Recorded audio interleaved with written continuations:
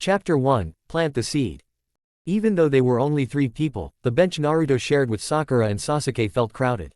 He slid his thumb over the metal plate woven into his headband and sighed. As genin they were the same now.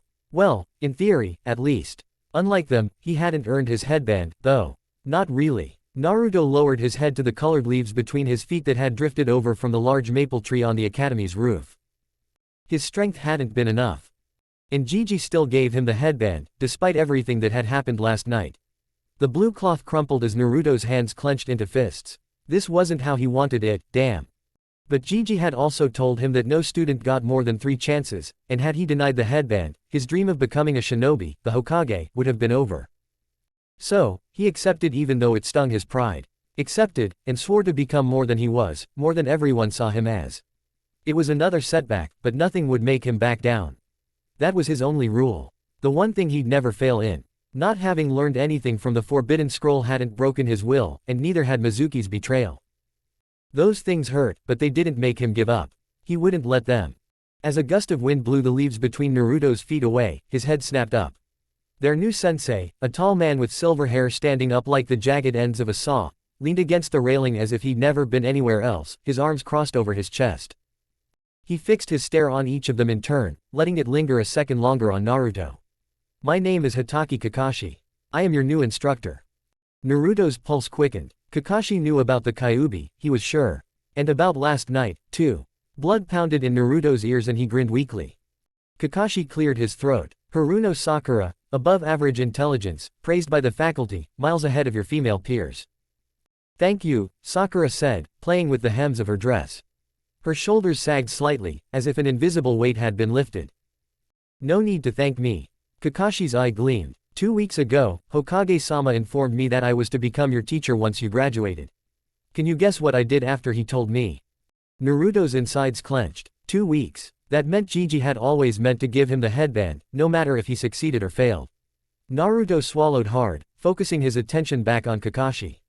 I had a pair of chunin follow you. Kakashi pushed himself away from the railing and crouched in front of Sakura. She tried to look away, but he put his finger under her chin and forced her to look at him. I wonder, did you bribe your teachers? But that would be too easy. Perhaps your father wrote some recommendations. I heard he's become quite wealthy these days. He straightened up. Maybe the instructors are incompetent. But that'd be worrying, wouldn't it? They're responsible for our future, after all. Chuckling, he continued, miles ahead of your peers. You'd lose in a fistfight against a civilian. Too far. Way too far. Naruto bit his lip hard enough to draw blood. He jumped forward, his fist cocked back. When Kakashi glanced at him, though, a sudden vertigo surged through him. Naruto stopped in his tracks, gripping the bench to keep himself from falling over. The surreal sensation stopped. Kakashi now focused on Sasuke, who wore the expression of a cornered lion. Uchiha Sasuke, the prodigy. I expected more, much more. Your credible skills are shadowed by your arrogance, the potential hidden behind foolish pride. In truth, I am disappointed to see nothing more than a little boy. Sasuke lunged at Kakashi. Something cracked, a moan followed. It had been a blur, nothing more. Sasuke sat on the ground, his hands hovering over his nose as rivulets of blood leaked out of his nostrils, coloring the white tiles red. That's exactly what I meant, Kakashi said. Rein in your temper, or you'll be regarded as a faulty exploding tag, a risk to yourself, your team, your village. Sensei. Kakashi quelled Sakura's outburst with a glare, then said, Uzumaki Naruto, a fool, unfit for duty. I didn't want to believe these reports, didn't want to even consider that a shinobi from Konoha could be this weak. Naruto bristled. He stayed on the bench, though. The man was strong, too strong.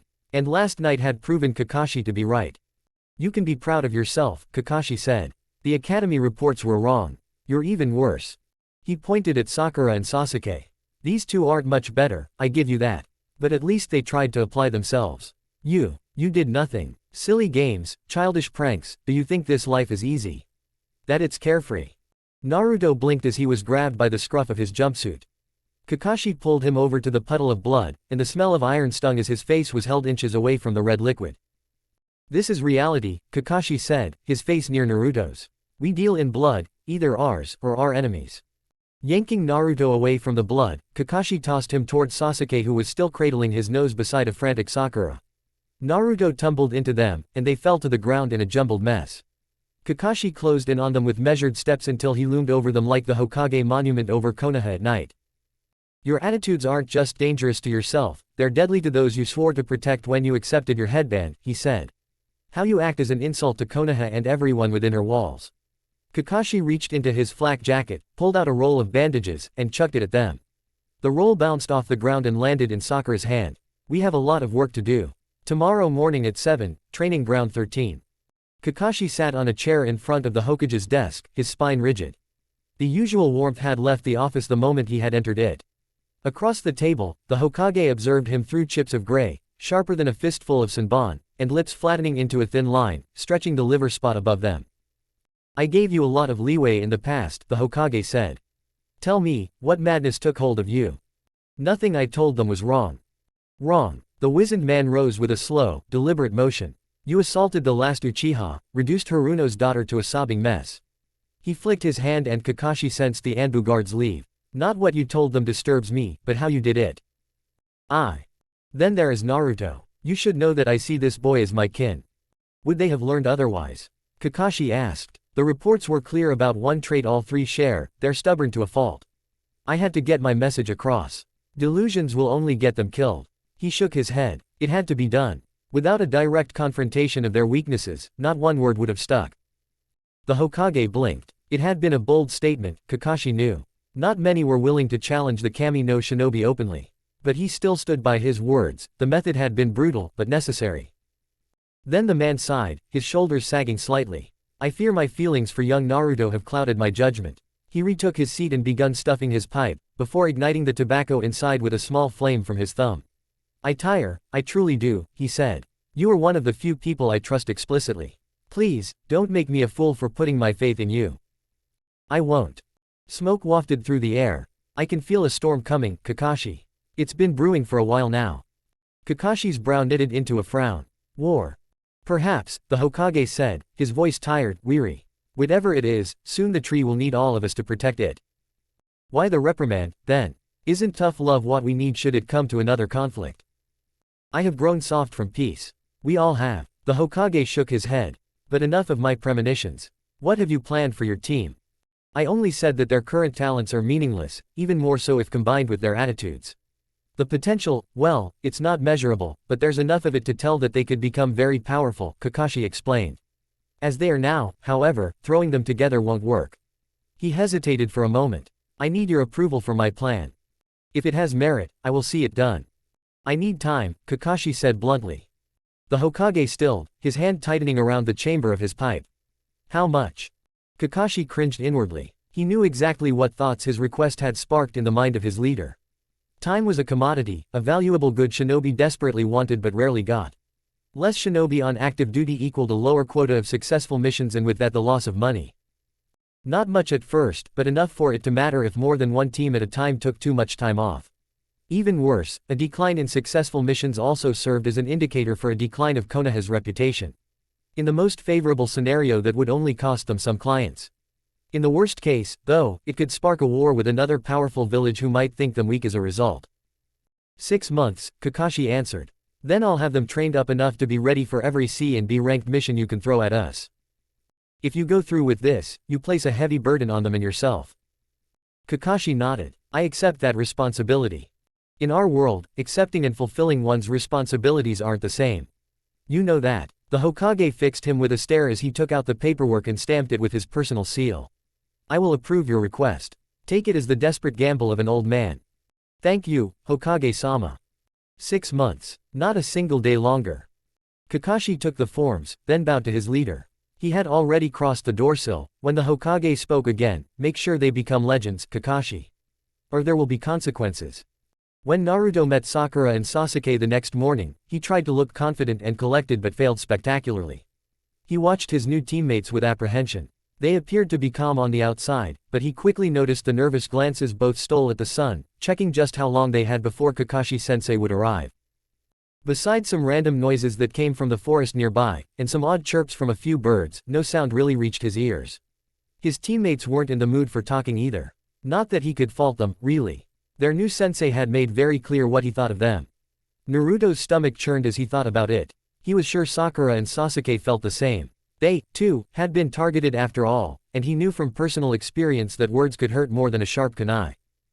An explosion of whirling leaves startled him out of his thoughts and he gulped. Kakashi had arrived, and Naruto quickly realized that the attitude from the day before hadn't been the consequence of a bad bowl of ramen. Kakashi plopped himself down on the ground, and rested his chin on his palm. The Jonin stared at them. It looked like the man considered just how much each of them was worth. "You're here," Kakashi said. "That's something, I suppose." Sasuke grunted in response. Then, his head suddenly snapped back. The indentation of a small pebble became visible in the middle of his forehead protector. Kakashi spoke again, "You're Team 7, and I too am part of the team for now. Compared to you, however, I know its history."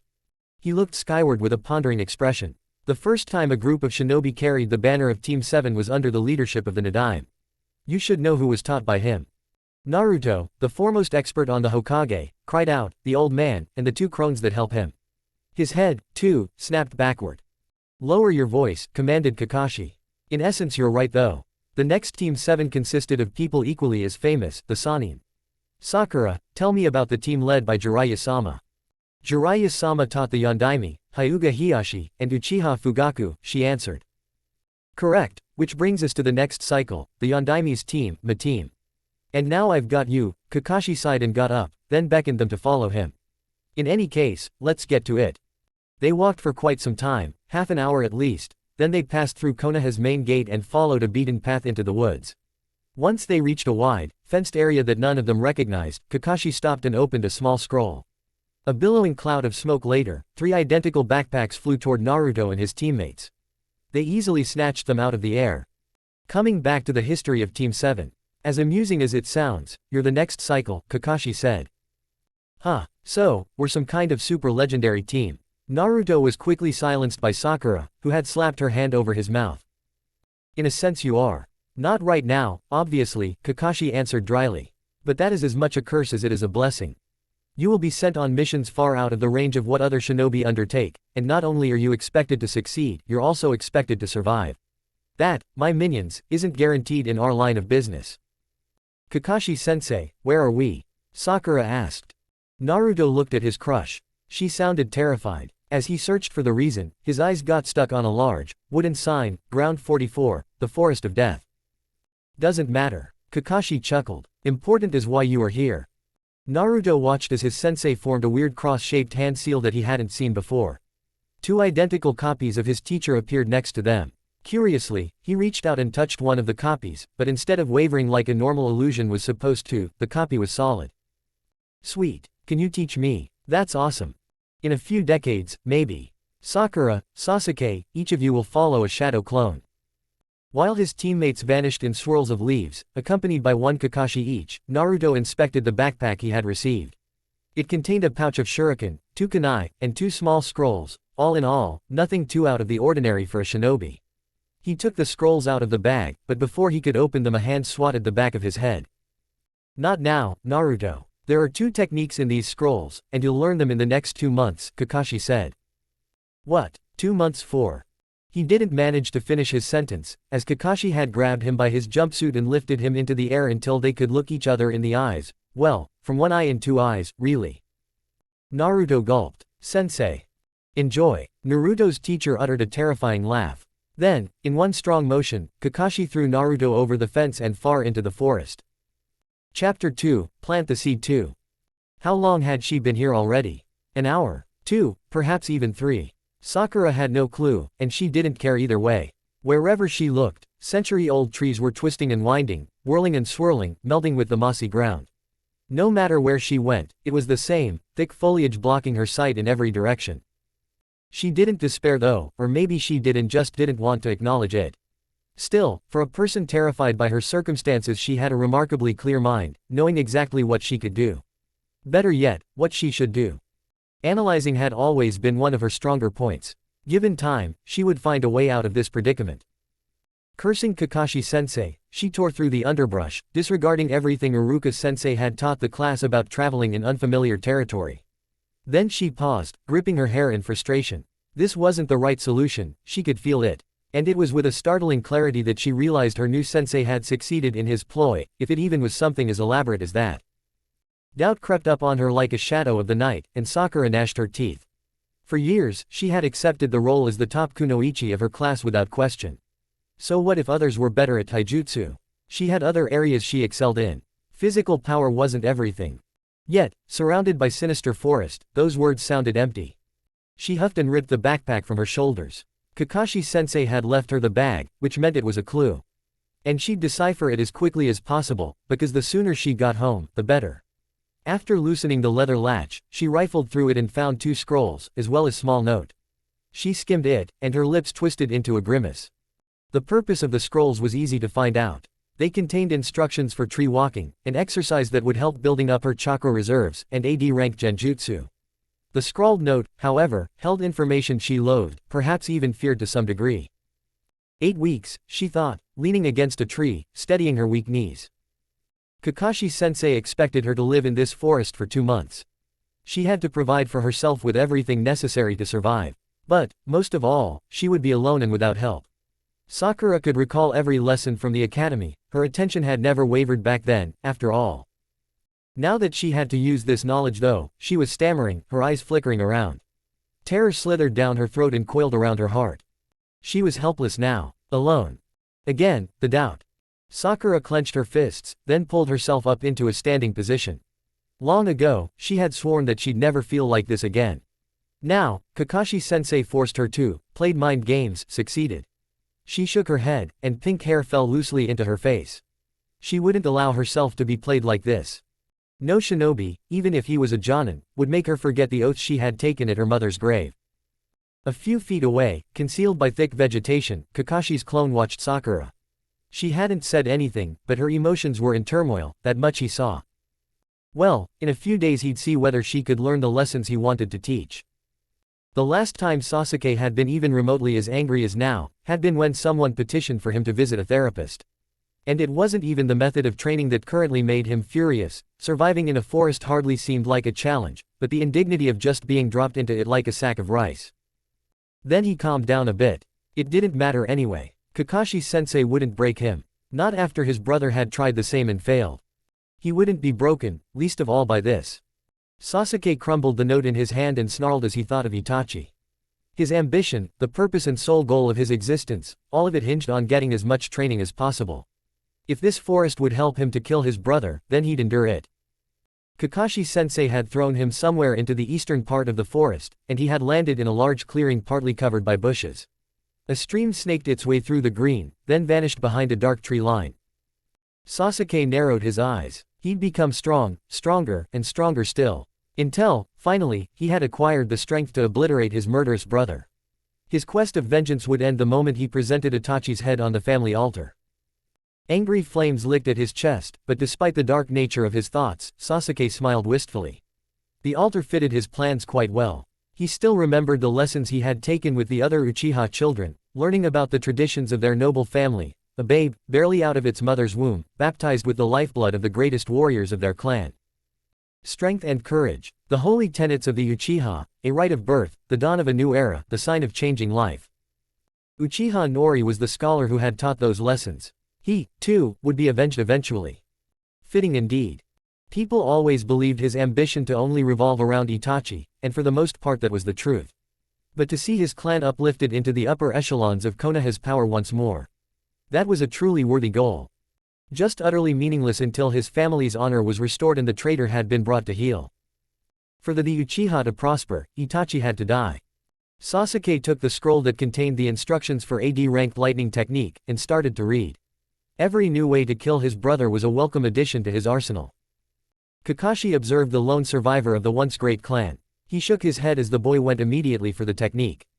There was a lot that could be taught to Sasuke, but Kakashi would only do so if he was willing to listen. Naruto rose warily from the ground and tried to take in everything at once. Ancient old trees threw shadows that consumed his whole being, rustling shrubbery surrounded him, and unidentifiable noises assaulted his ears. He spun around and tried to find the cause for the noise, but each time he did, another sound echoed throughout the clearing. The game began anew. The smell of old blood filtered through his nostrils. He saw a broken kunai embedded into gnarly wood, dulled shuriken littered the floor. He saw, but couldn't comprehend. Bile rose in his throat, the stench was overwhelming. He wouldn't succumb to it, he wouldn't. His eyes zeroed in on a single rotting limb, nestled between large roots as if held in a deathly embrace. Naruto vomited. A sound, an odd whistling, penetrated his hazy mind. He didn't know what it was, but he trusted his instincts, had always done so. Naruto rolled forward and nearly threw up again. The scent of vomit clung to his jumpsuit and sickened him as he rolled through the food he had eaten hours ago. He turned around to see what had caused the whistling noise and saw a large paw ripping out the grass, loosening the very earth of the position he just abandoned. It was attached to a magnificent beast, a bear most likely, which overtook its kind's usual size by the double. The beast retracted its paw, then let it descend again. Naruto wasn't fast enough, but luckily it only grazed him. He saw the bear thundering toward him. Each time it connected with the ground sounded like Kami himself walked among mortals. Panic gripped him, utter, undisguised fear surged through him. Any second now, the beast would be upon him. His hands moved, he functioned on pure instinct, but he knew he wouldn't be fast enough. No, he definitely wouldn't be fast enough. Tora. The bear was only inches away from him. Ushi. Its left paw rose. Naruto could smell the horrible stench of his own fear. He had no doubt the beast could smell it too. Inu. The fear amplified itself, but he held its gaze. If he died, he would die with both eyes open. M.I. Claws ripped through fabric, not bothered by the weak resistance. Ninpo, Kawarimi no Jutsu. Naruto uttered in a gargled scream and vanished, spirited away through space and time. A strangled gasp escaped him and he held his side in pain. He was right, he hadn't been fast enough. The haze in his mind didn't subside though and he looked at his hand, couldn't believe that it was his own blood dripping from his fingers. It hurt, but not as much as the thought of being inches away from certain death. A roar echoed through the forest and shivers racked Naruto's body. He angled himself to the side, painfully aware of his wound as he moved, and looked over the edge of the thick branch he had landed on. There, a few feet below him, the beast stood on its hind legs and let loose another earth-shattering roar. The log Naruto had substituted himself with was already smashed into pieces. He wanted to run, wanted to escape the frantic harbinger of death below him. But he couldn't. His sense of self-preservation had become nearly overwhelming, yet he just ground his teeth together and didn't heed it. The will of fire, Hai no Ishi. Do you know what it means, Naruto-kun? You ask silly questions, Gigi. It's to protect everyone. True, the wizened man answered. But it also reflects our indomitable will. The will to stand up against overwhelming odds, despite the fear that grips us. A shinobi with a will of steel, fire in his heart, and the determination to do right by his village shall never be defeated. Nay, Gigi. Yes, Naruto-kun. What does indomitable mean? The Hokage chuckled and Naruto laughed with childish glee as a triangle-shaped hat was put on his head. Someday you will learn what it means. For now though, why don't we get some ramen? Naruto's cobalt blue eyes narrowed and he zoned in on the beast that still ravaged the forest beneath him. Indomitable will, The pain in his side had receded to a dull throbbing, he noticed and glances curiously at his wound. Kyuubi's healing powers sure were working fast. Still, as good as fast healing was, it wouldn't do him any good if he died within one swipe of those massive paws. Then again, and despite the knowledge that he would most probably die if he engaged the bear in close combat, he didn't have much of a choice. His efficiency with shuriken wasn't anything to brag about, and he doubted that they would do much against a being of that size anyway. Even his beloved kibakufudas, which always made him shout with delight, weren't a viable option. There could be all manners of other beasts lurking in the shadows. He had enough problems with just one, there was no need to invoke the wrath of dozens of others. The backpack was, curiously enough, undamaged and he guided his hand into it, searching for some tools he could use. Shuriken, kunai, everything necessary to take down a hostile shinobi, but nothing that would really help him right now, at least, if only thrown. Naruto frowned. There was only one way to resolve the problem, either he or the beast had to die. In close combat. He shuddered, but quickly steeled himself as the revelation that he could very well die if he engaged the bear nearly sent him back into panic. No, he had to face it. He had to emerge as the victor.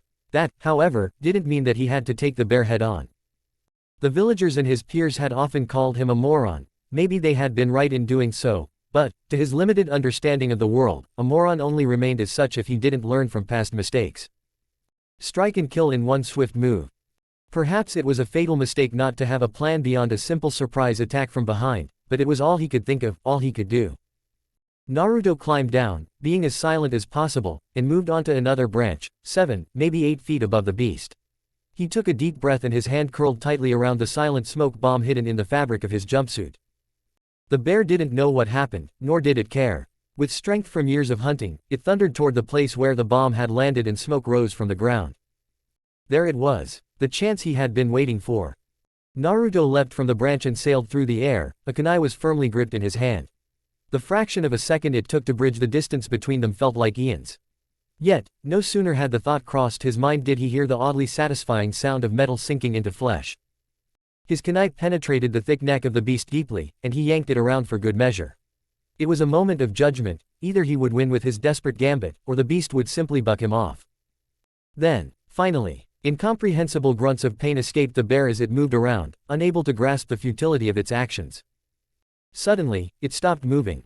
Grunts became exhalations of laboring breath, and a puddle of blood extended from under its massive frame, flowing freely through the grass and extending far beyond its form. Green became red. Exhausted as he was, Naruto managed to roll to the side and away from the dying bear. He rolled until his eyes pierced the foliage-marred sky. He had won. He was victorious. Naruto turned his head toward the beast, the victory became hollow. He saw the dulled black eyes of his opponent, the force of life slowly leaking out of them. And he wondered, would this always be the price of his success, death? Kakashi, who had watched the bout of Mortal Kombat anxiously, calmed himself. This was exactly the reason why he had thrown his charges into the forest in the first place. Of course, it was worrying to see one of his genin came that close to the Shinigami's realm, but he stayed his hand. His sensei's son would either learn, or perish in the process. Her legs were tired, but she ran as fast as they could carry her. Breathlessly, she cursed as another vicious plant slashed at her knees. After 2 weeks of searching the part of the forest her sensei had thrown her into, Sakura still hadn't found a place where she felt even remotely comfortable or safe. It was ridiculous. There had been a geography class when she was still an academy student, definitely happier times, and she, eager to prove herself, had taken on an extra assignment to categorize the various training fields of the village. It had taken a few moments, but buried deeply under her visions of Sasuke, she had finally found the relevant information she needed, the mind map of Ground 44. She cursed some more. Kakashi, that utter bastard, and may the Shinigami reap his soul, had thrown her into the worst part of the forest. This had to stop, somehow. For nearly 14 days she had been constantly on the run, and each time she felt her breaking point approach a new threat suddenly showed up and actually broke it, forcing her to overcome her limit. This had to be illegal. Sakura slumped back against the tree, carefully holding her balance between the branches. She forced herself to keep her eyes open at all times. It had only taken one fall a few days prior to show her that sleeping on a tree wasn't as easy as she had been led to believe. Her control, at least, had given her an edge when it came to avoiding some of the ferocious predators on the ground. Sakura's thoughts went back to her two teammates and she sighed. She wondered how they were doing. If only she had their reserves, staying alive would become that much easier. A dull roar that echoed through the forest sent shivers down her spine. She knew the roar well. Too well in fact. Sakura looked down at the blood-soaked bandages around her left leg. The monsters inhabiting this training ground were terrifyingly bloodthirsty. She had learned that firsthand on her second day. She took another deep breath and grabbed a few small branches to support herself. When had she eaten the last time? Or, for the matter, slept? No answers were forthcoming and she knew that she had to make her way out of this particular part of the forest soon, at all cost. Providing for herself, she mused. Now, didn't that just sound much easier in theory? The real life, however, as she now came to learn, was quite a bit more difficult. She gathered her strength, jumping from branch to branch, and wondered if this was how Sasuke and Naruto must have felt, being orphans and having no one to assure that their basic needs were met. Kakashi chuckled softly as he cut off his chakra from the technique he had used to emulate a lion's roar. Sakura's stamina still wasn't up to snuff and it wouldn't do for her to become lazy. Tora, Inu, Ushi, Mi, Tora, Inu, Ushi, Mi, Tora, Inu, Ushi, Mi. His hands flew through those seals over and over again, and without gathering any chakra. The kawarimi was one of the basic techniques taught by the academy. It was used by every shinobi who had the experience of seeing his own blood being spilled. It was arguably one of the most underrated techniques. Even though every graduated genin could use it, most scoffed at the mere thought of needing it to evade an opponent, and most died as a result of their ignorance. Through its mastery the kawarimi granted life, whereupon the failure of its use sealed death. Naruto tore a chunk out of the freshly cooked meat that he had grilled over a small pit. Some things, mostly those he had disregarded as inconsequential during his academy days, made more sense now that he had to use them in order to survive. He stared absent-minded into the fire, all of his thoughts circled around his fight with the bear. For the first time in years, Naruto entertained the idea that maybe, just maybe, he had underestimated the life of a shinobi. He wanted to forget the battle. He wanted to bury himself in his old delusions of greatness. He found, he couldn't. It was branded into his mind, the fear, the panic, the hesitation, the success, all of it. The simple fact remained, he owed his life not to the deception of a smoke bomb, nor to the unrelenting metal of a kunai. Even the sudden determination that had gripped him wasn't relevant. He owed his life to a technique he had grossly misjudged in its value. Kawarimi, what an odd little jutsu. That was why, after 2 weeks, he still sat under his self-made roof of bearskin and wire, and sped through the seals of the substitution technique over and over again. Never again would he let himself be caught out like that, unable to escape as quickly as possible. The next time something happened, he would be ready. It took 12 years of his life to make him understand, but now he knew, the basics were important for a reason. Naruto ran through the seal sequence again, before stopping and taking out a kunai from his backpack. It was curious, he thought. If somebody would have told him that he would favor an exercise like tree walking over a new jutsu when he still had been in the academy, he would have laughed at them. After focusing chakra to his feet, Naruto ran up the tree, passing branches by the dozens. However, as soon as he felt his control slip, he left a deep gauge and pushed himself away from the tree, letting himself fall backward. Tori, Inu, Ushi, mi. Ninpo, Kawarimi no Jutsu, he whispered. An instant later, Naruto found himself crouching next to his camp and watched how the piece of wood he had substituted himself with lost its fight against gravity. With practiced ease, he snatched it out of the air and put it into the small pit. Naruto looked up to the mark he had left on the tree. Then, he seated himself next to the fire. This would take some time. He resumed his staring contest with the violent dancing flames. Time, he mused. He had been lonely all his life, but then at least he had been able to talk to someone without feeling like a loon, even if it wasn't reciprocated. Now, however, he hadn't talked for over 2 weeks and wondered whether it drove him insane or just calmed him down. It was, in all probability, the former, he supposed. In a bush a nice distance away from Naruto's camp, Kakashi crouched and observed the boy, lazily patting a tiger's head. Solitude, Sasuke decided, was a curious thing. It had been one of his deepest wishes to be left alone, to simply vanish from the public eye. He hadn't succeeded, of course, but he still felt that his one-line responses and general rudeness gave him a nice illusion of it at least.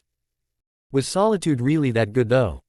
Sure, he had been annoyed by nearly everyone who talked with him, or tried to, but hearing voices that didn't belong to his dead family had given him an odd sense of normalcy. It was what he missed now. What he started to appreciate just now, on the dawn of his 3rd week away from the village. Sasuke hadn't talked for weeks. That, however, wasn't a problem. He was used to it.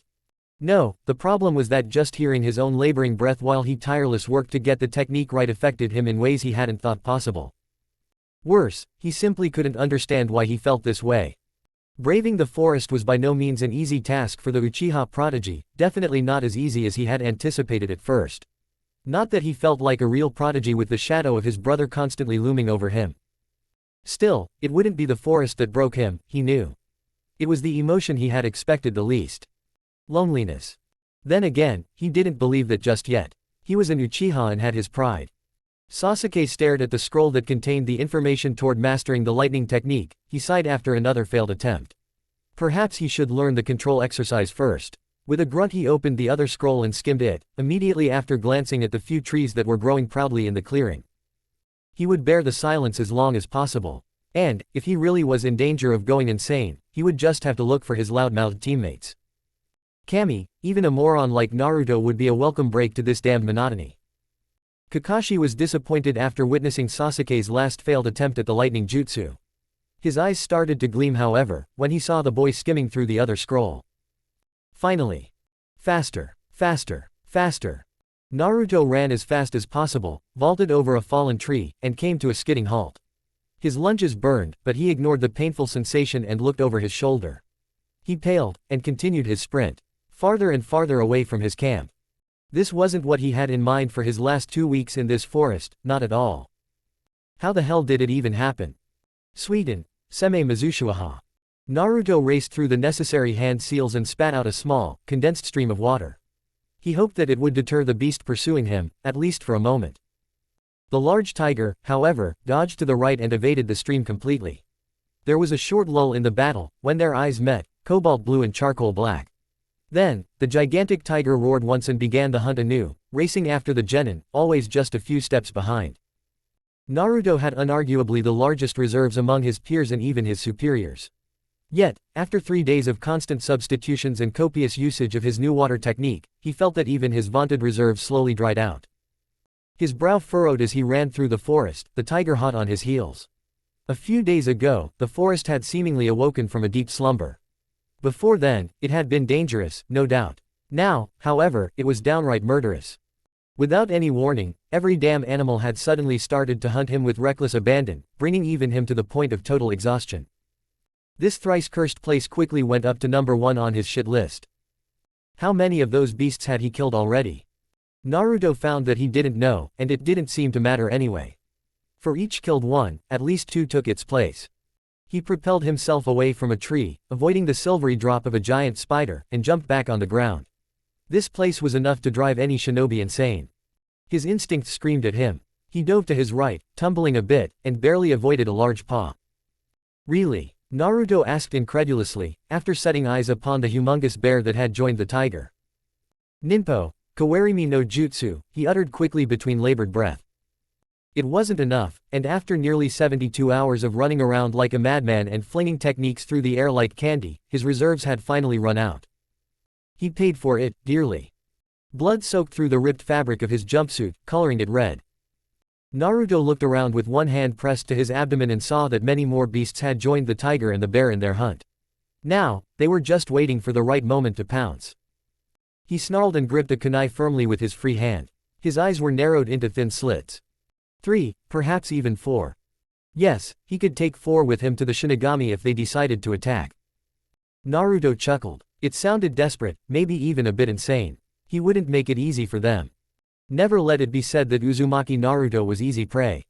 He noticed the tensing muscles of the beasts and readied himself. One way or another, it would come to an end soon.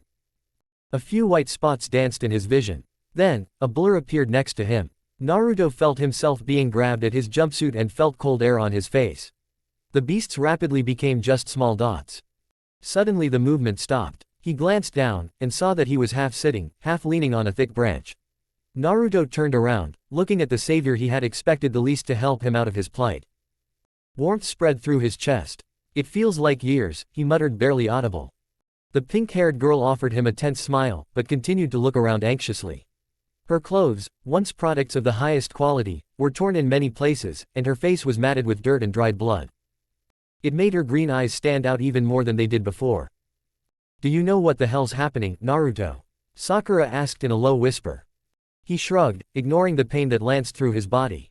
"No clue," he bit out. "I was training when they attacked. I've been running ever since." "Same as me then," she groaned. "We have to find Sasuke." "The bastard?" Naruto asked, looking skeptical. Then he noticed how childish that actually sounded regarding their current circumstances, and quickly amended, "Fine with me. You know where he is." Too tired to even bother with correcting Naruto on his choice of a nickname, Sakura answered, "No, I don't. Anything's better than this though. I'm scared, Naruto. I don't think we can make it out of here without the 3 of us together. This is insane." "Agreed," Naruto said. Then, he heard the sound of pincers clicking against each other and frowned. "They've found us. We have to move, Sakura." "Where to?" Sakura asked. "Away," Naruto answered. "Doesn't matter where, just away from here." He righted himself and stood up, noticing how the pain had lessened significantly. Even his reserves, which had been completely empty, bar the amount his body actually needed to survive, were now somewhat filled again after the 20 minutes respite Sakura had bought him. Not to his usual ridiculous degree, but 1 or 2 kawarimis felt doable again. 3 days later, the tired duo stumbled upon a devastated clearing. It was littered with fallen trees, some of them burned until they became black, crushed rocks and debris, as well as dozens of dead animals. They cautiously approached the middle of the place and surveyed the damage done to it. "Well, bastards been here, no doubt about that. The forest is a favorite for the Chunin exams. This doesn't mean Sasuke was here," Sakura replied and gestured toward the burned trees. "Chunin exams. Never mind," Naruto said and crouched next to the carcass of a dead tiger. A few footprints were visible in the dirt. "Look, the body isn't rotting. And these footprints were made with sandals, they aren't too old either. Bastard's been her, definitely. Footprints? Sakura asked. Since when can you track? It was hard to suppress years of habit, Sakura found. Curbing her automatic response of insulting the blonde shinobi wasn't easy, but she tried to make the effort to be a bit nicer to him. Over the last 3 days Naruto had saved her life quite a few times, just as she had saved his. It made all the difference, to actually see him defending against lethal attacks, fighting back to back. Naruto had earned a reprieve of her sharp tongue. In the academy, the concept of brothers and sisters in arms had come up frequently. But, besides her romanticized image of Sasuke saving her, Sakura hadn't attributed too much importance to it. Now though, she understood the idea behind it much better. She finally understood that surrounded by constant danger and the threat of death they were all the same in the end, brothers and sisters in arms, shinobi of Konoha, leaves of the mighty tree. Tracker. Don't know about that, I had to learn it though. Would have starved otherwise, Naruto answered. Starved. Believe it, Naruto muttered weakly and chuckled when he saw her frown. I didn't find a stream nearby. Had to hunt these bare things for food, he elaborated. Ah, that explains. Wait, no water. How did you survive without drinking? Naruto scratched his head. Sensei gave you a jutsu too, didn't he? And the control exercise, of course. Yes, but that doesn't explain it. I got an illusion technique. Genjutsu, huh, I'm sure that came in handy. Sensei gave me a nifty water jutsu. Not really destructive, but it sure helped with drinking. Sakura became silent and eyed Naruto with a contemplative look. If Naruto really hasn't had water around him. But that didn't make sense. She had read once that it took insane amounts of chakra to use water techniques without a source of it nearby. An amount that no genin should possess. Hell, the Nadaime Hokage was the only one known for such a feat, and the man had reserves equaling those of a Biju, according to the legends. Had Naruto done the same as the Nadaime? If he did indeed, then it would call everything into question she knew about the blonde. Well, that's good I guess, she said, still not sure if she wanted to believe Naruto capable of such mind-numbing feats. A kunai whizzed through the air, passing her inches away from her face. Sakura turned around and came face to belly with the largest bear she had ever seen, the kunai firmly lodged between its eyes. The blonde's accuracy had improved as well, she noticed. Naruto was about to pull his weapon out of the beast, when he suddenly threw himself to the left, dodging an attack from another monster.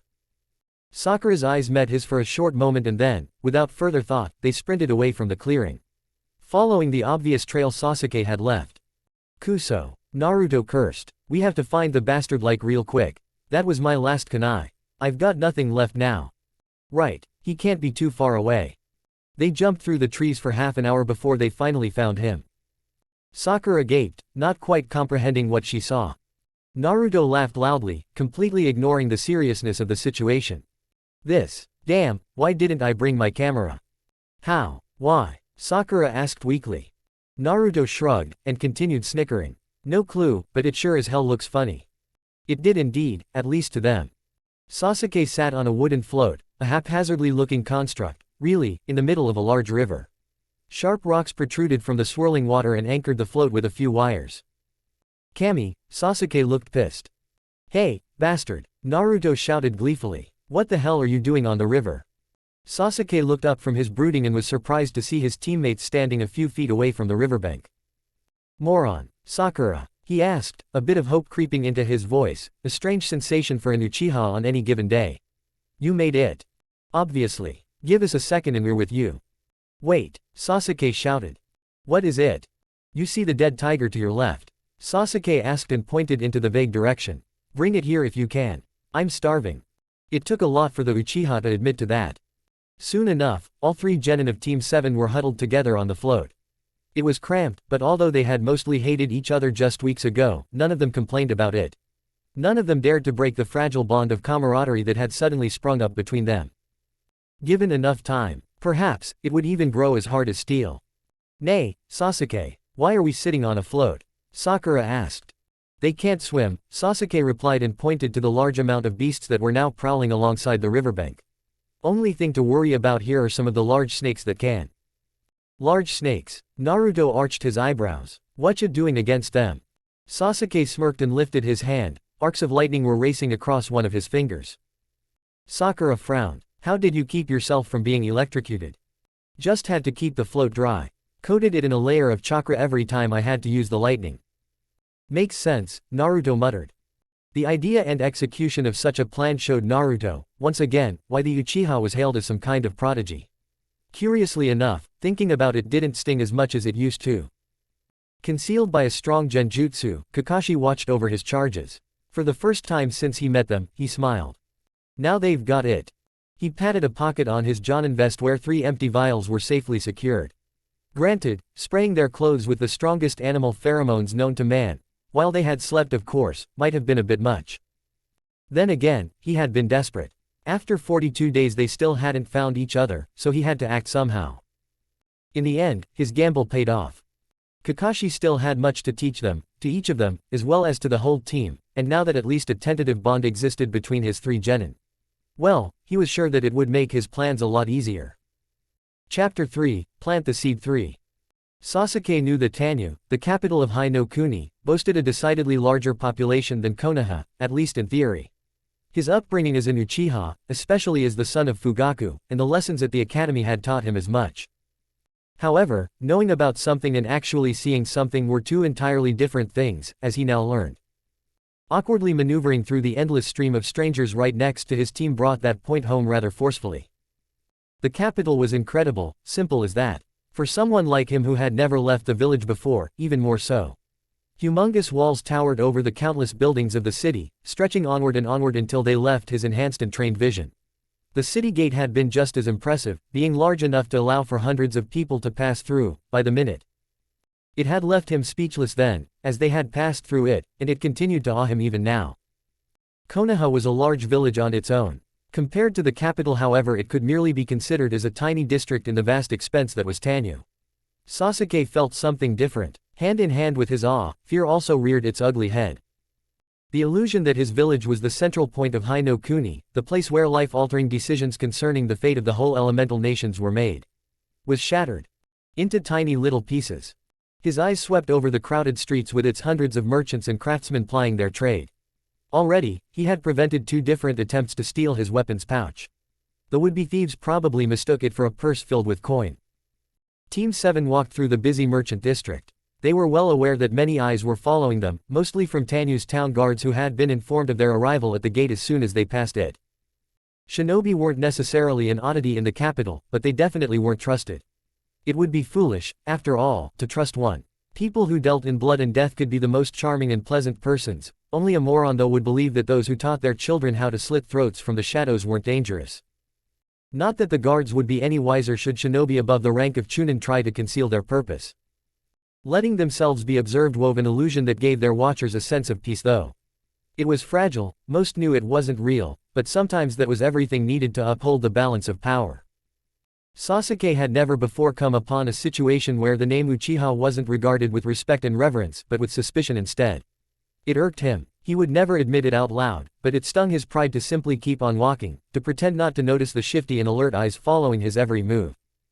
He eyed his teammates and wasn't surprised by their reactions. Sakura had shrunken into herself, trying to attract less attention that way. It didn't work. He closed his eyes and suppressed a sniff of disdain. In Ground 44 the pink-haired girl had shown him that she was useful, even if her skills weren't on par with his own. Indeed, he had been rather surprised by her. It had been inevitable that they ran out of food on the float and Sakura had simply leapt off it and hunted one of the tigers that prowled the riverbank as soon as it happened. The whole fight hadn't taken more than 2 minutes. She had put the beast in a genjutsu, killed it and then evaded several other monsters while she brought it back to the float. Sasuke hadn't said anything then, but he had been impressed. Now though, where was the part of her that had been so efficient? The part of her that he could respect, if only a bit. Sasuke looked over to Kakashi and was surprised to see the man smirking. He wouldn't have noticed it, if not for the visual training he had received as a child. Why though? Could the man read him that well? Or, perhaps, was the smirk about something else? He returned his gaze to Sakura. Maybe Kakashi wanted to tell him that his assumptions about his female teammate were wrong. But then, what was he missing? His eyes narrowed. She walked a bit hunched over as if she prepared herself to curl up into a ball at a moment's notice, a sign of weakness if he ever saw one. His brows furrowed.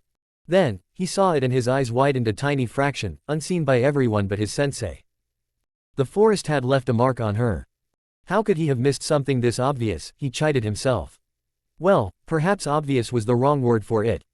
Her arms were firmly wrapped around her body as if she was hugging herself, too afraid of her surroundings to even look up. And then he saw the knives taped to her left shoulder and concealed by her red dress. They were hidden, but ready to be drawn instantly should the need arise.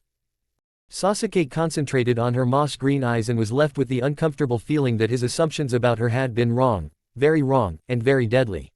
These eyes that made her look terrified to an outsider, as if she had been pushed into a world of adults far too early, were glinting with well-hidden suspicion.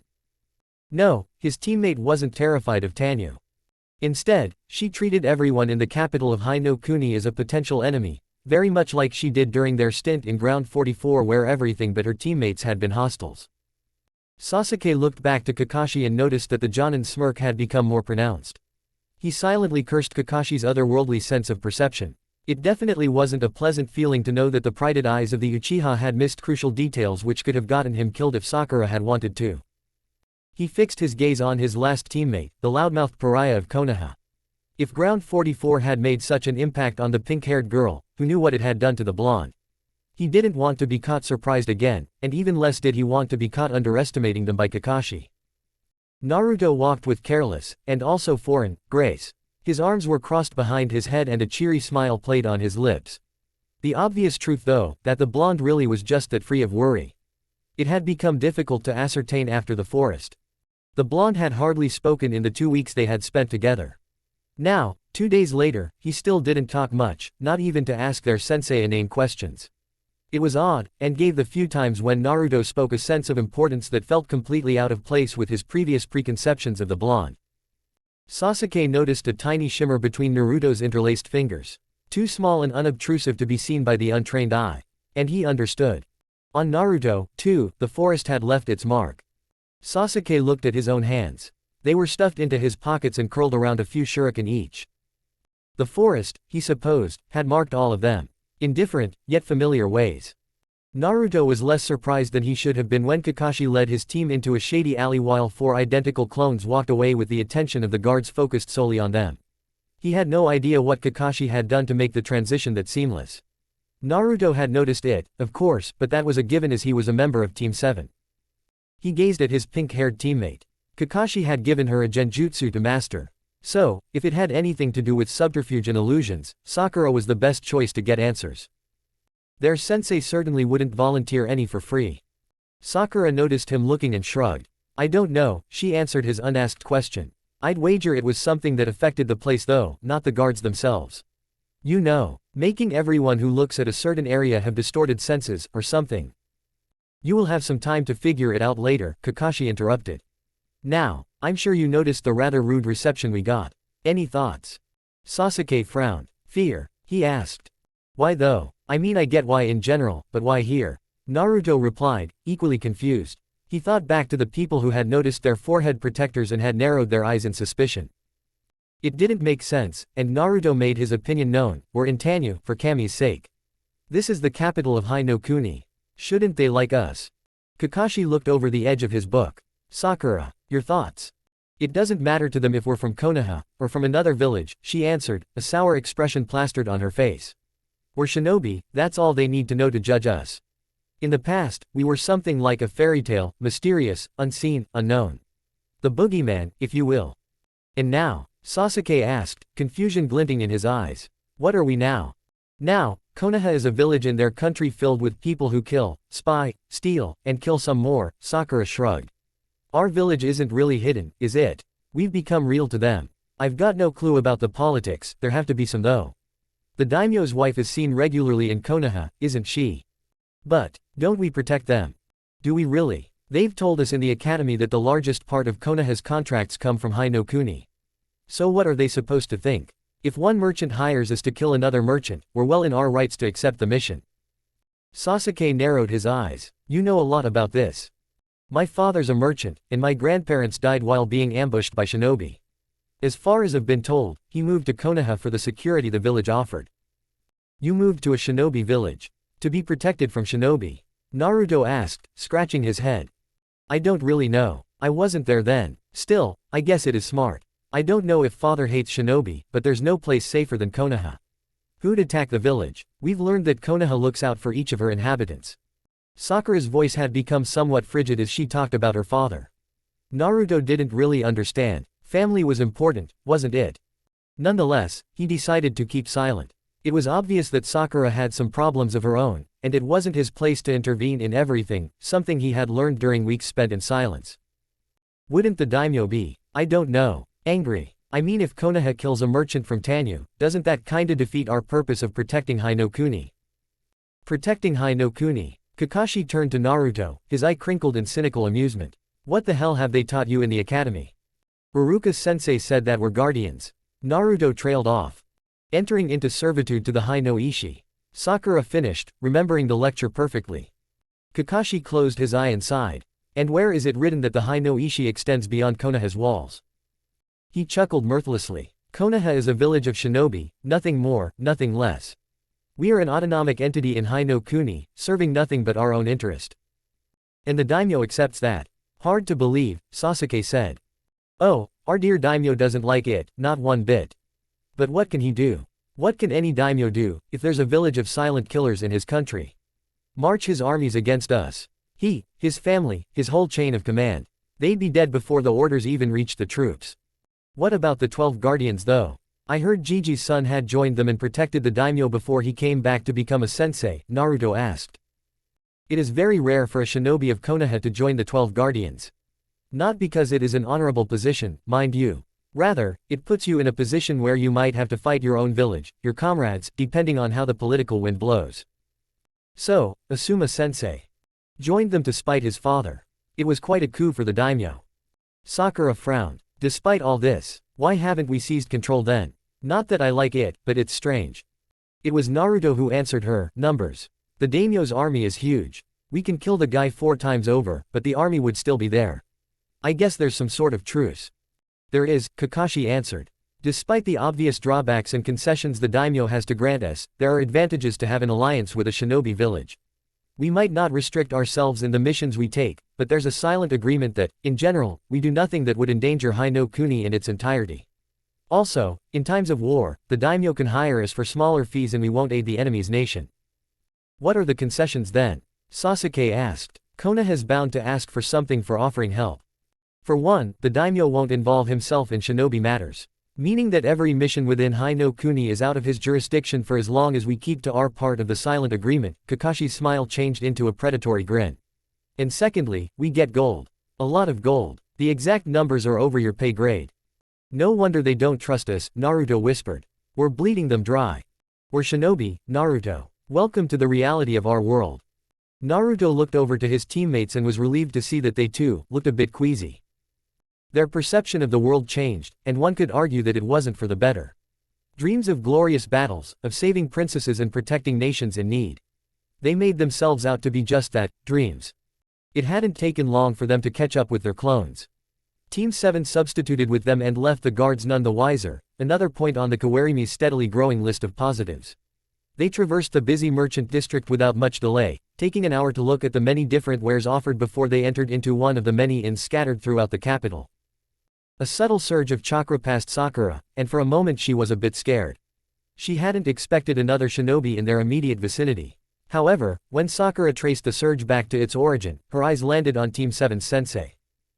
Kakashi led the team away from the inn's owner and walked them through the building. He instructed his genin to settle down in a room he had pointed out previously. Sensei, Sakura said, what was that surge? For a moment she saw a brief look of surprise flash across his eye, but it vanished so quickly that she chalked it up to her imagination. Interesting. You were able to sense that. Kakashi murmured. Naruto, Sasuke, did you two notice anything? Kakashi nodded once, then turned back to Sakura. Well, what do you think it was? The pink-haired girl bit her lip. It was very subtle. A detection jutsu. I've heard something about a technique that works like a sonar to detect other chakra sources in the area. Then, she shook her head. No, that can't be it. The effect wasn't widespread. It barely passed me before dissipating. Naruto, who had been silent up to that point, listened carefully to Sakura's description, a very subtle and weak pulse of chakra, barely noticeable to someone without good control and senses, and an inn-owner who hadn't been paid by their sensei, letting them stay in a room for free. His stomach lurched. It made sense. In fact, it made too much sense and Naruto wasn't comfortable with his sudden realization. Not at all. Genjutsu, Sasuke grunted, having come to the same conclusion as his blonde teammate. But, Sakura's eyes snapped up to Kakashi. You made him believe we already paid. It was immoral, a disgusting use of their sensei's abilities. Naruto noticed that Sakura's voice had risen quite a bit, perhaps even becoming slightly hysterical. He agreed though. Things like that were probably the reason why civilians looked at them with distrust and suspicion. Quite a nice illusion, I think. Kakashi smiled. Then, he noticed the shocked expressions plastered on his genins' faces. I really need to talk with the Hokage about this. There's no way the academy curriculum could have fallen that much since I graduated. That's wrong, Naruto exclaimed agitatedly. His voice had risen to the volume that had been usual before his stint in Ground 44. We can't just. He's a CIVY. That's just stealing. We're shinobi. Is it wrong to act in the interest of our village? Kakashi replied. How can this be for Konoha? All we do is confuse and rob some civilians. Even Sakura, who normally disagreed with her blonde teammate on principle, couldn't stomach Kakashi's explanation that easily. HN. Seriously, I'm going to submit a formal complaint about the educational standard in the village. Your reactions aren't even funny anymore. Kakashi's lone eye was shut and his face set in obvious displeasure. Lesson time it is, then. Reason me through the whole thing. The aim of my actions was to the benefit of Konoha in some way. Sasuke, you start. Sasuke frowned and remained silent for a few seconds. Then he spoke reluctantly, you made the man think we already paid. Sasuke shrugged. You didn't lose any money, which means you can buy more expensive gear in the future. Correct to a certain extent, Kakashi granted. Not really what I aimed for though. Sakura, your turn. My father told me once that most inns belong to larger companies. Some discrepancies will turn up at the end of the month. You could cost this man his job. Close, but still no prize for you. And no, the man won't lose his job. Inns, especially those in larger cities, usually have owners that are somewhat trusted by their companies. Naruto. Naruto stared down at the tatami mat he sat on. Kakashi didn't pay money, the company will notice the loss of it, but the owner won't be accused of theft. Synapses that had been trained hard during his years as a prankster went into overdrive and started to connect the dots in many different ways, coming to many different conclusions. Every one of them nonsensical, until one stood out that made sense. A bizarre and twisted sense. He felt sick. Was this what he signed up for when he made it his ultimate goal to become Hokage? His answer was delivered in a tortured voice, immediately catching the attention of his teammates. We get a mission out of it, maybe even a chance to pin blame on another village. How so? Kakashi asked, somewhat surprised that the village pariah had managed to look underneath the underneath as he liked to call it. The company will notice the loss, but because they trust the owner, they'll launch an investigation or something to see where the money went to. You're a jonin though, so they won't find anything. He trailed off. Sasuke, who finally saw the reason for himself, continued in Naruto's stead. He wasn't normally one for acts of kindness, but somehow it bothered him to see how uncomfortable his teammate looked. And because they won't find anything, they'll ask shinobi for help. Konoha is the closest village to the crime scene, so the mission goes to our village. That's twisted. Sakura finished with an expression of disgust. Ma, don't read too much into it. You're right, but the companies will barely notice the loss. They're wealthy enough that such a mission won't even make a dent in their fortunes. You don't need to worry about doing this yourself until you're at least chunin. Naruto grimaced. But it could become more, he whispered. That's right, Kakashi nodded solemnly. But the outcome of the mission depends on the current political climate. Normally we just plant evidence that some skilled thieves broke in and let it be. Sometimes though, it's necessary to implicate others, potentially innocent parties. Depending on the evidence that either leads to more conflict, thus more missions, or to lesser missions for another village. After that statement, the room was silent for a few minutes. Until Sakura's head suddenly snapped up. But, the guards have seen us, haven't they, Kakashi-sensei? We substituted with your clones before we entered the inn. We have. Give your sensei some credit, Sakura. We substituted with one group of my clones. The second group though, is still on the streets, watched by the guards. No one but us four knows that we're currently here. Then, Kakashi smiled indulgently. We're substituting with them in half an hour or so. They should be near to our real destination around that time. Our real destination? Sasuke arched an eyebrow. MHH. Oh, right, I meant the daimyo's court.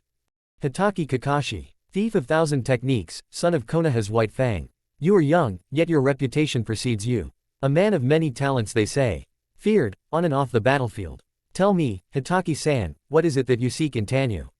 What is it that you seek in my home? Shinobi didn't bow to anyone else but their cage. Team 7 was no different. Naruto though, despite his obvious disregard for authority, felt that it was in his best interest to keep his mouth glued shut in the presence of the daimyo. This man, clothed in red robes of finest silk and hung with heavy golden chains, looked at them through penetrating gray eyes. They seemed out of place on such an old, wrinkled and weathered face. He wasn't a man to cross lightly, if ever.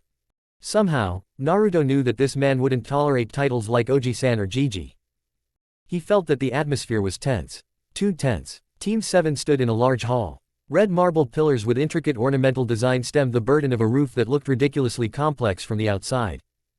There was a space of approximately 50 feet between them and the daimyo, who was seated on a golden tatami mat, surrounded by advisors and guards.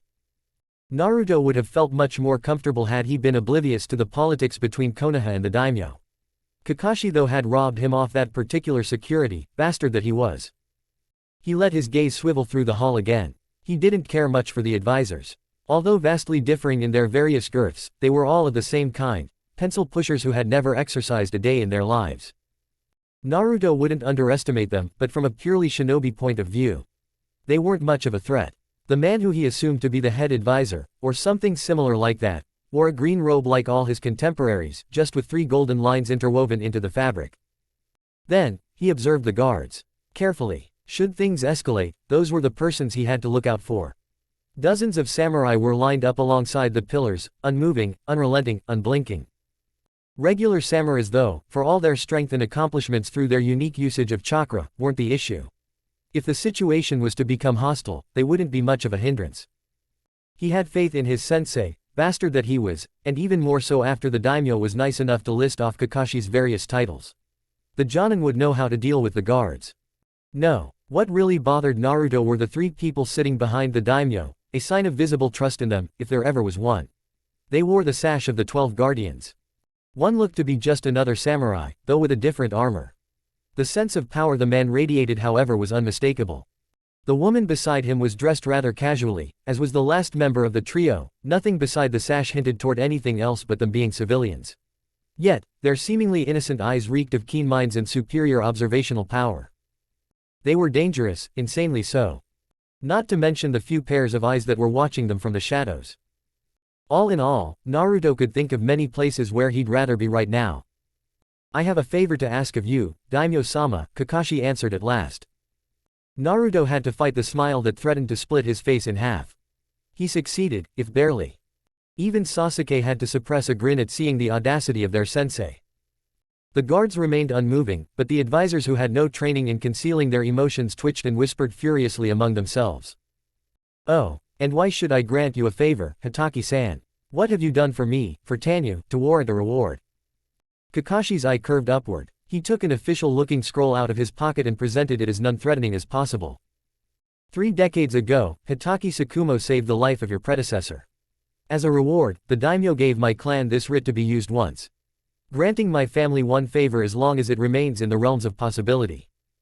The daimyo didn't respond. He waited for one of his guards to bring him the document after it had been tested for traps and poisons. After he read it, his brow furrowed. You said it yourself, this writ was issued by my predecessor. Why should I be bound by it? Sakura blanched when she saw the outlines of Kakashi's mask form into a predatory grin. True, Daimyo-sama, Kakashi said, legally you're not bound by it, but is not the honor of Tanyu, your honor, in danger if you refuse? The genin of Team 7 wanted to slam their heads against a wall. The insulting wordplay wasn't lost on them. The daimyo's eyes narrowed into slits. The guards became agitated and moved their hands to the hilts of their swords. Tense seconds followed. Team 7 readied itself for anything, from simply bulldozing their way out of the palace to killing everyone inside. Then, the man's stance relaxed. He still seemed very alert though. Name your favor and I will see it done. Thank you, Daimyo-sama, Kakashi replied with fake cheer. It isn't anything big. Each of my charges has different fields that interest them. I'd be grateful if you took them into your court and off my hands for the next month. The daimyo ignored the surprised looks the Jonin students shot their teacher. What is it that they aspire to learn? Sasuke here is very interested in learning the art of swordplay, Kakashi said and nodded toward Sasuke. He saw that the samurai behind the daimyo was about to protest and elaborated quickly, I don't expect miracles. A solid grounding, as much as you can manage in a month, would be appreciated though. Sasuke twitched. He had never uttered the wish to learn anything about swords. Then, his eyes widened in shock and outrage as his sensei continued to speak. Naturally, to make the training more strenuous, Sasuke won't be able to use any chakra in those 4 weeks. Kakashi ignored his student's plight and pointed to the girl of Team 7.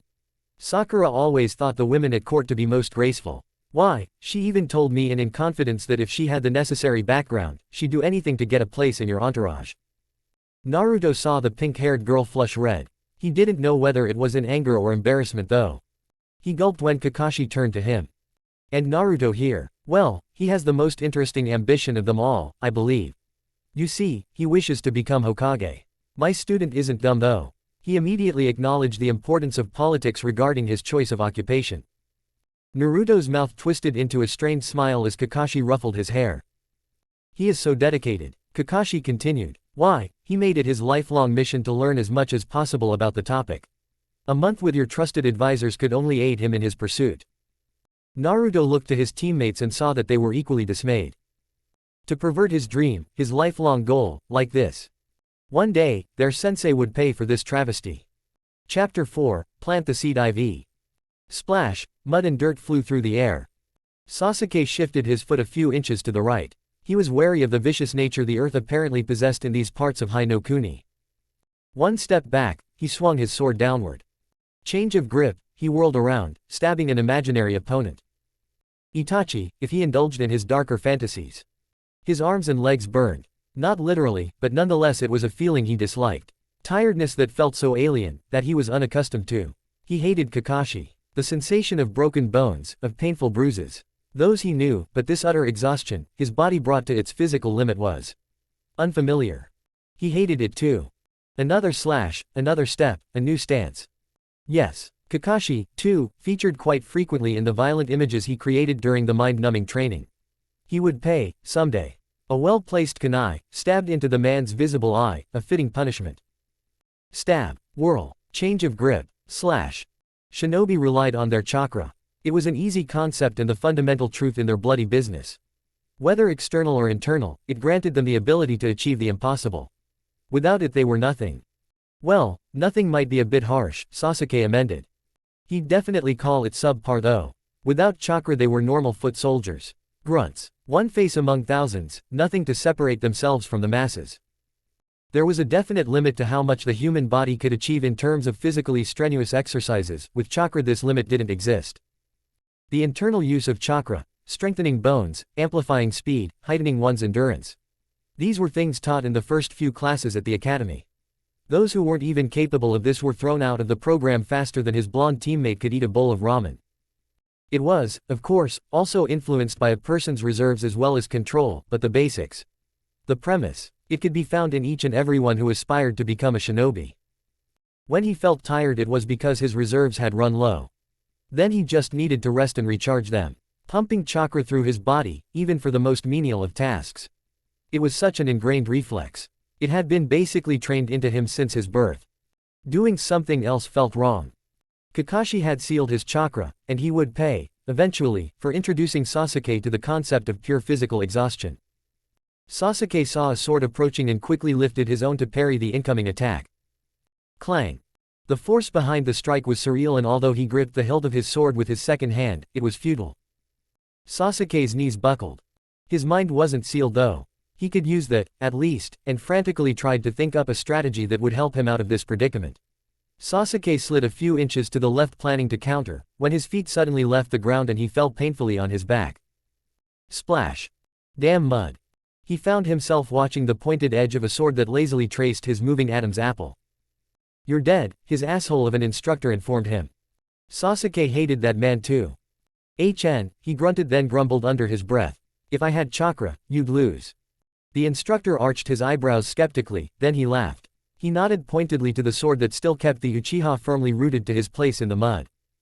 The difference, shinobi, is that you have no chakra right now. Nothing changes, you're still dead. Kakashi-sensei sealed it. That's the only reason you won, Sasuke replied sourly. A grin formed on the instructor's face, only widening when he saw Sasuke's clenched fists. I don't know much about you shinobi. But what's going to happen if you run out of chakra in a fight? To make his point clear, the man kicked Sasuke in his side, something the Uchiha hadn't counted on. "See, you're just going to roll over and die." Sasuke wanted to say something. He desperately wanted to defend himself, his honor, but somehow the words, "I'd never run out of chakra," sounded hollow. Especially as he was still gasping painfully for breath after the kick. He knew that the man spoke the truth. And his pride made Sasuke despise him for it. Sasuke grunted again. "Look," the instructor rolled his eyes. "Your teacher left you here for a reason. Sure, it's nice to know more about swords. But if you really think that's the only reason, then you're just a little kid. Anyway, let's continue." The instructor stepped back and Sasuke rose from the ground, intent on wiping the annoying smirk off the man's face. The 4-week period had ended remarkably fast for the blonde maverick. Unsurprisingly, he had loathed nearly all of the 30 days with all his being. This, however, hadn't been the case because it was a boring month like he assumed at first. No, his loathing ran deeper, far deeper. Hate didn't come easy to him. Truly, he didn't even hate the bigoted villagers of Konoha for ignoring him all the time. Dislike, perhaps, but never with such a strong feeling of disgust as the one that had boiled in his stomach these last weeks. He endured as the head advisor of the daimyo talked about various political decisions. The man's voice was disgustingly sweet, he now recognized. At least he had learned to fake interest in conversations fairly proficiently. The advisor's chin wobbled slightly with each new word. He really shouldn't talk while eating food that left his fingers sticky and his lips greasy. In a rare moment of self-depreciation, Naruto reflected on his own eating habits and found them sorely lacking, too. He would change that. Definitely. His love for the food of Kami would never vanish, but perhaps a bit of restraint would be appropriate in the future. Naruto gritted his teeth and listened to the tale of another vicious plot the man had pushed through the daimyo's court with reckless abandon, completely uncaring for the corpses his manipulations had left in its wake. Had Kakashi-sensei intervened in Sasuke's and Sakura's training too? It didn't matter, he supposed. He definitely wasn't angry with the hint his sensei had left him. Thankful was a better fitting word, actually, because without the Jonin's timely intervention, Naruto would have fallen victim to the rotten manipulations of a man who was apparently quite experienced in pulling the strings of people like one of Tsuna's master puppeteers. "So, you aspire to become Hokage, young Naruto?" the head advisor asked. A gentle smile tugged at the man's lips, and in a friendly gesture his hand came to rest on Naruto's shoulder, guiding him through the beautiful gardens adjacent to the daimyo's palace. "That certainly is an admirable goal. Not outside the realm of possibility either." "Believe it," Naruto responded, his voice was a bit more subdued but nonetheless cheerful. "I'll become strong, like Hokage Gigi." In a whisper that wasn't meant to be heard by the man, he added, "They'll have to respect me then." The advisor's smile widened. "You're a sharp boy, young Naruto. Don't forget though that strength alone isn't enough to become a leader of men. What else do I need? The old man's plenty strong." "You need alliances," the man said. He elaborated when he saw Naruto's confused look. "Friends, if you will, people that are strong and can help you. I like you, my boy. Why, I think I could become your first ally. And maybe, in the future, I will be there to see you accept the responsibility of being Hokage." Naruto scrunched up his face. "You don't look that strong," he responded brashly, and paled a bit when he noticed how rude his reply had been. "I mean, I'd like to be your friend too, but are you sure that you can? You know, help me get the hat." "Strength, young Naruto, comes in many different ways. Let me tell you a story that you might find interesting." Such honeyed words. And like a kid starved for attention he had hung on every sentence. The advisor was currently pointing at some scribbled lines on a large, unfurled map that explained the importance of several different trade routes in Hai no Kuni, as well as their economical value. A bitter smile stretched Naruto's lips. In the dim light of the oil lamps hanging over them, however, it looked like a happy grin to the advisor. Even the enemy could teach valuable lessons, Naruto learned. Although those were much more difficult to swallow and always came with a steep price, his innocence, or at least what's left of it after Ground 44. And that was how he kept the uprising under wraps, simultaneously acquiring the rare chance to build a few trading posts in Kaminari no Kuni. "Wow, that's pretty awesome, Oji-san," Naruto replied and grinned. The advisor had told him a lot of stories like this one over the last 3 days, and Naruto had to admit, the guy was kinda cool, even though he couldn't really fight. As a prankster he could appreciate a well-thought-out plan after all. Using only words wasn't his preferred way of solving problems, granted, but he conceded that it could get the job done just as well. Really, the weapons were different, but the old man was powerful in his own way. And as a shinobi, Naruto respected power at least to some degree. He grimaced. The man had been good, really, if a bit sloppy in disguising his intentions. It was likely, Naruto assumed, that the advisor hadn't felt it necessary to conceal much in front of a child that seemed rather dim-witted. Not that Naruto would ever refer to himself as such. Still, the man had masterfully played on all his insecurities. And he felt a burning sensation of shame that he fell for it so easily. Apparently, all it took for him to trust someone was a bit of attention, a few bland smiles and some words of encouragement that he'd achieve his dream sooner or later.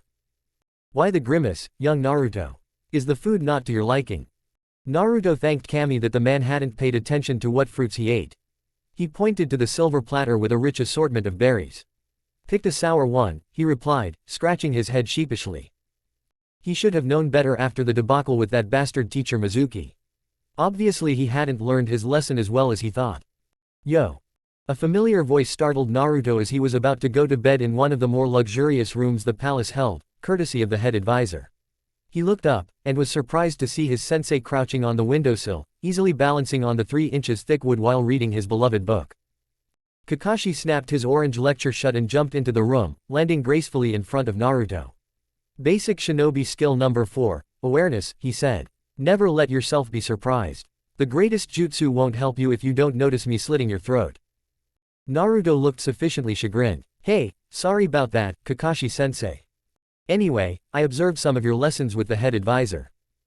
He's strong, right? I mean, he's not good at fighting, but he can kick ass with speaking, Naruto grinned. Ma, if you say so. I'm just here to check up on you and thought I'd offer a bit of advice. Mizuki. Before Naruto could rant about the cryptic advice, Kakashi had already left, leaving him alone to ponder his words. It was only a single word. But that was all it took to plant the seed of doubt in him. Mizuki, that rat bastard of a Chunin had not only betrayed Naruto, he had also hurt Iruka and deceived him in a desperate ploy. To Naruto, the mentioning of the bastard's name alone was plenty cause for concern. Putting that in conjunction with the head advisor was worrying to the extreme. He had needed a day, where he faked sickness, to get his thoughts back in order, and he sure as hell hadn't wasted those hours of contemplation.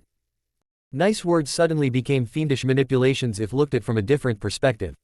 Sugared encouragements were, in the end, nothing more than subtle lies, trying to undermine his loyalty to the Hokage and Konoha. Oh, he was thankful for Kakashi's warning. Still, the man deserved a good prank for even throwing him into this pit of depraved vipers. Naruto reached into a large, golden bowl and fished out a strawberry. His cerulean eyes glinted with false innocence. What wouldn't he sacrifice for a bowl of warm, steaming ramen now? Certainly the fat man in front of him. Sure, it was nice to try out different foods. Even the more expensive kind, but abandoning the food of Kami for 3 months in a row now. He started to doubt that becoming a shinobi had been worth it. Naruto, my boy, it saddens me to see you leave. You truly have the potential to become a masterful politician. The strawberry halted on its way to his mouth. He put on a cheerful smile when he answered, thanks, old man. I'll be Hokage in no time, you'll see. Yes, you will be. But, don't forget me when you're climbing the ranks, Oh, I doubt I'll ever forget you or your lessons, Oji-san, Naruto replied.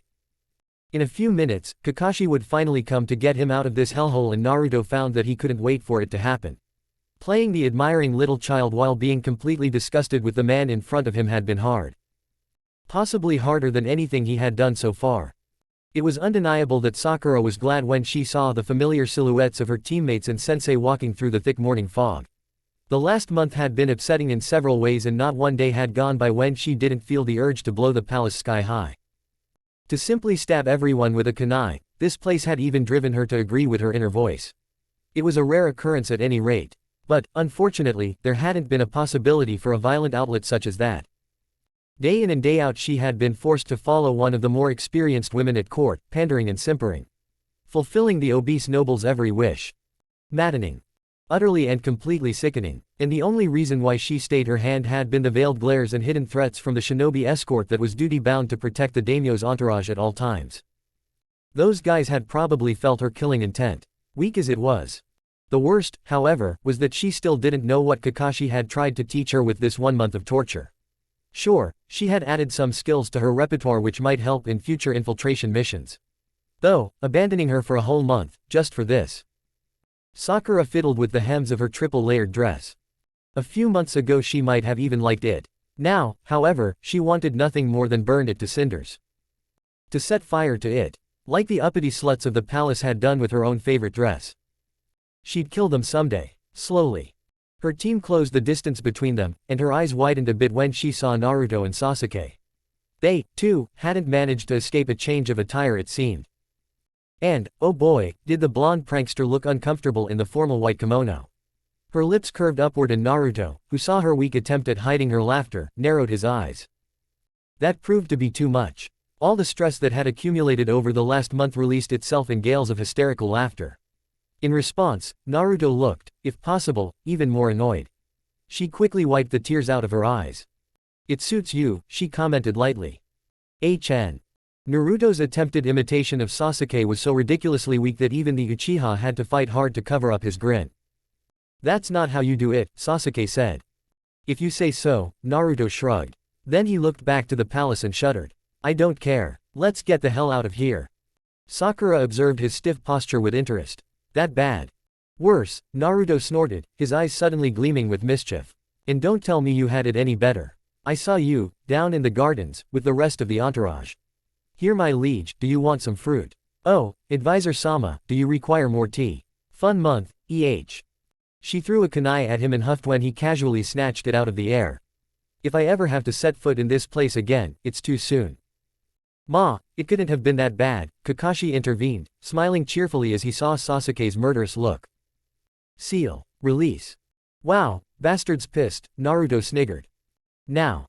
Of course, Sasuke-chan, Kakashi replied before getting to work. Why aren't we allowed to change our clothes? I seem to have forgotten, Naruto said sarcastically, grimacing as he tugged at his now filthy kimono. Grass stains, tears, splatters of mud.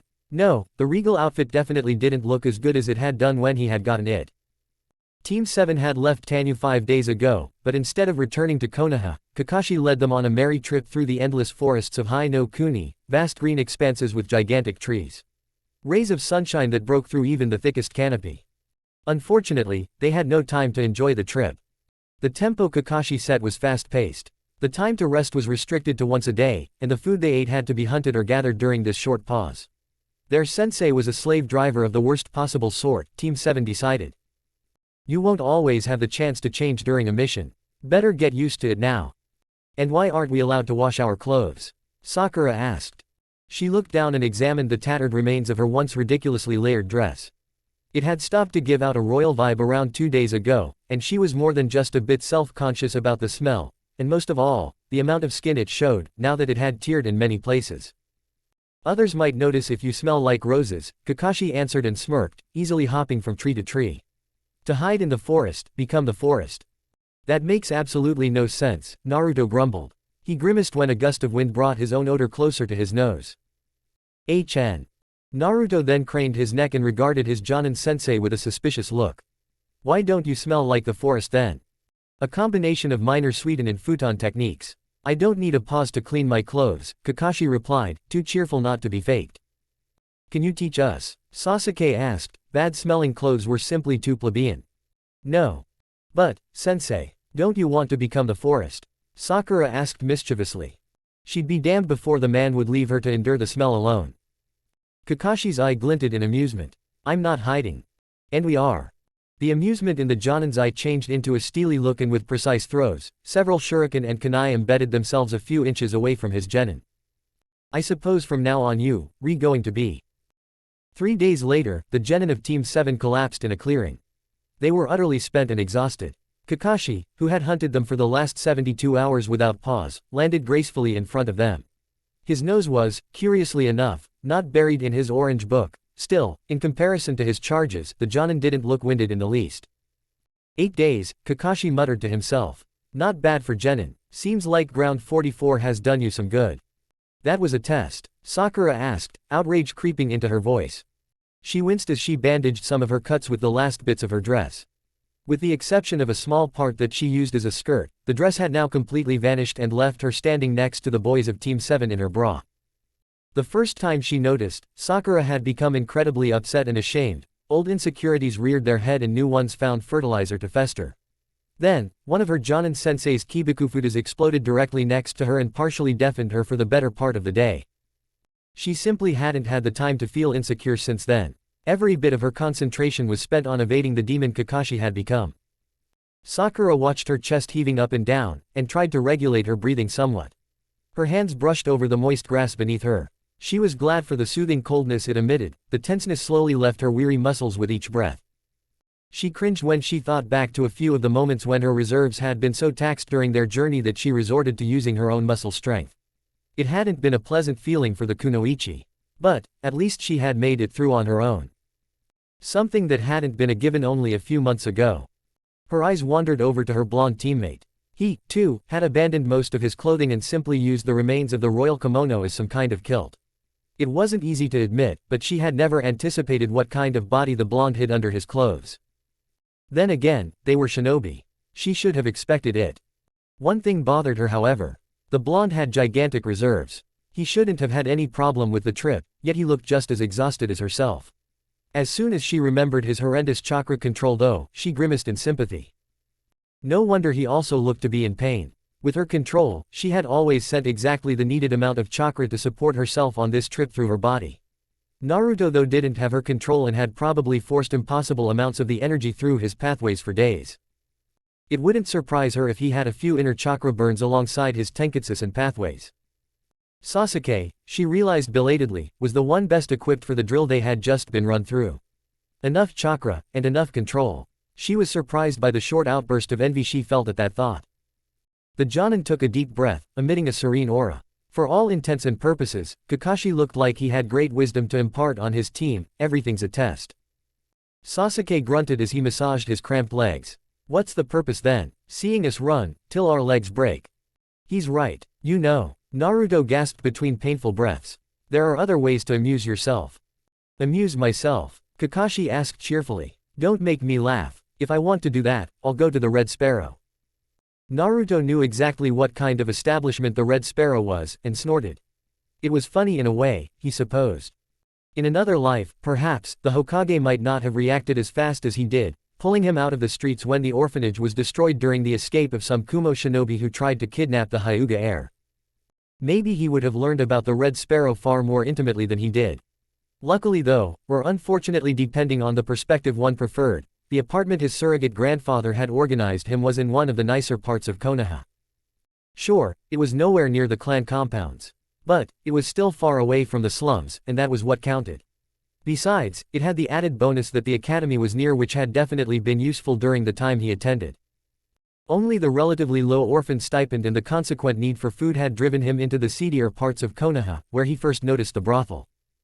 Most stuff was simply cheaper there in price as well as quality. No matter if food, booze, weapons, or, occasionally, women, not that he had any need for them when he first moved into his own apartment. He looked over to his teammates and saw that, while being clueless at first, they quickly caught on to the Jonin's words. Pervert, Sakura muttered. Anyway, Kakashi said, ignoring Naruto's amused grin, Sasuke's smoldering glare, and Sakura's outraged look. You need to know your limitations. Some important missions require for you to travel at a fast pace for weeks. So, 8 days. That sounds pretty awesome already, Naruto said. Awesome. I don't know. I'd place your travel endurance at mid-chunin level. At best. We're genin, Sasuke replied with narrowed eyes, while Naruto nodded. And you want to remain genin forever? Kakashi asked, then he looked to the Uzumaki. I would have thought that a future Hokage wants to raise in rank someday. Sakura, who noticed that Naruto was gearing up for a rather venomous reply, shook her head and intervened quickly, still, only mid-chunin. Yes, seasoned chunin have the endurance to travel for 2 weeks with minimal pauses. The speed though is different. In the last 8 days I made you move at the standard pace usually set for genin, village regulations in peace times, you know. So, even if you held out considerably longer than I anticipated, you'd have never made it this far had I treated you like chunin. In truth, the Hitaki didn't give a damn about peacetime regulations.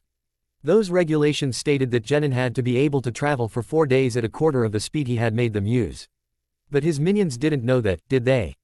What they had used was more of the chunin standard during war. And with a bit of luck, they'd just take his word for it and work that much harder in the future. Then again, if they did that, they would have failed at looking underneath the underneath.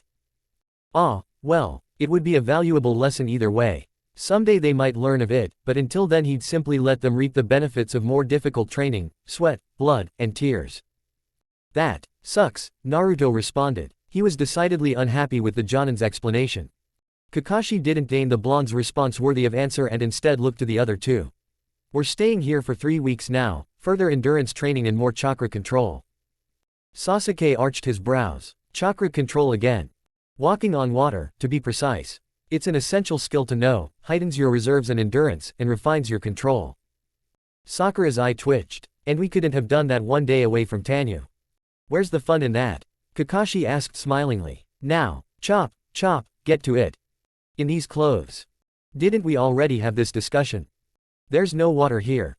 Really? My bad. Give me a second. Kakashi sped through dozens of hand seals in an instant and slammed his palms on the ground. Doden, Kaisaku no Jutsu. The earth crumbled from his hands onward, quickly forming a rough hole in the ground around 10 feet deep. He saw the hopeful expressions on his charges' faces and grimaced. No, I won't teach you that technique. Sasuke, your turn. Hardening the earth through heat should be easy for you. Kaden, Gokaku no Jutsu. You don't have to shout the name, you know. It won't be any less effective if you whisper it. Why is that, Kakashi-sensei? Sakura asked. The Hitaki looked over to his book-smart genin and answered, the words help you to focus, and even if you whisper them, your focus would still be there. It's bad form to loudly announce your attack, and worse, it makes you predictable. The academy never taught that. Oh, I'm sure they did. But you were little kids, you still are by the way, and probably ignored anything else as soon as you had a technique you could boast with, Kakashi replied and flipped a page in his book, snickering. Surprisingly enough, it was the blonde maverick who spoke first. That's embarrassingly accurate. Great that you finally see the light, Naruto. Good choice of words too. It's your turn, by the way. My turn.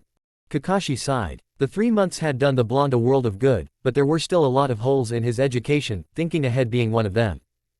You said you need water to learn water walking, he answered. I gave you the scroll for a sweetened jutsu, didn't I? Naruto caught on and gaped. The technique he had learned was hilariously weak, barely enough to put out a campfire. To fill the whole thing. Well, you better get started then. Or else you'll never finish the exercise. You're not letting us leave until we finished it, do you? Sakura asked resigned, already knowing what the answer would be. Nope.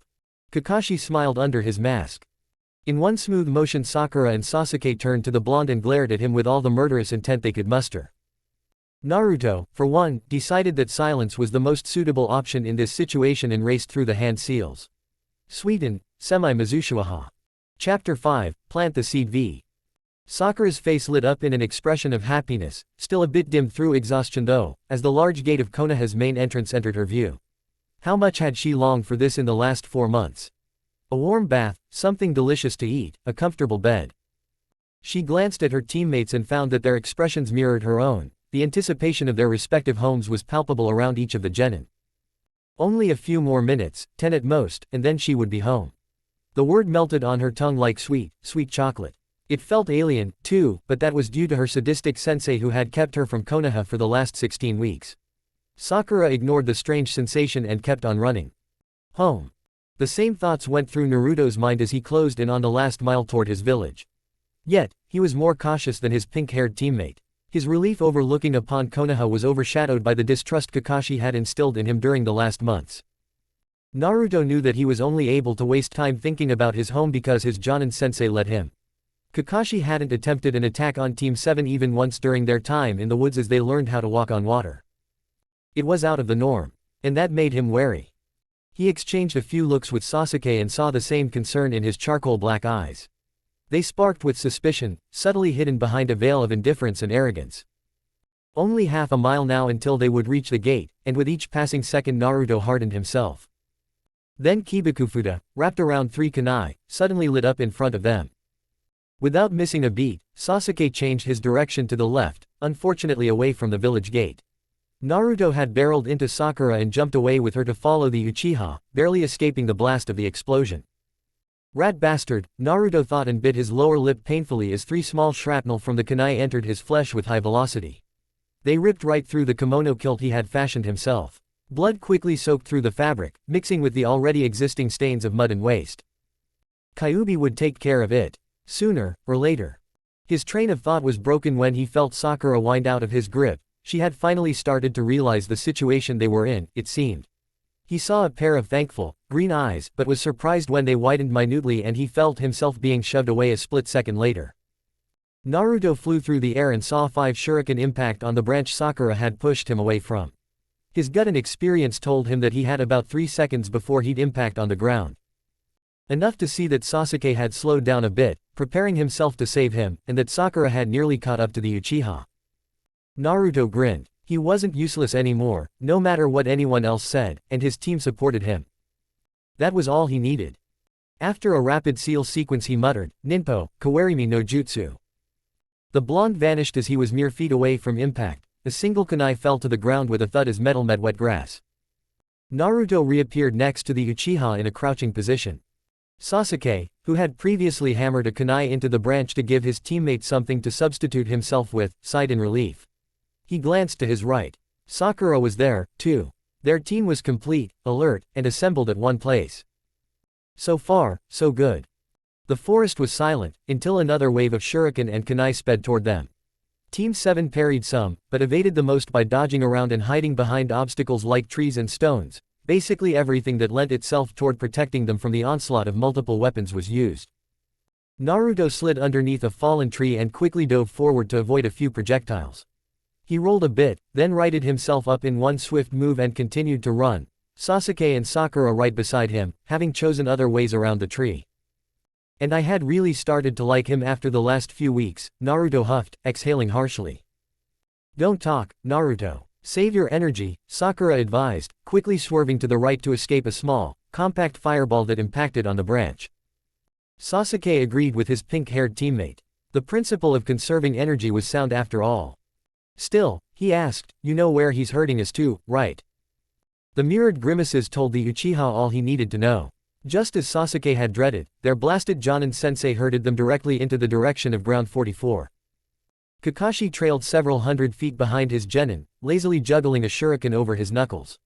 Meanwhile, his cage bunshin did their best to make Team 7's lives miserable. Hitaki Kakashi was an elite jonin. He also took a special kind of sick pleasure from seeing his genin suffer. Even better yet had been their expressions of despair when they noticed just where he had been leading them to. It was glorious. It was a moment he had forever burned into his memory, courtesy of his Sharingan. Kakashi-sensei, can't we go home? I really need a shower. HN. Please. Kakashi smiled, a truly terrifying sight if there ever was one, and replied, why would you want to go home? There's much adventure to be had in this forest. They hadn't enjoyed the last few days. Not one bit. He had made sure of that.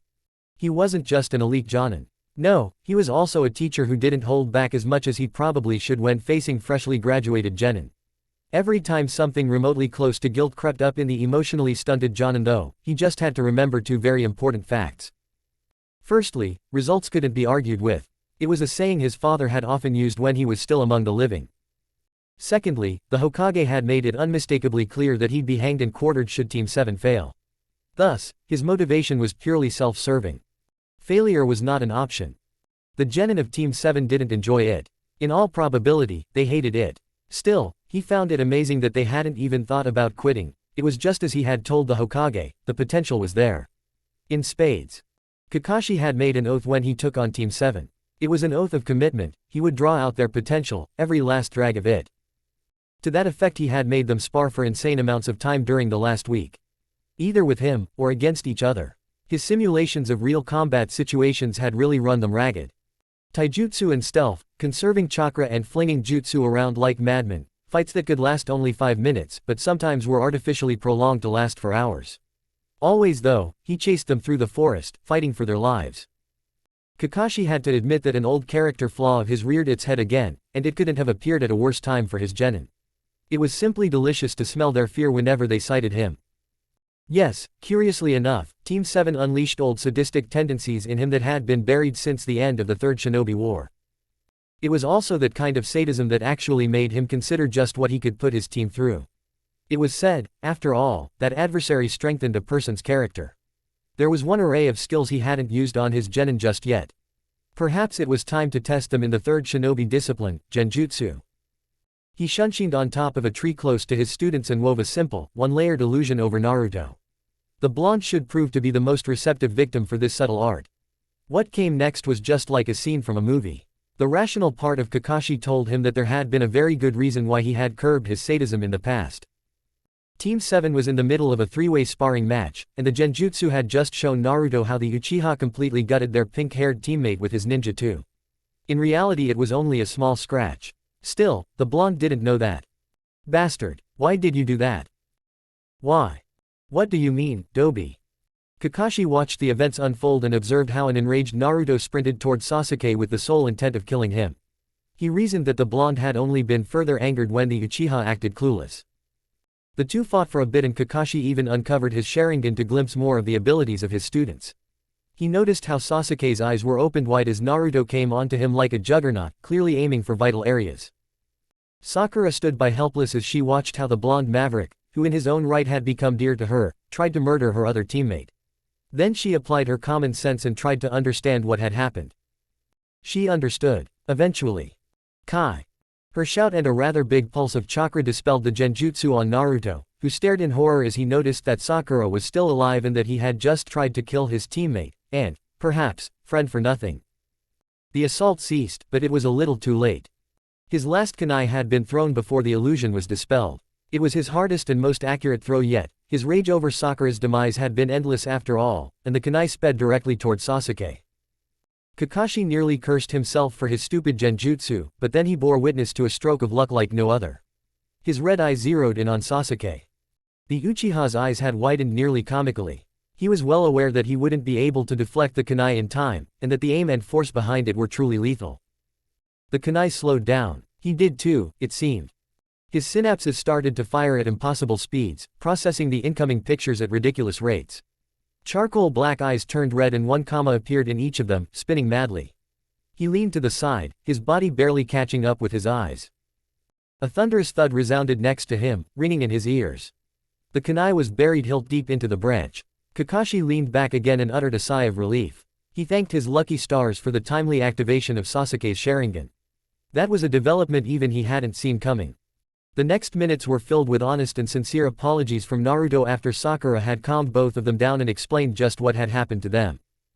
A strange feeling came upon Kakashi. It swelled in his chest as he watched the pink-haired girl teaching both boys how to counter illusions, going so far as to cast a harmless one on them so they could dispel it. Was it pride he felt? How strange. Warranted though, most definitely. Kakashi wasn't a bad teacher. He was simply unique. Should the other Jonin discover his draconian training methods though, they'd probably institutionalize him. He thought back to his father's words and to the information he had subtly gathered about the other genin teams currently active in Konoha. Yes, results couldn't be argued with. Water. Naruto gasped out laboriously. He took in every gulp of air he could. His chest, hands, and feet hurt, his head even more so. All thanks to one single man who could have just as well be called a demon. Get it yourself, Sasuke replied just as exhausted. Naruto turned his head around and took in the weary form of the Uchiha lying next to him. Streams too far away. Your jutsu, Dobi, you're the Suiten user here. The Uzumaki tried to gather the necessary energy, but failed miserably. No chakra left. As if I'd believe that, Sasuke said and narrowed his eyes. Use it, I'm thirsty. The blonde's head moved a bit. I tell you, asshole. I can't. No chakra means no chakra. Besides, I think he broke my left hand. I swear, if you two don't shut the fuck up right now, I'll rip your balls off and stuff them down your throats. He can come back any moment. Who is he? A painfully familiar voice echoed behind Sakura, and a shiver ran down her spine. There, in all his perverted glory, stood Hitaki Kakashi, butcher of Konoha, fang of vengeance, bane of his genin. His eye was curved in a smile. Ah well, it doesn't matter anyway, Kakashi told them. Your time here is up. For the next 2 weeks I planned a few nice exercises. Mock missions, if you will. Will we ever get the chance to go home? Of course, one could get the idea that you think I'm withholding basic necessities from you. Kakashi shook his head. Now, don't be like that. You'll like it, I'm sure. The three looked skeptical and in the end it was Naruto who stepped forward, tentatively asking the pertinent question Kakashi had waited for. What exactly have you planned? Here are 3 scrolls, each containing the instructions for one target. Your task is easy. Infiltrate the places, get me what I want, small things, don't worry, and in 2 weeks I'll come to see if you managed it. And we can go home. Kakashi shrugged. Well, if you want you could always stay here. No. Damn shame, but, well, do your best. I doubt you'll see me in the next 2 weeks at all. So good luck. The Jonin vanished in a swirl of leaves, leaving 3 befuddled genin behind who quickly marched out of the forest, finally making it to their respective homes after 4.5 months. Coming home after having been away for over 4 months was a strange experience. One he hadn't made before. The distinct smell of stale air assaulted Naruto's nose as he opened the door to his small but comfortable 2-room apartment. It had a small sleeping room with his bed, a Western-style one, a sitting room with a coffee table, an adjacent bathroom and the built-in kitchen.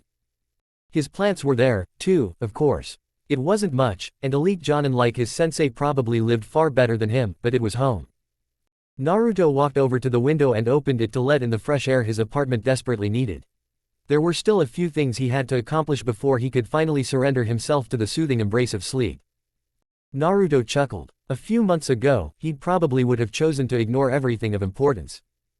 Now though, he'd like to think that the time spent with his team, sensei, and even with the devious head advisor had made him more responsible, if only a bit. Possibly more mature, too, but that was debatable. As the water for his beloved noodles cooked on the stove, he went into his bedroom and quickly changed the nearly 6-month-old sheets. After Kakashi's hellish training, he was actually giddy to take a warm shower later and then simply laze around in his freshly made bed. First things first though. He walked over to his beloved Uki, the plant his surrogate grandfather had gifted him as a consolation prize after he failed his first exam, and watered it. A shinobi is to be responsible. On and off the battlefield. That also includes trying your best at the task your instructors set you. Don't worry though, I have the perfect way to help you. You do? Sweet. The Sandaime walked into a room separated from his office and returned with a small bonsai.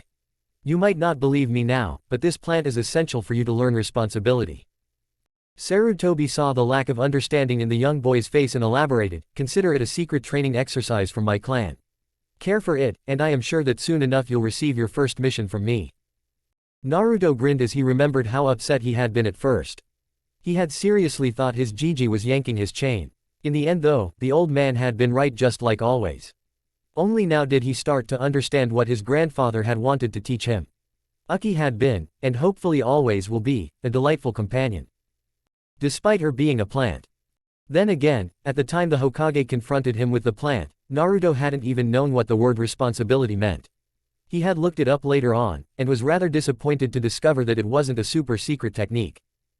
After Uki had been watered, he sat down and filled the boiling water into his cup of ramen. He frowned. Something was missing. Being home just didn't feel the same anymore. It was a rare moment of absolute contentment. Sasuke let himself go and uttered a satisfied sigh. Silence.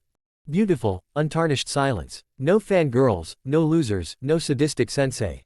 Just him and his beloved tomatoes. It was glorious. Well, it was as glorious as it could be with Itachi still among the living. And it felt strange. Sasuke narrowed his eyes and viciously stabbed a tomato slice with his chopstick. He held it close to his face, absently noticing the red juice dribbling off it and into the bowl of rice on the table below. Why did he feel strange though? By all accounts he should be happy. It was puzzling. Sasuke found that he didn't like puzzles. Even if he was clearly superior in solving them, being an Uchiha and all. A thought sparked through his mind and he growled. He knew the feeling. Had felt it once before, in ground 44. For a moment he sat silently and stared blankly at the tomato. Then he violently cursed the Hitaki and his thrice-damned teachings about teamwork. The bastard had done it. Had really managed to corrupt him. An Uchiha. Sasuke groaned. This was the last thing he needed in his life right now, stressful attachments and the unnecessary fear of being alone.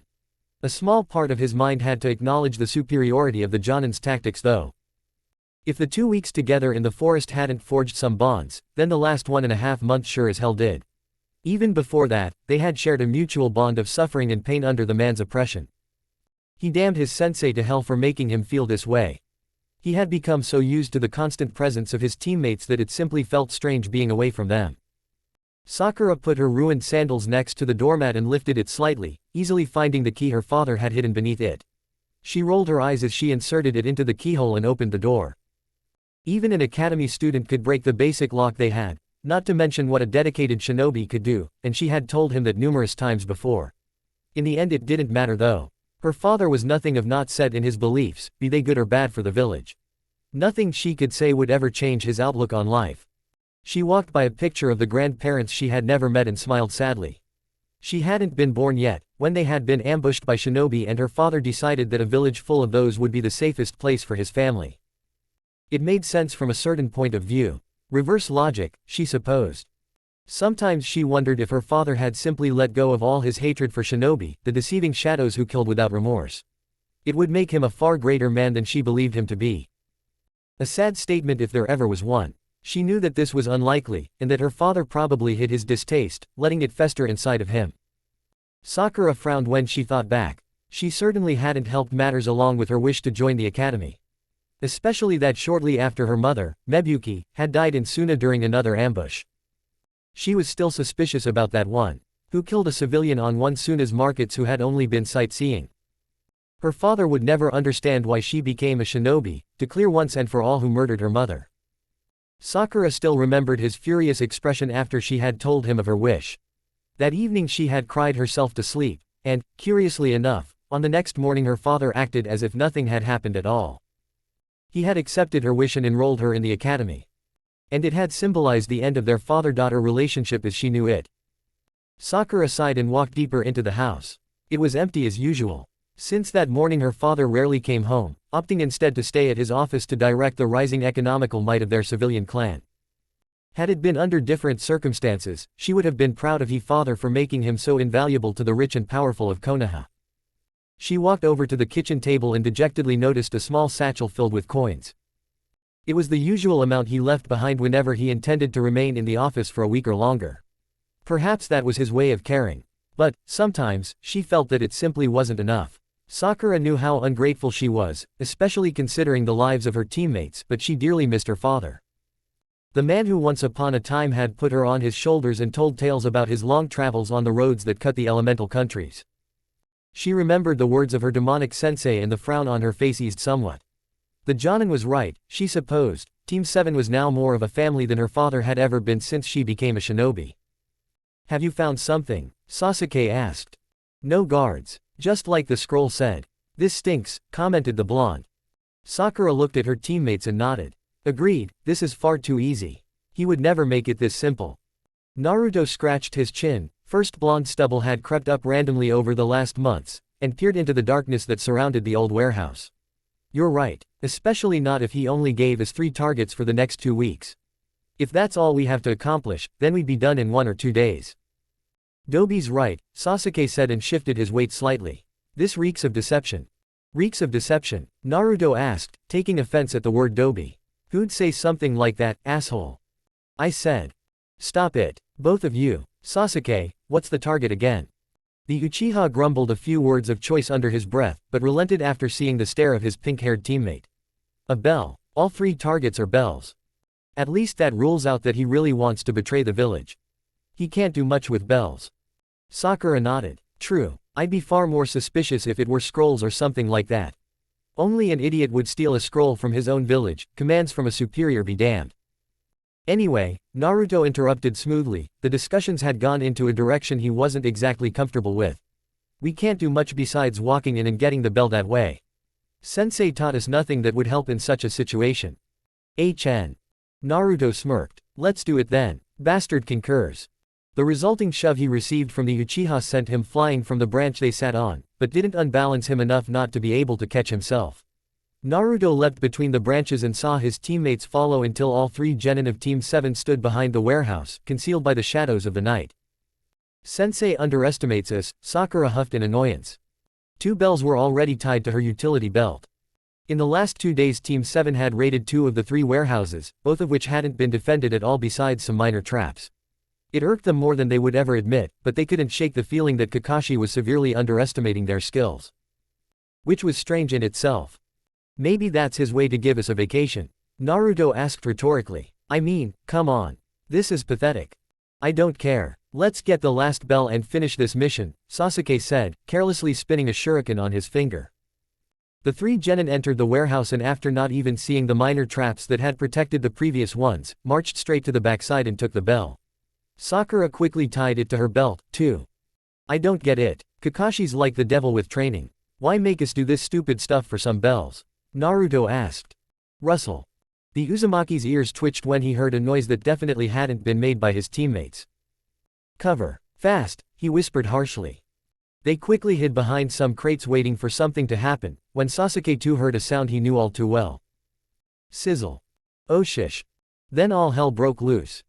A small explosion, undoubtedly caused by a level 1 Kibakufuda, sent the Uchiha flying, and had Naruto not reacted as fast as he did in catching him, then Sasuke would have been impaled by the dozens of shuriken now littering the floor.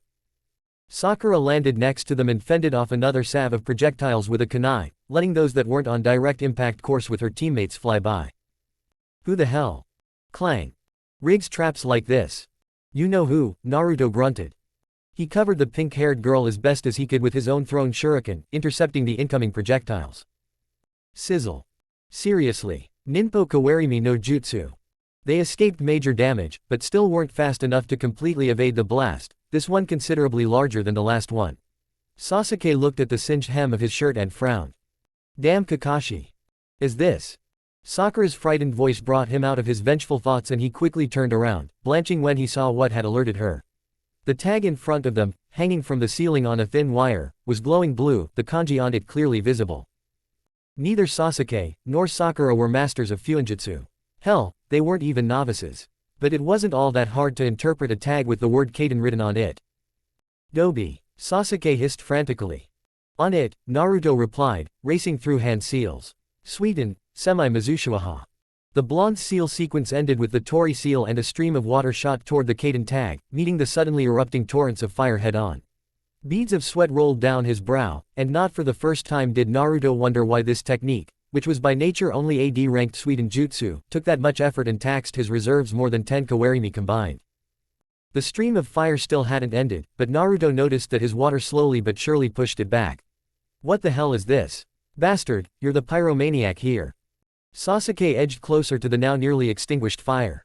I'd say it's the Chisai Enden. Should be D-ranked like your jutsu.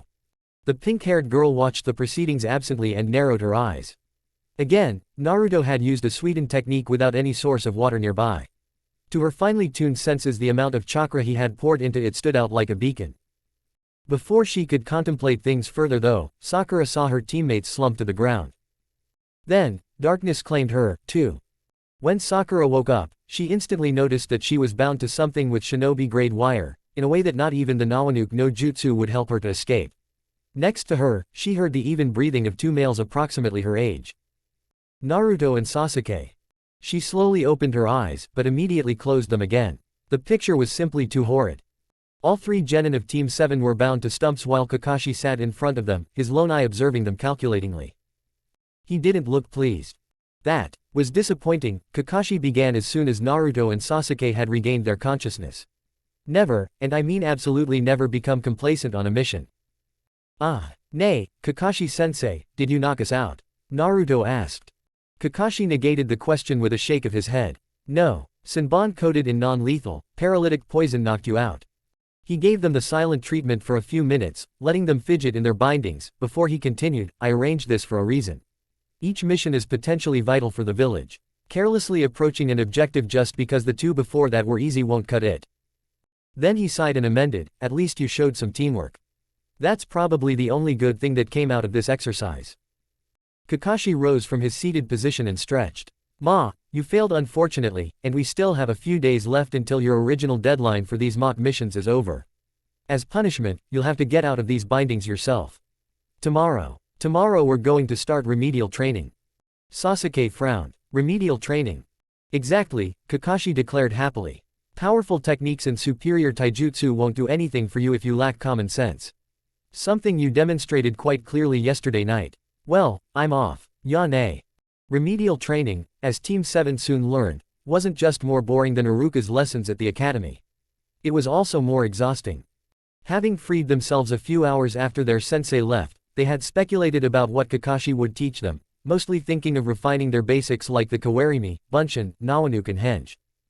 Kakashi though had a vastly different idea and took great pleasure in telling his team that the training would consist of lessons about village, and mission protocols, in cases of emergencies as well as day-to-day occurrences, on how to correctly fill out the necessary paperwork for anything that might come their way eventually, on Konoha's basic hierarchy, and on some of the building and structures that should be known to every shinobi rank genin and upwards. Those buildings were mostly hidden supply stores though. Anything else was still above their pay grade. It wouldn't have been too bad, even if slightly sleep-inducing, if their sensei hadn't had the brilliant plan to further use that time to train up their endurance, stamina and control. No, none of the three genin could say that it was fun to answer questions and discuss such boring topics while doing crunches, hanging from a tree and with several leaves stuck to their brows. Standard protocol for identification of foreign shinobi seen in the village. Kakashi asked after noticing that Naruto had completed another 200 crunches. Asking for their papers and their purpose in the village. If they check out, let them pass. If they are suspicious, inform your immediate superior. Should they be unable to identify themselves, apprehend them, Naruto answered, gasping. Kakashi nodded. Correct, he said. Sakura, who is the quartermaster of Konoha regarding genin level seal tags, and where else can you buy them? Sakura huffed, her face red in exhaustion. The quartermaster is Ozeo Kenshin, special jonin. If issued a writ by a jonin sensei, he will equip a genin with the appropriate seals free of charge. Other supply stores don't need orders from a sensei, but you have to pay there. They can be found next to the hospital, near each gate, next to the academy and in the basement of the Hokage Tower.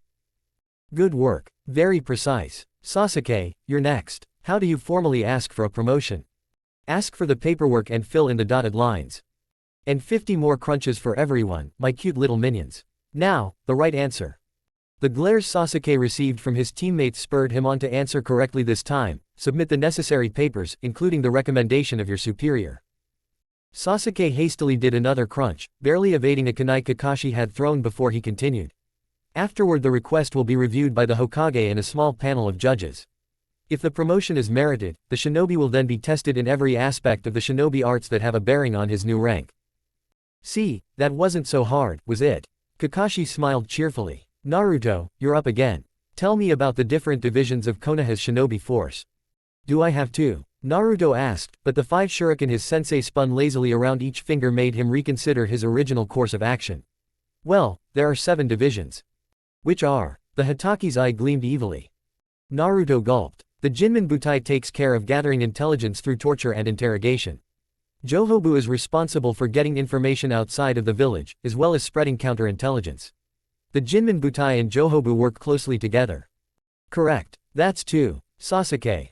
The Uchiha side. The 3rd division, Ansatsu Senjutsu Tokushu Butai, for short Anbu, is way above our clearance. Issei Butai, the medical corps, are led by the head of the hospital, elite Jonin Yakushi. They're responsible for taking care of Konoha's general state of health, as well as providing trained Iryo-nin for critical missions. And that leaves the last 3 for Sakura. Ningu Kenkyusho, the research division, is split in many sub-groups developing different things, new weapons, new seals, or whatever the village needs. The largest division, the regular military, consists of the usual 4-man cells undertaking various missions that don't fall into the categories of the other divisions. The last one. Come on, Sakura, you're nearly finished. Kakashi actually laughed when he peppered them with another wave of shuriken, this time multiplied by the shuriken Kage Bunshin no Jutsu. Sasuke, who noticed that his pink-haired teammate was fighting to stay conscious, volunteered the answer in a rare moment of compassion. The girl might have been annoying once, but training herself to the brink of chakra exhaustion. That was something he could respect. The reserves aren't really an acknowledged division, but they're large in numbers. Shinobi who are no longer fit for field duty due to injuries or age, are given positions within the village which need a certain level of clearance. The silver-haired Jonin nodded once and clapped his hands together. You're done for the day and this marks the end of your remedial training. Take some time to relax and we'll meet up again tomorrow. Kakashi jumped away, but Sasuke couldn't care less for the enigmatic Jonin. The moment the training had ended, he saw that Sakura finally lost her battle against consciousness. A small puff of smoke on her feet, indicating the dispersion of chakra, was all the incentive he needed. Sasuke pushed himself away from the branch he had anchored his feet to, and leapt after her, catching her shortly before both of them hit the ground in a tumbling mess. Naruto landed next to them in a crouch. You okay, bastard? HN. Caught her. Let's go. I need a shower, Naruto said, taking Sakura from the Uchiha and carefully placing her on his back. Sasuke wanted to follow, when his left leg suddenly gave away. Damn it, must have fallen on it. Another try brought the same result and the Uchiha cursed, reconciling himself with the fact that he'd have to sleep in the training ground tonight. He was surprised though, when the arm of his blonde teammate reached out to his shoulder and steadied his exhausted body. Shit, where do you live, bastard? Near my clan's old district. He wouldn't thank the blonde menace. He wouldn't. Kami, that's like miles away, completely different side of Konoha, Naruto replied and took another look at his two barely conscious teammates. Come on, you can crash in my place. It's not too far away. Think you can manage till then? HN. He wouldn't thank him. For those who cared to look, it was a curious sight. 3 bruised, battered, and exhausted genin marched through Konoha supporting themselves as if they were one person. More than one citizen of the village wondered what kind of mission they must have undertaken to look like that. Naruto. MHH. The blonde looked up surprised. That was the first time he had heard Sasuke used his name. Sasuke's lips twitched upward. If you snore, I'll kill you. Slowly. He wouldn't thank him. But he was thankful nonetheless. Chapter 6, Plant the Seed V. The rustling and shuffling of paper could be heard in the highest, most guarded room of the Hokage Tower, the Sandame's office. It was accompanied by a rueful sigh as he shifted a few scrolls to the left and still didn't find the important papers he needed. Why was it always the crucial paperwork that suddenly remained elusive? It was something he had to check in on soon. His paranoid mind wouldn't let him sleep in peace otherwise. Sarutobi glanced to the corners of his office. On a day such as this, his Anbu protection detail knew not to disturb him unduly. It was a good feeling to know that Konoha still had such disciplined shinobi, especially in these trying times. Clang. The 2 chunin he had hired as glorified secretaries however knew nothing of such restraint. Without wasting any thoughts about their cage's misery, they continued to shovel mountains of his worst enemy into his office. It was mind-boggling that he'd even prefer a political discussion with the Tsuchikage over his menial duties in peacetime.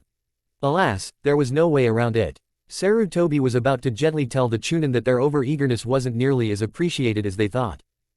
Clang. When the door was opened a second time. You wished to speak with me, Sandame-sama. Kakashi had entered the office right behind the 2 chunin and suddenly stood in front of Sarutobi's desk. His stance was aloof and his orange book was safely secured in the breast pocket of his jonin vest. That alone was a reason for the Hokage to narrow his eyes slightly. A swift glance toward the clock told him even more. The jonin was punctual, something that hadn't happened since his last S-ranked mission a few years ago. It wasn't an imposter, however. Sarutobi had extended his senses the second Kakashi entered the room, and it's been a long time since his senses were easy to fool. That left only 2 possible explanations. Either his scolding during their last meeting had affected the jonin more than Sarutobi anticipated, which wasn't nearly as probable as the wizened cage would like it to be, or Team 7 had actually managed to somewhat pull the Hitaki out of his funk. That, too, would be unexpected. But with the composition of said team not impossible. Indeed, Sarutobi said at last and snapped his fingers, indicating for the hidden Anbu and the 2 chunin to leave. Silence. Can you guess why I called for you? Kakashi needed barely a second to think things through. There was only one issue the Hokage needed to discuss at the moment. If it isn't a high-profile mission, that just leaves my team. Sarutobi suppressed a smile and cleared his throat. That might had sounded more than just a tad possessive. Then he answered, Team 7. You're right. Tell me, how are they now? The Hitaki took a moment to ponder the current strengths and weaknesses of his team. I concentrated on the basics for the most part. There's no one else in the room, Kakashi. I haven't given you that much time for a few basics. Speak clearly. The foundations I drilled into them should easily make them available for C and B ranked missions, Kakashi replied, justly proud of his team, even though they'd never know it. In the next month I plan to expand their jutsu repertoire. That should easily make them eligible to take on most chunin, with teamwork, even a weak jonin. The scarecrow looked at his leader after he had finished his explanation and sighed. I take it the last month won't happen exactly as I planned it. Excuse my directness, Sandame-sama, but the only reason why you'd inquire about them 1 month early would be if there's some trouble ahead. And you would be right in making such an assumption, said the wizened man, after exhaling a few puffs of smoke that now trailed through the air. The graduation class of Team 7 is very special, in more than one regard. Naturally, with so many heirs in one class, everyone is interested in the teams that have been formed. Political pressure? Kakashi asked. Sarutobi smiled grimly as he answered, not political per se. But Konoha as a whole has taken an interest in those genin. More and more, the continuous absence of your team starts to confuse not only the civilians but the shinobi as well. Not a good thing, I take it. It wouldn't be so bad if Naruto wasn't on the team. Prejudice is a vicious snake though, and already I've heard of rumors that blame him for the team's absence. Kakashi groaned. The whole matter gets even worse because his teammates are the last Uchiha and Haruno's daughter, of course. Exactly. Reputation is a fickle thing, and Naruto's is bad already. There's no need to add to his burdens with something like this.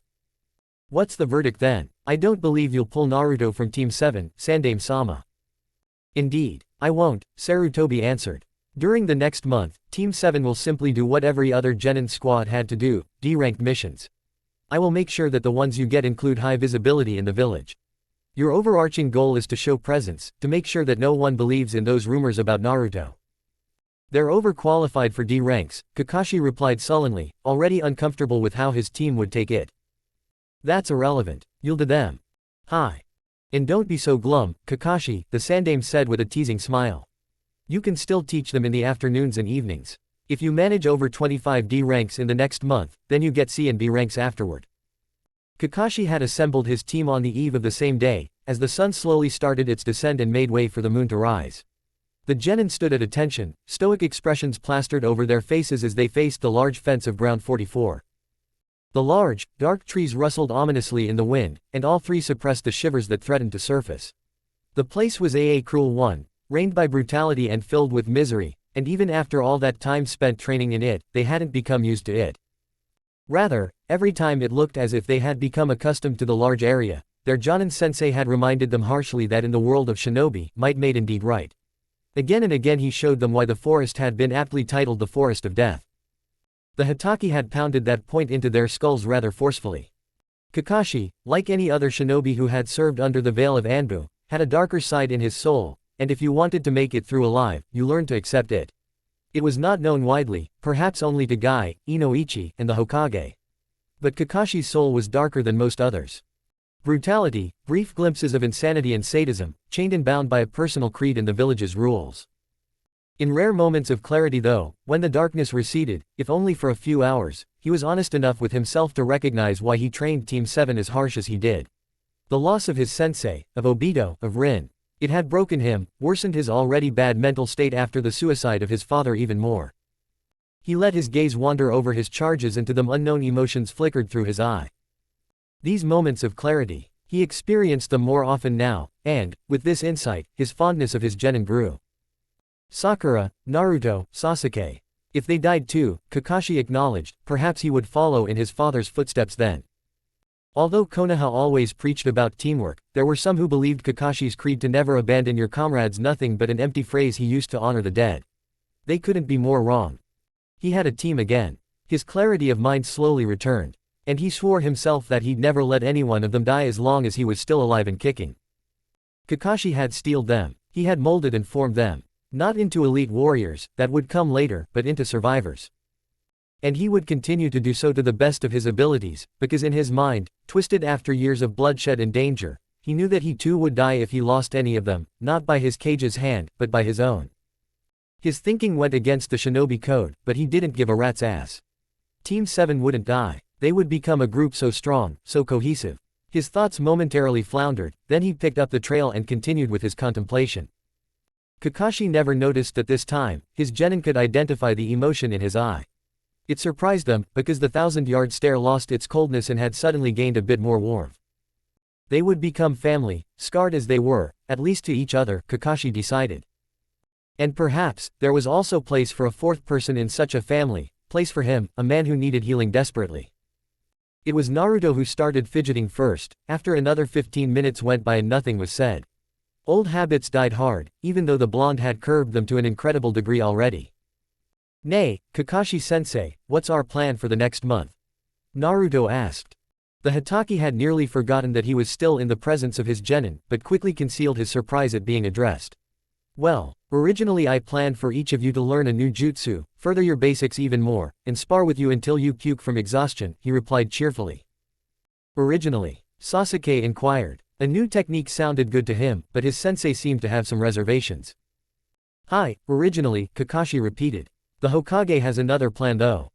You've met Hokage Jiji. What did he want?" "Team 7 is forced to complete one D-ranked mission a day for the next month. I drilled the village rules into you, so you know what that means." Neither the lone girl, nor the two boys on the team were happy with that order. In plain terms it meant that the Hokage had ordered them to shovel shit, carry groceries and build fences during the next 30 days. Had the order come directly after they left the academy, they probably wouldn't have fussed so much. But now they had 5 months of soul-crushing and murderous training behind them, all that, it seemed, for missions which weren't important in the least. D ranks. Menial tasks at best.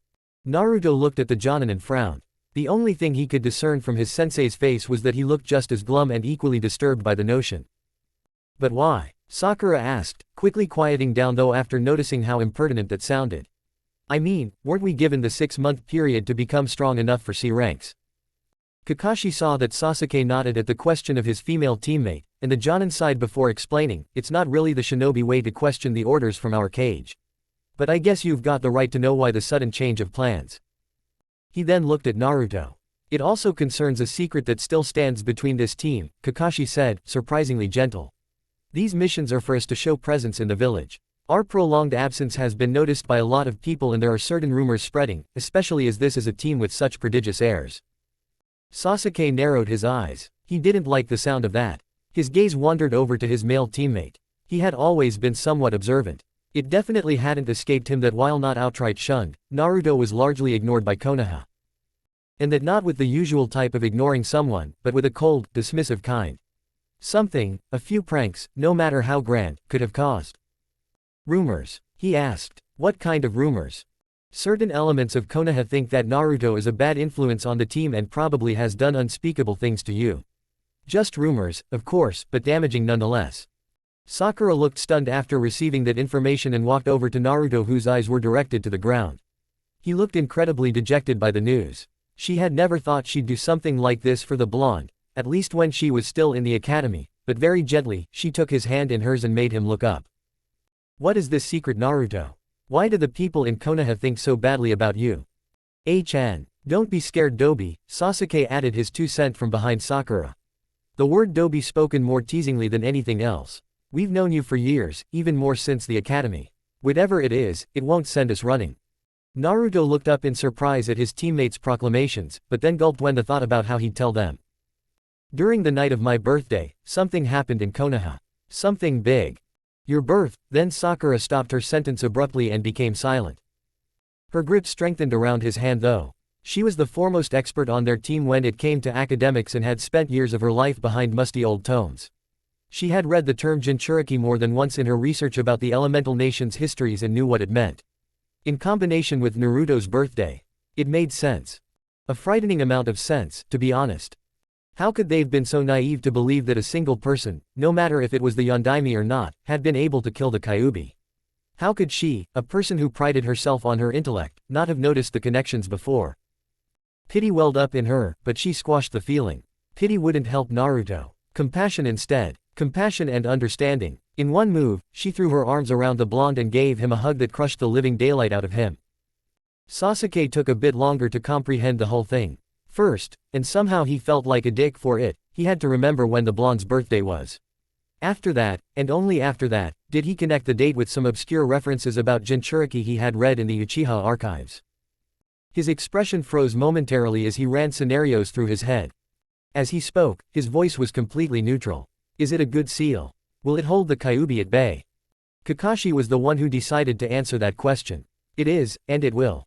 The Yondaime wasn't just Konoha's premier seal master, but arguably the best seal inventor in the whole elemental nations. There have been many Jinchurikis in the past, but none of them could boast with a seal even a quarter as good as the one Naruto has on his stomach. That's all I needed to know, Sasuke said, and his expression eased considerably. He was surprised to find that Sakura had glared at him after he had asked the question. Sasuke shrugged and replied to her nonverbal reprimand, Naruto's no demon, we know that already. I was just concerned whether or not the Kyuubi could influence him in the future. He can't, confirmed Kakashi. Naruto gets more chakra and healing abilities, but the seal is airtight when it comes to shielding him from the Biju's influence. Well, then that's cleared. Naruto is Naruto. Sasuke finished his statement and crossed his arms in a relaxed manner. And the villagers think, Sakura began hesitantly.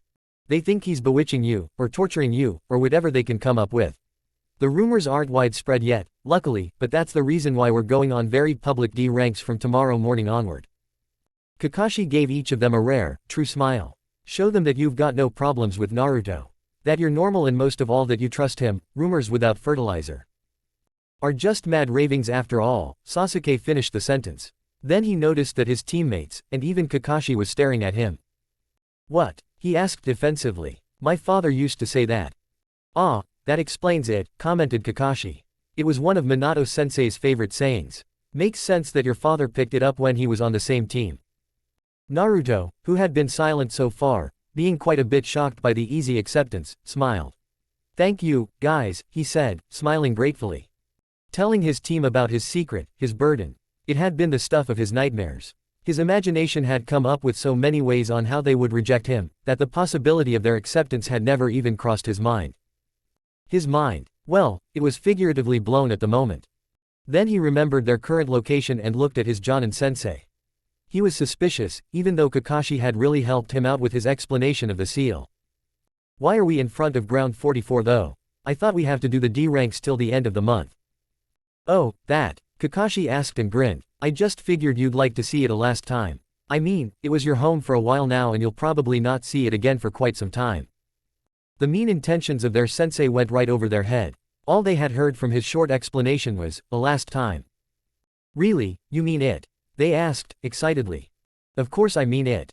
Have I ever lied to you? The blank stares he received in response were just as gratifying as he thought they would be. Hey, he was speaking the truth after all. He never outright lied, he had only misled them a few times. So, D ranks, when will we meet for them? Sakura asked after the stare down. 8 in the morning, in front of the Hokage Tower, Kakashi replied easily. 1, 2, 3. With glee he mentally counted down and saw the barely hidden relief in his genin's eyes. His easy grin changed into a malicious smile. You still won't be going home for the month, he added at an opportune moment when he thought their happiness to be at a peak. I knew it, Naruto grumbled. HN. Ah, don't be disappointed. There's more, we're still going to train. Isn't that wonderful? D ranks in the morning and my special course Hataki style in the afternoon, evening and night. Now remember, Kakashi continued. You don't have to hold your excitement in. Celebrate as much as you want, I won't be angry. The genin of Team 7 looked at each other and shook their heads. Kakashi-sensei had way too much fun with this, but sadly, running away wasn't an option. The Jonin had shown them quite clearly that he could always find them, no matter how far they'd run. Suddenly 3 Kakashis popped up behind them and in perfectly timed swirls of leaves, took them away from the forest of death and toward another place. Welcome to Ground 12, your new home, Kakashi said as soon as they arrived. Team 7 looked around frantically, expecting to be attacked by gigantic snakes, bears and tigers at any moment, but when nothing happened they relaxed a bit and took stock of their surroundings. There were no deadly animals visible. But this sparsely vegetated wasteland they had landed in wasn't that much better. It stretched for a few miles in every direction, but wasn't nearly as large as Ground 44. Approximately a mile away from them to the north, they saw a long range of wooden obstacles. It looked like a rather simplistic training's gauntlet, but they had long learned that appearances could be deceiving. Especially when it came to their sensei. Well, that's it for today. We'll meet tomorrow, and immediately after that you are to return to this ground. As I said, this is your new home. When their teacher had finally left, they let themselves fall to the ground and their shoulders sagged in relief.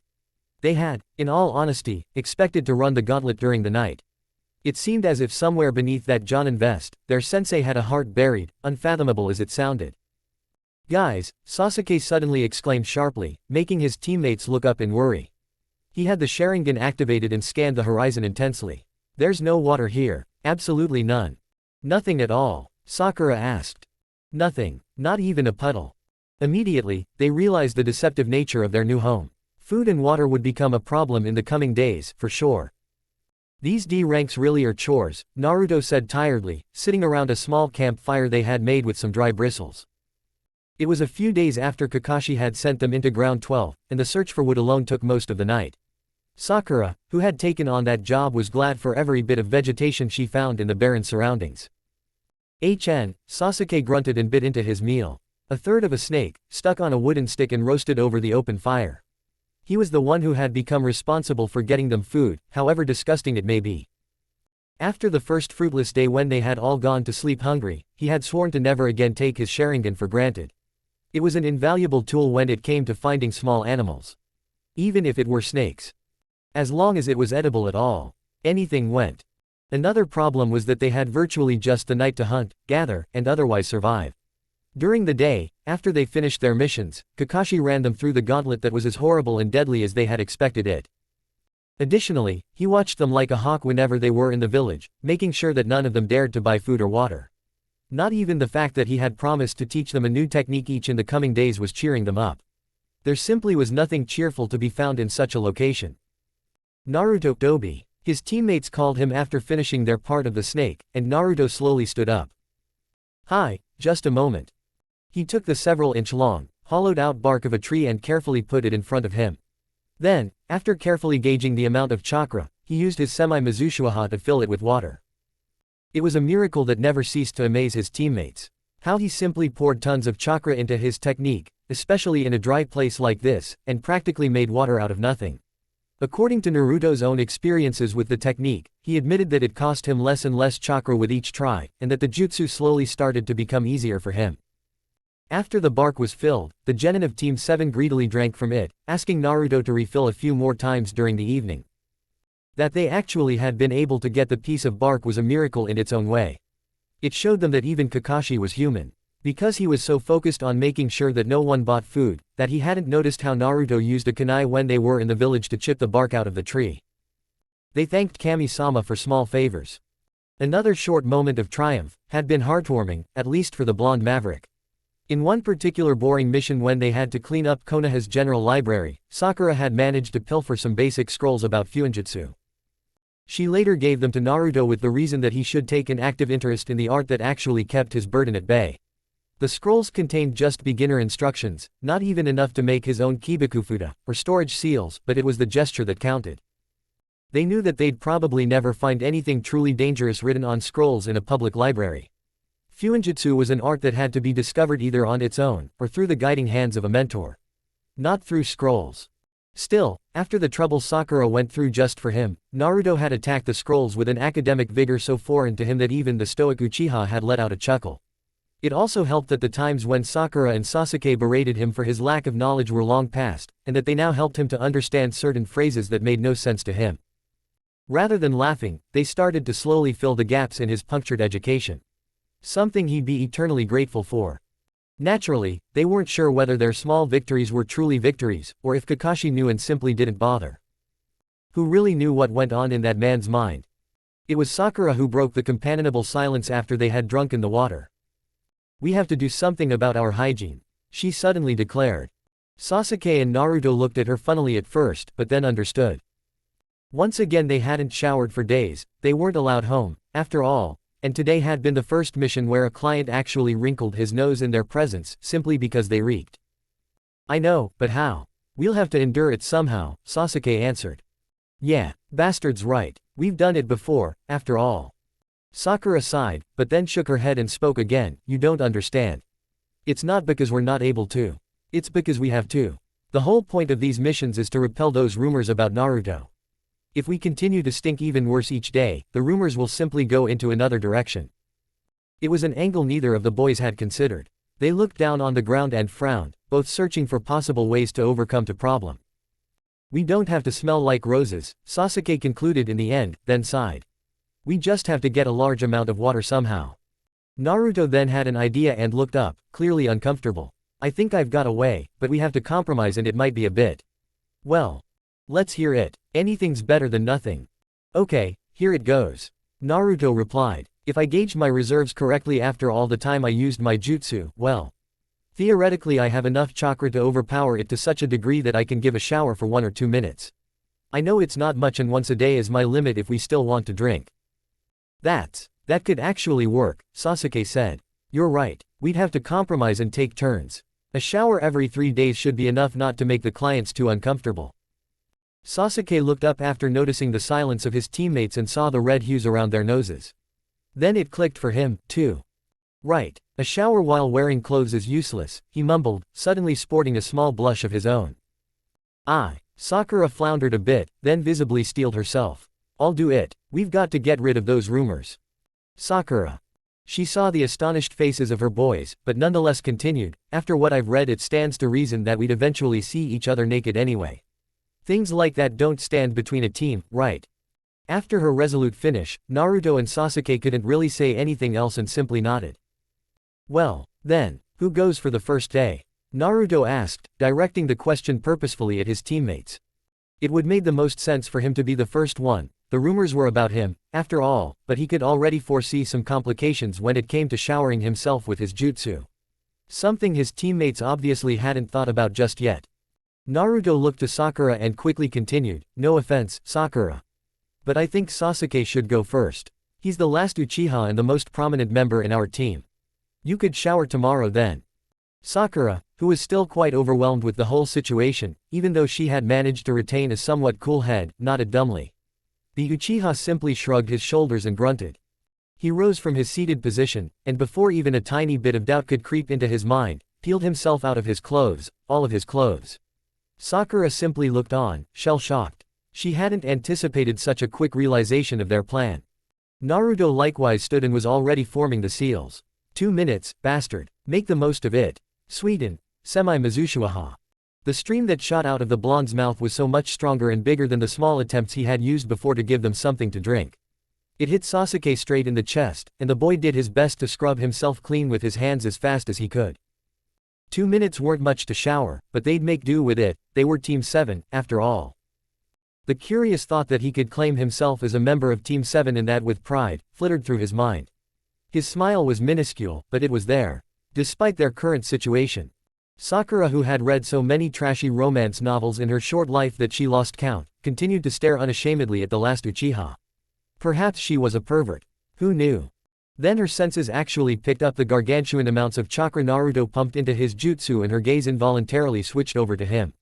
She recoiled in shock. Blue wisps of visible energy were wafting around the blonde, who had a look of utmost concentration plastered across his face. After a minute and a half, Sasuke quickly looked to Naruto and shouted over the noise of the stream, "Dobi.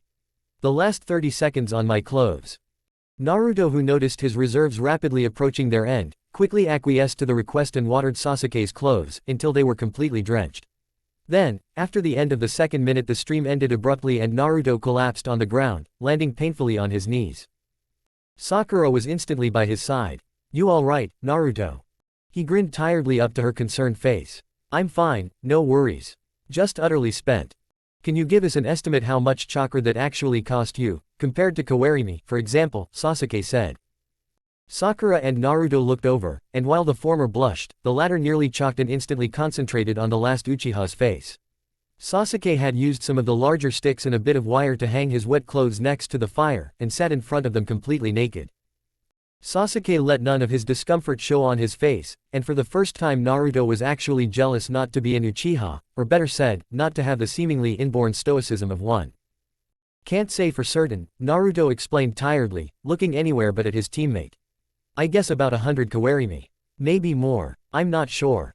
After such an eventful night, it took the trio quite some time until they managed to get some sleep. Something that was repaid brutally by Kakashi's insane training during the next day. 2 days later, a similar situation arose during the night. The day before, Naruto had showered Sakura and her clothes, even managing to hold out for a few precious seconds longer, and it burned itself in their minds just as it had happened during Sasuke's shower. The boys had tried to be gentlemen, but in the end lost the fight against the natural order of life and started to look. Perhaps they could have held out, but Sakura, with a bright, red face, had said that it was okay. After all, she had done the same. And she was tired of the fact that they didn't look at her when they talked afterward.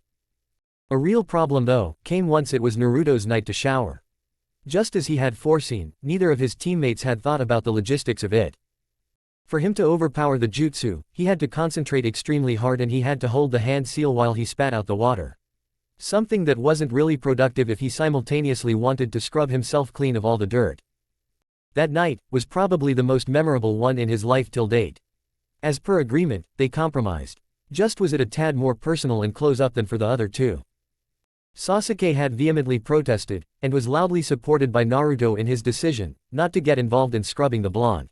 Sakura, however, had more compassion in the fact that Naruto was helping them so much, and wasn't bad looking either, didn't hurt.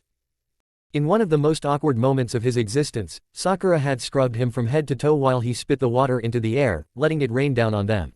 His concentration had wavered something fierce during the 2 minutes, especially because Sakura's soft fingers touched his bare skin. It was a simple fact that he was a teenager, they all were. And as puberty and circumstance demanded from him, he got a boner. It wasn't the first one, definitely, but hell if it wasn't the most mortifying one, as it had poked into Sakura's thigh on accident. They soldiered through in the end, and, after all, something good came out of the whole matter. Never before had they seen Sasuke so thoroughly amused. The carefree laugh of his had been a completely new experience for the other two members of Team 7. Chapter 7, Water the Seed Eye. Roughly 14 days after Kakashi had declared Ground 12 to be their new home, Team 7 could say that they now definitely got a good handle on D ranks, as well as surviving in barren environment. It took a while, but after seeing each other naked regularly for 2 weeks, most shame simply fell off their team, at least regarding nudity in their bodies. The brutal gauntlet the Jonin had them running through was vicious, ended in bloodshed more often than not, and, plainly said, made their lives simply more difficult.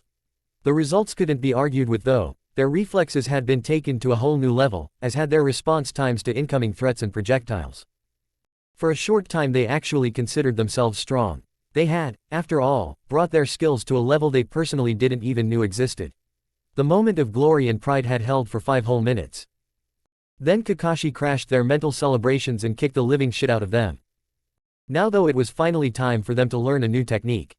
At least that's what their Jonin sensei had told them as he assembled them on the edge of Ground 12. With crossed legs, the members of Team 7 sat on the sandy ground and looked up to the man that had tortured them without abandon in the last few months. Tell me, did you three learn what I wanted to teach you? Kakashi began and made a vague hand gesture toward the 3 genin. Have you understood why I gave you just a single jutsu over the last 6 months? Sakura's eyes lit up and a smile tugged at her lips. It was an easy question. Mastery, she answered, knowing that both her teammates preferred her to field the answer to their sensei's question. Kakashi favored her with an eye smile. Exactly. Although the word mastery might not be the best. Even after 6 months you're far off from becoming masters, he said and tapped his chin. It was an odd gesture, the genin found. Then Kakashi continued, in truth, most shinobi only take the time to truly master a few selected techniques. That alone takes years, mostly. Jiraiya-sama, for example, knows dozens of jutsu, but the one technique he truly refined to perfection is his self-developed Hari-Jizu. The Hitaki regarded them with a stern look. What I wanted you to understand is that even though mastery is rare, you at least have to become somewhat proficient in your techniques. Simply cramming jutsu in your heads won't do you any good. The gloved finger of the man pointed at the blonde of their team. Naruto. How many applications have you found for the semi-Mizushouha, despite its low rank?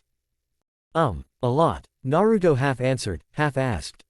Not the most precise answer, but in essence exactly what I wanted to hear. Tell me, have you noticed anything else? Sasuke, who had been a silent observer of their meeting until then, looked up and his right eye twitched. How do you even know our affinities? I learned the Hissen Ikazuchi easier than my clan's Kaden Jutsu. The Dobis got no problems with Suiten Jutsu either. Kakashi smiled enigmatically. I doubt you'll remember, but during one of the Academy's annual health checkups you had to channel chakra into a piece of paper. You probably took it for another annoying test, but your affinities have been on record since then. Doesn't it change though? Sakura asked. I remember Iruka-sensei lecturing us about something similar. Your base affinity is manifested at birth, Kakashi answered. Obviously, we can't check for it right then. Except through very invasive procedures which aren't required too often. The Jonin interrupted his explanation and shot the blonde a veiled glance. He knew very well that Naruto had been one of the very few who got the privilege of such an invasive procedure. His affinity had entered the records exactly 5 hours after his birth. None of the genin missed his glance. They easily connected the dots, and Sasuke as well as Sakura slid up a bit closer to their blonde teammate, even though the Uchiha's movement was less noticeable. Anyway, Kakashi continued, there's more to it than that. Later on in life it's possible to develop secondary, sometimes even tertiary elements through training. It can also happen that your primary affinity changes place with your secondary affinity if you use the second much more than the first. I'd like that, Sasuke admitted quietly. Raiden isn't bad. I like the Hissen Ikazuchi, but I'm more comfortable with my clan's Kaden techniques. He felt the stares of his teammates and sensei, but it didn't bother him. They were mostly curious after all. Sasuke stopped for a second, getting a far-away look in his eyes, but then Visible gathered himself. It's a matter of clan pride for me. Kakashi-sensei, I'd like to master my Kaden affinity from now on. Kakashi could honestly say that he hadn't expected this response. Maybe he should have, but he'd been sure that Sasuke would be happy with any element as long as it brought him closer to defeating his brother. Then again, it was a testament to the boy's recent development that he had made his request in a polite way and with a reasonable argument to boot. It can be arranged if you are certain this is what you want, Kakashi answered after a few moments of contemplation. I plan to give you another Raiden jutsu, but I can just as well teach you a Kaden technique, one that your clan favored, if you want. Naruto interrupted. What about the bastard? Aren't his eyes supposed to be the ultimate jutsu machine? No special ability comes without a price, Naruto. Especially not one as powerful as the Sharingan, Kakashi explained. Sasuke can, theoretically at least, copy any technique that doesn't stem from a bloodline. That, however, doesn't mean the copied technique is going to be as strong as if the original wielder had cast it. Sasuke looked up and asked surprised, really? You didn't know? Kakashi looked incredulously at the last loyal Uchiha. I've had no time to read in the archives since you became our sensei, Sasuke said and shrugged. The Uchiha scripts that can be read without a Sharingan are rather biased. Kakashi was silent for a minute, seemingly lost in thought, then he looked back up and said, for the moment, your main affinity is Raiden. Now, imagine that you copy a strong A-ranked futon jutsu from someone who's mastered his element. You can use it, certainly, but it would either kill you because it takes too much chakra, futon isn't your element after all, or the result would be incredibly weak because you haven't had any training in the element. Kakashi watched Sasuke's expression morph into one of understanding and continued, in return, should you copy a Raiden or a Kaden jutsu, you could use it with great efficiency from the get-go after you've finished your elemental training. So, in plain terms, I can die if I'm not careful with how I use what I copy. Exactly. I hope I made it clear to you in your mock missions that the most important tool for a shinobi is common sense and logic, Kakashi said. That goes doubly for an Uchiha. Believe me, the Sharingan isn't just powerful, it's also very tempting. Nay, what about me then? Naruto asked. Is Suiden any good? Every element has its strengths and weaknesses. You'll find Suiden to be very versatile though, I imagine. It was finally time. It was the time Sakura had waited for since she first saw her teammate make water out of nothing. Instantly, she intervened and asked, what about the requirements though? Suiden users usually need a source of water nearby. Naruto uses his technique all the time, even when there's no water. There's always water around you, at least in some shape or form, the Jonin replied cryptically. Naruto does exactly the same as the Nidaime did. I'll spare you the physics. Suffice to say, it takes a very strong primary affinity for Suiden and ridiculous amounts of chakra. Naruto frowned thoughtfully. So, that's why AD rank technique drains me so much. Indeed. It'll get easier though, you'll see. With each step along the mastery of your primary affinity you'll recognize a noticeable increase in your abilities to use Suiden without a source of water, Kakashi finished his explanation. The Hatake gave them a few minutes to let all the new information settle. He observed them and pondered the direction he was taking his team to. Naruto, with his monstrous reserves, easily replenished by his Biju, and his Suiden affinity could very well become stronger than Senju Tobirama. At the moment, Sasuke still knew more ninjutsu, but he was sure that Naruto would catch up soon. With much more destructive variants than his teammate. It would be the Uzumaki who's going to bring down the thunder when scores of enemies threatened their team, Kakashi knew. His gaze swiveled over to Sasuke. With his Sharingan, his incredible reflexes and his seemingly inborn fighting intuition he was well on his way to become a real monster in close-up, 1-versus-1 combat. Should they ever encounter a single, superior shinobi when Kakashi wasn't with them, Sasuke would be the one to lead the fight.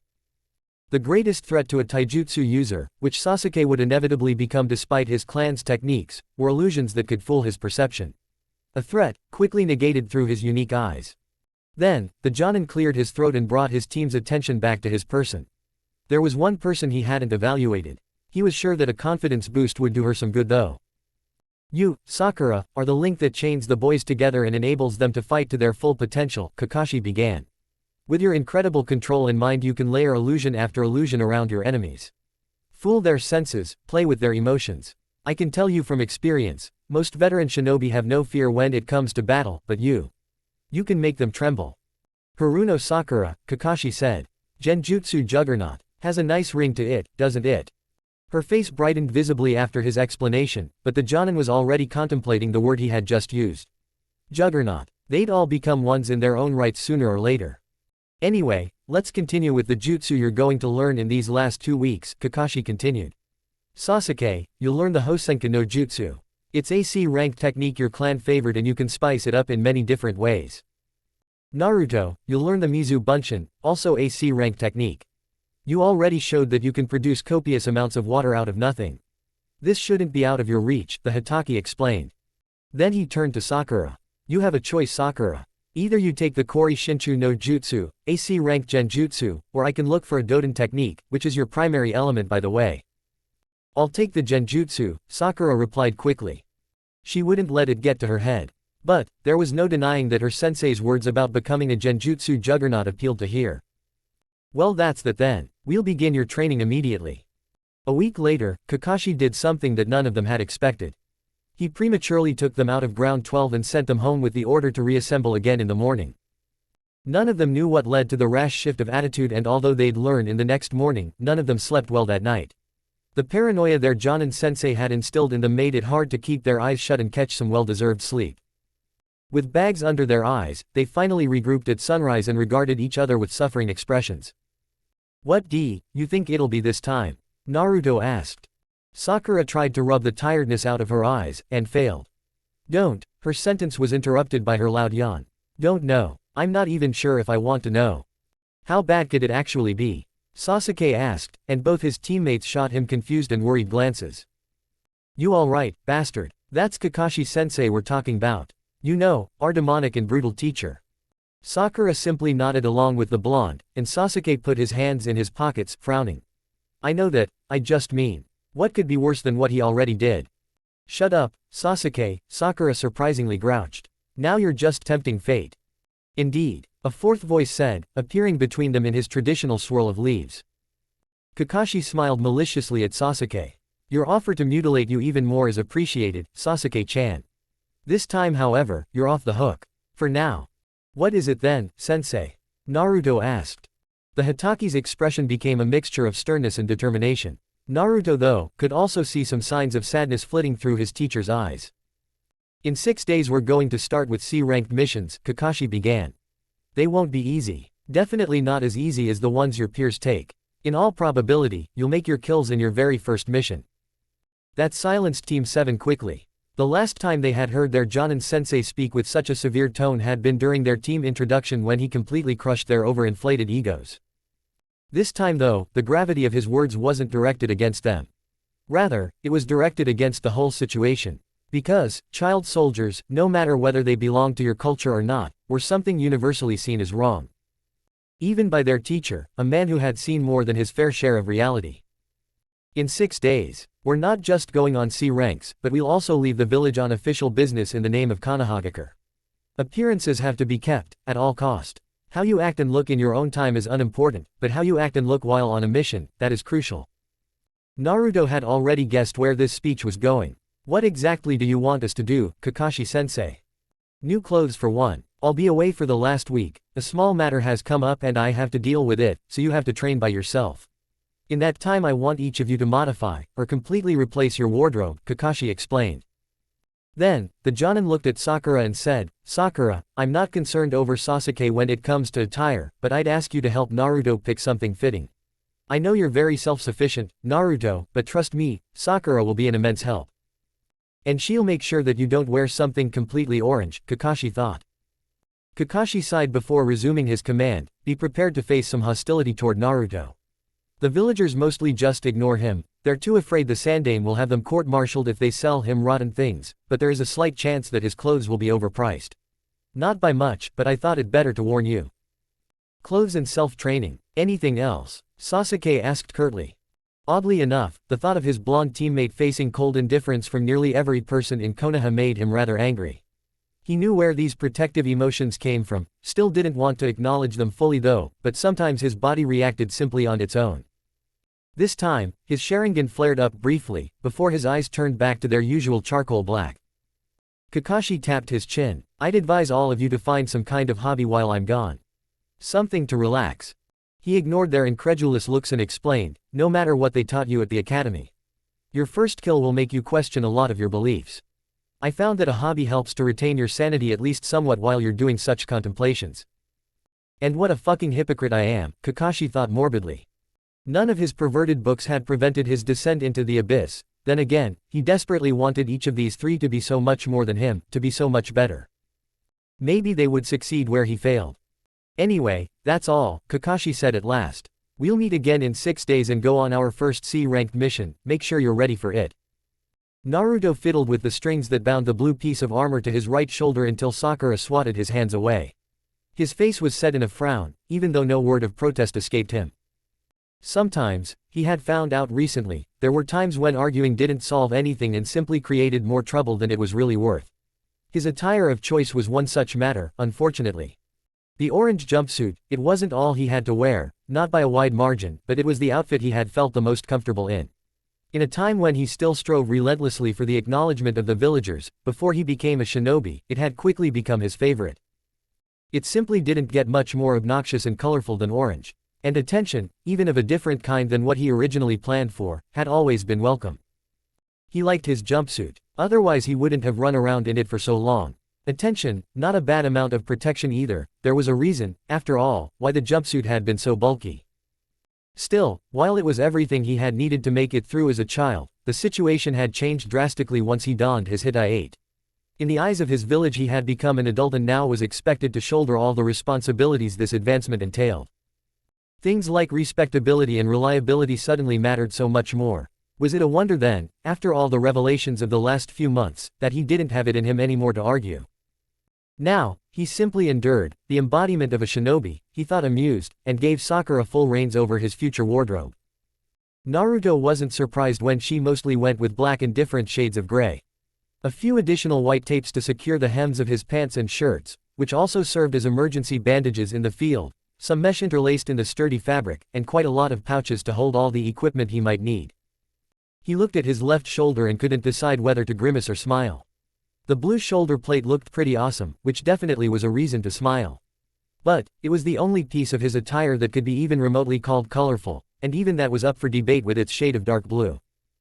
Naruto settled for sighing, which Sakura could interpret as a mixture of both. He didn't understand the hype, not really. If a hostile shinobi was truly dedicated to finding him, then what difference would it make what he wore? After 6 months with Kakashi's sensei, Sakura and Sasuke, he knew that visual inputs could be faked on so many ways. It was, although still important, one of the lesser used ways to hunt for enemies. The hearing for close range, chakra sensing for mid-range, and smell for targets far away. Eyes, Naruto found, were mostly used as supplementary tools in the hunt. Especially when it came to shinobi who knew how to cover their tracks. Then again, Kakashi's speech about attire and Konoha's image made sense. The Jonin would know why he ordered it. After all, Naruto had barely made it to the rank of genin while his sensei appeared to be some verified genius. The single magatama that dangled from his right ear was something that Sasuke came up with, surprisingly. It was made of black jade and would have completely busted Naruto's budget had he paid for it himself. Sasuke simply rattled off some bank account number and wordlessly gave it to him. Naruto tapped his fingers against his belt and grinned. He had long and hard thought about what kind of hobby he'd pursue. Watering flowers out in the field was out of question after all. And to the consternation of his teammates, he simply adopted the hobby of a man he respected above everyone else. A pipe with a long and straight wooden stem hung from his belt. The pouch next to it was filled with some tobacco he had chosen himself. Whether it was good one or not, he couldn't say. He didn't trust the merchant, so he'd simply mark it as an experiment. The Hokage had a terrible sense of fashion when it came to pipes, Naruto found. The weird, curved design of the old man's pipe was atrocious. When he had told Sakura and Sasuke, both still making a big secret about their hobbies, they hadn't been pleased. Well, he easily calmed them down with ration arguments. And wasn't that ironic for a guy like Uzumaki Naruto? In the end, his Biju would heal any damage he received from his new vice. His gaze wandered over to the Uchiha and his lips quirked upward. The lazy bastard had simply walked into his clan's armory, took the damaged armor of his greatest ancestor, a guy named Malaria, or something, and brought it to a capable smith who repaired and fitted it for him. In his opinion, Sasuke still needed to grow a bit into the outfit, but it looked professional and dangerous nonetheless. Most wouldn't pay attention to the detail, but after receiving his own magatama, Naruto easily spotted where Sasuke kept his. It dangled from a thin necklace that was secured beneath the blood-red armor. In comparison to her teammates, Sakura had changed the least out of the three, at least as far as he could see it. Her dress stayed mostly the same, although she was missing the pants she had worn beneath it. What stood out though, was her hair, which had been shortened a bit, not too much, and now was pulled up in a ponytail. The band that safely secured her choice of hairdo was a small leather band with a single magatama used as a clip. Naruto definitely found it interesting that it was Sasuke who brought forth the idea of somewhat declaring their allegiance to their demonic sensei. In the last 6 months they had gone through hell and back, as far as they could perceive it at least, and although they had thought about running away many times, in the end Kakashi did what he had promised them. They became strong. Not the strongest, as their sensei liked to remind them brutally, but so much stronger than they had been before. Naruto didn't know about the other two, but he still sometimes felt like he was dreaming when he compared his current level of skill with that of his younger self from 6 months ago. Never in his wildest dreams had he imagined such a dramatic increase was possible. It was though, and their Jonin sensei had been the one to pull it out, kicking and screaming. Despite everything that happened, he had come to like his teacher. Naruto was sure his teammates felt the same. They had decided to honor him somehow, and then Sasuke came up with the idea of 3 Magatamas, each symbolizing one of the 3 Tomo in their sensei's fully matured Sharingan. Not many would understand what the Magatamas stood for, but that was fine. They only ones who needed to know, already knew it. And Kakashi, well the guy was the premier master of looking underneath the underneath. He would find out, eventually. Birds chirped cheerfully, the hustling and bustling on the streets below echoed through the opened windows, and the soft rustling of Konoha's mighty trees reached the Hokage's ears. Sarutobi smiled and lit his pipe with a small flame from his index finger. Soon, the soothing scent of his favorite tobacco wafted through the office. He smiled some more. The day had started like any other for the Hokage. He had completed his daily workout regime as soon as the Sarutobi clan's retainer woke him. Then he went straight to his office, and through sheer will, determination and perseverance, he even managed to finish a lion's share of his daily paperwork. That was the reason why he now stood in the mission office, rather lounging than standing, really, and amused himself with the distraught faces of freshly minted genin who abhorred D-ranked missions. Uruka sat on a table next to him and shuffled through a few papers and mission scrolls. The poor Chunin had an outstanding percentage of completed missions ranging from D-ranked to B-ranked, even 2 A-ranked missions could be found in his files. Still, he never got a pause. People like him, who basically embodied the Hai no Ishi, were hard to come by. The Hokage was more than happy that he had such a dependable, and most of all, incorruptible shinobi spearheading his administration. At least for the next few weeks until it was once again the time for a new class of students to be educated. Sarutobi glanced at a calendar on Uruka's table. He hadn't forgotten Kakashi's dangerous gamble, how could he? The man was an elite jonin of his village after all. When the door to the room opened again though and a new team was ushered in by his secretary, the crooked stem of his pipe nearly slipped out of his mouth. With his supreme experience and reflexes, the Hokage managed to bite down and anchor the pipe securely in his mouth. The short expression of surprise wasn't visible on his aged face for longer than a split second. Team 7 had come back. What in Kami-sama's name? A short look to his favorite administrative Chunin showed him that the man wasn't as adept at disguising his surprise.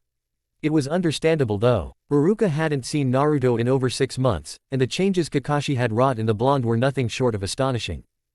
Now, standing at a respectable height and moving with a surprising grace, Naruto showed himself to be, once again, the most unpredictable shinobi in his forces. The blue shoulder plate gleamed in the light of the office, clashing a bit with the tanned skin of the blonde. I see that you finished your 6 months of training, Sarutobi said and offered each genin a warm smile while secretly observing them. He nearly choked on his spit when he saw the heir of the Uchiha clan. Sarutobi had been very young when he met Madara, but he would never be able to forget the blood-red armor the man had favored. The same armor that now shielded Uchiha Sasuke from attacks, as fitting as it might seem, it also disturbed him to a certain degree. The Hokage tipped his hat slightly as he saw a knowing glint in Sasuke's eyes. The boy knew exactly what kind of memories the armor had evoked. Cheeky brat. He looked toward the Haruno and was glad to see that the girl had made her usual wardrobe more efficient. It definitely pleased him to see the well-hidden senbon and knives nearly everywhere on her body. Most genin, even a few Chunin would never notice them before it was too late. Then, at last, he looked back to Kakashi and nearly did a double take. The man hadn't really changed, outwardly, but there was something off about him. Something, the Hokage was sure, hadn't been there before. He closed his eyes for a moment and directed all his senses toward the Jonin, nearly recoiling when the information came back to him. The man still had his slouching posture, still looked just as lazy as ever. But his chakra was a completely different story. It was more refined, more dangerous. Now more than ever, the Yondaime student felt like a weapon of mass destruction. It seemed that Kakashi hadn't just tortured his students, but had also put himself through a new training regime, a regime that gave him back the edge he had lost after the Third War ended. That and more. Yes, Hokage-sama. Team 7 is more than ready to receive a C-ranked mission, Kakashi replied. Boruto looked like he wanted to say something, but the Chunin obviously bit his tongue and kept it to himself. If an elite Jonin like Kakashi and the Sandaime Hokage endorsed a C-ranked mission for Team 7, who was he to argue? Still, Boruto worried about the three genin. Not too long ago they had been his charges. He shook his head and got rid of those thoughts. They were shinobi now, proud soldiers of the leaf. Very well, Sarutobi said and went over to the large stack of scrolls. He pulled out one from the C-ranked shelf. This should promise to be a good one. What is it, Hokage-sama? Sarutobi smiled. The Merchant Guild of Aigyu Tokai has asked for a 2-week-long surveillance of their most used trade route. Follow the road and do occasional sweeps of 5 miles into every direction. That should satisfy the mission contract. Kakashi nodded and quickly signed his name on the mission board. This C rank was now, officially, theirs to handle. He glanced at his team and gave them an eye smile, before turning back to the Hokage who still indulged in his tobacco. By your leave, Hokage-sama. Sarutobi nodded, and watched as Team 7 walked out of the office in an orderly fashion. As soon as the door closed however, his smile changed from a joyous upturned one into a grim, thin line.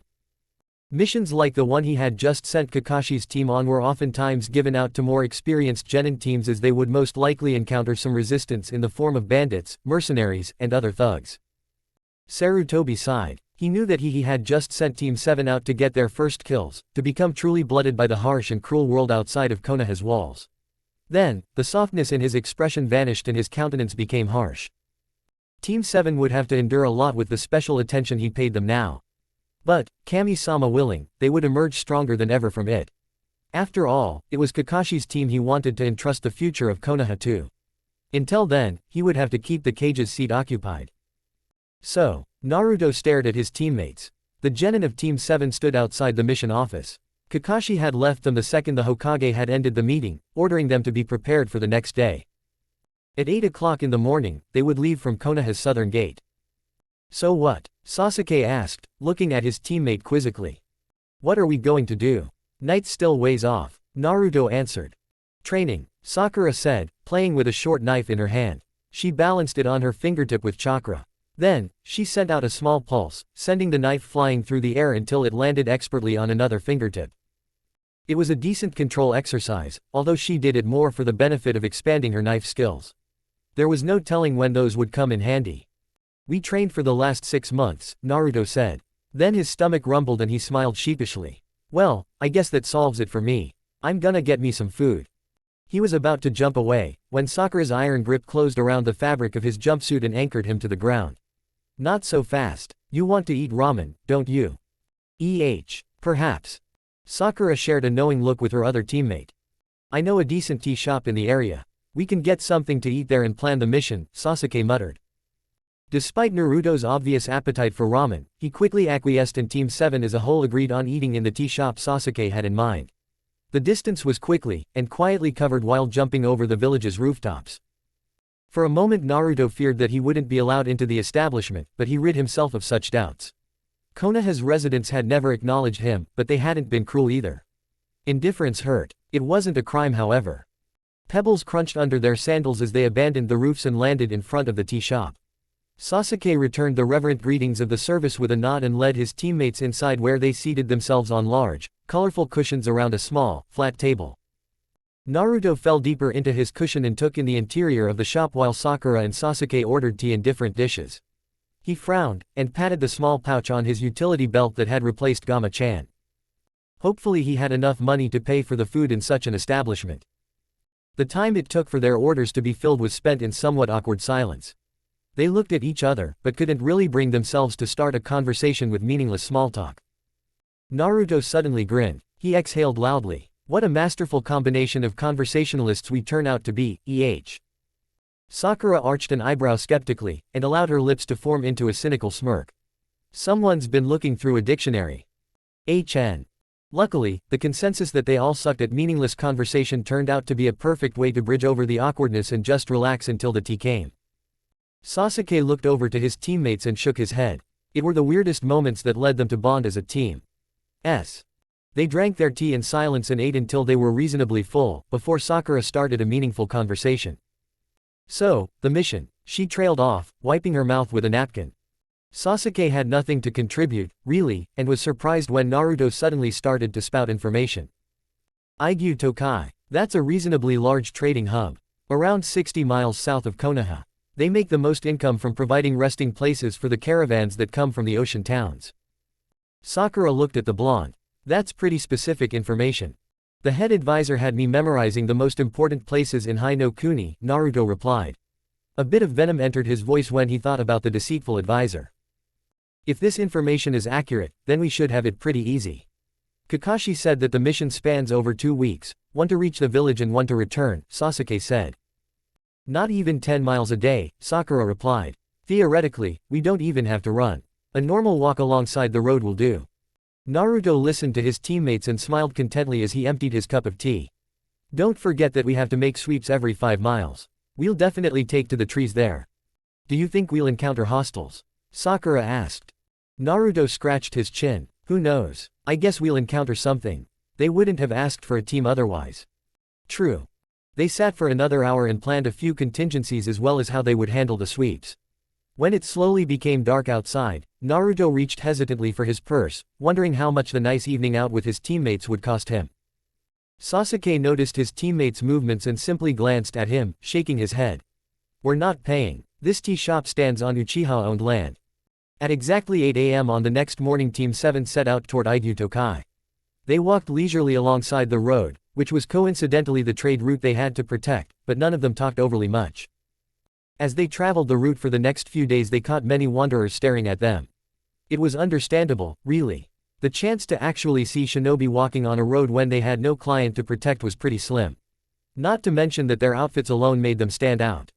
Team 7 though paid those stares no mind and took the slow march as a very welcomed vacation, one that even their evil sensei wouldn't deny them. To further their level of relaxation, they also had the luck that it had rained in the area. Every 6 miles, Naruto easily managed to create 2 Mizu Bunshin and sent them to sweep the area. During the evenings, after Sakura successfully cooked and seasoned whatever Sasuke had hunted, Team 7 listened to their sensei as he regaled them with stories from his missions during the war and after. It was curious. Kakashi seldom gave them direct advice, rather, he told them a story and let them reason it through on their own. Along the line, seeing a part of the Jonin's mask form into a satisfied smile, had become important to the genin. Somehow. Kakashi was still an evil bastard, that, each of them agreed on. It wasn't as if the Hitaki denied it. In fact, he relished in the view his genin had of him as it provided a never-ending source of entertainment. On their 4th day, Team 7 came upon a sight that made all thoughts about vacation redundant. Their eyes widened as they took in the toppled food cart on the road. Dozens of arrows were sticking in its wooden rails, and a few throwing knives were lying in the mud. There was no trace of the owner. Kakashi-sensei? Sakura asked. The 3 genin stood at attention and awaited their orders just as he had drilled it into their heads. Naruto, Sasuke, secure the perimeter, be careful and don't damage the trails, Kakashi ordered.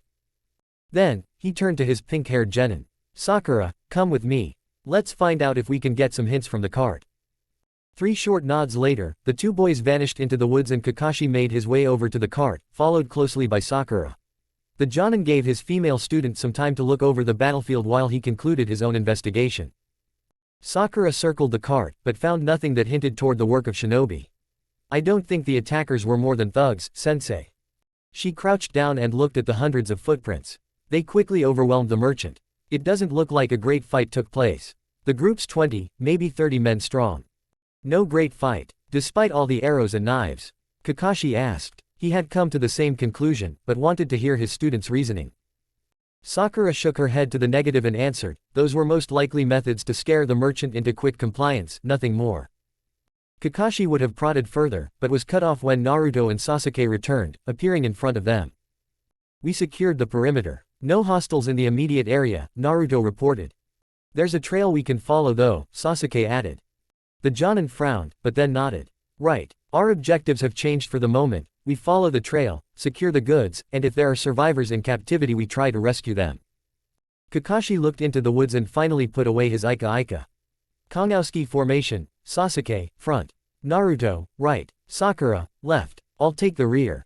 The instructions were answered with an unified hi from his genin, and within seconds Team 7 vanished into the forest. They followed the rather obvious trails in silence. Until, after approximately 5 hours, they came to halt on a thick branch several dozen feet away from a small encampment. "Those are our targets. Any plans?" Kakashi asked, crouching next to his students. Sasuke, who was completely shrouded in shadows standing next to the large tree trunk, answered, "We need to know if the merchant's still alive." "And how do you plan on getting that knowledge?" The Uchiha frowned. "We sneak in, kill the guards and search the tents." "That's a possibility," Kakashi said, then looked at each member of his team. "If we do this, then those will be your first kills. Whatever happens, don't freeze. You can be sick after we cleaned up." They looked a bit squeamish, even Sasuke, but they would have to kill sooner or later. Kakashi had told them that early on. "Go," he whispered fiercely. The plan was sound, and 2 minutes later, 3 small shadows crept through the night, unseen by the guards until their throats were cleanly slit. It was the first kill for each of them, but as their sensei had said, being sick had to come later.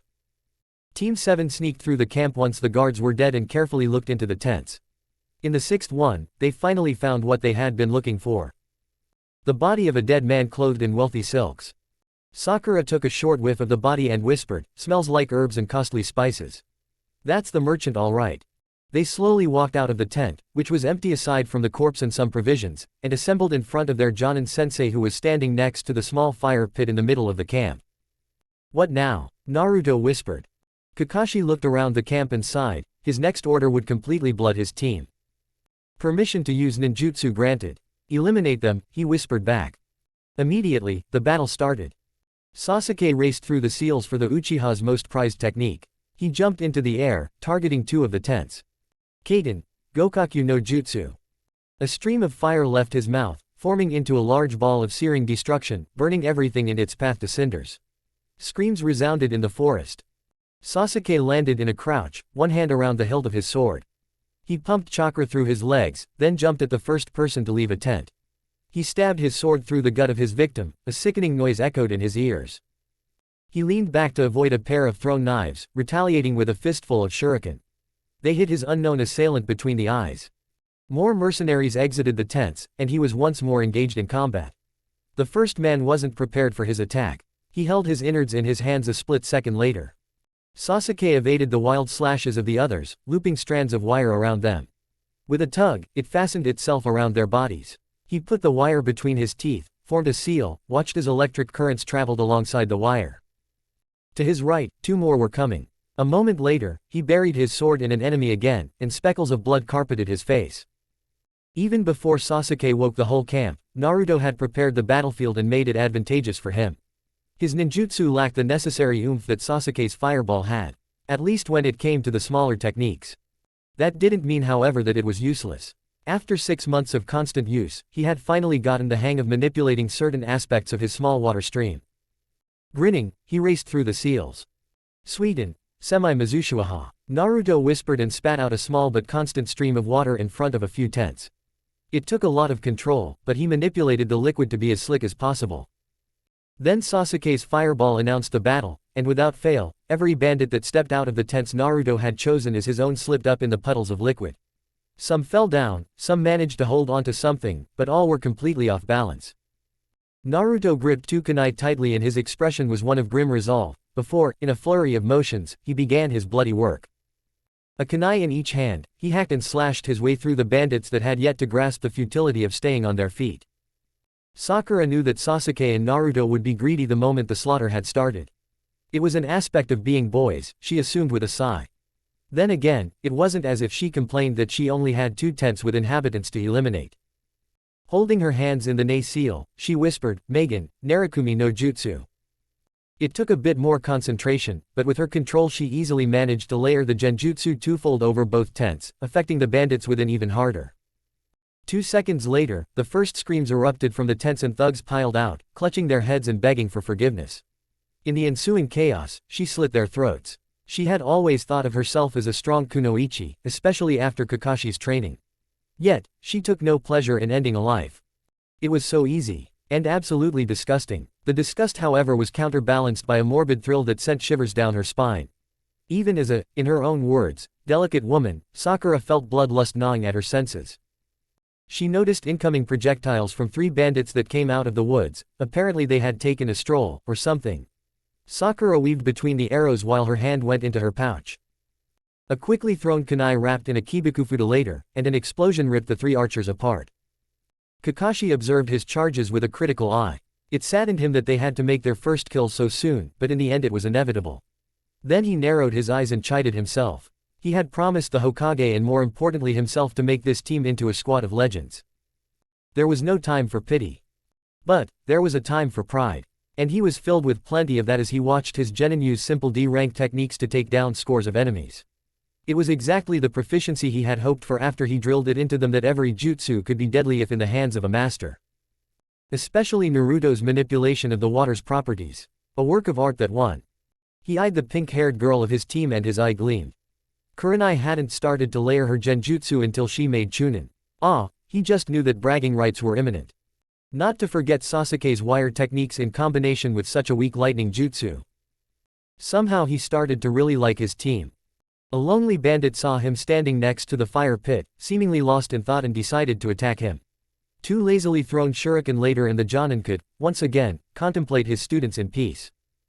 Well, as peaceful as standing in a river of blood could be.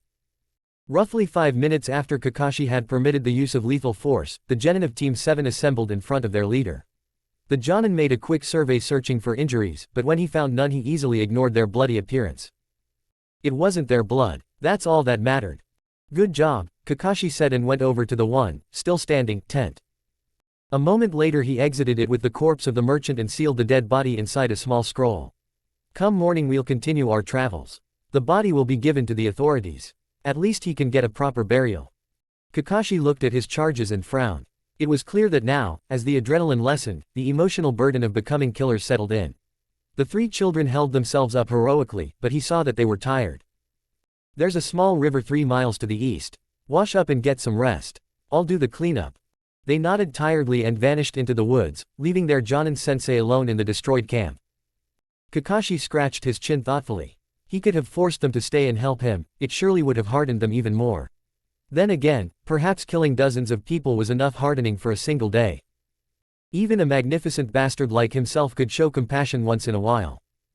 He produced 3 cage bunchen and threw the 34 thugs his team had slaughtered into one large pile.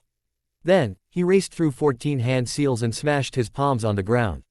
His effort was rewarded with a foreboding rumbling beneath his feet, and soon the whole camp, corpses included, was swallowed up by Mother Earth. The sound of retching and the rancid smell of puke permeated the surrounding area of the river where the genin of Team 7 temporarily tried to get their bearings. It hadn't taken longer than a few seconds after they arrived, before both Sakura and Naruto became so sick that they threw up. Naruto looked over to his pink-haired teammate, a grimace of pain, self-doubt and disgust plastered over his face. He crawled over to her after he was sure that he had chucked up the last bits of his breakfast and gentle held her ponytail out of the way. The girl looked terrible. He didn't give a shit about her looks though, only her pain mattered at the moment. Tears leaked out of her eyes by the buckets, her own stomach contents were randomly splattered over her dress, she was drenched in blood and her nose was running. Sakura, who had been so accepting of his burden. This was no simple crush anymore. He loved her, in some way at least. Whether as a sister or as a romantic interest, he didn't know. All he knew was that she needed him now. He quickly gathered her up in his arms, feeling her chest heave with each sob that escaped her. Shish, Sakura. It'll be okay. You'll see, he whispered into her ear, and continued to whisper other whimsical things while rocking her gently. Then his eyes fell on the Uchiha on their team and he definitely didn't like what he saw. Sasuke sat in the grass, looking completely lost. His face was so drenched in blood that Naruto only saw the eyes, still in their Sharingan form. Naruto concentrated a bit more and saw that in Sasuke's left eye, a second tomo had been added to the black wheel. Under different circumstances this would have been something to celebrate with his teammates. Crap, Naruto thought and cursed furiously in his mind.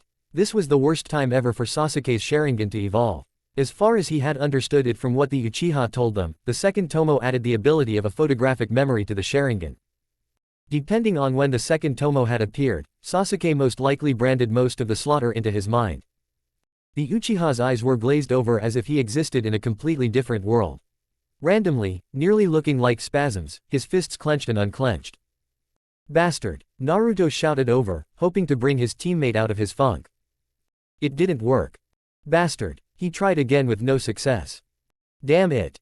Sakura, can you hear me? Naruto asked gently, once again whispering into the pink-haired girl's ear. Hi, Sakura answered, visibly trying and failing to gather herself. We have to help the bastard, Naruto explained quietly. He's in some kind of personal hell. His Sharingan evolved during the fight. You mean? Sakura asked, despite her own state quickly connecting the dots.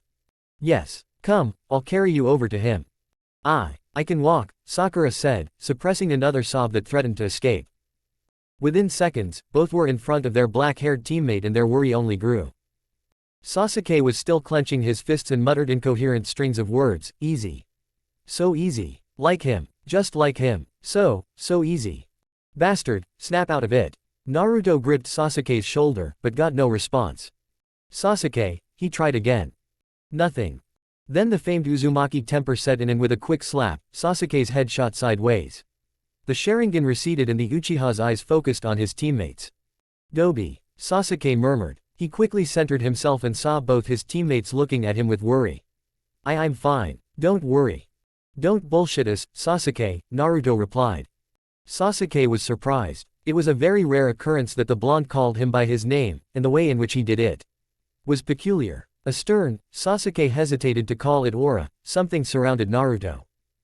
You heard me? Naruto asked, ripping Sasuke away from his contemplations.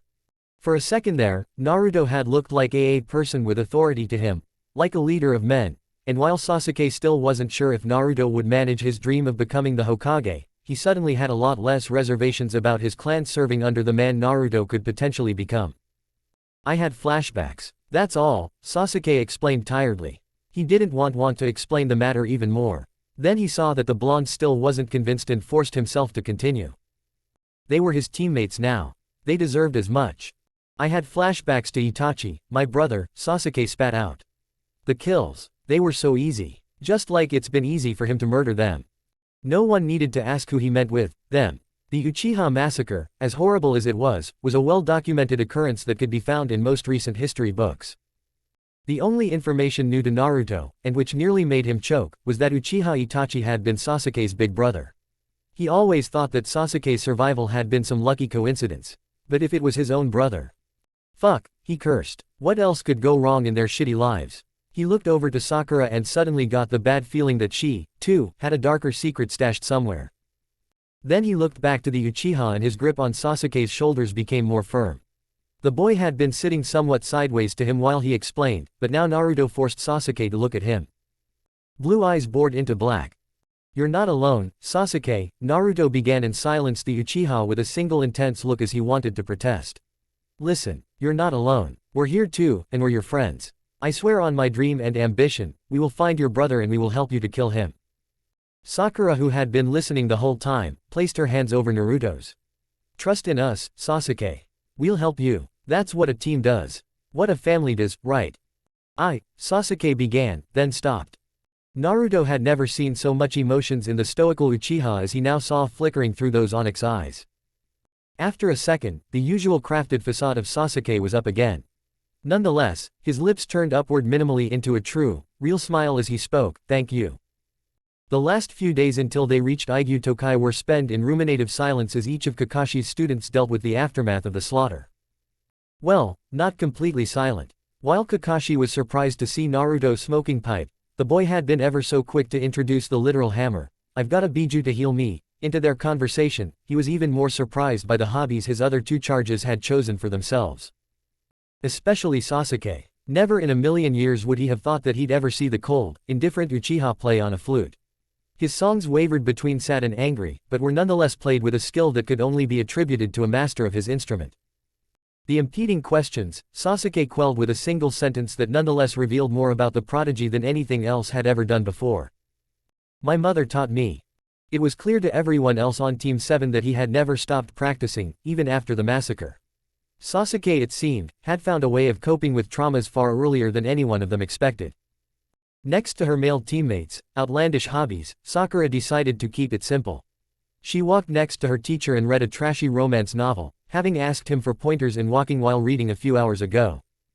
From time to time she stumbled a bit, but it seemed as if she got better quite quickly. On the 8th day of their official mission, they arrived at the local merchants' guild and gave them a short summary of what happened as well as the unsealed remains of their kinsman and fellow trader.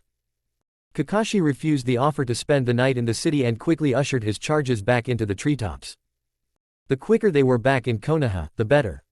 Chapter 8, Water the Seed 2. Tatsu, Tora, Naruto sped through the necessary seal sequence for his next jutsu.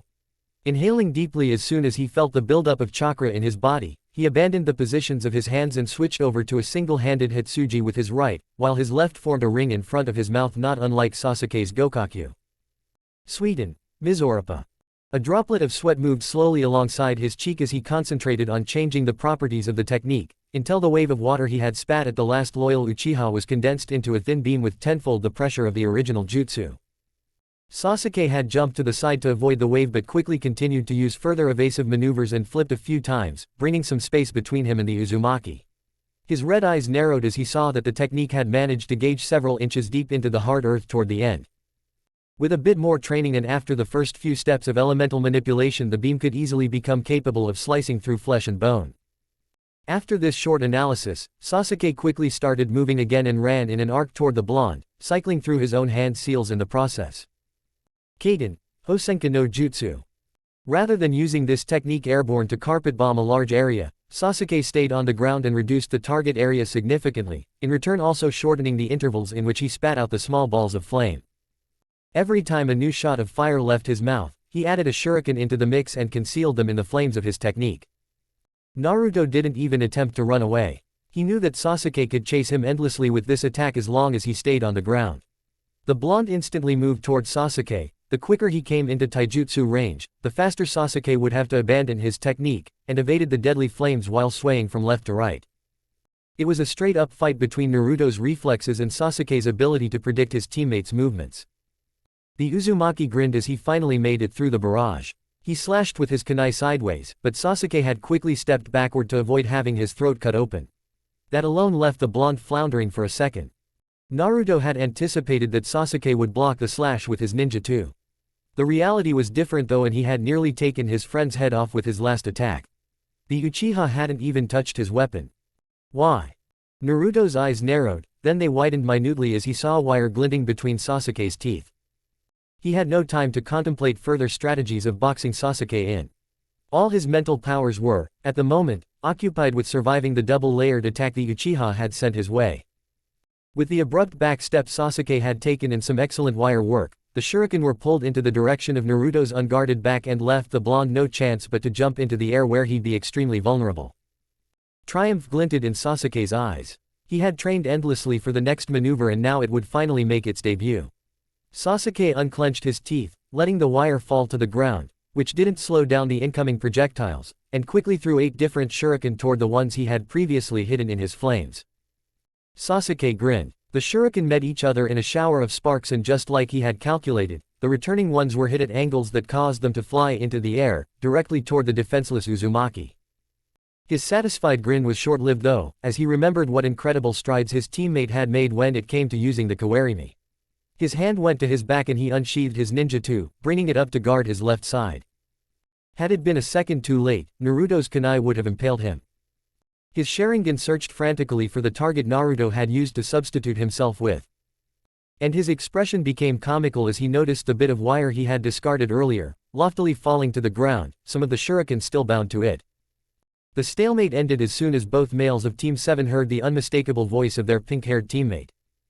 Doden, Shinju Zanshu no Jutsu. Naruto and Sasuke jumped apart, just as Sakura's hands broke through the ground. Damn, she grouched as she heaved herself out of the earth.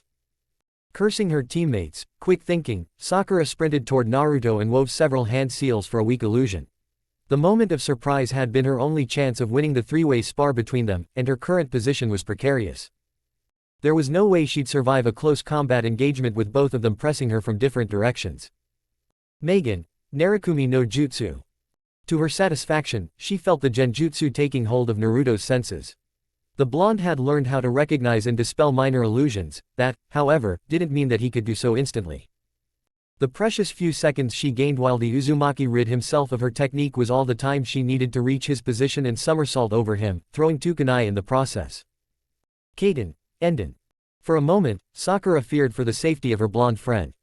Sasuke had been right behind her as she raced toward Naruto, and if the searing hot stream of fire hit its target. Nothing but a well and truly cooked genin would remain.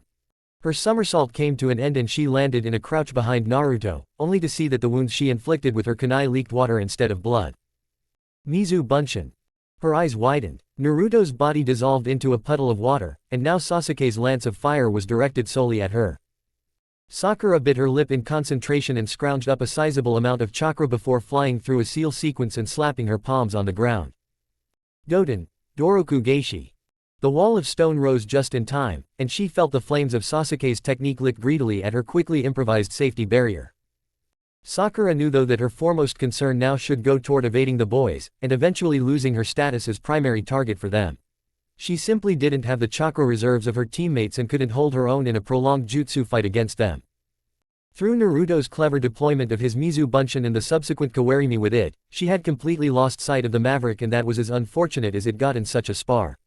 A tactical retreat was in order, if possible before Sasuke and Naruto went after her again.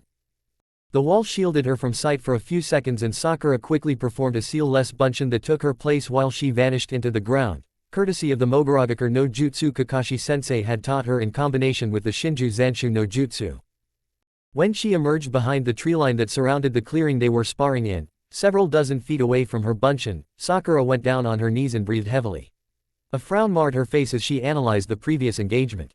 She would definitely have to think of different strategies to surprise her teammates, as well as creating more room for escape maneuvers.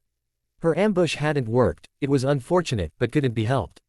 The fact that she had to use up nearly all of her chakra just to escape major injuries afterward. That irked her something fierce though. Sakura moved a bit to the left and peeked around the tree. The second her chakra had stopped to sustain the stone wall, Sasuke's ninja to cut through her Bunshin and unraveled the E-rank genjutsu. Naruto chose exactly that moment to substitute himself with one of the kunai Sakura had previously thrown at his Mizu Bunshin and now entangled Sasuke in a fierce bout of taijutsu that forced the Uchiha to momentarily abandon his weapon. A harsh kick broke through the blonde's guard and sent him flying a few feet away. Sakura had to admire the relentlessness of Naruto though. Even injured and airborne, the Uzumaki managed to speed through a quick set of seals. His goal became clear a split second later, as a Mizu Bunshin, the second one during this spar, rose from the puddle the first one had left behind. Immediately it continued to prevent the Uchiha from using any ninjutsu, or picking up his weapon. The Mizu Bunshin didn't hold up long against the prodigal genin, but it bought enough time for the original Naruto to rejoin the fight. Sitting on a branch and observing the spar of Team 7 was Kakashi, his Sharingan uncovered to spot even the most minuscule mistakes his cute little charges made. He inwardly patted himself on the shoulder as he watched them duke it out in the clearing of Ground 18. After their first C-ranked mission 2 months ago, he had been quick to accelerate their competence in the ninjutsu department. It was a simple, yet effective deal he had hashed out with his genin. For each C rank they completed to his satisfaction he had promised to teach them a new technique, regardless whether it was genjutsu, ninjutsu, or another esoteric shinobi discipline. It motivated them, made them eager even, to take new missions. Something which actually had been a bit of a problem after the slaughter of bandits they had lived through during their first one. Another bonus point was that it gave him ample possibility to further mold and direct them into certain ways concerning their individual skill sets. The majority of his offerings were, of course, usable ninjutsu and genjutsu. Nonetheless, he had also given them instructions on different aspects of the shinobi life. After their third C rank, a quaint delivery mission to a Tofika guy, for example, he had given Naruto the necessary instructions to finally produce his own storage scrolls. They had really believed he didn't notice Sakura pilfering a few basic Fuinjutsu scrolls during their D-rank mission time. A bit naive, but as genin they couldn't help it, he supposed. For other Jonin sensei, giving out techniques at such a rapid pace would be a problem. He, however, was Sharingan no Kakashi, an elite Jonin who had copied over 1,000 jutsu. His fountain of new things to teach was far away from running dry anytime soon. Ascending the stairs toward the Hokage's office, Naruto felt somewhat giddy as he thought about the prospect of another mission. The last one had been a week ago, and the surprising summon from the Sandame made him believe that this time Team 7 could actually net a B rank. It certainly was unusual that the Hokage had asked explicitly for them, a squad of mere genin. I wonder what Sarutobi-ji wants from us, Naruto mused and chewed on the stem of his pipe in silent contemplation. His teammates were walking next to him with equal looks of thoughtfulness visible on their faces. He exhaled slowly, gradually releasing intoxicating plumes of smoke that wafted through the air. As soon as Kakashi-sensei, who had been walking in front of them, stepped through the office entrance. Naruto heard the elite Jonin's grave voice, Team 7 reporting in as requested, Hokage-sama. Naruto noticed the severity in the man's usual jovial tone, as did the rest of the team. Their Jonin-sensei hadn't missed the peculiar nature of the summon either, it seemed. Team 7's steps on the wooden floor were barely audible as they slid up next to him and stood in line, ready to receive their orders. The solemn expression Naruto's surrogate grandfather wore was instantly replaced when he noticed the arrival of Team 7. It morphed into a steely one, and that, more than anything else, really convinced the blonde maverick. Whatever had forced the Hokage's hand to summon them, it wasn't a light matter. You're here, good. Your next mission is classified as AB rank, possible A rank, Sarutobi began. Naruto's eyebrows rose. Possibly A ranked. He observed his wizened leader and found that the man looked more angry with the situation than anything else. 3 days ago, Team 10 under the leadership of Sarutobi Asuma left the village to escort a bridge builder to Nami no Kuni, the Hokage explained. As it stands, they encountered a pair of Nukenin, called the Demon Brothers. The gray eyes of the Sandame narrowed in obvious displeasure as he continued. Despite the fact that their client obviously lied about the parameters, Sarutobi Asuma and Team 10 continued with their mission, but asked for backup. With a quick motion, the Hokage threw a scroll at them, which was snatched out of the air by Kakashi. The details of your mission are in the scroll. Dismissed. Naruto knew that he probably wasn't meant to hear it, but his sensitive ears picked up a few mumbled words from his leader as they filed out of the room. Go and save my foolish offspring and his team. Outside of the Hokage Tower, Team 7 waited for their Jonin-sensei to read the mission scroll. Kakashi himself was shaking his head minutely as he skimmed over the black ink written on the parchment. The repercussions would be high once Asuma and his team made it back in one piece, he knew. Changes in mission parameters weren't unusual, generally accepted even in most cases, but those rules only applied to teams consisting of Chunin and Jonin. To simply bullhead his way through a mission where the next enemy was guaranteed to be a shinobi of a higher caliber was simply asking for disaster to strike if you simultaneously had to protect a team of inexperienced genin. Your instructions, Kakashi-sensei? Sakura asked after seeing that the elite Jonin had put the scroll in one of the many pockets on his vest. We're going to follow Team 10's trail and then support them in order to complete the original mission. The chance that we encounter hostile shinobi is high, so be prepared, Kakashi answered her question. For how long do we have to pack? Naruto asked. Kakashi looked toward the sky for a moment before he turned back to his blonde student and answered, it's unclear if the count of enemies is the only parameter that's changed. Pack for 2 weeks at least. Better yet, make it a month. We're meeting up at the main gate in 1 hour. The Jonin made sure that his charges had understood his instructions and then used the Shunshin to make his own preparations. As Kakashi walked through his apartment and gathered every necessary tool to kill someone he could find, the chain in his psyche that normally leashed his anger came loose for a second, and unbridled rage mixed with grim determination flashed through his lone eye. If the mission was truly going to escalate into the A ranking, he'd make damn sure that none of his genin were going to die. His gaze swiveled over to the old armor he had worn during his years in Anbu. Kakashi shook his head. He wouldn't wear the armor again, he had promised that to himself the moment he quit the Black Ops. Then he hesitated. Not the whole armor, never again. But perhaps. Kakashi lifted the 2 armed guards from the shelf and stared at them for several minutes, replaying the horrors of his time in service to the village in his mind. Shedding the last bit of hesitation, he put them on his arms and fastened them. They fit just as good as they had done back then, he mused. His eye examined the various inscribed symbols on them. Fuinjutsu, the personal modifications he had made over the years, the same art he now tried to impart on one of his genin. And why shouldn't he? His own sensei had been one of the most accomplished masters of Fuinjutsu to ever wander the elemental nations. Kakashi's prowess wasn't even close to being comparable, but he had picked up his fair share of knowledge. He walked away from the shelf and continued to pack everything else that he could possibly need on the mission. The bracers never left his arms. The genin of Team 7 abandoned the roofs as soon as they were only seconds away from Naruto's apartment. It was the closest place to the training grounds they heavily frequented, and most of the time, after Kakashi drilled them for hours on end, neither Sakura nor Sasuke had the strength to walk any further toward their own homes. Thus the small 2-room apartment, while being a bit cramped with all 3 of them, became the place they met, ate, and sometimes even slept.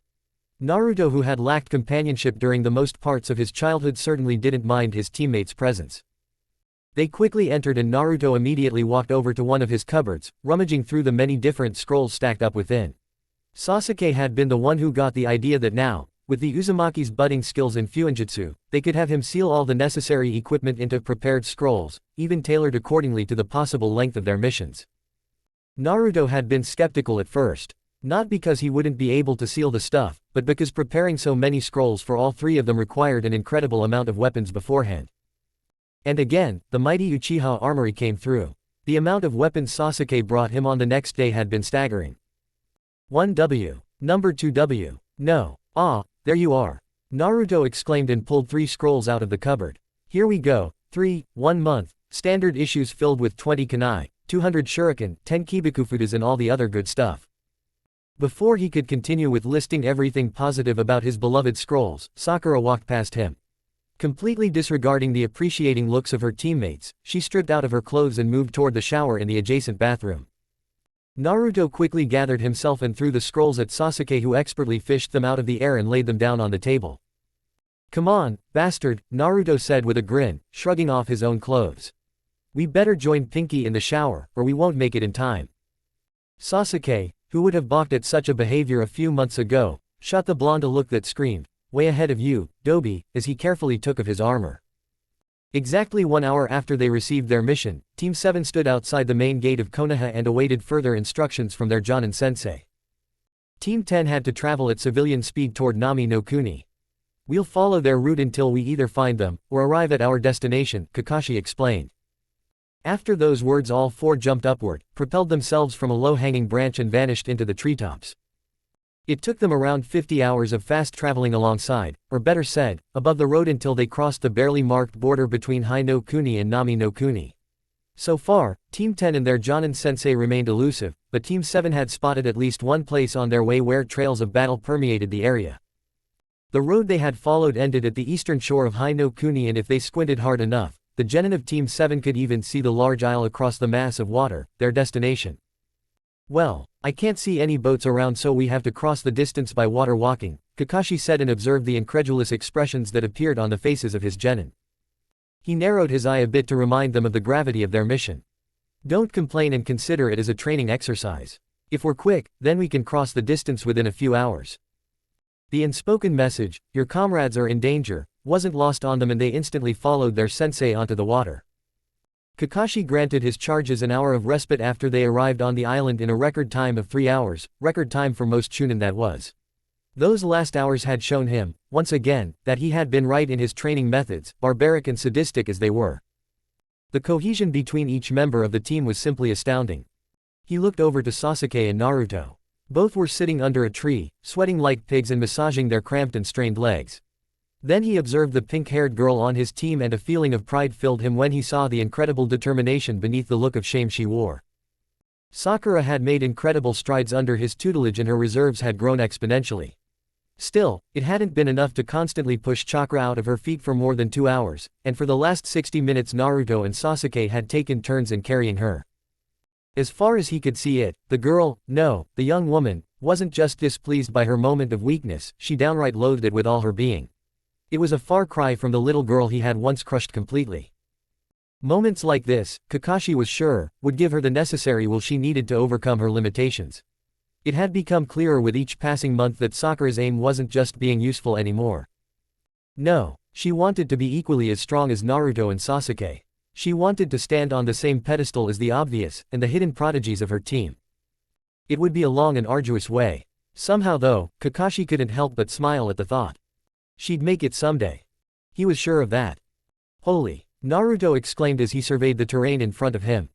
The damage that had been done to this place was extensive enough that he could easily place the skills of their possible opponents at Jonin level. The small clearing next to the river was littered with shuriken, kunai and even 3 fuma shuriken. Sakura was crouching next to the blonde and whispered, "The amount of chakra saturating the air is incredible." "My thoughts exactly," commented Kakashi. "Sasuke, use your Sharingan and tell me what you see." Charcoal black morphed into blood red with 2 tomo in each eye. "I see blue wisps of chakra," Sasuke replied. "Isn't that just normal chakra?" "No, normal chakra would be dark gray. I've seen blue before, when I sparred with you, Dobi," Sasuke explained. "Never this much though, and the fight must have been days ago. Our opponents are definitely proficient at Sweden." "Orders?" Sakura asked. "Sasuke, secure the perimeter. Sakura, Naruto, you're with me," Let's see if we can find something, Kakashi commanded. As Sasuke vanished into the woods, Naruto kneed on the ground and carefully plucked a shuriken out of the dirt. He inspected it from all possible angles before taking another one.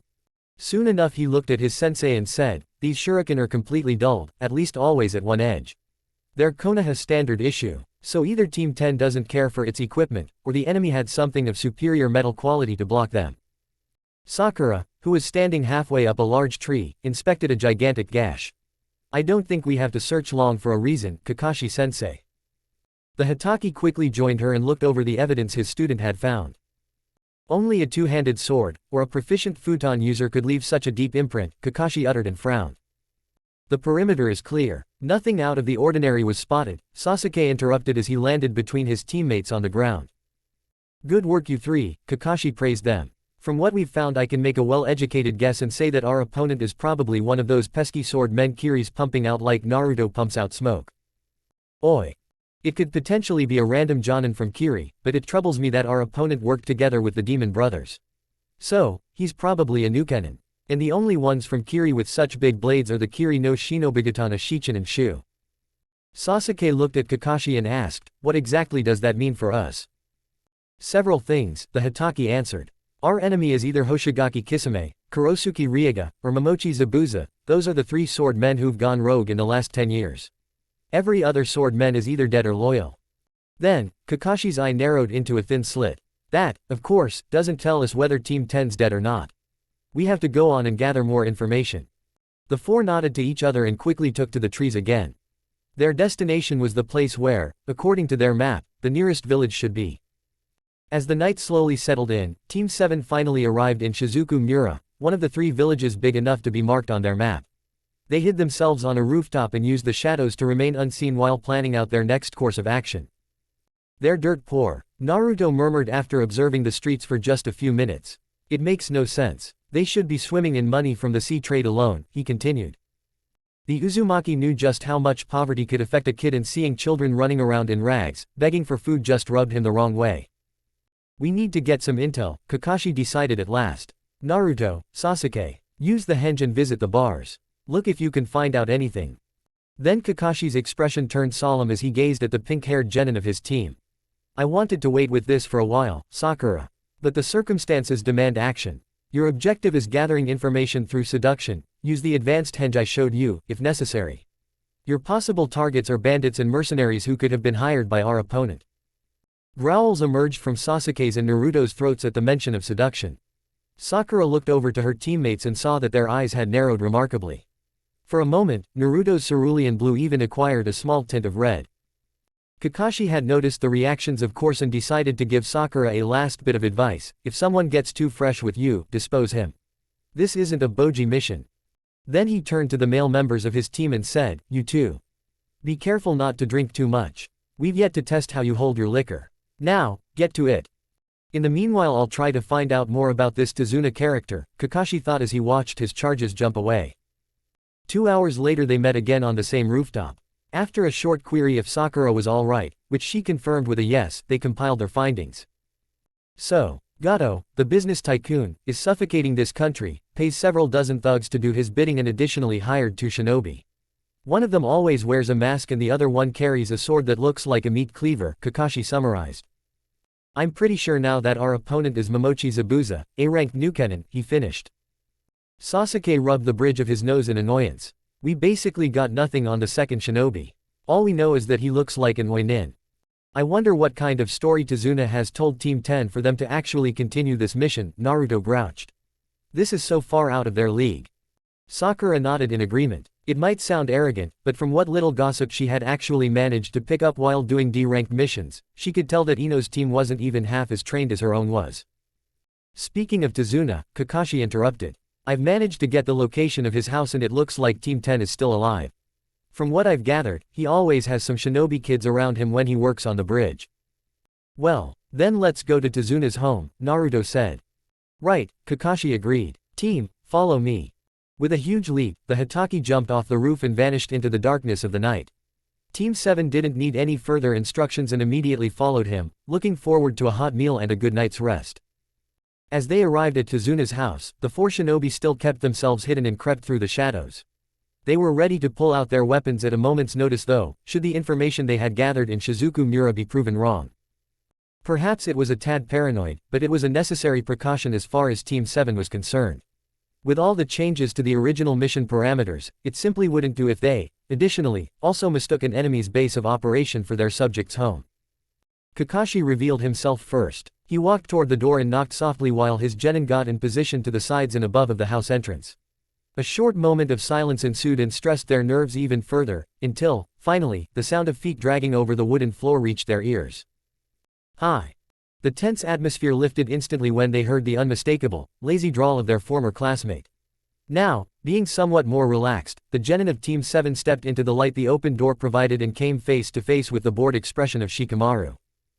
Kakashi stepped forward and regarded the Nara with a disapproving look. The boy had a kunai hidden behind his back, a wise precaution, but his stance was still too slouched.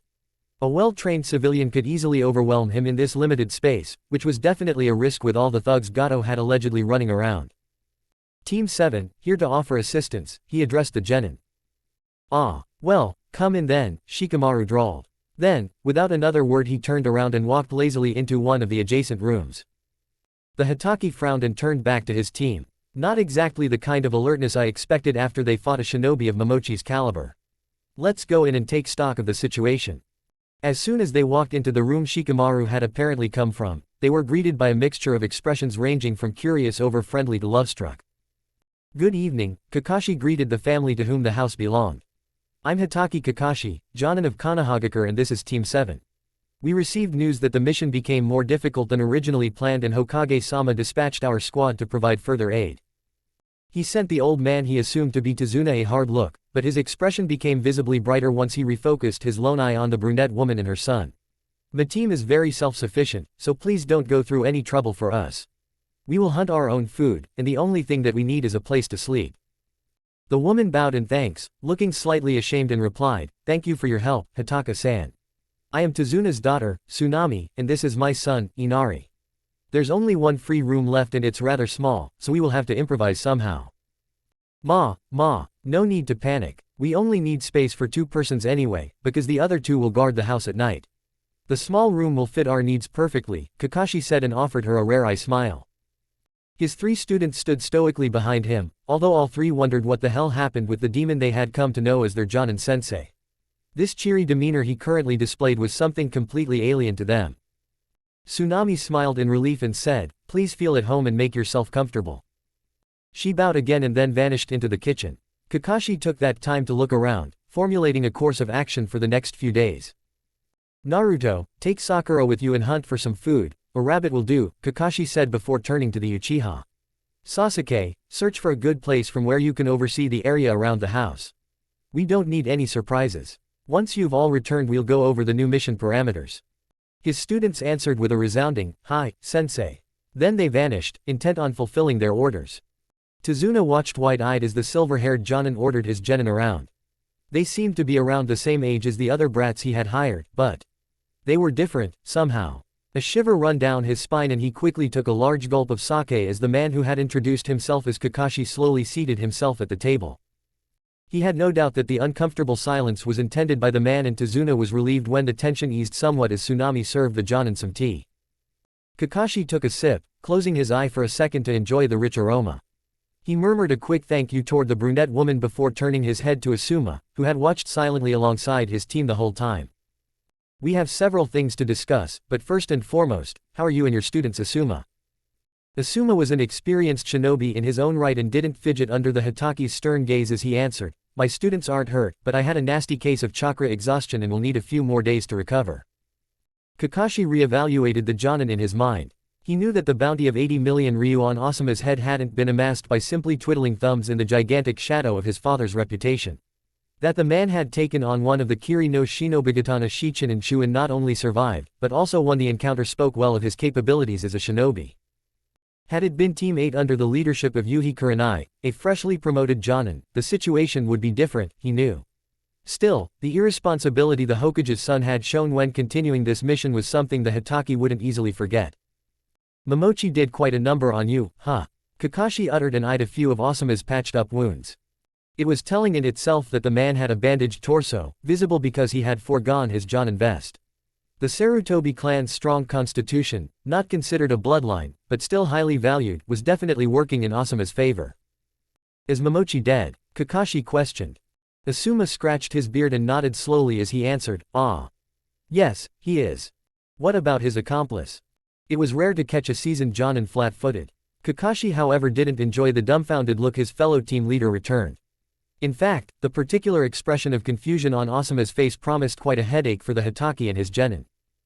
Accomplice. What are you Asuma abruptly stopped. The Oi Nin from Kiri. Seems likely, Kakashi replied. Before we arrived, we gathered some information in Shizuka Mura and learned that Momochi always had another shinobi with him, a masked kid looking like an Oi Nin. Asuma cursed under his breath, then looked back to Kakashi. I checked Momochi's pulse before I let the Oi Nin take him away, the bearded Jonin explained. If the Oi Nin really is his accomplice, then he must have entered him in a death-like state. The Senbon. Of course. Damn, how did I miss that? It takes a while to recover from that, so you should be fully recovered by the time we have to face him again, Kakashi said and went over the numbers in his head. That makes 2 Jonin and 6 genin against another Jonin, a shinobi which strength we don't know anything about, and several hundred thugs. Well, that's about as fair as it gets in our business. 30 minutes later, his 3 genin stood before him once again. Report, Kakashi ordered while drinking his second cup of tea. Naruto held up a bundle of 2 dead rabbits and smiled as he saw the approving look his sensei sent him. Sakura gathered some herbs we can use to season them. I've seen a boar too, but that would have been overkill. Sakura nodded in accordance to his explanation and showed a small satchel filled with the aforementioned herbs. It was just an easy order, but she was glad nonetheless that at least some of her acquired book smarts from her earlier days finally paid off. Sasuke, standing next to his teammates, eyed the rabbits hungrily before reporting about his own doings. I found a large tree from which we can oversee the whole terrain a few hundred feet to the east. That should be the best place to station guards. Good work. Now, gather around and I'll fill you in, Kakashi complimented. Team 7 quickly sat down next to their teacher and listened in on his explanation. As it stands, Asuma and I will fight against Momochi and the mysterious Oi Nin while Team 10 continues to guard Tazuna. Your missions will be somewhat more dangerous, Kakashi said, pleased to see that he had their full attention. We've got about 5 days until the next clash will inevitably happen.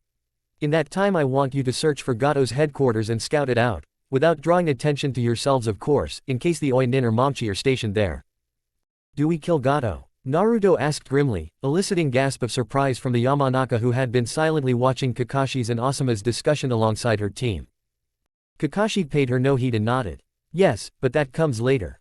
Gato's reputation precedes him. I have no doubt that he will eventually try to double-cross Momochi. Any specific orders after we've scouted the pig's headquarters? Sakura asked. Yes. As soon as Gato and his band of thugs left, you'll infiltrate the base and see if you can liberate the man from his many monetary resources, Sakura. Sasuke, you are to eliminate Gato and his troops once they reach the forest and are on the way to the bridge. Kakashi then turned to the blonde on his team and said, Naruto. Your job will be to guarantee the safety of Tazuna's family. I wouldn't put it past the man to actually make an attempt at them. We'll also have to be careful of further shinobi involvement. There's no telling whether the man hired more new Kenins after Momochi failed the first time. Team 7 nodded along with their Jonin sensei's explanation. The plan was sound and would keep them from getting overwhelmed by numbers. Open fields like the bridge were fine for a one-on-one battle, but not against that many foes. If Gato's thugs made their way through the forest, Sasuke would easily be able to pick them apart piece after piece, leaving Kakashi enough room to fully concentrate on this Zabuza guy. Naruto, you'll take the first shift. Don't chew too much on your pipe and don't smoke in the house, Kakashi ordered with a smirk tugging at his lips. Naruto only rolled his eyes and made his way out of the house, searching for the tree Sasuke had mentioned in his report. It didn't take him long to find it and after direction some chakra to his feet, he slowly walked up the trunk until he found a lovely, thick branch where he settled down. In the house, Kakashi motioned toward the small room they would be inhabiting during this mission, and looked at Sasuke and Sakura. You two know your objectives. Go to sleep, you'll need your strength tomorrow. Good night then, Sakura said and vanished inside the room, along with Sasuke. As soon as they had left, Kakashi turned around to Tazuna. He noticed the man becoming more and more uncomfortable under the unwavering gaze of his eye. Tazuna's anxiety was palpable and if he really wanted to, Kakashi would probably be able to smell the sweat of fear running down the old man's back. Good. I'm going to be brutally honest with you, Tazuna-san, he started, and the fearful look on the bridge builder's face only got worse. You lied about pretty much every mission parameter and endangered 3 of Konoha's genin. That is reason enough for either execution, or a heavy fine. And, just to be clear, had one of these 3 died, I'd be carving you up right now. He noticed the wide-eyed expression of Team 10's genin and made some shooing motions. You 3, go to your rooms and rest. You 2 will have a strenuous day tomorrow. Ino first thought about protesting that order, but the harsh look of Sakura's sensei made her reconsider. This Jonin didn't seem as laid back as Asuma, and the efficiency in which he ordered around his genin made her aware just how much they had screwed up on this mission. Soon they heard the footsteps of Team 10, and when Kakashi deemed them far enough away, tightly compacted killer instinct started to ooze from him as his eye wandered to Asuma. The bearded Jonin had expected something like this already and simply shook his head ruefully, looking ashamed of his own failures as a leader. Asuma, I can guarantee that this will have repercussions. It doesn't matter what kind of information you got from the client. Leading half-trained genin into a hostile combat situation is unjustifiable, Kakashi reprimanded.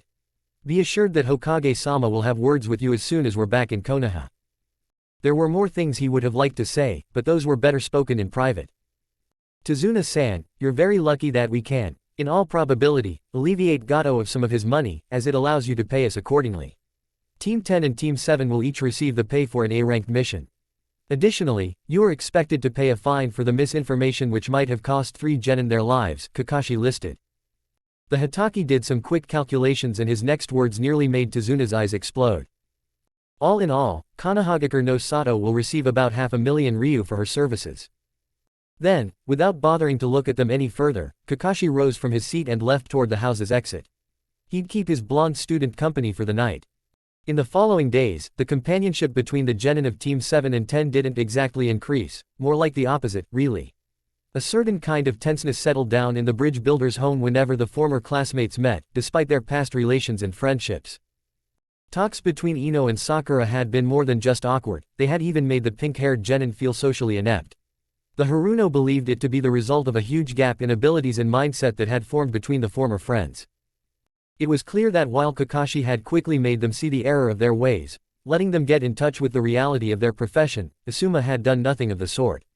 Precious few topics were left for Sakura that she could actually involve Ino in, and the same went for her teammates. Not to forget that it became an exercise in diplomacy to stop the trigger-happy Uchiha from gutting Ino like a fish every time she tried to flirt with him. It actually took the combined forces of Sakura and Naruto to avoid the very real possibility of a bloodbath. Bloodstains were so annoying to clean. Early on in his life, Naruto had developed a certain fondness for the scion of the Nara clan, as well as the big-boned but always jovial Choji. They hadn't been friends per se, but they at least never ignored him and actually played with him sometimes. All the more did it bother Naruto how things were developing between their teams. Especially the relationship between him and Shikamaru was strained, which he regretted but couldn't really change. Keeping a lax security as if he had no care in the world, never even bothering to train. And always the same bored expression when one of their superiors gave an order, Shikamaru's behavior was simply rubbing him the wrong way. He wondered if it would help to talk with the Nara about this issue, but quickly discarded those thoughts. They were on a mission and he doubted that he had the necessary people skills not to make the matter even worse, which would endanger all their plans. Irrespective of Ino's continued advances, Sasuke had similar troubles, although his anger, if one could really call it that, was directed against Team 10's Jonin-sensei. The man, son of the Hokage no less, had earned himself the respect of the Uchiha that came with his station as Jonin. Then Sasuke witnessed that just now, when more than half a year since their graduation had already passed, Asuma taught his team how to walk on water. It might have been that he was used to Kakashi's far stricter methods, but after watching Team 10's training for only 2 hours, an inexplicable shiver ran down his spine. Perhaps it was comparable to a sense of dread. The image of a burning Konoha, invaded by hostile nations and without any meaningful resistance appeared in his mind, and Sasuke shook his head forcefully. This wasn't the time to ponder such thoughts. They still had a mission to accomplish. On the day they had estimated Momochi to attack again, Naruto crouched on the branch of a tree and watched the area around Tazuna's house. Men like Gato didn't hold themselves to a code of conduct when even a whiff of profit reached their greedy nostrils. It was a likely possibility that he had dispatched some thugs to harm the family in an attempt to weaken the moral, or to simply abduct them for later use as chips in his dirty game. How many he would send was unclear and perhaps there would even be a shinobi among them. Whatever his plan was though, Naruto was determined to foil it. He didn't have to wait too long, 2 hours at most. The sound of rustling leaves and crushed twigs broke him out of the musings he had occupied himself with, and he quickly focused on the disturbance. A group of men equipped with axes and swords wandered out of the woods, taking the direct route to the house. They weren't talking, maybe in an attempt to surprise their victim, but didn't bother with sneaking around either. In the end it didn't matter. Naruto carefully laid down his pipe and took 2 kunai from his weapon pouch before starting to stalk his soon-to-be-dead enemies. He moved silently from tree to tree until he halted on a branch directly over their position. The situation felt oddly familiar, and with a start he remembered that the circumstances had been similar on his first day in Ground 44, months ago, as he claimed the life of his first victim. He ruthlessly squashed all unnecessary thoughts and jumped down with a kunai firmly gripped in each hand. The resistance of flesh as he drilled them into their necks didn't last longer than a split second. Naruto pulled the kunai out of his targets and landed in a crouch. The other 2 men turned around when they heard the weird noises behind them and instinctively raised their weapons to ward off incoming attacks. Suddenly pain flooded their minds as the blonde, still crouching on the ground, slashed their legs and unbalanced them. Due to their momentary loss of balance, it was easy to weave into their guards and slash their throats with his 2 already sullied kunai. Small splatters of blood landed on his face.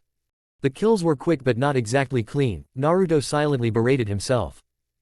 He was about to hide the bodies. The element of surprise had been helpful after all, when earth spikes suddenly erupted from beneath him.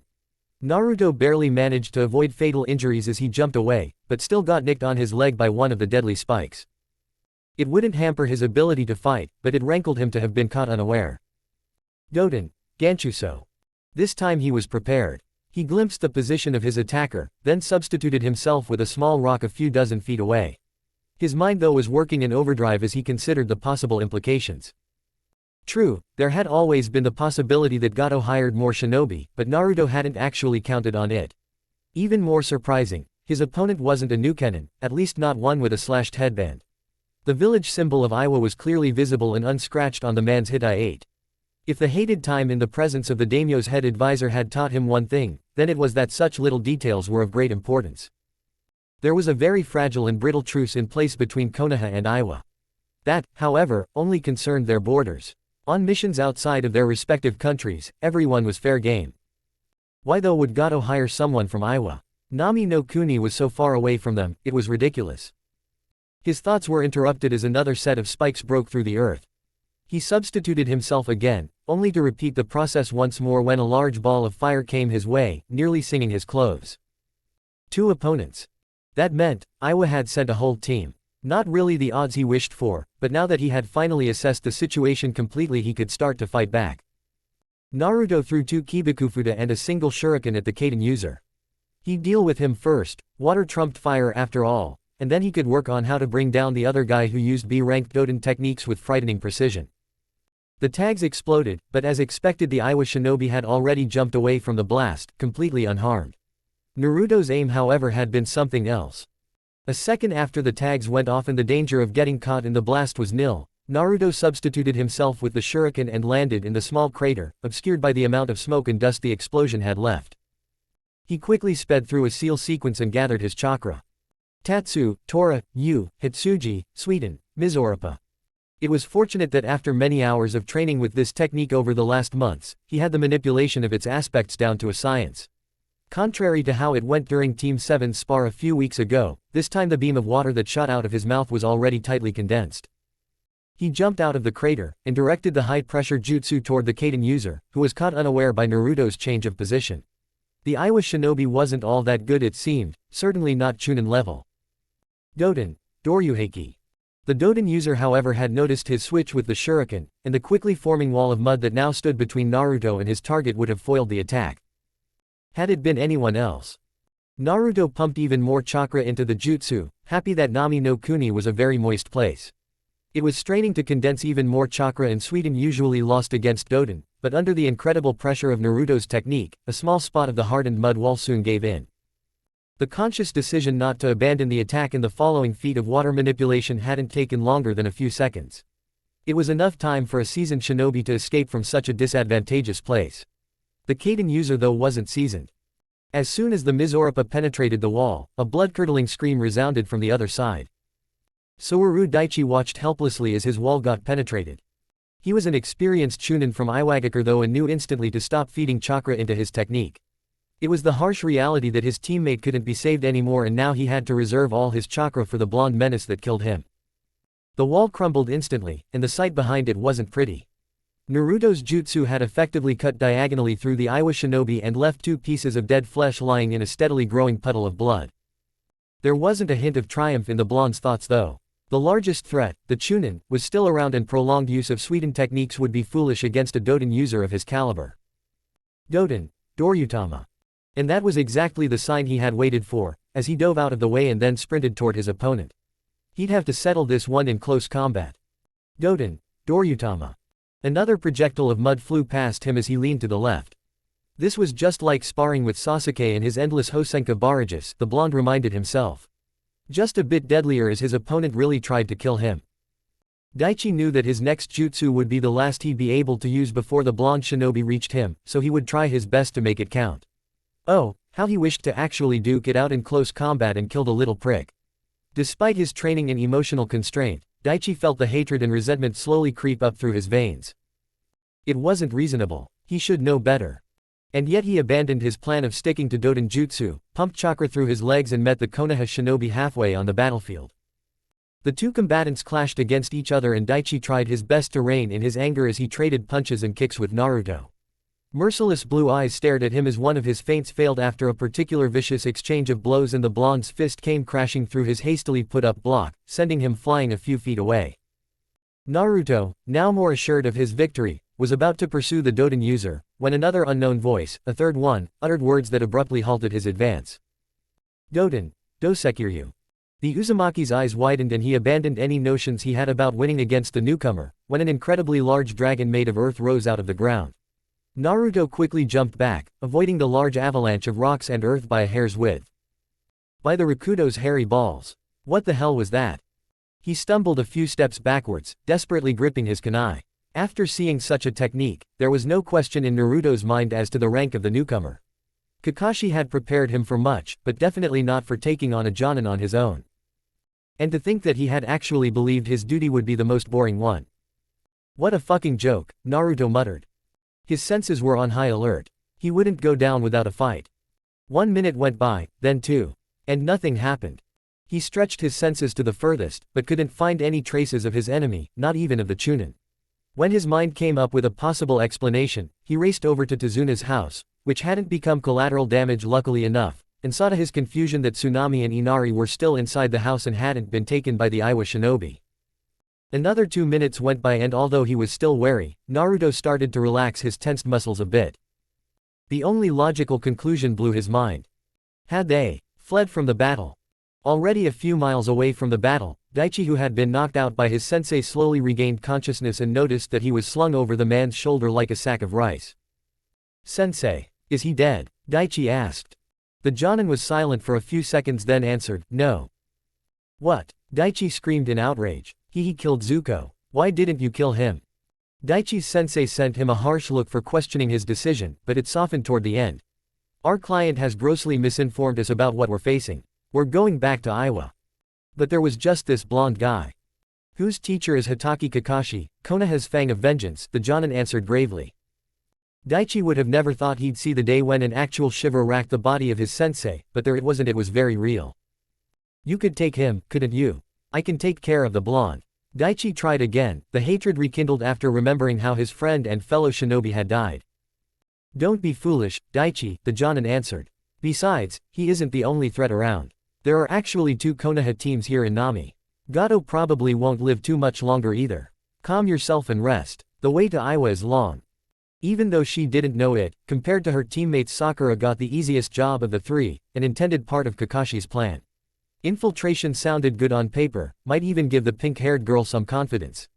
Under their circumstances though, it was nothing more than sneaking past a few thugs. The girl was capable. Kakashi knew that, he had made sure of it after all, but she still wasn't on the same level as Sasuke and Naruto. She'd get her chance at fighting and taking names eventually. Just not yet. Sakura watched as dozens of Gato's hired mercenaries left the building she had become intimately familiar with over the last 4 days. Hidden in the shadows, she only had to wait until the majority of them moved toward the bridge before she infiltrated the building. There she only had to knock out some guards, gather the necessary papers and secure everything that looked even remotely close to money and gold and storage scrolls Naruto had prepared for her. Sasuke frowned when he saw how many enemies walked through the woods toward the bridge. He calculated dozens of possible ways to eradicate them, but settled for the use of Kibikufudas first. A shinobi he may be, but even an Uchiha would be troubled if he had to face such a bulk of trained warriors alone in close combat. With completely silenced steps, and always regulating the correct output of chakra, he kept perfect balance as he raced through the treetops and sped approximately a mile ahead of them, where he had already prepared some nicely placed traps alongside the road they traveled. They were walking slowly, and to keep his mind occupied with some thoughts that weren't about the mindless slaughter he was about to commit, Sasuke murmured a few phrases he had once read in an old scroll from his clan's library. Shinobi, ignorant that they, to steal and slay one's life, cross backwards and forwards by the back door, cross backwards and forwards by the front door. And spy, oh shinobi. It was odd that he remembered the exact wording. For him and many of his fellow shinobi it was only a profession like any other, although they also did it to serve their village. To others though, they truly must look like demons sometimes. Sent by the devil from the deepest pits of hell to bath the world in blood and gore. After forming the rat seal and activating the Kibikufudas that littered the floor and the surrounding trees, he watched the ensuing carnage in front of him and acknowledged two things: he couldn't disagree with those people, and he did not care to. A piece of flesh bumped against his left cheek and fell off, leaving a bloody smear. There were some survivors, most of them panicked even more after seeing that through one of the explosions, a large tree had been felled and was blocking the road. Sasuke's hands blurred. Kaiten, Gokaku no Jutsu. Then he unsheathed his ninja too. And truly looking like the devil, with the spinning wheels of death in his blood-red eyes, descended upon the pitiful few that had survived the searing hot flames of his Gokaku. He wasn't Itachi, would never be and never wanted to be. But the longer he lived, and the longer he stayed in the service of his village, the more the lines between him and his brother seemed to blur. When he arrived at the bridge, Sasuke immediately noticed the dense fog that permeated the air and made it nearly impossible to see anything. He was quick to activate his Sharingan, and after staring into the mist for a while, he could actually make out 4 figures standing huddled together. He scared the living shit out of Team 10 as he suddenly appeared in front of them, his red leather armor glistening with blood. "Report," Sasuke simply commanded. He wished to keep the interaction as short as possible. If one of the Jonin needed help he would be happy to assist them. Seeing that the Nara had already opened his mouth and formed his lips to utter his favorite word, Sasuke sent him a hard stare with his copper wheel eyes until Shikamaru got the hint. Your sensei engaged Momochi, and Asuma sensei took on the Oinin. After that, the fog settled in and we couldn't see anymore, Choji explained. HN, Sasuke grunted. Protect Tazuna with your life. I'll try to help our senseis. Without another word, the Uchiha vanished into the mist. Hitaki Kakashi was not a man of many words and preferred to let his actions speak for him. It was a trait that had served him well and was grudgingly acknowledged by his peers. It was also a trait despised by most of the enemies he had encountered over the years as a shinobi. As a genius even among prodigies, who had killed his first man at the tender age of 6, and who later rose through the ranks unlike any shinobi before him, Kakashi valued silence on the battlefield over anything else. It let him concentrate on his moves and strategies without listening to annoying words, spouted by men who would die through his blade in a matter of seconds. Thus it was unfortunate that Zabuza, incredibly skilled opponent that he was, simply didn't allow him his favorite battle setting. The man was hailed as a master of silent killing. Only that he was currently lacking the silence and regaled the Hitaki with tales of his demonic ways. Kakashi wondered if Zabuza actually knew that he hated noise on the battlefield. If so, then he had bought himself a pretty high place on the Hitaki's shit list, and by Kami, no one wanted to land on that particular list. More often than not it proved to be hazardous for one's general health, and also for one's sanity. Most people noticed pretty quickly that Kakashi was, in fact, a vindictive vicious bastard if the situation called for it. He had no qualms whatsoever to destroy a person's whole being if crossed. He flipped backward, dodging another swing of the giant meat cleaver Zabuza affectionately called his sword, and had to endure another moment filled with senseless threats and pseudo-intimidating words that would have worked on fresh genin, but not on him. A rusty and lazy Kakashi might have had some troubles with fighting the A-rank Nukenin, but after seeing how his students progressed in leaps and bounds, there had simply been no way that he, as their sensei, would allow himself to fall behind. It became a humbling experience, when he once again started to train his body to the absolute limit and consequently felt how much of his skills had deteriorated and dulled throughout the years of peace. A good shinobi prepares for war as soon as the first peace treaty is signed. Some of the words his father had imparted on him which only made sense now that he gained a certain amount of wisdom himself. His genin might not know it, but after each day of their training when they finally slept, his own training began. It was enough that after mere 6 months, he ascended once again to the coveted S rank that only truly special shinobi shared. He saw that Zabuza had abandoned close combat for the moment and allowed himself to shortly survey the battlefield. Until now, none of them had done much damage to the bridge, something that would probably change as soon as the swordsman started to resort to ninjutsu. Kakashi had barely finished the train of thoughts when his senses started tingling and he jumped to the side, avoiding a wave of water that slammed onto the area he had stood on moments ago. A game of water, Well, I'll be happy to oblige. Suigaten no jutsu. Liquid spikes formed in the water under the bridge and, one pulse of the Hitaki's chakra later, rose up to attack Zabuza who looked a bit miffed that his jutsu hadn't met its target. Kakashi decided not to give the man any quarter and immediately pressed on, starting another sequence of seals. Nei, Ushi, Hitjesuji, Suru, Tatsu, Tori, Inu, Hitsuji, Tatsu, Sukoden no Jutsu. The swordsman who still frantically dodged the spikes of water actually began to question his way of gaining money when he noticed how a large water shark formed in the puddles the spikes left behind. Zabuza barely avoided becoming a splatter of blood on the bridge. He wasted no time and grabbed Kubikiribocho tightly as he ran toward the man who had made his day a living hell. Why did it have to be the one jonin who was actually deadlier in ninjutsu than him? Sasuke, whose only working sense in the current situation was his hearing, finally found his way over to the place where Kakashi fought with Zabuza. The residual trails of chakra indicated a heavy use of Suiden jutsu, and for once the Uchiha felt like Kami was on his side.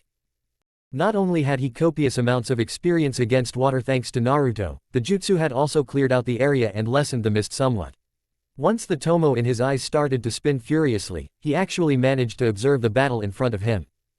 Despite his Sharingan, Kakashi seemed to move with a certain grace that seemed almost inhuman to Sasuke. His sensei definitely matched the swordsman strike for strike. He looked over to Zabuza and a small grin tugged at his lips. The man was covered in cuts, some shallow, some deep, and was breathing harshly. Kakashi sensei's using him as target practice. Not taking any more time, Sasuke readied his ninjutsu and leapt in, his blade descending on an unguarded spot he had noticed in the demon's defense. Both shinobi were surprised when a blade suddenly came down from the heavens to bring death to the Momochi. Zabuza had to leave his right side unguarded in order to defend himself from the attack out of nowhere. Sasuke. Losing no time, Kakashi used the opening his brilliant but hot-headed student had created for him and plunged his kunai hilt deep into Zabuza's ribcage. He pressed onwards and onwards, not satisfied until his whole hand, also encased in lightning, was buried completely inside the man. Zabuza had barely a second to look up in shock, before he collapsed on the ground, dead. Anticlimactic, murmured Sasuke, only to get his blood-soaked hair ruffled by the Hitaki. No need to cry over spilled milk, Sasuke-chan. How's it going on the other fronts? No clue what the Dobi's up to, but Sakura's infiltration should be a full success. Nearly every hired hand of Gato left the hideout, Sasuke reported. A few seconds later, Asuma appeared in front of them, still looking as healthy as a bull. The Oinin is dead, I take it? Kakashi asked. Yes, he was annoying to fight though. Had a secret bloodline, Asuma answered. The mist had cleared up completely by now and Kakashi looked over to the spot Asuma had fought the mysterious shinobi. The Oinin was lying lifeless on the ground, facing the sky, blood oozed from a huge gash across his throat, bloodying the bridge quickly. Kakashi, who was about to make a tasteless joke about cleaning the bridge later on, was interrupted by a cruel laughter echoing over the bridge. I'll have to thank you. You spared me the cost from hiring him, Gato said, standing at the unfinished end of the construction with about 24 mercenaries behind him. I thought you dealt with them. Kakashi questioned Sasuke. The Uchiha wasn't exactly the type to do a half-assed job. Sasuke shrugged and answered, I killed everyone who left the headquarters. So he must have left before me, Sakura would have killed them otherwise. Should I deal with him? Hi, but don't dirty the bridge too much. Think about all the cleaning we have to do afterward, Kakashi answered and cracked a grin at his own morbid humor. And what do you think you can do against my men? Stop bluffing, I know you're tired after all this fighting. Gato laughed. Sasuke started with a slow jog toward the group of mercenaries that soon escalated into a full-blown sprint. He quickly weaved the necessary signs and used one of the jutsu he had truly made his own. Naruto had even affectionately named it the Hosenka Barrage. Kaden, Hosenka no Jutsu. Soon enough he was spitting small fireballs in rapid succession at them while continuing to run toward Gato. That man wouldn't be cleansed by his flames. No, Gato had earned a vastly different end. After Gato's men were nothing more than charred remains, he pumped chakra through his legs and vanished in a burst of speed, only to reappear directly in front of the business tycoon. A split second later, Gato fell to the side, dead, with a ninjata sticking sideways through his head. 3 weeks later, Sarutobi Hiruzen looked over the assembled group that currently frequented his office. He narrowed his eyes as he saw the defiant glare his son Asuma shot him. The rescue mission to Wave was a full success though, and he allowed his features to soften somewhat as he regarded Team 7. Those three really started to make an impact under Kakashi's tutelage and, to his personal joy, Naruto started to become an exceptional shinobi, as did his teammates. Good job, Team 7, Sarutobi said. The mission pay for a completed B-rank mission will be evenly distributed and transferred into your accounts. Kakashi, you will, of course, receive the bounty for Momochi Zabuza. The Hokage munched on his pipe for a moment before continuing. Due to the interference of an A-ranked Nukenin as well as a team of Iwa shinobi, this mission will actually be marked down as an A-ranked one in your files. You can be proud of yourself with such results. Team 7 thanked the Sandame and left his office with their heads held high. The same couldn't be said for Team 10 though, who looked with trepidation at their wizened leader. Asuma, Sarutobi barked harshly, making the Jonin snap to attention out of pure reflex. I am sorely tempted to mark this mission down as a failure in your file due to your lack of common sense. Leading a team of genin into a situation where death is a constant companion each step they take is inexcusable, especially when you had the choice to turn back. The Hokage's son was about to protest, but Hiruzen simply continued, as it stands, I do not want to mar Team 10's records for your misevaluation of the situation. Nonetheless, there is a need for some form of punishment. Firstly, despite the increased rank and difficulty, this mission is to be marked down as AC rank in your team's profile. Secondly, the A-ranked mission pay Kakashi made the bridge builder pay will be reduced to that of a simple C-ranked mission for you and your team. The leftover money is to be charged into Konohagakure's treasury. Asuma grit his teeth as his father doled out punishment like candy. True, he had been lucky that it did not lead to a demotion, but to have his failure so accurately pointed out to him by his father was hard to stomach. See reason and use the coming weeks wisely by training your team, Asuma. Team 10, dismissed. Chapter 9, Water the Seed 3. Nagatsuki, the long month, the 9th month of the year. Heavy drops of rain fell from the heavens, pooling slightly in the engravings of his Hitai-8 before continuing their slow travel alongside the red markings on his face. Looking skyward, a nearly inaudible sigh escaped him as he pondered the possible information his upcoming, self-imposed mission would uproot. It wasn't going to be anything pleasant, his gut feeling told him as much. No matter how superstitious it might seem, the season of dying leaves had never been his favorite, and over the decades of his violent career the feeling of strong dislike only grew. In fall, they said, the gods finally remembered and wept for those that died before their time had come. Jiraiya though, found no comfort in such words. His lips settled into a grim line and he chided himself for falling into the same pattern of thoughts time and time again. The whole world was stuck in an endless cycle of calamity. He certainly wasn't the only ill-starred person, but sometimes he couldn't help but wonder. Why was it always in fall, when some kind of disaster struck? The death of his parents, long ago before he even managed to walk. The message of Team Yahiko's early demise that made him leave the battlefields of the Second Shinobi War with sorrow and grief clouding his mind. Tsunade's broken heart, coupled with Orochimaru's abominable betrayal. And, in a truly sadistic twist of life, even on the day that could have turned his outlook into something less depressing, death struck once more. He became a godfather, but lost a son in the process. A raindrop fell directly into his eye and he blinked a few times. Ah, yes, he was going off on tangents again. Jiraiya lowered his head, letting the rain pour on his shaggy mane of white hair, and wiped the water off his face. There was a time for remembrance, but it had to come later. He leapt off the branch and landed on the muddy road that led to Chisana Juyomura, a small village in the eastern parts of Ta no Kuni. It would only take a few more minutes to reach his destination, and already he could see the many paddy fields, staggered against the slowly rising slope that led up to a small mountain range. Besides, there were spies to recruit, women to be courted and evil plots to be foiled. He was a busy man after all, and simply didn't have the time for pitying himself any further. Sitting cross-legged on a large cushion, Jiraiya's eyes were focused on the wisps of smoke his nostrils emitted, a short-lived activity at best, he recognized, as the dulled sound of sake cups being set down on a wooden table reached his ears. He took another puff on his pipe and nodded in thanks to his host, a plain man in his early 30s with unremarkable black hair and brown eyes. The man, a simple hunter, settled down on a cushion of his own and poured both of them a generous portion of sake before setting the jug aside and leaning forward. "I didn't expect you to arrive so late into the night, Jiraiya-sama." The Sannin directed a smile at one of his most trusted sources in Ta no Kuni and took a sip from his cup before replying, "I apologize for the troubles, Koya-san. I spotted shinobi with an unfamiliar insignia on my way here and thought it best to wait until nightfall." Koya waved the apology aside. "It's no trouble, Jiraiya-sama. I'm surprised my letter reached you, to be honest.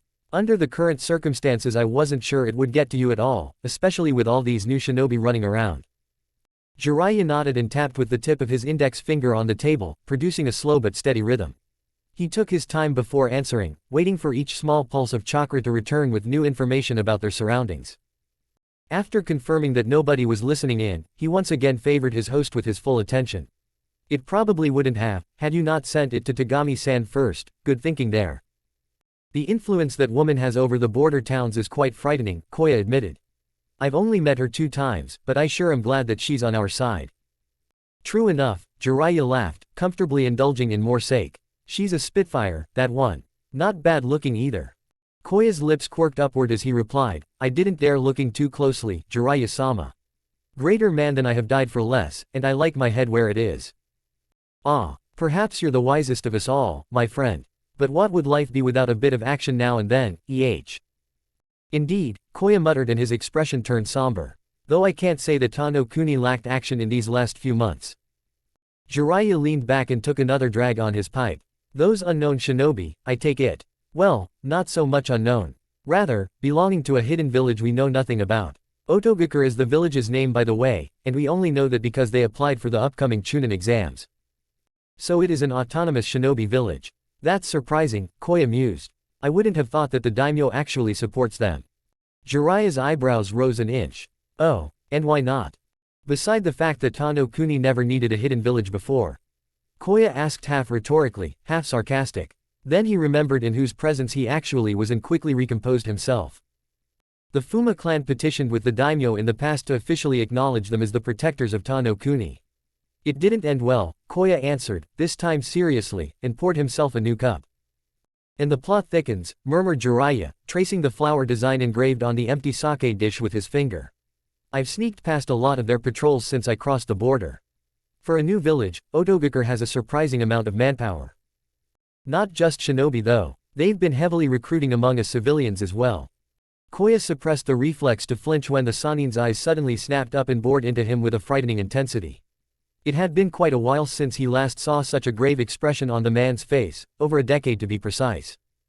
"Explain," Jiraiya ordered. All traces of geniality had vanished from his person.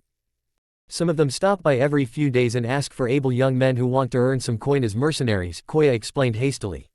"It's quite bothersome for most of the farmer families too. A lot of their sons actually followed the call of fame and money, leaving the old folks to work alone on the paddy fields." He sneered a bit toward the end. Having been an orphan himself since he was 8, the concept of simply abandoning family left an ashen taste in his mouth. The Sannin noticed of course, but other matters more important than the feelings of a middle-aged man came up with the latest information his spy had revealed. Founding a new hidden village, an incredible feat to be sure, was one thing. To actively recruit an army however, and Jiraiya had no doubt that the leader of Otogakure was doing just that, broke several peace treaties that had been made by the various daimyos after the Third Shinobi War. Even worse, despite the rather obvious recruitment, no mention of it had reached Konoha at all. He wouldn't even know about it, hadn't the letter from Koya arrived. "Is there anything else?" Jiraiya asked with urgency in his voice. "Anything at all. Think, Koya-san. The smallest detail could be important." The man thought for a moment before replying, "I don't know if it's got anything to do with Otogakure, but the woods in western Ta no Kuni have changed somehow." Jiraiya sat up straighter with an inquiring look on his face. "Changed? How so?" "I'm not sure how to describe it. It seems as if the forest has become a swamp overnight. I've hunted there for years, but I stopped recently when it became impassable for a civilian like me," Koya explained. "A swamp you say?" Jiraiya asked, frowning. I've got a bad feeling about this. Koya watched wide-eyed as the Sannin rose from his seat and crouched down, biting his thumb and speeding through hand seals before slamming his palm onto the floor. Ninpo, Kuchio's no jutsu, gamatezatsu. Tendrils of black ink expanded from the center of Jiraiya's hand, and in a small puff of smoke the tiniest toad Koya had ever seen suddenly appeared on his floor. Listen, Gamatai, I want you to scout out the new swampland in the west. Make sure not to be seen and always keep your camouflage jutsu active. I'm not sure what exactly you'll find there, but it can't be anything good. Gamatai croaked once, conveying a message that only the Sannin understood, before he departed with a few well-placed jumps, vanishing through the window. What are you going to do now, Jiraiya-sama? The Sannin scratched his head and grinned at his host. The tenseness had seemingly left him as soon as the toad was sent on its way. I had hoped to stay here until those guys come recruiting again. If that's no problem for you. It would be my pleasure, Jiraiya-sama, Koya answered. Having already watered his plant and eaten, Naruto sat on his bed and looked aimlessly around the room, the finely crafted stem of his wooden pipe hanging loosely between his lips. The room felt empty without his teammates though, and he couldn't help but wonder why Kakashi, the demon instructor in disguise, had given his team the order to rest up for a few days, an order so unlike the man that Naruto still couldn't quite believe it. He had half expected an ambush during his dinner, but when even this failed to occur, Naruto came to the startling realization that Kakashi had truly meant it. Which, in itself, was quite unusual, at least when it came to the matter of Team 7's training. Naruto frowned. He didn't even know what to do with so much free time anymore. The spare futons, which had been heavily used by his teammates during their many overnight stays, were now neatly rolled together and stacked up against a wall. With their own homes to take care of after such a long period of time, it was only natural for Sakura and Sasuke not to stay. He knew. Hell, he could even rationalize it with logical arguments. What wasn't there to understand, after all? Yet, the wish for them to stay, even if not given voice, was there, and he wondered why it couldn't have stayed like before, Team 7 under one roof. He shook his head, clearing his mind of these unpleasant thoughts. It was only for a few days anyway, and they had already made plans to meet up again. He'd see them soon, he was sure. Emptiness though, as was natural, brought something else with it, something Naruto had seemingly forgotten how to deal with. It was time, unoccupied at that, which now took his thoughts in directions he didn't dare follow up before, when everything had been so busy and stressful during their missions and constant training. It felt like years had passed since he graduated, and so much happened in that time, so much changed, if for better or worse, he couldn't really tell. Many of the things he had done in the service of the mighty tree though, as a genin no less, would have made him vomit just a scantily few months earlier. Shinobi, huh? He let himself fall backward and observed the lazily spinning fan above him, his head resting on an orange pillow that had once upon a time been his favorite. Through the opened window, his ears picked up sounds from the streets below. The people sounded happy, carefree, even with the faces of Konoha's greatest guardians watching over them, like some kind of ethereal protection that promised eternal peace if one only believed strong enough. A certain reality for those who hadn't come into contact with the life Shinobi led, the missions and orders they took. It was sad that he didn't see the same anymore, couldn't see the same, and only felt himself staring at an illusion, a fragile one at that. His sensei made him into a shinobi, had helped him to become an efficient killer who could serve his village faithfully, which was both what he wanted and what he never expected to be. But, wasn't that also the crux of his troubled thoughts? Not even a year had gone by, and already the blood of dozens clung to his hands like invisible ink stains which wouldn't come off, no matter how hard he scrubbed. It didn't matter if mercenary or shinobi. In the end they were dead, and in some way he had facilitated their demise. He definitely hadn't thought of this back when he signed up for the academy, nor was it what he had expected once he donned his Hitai-8. Naruto felt spite warring with gratitude inside of him. He was angry that Kakashi had completely crushed his old view of the world, innocent and naive as it had been, but he also felt like he owed his life to the man, for without the Jonin's systematic deconstruction of his naivety, he probably wouldn't have survived longer than a few minutes outside of Konoha's walls. The same could be said about his surrogate grandfather too though, which hurt even more. Naruto was bitter that the man had veiled the truth of what being a shinobi entailed, until it hit him with the force of a sledgehammer. Yet at the same time he felt grateful, because if the Hokage's prolonged protection of his innocence had ended any sooner, he truly didn't want to know what he could have become. Feeling such contrasting emotions for one and the same issue was utterly maddening, he found. Naruto supposed it was the world they lived in. The world he had once been so proud to be a part of. And the black and white colored brushes which the academy instructors had used, only served to increase the loyalty Shinobi felt for their village. He felt for his village, or was it had felt? It was a sick thing to do, to be sure, a human thing to do though, and a necessary one at that. Kakashi, as many faults as the man had, never minced words with them, and Naruto had learned quickly that it wouldn't get any better or easier in the higher ranks of his village, only worse. In the end it was the Hokage who had the most blood on his hands when all the dice were cast, and he had a hard time associating the gentle man he knew with the monster a cage had to be in order for his village to thrive.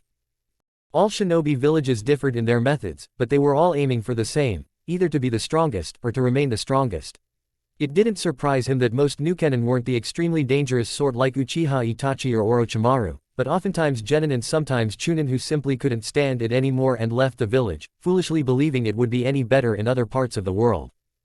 Shinobi, the ones who made this world a cruel place, but also the only ones who had the power to make it better.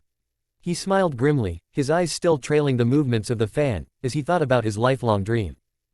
What did it really mean to become the cage of a shinobi village, to become the Hokage of Konoha? Definitely not what he once thought it would, but was the hat truly only a way to make bloodshed happen on a larger scale? Was its only purpose to make sure that the village was better than the equally fierce and vengeful competition? Naruto put his pipe on the nightstand next to his bed and walked over to the window. Leaning on the sill and overlooking the bustling nightlife below, he couldn't help but wonder, would he be able to make the world a better place if he ever made it that far? A year ago the answer would have been a resounding yes, articulated in the loudest voice he had to offer, but his inner child had long since shriveled to an unidentifiable something, doubt the only thing it left behind. Then again, shriveled didn't mean dead, and a small surge of sudden determination made him pause. The tenseness left his face and the smile that had been grim throughout the day turned into something else. What, he couldn't really say.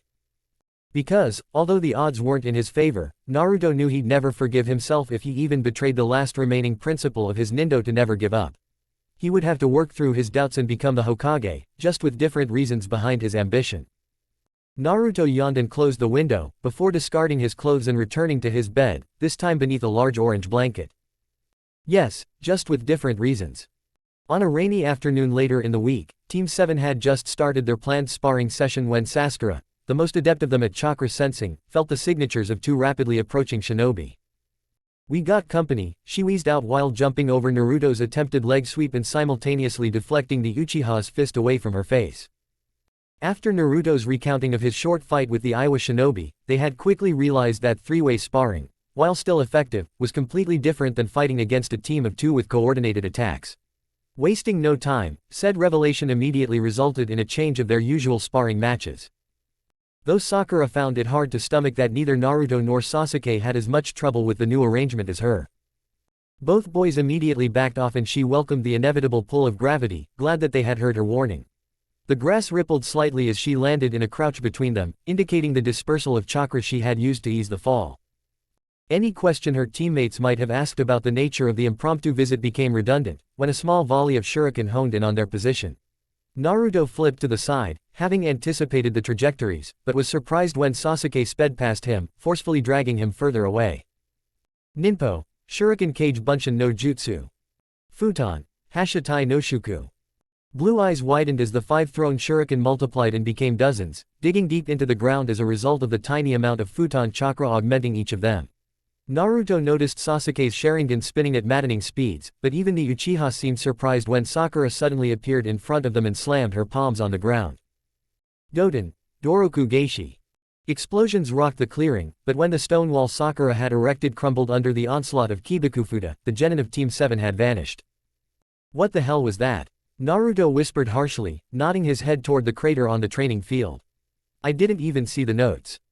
Genjutsu, Sakura answered, slightly out of breath. The fast-paced dash to her teammates, Aiden the jutsu had put some strain on her. One of them made some kind of bunshin who layered it while they combined their attacks. Naruto's hairs stood on end, he could already feel the thrill of the incoming battle, but then he grit his teeth and saw to his surprise that his teammates had completely understood even this small motion, shaking their heads slightly. Their enemy was seemingly proficient in genjutsu, an art that while not his greatest weakness anymore, still made him a deadweight out on the field. He understood that, sadly, and relaxed his tense muscles a bit.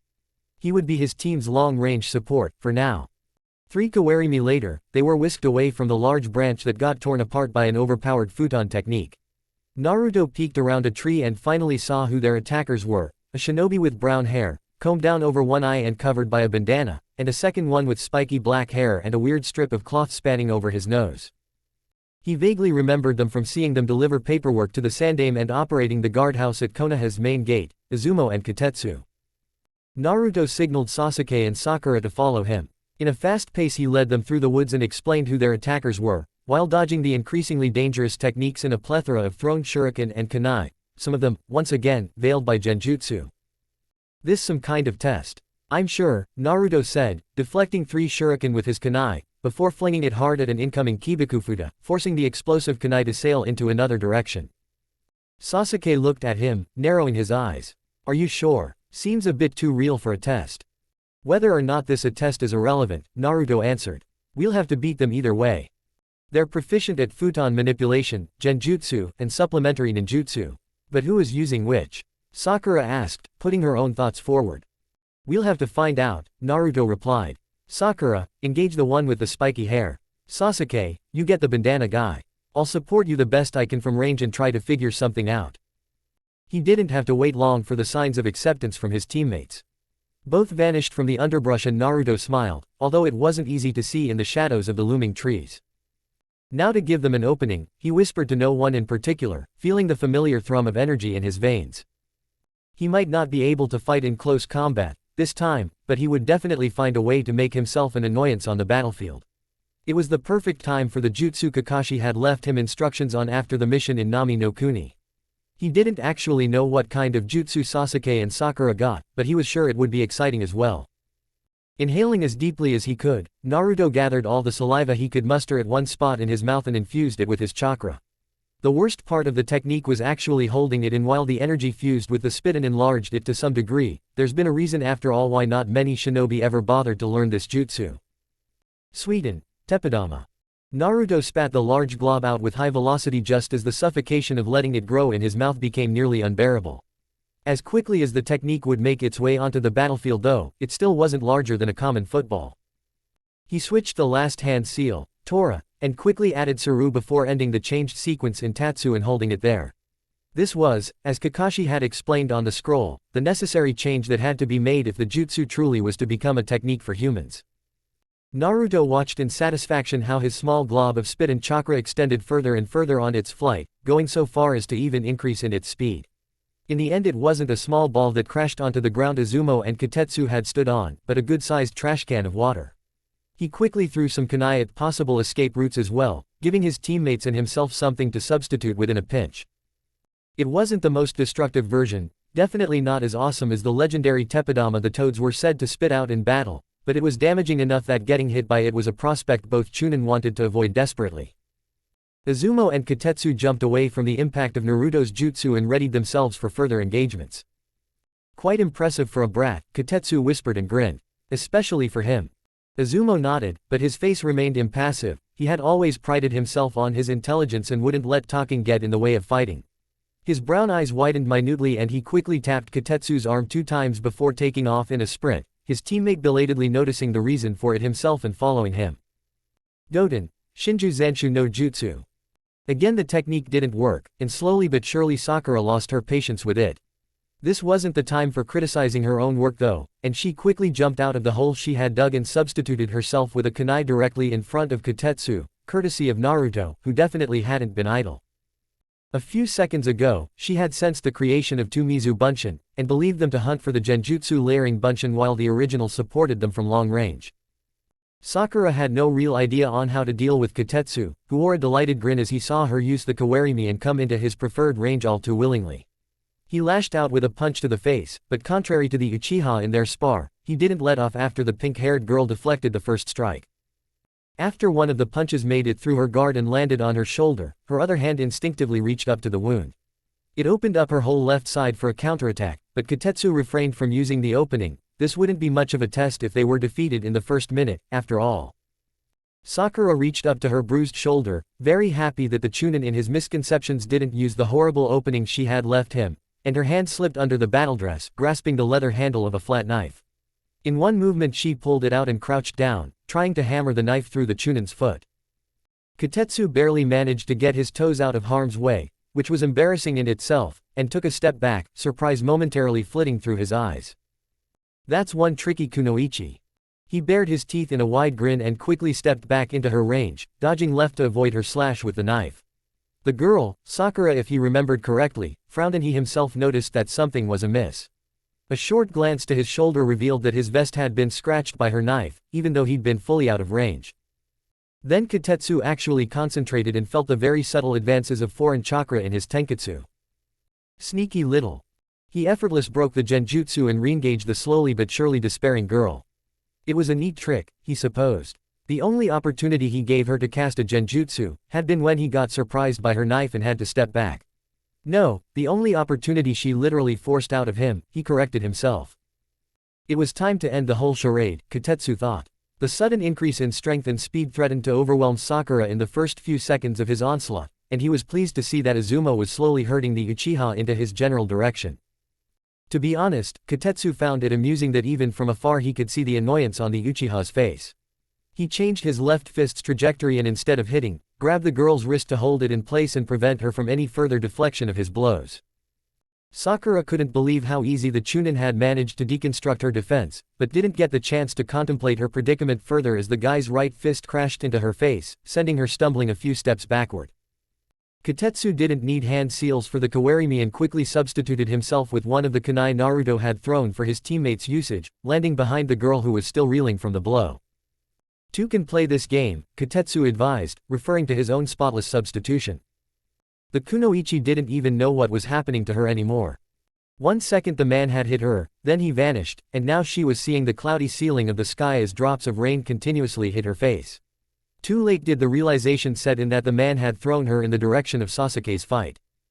Sasuke, who had been countered by the stoic shinobi with the bandana at every turn of the fight, was completely unbalanced when the figure of his female teammate crashed into his back and sent them tumbling over the ground. His Sharingan noticed Izumo's seal sequence in advance, not that it could copy the jutsu just yet, and he knew that they were in trouble. Suiten, Mizuame Nabara. In a style very reminiscent of Naruto, the Chunin spat out a large amount of something, covering them completely in the sticky liquid.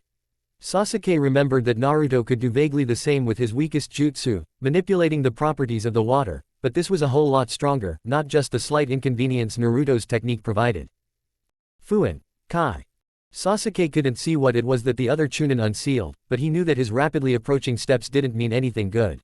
Soon, Kotetsu came into view, wielding a large something, a weird cross between a mace and a conch. Well, that's it. Kotetsu looked down at them, lazily leaning against his summoned weapon. Izumo nodded and smiled genially. You fought very well, he complimented the Uchiha in particular. Same goes for you, Pinky. You've got some slick moves, Kotetsu added. Sasuke didn't really care for their praise, and although he had no intention of actually feeling the giant conch mace, he couldn't help but smirk up at them. Aren't you forgetting something? Oh, you mean your teammate, the blonde? Kotetsu asked with a curious expression. He's weak against genjutsu, isn't he? My Tsuchi Bunshin is probably running circles around him. Wrong, Suiten, Teppadama. The large water bullet missed once again, but also managed to separate the Chunin a second time. Naruto never stopped his seal sequence though and pumped large amounts of chakra through his pathways.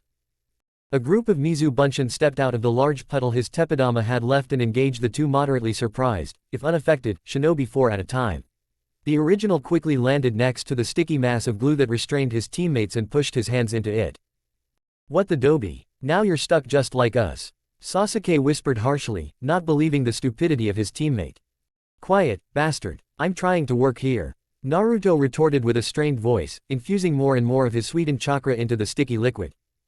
Manipulating the properties of another Suiten user's technique was far above his level, but he had hoped it would be somewhat easier if the original caster wasn't concentrating on keeping the jutsu active anymore.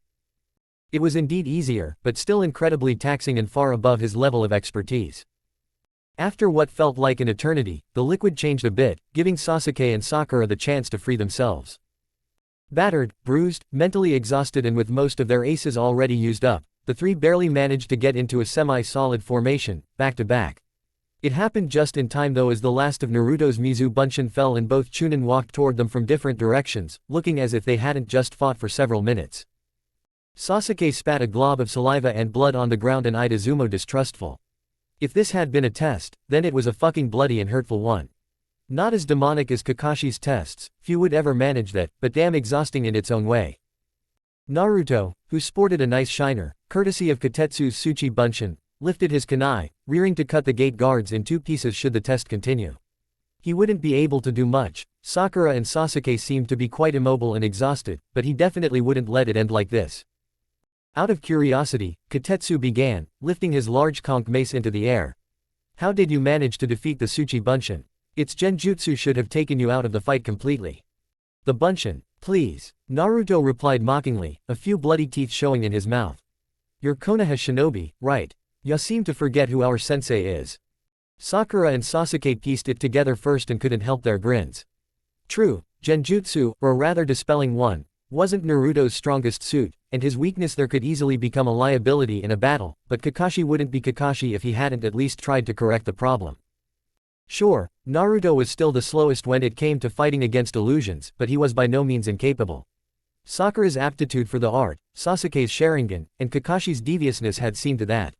All he needed was time. Izumo and Katetsu knew of course who their teacher was, but that didn't really answer their question. The blonde though wasn't forthcoming with any further explanation, and to their amusement even his teammates started to smile.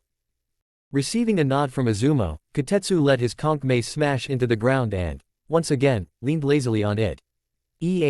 That's good enough for us, I guess.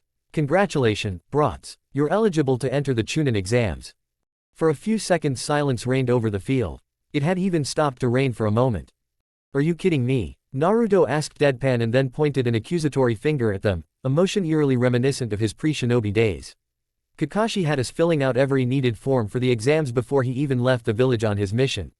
Why's there a test before the test? Katetsu shrugged and referred the question to Izumo. Ask him. Team 7 turned their heads as one and glared at the other Chunin, who had never stopped smiling. We only followed our orders, Izumo explained. There were some concerns about fresh genin taking part in the exam, and it was simply our job to test Team 7. Well done, by the way. You held yourself up admirably. Anyway, we're done here, Katetsu grinned. Exams start next Monday in the academy. 8 in the morning, I think. The Chunin didn't give Team 7 any more time to complain or ask questions and simply vanished in a breeze of fluttering leaves. As soon as Team 7 was sure that their testers had left the training field, they collapsed to the ground and gasped for air. The battle had been short, very intense in its brutality too. And it left none of them happy in the least. We lost, Sasuke muttered, propping himself up on his elbows. Naruto grimaced. And pretty badly at that. They didn't even sweat. They were seasoned Chunin, Sakura rationalized, although she didn't look pleased either. Katetsu's hit still stung on her face. For a moment it looked as if Sasuke would accept her reasoning, but then the Uchiha shook his head violently. We thought we were on the same level as Chunin, and they were only 2.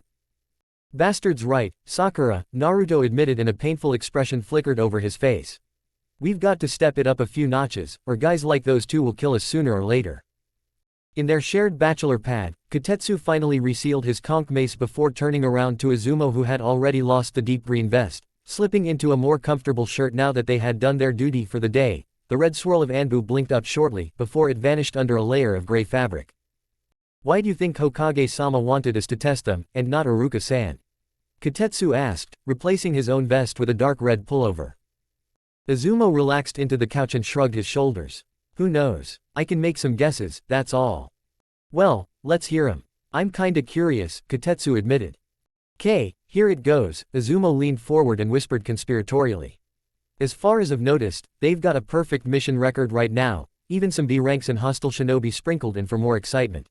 I'm not sure, but I'd say Hokage-sama was worried that they get big heads. Better nib that problem in the bud, you know. Ah, I see. No wonder they didn't send Iruka-san, then.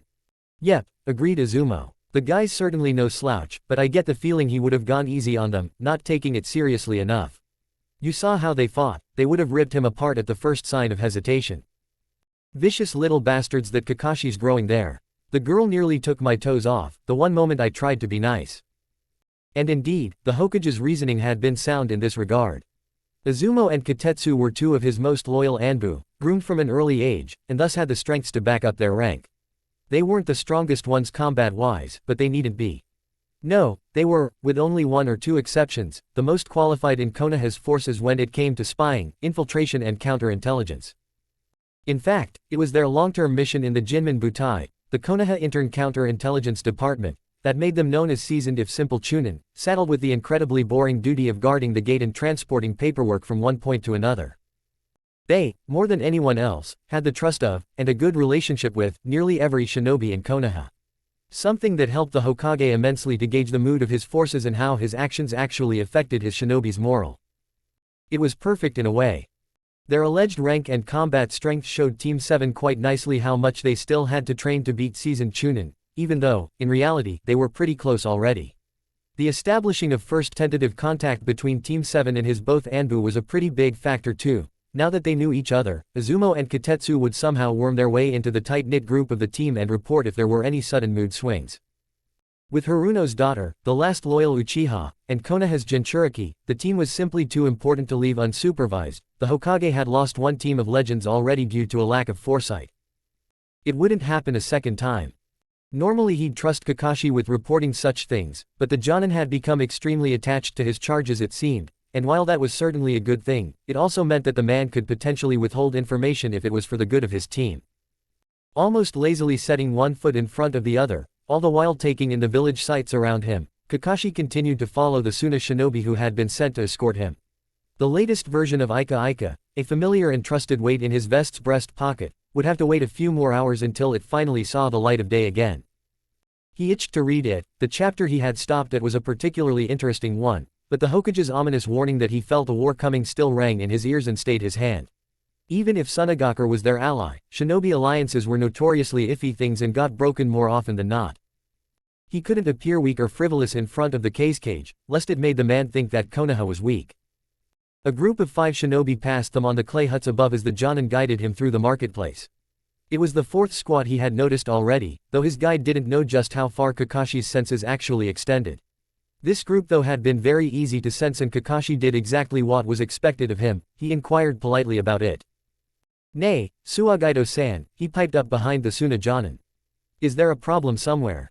This was the second group that sped past us, and as a shinobi of an allied village it would be my pleasure to help if it was required." His question was well calculated.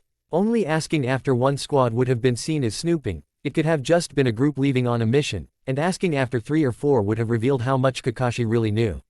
2 groups of 5 though, weren't sent on missions together very often and thus gave him the perfect excuse to actually do some snooping. Suagaido tensed up minutely, something Kakashi didn't miss even though it was just a minuscule twitch of the man's index finger. Konoha's fang of vengeance allowed a satisfied smirk to stretch his lips, not that the Jonin, or anyone else could see it with the minor genjutsu he had taken to cast on his mask before every mission of high importance. A fresh Jonin, huh? Kakashi could work with that, although he found it a bit insulting. It was something like an unspoken shinobi tradition that they always tried to gather some kind of information when visiting a foreign village, no matter if allied or not. That was the sole reason for sending a guide after all, definitely not to be polite, but to curb the incessant need to spy. The cage mustn't have a very high opinion of him. Something that, although insulting, suited him just fine. It would make his work here much easier to accomplish, and his work was plenty if he read the signs correctly. So far, while appearing fairly cordial, Suagaido hadn't done anything that warranted suspicion. He was trained to hide such things after all. The villagers and less trained shinobi they had passed though, were a different matter altogether. It was subtle, but Kakashi had sensed a few very unfriendly stares, an underlying current of hostility. Suagaido halted in front of the large balloon-shaped tower that housed the cage's office and smiled genially. "Nothing to worry about, Hitaki-san. There have been some sightings of recently escaped prisoners in the desert and we're just rounding them up." And there it was, the mistake Kakashi had waited for to confirm his suspicions. No experienced Jonin would ever feed him such an unlikely story as it reflected badly on the village itself. That meant though that the Suna shinobi was lying, badly, but still lying. He would have to investigate further after his meeting with the cage. Chapter 10, Water the Seed IV. Onoki smiled proudly as he floated above the large stone pit, observing the 6 shinobi still fighting for recognition and a good sum of money down below. Large rocks smeared with the blood of the previous contestants protruded from the ground, and enabled the remaining participants to hide or lay traps for their opponents. The arena, built decades ago by himself, was once again hosting the monthly tournament that determined the strongest among the clanless shinobi. 37, all of them living in the generic barracks next to the pit, had signed up this month, a respectable number. "You're still here. Onoki looked down to the booth that was reserved for nobles, which was empty all year long, and saw his granddaughter lazing on one of the pompous chairs. Well, at least he was prepared should the clans ever start to deign the pit of greater importance than their own useless attempts at sparring. He floated over to her and settled on one of the chairs himself. Kuretsuchi, I never knew you were interested in my arena. I could ha. Bah, spare me, Gigi. Kuretsuchi brushed a strand of hair behind her ear. You're shirking your duties as the Tsuchikage to watch them. Onoki narrowed his eyes, and looked at his granddaughter. Them, you mean clan-less shinobi. Like me. You're different, you're the Tsuchikage. That doesn't make me different, it only proves my point, Onoki said. He waved his hand. They, just like I have done, shed sweat and tears to prove themselves. They, just like I have done, color the sand red to make a living. If anything, dear granddaughter, it shows that each of them can become the Tsuchikage. Kuretsuchi abandoned her lazy position and sat ramrod straight in her chair. Her pink eyes bored into the aged face of her grandfather. How you can even stand the comparison with this riffraff is beyond me.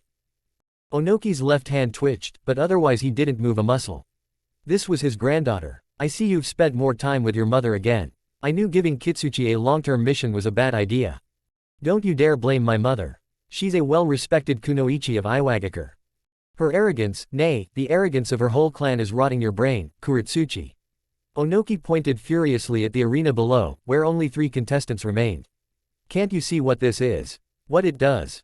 Kuretsuchi's laugh chilled Onoki to the bone. This was his sweet little girl. What this is, Gigi. It's a barbaric tournament, a free-for-all slugfest, a frivolity of peacetime.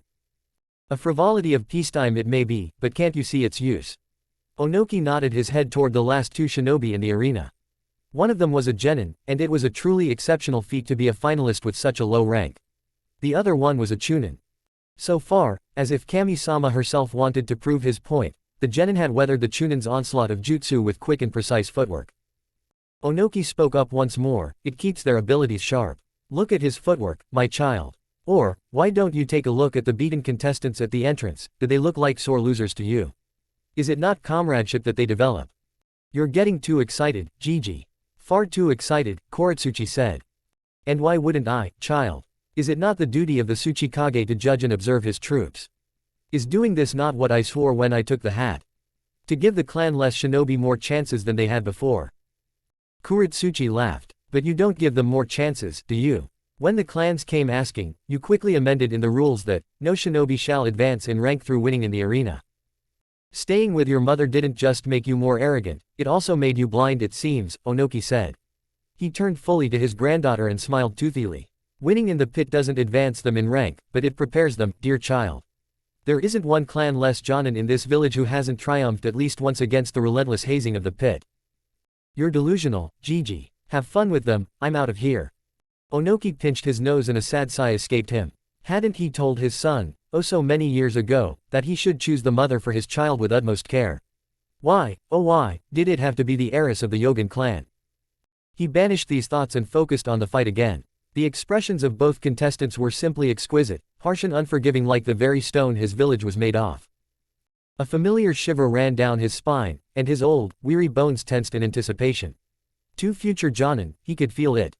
The genin evaded another spear of earth, simply by stepping out of the way. Suddenly, after a surprising dash, he was directly in front of his opponent, and a well-placed feint moments later secured him first blood. Onoki's eyebrows rose as he witnessed the show of skill. Now, the chunin had the additional mental weight of being wounded by a genin pressing against him. From the corner of his eyes, Onoki saw that the genin used the opening he had created to weave some hand seals. Genjutsu, a nasty one at that. He leaned forward, and watched the fight with even more interest. Capable masters of illusions were rare in his village, and this particular genjutsu showed the victim moments of true despair and helplessness. The fact that such a technique was used effectively by a mere genin made his fingers twitch in anticipation. The diminutive cage though didn't expect the sudden, blood-curdling scream that reached his ears, amplified by the echo the pit provided.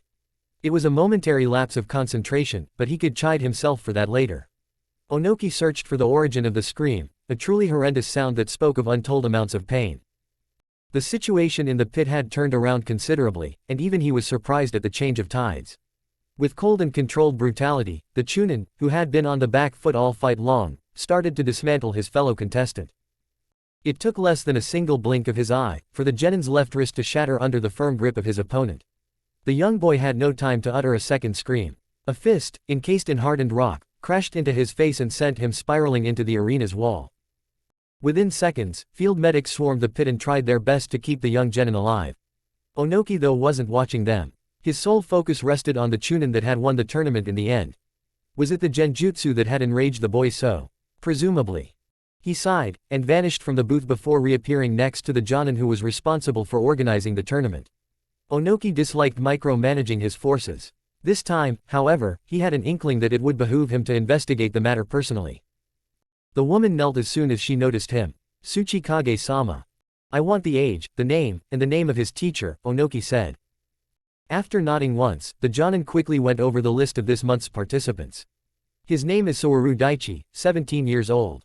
He isn't sponsored at the moment, apparently. Forgive me, Tsuchikage-sama, but for more information I would need access to his files. Onoki's eyes never left the chunin who was currently getting berated by the medics for his mindless brutality. See to it. I want a full report on him as soon as possible. Hours later, Onoki browsed the file of the chunin Soaru Daichi, and the more he read, the more displeased he became. It wasn't a towering rage yet, he still wasn't pacing, but the good mood of the afternoon was certainly long forgotten. The last report in the file contained information about a failed mission to Nami no Kuni, where he lost his teammate to a blonde shinobi from Konoha. A blonde shinobi who definitely didn't fight like a Yamanaka according to the description in the report. His suspicions had been enough for him to order the boy into his office, where he listened to a detailed recounting of the botched attempt on the bridge builder's life. Onoki massaged his brows. At a bridge of all things. It was too strong a remainder of the battle at Kanabikyo, where, within a single strike, a team of Konoha's shinobi had disrupted Iwa's supply lines for months. It had been a strike led by the very man his village demonized to this day, Namikaze. The mere mention of this man never failed to enrage the Tsuchikage. In a short moment of inattention, Onoki's tightly leashed chakra broke through, and an ominous rumble was felt by everyone who worked in the administration district of Iwagakure. He quickly gathered himself and started to march through his office, at a sedated speed, but still pacing. Onoki walked over to the chunin, Daichi, who had been quite affected by his outburst seconds ago. He pointed at the opened bingo book on his table. Are you sure that he looked like this? Exactly like this. Daichi moved over to the table and took another look, forcing himself not to let his eyes stray away from the repugnant picture of Namikaze Minato, however disgusting it may be. He nodded, and the revulsion was clearly visible on his face. 10 years younger. Other than that, he's a carbon copy. Onoki halted and his eyes wandered over the black ink in the book. It described Iwa's bane so accurately. The idea, the pure notion repulsed him. But, somehow, the bastard had fathered a son before he died in that whole Biju mess roughly a decade ago. At the moment, the bastard's son was barely as strong as a chunin, a flickering of light on the horizon at last, but such things could change quickly, especially with Konoha's fang of vengeance as the brat's teacher. He looked over to the chunin next to him and found a silent companion who shared his disgust for Namikaze's son. They had different reasons, but the same goal, the same purpose. The boy had to die, and that better sooner than later. Onoki floated upward a few inches and rested his gnarled hand on Daichi's shoulder. People always meet twice in life. When you see him again, make sure that your revenge is as harsh and unforgiving as the stone that gave birth to you. He took another look at the chunin. Micromanaging really wasn't his forte, but the boy needed a new sensei, especially after meeting the son of Namikaze. Perhaps it was time to foster an apprenticeship on Roshi. In the meanwhile he would have to ponder on how to use this new information in a way that benefited his village the most. Rather noisily, Naruto placed the last few side dishes on his small table and then sat down next to his teammates, a steaming cup of tea in front of him. He smiled and filled his pipe, but a droplet of water fell into the chamber and made the tobacco unusable instead. His golden locks were still slightly wet from showering. Wasn't that just elegant, Naruto? Sakura laughed and quickly went into the bathroom. A moment later, a towel was thrown at the blonde. Here, use it, or you'll drip the whole place. Naruto grinned sheepishly and rubbed the towel furiously over his hair. Thanks. Looking over to the table, the blonde saw that the Uchiha had already made himself comfortable. Sasuke had discarded his armor completely and lazed in a black shirt and black pants on his chair, sipping the tea. Feeling eyes on him, Sasuke looked up. We're bad at small talk. Already forgot, Dobi. His lips twitched. How curious that the Uchiha knew exactly how he had tried and failed to find some meaningless conversation starter. There's something to be said about practice, bastard. Naruto looked out of the window. It's pretty nice weather, guys. Not one cloud in sight. Sakura came out of the bath and rolled her eyes, setting her cup down with a noticeable clinking sound. We're here for a reason, right? Right. Analysis it is, then, Naruto said. The Tsuchi Bunshin wasn't really the problem on my side. I was able to destroy it once I got close enough for taijutsu, but the genjutsu before that. Sasuke nodded, and leaned forward. I meant to ask about that. We know that genjutsu isn't your strength exactly, but you're able to break through most we try on you nowadays. Scratching his cheek, Naruto answered, it wasn't the quality, but the amount. The damn Tsuchi Bunshin layered like 3 illusions around me, probably would have done more if not for a chakra shortage. I tell you, this guy, Kotetsu, is a fucking beast when it comes to genjutsu. Not just there, Sakura said. I don't know about his ninjutsu, but he completely destroyed me in taijutsu, once he took me a bit more seriously. Honestly, I don't even want to know what this giant conch mace could have done to me. How is this guy still a chunin? Naruto asked. Who knows? His partner wasn't any different. You said his name's Izumo, right? Naruto nodded, and filled his pipe once more, this time he succeeded. The duo's pretty much always guarding the main gate. Aside from Kotetsu-san, what about your fight with Izumo-san, Sasuke? Sakura asked. Come on, bastard, we lost as a team so don't go mute on us now. Sasuke grumbled, before gathering himself and staring at the wall across the room. He was better in pretty much everything, that's it. His actions countered mine. His Suiten extinguished my Kaden. It was strange. My Sharingan saw so many possible actions he could take, it was hard to decide on a final form of defense. He was faster, too.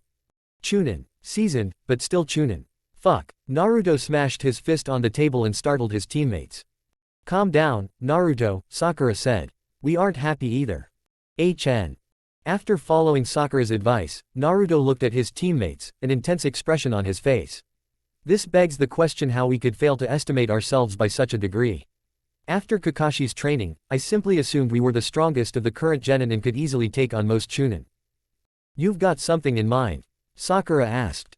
Naruto nodded. Our assumptions led to our defeat once already, this time it was against some friendly guys who just tested us, nothing more. I'd hate for the same thing to happen again, especially in the exams. Information. Sasuke was still disgruntled. About the exam, about the teams that participate. Exactly.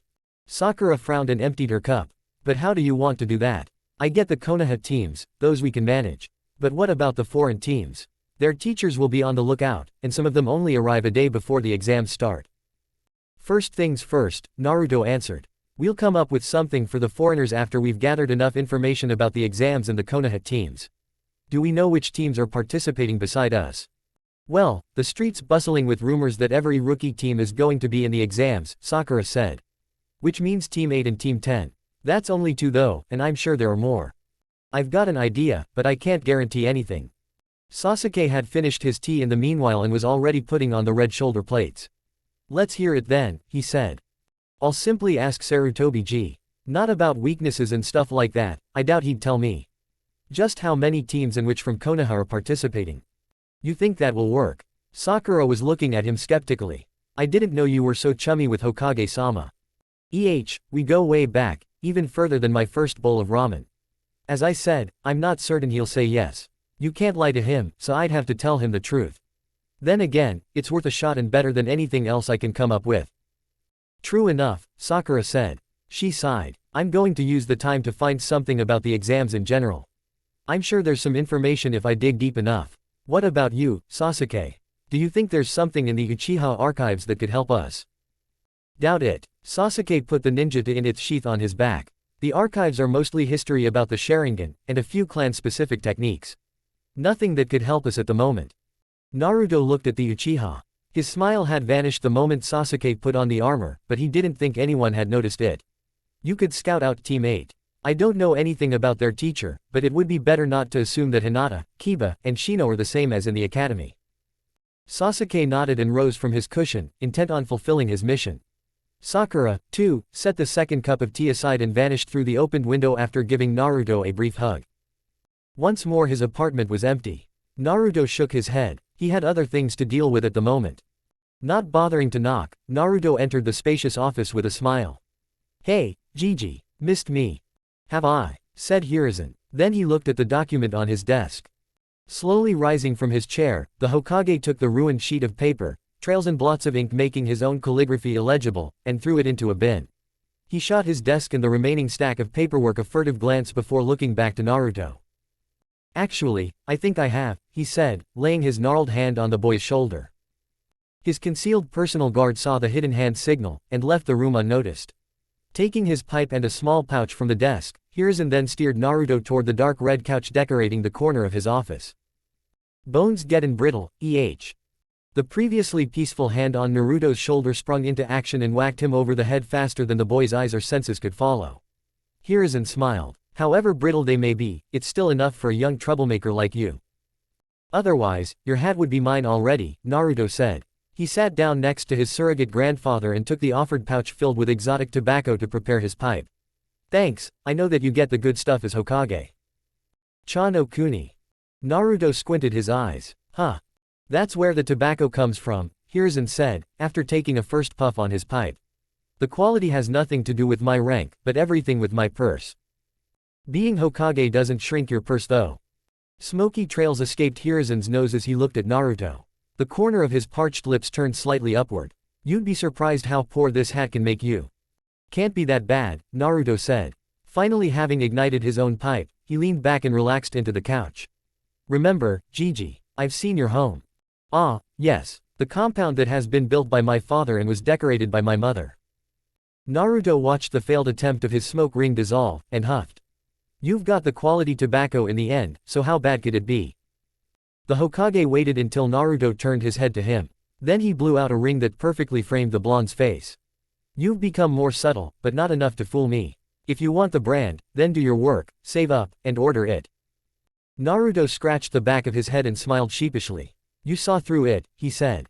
"From the moment your greedy eyes landed on the pouch." Hiruzen allowed himself a small chuckle and pointed with his pipe at Naruto's hinata. "You're an adult now. So, provide for yourself, and prove that your teacher was right in handing you the insignia of our village." "How'd you do that?" "What, finding out?" Naruto laughed. "Not that. I kinda expected it, to be honest." "The ring. How do you keep the ring from dissolving?" "Practice," Hiruzen said. "That, and a lot of experimenting." Years ago, his son had received exactly the same answer on a similar question, and it led Asuma to some interesting new combat techniques once he noticed that infusing chakra into the smoke was possible. Hisekisho, the Kaden jutsu Asuma had developed, was a prime example and absolutely lethal if used correctly. After watching Naruto go through a few tries of his own with no real success to speak of, Hiruzen cleared his throat to get the boy's attention. "If you're done, why don't you tell me what really brought you here? Can't I just visit you?" Naruto frowned. The sad truth that he had only visited the old man because he wanted something churned in his stomach. Hiruzen eyed the blonde shrewdly and his expression became dry. "Of course you could," he said. "But that doesn't mean you would, nowadays. I am reasonably sure that you had a purpose beyond spending time with me when you stepped through the door." Well, yeah. "Don't worry too much," Hiruzen said. He thought about ruffling Naruto's hair, but stilled his hand and favored him with a smile instead. "It's human, not to mention a fault of old men like me. After all, we've taught you youngsters that this world doesn't lend itself to altruism." Naruto nodded in thanks toward his grandfather and Hokage for giving him an easy way out. "You're too perceptive, Gigi. You know that, right?" "So I've been told from time to time." The smoke that left Hiruzen's mouth formed into the crisp shape of a leaf, almost looking like a smug statement. "People could call it annoying." "That they could indeed." Hiruzen laughed. "It's a useful talent though, especially when little rascals and shinobi want to butter me up for something."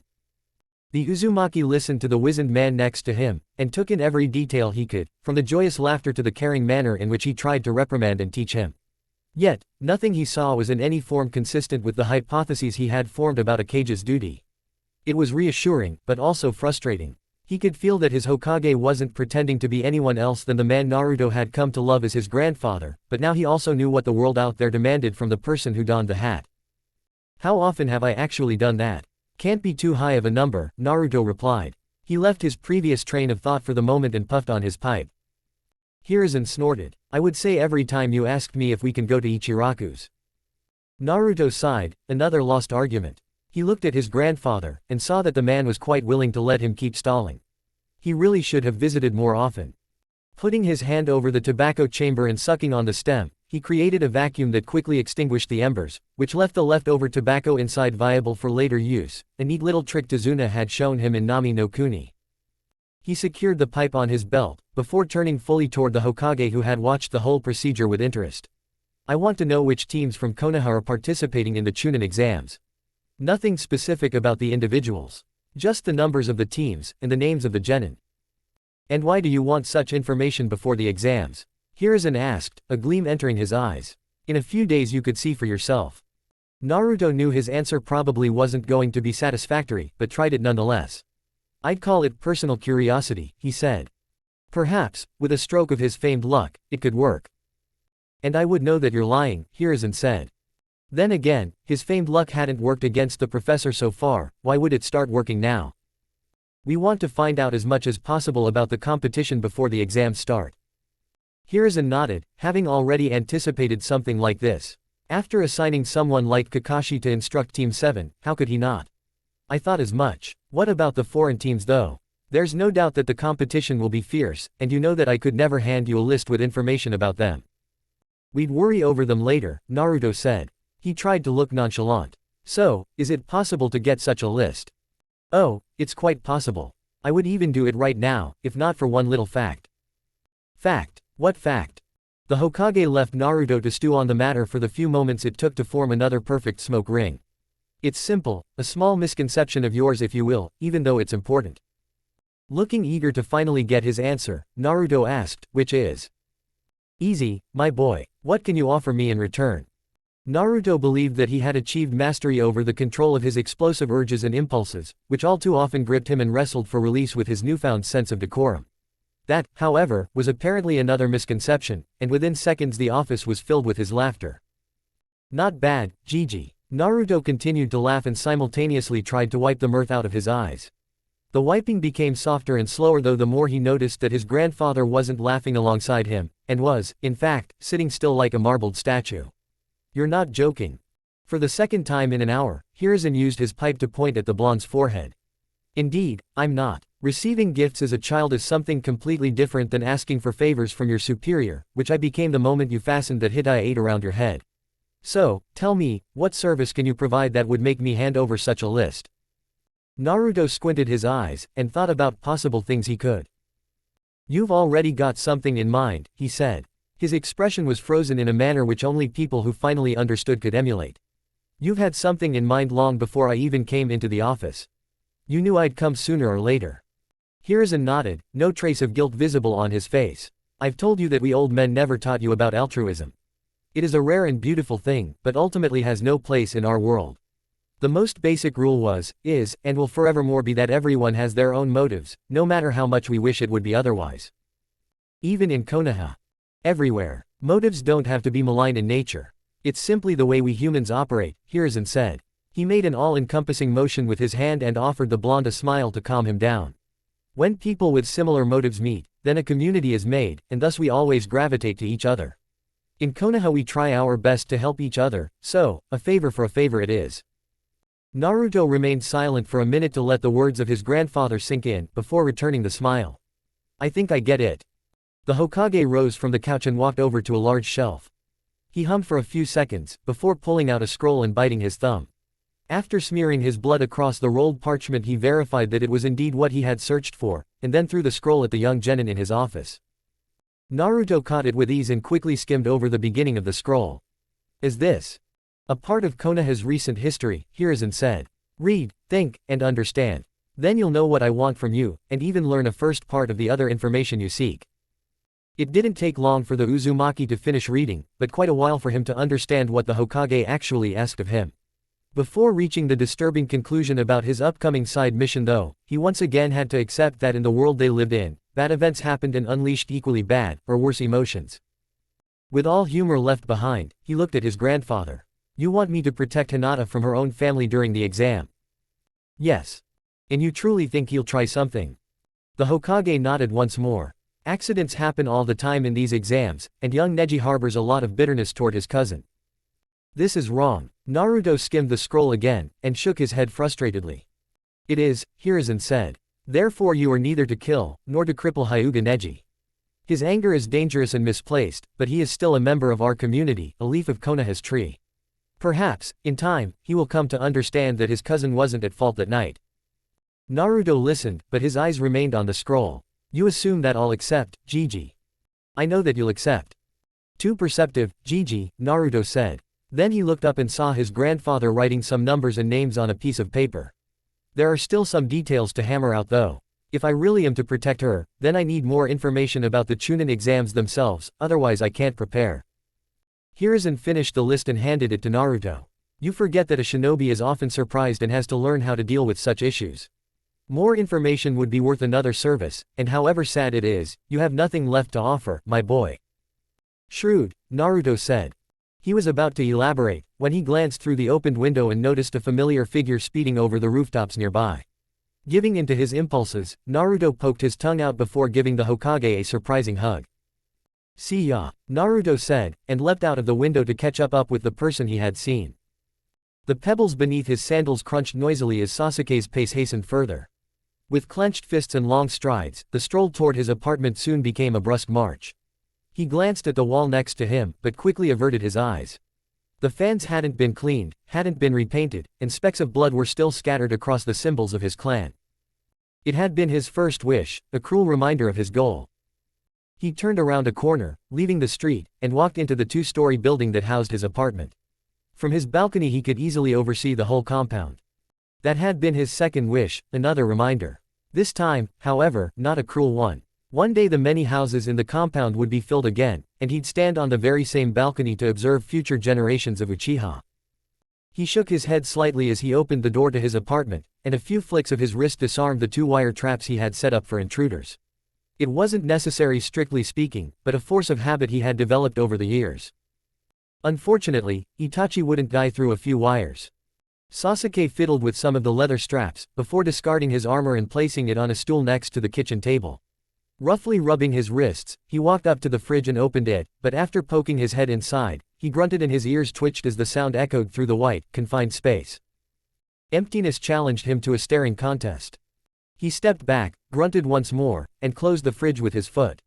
The resulting smack satisfied Sasuke more than buying groceries, didn't eliminate the general issue though. With no food to eat, there was only one thing he still needed from his apartment before he could try his luck at spying on a team that specialized in reconnaissance. He walked into the adjacent bedroom and threw the doors of his closet open. His hands sifted through the sometimes clean, sometimes sweaty and dirty clothes, before he reached the small seal matrix in the back. Sasuke put his index finger on the middle and pushed his chakra into the focal point of the seal. FUNN, Kai. His hand reached out for the object that soon revealed itself to be a bound stack of even more seals. It was the first time he'd actually need one of those, a masterpiece of fuinjutsu his ancestors had commissioned as the rivalry between Uchiha and Hyuga reached its peak. Frugality was key here. The master who had made the design was long dead, and the few scholars of the Uchiha who produced these seals weren't among the living either. Still, a test run wouldn't hurt, and was indeed needed if his target was a Hyuga. One seal per article of clothing, that was the rule, the restriction. He took a brown travel cloak out of the closet, slapped the tag on it, and activated it with another infusion of chakra. Sasuke's lips quirked. The rule was conveniently circumvented. Ninpo, Henj no Jutsu. The Byakugan had the reputation of seeing through even the most advanced illusions, that was something the seal couldn't stop. But, the Hyuga wasn't the only person on the team, and with her famed bloodline limit blocked from seeing more than a few hazy outlines, it might be enough to fool her teammates at least. In the eventuality that he'd be caught, of course. Not that it was likely. Sasuke threw the modified cloak over his shoulders and pulled the hood deep into his face. He pressed harder and harder, pumping chakra through his legs in the attempt to reach Sakura as fast as possible. Crack. Another roof tile split apart under his feet. The uprising groan wasn't acceptable, didn't help his current mission in any form, and was thus suppressed with vehemence. Sakura would know what to do. Hopefully. Paying for broken tiles had to come later, after finding the person who would have a good idea on how to resolve the mess he made. Sasuke changed his direction, pushing even more energy out of his feet, intentionally murdering the control exercise to get the little boost being blasted away would grant him. A pair of unfamiliar Chunin appeared in front of him, probably to make him pay for the property damage he caused. He blasted right past them. They'd be confused. Good. Confusion made people slower, and he couldn't allow himself to be caught until he informed his team. His peripheral vision let him notice another approaching shinobi, who came at him with speeds a tad slower than his own, but still enough to impede him shouldn't he be able to make a quick getaway.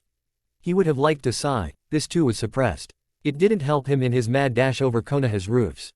Crack. He simply ignored it. Sasuke saw a water tank in his way and narrowed his eyes. That would be too much property damage. Screw his team, even if it made him a second slower. He jumped on top of it, but as he tried to propel himself away, a hand landed on his shoulder and rooted him in place. Damn, the other shinobi had caught up.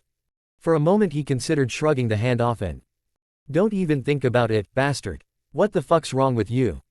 Sasuke turned around. "Naruto. Are you kidding me? I shouted your name for the last few seconds. Some teammate you are, sir. Shut up, follow, and listen." Sasuke slapped the hand from his shoulder and leapt off the tank. Naruto quickly followed. Wind whipped against his face, and he had to put all his abilities to use simply to stay on the Uchiha's heels. Bastard. Problem. Teammate. Caught. And Sasuke didn't turn around, leapt over another roof, and rolled his eyes instead.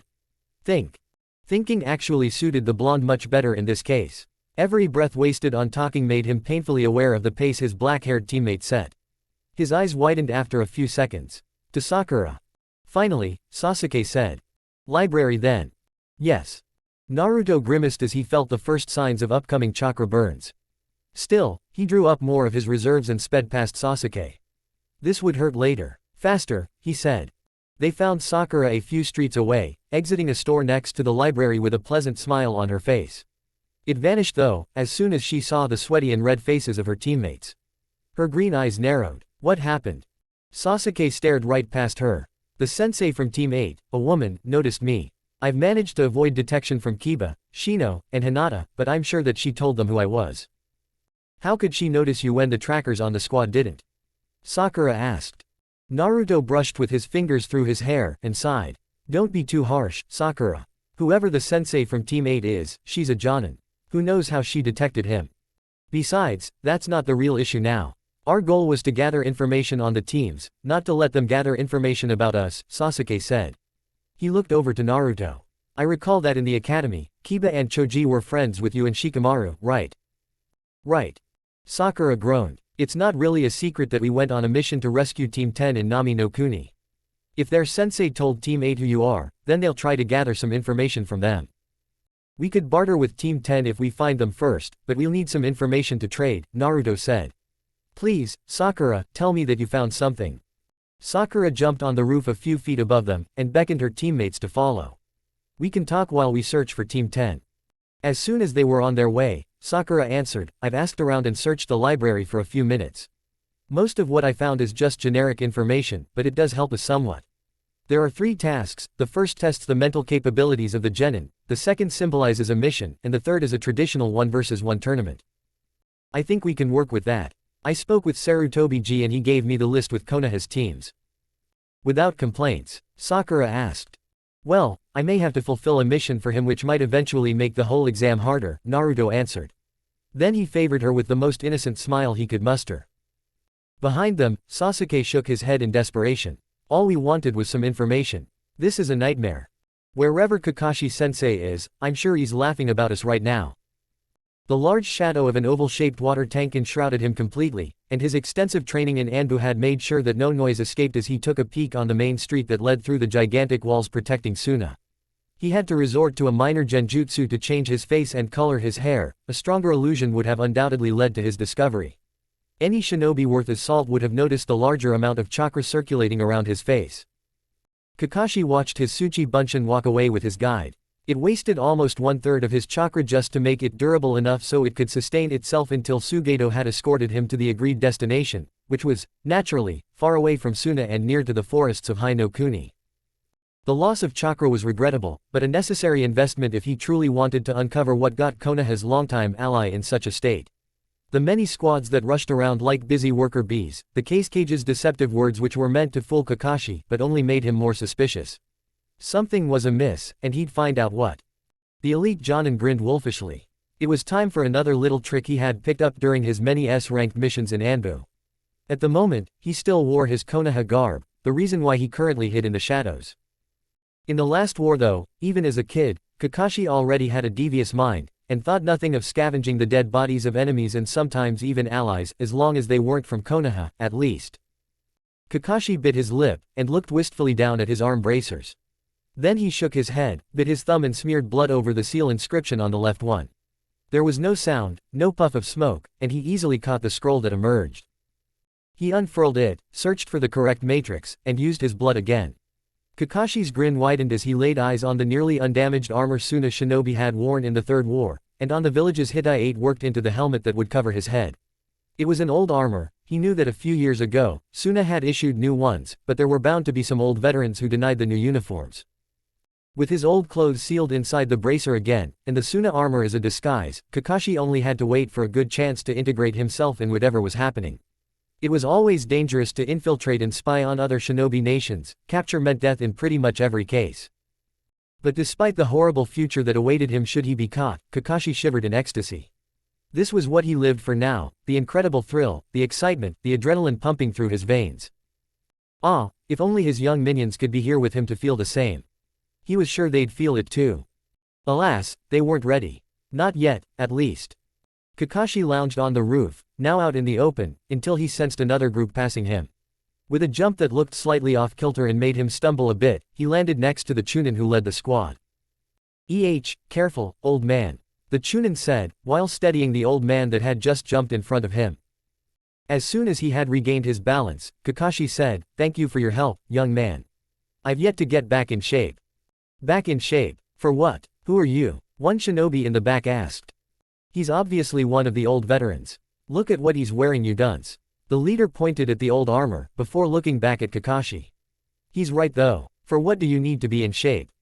Kakashi wagged his finger. "You youngsters think you can fool me. I fought in 2 wars, you scoundrel. Of course I'd notice when trouble is brewing. Not that you were all that stealthy in your approach. Look, old man, you're right, okay, but we can't tell you. You're too old and your service to the village is long done." The Chunin's expression was one of pity. If he could, Kakashi would have snickered. They were just too easy. Please. His eyes were boring into the leader and his voice gained a defeated quality. "I've got nothing left here. Wife and child are dead, I'm not in the shinobi roster anymore. This isn't the way to die for a shinobi. I want my death to be on the field, the last time against the enemies of my glorious village." A Chunin in the background stepped forward and looked at his leader. "It would be 1 soldier more, and he's got the experience. Look at people like the Tsuchikage, or the Hokage. They're even older than him." "True," said another shinobi. After a few moments of deliberation, the Chunin who lead the squad came to a decision. "Listen, old man, I'm going against my orders with that stunt, but I guess another strong shinobi would make them reconsider executing me on the spot. You are strong, right? I don't want this to blow up in my face." "Strong? Boy, I've survived 2 wars. What do you think I am? I just need a bit of time to recondition my body," Kakashi answered. All right, it's decided then. We'll lead you to the camp, but you have to talk with the commander on your own." "Thank you," Kakashi said. He gratefully shook the man's hand and leapt forward into the direction the squad had been heading before. Again, his landing wasn't the smoothest, he had a role to play after all. Turning around, his smile revealed a lot of creases. "What's taking you so long? Can't compete with an old geezer like me." The squad appeared next to him in an instant and some of them snickered. "Don't get too excited just yet. I can always send you away." Kakashi saw the humor in the man's eyes. "You'd deny an old man like me his dying wish." "I thought not," Kakashi said, trying his best to keep up with the squad while imitating the movement problems an old veteran of 2 wars could have. "Say, what's actually happening? Last time Suna was this busy, we prepared for the Third War." The Chunin laughed. "You'll see soon enough. Just wait until we're there and your dream will come true." Silence reigned for over 30 minutes as the group of 5 Suna shinobi and an old war veteran exited the village and sprinted through the desert. It was after climbing on a large dune that Kakashi saw what had generated the whole excitement, and he sucked in a sharp breath. "Have I promised too much?" the leader asked. Kakashi quickly regulated his breath, although he could feel his heart hammering violently against his ribcage. "No, that's exactly what I wanted. Onwards then, we have to report in, and I'm sure the commander has a minute for you." Kakashi really had to work the muscles in his face to produce a smile. "Great, I can't wait to meet him. Maybe it's an old friend. Who knows? Could be, he's around your age." "Well, let's get going then," Kakashi said. He trailed slowly behind the group. And in a short moment of the Chunin's inattention his eye narrowed to a slit as he overlooked the large oasis in front of him. He counted more than 400 tents, some larger, some smaller, and on a field in the west, a large company of shinobi was running through drills. These troops definitely weren't there to exterminate some bandits. This was an army, and Kakashi smelled treachery in the very air around him. Shikamaru sat on the front porch of his home, an incomprehensible look on his face as he stared at the crowd of genin that had appeared in front of him mere seconds ago. They looked exhausted, as if every one of them had run a marathon, which Team 7 apparently won, but only by a small margin of 8 seconds. "Listen Shika," Naruto said. Kiba jumped in front of the blonde and growled. "Don't listen to him. Don't interrupt me again, Kiba." Naruto took a step forward and came face to face with the Inuzuka. Kiba didn't back down though, and came closer himself, until their noses nearly touched. "Or what? You'll beat me up, Dobi." Behind Naruto, Sasuke put his hand on the hilt of his ninja too. It might have been an overreaction, but he had become surprisingly possessive of Naruto's title. Sakura, who saw Naruto clenching his fists, put a hand on Sasuke's shoulder to calm him down. She leaned over to his ear. "If Naruto can control himself, you can too. Troublesome. Can't you be silent for a while?" "I need to think," Shikamaru said. His eyes focused on Sasuke's weapon. He had seen in Nami no Kuni just how much devastation and death the Uchiha could call forth with it. His wish of silence was granted. With his hands in the usual position he needed to formulate strategies and think problems through. His synapses fired at their full capacity as he searched for the reasons and motives both teams could have. They obviously wanted something from him, or his team, and came to trade, or convince him. Sakura walked over to Ino, who stood shell-shocked next to Choji. Never in her wildest dreams had the Yamanaka anticipated that it would come to such tensions between the rookies from the academy. Most of them had been friends for Kami's sake. "Hey Ino," Sakura said. She gave her old friend a tired smile. "Sakura, what the fuck is happening here?" Ino asked. Her voice was a whisper, carrying a lot of confusion with it. "We want something from your team. So does Team 8. Let's call it negotiation." "Negotiation." Sasuke-kun nearly drew his ninja too.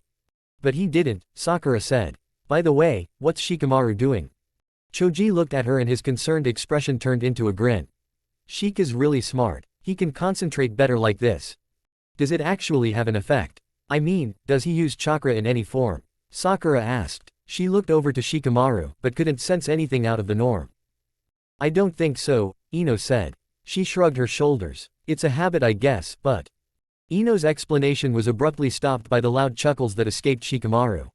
The Nara gave each member of Team 7 and Team 10 another short look, saw exactly what he wanted to see, and then broke out in laughter. It didn't happen often that he went all out when laughing, way too exhausting, but the hilarity of this situation was simply too much for the lazy genin. "Are you okay, Nara?" Sasuke put his hand once again on the hilt, but lifted it instantly when he saw Naruto looking at him and shaking his head. Sasuke was confused. Why was the Nara laughing? About them? Nah, that couldn't be. But one never knew with other people. A moment later, Shikamaru had composed himself and looked at Naruto and Shino, a grin tugging at his lips. "Why don't we get back to business, gents? I'll talk with Shino and Naruto, before making my decision." Shikamaru rose from the porch and walked inside. "Coming, Shino." The Aburame righted his collar and nodded. Kiba's hand landed on his shoulder and stopped him though. "Why are you the one to go? You still haven't calmed down sufficiently, therefore it is only logical that I go," Shino said. Then shrugged Kiba's shoulder off and followed the Nara inside his home. Hinata stepped up nervously next to her remaining teammate. "Kiba-kun, please don't worry, you know that's how he is." She gave him a shy smile. "Let's trust in him." The Inuzuka relaxed his muscles and grinned at the Hyuga heir. "Ha, you're right, I'm sure he'll manage." What neither of them noticed, were the eyes that focused solely on the blue-haired girl. That was the girl he had to protect, Hinata. How could anyone want to hurt her? Her own family no less. He didn't understand, especially as the girl appeared to be friendly to the extreme. Sakura in the meanwhile had left Ino and Choji to their own devices and appeared next to Naruto, leaning over to his ear. "You've got a crush on her." The blonde smiled, but shook his head in the negative. "She's Sarutobi-ji's mission. You have to kill Hinata." Sasuke whipped his head around and looked wide-eyed at his teammate. "Bastard, what's with you and all the bloodlust? You're kinda off your game today." "Well, he isn't wrong is he? Or what exactly entails Hokage-sama's mission?" Sakura said. Naruto lowered his voice even more. "Protection. We have to protect her during the exam." Gigi probably meant the second test with that.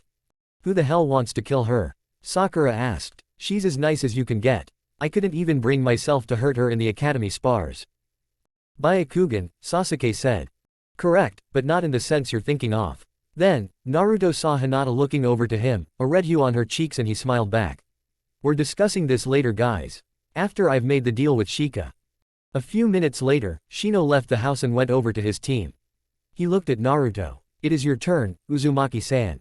Naruto walked past him. Please, call me Naruto.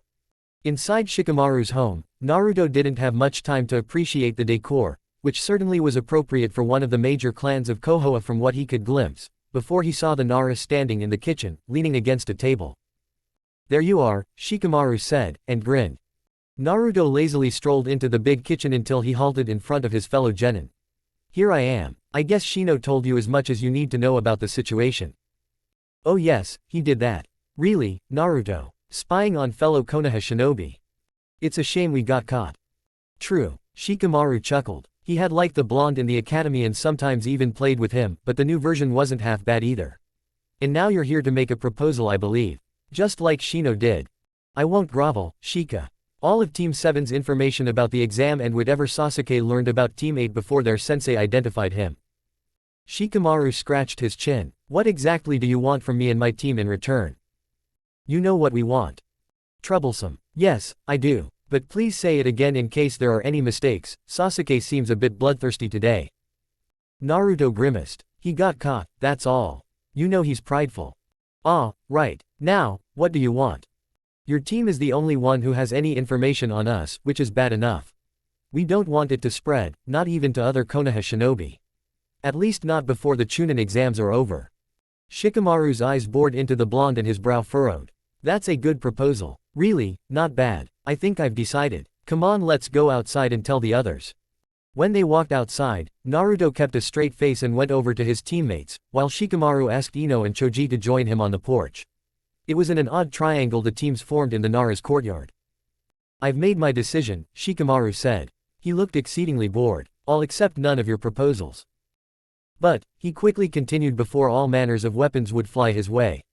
I'm willing to offer a compromise that will, hopefully, satisfy all of you. Shino stepped forward, pushing his glasses upward with his finger. What do you have in mind, Shikamaru-san? I'm curious as well, Shika, Naruto said. Shikamaru's lips twitched and he grinned like a shark. I have no doubt that at some points in the exam, they'll have a big tournament. That's always going to be the last task though. What I want, is a temporary alliance between our teams for the phases that come before that. Shino seemed to think it over, ignoring the hollering of Kiba in the background and the futile attempts of Hinata to once again calm the Inuzuka down. The compromise wasn't that much different than what he had proposed to the Nara, just with Team 7 included. He was somewhat agitated that they spied on his team, but there was no denying their skill. His Kikaichu had told him as much. In the end, he nodded once. We agree. While Shino was thinking, Naruto had walked over to Sasuke and said, Don't do anything stupid, bastard. He glanced furtively at Hinata, who was still in conversation with Kiba. Hinata's our side mission. This actually makes it easier to protect her. Naruto turned back to Shikamaru and gave him a thumbs up. We're in Shika. The Nara looked relieved and smiled. Good. With this group of 9 we've pretty much got everything covered, scouting and tracking, pure combat, capture and gathering intelligence. Naruto, you and your team doesn't have to spy on Team 8 and 10 anymore. Which should suit you well. Shino, you'll learn soon enough what Team 7 is capable of. Naruto turned to Shino. Our teams should meet up a day before the exams to go over possible strategies and to fill you in on what we'll learn about the other teams participating. Indeed. Shino nodded. Naruto-kun. Naruto, who hadn't noticed Hinata's approach, looked at her. MHH. Sorry, Hinata. I didn't get that. Hinata visibly steeled herself. I said that you don't have to scout my cousin's team, Team 9. I can tell you about them. The blonde narrowed his eyes. That's good. It would have been difficult to spy on them. Kiba laughed. Especially when you already failed against us. Sasuke, can you please stop unsheathing your ninja every time they say something? Sakura looked ready to throttle the Uchiha. Well, that's it, I guess. Why don't you all go home and sleep it over? Shikamaru said. It didn't take long for most to say goodbye and vanish. Sasuke and Sakura looked expectantly at Naruto, but the blonde simply waved his hand. I still got something to talk about with Shika. You go on, I'll meet you tomorrow at the usual place. Naruto sat down on the second cushion, directly in front of a shogi board and across from Shikamaru. Is smoking allowed? We're out in the open. Go for it. You want to play around? Shikamaru pointed at the board. The Uzumaki nodded, and stuffed his pipe. He had learned how to play shogi from the Hokage, although he wasn't exactly a genius in the game. Most of his plays were rather arbitrary. Clack. The game begun, and while the first minutes were spent in silence, Naruto soon paused and looked at Shikamaru. You're brilliant. The Nara looked baffled. Thanks. That's why I can't understand why you don't apply yourself as a shinobi. Your performance in Nami no Kuni was horrible. Why? Look at it from another angle. Clack. Shikamaru crossed his arms after his move. I did apply myself just a few minutes earlier. It's true enough that we needed a wake-up call, but training takes time. Time that we don't have with the Chunin exams that close. So, the alliance benefits Team 10 the most obviously. Shikamaru grinned. My team is neither the strongest, nor the fastest. We're basically prey in the exams. Unfortunately we can't change that in 1 or 2 weeks. What I could do, however, was covering our weaknesses. With your team and Team 8 we have high hopes to actually make it out alive. You hammered out a compromise that enticed everyone enough to actually agree with it. I feel used, but still, that's pretty impressive. That's the point though. Did it really entice everyone enough? Shikamaru looked at Naruto with narrowed eyes. For someone who wanted absolute silence before, your agreement came awfully quick. You say that I lied to you. Naruto calmly puffed on his pipe. The Nara made another move and leaned back, supporting himself with his elbows. Lied? No, more like left out. Here's the thing, Naruto. We're comrades. At least we're supposed to be. I know that you had extensive training, hell, your squad is probably the best genin squad when it comes to fighting. Where are you going with this? You've become more prideful than Sasuke. Every team specializes in something different, and even if you can wipe the floor with all of us, there are still areas in which we beat you equally as bad, Shikamaru said. He moved another piece and prematurely ended the game with a single attack Naruto hadn't seen coming at all. If Naruto had been superstitious, he would have thought the Nara had planned all this in advance. He set down his pipe and looked at the board. Was it that bad? I would have said something earlier had it been too bad, don't worry. Just remember, we're all shinobi of Konoha. Shikamaru pointed at the game. You're not half bad, by the way. You don't have to lie to me, I know I'm horrible at shogi. Naruto rose from his seat and stretched a few times. Shadows sneaked over the porch and bound the blonde tightly. Aren't you forgetting something? Shikamaru asked. Why do you want to know it so badly? Grinning, Shikamaru leaned back until he was able to see the ceiling. Just think of it as me applying myself. There's still something that could potentially hurt my team. Now, stop being so troublesome and talk. Naruto sighed and scratched his cheek. We have to protect Hinata until the tournament phase, Hokage's order. Hinata? Against whom? Who knows? Everyone who attacks her, she's the heiress to the largest clan in Konoha, after all. That's troublesome, I know, right. Anyway, it's getting dark and I still need to eat. I'll see you around, Shika. Shikamaru waved his hand and gave Naruto a lazy smile. Don't be a stranger, you troublesome blonde. Chapter 11, Grow the Tree Eye. Experience, in the end, that was all it came down to. The muscles in his fingers wanted to twitch, his eye tried to focus on everything at once, but experience prevented him from making such mistakes. It made sure that every reaction of surprise, however small, was suppressed. Clank. Kakashi heard the sound of a smith working his craft and adrenaline rushed through his veins. His body tried to betray him once more, this time though he let it happen. That, too, was a part of experience as long as it happened consciously, because showing nothing at all was just as damning as showing everything. With the return of the noise, the Chunin who led him through the maze of tents stopped.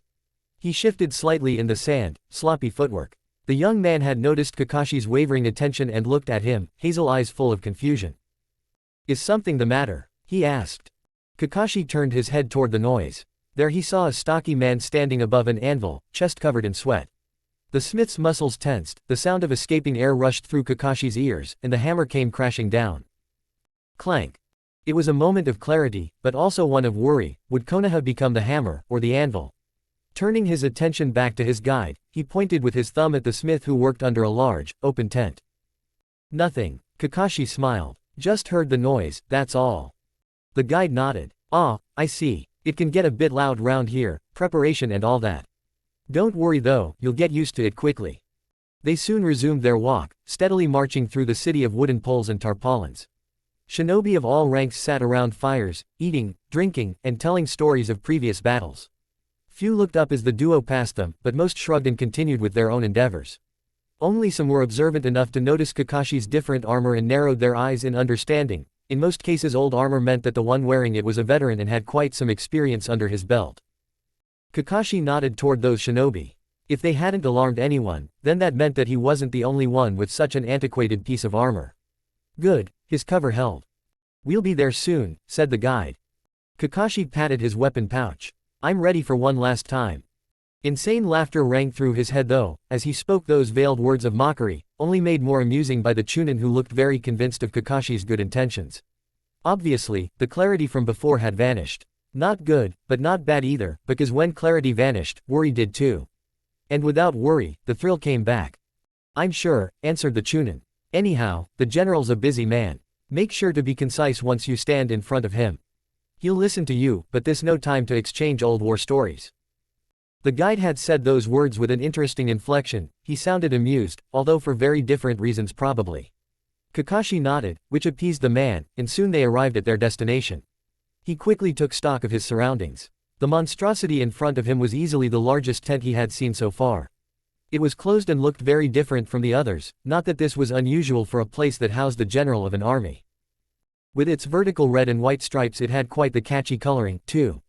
It was definitely a nice change to the dull grays and browns from earlier, though there were no other tents with such boring colors in adjacency, which made the general's haunt that much more imposing. It was impressive. Sand stretched for several yards into every direction around the tent. Long torches were stuck into the ground and had been spaced out in a large circle, cutting the protective area in half. Hazy shadows were thrown by the shinobi who guarded the place as the sun slowly descended. They stood ramrod straight, didn't twitch and didn't move. Jonin, one for each torch. It was a good defense against eavesdroppers and spies. And truly, nothing less was to be expected from a major shinobi village, a driving power of the churning mills that were the elemental nations. Impressive, utterly useless, but impressive nonetheless. The best spy was able to march directly and unimpeded through the front door.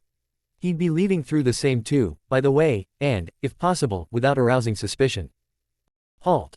The Jonin to the left of the tent's entrance stepped forward. His female companion on the right side fingered her small war fans covertly. Kakashi had noticed it, but focused on a point next to her head, before switching his attention over to the other guard. He wasn't supposed to notice, after all. Or was he? Perhaps not noticing made his cover of being an old veteran unbelievable.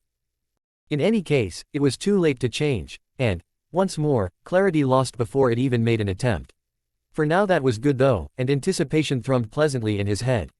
Too much worry would lead to doubt, then to mistakes. Name your purpose.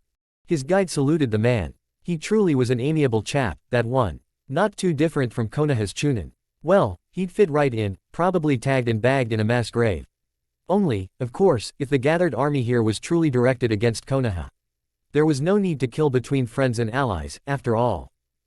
The Chunin pointed at Kakashi and answered, "I've sent a messenger ahead. This is the man." The male guard nodded once and vanished into the tent. In the meantime, Kakashi offered the shapely woman with the war fans a friendly smile. She didn't smile back. How grim. When the other Jonin returned, he beckoned Kakashi forward. "The general's giving you 5 minutes. Make the most of it." Having the tent flap held open for him, Kakashi walked through. It was just a fleeting moment, but it was his last chance to stretch his senses, categorize and interpret what happened outside. He used it wisely and felt an interesting sensation, heat. It was emitted from a large stationary bowl standing next to the male guard and was filled with red glowing embers. That was unexpected, but could come in handy later on. Inside he saw 3 men, that he could count at least. Who knew what kind of special assassins were hiding in the shadows? Shinobi had a surprising amount of means they could employ when it came to staying hidden.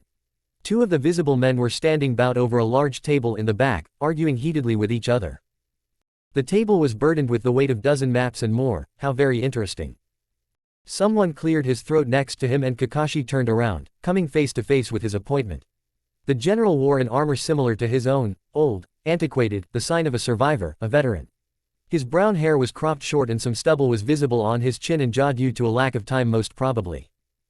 Unforgettable gray eyes bored into him. He knew the man, had fought beside him in several battles 16 years ago. How wonderful. Truly, playing mind games with other elite Jonin wasn't that high on his to-do list, but he should have expected it. The general's facial expression eased somewhat. The new recruit, I take it. New is debatable, replied Kakashi. True enough. Laughter rang through the tent and ripped the other two arguing jonin out of their discussion. They looked over shortly, saw the newcomer, and then turned back to the table in their previous debate. The general sat down on a stool and took a large gulp from a wooden goblet. It was the stark contrast to the other two jonin that struck Kakashi as odd. They, too, were wearing armor, but it was weighted down by ornamental gold, splendor before convenience. Perhaps they had been elevated into higher positions through connections and money. It wouldn't be the first time. I petitioned for the old veterans to be reactivated, you know. Too many naysayers though. They've already served. They've earned their rest. The general snorted. Maybe it's for the best. Certainly spares me the hassle of saying no to the incompetent ones. You're not the only one from the old guard who's made it here. I knew there were still some observant ones left. The man sounded bitter. He was looking for competence in an army of trained, but inexperienced soldiers. Kakashi could work with that, although it was a gamble. Names were dangerous things, after all. And, for all he knew, the man in front of him could have been the best friend of the dead guy he stole the armor from. What was sanity? He had forgotten, again. Maybe that was a good thing though. It certainly made it easier to go through with his idea. Too much mistakes? Kakashi asked. He pointed with his thumb toward the entrance of the tent. I wondered why no one even bothered to ask for my name. That wouldn't have happened back in the war, I can tell you that much. The general shot up from his seat, then let himself fall back down again. Never mind, I'll talk to them later. Unbelievable, he muttered, and shook his head in denial. Soon as Miracle Tactician, Senryaku no Fushigi, the man's title in the bingo book. Kakashi finally remembered. He had started to doubt his own memory. Knowing the name and title of the general didn't make things easier though. The man looked up. Well, at least you're one more veteran I can count on. I'd think so, answered Kakashi. Weird, a slight difference in the quality of the general's intonation. The change had been subtle, incredibly so. Something was wrong, or it would be very soon. His brazen confidence left him. The pleasant thrum in his head that had kept him from worrying vanished. Not anchored to his delusions of superiority and invincibility anymore, he was suddenly thrown around violently by the vicious winds of a summer storm. Rather like a leaf, being ripped away from its branch. This was the absolute worst moment for his sanity to rear its head. The general grinned. The more of the old folks we can get, the better. You remember what happened at Boda no Tani, Valley of Border? I'll never forget how fast the Iwa scum was running once they noticed our counterattack. Damn, Kakashi knew it. He had heard of the battle at Boda no Tani. How it ended though, that was a completely different story. Saying yes could be a trap, or not. Saying no could be a trap, or not. Hesitation. Too much hesitation. Kakashi laughed. Hey, how could I forget? That was apparently the wrong answer and his instinct screamed enraged at him. Futon. Hasai Fu, crushing wind. Substitution, the most trained aspect of the shinobi arts in the Hitaki clan. Beloved Kawarimi. Once more it saved his hide, at least temporarily. He reappeared next to the woman outside the tent. She twitched, but wasn't fast enough. He stole one of her war fans, and, once opened, sliced her fellow jonin's throat with the sharp end. Simultaneously, a kunai in his left hand found its way through her long hair, directly into her spine. The two guards were dead before they even had a chance to recognize the threat. Behind him, the large tent went up in flames. He heard screams, not of pain, but of anger. The futon technique that was meant to crush him had collided with the large bowl of hot embers from outside. Kawarimi, even more instinctual than breathing. A shunshin later he stood next to the small forge where the smith was still making weapons for the army. Abandoning all pretense, Kakashi ignored the confused looks and dashed away. He leaned against a large rock in the vast desert, expertly wrapping bandages around his injured arm. It wasn't a deep cut, just some minor technique that had clipped him during his escape, but it was a wound nonetheless, and he hated wounds. Kakashi was about to pull the end of the bandages tight with his teeth, when the sound of rapidly shifting sand alerted him to newcomers. He pressed himself closer against the rock and held his breath while a part of the bandage was dangling out of his mouth. 3 shinobi raced past his hiding place and Kakashi smiled, fooled, again. His countenance soon turned into a frown however, as he contemplated his current situation. He had overestimated himself, a mistake that made his present position rather precarious. It wasn't death and injury he feared though, as those could be quite easily avoided should he escape toward Konoha. Navigating the desert was hard, but not impossible. Rather, the problem was that he had to make the Suna shinobi believe they managed to kill him in their mad chase. Otherwise, all the information he had gathered would become useless, and they would change their plans, perhaps even attack earlier to offset a possible counterattack, an outcome which definitely wasn't an option. As unfortunate as it sounded, a direct escape to his village was out of question. Hopefully, this time his deception, the illusions he wove without chakra, would be more effective than before. How to facilitate the demise of an old veteran though, without actually dying in the process? That would bear some further thoughts. Another squad, this time amounting to 4 shinobi, approached his position. They were slower than the last group, which suited Kakashi just fine. It enabled him to get into the right frame of mind for the fight. He pulled a few shuriken out of his pouch and crouched low, making himself ready to leave his hideout. They had to continue their hunt for him, simple as that. As long as he was visible to them, they had no reasons to change their plans. Contingency plans were already being made, he'd expect nothing less, those wouldn't come into effect though, should they manage to land a killing blow on him. When the group was barely a few yards away, he threw his shuriken and sped through seals. Ninpo, Kageshuriken no Jutsu. Futon, Anzen no K's winds of safety. Most of the shuriken were averted by the strong gales of wind that had picked up as soon as the most experienced shinobi on the team countered with his own technique. His reaction time wasn't bad, rather impressive even, for a chunin. Kakashi grinned. That guy would do. He'd be the one to be left alive, spreading the tale of the fleeing veteran. Nevertheless, despite his brevity, it wouldn't be easy to make the fight convincing. He had to make it seem as if he had been beaten, if barely, but still been able to escape while leaving the other man alive. Kami, this would actually hurt. The hailstorm of metal was diverted away from the team, or most of it, at least. It had served its purpose though, and the 4th member fell to the ground, 3 shuriken embedded in her head. The other 2, less experienced, shinobi stood back to back, trying to anticipate where he'd come from, while the leader focused on intercepting more possible weapons. Time to play. Kakashi became visible as he stepped away from the rocks, and with a gait almost as lazy as Inara's, he walked toward his prey. This would become ugly. For all of them, himself included, but at least he could relish in their obvious fear for a bit longer. He clamped down hard on this particular emotion. In his head, 3 little genin told him to focus, and, while he'd love nothing more than to unleash utter horror upon his current enemies, those 3 genin, and the whole village, depended on the information he had gathered. Suna was a threat. To him, to his new family, to the village, clarity returned once more. Kakashi abandoned his lazy walk and broke out in a sprint. Nevertheless, he allowed himself to grin wolfishly. Bad habits and tendencies weren't that easy to get rid of. So, this is it. Naruto nodded toward a large building at the end of the street. It was painted in a light yellow and had only a few windows built in, most of which were closed. Above the entrance hung a large metal sign with dozens of insignias engraved on it. Some were bigger than the rest, instantly demanding attention, others had been made unreadable by rust, the ever-faithful companion of passing ages and a lack of tender care. Yes. Sasuke pulled a crumpled piece of paper out of his weapon pouch and glanced at it. It's in the right place and fits the description. Sakura leaned over Sasuke's shoulder and compared the data on the information slip with the building. Looks rather dull, but it's the right one, definitely. Next to Team 7, Ino huffed exasperatedly. Why are you making such a fuss over the building? Shinobi, answered Naruto. From here on out, everything could be a test, or not. Well, whatever the test, I'm sure that with us 9 together we will manage. Shikamaru leaned against a lamppost and watched the building with narrowed eyes. Several shinobi, foreign genin most probably, had just entered it. Kiba heard the statement and grinned. Sitting on a toppled barrel, his right leg was moving up and down quickly. His canines showed and within one jump he stood next to Hinata who held Akamaru in her arms. Let's move then, he said. We've waited long enough. Indeed. Shino pushed his glasses up his nose. There is nothing hindering our departure now. Naruto looked at his teammates and his new allies. Everyone knows what to do. We instructed out teams sufficiently, Naruto-san, answered Shino.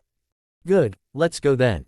With Naruto calmly walking in the front, the group of former schoolmates set out to finally begin their chunin examination. To most of them, the alliance, and in some cases even fragile bonds they had formed over the last 3 days was a novel thing, especially considering that until their fateful meeting in the Nara compound, Team 7 had been a squad of 3 lone wolves who only suffered the company of each other. It had been a humbling experience for them, more so for Naruto, who aspired to one day place Sarutobi's hat on his own head. Just as there were some things you could only do alone, there were many things that would only be possible to achieve with allies. His flawed thoughts, centered mostly around the supremacy of his team, quickly turned out to be self-serving illusions, nothing more. Hubris, a quality he hadn't even known he possessed, had indeed taken hold of him, and he was thankful that the constant interaction with the other teams had broken its shackles thoroughly. Still, it was, while temporarily defeated, a beast ever lurking, and he swore to do his utmost to avoid it in the future.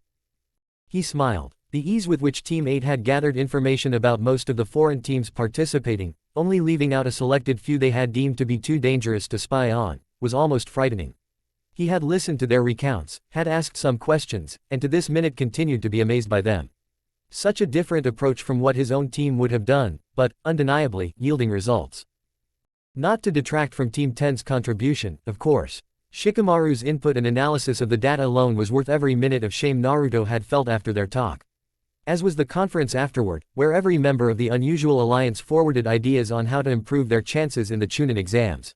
They had a rough outline of the tasks, or at least which competence the tasks were supposed to test, and prepared accordingly. Even now, as they neared the building, one of these ideas was put in motion.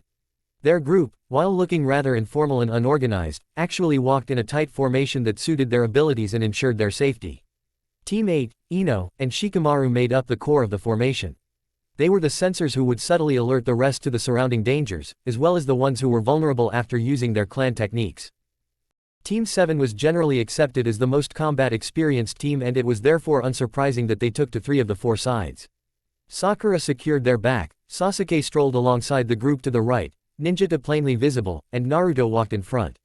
What had surprised the trio though, was the combat capability of Choji. The amiable Akamichi, who proudly walked to the left of Shikamaru, had apparently received some serious training from his father after the debacle in Nami no Kuni. The longbow staff that was carelessly slung over his shoulder definitely wasn't just for show. For a short moment their formation was disbanded as they stepped through the door, but upon their entrance into the long corridor they immediately reassumed it. Facing them were several small groups of 3s loitering around in the hallway, and, at the end of it, the group of 9 saw a sign of familiarity. The senseis of Team 8 and 10 were diligently waiting for their students to arrive. "I'm surprised that you are working together now." Kurenai glanced over the assembled genin once, letting her gaze linger on the last Uchiha. Sasuke, for all the superiority he often felt, had to put all of his ability to use not to falter under her stare. Those red eyes, looking so much like his own, penetrated deeply. His pride and Kakashi's training kept him from tensing the muscles in his face, from showing any signs of being nervous, but they both knew that it was a facade, a crafted mask of aloofness, nothing more. It was all too apparent that the woman took his attempt at spying on her team seriously, and, while she hadn't taken action just yet, Sasuke nevertheless knew that he would be watched by her from now on.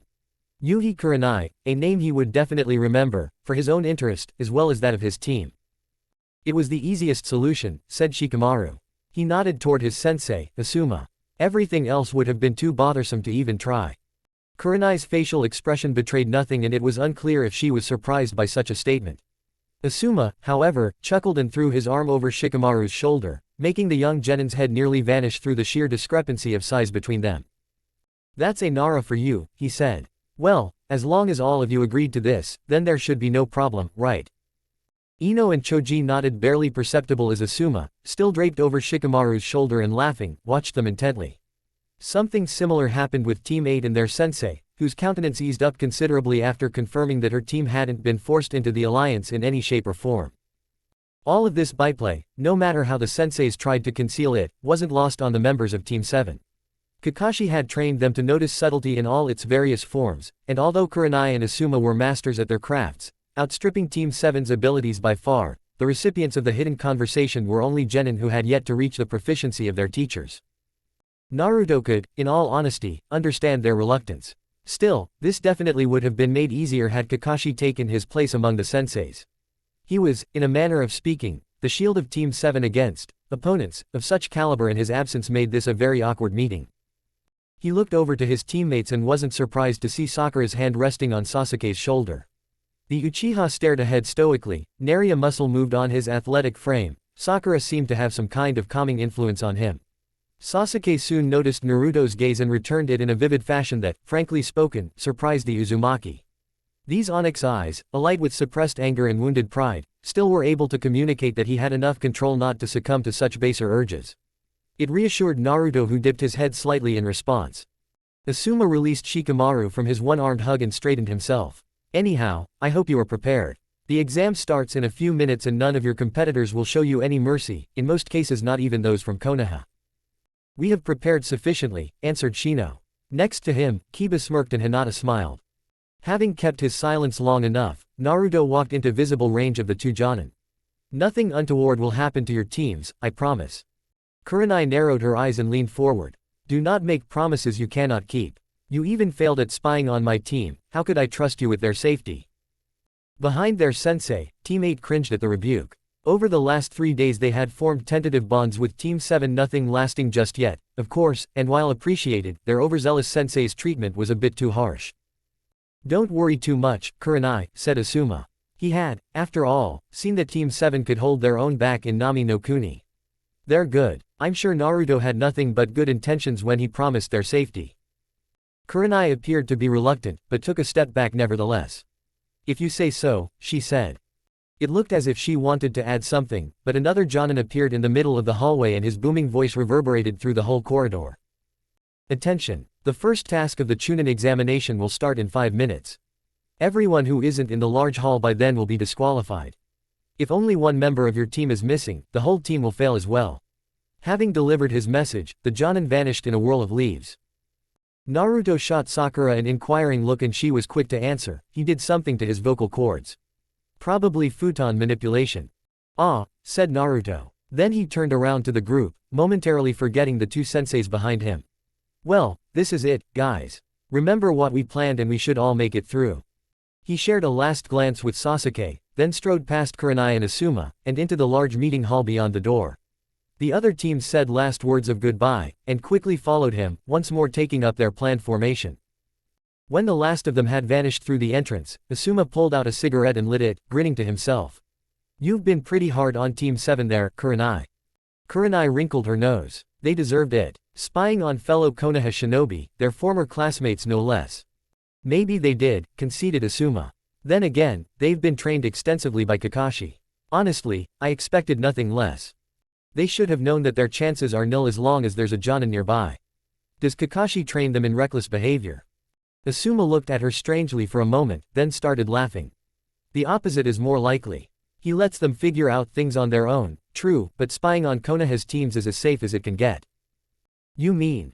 Exactly. I bet Kakashi knew they'd try something like that and let it go through because there was next to no risk involved.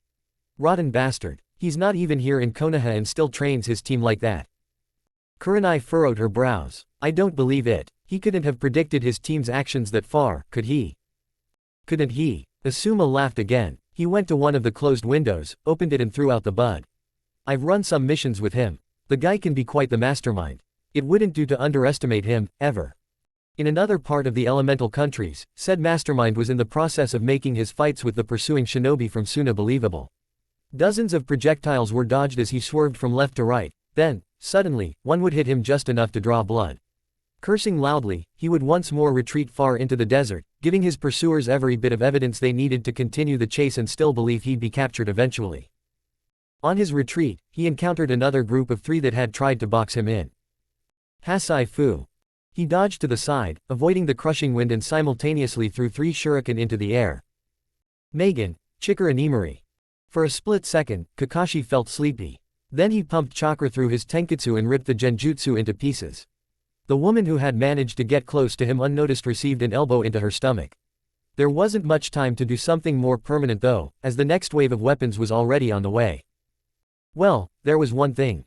He grabbed the female Chunin behind him by her vest and threw her with all his strength toward the incoming kunai. No matter how thick the vest had been, there was no chance for that woman to survive. The angry shrieks of her teammates rang through the desert. In the momentary horror that gripped them after having killed their friend through their own weapons, Kakashi vanished. Above them, Kakashi had substituted with the shuriken in the middle and, now in free fall, grabbed the other 2, sending them flying toward their targets. Their trajectory curved slightly, slitting the throats of both. He landed in a crouch, but quickly ran into the direction from whence the group came. There were still enough pursuers behind him, and slowly but surely he should think of a way how to escape without letting them know that he escaped. The meeting hall was enormous, definitely larger than the building looked from the outside. It was filled to the brim with genin aspiring to become Chunin. At the far end of the room stood a man who was at least 7 feet tall and his bulging muscles looked as if they could rip his Jonin vest apart any second. He leaned against a podium made of stone and observed the chattering mass of shinobi with cool indifference. To the left of him were 3 normal-sized doors, each guarded by 1 further chunin. Above the doors, a large clock was ticking away, and, as soon as the fingers reached 12, a thundering sound echoed through the hall. The huge Jonin's countenance had changed. He grinned and held a large gong in one hand, a padded stick in the other. The group of 9, who had just arrived, was startled at first, but quickly paid attention as the large man began to talk. I welcome all of you to the first task of the Chunin examination. You may call me Kyojin-sama, Kyojin, Colossus. The Sandaime Hokage has given me the honorable task of explaining the further proceedings to you, so listen well for I won't repeat myself. Naruto shuffled a few inches over to Sakura and whispered, Kyojin-sama. Fits him, I guess. Quiet, we need to hear this, answered Sakura after playfully elbowing Naruto in the stomach. First of all, a special number has been attached to each team, a number which you can find on the board over there. Kyojin pointed at a large black board that was, indeed, filled with countless rows of written names and numbers. The task is simple. You see these 3 doors over there. After seeing that most of the audience had nodded, he continued, when your team's number is called, you will step up to these doors and walk through them. There's 1 for each member of your team. On the other side though, you'll find a challenge you have to face in order to advance. Everyone observed the doors for a few moments, but they were just nondescriptive metal doors. There was nothing that would have hinted at what lies behind them. Your performance during the challenges behind the door will be graded, of course. There is a maximum of 5 points to achieve for each challenge, which makes a grand total of 15 points for the team. Here's the catch though, if your team falls under 10 points, you're disqualified. In the same way, if you have exactly 10 points on the merit of 2 members, while your 3rd member failed his challenge, you will be disqualified as well. Naruto had full confidence, not just in his own team, but in the alliance as well. It was interesting nonetheless to see how some teams around them already seemed to fall apart. A few genin who didn't look too strong were reprimanded harshly by their teammates before they had even done anything. In 5 minutes we will start with the first group. Remember, 1 member for each door. Kyojin shot the assembled horde of genin a last smirk, before leaving the room. The alliance quickly assembled around Shikamaru, not breaking their formation, but tightening it instead. So, Shika, you're up. I know. Troublesome. Shikamaru scratched his head and narrowed his eyes. It's rather obvious. Each door represents a different challenge. We have to find out who goes where. Better said, we have to find out what lies behind the doors. It's possible, of course, that everyone here could manage every door, but I'd rather not risk it. Reconnaissance then, muttered Naruto. His ears twitched. Some of the other teams are making a lot of noise. Some even seem to know what's behind the doors. Ignore them, answered Shikamaru. They're probably plants. We can't trust their information. It might be correct, but it could also be wrong. Shino cleared his throat. This seems to be a situation uniquely tailored to Team 8's skill set. Kiba looked at him for a moment, before understanding settled in. Shino's right. He would have continued in the same loud voice, had Hinata not grabbed his hand. It stupefied him for a moment, then he understood and grinned sheepishly. Sorry, he whispered. Shino's right. If we get close enough to the rooms, we can use our clan techniques to get some information. That would break out formation though, said Sasuke. For a short moment, yes. Shikamaru sighed. But this is important. Without the information we can't make reliable decisions. Choji looked quizzically at Shikamaru. Why don't we just all go to the doors?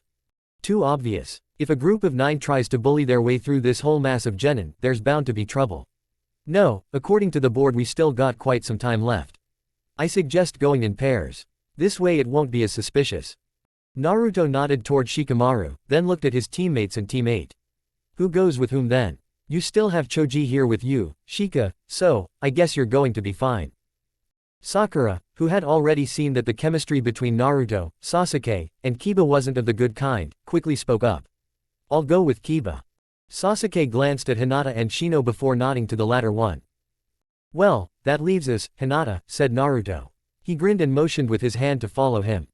It was quite hard to navigate through the throngs of genin without losing sight of the other 2 pairs, but they managed somehow. Naruto observed how Sakura expertly tripped on the ground in front of the doors, becoming the laughing stock of the surrounding shinobi, while Kiba, under the guise of helping her up, smelled the surroundings for all he was worth. On the other side of the room, Sasuke stood guard next to Shino, who carefully extended his net of bugs and let them crawl through the doors and on other participants. A surge of minuscule killing intent caught Naruto's attention, but it had vanished as quickly as it came up. He looked around, but all he found was a genin with a gray ponytail staring at Sasuke like a lovesick puppy. Are we close enough, Hinata? Naruto asked after having brought them only a few feet away from the doors. She nodded. Hi, Byakugan. Again, Naruto felt killing intent. This time though, it didn't vanish and it was definitely from a different person. Unobtrusively, he reached up to the shoulder without a plate and fingered one of his hidden kunai. There. Long, brown hair, white eyes, a look of perpetual displeasure and anger, he had found Hyuga Neji. Naruto still couldn't believe that Hinata's own family would try something during the exams, but the killing intent had been very real. It would be prudent of him to remain careful. He sent a concentrated spike of intent to get Neji's attention, and when the boy's eyes whipped around to him, Naruto slowly shook his head. It was a warning. According to the information Hinata had given them about Team 9 though, he probably wouldn't heed it. I'm finished, Naruto-kun. Good work. Let's get back to Shikamaru. The others have finished up as well. They made their way back to the large group without any incident, and although Naruto noticed the burning gaze of Hinata's cousin on the back of his head, he didn't turn around. There was nothing the Hyuga prodigy could do in this task, they were too far apart. Once they took up their formation, each member of Team 8 reported their findings. I saw only a second corridor behind the first door, said Hinata. There seems to be some kind of hazy outline around it though. It might be a genjutsu. Her words were spoken slowly, timidly even, but she didn't stutter. Kiba grinned in response and gave her a one-armed hug. That's great, Hinata. Sorry, guys, but I couldn't find out much. There are just so many scents in this damn room. Anyway, I still managed to filter out one smell from behind the second door. It's kinda creepy, but there was definitely the smell of death behind it. The smell of death? Ino asked skeptically. Not death exactly. More like decay. I can't describe it any better. Shikamaru groaned. This doesn't sound too promising for us. Shino, what about you? My Kikaichu have infiltrated most of the other participants and will report back to me, as soon as the first groups go through their doors. Good job. Hopefully this will give us enough information to make a good plan. According to the board, Team 7 will be the first to go. Regardless of what the third door has behind it, do you have an idea whom to send where? Naruto looked at his teammates, especially at Sakura, and shrugged. I'll take door TW. Door 2, interrupted Sakura. Naruto shot her a surprised look. You up for decay? I've seen plenty already, that's not the point. You should go for door 1, if it's really a genjutsu. Take it as a training exercise. So mean. Sasuke, who was standing next to Naruto, smirked. I'm sure it will be no problem, Dobi. Anyhow, that leaves the third door for me, and whatever lies behind it. Ino looked at them and shook her head, her blonde ponytail flew around wildly. How can you be so calm? Training exercise. This is the Chunin exam. How can you send Naruto to the genjutsu door? And, Sakura, decay. Really? Ma, don't worry Ino, answered Sakura. I have full confidence that Naruto will make it through, as will I. But some of my Kikaichu are back. Naruto instantly turned to the Aburame. Report. The first door leads indeed into a corridor enshrouded in genjutsu. I can't tell you what he saw, but when he started running down the hallway, an instructor came and knocked him out. Naruto tapped his foot on the ground. So I'll have to dispel the genjutsu the moment I go through the door. Sounds simple enough. What about the second room? As far as my Kikaichu saw, it is an obstacle course, or rather vicious one. Especially toward the end it intensifies dramatically. There were some corpses around that area, but I can't say whether they've been placed to frighten us, or not. Decay, mumbled Kiba. I wonder who these poor sods were. Not to sound callous, but that's irrelevant for the moment. Shikamaru nodded to Shino. Continue, please. The third room is a simple living room, but to leave it you need a code to enter into the keypad on the opposite side. The code seems to be hidden somewhere in the room, and when you found it, you have to hide it again, wherever you please. I do believe that the grading will be for both, finding the code and hiding it.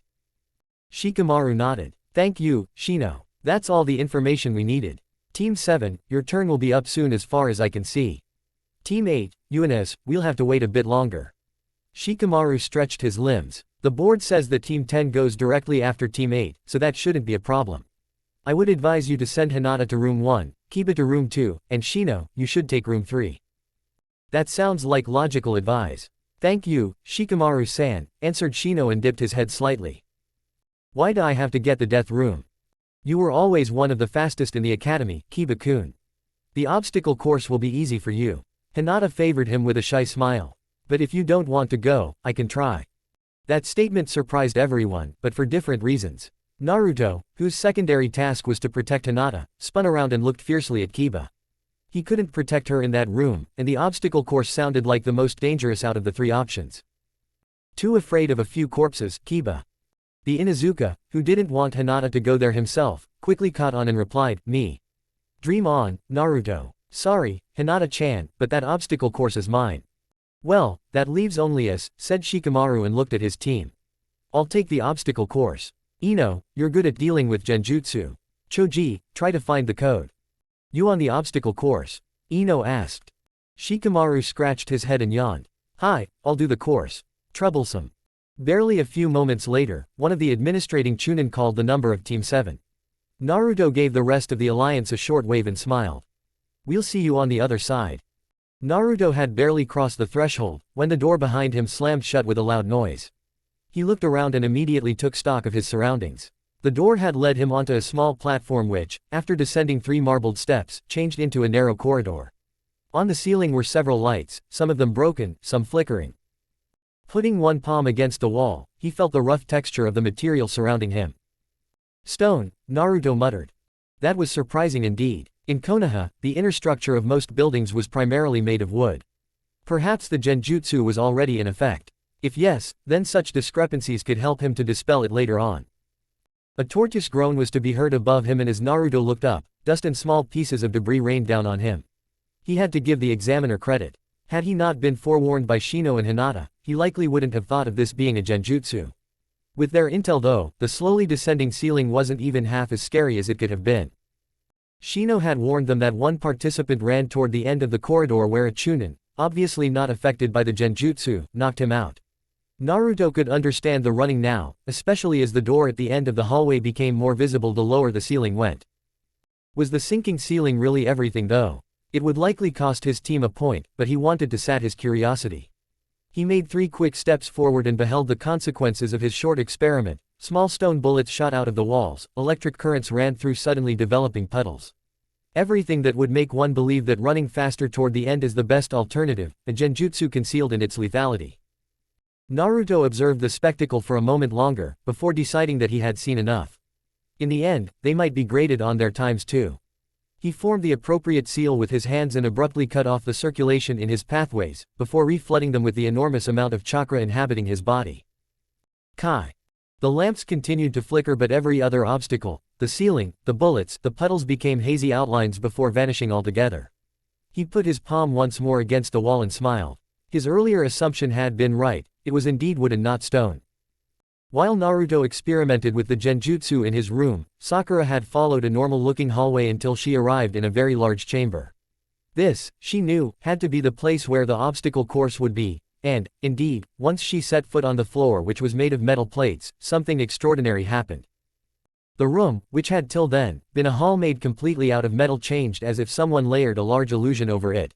The walls became picturesque imitations of the dark forests around Konoha. In front of her, and in the whole room, several metal flaps opened and trees, made of metal, rose out of them.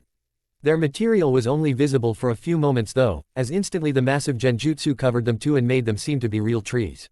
The same occurred with everything else the room needed to become an obstacle course: stones, water, underbrush, and probably also traps. Sakura had never before seen something that elaborate, nor had she ever heard of a genjutsu with such large-scale capabilities. It amazed her just as much as it terrified her. She took the second door to prove herself, took the hardest route, because that was what it would take for her to catch up to her teammates. She steeled herself, ready to kunai, and stepped into the artificial forest. Instantly though, she was set upon by numerous projectiles, shuriken, kunai, even arrows, and was forced to dodge the incoming hailstorm by rolling around and diving out of the way. No one had explicitly forbidden the use of chakra and techniques, but she'd saved that up for later. Who knew what would come next? Sidestepping another bout of shuriken, she parried 2 kunai and sent them away in arcs that would make them impact with other incoming weapons. The obstacle course wasn't easy, of course, but it had nothing on Kakashi's training in the forests of Hai no Kuni. Ducking and weaving, she slowly made her way through the various traps, and even started to smile as she continued to dodge everything with relative ease. A torrential flood of water appeared in her peripheral vision, and she quickly raced through seals. Doten, Doroku Geishi. Her first impulse had been to use one of the first techniques Kakashi-sensei had shown her, but then she remembered that the ground under her feet wasn't really earth but metal disguised as mud. Nevertheless, she was happy with her choice as the waves of water crashed against her earth wall and nothing happened to her. Still, it would be better to end the course soon. She didn't know whether the examiners had permission to alter the course if someone actually had fun. It took her another 3 minutes until she was near the end of the room, the part where Kiba had smelled decay and Shino's bugs found some corpses. Sakura looked ahead, and surely, there were lying quite a few dead people. The question though was whether those corpses were real or not. If they were, then the obstacle course would apparently become much more difficult soon. If, however, they were just an attempt to psych her out. She moved toward the first corpse, nestled in the roots of an artificial tree, and had to avoid projectiles once more. This time though they were more numerous and flew at her with a much higher velocity. Dodging them still wasn't an issue, what made them problematic though was that they herded her directly into a few unfriendly ninjutsu. It took a lot of effort and quite some chakra to evade all of it with substitutions and agility. Once the area calmed down a bit, she sent the corpse a suffering look. It truly didn't matter whether it was real or not, whether the course got harder or not. The only way was forward and she'd be damned before Team 7 failed because of her. Sasuke entered the cozy living room behind the door with the same aloofness that one would attribute to walking into a familiar place. Honestly, from all three choices he had gotten the least interesting one. Sure, it could take time to find the code, better said, the place where the last participant had hidden it, but he doubted he'd need long for it. The room was furnished with quite a lot of items, good places to hide something. There was a large shelf filled with old and musty tomes, as well as scrolls. Several potted plants made the place into something akin to a greenhouse. Perhaps Naruto would have had his fun with this room. Sasuke vaguely remembered that the blonde had given his own plant a name. He walked into the middle of the room, where an official-looking piece of paper was nailed onto a small table. You have 5 minutes to find the code. Remember it, then hide it again, Kyojin-sama. 5 minutes, huh? Sasuke looked around, but found no immediate hint as to the whereabouts of the code. Well, he didn't exactly enter the room with the intentions of searching in an honorable way. He was a shinobi after all, and 2 seconds later, Red Eyes began to search anew. With his highly enhanced vision and greatly improved processing abilities, courtesy of the Sharingan, he soon found what he was looking for. Next to one of the potted plants were a few crumbs of earth. Sloppy work. Sasuke walked over to the plant, paused for a second, then put his hands deep into the earth in the pot and began digging. Moments later, his hands emerged with a dirty slip of paper. He read it and rolled his eyes. Kyojin. And people told him that he was vain. Sasuke marched over to the door leading out of the room, rolled the note into a small ball and with some spit glued it under the keypad. Afterward he punched in the numbers 11, 25, 15, 10, 9, 14. The keypad beeped 2 times, then the door unlocked and Sasuke stepped through, thoroughly satisfied. It was Sasuke who had finished his room first, followed shortly by Naruto and then, 2 minutes later, by Sakura. The genin assembled before the Chunin who awaited them in the small chamber all rooms had led to. He had 3 sheets of paper in front of him and peered at them critically. After a moment, he put them inside the locker of his desk. Team 7, led by elite Jonin Hitaki Kakashi. Uchiha Sasuke, 5 points. Haruno Sakura, 4 points. Uzumaki Naruto, 4 points. Congratulations, you have passed with a total score of 13. Sweet. Sasuke smirked. HN, only 4 points, Dobi. I only got 4 points too, Sasuke. Sakura looked at the Uchiha with the sweetest smile she could manage. That's different. How is TH? The Chunin cleared his throat. Team 7, you have successfully finished the first task. Please exit toward the room on your left, where you will receive further instructions. They waved sheepishly at the administrator and quickly left the chamber through the aforementioned exit. The new room however wasn't empty and some teams had already made it there. Team 7 took to a small bench in one of the corners, from where they could observe most of the room. Naruto, in particular, had his eyes on the red-haired kid from Suna, and the weird gray-haired guy that covertly ogled his teammate like a piece of meat. Even if he'd overlooked the amount of killing intent the Suna genin emitted, Naruto would still be wary of him as his team was one of the few Team 8 didn't manage to spy on. So, what do you think? When will the others come through? Asked Sakura. Naruto scratched his stubbly chin. That could take a while. The board had them listed pretty far down. Team 8 goes directly before Team 10 though. And, indeed, a lot of other genin came through the chambers, none of them from their alliance though. But, what sparked Naruto's curiosity was that every single of those teams had failed, and if the rumors his ears picked up were to believed, they all failed in the third room. Say, bastard. HN. Naruto looked at Sasuke with narrowed eyes. Where exactly did you hide the code? That question actually elicited a grin from the Uchiha. Crushed it into a very small ball and glued it with spit under the keypad. Seriously. Next to them, Sakura chuckled. Most people probably wouldn't look for it there. You had how long to search and hide the code? 5 minutes. Naruto stretched his legs out and folded his arms behind his head. Have you considered that Shino and Choji have to find it too? Of course, answered Sasuke. I looked at the board, and Team 9, the one with Neji, is up a few teams before Shino. How do you know that he'll be in the third room? Sasuke yawned. Simple. I overheard them as I walked past them.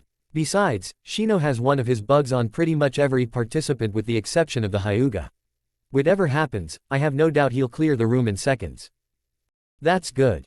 When Team 8's number was finally called, they marched toward the 3 doors with steady steps, only stopping once as Shino exchanged some last words with Choji, and Shikamaru whispered something into Kiba's ear.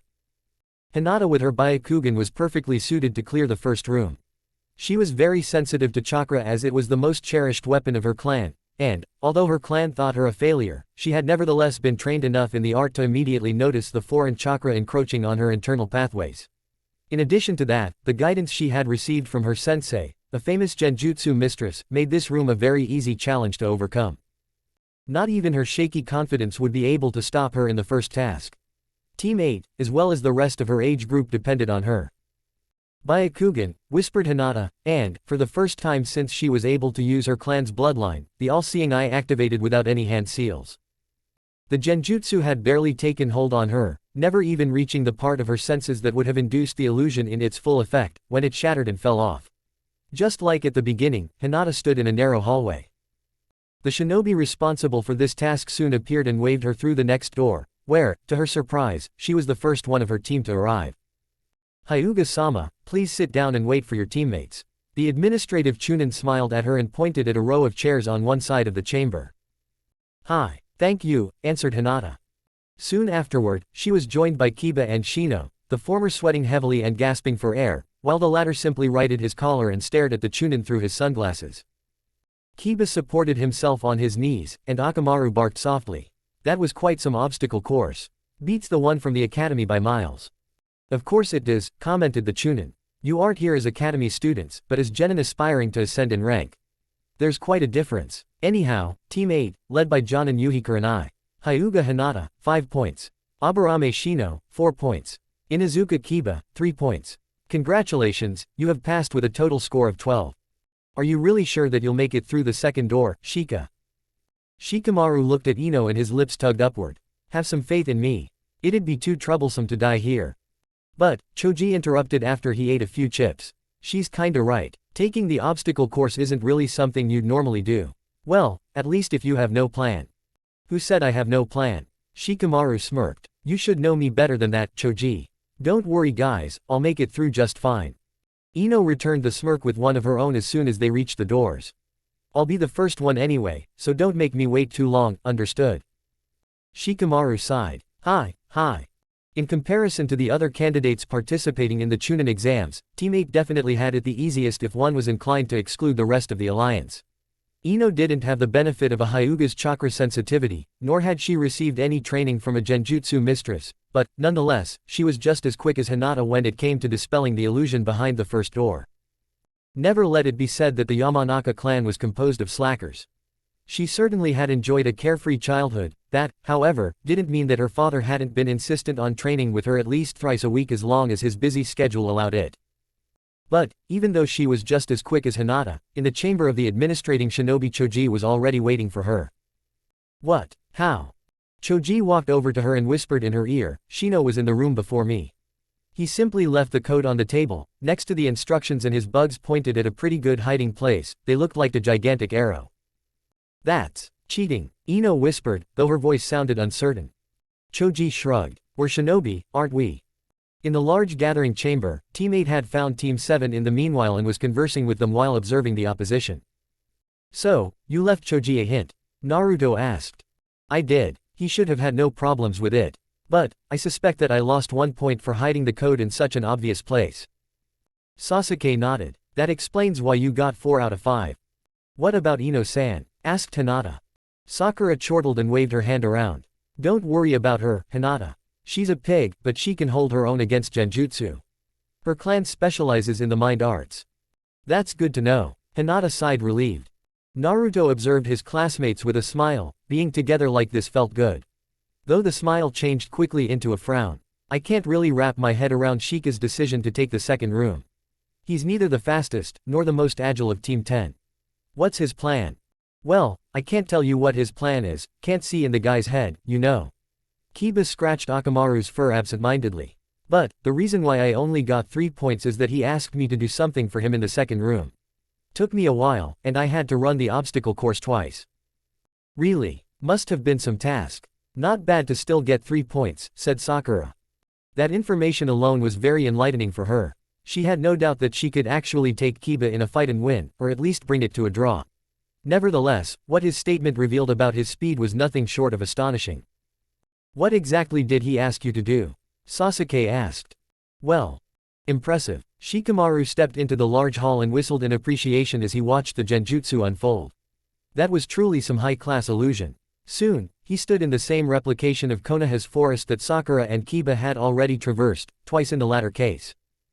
He jogged toward the start of the course, parried a few incoming shuriken and then, at the specific point where he had told Kiba to drop his load, found exactly what he wanted to find. Shikamaru allowed himself to grin. He'd make sure to thank the Inuzuka later on. Well then, let's go. Ninpo, Kujimane no Jutsu. Like twisted marionettes, 2 of the corpses, which were indeed real human corpses, rose from the ground and righted themselves until they had the same slouching position as their controller. Kiba really came through for him, and, what made the whole thing even easier, it took less chakra to control something that didn't struggle, like corpses, for example. With the dead as his shield, and Shikamaru couldn't help but feel like a necromancer of some sort, it was easy if somewhat time-consuming to traverse the obstacle course. Shuriken and kunai were caught by their flesh, Kaden techniques charred their already dead bodies, but never managed to reach the shadow puppeteer himself. And, at the end of the course, he placed the mangled bodies in a way that would deter the following participants even more than before. For a short moment, he wondered why he felt no disgust, nor any sort of remorse for using the dead like this. Indeed, he had treated this rather like an experiment of his clan techniques, and not as the important task it was. In any case, his team, the whole group, was through. That was all that counted in the end. He'd think about the implications of this day's actions later. When he arrived in the next chamber, he was treated to the sight of a happily smiling Ino, and a relieved Choji. Now, said Shikamaru. I told you I'd make it through. Just took me some time. I'm impressed, commented Ino. Not one scratch. Before the reunion could continue though, the Chunin announced the scores. Team 10, led by Jonin Sarutobi Asuma. Yamanaka Ino, 5 points. Akamichi Choji, 5 points. Nara Shikamaru, 4 points. Congratulations, you have passed with a total score of 14. Please, go to the next chamber where you'll receive new instructions. It was certainly clever, said Naruto. Ino shuddered and Hinata blanched in response. Sakura glanced at her 2 fellow females. Clever isn't the word I'd use, Naruto. Why not? It got the job done, and he didn't injure himself once. HN. Shino and Sasuke nodded, although the former laid a hand on Naruto's shoulder, a sign of trust not often seen by an Aburame. Apparently, Team 8 was more forgiving than their sensei. Regardless if clever or not, I suggest we change the topic, Naruto-san. Huh, you're right, Naruto answered. Still, behind his back he gave the silent Shikamaru a hidden thumbs up. Instead of discussing these issues, their time was better spent watching the others anyway. The amount of genin in the first gathering hall, the one with the doors, had been frighteningly high. Now, although somewhat lessened, in particular through Sasuke's little trick with the keypad, there was still an uncountable amount present. 2 minutes later, the sound of a large gong rang through the hall and everyone directed their attention toward the podium where Kyojin-sama appeared. To all of you, he began. My most sincere congratulations. You all succeeded in the first task and have proven your ability to gather information, to detect and dispel genjutsu, and to let nothing hinder you at completing your mission. All these are competences we look for in future Chunin. Well done. He hammered the padded stick once more again the gong, out of pure pleasure apparently, then he continued, although I, the magnificent Kyojin-sama, am not the one to accompany you to your further tasks, I do have the honorable mission of giving you the specific location where you will meet the next examiner tomorrow morning. The place is called Training Ground 44, or, the Forest of Death. Shinobi of Konoha will already know where it is, but for all the foreigners there are maps distributed at a stall outside this building. Be there at 8 am, sharp. Troublesome. The members of Team 7 grinned at each other and Naruto patted Shikamaru's shoulder. Don't worry. This is actually better for us than anything else they could have come up with. You know the place then? Asked Ino. Know it. Sakura laughed. We practically lived there for months. Chapter 12, Grow the Tree 2. This is the proctor. Ino's eyes were fixed on the man standing in front of the large main gate leading into the Forest of Death. The dark green vest identified him almost immediately as a Jonin, and it had been impossible not to notice him as soon as the group arrived on the grassy plains opposite the large fence. A sword was fastened on his back, implying that he was versed in the art of kenjutsu, yet his sickly countenance, as well as his perpetual coughing, fiercely contradicted the imagery of danger a weapon of such sort usually evoked. Hinata glanced at Ino, then directed her gaze back to the Jonin. I hope he is all right, the cough sounds dreadful. She's right, said Kiba, furrowing his brows. It sounds like he's puking his guts out. It's either real, or he's faking it. Shikamaru yawned. In any case, he can hear you. Loud chatter drowned out anything the others wanted to say, as the rest of the participants arrived. Once they saw the area of the second task though, it stopped and they were quick to take in their surroundings. Only a few teams had come as early as the group of 9, and those were mostly their seniors from Konoha. The broad mass however, had preferred to arrive exactly on time, just as the antiquated, yet highly valued shinobi code dictated. The Alliance, a cheesy name by right, if oddly fitting, stood in a slightly altered formation on the morn of this day, having rotated the combatants on each side.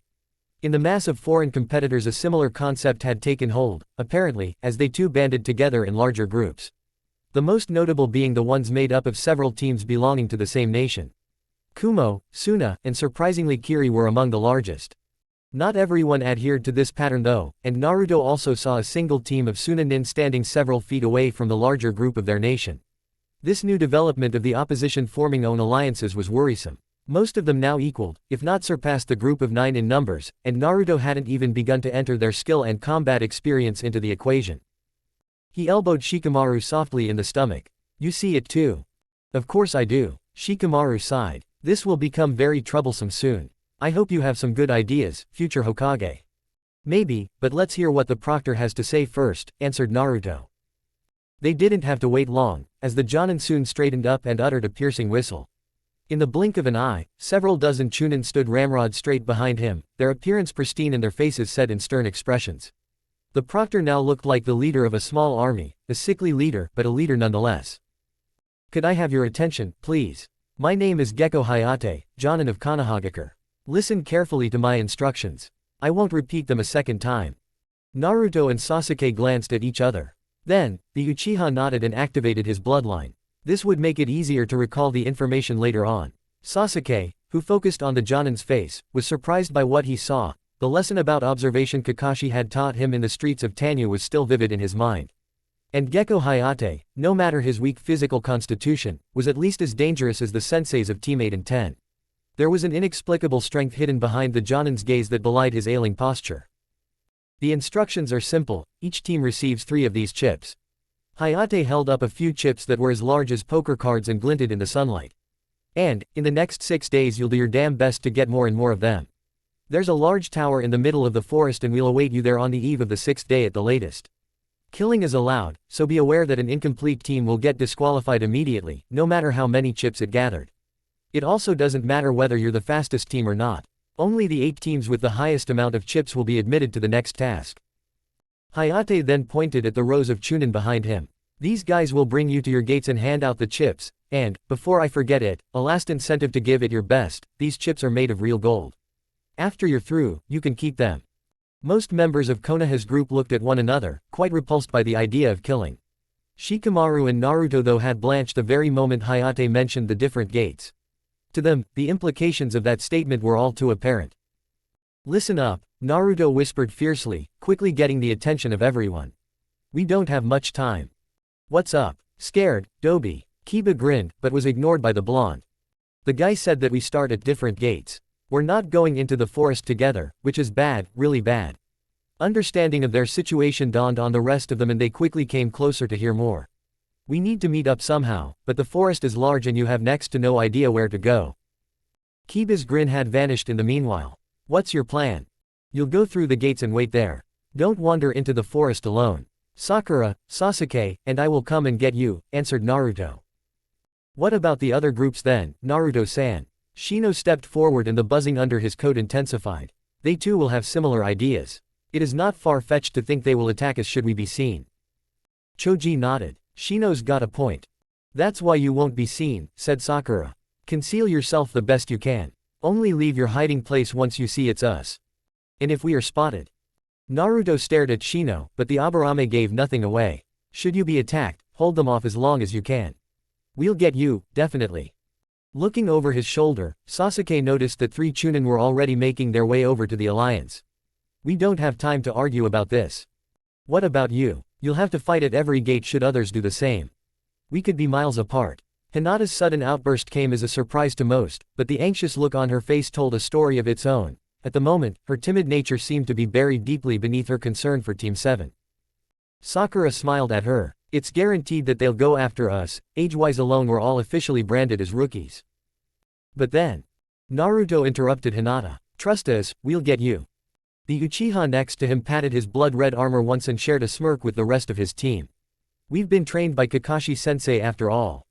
When the first Chunin reached Team 7, the trio followed him obediently, giving the remaining group a last wave over their shoulders. This is insanity, said Ino. She looked helplessly toward her team. Shikamaru watched Team 7's retreating backs with narrowed eyes. Perhaps it is. Can't you say more than that? Ino asked incensed. I thought Naruto is your friend. They're walking to their deaths. Troublesome woman. We'll have our own problems soon enough. Besides, if anyone can pull it off, it's them, or have you forgotten Nami no Kuni already? Shikamaru noticed another Chunin approaching and looked over to Shino. I suggest you go with Naruto's plan, Shino. Alone we're just prey in there. It appears that our only chance is to trust in their ability to survive. While Team 10 was led away, Hinata smiled at her teammate. Have faith in them, Shino-kun. He'll do it. Then, the last Chunin arrived at their position. Team 8, please follow me. You know, I only smiled to calm them down, said Sakura. This plan will probably kill us. Naruto looked straight ahead and smiled. Maybe. We promised them though. The promise is going to be hard to keep, said Sasuke. Not that I think we'll die. Just that it's going to be difficult. Sakura put a strand of pink hair behind her ear. Difficult is a nice euphemism. Well, I guess we do have an advantage when it comes to this place. Exactly. I'm more worried about the others. If they meet good censors, they'll have to fight. I hope they can hold out until we reach them. Naruto frowned. I hate that we don't even know which gates they got. Sasuke scratched his chin. I take it there's no element in our plan besides running alongside the fence until we find them. There is. No playing around. We try to avoid fights if possible and should they force our hand, kill them quickly, take their chips and move along. Any further argument was interrupted by the Chunin who had escorted them to the gate. He favored them with an encouraging smile and presented them with their 3 chips. Prepare yourself, Team 7. The signal will sound soon. It was a unanimous decision that each member of Team 7 received exactly one of the chips. Naruto, once he had received his own, looked at it in wonder. All too soon, the Forest of Death would reaffirm its name in the mind of everyone, all because of these little things. He had no doubt that rivers of blood would literally coat the area. Still, he was somewhat confounded by the fact that the chips were apparently made of gold. Simple metal would have done the trick, so why did they use such a precious metal? To make the task seem more realistic. To enhance the sense of greed in the participants, making bloodshed even more likely. Sasuke interrupted his train of thoughts. Which direction are we taking, left or right? Doesn't really matter, does it? Naruto shrugged his shoulders. Sooner or later we'll find them. Sakura chuckled. Right it is then. They made a quick last-minute check of their equipment, reassuring themselves that every bit of armor was fastened and all weapons were at their right place. When, moments later, the siren echoed loudly through the forest, frightening a few birds out of their trees, Team 7 vanished immediately from the Chunin's side and raced through the gate. One turned to the right later, they sprinted alongside the large fence and into the direction where their former classmates would hopefully be. 2 abandoned gates were passed quickly as soon as the trio verified that no member of the alliance was hidden somewhere in the underbrush. The 3rd gate, however, held a surprise as Sakura spotted a lone team of Sunanin. She stopped on a branch not far away from them and waited for her boys. As he was guarding the rear, Naruto arrived as the last one and crouched next to his black-haired teammate. Sasuke. The Uchiha activated the Sharingan and observed the foreign team intently. After several moments, his red eyes turned back to black. They're nervous, but also prepared to defend against an ambush. Probably waiting for reinforcements, Naruto mused. Any ideas? Sakura looked at the Suna team and furrowed her brows. They don't seem to be much older than us. I could layer a genjutsu around them to distort their hearing. They'll notice eventually, but it would give us enough time to slip by. Naruto nodded. Do it, please. It took Sakura several hand seals, a small amount of chakra, and a bit of focus, but soon the foreign shinobi weren't able to hear them anymore. Theoretically, Team 7 could have stood right next to them, and from an auditory perspective, the Sunanin wouldn't have noticed at all. The illusion projected realistic sounds that fit the environment into the victim's ears. It wasn't long-lasting, but it had no need to be. Sakura gave her teammates the sign that she was done, and without taking any detours, the trio sneaked past the Sunanin. The same method was applied to the next gate, but failed horribly. The team from Kiri they encountered had at least one shinobi who was a genjutsu user himself. He came to the conclusion that his team was under attack before Team 7 had the chance to avoid them. After alerting his teammates, the first volley of shuriken soon forced Team 7 to split up and deal with their single opponents. Naruto landed in front of a brawny-looking guy wearing plated gloves and immediately set out to attack him. He threw a straight punch with his left, but missed his target as the Kiri nin moved away. A retaliatory jab flew toward his face, and his right arm rose to block it. The enemy's fist crashed against it with quite some force, and Naruto was driven back several inches. His right arm, however, was still raised, and with barely any movement, he pulled a kunai out from under his shoulder plate. A deft flick of his wrist later and the weapon sailed toward his opponent. The older boy had good reflexes though and showcased them, throwing his head to the right. There was only a small distance between him and Naruto, but despite this, the kunai only managed to cut a very thin line into the Kiri nin's cheek before it buried itself in the ground behind him. As he exhaled a sigh of relief though, he made his first mistake. Naruto had started a hand seal sequence as soon as he saw his weapon miss its target. Pulled through space and time, he substituted himself with the kunai and appeared behind his opponent. Again, the shinobi from Kiri showed a surprising agility. The moment he had processed the kunai falling down in front of him, he was already turning around and assumed a defensive position to protect himself against the worst of Naruto's furious assault.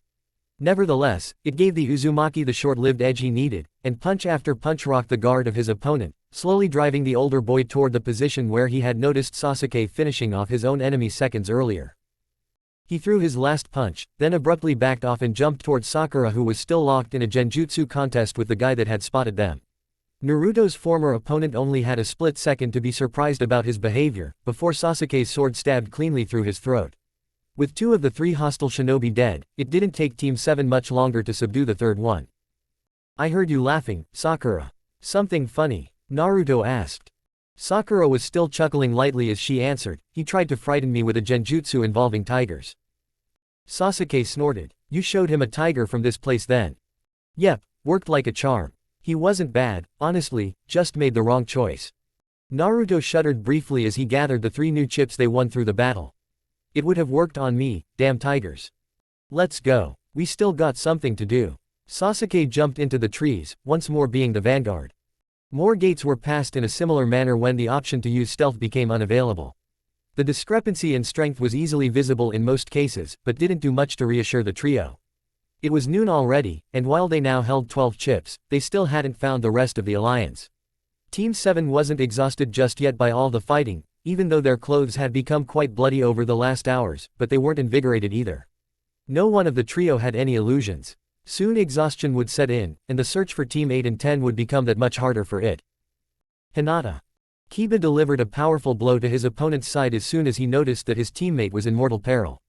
The shinobi from Kusa buckled under the force of the attack, but didn't sink to the ground. In true Inuzuka fashion, Kiba bared his teeth. He feinted to the left and his enemy, reeling from the blow but still standing, fell for it. The Kusa nin moved to block Kiba's attack, but when nothing happened, his eyes opened wide and he searched frantically for his opponent. He had lost sight of the Inuzuka. Gatsuga. The famed technique of his clan alerted his former opponent as well as everyone else on the clearing to his new position. Standing next to Hinata, the kunoichi from the enemy team was about to slit her throat, when she perceived the incoming danger. She barely managed to roll away and Kiba stopped his spin, crouching low in front of the Hyuga heiress. Shino got distracted by the sudden noise and was flung toward a tree, but substituted himself in the last moment before impact, landing in a straight posture next to his teammates. There was a short lull in the battle and Kiba nodded toward his former opponent who had received the debilitating blow. The fight between Team 8 and the team from Kusa had been going on for a while now, several minutes at least, and exhaustion was clearly visible on each of their faces. Luckily, they weren't the only ones plagued by sweat and laboring breath. Nevertheless, the circumstances leading to the fight were rather unfortunate. The kunoichi of the enemy team was a censor, and it had taken her barely a second to notice that someone was hiding near the gate. Correctly believing Team 8 to be rookies, the Kusanin attacked and the battle ensued. They were hunters, according to their own admissions, and cared nothing for the second task, but only for the value of the golden chips. Their tactic was simple, yet effective: prey on the weaklings that were waiting to meet up with their alliances. Kiba arrived in front of the stunned Kusanin he had fought before, and directed a series of blows at spots that were difficult to guard against.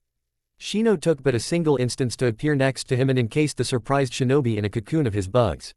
Never in his wildest dreams had the Inuzuka imagined such a complex dynamic would develop during the beginning stage of the second task. It was sheer insanity. "Shino-kun!" Hinata suddenly cried out. The warning came just in the nick of time and Shino ducked under the deadly slash of a large sickle. He had no time to further engage this new opponent though, as once more his female teammate came under attack from the kunoichi that had early on established herself as being superior in combat. Also, while Hinata's strikes seemed to be fast and precise, Shino knew that her somewhat timid nature still leashed her true potential. As a result, her strikes were sluggish and easy to avoid. Once more however, the woman wasn't able to finish the young heiress as a volley of shuriken separated them and drove her directly into Shino's waiting kikaichu. The Kusanin jumped toward the bugs, but there was no fear visible on her face. She quickly sped through hand seals and formed a circle in front of her mouth. Kaden, Gokaku no Jutsu. The resulting wave of heat stopped Shino in his tracks, and he could only watch on in despair as a third of his colony died in the glowing jaws of a gigantic fireball. Behind his sunglasses, green eyes narrowed into slits. The woman grinned cruelly as she appeared in front of him. This time her victim wouldn't escape. Shino was prepared to defend himself until his last breath, when, suddenly, blood trickled out of the Kusanin's mouth, soon becoming a river of red that stained her face. Her eyes widened comically, then she fell to the ground, dead. When the body didn't block his sight anymore, he was astonished by what he saw. Hinata, shy and timid Hinata had killed the woman with a precise strike to the heart. "Hinata-san, are you?" "Why yes. We have to help Kiba-kun." Remembering the third member of Team 8, Shino looked for the Inuzuka. Something told him that the large opponent with the sickle wasn't an easy one either. He glanced at Hinata and noticed the sweat and dirt matting her face. "Please, remain calm and rest, Hinata-san. I will assist Kiba-san." There was no trace of doubt in Shino's words, and Hinata sunk exhausted to the ground. She watched horrified as the Aburame joined the fight, nearly being cleaved in half by the Kusanin's sickle. But, even though the weapon demanded its tribute to be paid in blood, the fight soon turned in their favor. "Now!" Kiba screamed. Nothing more had to be said, and from both sides the boys, nay, young men, stabbed their kunai through the unguarded enemy. It wasn't a clean kill, both wearing the red visor of bloodlust, rage and vengeance, and their faces were drenched in the red essence of life. After quickly scavenging the golden chips from the dead bodies, both limped over to Hinata and threw them into the dirt between them. Damn things. Was this really worth it? Kiba looked at the bloodied chips in disgust. Shino hummed, but made no move to pick them up. "We need them to advance." "We need them." Kiba growled and pointed at the corpse of the dead woman. "They were just in for the money. Have you heard what she said to Hinata?" "I heard it." The Inuzuka spat on the ground. "It's disgusting. And where the hell is Naruto? It's nearly afternoon and still no sign of Team 7. Hinata, who had looked at the corpses with forlorn eyes since the end of the fight, picked up the chips and looked at her teammates. "He will come. I know it." Shino raised his hand to stop Kiba from retorting. "We better bury the bodies quickly, and hide ourselves again. There could be more of these hunters around." "Damn," whispered Naruto. He stood next to his teammates on a large branch, and observed a group of 6 shinobi hailing from Suna camping in the clearing below them. The last 2 gates Team 7 checked had been deserted, this one wasn't. "Sakura, can you layer a genjutsu around them?" Sasuke asked. "Unlikely. The odds of them having a capable genjutsu specialist are high. They're also older than the last groups and could detect it before we made it through." Sasuke sighed. "A detour then." "Out of question," said Naruto. "It's nearly evening and we've yet to find Team 8 and 10. You know the nights in this forest, bastard. I'm not going to break my word like that." "So we fight?" Naruto nodded. "Yes, we fight. The odds aren't in our favor, you know. They're not just mercenaries but trained shinobi like us," remarked Sakura. I know. Luckily they don't have a sensor, or they would have found us already. Sasuke, what can you see? Once more the Sharingan activated in Sasuke's eyes. They seem relaxed. Or, at least not as nervous as the last groups we encountered. Probably because they already found each other and now are just waiting for the rest of Suna's teams. We have to be quick. Can you match any of them to the descriptions we've got from Team 8? Sasuke nodded. I can identify 3 of them, 2 taijutsu users and a ninjutsu specialist. The other 3 are unknown. Sasuke, how likely are you to win against the 2 taijutsu guys? You have to ask. Naruto grinned. That's what I wanted to hear. Okay, listen up. Even if we ambush them, it's unrealistic to think that we'd get all 3 of them. Let's go for the sure kill. When his teammates nodded, he continued, Sakura, I want you to layer a distracting genjutsu around the ninjutsu specialist. I'll kill him while Sasuke deals with the 2 taijutsu guys. Sasuke, don't hold back. Try to kill one of them as quickly as possible to even the odds. What about the other 3, the unknowns? Sakura and I will deal with them as soon as the ninjutsu ghoul is dead. We've got enough in our arsenal to take them on, or at least stall them until you're finished. It was a good plan for their current circumstances, truly, nothing more could be expected when there were unknown factors like the 3 people they had no intelligence over. Nevertheless, the time-old adage held true, no plan survives contact with the enemy. Sakura wove the genjutsu expertly around her target, but the moment Naruto tried to slit her throat, he was hit by a large gust of wind. It carried him into the direction of a large rock and he swiftly sped through the necessary seals for a substitution. It saved him, he barely avoided becoming a bloody smear, but it brought him into the striking range of 3 hostile shinobi. One was a slender man with a tan complexion that nearly cleaved him in half with his blade. He avoided such a miserable fate by the timely intervention of Sakura, who had distorted the man's senses enough for him to miss. Naruto looked up, ready to dive away at any moment, when he spied the nature of the other 2 unknown factors, a woman and a man, racing through hand seals and focusing directly on him. 2 further ninjutsu specialists, when they hadn't even managed to kill the first one. Something clicked in his mind and another gust of wind blew him away. He saw the other 2 finishing their seals and once more substituted himself. Fiery tendrils fed on the wind around him, a combination technique. Again, the Kawarimi saved his life and he reappeared not far from them. His eyes widened. Only one had fed the flames, the other had already anticipated where he'd end up after the substitution. The wall of flames neared with incredible speed and he jumped back, racing through seals of his own. He wouldn't be beaten in a ninjutsu battle. No way. Suiten, Teppadama. Naruto spat out the large water bullet and focused all his chakra on making it big enough to protect himself from the fire. The techniques met, and his quickly improvised jutsu was barely enough to hold off the prepared fire of his opponent. Mist covered the field, good. Now he could pick them off one by one. A futon technique destroyed his plan the second it was formed, and once more he dodged various flames spurred on by the winds behind them. He barely had the time to look around as all his focus was required to survive the onslaught of 3 ninjutsu specialists. Where was Sakura? Had Sasuke managed his 2 opponents? Suiten, Teppadama. Suiten, Mizu Bunshin no Jutsu. He spat another bullet in the general direction of his enemies and quickly combined it with another technique through a change of hand seals. The water bullet crashed onto the ground and 2 Mizu Bunshin emerged. Hopefully they would buy him some time. Kaden, Enden, that wasn't Sasuke's voice. Naruto quickly prepared a counter technique and once again fire met water. This time though, his jutsu overpowered his opponents, a victory, albeit a small one. Nevertheless, he'd take what he could get in this situation. The stream of water hadn't inflicted a lot of damage, but it was enough to disorient his enemy for a moment. He raced toward her and attempted to slit her throat, when suddenly Sasuke crashed into him and both tumbled over the ground. Bastard, Naruto asked, instantly jumping to his feet and readying a kunai.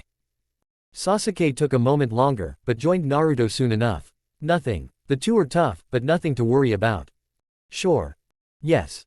Kaden, Enden. Futon, Hashitai no Shuku. They shared a short glance and immediately dived into opposite directions, avoiding the flames. Naruto rolled around on the ground, dodging a sudden volley of shuriken, fervently looking for Sasuke. He found him at the other end of the clearing, guarding and deflecting the punches and kicks of 2 Sunanin.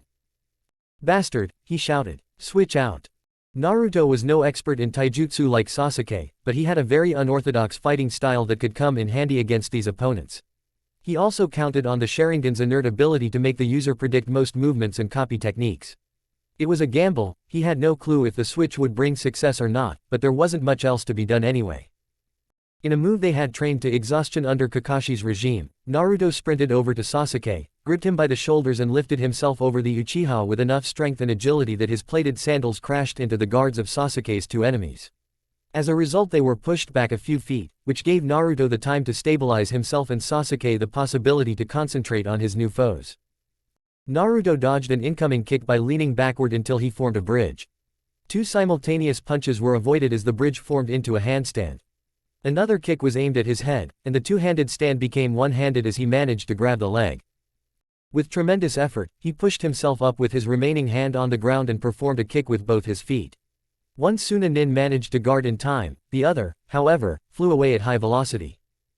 Naruto was so unbalanced by this acrobatic feat though that he also received a hit in return and was smashed into the ground. It hurt, but he was no stranger to being hurt, and would there be any time to talk, he'd probably tell the Sunanin that Kakashi-sensei hit them like that when he was making jokes.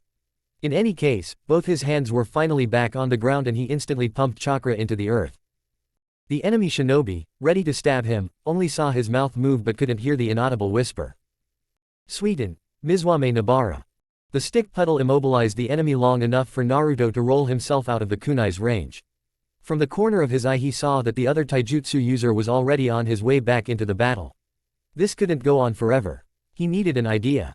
He glanced at the restrained shinobi, who was already in the process of freeing himself, although it would take him several seconds still, and then at his pouch. That was it. That's his idea. Naruto reached into his pouch, rolled forward to dodge the desperate kick of his opponent and then jumped directly over the boy, letting two slips of paper fall onto him while he landed on a low-hanging branch. FUNN. Kai. The explosion rocked the clearing and for a second everyone looked over to the large smoking crater at the far end of it. Naruto smiled. It had worked even better than expected, as Sasuke used the surprise to finally take out one of the three ninjutsu specialists with a clean decapitation. Kaden jutsu they could deal with, but at least the futon guy was dead now. Megan, Narukumi no jutsu. Haven't I told you already that these won't work on me? The tanned shinobi shrugged off Sakura's genjutsu as if it was nothing more than an annoying bug and within 4 steps stood once more in front of her, his blade poised to deal the lethal blow. Sakura didn't respond, her narrowed green eyes following each moving muscle in the arms of her opponent. This focus was the only reason she was still alive and hadn't been skewered by the extremely pointy weapon. She had acquired a few slashes on her arms and legs, but those were only superficial. The longer the fight lasted, the less she got hit, an easy ticket to victory, if not for the guy's stamina which, even after Kakashi-sensei's training, still exceeded hers. Exhaling harshly, she readied herself, a kunai held in her right hand. His arms moved, but before the blade reached her, she had already sidestepped and threw the kunai at his legs. Over such a short distance she shouldn't have missed, nevertheless, she did. The Sunanin's exceptional reflexes shone as he saved his foot by shifting slightly to the left. Sakura had already come up close again though, crouched low and tried to sweep his legs. Her opponent jumped over the failed kick, and his blade slashed downward in the direction of her head. She quickly pulled the formerly thrown kunai out of the ground and scarcely managed to parry the blow, diverting the blade to her right. She hated this fight. It couldn't go on forever like this, she knew. More slashes and stabs were dodged as she rapidly flipped back until she stood with the back to a tree. Damn, he had boxed her in. She tried to dive to the left, but had to abandon midway as his blade closed in once more. Sakura saw his grin, and the small flame in her became a torrential storm of anger. She needed space, at least some. Up until now she had tested several genjutsu from D to C class, but none of them had worked. She didn't know if it was a general immunity, or if he was simply trained to detect and dispel all genjutsu of these classes. Well, there was one way to test it. She had one B-ranked illusion in her repertoire, but to use it she'd need a bit of breathing room. Another slash was avoided to the consternation of her enemy, and Sakura used that time to pull out the hidden knives from under her dress. One after another she threw them, forcing the Sunanin to shift back step after step until her hands were empty. The shinobi advanced toward her. No knives left now, little lady. Sakura clasped her hands together, then smashed her palms on the ground. Doten, Doroku Geishi. You think this little wall will keep me away? Sakura, not finished just yet, went on with one of her favorite combinations. She left a simple bunshin behind the wall, then vanished into the earth and reappeared a few feet away from the guy. It would only take him a short moment until he'd notice the switch, but that was all she needed. Megan, Jigoku Goku no Jutsu. Her theory was right. The Sunanin had been trained to resist most low-level genjutsu, but the B-ranked one she just used wasn't as easily shrugged off. Sakura heard the cry of misery, as the swordsman truly believed that a gigantic ball of flame fell down the sky toward him. With great speed, for she didn't know how long he'd be influenced by the genjutsu, Sakura ran toward him, and just as it seemed that he finally managed to escape her illusion, she rammed her last remaining kunai directly through the guy's head. She panted heavily as she picked up his chips and returned the knives and kunai back to her inventory. This fight had been more exhausting than she would have liked, and they still hadn't found the other teams. With a jolt she realized that she'd been separated from her own team for quite some time now and immediately set out to find them. Something that wasn't all that hard, especially after a large explosion echoed through the forest area right next to her. In a small clearing only a few minutes of travel away from Sakura's position, the male members of Team 7 had a standoff with their remaining enemies. The mangled lumps of flesh that once had made up the Sunanin before Naruto blew him up, were splattered all across the place and left trails of blood on everything surrounding them. His comrades' pain and agony could not have been more visible under any circumstance. Naruto even noticed budding tears in the eyes of the two women. He blinked once, then steeled himself. Kakashi had trained them in a lot of things, showing sympathy to the enemy however wasn't among them. To Naruto's right, Sasuke held his ninjutsu aggressively in front of him. The blood on his red armor glinted at times, when small beams of the evening sun managed to penetrate the thick canopy. Looking at their three adversaries, Sasuke asked, 2 kaden, 1 taijutsu. Switch back. Sure, but make it quick. We still have to find Sakura, answered Naruto. His words couldn't have sounded more callous to his enemy's ears, even had he tried. The remaining ninjutsu specialists, Naruto shortly entertained the notion of them being sisters, immediately attacked him, as did their brawny comrade. And, while the close-quarter combatant ran toward him in a wide arc, the women finished their hand seals nearly instantaneously, driven as they were by the horrid mixture of hate and despair that now resided in their hearts. Kaden, Gokaku no Jutsu. Kaden, Enden. Naruto saw their tear-stricken faces one last time, before the invoked techniques conjured up a wall of flames that had no other aim but him. It wasn't a combination technique per se. But, even if the destructive force wasn't multiplied tenfold, it doubled, maybe tripled at the least, which therefore made it doubly as dangerous as it had been before. A small part of him wondered if he should let himself be burned as punishment for bringing so much grief into the world. This part, however, was speedily silenced. In this world and probably any other which held as much on violent alterations, repentance on the battlefield was something unthinkable. Besides, after all these months he would like to think that at least some people would grieve in the case of his demise. Truly, what did the sadness of these strangers matter to him, when compared to the possible anguish his death would visit upon his friends?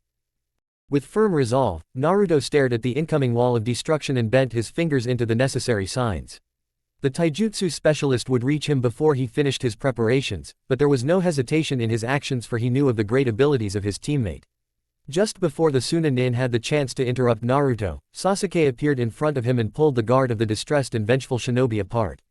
In the same movement, he lashed out with his leg and kicked the enemy directly into the incoming flames, before substituting himself to get out of range. Now, as the fire was nearly upon him, Naruto formed the last sign and slammed his palms together. Sweden, Sunjinheki water wall. There was no stream nearby, nor was there an underground river from whence the water could come. Nevertheless it appeared, and the eyes of the two remaining Sunanin widened in response. The humid nature of their surroundings and Naruto's unnatural reserves were all the resources needed for his technique. A wall of water as tall and wide as a small tree surged up between him and the fire, saving him from being burned alive. His voice was toneless as he spoke up from behind the wall he still sustained to save himself. Now, Sasuke. The Uchiha understood and was about to kill the women while they were distracted, when the fire abruptly stopped. Had their reserves finally run dry? Naruto collapsed his wall of water and stared at the two new corpses lying face first in the dirt. There, standing over them, was Sakura, a blood-smeared knife held in each hand. I'm back and I've got all their chips. Naruto smiled relieved. We've wondered what happened to you. Was the sword guy much of a challenge? Of course he was, Dobi, said Sasuke. He wouldn't have had all the chips otherwise. He was dangerous. Sakura then pointed at the various corpses in the clearing. Anyhow, I hope those won't become a problem for us. I don't think so. At least not in the Chunin exams. Sakura frowned. Still, we've been in a formal alliance with Suna for years now. Perhaps we could have asked them to let us pass without incident. That's the peaceful idealist in you, commented Sasuke. Had we asked them, we would have lost the moment of surprise in case they disagreed. The ambush didn't work anyway. That's not the point he's making, Sakura, you know that. Naruto sighed and combed with his fingers through his hair. The argument's moot now anyway. They're dead, and we're alive. Sakura cleaned her knives while looking at her teammates. I'm not a fan of carnage for carnage's sake. In a different situation we might have acted differently, but, be honest, did the sword guy give you the impression that he'd surrender anytime soon? I know our opponents didn't, said Naruto. Dobi's right, Sakura. They were pretty aggressive themselves. Sakura deadpanned. We ambushed them, of course they'd be aggressive. Had they valued the old treaties between our nations at all, they would have said something, anything, explained Naruto. They were just as eager to kill us, as we were to kill them. Sasuke sheathed his ninjutsu and looked toward the sky. The sun stopped coming through, it's nearly nightfall now. Damn, let's move, and pray this was the last enemy for today. It was fortuitous indeed, that at the time when the moon rose to prominence, Team 7 finally managed to find the first group of their hastily crafted alliance. Huddled together in the underbrush, until then unmoving out of fear to reveal themselves to unsavory adversaries, Team 8 breathed a collective sigh of relief as their senses picked up a very familiar group of three. Upon such a sight of succor, which could not be anything but soothing to her eyes, the Hyuga heiress deactivated her bloodline and a smile stole itself across her lips. Shino, the stoic Aburame, observed bugs of different colors and patterns landing on his arms before they vanished into the sleeves of his coat. It seems as if Naruto-san has proven beyond doubt that his promises have merit to them. I knew he'd make it, said Hinata, a hue of red coloring her cheeks. Kiba snorted, and, surely, had not a very distinct smell assaulted his nose this very moment, he would have uttered something quite disparaging. Because, rivalry, even if put aside for a monumental mission like the second task, was not easily subdued. Such thoughts vanished with the wind however, as he inhaled through his nose once more, deeper than before. You smell something, Kiba-san? Asked Shino. The Inuzuka processed what his senses revealed to him, but, as soon as he realized from whence he knew the smell, his countenance changed considerably. His face, as far as it could be seen in the light of the rising moon, paled and his eyes widened minutely. So much. Kiba shook his head and took a second to gather himself, then he looked at his teammates. Blood, a lot of it and some is theirs. Shino sought to clarify, they're wounded. In the meantime, the heiress crouching next to them had stiffened, and, as soon as Kiba had answered Shino's inquiry, she sprinted out of their hiding place, revealing herself boldly on the branch of a high tree Team 7 would inevitably pass soon. It happened only a few seconds thereafter that Naruto landed next to her, Sasuke and Sakura right beside him. Her first words were timid in nature, all the boldness from before long gone, now that the object of her affection stood in front of her. Naruto-san. Hinata. Naruto smiled relieved. Thanked Kami, you're alright. I'm sorry for the delay. You better. It is of no consequence, Naruto-san, said Shino. He then looked at the other members of Team 7. This first day has shown me quite clearly the need of our alliance, and I am glad to finally have all of you back as my shield brothers and sisters in arms. The emotion that rose in Sasuke's chest was one he had felt many times before. At this moment, though it differed slightly from the norm, he felt a hitherto unknown sense of pride. Was it the trust of the Aburame? For the first time in years he felt proud about something unrelated to his clan or mastery over techniques. Naruto, too, was quite taken by the words of his taciturn classmate. I thank you. Sakura, while not unaffected by the small speech, had been reading between the lines and narrowed her eyes. You ran into trouble then, I take it. Kiba, who had been interrupted by Shino before, took the chance and integrated himself into the conversation. You can say that again. There was a team of Kusa-nin, nasty bastards. They called themselves hunters. As in. Exactly. They didn't care about the exam, only about the gold and the chips. After hearing of Team 8's encounter with such loathsome opponents, Naruto's gaze immediately fixed on Hinata. His mission from the Hokage was to protect her. Perhaps, that was only meant against her cousin, but his personal code of honor forbade such superficial specification. The Hyuga heiress had to be protected against everything that lurked in this forest, and there was plenty of danger abound.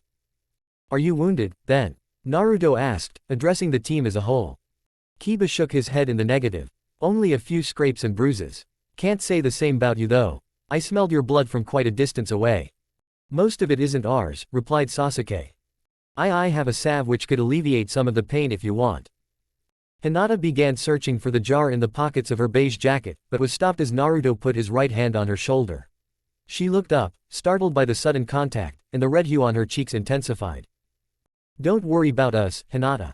We're fine, and the few scrapes we have can be addressed once we found the others. Team 10 has eluded you so far, then? Shino asked. Unfortunately. Sakura sighed. We needed all day to find you. I just hope that Team 10's gate isn't far from here. Sasuke nodded. True. This running on the edge of the forest is becoming bothersome. On that notice, Naruto looked at Team 8. I hope you're not too tired, cause we need to move on. Throughout daytime, Team 10's combination attacks will have been enough to detract any aggressors. Shikamaru's abilities are dependent on light though, and it's night already. Their combat efficiency is effectively halved at the moment. Shino righted his glasses, glanced at his teammates once, then nodded. We're right behind you, Naruto-san. Haven't I told you already? Just call me Naruto. Chapter 13, Grow the Tree 3. Evening of the first day, the Forbidden Forest. The Forest of Death was a large area adjacent to Konoha. Over time though, what was once a beautiful forest created by the first Hokage mutated beyond belief. The origin of these mutations was unclear, a lot of it could have been explained had unsavory experiments been conducted there, but no reports about such deplorable activities existed. Seemingly on its own, the forest developed in a way that no one could have foreseen. The trees grew to gigantic height, the plants appeared to gain a consciousness of their own, becoming aggressive in nature and imposing in size, the animals mixed and intermingled, creating some of the fiercest beasts mankind could imagine. Some rivers remained sources for fresh water, others became corrupted by an unknown force, soon turning into deceptively poisonous waste, or toxic swampland. Hiruzen Sarutobi had seen this development with his own eyes throughout the ages and, every time the area was used, his mind returned back to the same old question, what had happened back then? It couldn't have been the death of his sensei, Hashirama. The forest continued to thrive for a few years afterward. But, neither could it be the work of his wayward disciple Orochimaru as the young, now old, genius with a penchant for sick experiments hadn't been born yet when the forest started to change. The veiled circumstances of the forest's mutation still concerned the Sandaime after all these years, but when the first few research teams had found nothing he hadn't dared to waste more resources on the matter. Nonetheless, the interesting detail that the forest never grew over the fence surrounding it was most puzzling. He climbed the steps toward the highest room of the tower with a dignity seldom seen in any man or woman, not one speck of dirt matted his pristine robes. Once he had surmounted the circular stairs and halted on a small platform, a member of Anbu stepped out of the shadows next to him. When the tree leaves dance, one shall find flames. The voice that came from behind the white porcelain mask sounded incredibly distorted. The fire's shadow will illuminate the village, and once again, tree leaves shall bud anew, answered Hiruzen. Again, the distorted voice echoed in the small, confined space, spring blinks and withers, sheds its skin then dons a cloak of sunset gold. Spring stretches and bursts, spilling forth life, but not me, my spring was last year. After the last sentence, the cloaked shinobi bowed toward his leader. Welcome, Hokage-sama. Hiruzen nodded and proceeded toward the entrance, while the guard sunk back into the shadow, his duty fulfilled. The instant his feet touched the ground of the commando central, 8 shinobi in Chunin gear knelt before him. Hokage-sama, you have arrived. The Sandaime walked up to the Chunin and observed them for a moment, before clapping his hands together twice. He smiled, pleased by their perfect posture and graceful movement as they rose as one singular unit. Indeed I have, Yugao. The spokesperson for the group, a woman of great poise, stepped forward. Was your journey pleasant, sir? As pleasant as a hike through old underground tunnels can be, answered Hiruzen. He glanced at the group of Chunin, then back to the woman next to him. When he noticed a few purple strands of hair peeking out from under the woman's gray bandana, his eyes lit up in amusement. Anbu, you can change your gear now. Yugao, do take off that ridiculous bandana and fill me in. The other Chunin beside Yugao immediately removed their vests and stored them in seals on their body. Roughly a minute later, all 7 of them stood at attention decked out in their full Anbu paraphernalia. The sword prodigy from the Azuki clan had simply removed the headpiece that restrained her hair and escorted the Hokage to a large marbled table in the middle of the room. It is as you feared, sir. We investigated each team with our Kage Bunshin as instructed, and there are quite a few foreigners with skills far above those of a genin in the second task. After checking in with Foreign Intelligence Bureau, we verified that those shinobi are nevertheless classed as genin in their villages. They trained them up and deliberately held them back until this Chunin exam. Yugao nodded. It appears so, sir. The admission of that many teams from other nations is highly suspicious, the only village not represented is Aiwa. The Sandaime took place at the table and with practiced hands stuffed his pipe before igniting it. Thanked Kami for small favors, just imagine this task with Aiwa in it. That's not something I want to have happening next to my village.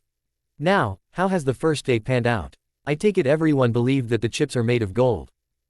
They have, sir. It changed the situation in the forest considerably though, and none of the earlier estimates we procured with scrolls in mind have any value now.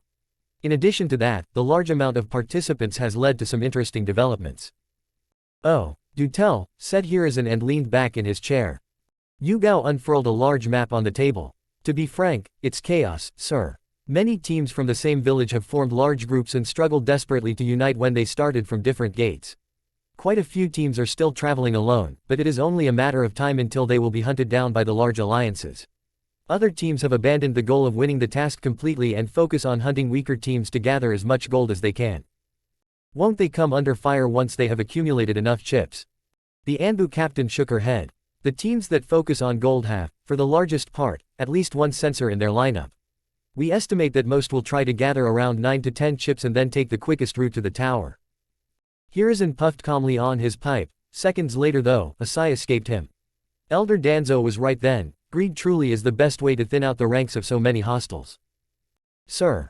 Have you not wondered why we distributed chips coated in fool's gold? I assumed it would add more realism to the task, sir." The Sandame smiled and his leathery lips stretched. "Realism, my dear. I dare say the forest is very real and very dangerous even without these chips. No, the reason for this abrupt change is a different one."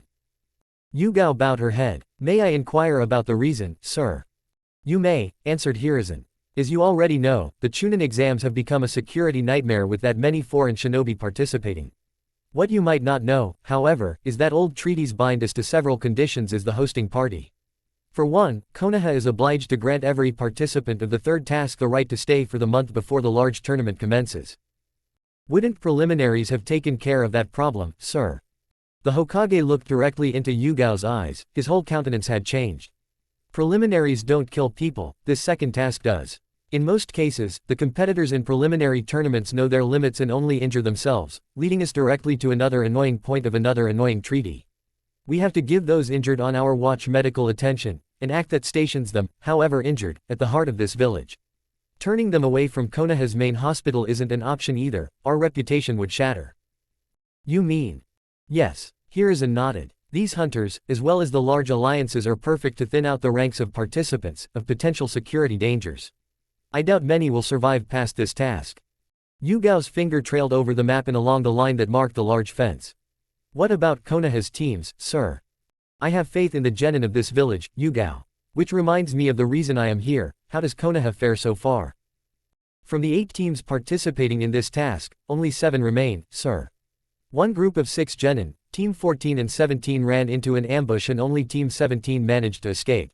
The ambush was executed by a splinter group of Kumo's alliance on their way to the main force. Several other conflicts have taken place, but our genin won them, notably Team 9 which gathered 6 chips so far, and Team 7 which gathered 15.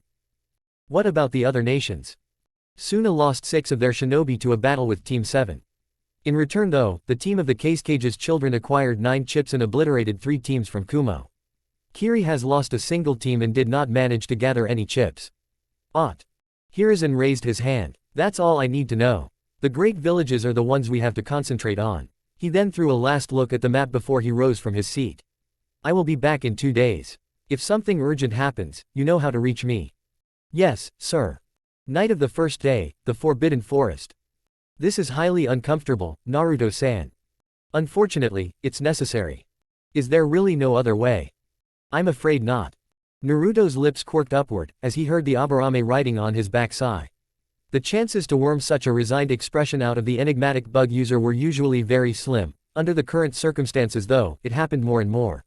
Bark splintered under Naruto's sandals as he moved between the trees, and he felt Shino shift slightly in the attempt to make the stay on his back more comfortable. "I am sure that if you only give us half an hour to recuperate." The Uzumaki ducked under a low-hanging branch and once he was past it, accelerated again. "I'm sorry, Shino, but we have to find Team 10 as soon as possible. At least now, with you guys on board, we can scout more effectively and avoid fighting." "True," said Shino, and sighed once more as he changed his position. "This alliance turns out to be quite beneficial for all of us." Naruto laughed. "No kidding, you guys are great. Still got to find Team 10 though. We promised them."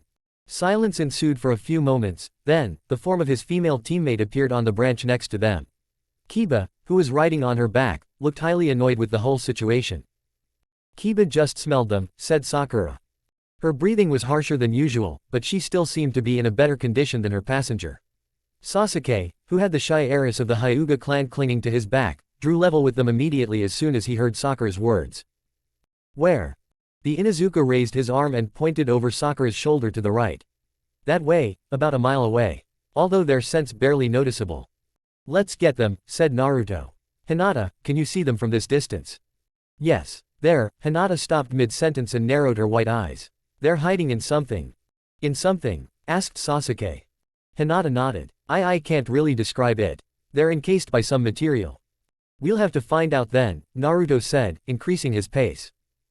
Once the group touched down on the ground, they saw an imagery that could not have been more bizarre, even in the most feverish of dreams. In a very small clearing, 2 miles away from the gate where Team 10 presumably had started, dozens of animal corpses were scattered. It looked like the inside of a slaughterhouse on a busy day. The grass was more red than green, and the scent of blood lingered heavily in the air. Naruto turned to Kiba. You've smelled them with this around. The Inuzuka looked at the animal remains and gulped. I told you, the scent is very faint. Still, not bad. Hinata, you said they're hiding here somewhere. Why yes, they're hiding in the corpses. Excuse me, could you repeat that, please? No need, we heard you, and she's right. As soon as the group heard the muted yet distinct lazy drawl of their classmate, all eyes turned toward the large form of a dead bear. A flap in its pelt was thrown aside, and completely drenched in blood, Shikamaru rose out of the corpse. Even the more aloof members of the group, Shino and Sasuke, didn't manage to hide their surprise. What in Kami's? Shikamaru. The rather scary figure of Yamanaka Ino arose from another corpse, even bloodier than her teammate, and immediately stormed toward him. Naruto watched the spectacle bewildered, but inwardly acknowledged that he had never seen a more fitting image of a woman's wrath. In that single moment, the blonde girl looked more like a battle-hardened Amazon than anything else. Not that it held for long, as she soon began to whisper incomprehensible murder at the Nara. That was another point, she had learned control, it seemed. Even in her disheveled and furious state, she recognized that shouting would be a very bad idea in this forest. Naruto was actually rather impressed. Troublesome. It was necessary, woman. Stop hitting me, Shikamaru whispered back. Ino's rage was not to be diffused that easily though, and only as a third form climbed out of a bear's remains, did her vengeful assault stop for a moment. Choji, not knowing the consequences of emerging at this exact time, was wholly unprepared for Ino's fists hammering against his Akamichi chest plate. You too, Choji, how could you? Whatever had happened, the blonde seemed very distraught by it. Naruto walked up to the Nara heir and threw him a look that hopefully expressed just how confused he was. Quote ellipsis. These tigers and bears were dangerous. Naruto nodded in acceptance, but the confusion still wasn't gone. And that's why you slept in them.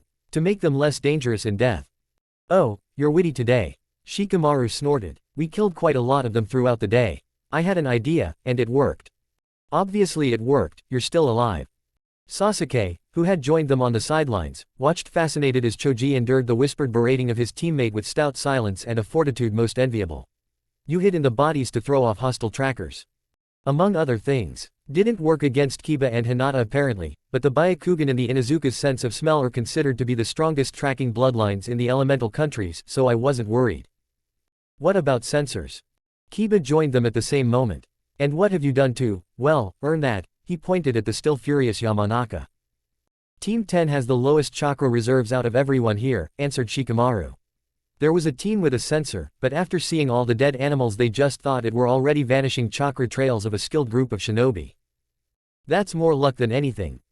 True, but there wasn't much else we could have done. I observed the general direction Team 7 was led to at the beginning. I knew it would take them quite a while to get us. Naruto scratched the back of his head. I'm sorry, Shika, we've had some troubles on the way. Don't worry, I assumed as much. Now, what happened to make her so? Kiba's finger was still pointed at Ino. Angry, you mean? You could say we deceived her. Naruto frowned. How? And, even Choji. Of course Choji too, Dobi. Look at her. Sasuke nodded toward the pair. I take full responsibility. Choji just went along with the plan because I asked. Kiba chortled. Sure doesn't look like you're taking responsibility at the moment. Yes, well, I knew she wouldn't accept the plan. She's matured in Nami no Kuni, we all have. But there are certain lines she's still not willing to cross. Putting herself in the dead body of a tiger after its entrails were carved out is one of them, I take it. Shikamaru smirked slightly. Exactly. I knew you'd understand, Sasuke. Anyhow, I asked Ino to use her mind transfer on a bird and scout the area. Quote ellipsis. I think I know where this is going. You're a tricky bastard, aren't ya? Had he not been sure Ino's wrath would be directed at him afterward. In any case, Naruto was content with a grin instead of a laugh. What does he mean? Asked Kiba. Sakura, who had joined them minutes earlier but had kept her silence so far, looked at her teammates and especially Shikamaru reprovingly. Think, idiot. As long as Ino's in the bird's body and scouting, she didn't know what happened to her real body. I bet Choji stuffed her into the tiger corpse. Getting her into the corpse was the easy part, Shikamaru admitted. Keeping her there required a bit more effort. Naruto nodded. He could definitely see that. How'd you do it then? At first through my shadows. Choji positioned my corpse in such a way that I had very small window to see her and leash her in case she wanted to flee while I explained the situation. Kiba snorted. Kinky. Laugh all you want. I'd like to see you trying the same. Why is she only hounding Choji then? Shouldn't she be killing you right now? Shikamaru looked pained for a moment. I miscalculated. Oh, now that sounds interesting. Naruto turned to Shikamaru, giving the Nara his full attention. The window worked both ways. As soon as she appeared to accept the situation and I loosened my shadows, she entered my head, ostensibly to talk with me. So, everything Choji's getting now. Quote ellipsis. I already got in my own mind, yes. That's gold, pure gold. Sakura looked at Shikamaru with narrowed eyes. You deserved it. That's debatable, but as I said, I'm taking full responsibility. Sasuke cleared his throat, getting the attention of the group, with the exception of Ino and Choji. We're still in the second task. Naruto's eyes widened minutely. For a moment he had forgotten just where they were bickering and chatting like old people. His countenance changed quickly and in the blink of an eye, the battle-hardened genin who had slaughtered his way through the forest with his team, stood in front of the alliance. Sakura, calm Ino down and bring her and Choji here. The group of 9 was soon fully assembled, but before Naruto had the chance to address them, Shikamaru stepped up. Naruto, I know there's a lot to plan, but you're dead on your feet. We all can see it. The same goes for you, Sakura, Sasuke. Naruto frowned. What would you have us do? We can't waste too much time. Team 10 had no fight whatsoever with other shinobi, Shikamaru admitted. We're a bit tired, but not exhausted like you guys. Let's search a less bloody place nearby. You can catch some shut-eye while we take shifts to guard you. That's only till sunrise. As tired as you are at the moment, we could beat you. Naruto sighed. Okay, but only till sunrise. I promise. Night of the first day, southern area of Kase no Kuni. It was an extraordinary clear night in the land of wind. The full moon shone on the large dunes, countless stars glittered in the pitch-black sky, and a light breeze made the air bearable, even for those who were unfamiliar with the unforgiving desert and its many perils. Under different circumstances, Kakashi might have taken the time to admire the incredible scenery, for even in Konoha such beautiful nights rarely occurred. He let himself fall into the sand and panted harshly. The happenings of the day had been tortuous, but necessary as his plan's success depended on them. For hours on end he had run at exhausting speeds to make it to this place, doing so while leaving enough trails to make Suna believe that he was still alive, that his capture was only a matter of time. A formality hadn't been easy. But now he was here, and this mad chase would finally end. He regulated his breath the best he could, rose from the sand and dusted himself off. His healthy eye looked critically at the large city only a mile away. Large towers shadowed the palm trees in front of the city proper, oil lamps lit up the humongous gate in the middle of the wall, and on the massive defensive structure itself, he noticed several torches moving in regular, ordered fashion, patrolling guards, no doubt. This was Boeki Toshi, an ancient city built in a time when shinobi had been nothing more than nomadic clans clamoring for fame and glory. Situated on the southern coast of the Land of Wind, it was also the largest trading hub in the area for hundreds of miles. To the east, the short way over the Hanguri Gulf made trade with the Land of Tea a very profitable venture, while, to the south, the Nanman Ocean promised great business with exotic wares of all kinds from lands far away. Its comparative independence from Suna, as well as the fact that many regulations were somewhat loose in this city, made Boeki Toshi into one of the great metropolises of the elemental nations. In this port city, everything could be found if one knew where to look for it. Still, despite these loose regulations and its famed independence, Kakashi wouldn't risk his next move being traced back to him. Simply walking through the gate was impossible. He took a deep breath, blinked once, then ran toward the large wall and scaled it, before landing on it in a graceful somersault. His feet touched the ground, and the light that flickered to his right told him everything he needed to know. 2 armed guards, one holding a lit torch, had spotted him. Halt. Stranger, who are you? Identif. Kakashi unveiled his sharingan and the spinning wheel put both into a trance. One of them struggled, but after reinforcing the genjutsu with a bit more chakra, he too succumbed to it. Apparently, these guards had undergone some basic training against shinobi. Not that it helped them overly much. The Hitaki took the torch and mounted it on the wall after scavenging the two sleeping guards for their money. Once both of them woke up, no memory of him, or anything else suspicious would remain. They simply drank all their money away on patrol duty and then fell asleep. With a single leap, he vanished from the wall and into the shadows of the city proper. Landing in a deserted alley, he looked around and frowned. There wasn't much time to enact his plan, his pursuers were only a few hours away at most. Still, he couldn't help but be overcome by memories. Kakashi had been in Boeki Toshi before, only once, but it had been a visit he wouldn't forget anytime soon. The memory still played vividly in his mind after all these years.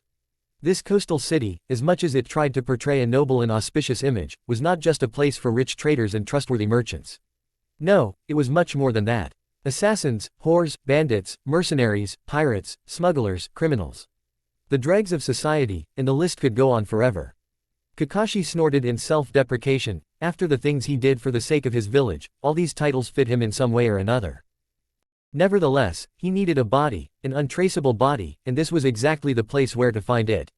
Boeki Toshi, not just a city, but also a cesspool of depravity and all that was wrong with humanity. In theory he should feel right at home, yet he didn't, and a shiver ran down his spine as he walked deeper into the alley. Early morning of the second day.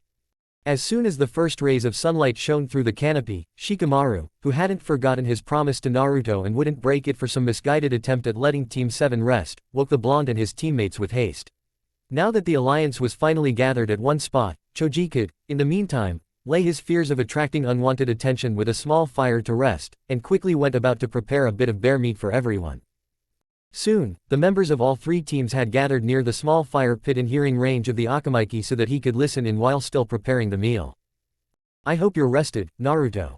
We're basically blind in this forest, and from what I've gathered so far the situation in the deeper regions might be akin to a war zone," said Shikamaru. "I wouldn't be surprised if it is," answered Naruto. "We've seen the other alliances form, even before we entered the forest." "Other alliances?" Kiba asked, bewildered. Sakura looked at Kiba and furrowed her brows. "Haven't you noticed yesterday? Teams sent by the other great nations have formed groups of their own, most of them bigger than this one." "Indeed, I noticed something similar as well," said Shino. Naruto looked at his classmates, then to Shikamaru specifically. "I can only speculate, but I do think you're right. Larger groups like us possess a higher amount of chips, it makes us juicy targets but also nearly untouchable.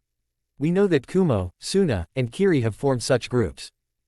But what about the other, smaller villages?" asked Ino. "We've seen a lot of these teams too." Sasuke shook his head. "If they really stay alone, then they'll be picked off eventually. The moment groups were formed, this task became impossible for single teams. I'd wager it'll come down to large-scale battles against the other groups."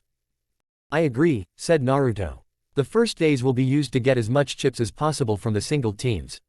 The real fight starts once the groups target each other. We are a group." Kiba sat down and patted Akamaru. "Will we do the same?" "In a sense, although we're also at a disadvantage." "How so?" Shikamaru plopped down on the ground next to Kiba and leaned back, looking skyward. "It's easy, really. Even with Team 7, our group is one of the smallest around. They also know from our age that we're probably rookies. We'll be targeted soon, I bet." Hinata seemed anxious, but her stutter was absent as she spoke. "But we have a plan, right?" The Nara heir glanced at Naruto, then his lips quirked upward. "Ask the team of our future Hokage over there. They're the only ones that know this forest." The others' eyes immediately focused on the members of Team 7. Sakura, standing behind the Uzumaki and next to Sasuke, laid her hands on the blonde's shoulder and squeezed them encouragingly. Naruto himself regarded his friends with an indecipherable look. Behind his calm countenance though, his mind worked furiously and an endless stream of emotion rushed through him.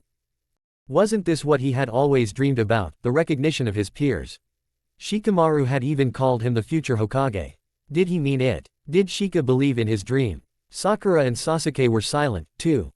Did they want him to take the lead?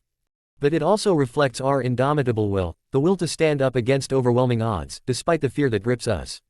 A shinobi with a will of steel, fire in his heart, and the determination to do right by his village shall never be defeated. Again Sarutobi's words rang through his head, just as they had done when he challenged the bear back in his first week in the forest.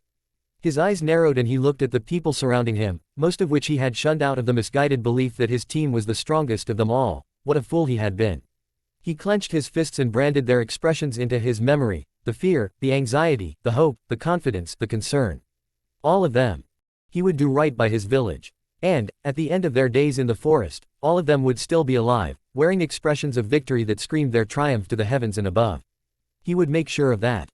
Reassured, Naruto addressed the small crowd in front of him. Sakura and Sasuke had joined them in the meanwhile. Fighting the other groups in an open battle is out of question, as is ambushing them. They outnumber us heavily, and we'd run to our deaths. He began pacing from left to right. We have two advantages though, and we'll make sure to use them. Firstly, we know the terrain. Secondly, we know that they'll come for us eventually. There's a special place a few miles to the west of here that's easy to defend. I propose that we go there and set up shop. Easy to defend, so we're not attacking the single teams? Asked Kiba. Oh, we will, but we have to restrain ourselves quite a bit, or we'll overextend. I have a few ideas, but first we should reach the place I'm talking about.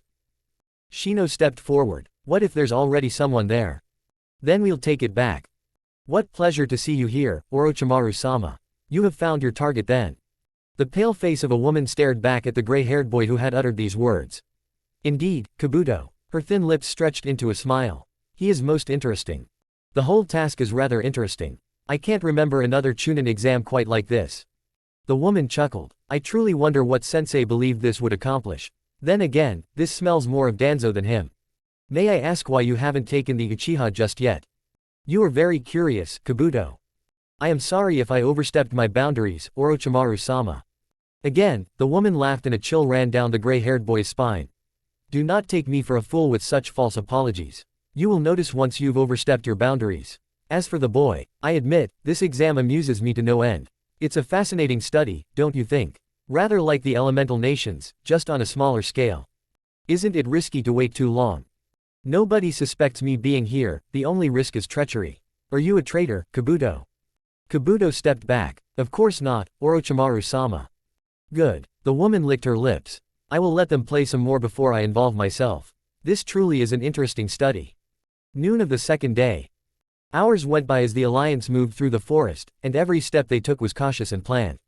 Aside from the dangers of nature, the vicious animals and poisonous plants, there was the constant prospect of an ambush from forces vastly outnumbering them, and, to attract attention, could only end in a catastrophe as long as they had not fortified their position. The vanguard was led by Sasuke, who had picked the Hyuga heiress and the Inuzuka to assist him. Their clan techniques were invaluable when it came to scouting out the terrain and avoiding other groups. As always, the Forest of Death was a conundrum. The cold winds from the night and early morning soon changed into sweltering waves of heat, leaving the people who weren't used to such conditions with the problems of sweat, thirst, and exhaustion. Naruto slashed with his kunai at a vine that tried to ensnare Choji's leg, and helped the Akamaiki to regain his balance. He noticed Sakura breaking the formation, then she appeared next to him. Sasuke has stopped. The Uzumaki turned away from Choji and looked into the direction of their vanguard. Let's catch up with them. He gave Choji and Ino a sign to follow him, just as Sakura did for Shino and Shikamaru in the rear. While still being careful not to produce too much noise, it didn't take them long to reach Sasuke's team. Naruto stepped up to Sasuke and threw him a questioning look. We're nearly there, but Hinata spotted hostiles, said Sasuke. Naruto clenched his fist in frustration. After a moment, he looked at Hinata. What can you tell us about them? Hinata stepped forward, her Byakugan still activated. There are 2 teams from AIM, 5 men and 1 woman. They look exhausted. Her voice sounded hesitant and Naruto had a rough idea as to why, but this wasn't the time for comforting her. It was a general problem he would have to talk with the Alliance about as soon as their position was secured. Naruto readied a few shuriken. Sasuke, take your team and flank them from the right. Sakura, it's the left for you. His teammates nodded and left with their respective teams to their assigned positions. The place Naruto had chosen for the Alliance was a clearing that bordered at one side on a rock formation. Thus, the AIM nin were surrounded from all possible sides. Choji and Ino stood next to him. Both looked pale, but determined. Ino, I want you to support Choji with long-range attacks whenever you can. Choji, choose one enemy and stick with him. The Akamaiki brought himself under control and gripped his bow staff tightly. When do we attack? Sakura will initiate the fight. Trust me, you'll notice. They only had to wait for another minute, before the AIM nin began to walk and move strangely. Ino heard Naruto's fiercely whispered command to attack, but everything happened so fast that she was barely able to keep up with the situation. It took only a moment for the hostile shinobi to recognize the genjutsu and dispel it. This moment, however, was more than enough to sow chaos in their ranks. Ino saw Sasuke appearing in the midst of one team, swiftly ducking beneath a kunai strike and kicking one of the enemies away from their shoddy formation. The aim nin flew through the air and was ripped apart as Kiba's Gatsuga met him head-on. To lighten the burden on the Uchiha, who was fighting against two now, Naruto had quickly involved himself and spat combinations of water techniques that impaired the opponent's movement. On the other side of the clearing, Sakura's team was trying hard to subdue two aim nin who showed great agility by dodging Shikamaru's shadows, as well as Shino's bugs. Ino blanched. Choji, where was Choji? She frantically looked around the clearing, until she found the Akamichi locked in furious exchange of blows with the enemy team's Kenjutsu specialist. He parried a sideward slash with his iron-padded bow staff, but each time he avoided the lethal attacks, he lost ground to his opponent. Ino knew that the training with his father had advanced Choji's skill with his weapon tremendously, but a few weeks simply weren't enough to get proficient enough to beat someone who had, presumably, fought with a sword for a large part of his life. Ino reached into her pouch. Choji wouldn't die, not when she had been assigned the duty to support him. She threw the shuriken she had pulled out, and her determined expression turned into a grimace as they missed her moving target completely. Choji in the meanwhile had lost his weapon and landed painfully on his back as the aim nin swiped his legs. No, he wouldn't die. The Yamanaka gripped a few kunai and let them fly, her eyes glinting with purpose. The aim nin stood next to Choji and readied his sword to deliver the fatal blow, as a small number of kunai forced him to abandon his position and jump away. One kunai nicked him in the leg, but it was only a small scrape. Now, Choji. He looked up to the place where the kunai had come from, and saw a blonde girl standing on a branch, her hand extended. Her lips formed words, and as soon as the sound reached him he quickly turned around to his former opponent. Buben Baika no Jutsu, partial multi-size technique. It was too late for the aim nin, and Choji's massive fist crashed into his face before he had the chance to make another move. He sensed his nose and jaw breaking, noticed the wind whipping against his body while he flew away. Then he felt nothing as death embraced him with cold fingers. Choji looked wide-eyed after his enemy, who had crashed violently against a tree. He had killed him. His first kill. Unbidden, tears came to his eyes and he furiously wiped them away. There was still the sound of combat to be heard around him, so they hadn't won just yet. Still, he was in a stupor, and no matter how much he wanted his body to move, it didn't heed him. From the corner of his eyes, he noticed the blonde tresses of his beautiful teammate as she landed next to him. Clang. The sound of metal so close to his ears alerted Choji, and with trepidation he turned his head around. Ino stood at his side, a kunai held with both hands, and blocked the deadly attempt on his life by an aim nin wielding a large knife. Her arms trembled under the force of her opponent, yet she stood her place, and Choji, whose legs still refused to move, cursed himself for his weakness as he tried to stand up, but simply fell over once more. Move, he shouted at his legs, staring at them in desperation. Clang. Again, the knife met Ino's kunai. This time the force of the attack drove her back a step and she fell down on one knee. Anticipating the third attack, Ino steeled herself and opened her eyes wide. This wasn't how she had imagined her career to end, not at all. But, as she thought about whom she was defending, a small smile blossomed on her face. It wasn't how she had imagined it, but this wasn't too bad either.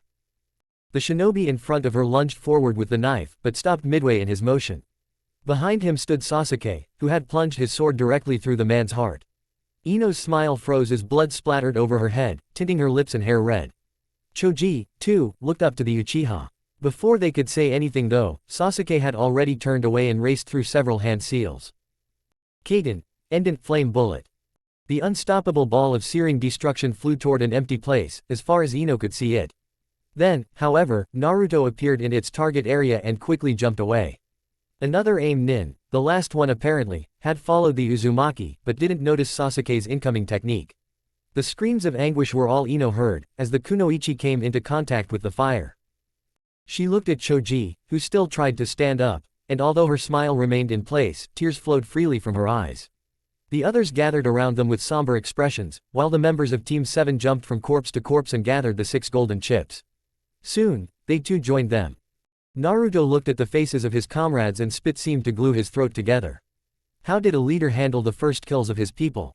It wasn't just an issue that concerned Choji, but also Team 8 who had fought on their own during the first day. Kakashi had made sure that they quickly became accustomed to death, For teammate and 10, however, these 2 days had been filled with more blood and gore than they had ever seen before. He had come to like his sensei, but the same method would never work on his comrades. What would Sarutobiji do? He couldn't answer that question either. For all the time he had spent with the old man, the Hokage still remained as enigmatic as always. Naruto stared at the dejected faces of Hinata, Ino, and Choji. They looked to be the most affected ones, yet, the longer he observed them and their reactions, the clearer it became that he had no idea what to do. Sakura tapped him on the shoulder and he twitched, before shaking his head. No, he couldn't make her do it either. How could he call himself Hokage in the future, when he didn't even manage to help the few people who now put their trust in him? Naruto gave Sasuke and Sakura a few hand signs, telling them to enact the original plan and build the camp. Then, he reached out with his hand and helped Choji up from the ground before looking at Ino and Hinata. Follow me, please, he whispered. It took 4, maybe 5 minutes until he had led them to a secluded place with a small pond. He created a few Mizu Bunshin that scattered in every possible direction to act as sentries. Turning around, he saw that all 3 were looking at him expectantly. They had no idea what he wanted, and his throat dried out. Naruto took a deep breath. I want to talk with you about what happened. He sat down on an overturned tree trunk and noticed the uneasiness that pervaded all of them. Choji looked at him with glazed eyes and Naruto could guess what he just thought about. The same went for Ino and Hinata, although the former hadn't even killed yet. There is nothing you have to explain, Naruto-kun. Hinata smiled weakly, her countenance being almost sickly. Ino, too, plastered a false grin on her face. She's right. No need to go into detail. We paid attention in the academy. And you know that most of it is crap anyway. Naruto sighed and ran his fingers through his hair. Look, I don't even really know what to tell you. But I can't just let you go on like this. I'm sorry, said Choji with bowed head. Hadn't I frozen? You have nothing to apologize for, Choji, Naruto said. I knew the Chunin exam would be brutal, but I never expected something on this scale. Ino, you did great. As did you, Hinata. And you, Choji. All 3 of you have shown the core principles Konoha Shinobi live by. Hinata's pearl-white eyes became wet, but no tear left them as she asked, does it get any easier? All 3 of them were waiting for an answer, but Naruto could only look past them. A bit. You should be worried though once it becomes too easy. These feelings of regret and sadness are precious, make sure you never lose them. The Uzumaki turned away from them and bit his lip. Have you remembered the way? Yes, answered Choji. Go to the camp, please. Tell the others I'll be there soon. Is there a problem, Naruto-kun? Naruto chuckled, but Hinata noticed immediately that it was faked. Don't worry about me, guys. I'll be back soon. There's something I have to check out. Ino, too, had noticed the shift in his mood, but she took Choji and Hinata by their arms and slowly led them away from the blonde. The moment the 3 were far enough away, Naruto punched the tree next to him with enough force for the bark to splinter beneath his fist. He chuckled, he laughed, yet both were intermingled with sobs and tears as he stared at the tree. What a fucking hypocrite I am, he whispered. How could he even dare to give advice like that, when for him it had already become way too easy to slaughter his way through the forest. Only against the Kusa-nin on the first day had he felt something akin to regret, and even then it had been buried quickly beneath a layer of pure killing intent. He pulled his fist out of the tree and turned his back to it, slowly sliding down its trunk until he sat on the moist grass it overshadowed. The tears had already vanished again, but his smile remained hollow as he stared at his bloodied hand. He had entered into servitude to the will of fire nearly a year ago, and in all that time he had already lost count of the people he had killed. Bandits, mercenaries, thieves, still people, shinobi from different nations, still people. He laughed, and it echoed through the trees nearby. His talk with his comrades just now had been laughable, truly. Was he really cut out to be a leader, if he himself was already trapped in the same pitfall he had warned them of? When Naruto returned to the clearing where the Alliance wanted to set up shop, he saw that Sakura and Sasuke had worked hard with the others. Shikamaru, it appeared, had immediately noticed the value of the place and didn't even have to be told what to do. In the rock formation to the north of the clearing, there were 2 caves, one which was large enough to house them all, but would only serve as a decoy, and one who was very small but had a hidden underground river pass through it. Most hadn't noticed during the fight, but the clearing was more of a small hill, the trees still towered over it, and everyone who attacked them from the ground had to fight an uphill battle. Only 3 sides to defend from a heightened position, a steady resource of water. Yes, Shikamaru easily saw why Team 7 had chosen this place. Naruto stopped in the middle of the camp and uttered a low whistle that alerted the Alliance to his presence. It took a few moments, but soon everyone was assembled around him. Before he could say anything though, Kiba stepped forward. Why can't we use the large cave? I get the decoy stuff, but couldn't we use it anyway? Why do we need a decoy? It was Shikamaru who answered, the caves are dangerous. The enemy only needs one ninjutsu specialist with an affinity for earth, and the whole thing will come crashing down on us. Oh, Kiba quickly fell silent. Okay guys, listen up. We've got a good position here. Now we have to defend it and still get some chips, said Naruto. First of all, we have to trap the living shit out of the area around our camp. Everything goes. Some of the other alliances outnumber us so heavily that we have to rely on traps to even have a chance at surviving. What about getting chips then? Sasuke cleared his throat. The plan is to always have 6 people in the camp and a group of 3 outside to hunt for some of the other single teams. Quote ellipsis. These expedition teams would always have 2 fighters and 1 sensor to avoid trouble if large groups are in the area, continued Sakura. Shikamaru nodded. I take it that one of these fighters is always going to be a member of Team 7. You're right. We know the terrain the best, after all. This way, there are always 2 sensors in the camp to look for enemies, Naruto explained. The outside team will also act as a scouting team. We need to know when the other alliances make their move. Sooner or later, they'll come for us. I just hope that it's not at the same time. Choji, who still looked somber, shouldered his bow staff and glanced at the large trees surrounding them. Do we start with these scouting teams today? Naruto looked at the 3 genin he had spoken with half an hour ago. Originally, he had planned to send out these expedition teams as soon as possible. Now though, the circumstances had changed. He had the constellations for the teams already in mind, but it wouldn't do them any good if they were exhausted, mentally as well as physically. In the end, he shook his head. No, we'll start tomorrow morning. For now, just make sure to trap everything you can. Sasuke, in the meanwhile, had stepped up to Kiba. Can you sniff out a bear, Inuzuka? Of course I can, Uchiha, Kiba answered. A low growl was slowly building up in his throat. Good. Then let's hunt dinner. Naruto noticed them, and appeared next to the duo. Wait a sec. Give me your chips first. I'll pool them with the others. From now on, no one leaves the camp with chips in his pockets. Sasuke and Kiba gave him the chips before continuing on their way into the forest. Naruto was quick to visit the other members of the alliance and soon had gathered every chip in a large pouch that he hid in the small cave with the underground river. Shikamaru joined him shortly thereafter. How many chips have we got? 33, answered Naruto. He snorted after the Nara whistled in appreciation. That's quite a lot. Not enough for all of us to pass. True.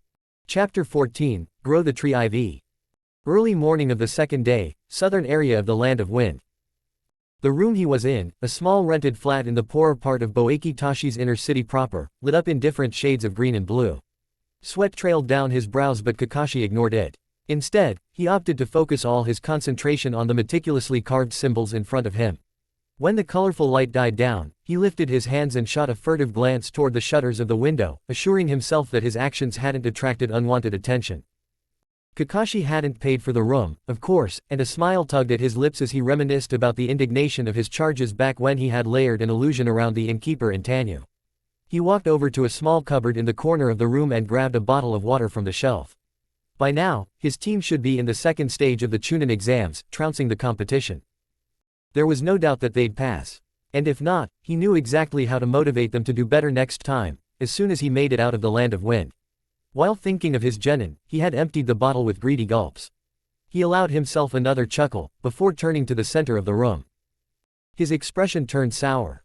Sprawled over the large wooden table was a person he had bought on the city's black market, in an underground cavern beneath the port, to be specific. Rivulets of blood were flowing freely from the wounds Kakashi had inflicted on the man of unknown origin. They pooled under the table and from there on made their ways further through the room. This wasn't something Kakashi was proud of, but over the course of his life there had been many things he hadn't taken any pride in doing. Still, he did them, either for his own survival, or for the continuous well-being of his village. He snarled while his hands grabbed the kunai from the table, yet his hands were steady as he went back to work. What he did was something revolting, more in tune with Orochimaru's ways of the world than those ostensibly prized by his village. It was a corruption of his sensei's art, of the hour-long lectures he had received from Minato's sensei's wife on the topic, and this ambivalence he felt, gnawed relentlessly at his conscience while he worked on this innocent person, who, even if unconscious, was still alive due to a few drugs of choice. Another carved line was added to the complex matrix that spun over the whole body. Blood seeped out and Kakashi summoned his chakra again, infusing it with the blood in the wound. What he attempted at this moment had only been done once before. It was an esoteric branch of Fuinjutsu, the founding of which was credited explicitly to the snake Sannin himself. Fuinjutsu, not through the use of ink and parchment, but through the close bond between blood and seals carved into a body. Kakashi hadn't left the man alive to be cruel. He kept him breathing because it was the blood of the host that chained the matrix to its purpose, that made the whole thing possible. But, therein laid the root of his mixed feelings. It was disgusting, morally wrong on every level conceivable. Yet, despite all this, he couldn't help the fascination that surged through him with every line he carved, every curve he etched into the body before him with impeccable exactitude. The sublime fascination, though, was nevertheless accompanied by horror each time it reared its head. Kakashi despised the snake Sannin, the mere thought of the man enough to incite feelings of rage in him, but, as he looked down on the beautifully, maddeningly mutilated form of his own victim, such feelings of resentment also directed themselves against him, steadily interwoven with actual fright and apprehension. Even though dissimilar in many ways, he walked on a path not unlike Orochimaru had done. He stepped back from the table and leaned against the dirty wall, breathing in and breathing out. The toll he paid for this venture wasn't just a mental one, but a physical and spiritual as well. His reserves wouldn't hold up for much longer, and he still needed some of it to actually facilitate his escape. His right hand gripped his silver hair and Kakashi yanked his head twice. This was not the time to doubt his abilities to escape. There was no going back, at least not now. The things he had read in Orochimaru's files were forever branded into his mind, no matter that the Hokage had destroyed them as quickly as possible upon receiving said data. Kakashi's Anbu squad had found them in a deserted research facility at the edge of the Land of Fire. All appearances pointed toward the fact that it had been abandoned in all haste, and Kakashi, in a fit of curiosity unbecoming for his position in Konoha's hierarchy, had looked through the research material like a man possessed. He was no scientist, but his curiosity had been piqued, and, much as he would like to forget everything he saw, Obito's eye made such an undertaking an exercise in impossibility. He had read it all, every damn sentence, and therefore he remembered it all. Kakashi's contemplation ended when he heard Knuckles rapping against the door to his rented room. Was it time already? He looked over to the body and noticed pleased that all the lines had been carved. Still, a few more moments to recuperate would have been welcome. The knocking resounded again and he slowly rose from his slumped position against the wall. Curious, when had he sat down? "I'm coming," he said. With two minor allusions, the smell and sight of his gruesome endeavor were made unnoticeable to the untrained civilian who still continued to knock. He marched up to the door, a kunai held behind his back in case it wasn't the person he expected, and opened it slowly. On the outside stood a portly man with a bald head, wearing colorful robes. The owner of the apartment didn't attempt to enter, and the slightly glazed look in his eyes told Kakashi that his genjutsu was still in place. "Finally, honorable guest, I feared you would not wake in time." The irony of being called honorable wasn't lost on Kakashi and made it easier to favor the man with a smile. "As you see, I did. A blessing indeed, honorable guest, for just as you bid me at yesterday's eventide, I come to inform you that the sun has risen past the first tower of the port's watch." The Hitaki looked past the man, and saw indeed that the sun was on her unstoppable ascent toward the heavens. A sense of urgency pervaded his mind and body. He quickly turned to the owner of the establishment and layered another illusion around him.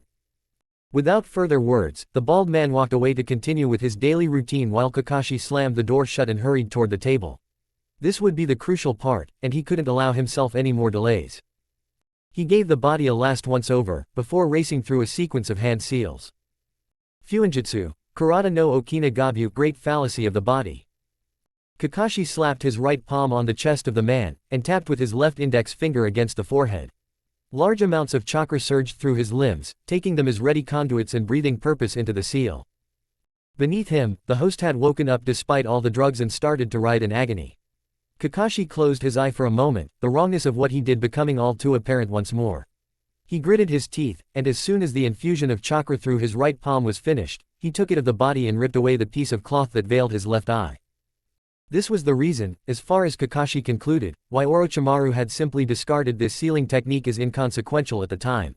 The Sharingan, the same eye that had led Kakashi to remembering every detail of the disgusting procedure, was now needed to plant the genjutsu over the body and anchor it within the matrix of carved flesh. The black wheels spun for a few seconds. It was done. The body had stopped moving around, the man was finally released from his personal hell, and Kakashi looked at the result with such ambiguity, feeling disgust and fascination at the same time. The corpse now appeared to be an exact copy of how he had looked in the presence of Suna's general, up to the minutest detail, and the fact that it was a dead body, yet the illusion still held strong, showed nothing more and nothing less than that his seal had worked. Kakashi put his hands together. Kai. Nothing happened. No shimmering, no hazy outlines. The corpse remained just as he had envisioned it. Noon of the second day, 5 miles away from the land of rivers. Faster. Faster. Kakashi's legs burned as he raced over the mighty dunes, 2 squads of Sunanin directly behind him. How long had it been since he last needed to exercise his muscles like this, instead of simply augmenting his speed with chakra? Too long, and it made his current ordeal excruciatingly painful. This cat-and-mouse game he had played with Suna's forces for days now demanded its tribute. Unfortunately, it couldn't be paid in a bit of sweat or a few drops of blood, not anymore. He was only a few miles away from the border of the land of river. There, in the large bodies of water, and the adjacent forest that made it such a beautiful spot for vacations, he could easily lose his pursuers. In this desert though, he couldn't. Only a few miles. His plan was in place. He wouldn't die just yet. Konoha had to be warned. His team had to be warned. He swerved to the right. Kunai peppered the path in front of him, and shuriken crashed into the sand behind him. Faster. Another volley of projectiles was on its way, he could hear it. His eyes narrowed. 4 shuriken were pulled out of his pouch and he threw them with all the accuracy his exhausted state allowed for. They diverted some of the incoming weapons, but most continued on their way. His back burned, as 2 kunai found their target. At least he still wore the old-fashioned Suna armor. A shuriken sliced into his right leg and brought him to his knees.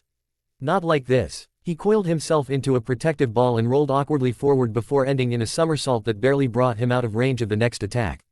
A Fuma shuriken landed in the sand behind him and a few strands of silver hair floated gently through the air. When he landed back on his feet, he crouched low as a sharp gust of wind blew over his head. It had missed, but the strain on his legs nearly made him cry out in agony. For a moment he saw stars in his vision, and white-hot pain lanced through his body. He shook his head and soldiered on. The border, the green lush grass behind the river, he could see it now. It wasn't far away. He'd make it. A quick look over his shoulder showed him that it was now or never. He had to implement his plan, or everything would have been for naught. The last few dregs of chakra in his body were called upon as he knelt on the ground and raced through hand seals. There existed a reason why he had taxed his muscles as much as he did during his escape. His palm crashed on the ground beneath him. Futon. Sakuru Hogo no Jutsu, circle protection technique. Gales of wind started to circle around the area of his body, mixing with the sand and obscuring the sight of his pursuers. They knew where he was, but not what he did. Now came the crucial part. He quickly unsealed the result of his fuinjutsu and just as predicted, the Sunanin had become impatient. Wind techniques crashed against his protective barrier and he let out a loud scream of anguish. To fake the scream hadn't even been hard, as the forces of nature also ripped into him, having overcome the barrier quite easily. It didn't matter. Everything was in place. He ran through the last set of hand seals. This was the jutsu that would save him, the first one he had taught Sakura as her interest in her elemental affinity rose. Hiding like a mole was a fitting name, indeed. He'd be nothing more than a husk on the verge of chakra exhaustion when he arrived in the land of rivers, but he'd be alive, and his village wouldn't suffer a surprising betrayal. Futon. Kyojin no Tapu, gust of the giant. No, no, he knew that voice. Damn it. Before Kakashi could finish his technique, a colossal gust of wind threw him away from his protective barrier. The flight was longer than expected, and everything in his body hurt, even more so when he came crashing down behind a dune. Fuck. Senryaku no Fushigi, Suna's miracle tactician, commanding officer of the invasion force, had found him. Why was the man here? Didn't he have an invasion to plan? A single tear of frustration rolled down his cheek. He had been so close, so close. The prepared body hadn't survived the onslaught of the technique, couldn't have, really. After all, Kakashi had barely survived himself. He wouldn't make it to the land of rivers. Not with that man hunting him. His whole body hurt, and already he could hear the voices behind the dune become louder. No, there was still something left to do. He couldn't escape, but he wouldn't give up like this. His team would be prepared.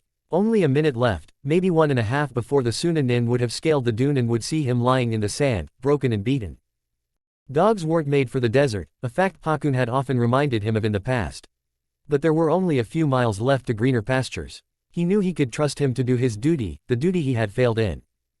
His thumb swiped over one of the many wounds on his body and he rushed through the seals as fast as he could. Ninpo, Kuchio's no jutsu, summoning technique. His words were whispered and the cloud of smoke was a very small one. His only hope was that no one had seen it. Pakun appeared before him, and the dog's eyes widened dramatically as he saw the state his master was in. Kakashi shushed him quickly and beckoned him to come forward. Pakun, he whispered. Suna is about to invade Konoha. Warn them, warn my team. Ka. The small dog was interrupted by a coughing fit, and Kakashi's blood landed on his paws. Pakun became even more frantic, when Kakashi reached with his somewhat functional hand toward his Sharingan. It mustn't fall into their hands. Keep it for me, will you, Pakun? In one swift motion, the Hitaki plucked out the gift of his dead friend and secured it in the small pouch around Pakun's throat. Kakashi, what? Go, they'll be here soon.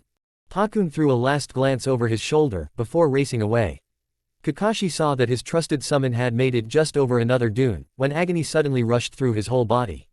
Someone had put his knees on his back. He glanced with his healthy eye at the face that appeared next to him. Hitaki, it's been a while, the general whispered into his ear. I must say I'm surprised that it's you. Then again, I'm not. Not really. Kakashi kept his mouth shut and stared back unblinkingly. There wasn't much he could say anyhow. Not up for a conversation, I see. The pressure on his back lessened. Well, it doesn't matter. Kanshu-san, bind him and bring him back to the camp. Hatsuanki-san, send messages to the squad still searching the area and tell them that the mission was a success. Both nodded, and Kakashi's right eye closed slowly. Sasuke, Naruto, Sakura. Then, unconsciousness claimed him. Evening of the second day, Konoha. The soft breeze that swept through the large backyard of the mansion cooled the sweat on Hiruzen's forehead. He shifted his left foot about an inch and was, once more, in the perfect textbook position to block an incoming attack.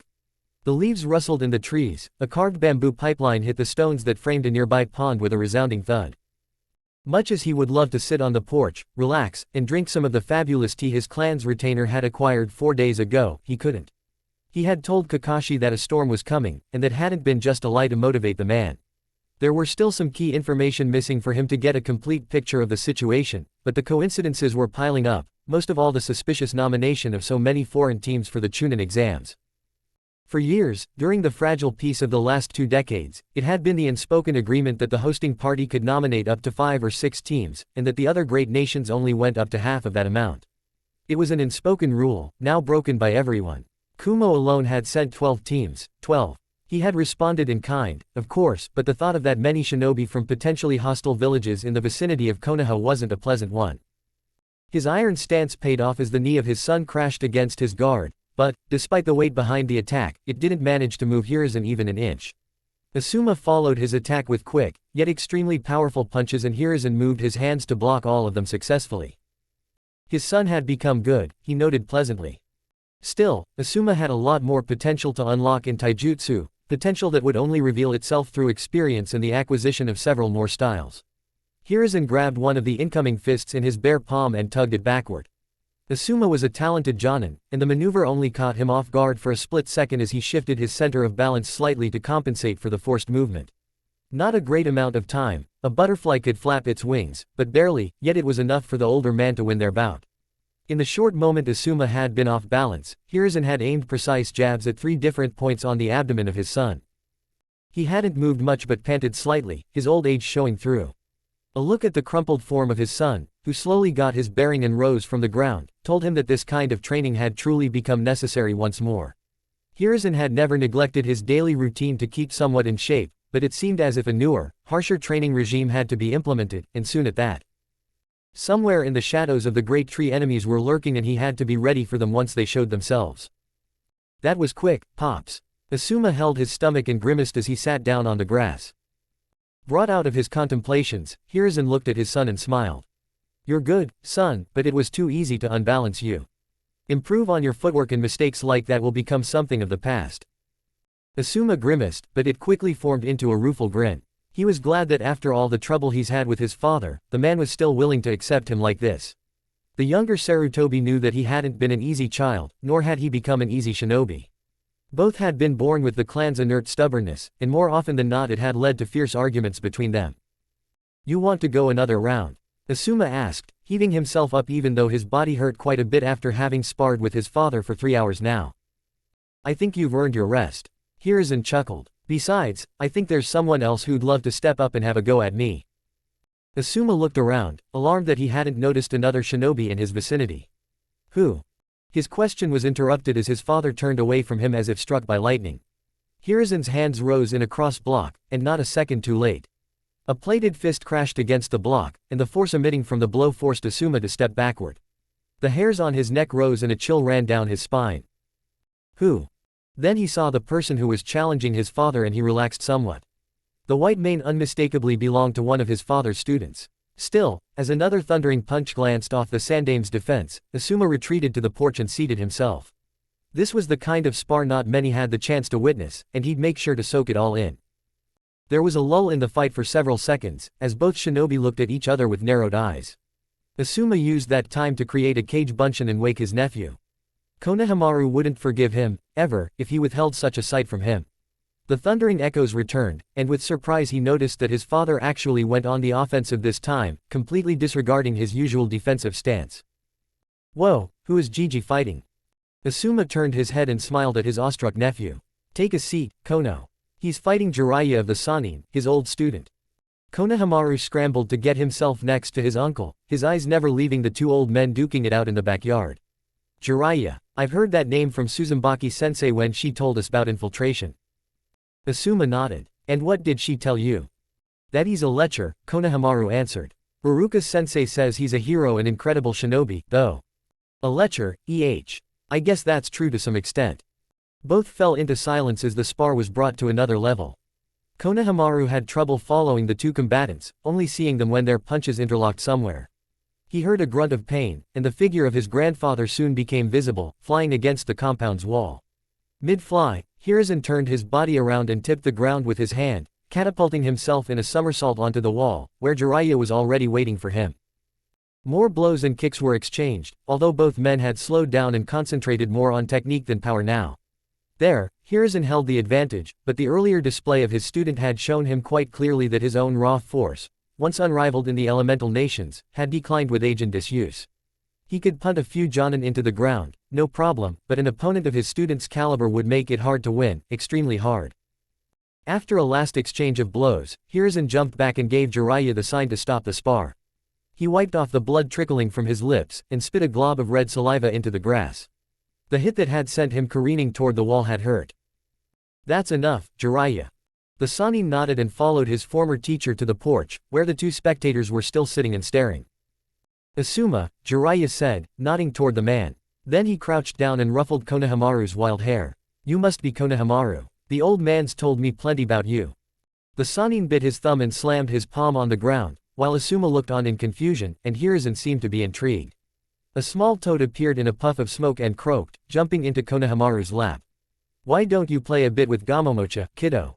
He can show you some awesome tricks. Still somewhat overwhelmed by the incredible fight he had just seen, and now by holding a, for him at least, large toad in his hands, the honorable grandson didn't even think about protesting. He wasn't dumb. This was a trick to get him away, but he didn't really care. The adults probably had boring things to talk about, and the toad was definitely more interesting than that. He waved at his uncle, grandfather and the nice lecher, before running into the house to play with his new friend. That was a nice thing you did, Jiraiya-sama. Asuma stood next to the two strongest shinobi the village had to offer and smiled. The Sannin returned it, but, when after several moments, the Hokage's son still was standing next to them, he said, unfortunately, I don't have a toad your size. Hiruzen snickered and Asuma looked confounded. Maybe I should summon a monkey to play with him, he said. What oh, yes, funny, haha, Asuma said, then he snorted. I can feel that I'm not wanted here anymore. I'll see you tomorrow, Pops. Good evening, Jiraiya-sama. As soon as his son was out of the range of his perception, Hiruzen turned to his student. That was quite mean of you. You completed it beautifully, sensei. Hiruzen stroked his beard. That I did indeed. Now, why don't we sit down and you tell me the reason for this visit? Jiraiya nodded, but asked, is it safe? Of course it is. The privacy seals for this mansion were crafted by Minato, after all. The Sannin smiled sadly. Minato. He truly missed him. It was good to know that his sensei had so much faith in the work of his student's student. Good, he said, then his expression became grave. We've a lot of trouble on the horizon, sensei. I thought as much. Have you found the root of our problems? Root, stem, blossom, whatever works, I think. In the end you nurtured him, after all. Hiruzen stopped in his motion to fill his pipe and looked at his student. Orochimaru. Who else? I had hoped that his foolish notions of immortality would confine him to some foreign labs forever. Hiruzen frowned. You say he's conspiring against Konoha. Conspiring. Jiraiya laughed, it sounded hollow. He's founded a hidden village, took over the land of rice completely, and has recruited a ragtag army of shinobi, mercenaries and bandits. That's a bit worse than a small conspiracy, wouldn't you say? The Hokage clenched his pipe tightly between his right fist, lest it would fall to ground. Orochimaru. Is that all? Quote ellipsis. Who knows? I've heard that some weird stuff is happening in this year's Chunin exams. The large amount of teams from ostensibly friendly nations. Your bloody response to it, there's a lot that reached my ears these last weeks. The second task was mostly Danzo's idea, although I concurred with his plan, you should know why. Jiraiya leaned back against a wooden pillar that stemmed part of the roof of the porch. I know why, don't worry. Just as well as you know that your response to fill these security holes hasn't been received with open arms by the nations who sent their genin to Konoha. I assumed as much, the Hokage admitted. Anyway, before you march out on me and gather your precious war council. How's my godson? Haven't seen the little troublemaker in over a year. Jiraiya leaned forward, looking eager. Did he finally become a genin? Is he a good shinobi? Hiruzen's countenance didn't light up, despite the change of topics. You won't like what I've to tell you. What? Is he dead? No, he can't be dead. The toads would have noticed if the seal suddenly went haywire. Calm down, Jiraiya. Naruto isn't dead. He was assigned under the leadership of Kakashi, with Uchiha Sasuke and Haruno Sakura as his teammates. Jiraiya frowned, but nodded. Kakashi, not a bad choice, as long as he really trains them. Oh, he did. Don't worry. They've become an excellent team, even if Kakashi's methods were somewhat harsh, explained Hiruzen. Well, that's to be expected. We're training genin to become capable shinobi after all. Jiraiya adopted another sitting position and puffed on his own pipe. What's so bad then? You should know me better than that. As if I'd rage on you just because the sensei of my godson is giving out some tough love. That's not it. Hiruzen laid his pipe aside and prepared himself. Team 7, Naruto's team, is taking part in the Chunin exams. Ha, good one, sensei. But I bet you that in the next one he'll mop the floor with the competition, if he hasn't already earned a field promotion by that time. Jiraiya laughed, but all too soon he noticed that his former teacher wasn't laughing alongside him. The merriment in him abated in an instant, and he shot a poisonous look at the wizened Hokage, who didn't appear to be all that wise anymore. Are you telling me, he begun, that my godson and his team, genin not even trained for a year, that they are in the forest of death right now? Along with the teams formed by their classmates. You know that I want to punch you, right? Hiruzen nodded. I know, and I also know that you won't do it. Have faith in him, Jiraiya. He's grown up exceptionally and has united the other two rookie teams under his banner. He'll make it through, that I know too. Smoke left through the Sannin's nostrils, making him look more like an angry bull than anything else. I will believe you, sensei. For your own good I hope though, that you're right. The Hokage said nothing, and Jiraiya continued, you need a sparring partner, don't you? Well, you found one. Jiraiya looked at his mentor with cold fury lurking behind his eyes. Tomorrow we'll take it to a training ground though. I won't pull my punches. Very well. Night of the second day, Forest of Death. It was unusual for him to visit his master a second time on the same day, but the events of the last few hours had forced him into hiding quite quickly, and now that he had no purpose anymore beyond scouting the competition, a task his master could do easier and better than him, there was nothing left that bound him to this place. He sped through the underbrush of the forest, taking care to avoid the position of the many security cameras that were hidden all over the premise. It had been one of his major tasks before the Chunin exams begun, to collect information about their whereabouts, as well as anything that had something to do with their further development. Much as he was loath to admit, the Ningu Kenkyusho, the research department, did incredible work. They had even managed to invent a flying construct fueled with chakra that carried a camera on its back. These things were so small, to the naked eye they only appeared to be mosquitoes. His gaze swiveled to the right, then to the left, making sure that none of these infernal contraptions was following him. It didn't take Kabuto long afterward to find his master, but he was met with a most curious sight.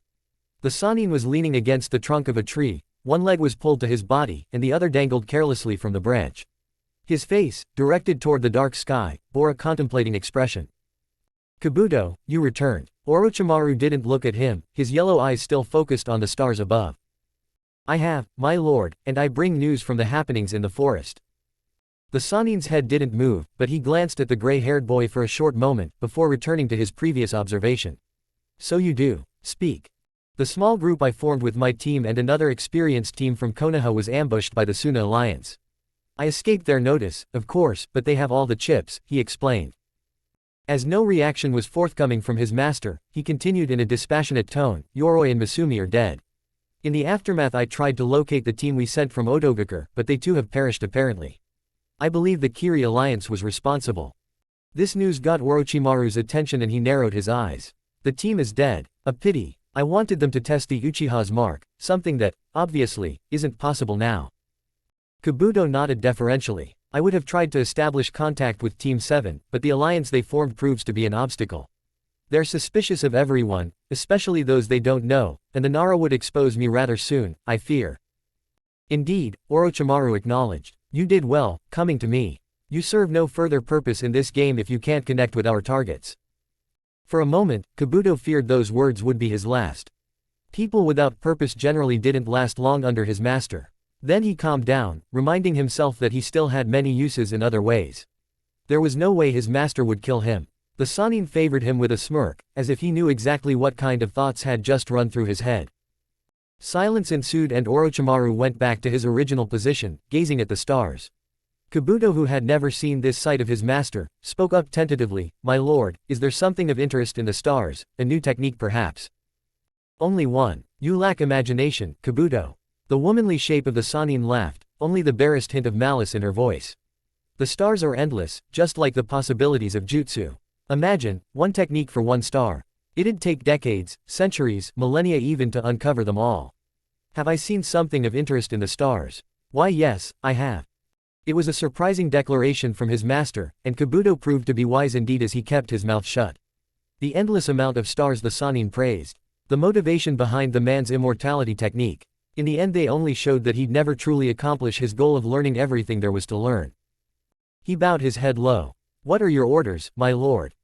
Orochimaru, still entranced by the night sky, waved him away with his pale hand, the nail polish making for a stark contrast. You are of no use to me here. Go back to Oto and make sure that the preparations are all completed. I'll meet you there once this task is over and I've had a little talk with the cage. This time, the Sannin's laugh had all of its old qualities, and the malice Kabuto heard sent shivers down his spine. Whether they were shivers of dread, or of pleasurable anticipation, he couldn't tell. Night of the second day, Konoha. Hiruzen, what is the meaning of this? Kaharu asked, dressed appropriately, but with her gray hair in wild disarray. Homura sat next to her and kept his silence. He too looked rather disgruntled, but knew it had to be something of importance if the Hokage summoned them in the darkest hours of the night. To the right of him, sat a man he hadn't seen for quite some time in his capacity as advisor, nearly 2 decades at least. The commander of the Anbu forces made for an impressive sight. He was about 6 feet high, wore a black mask with 3 red stripes running vertically from top to bottom, and cloaked himself in a mantle of purest white. On the other side of the table, opposite the three, resided the Hokage who looked none too pleased as the leader of the Nara clan to his left let out a yawn. Danzo, the 6th and last one of their illustrious group, snorted. It's rather obvious why we're here, isn't it? He looked specifically toward Shikaku and the Anbu commander. There's a war coming, and Hiruzen finally knows from where. The candlelight flickered ominously in the room and Homura saw Kaharu blanching. Surely. Homura put a calming hand on her tight and shook his head. It's the truth, Kaharu. We've seen the signs long ago. You've seen them, too. This is no time to become bewitched by an illusion of peace. The Hokage nodded along with his old teammate's words. Danzo is right, unfortunately. My treacherous student has founded a hidden village of his own, and is recruiting forces as we speak. This, coupled with the most unusual Chunin exams held since their conception, leads to only one conclusion: there are dark times ahead for Konoha. So Danzo's solution to the second task was truly the right choice. If we are to be attacked, we can't afford to have such an amount of foreign shinobi near our most important infrastructure, murmured Homura. For the moment, yes, said Hiruzen. In the long run this could cost us a lot of goodwill with the other nations. That's a problem for another time though. Kaharu, who had finally regained her wits, looked at her Hokage. So we're facing Orochimaru's army. That shouldn't be too much of a problem, should it? Konoha's forces should be more than adequate to repel any kind of army the traitor can muster in the few years he had. There are, of course, the standard defensive units stationed in and around Konoha, but we should not forget that a large part of our military is spread throughout the world completing missions and the like. The Anbu commander spoke up for the first time. Troublesome. He's right though. Even if we recall the troops in the Land of Fire, it would still be a hard fight. Additionally, we would have to recall them without arousing suspicion. Man, Orochimaru never did things by half, did he? I concur, said Danzo. Recalling every squad we have stationed in the surrounding areas would cause him to back out, coming later with much more troops to worry about. I propose that we only sneak a few, the best, into Konoha, and fill the ranks otherwise with my root agents. The Hokage grimaced for a second, but then his face smoothed back into its usual expression. That would be for the best. Do you have enough agents? Yes. Homura suddenly looked up. What about our alliance with Suna? If we ask them for help, they might be willing to aid us, and… Danzo's rough laughter echoed through the chamber. Suna, our relation with them is broken. They wouldn't help us if we promised them half of the Land of Fire. But the treaty, Kaharu interjected. Quote ellipsis. Isn't worth the parchment it's written on, said Danzo, then he looked at Hiruzen. What about Hitaki? Wasn't he supposed to return 3 days ago? I know him to be lazy off duty, but he never slacked on the field, not once. I know, answered Hiruzen with narrowed eyes. His lateness makes me very uneasy, and if he hasn't returned by tomorrow I will send an enquiry to Suna. Now, he continued, on to other matters of importance. Morning of the third day, Forest of Death. The trees passed by in a blur as Sasuke sped through the forest with Shino and Ino close at his heels. It was a sensible team configuration as far as he understood it, and he doubted that there would be much in the way of trouble for them. Having a capable scout like Shino on his team made the whole mission easier, and his bugs could warn them well in advance should danger be heading their way. The Yamanaka, too, wouldn't be a burden. That much he got from the hours he had observed her now. Her stamina wasn't up to par, but it was enough that the small distance to their camp could easily be surmounted at high speeds. What made her truly valuable for the team was her clan's ability. Gathering information would be so much easier with her on the team. They had left the Alliance camp 2 hours ago, opting to venture north first for a while, before they would turn right and circle back to the others. It was a sound plan, and Shino had immediately spread out his bugs toward the north and in a large perimeter around their group.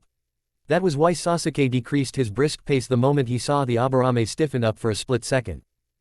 He halted on a branch, Ino coming to rest next to him, and waited for Shino to tell them what he found out. There's an encampment a few more miles to the north, said Shino. It seems to be a large one. Have they sensed us? Shino shook his head to the negative. I do not think so. It is curious, but it appears we have remained unnoticed so far. Could this be a trap? Asked Ino. Possibly. Or we're incredibly lucky and they have no sensors, said Sasuke. He stared toward the north and frowned. Do you know how many people they have in the camp? My Kikaichu counted 25 living signals, many of them with an affinity for lightning. Ino's eyes widened minutely as she heard the number. 25. How many teams did Kumo send to Konoha? That's insane. I am in agreement with that statement, said Shino. It would be most unwise to attack them as long as they have such numbers on their side. We won't attack them, not with only 3 of us here. But it seems as if they have no sensor. Let's get a bit closer to them. Should it be a trap, we'll run as fast as possible. Sasuke didn't wait for an answer, and immediately set out again. Shino frowned, but followed quickly. It was dangerous to get too close to the encampment, and he would have preferred to regroup with the others instead of spying more. Nevertheless, he followed the Uchiha heir. Team 7 had proven itself worthy for now, and he'd just have to trust that Sasuke-san knew what he was doing. It didn't take long for them to reach the Kumo encampment, and Sasuke frowned heavily. This isn't good. None of them look like rookies. With these numbers it'll be hard to hold our camp should they come at us full force. Ino came up behind him and whispered, can we go now, please? I'm really not comfortable that close to their camp, Sasuke-kun. Soon, Sasuke answered. Shino, can you establish a line of communication with your bugs from this camp to ours?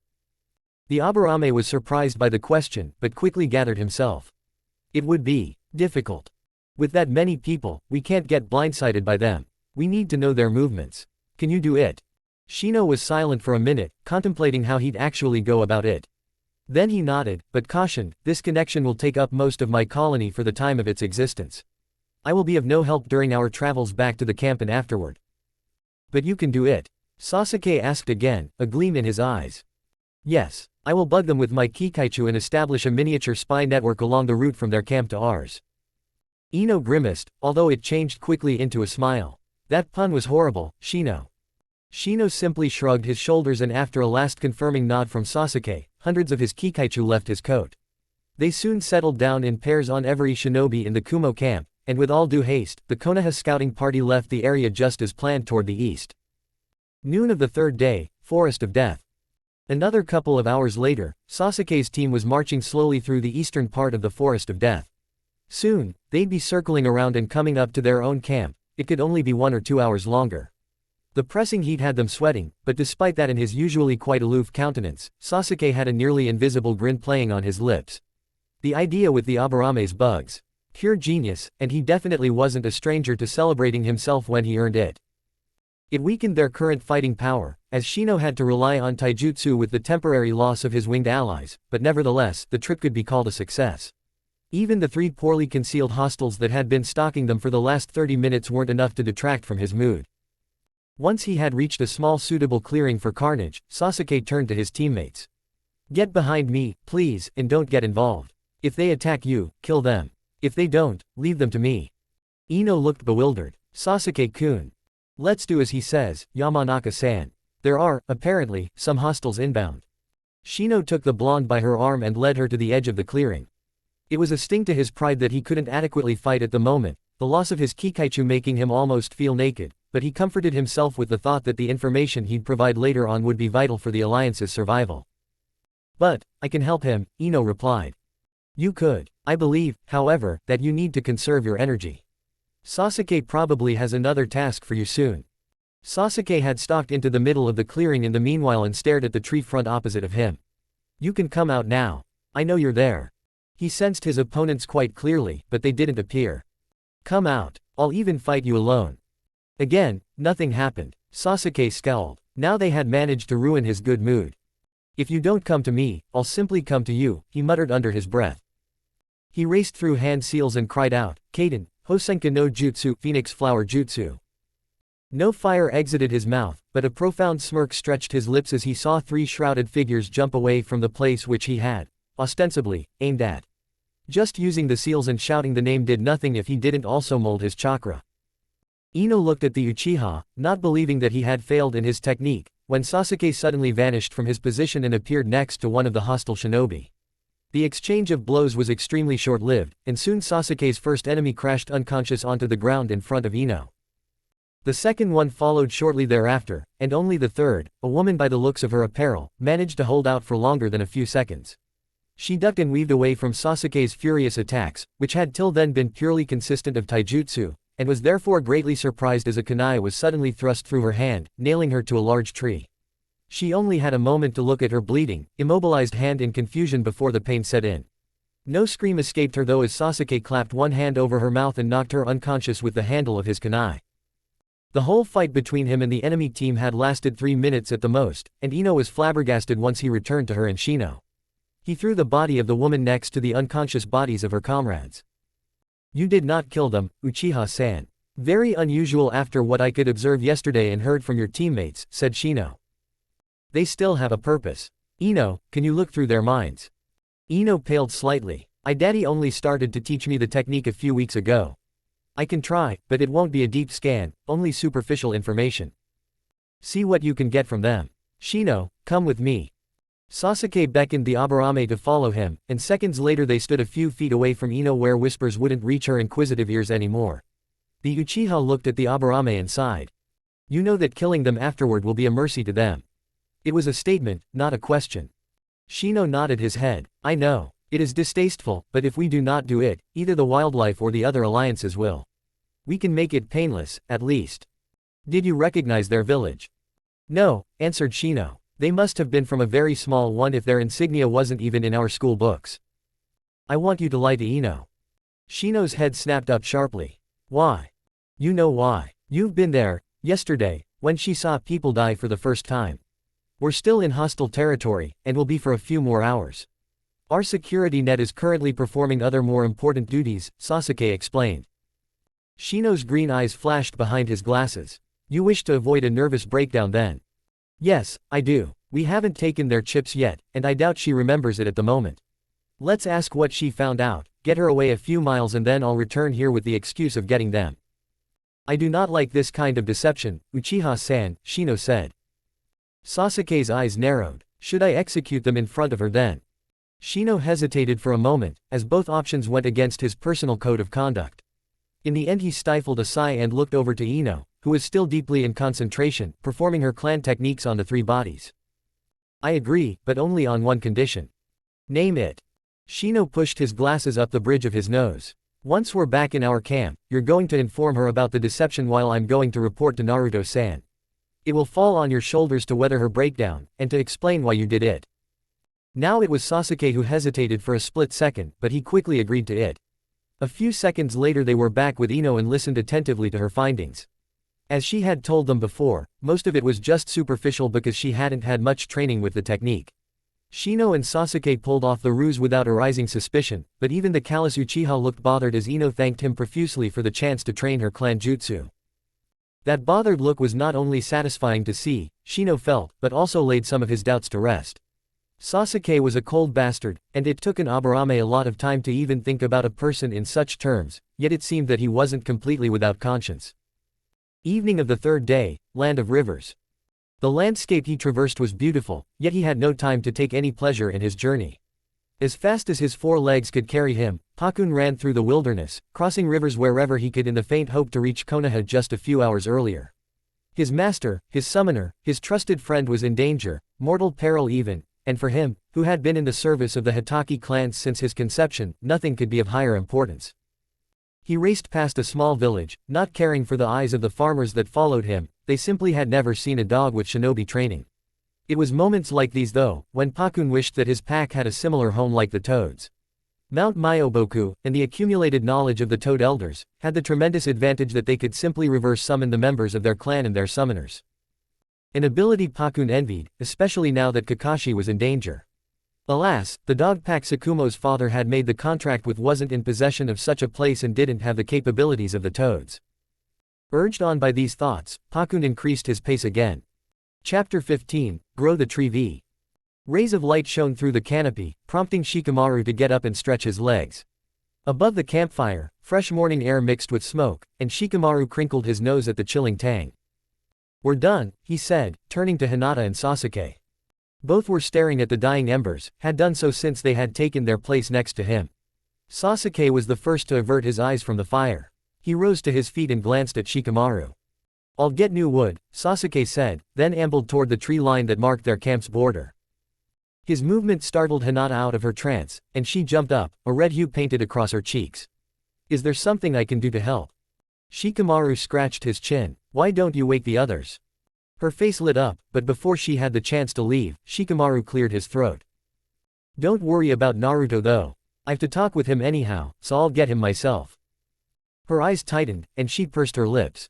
The signs of displeasure were faint, vanishing as quickly as they had come, and Hinata soon shuffled away to the others. He grinned. Naruto had quite the devoted follower in her. Yawning, Shikamaru strolled over to Naruto.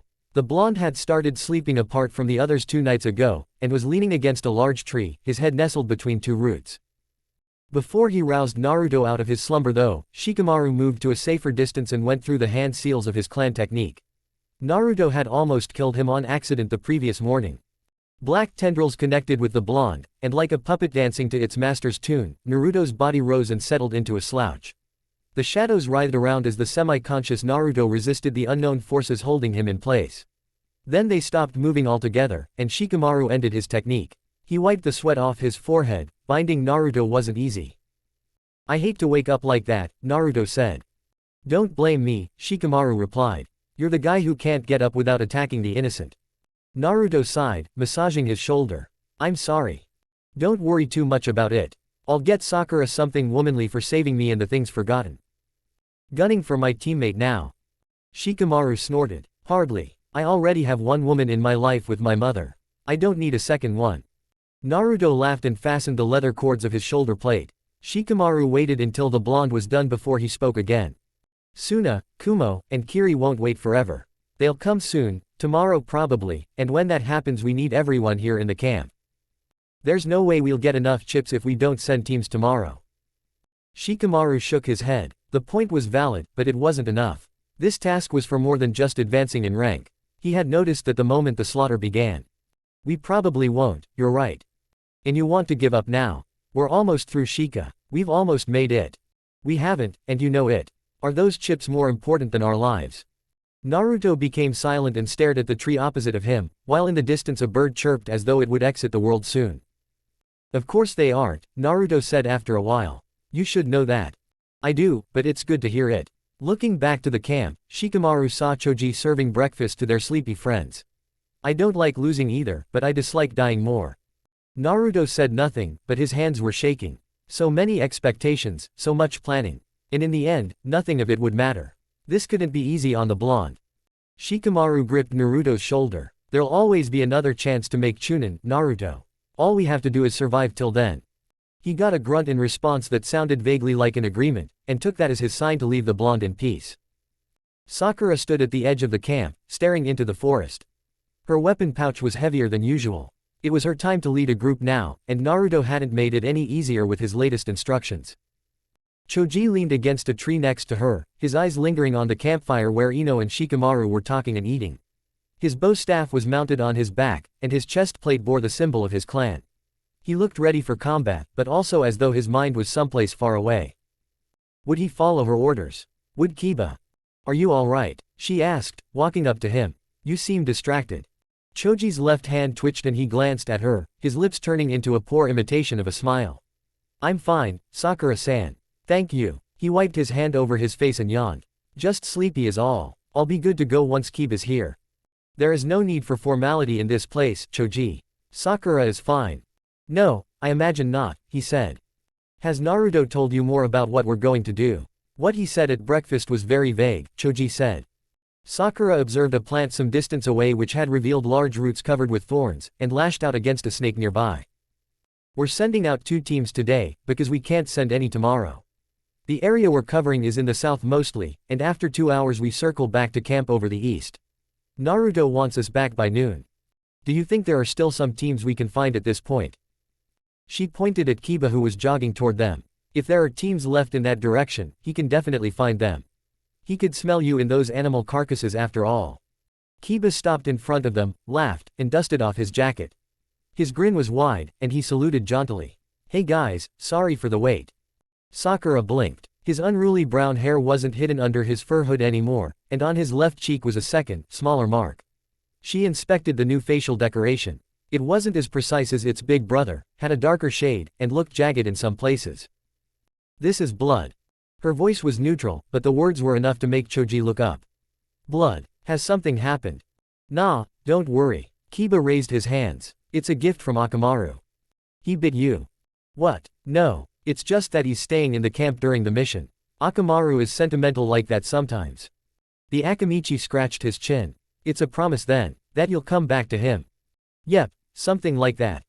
Why aren't you taking him with you? Sakura asked. You two were attached at the hip back in the academy. Kiba clenched his fists. That team of hunters on the first day. The woman caught him with a glancing blow. He's still not completely fit again. Hinata is trying her best though. Anyway, my nose is as good as always. Let's start, Right, everyone ready? When she received 2 nods, a grin lit up her face. Team, move out. As Sakura and her team left, Sasuke found himself a cozy spot at the edge of the camp. He lazed in the shadows, partially hidden by high shrubbery, and was glad that for once he had the time to enjoy the forest. He'd do his part should trouble find them, of course, but he had no mind for the useless banter the others engaged in. The only upside he saw in it was Naruto's steadily improving mood, same with Sakura, really. He hadn't noticed it before, but as much good as Kakashi's training had done them, it had also isolated them. And while he was content with only his teammates, they, apparently, needed a greater variety of social contacts. Naruto in particular flourished the longer he interacted with others. Sasuke blinked as he noticed a person leaving the group around the fire and nearing his hiding place. Ino was on her way, and moments later, her purple-clad figure crouched next to him, smiling encouragingly. He should have known the damn Aburame wouldn't let the matter slide.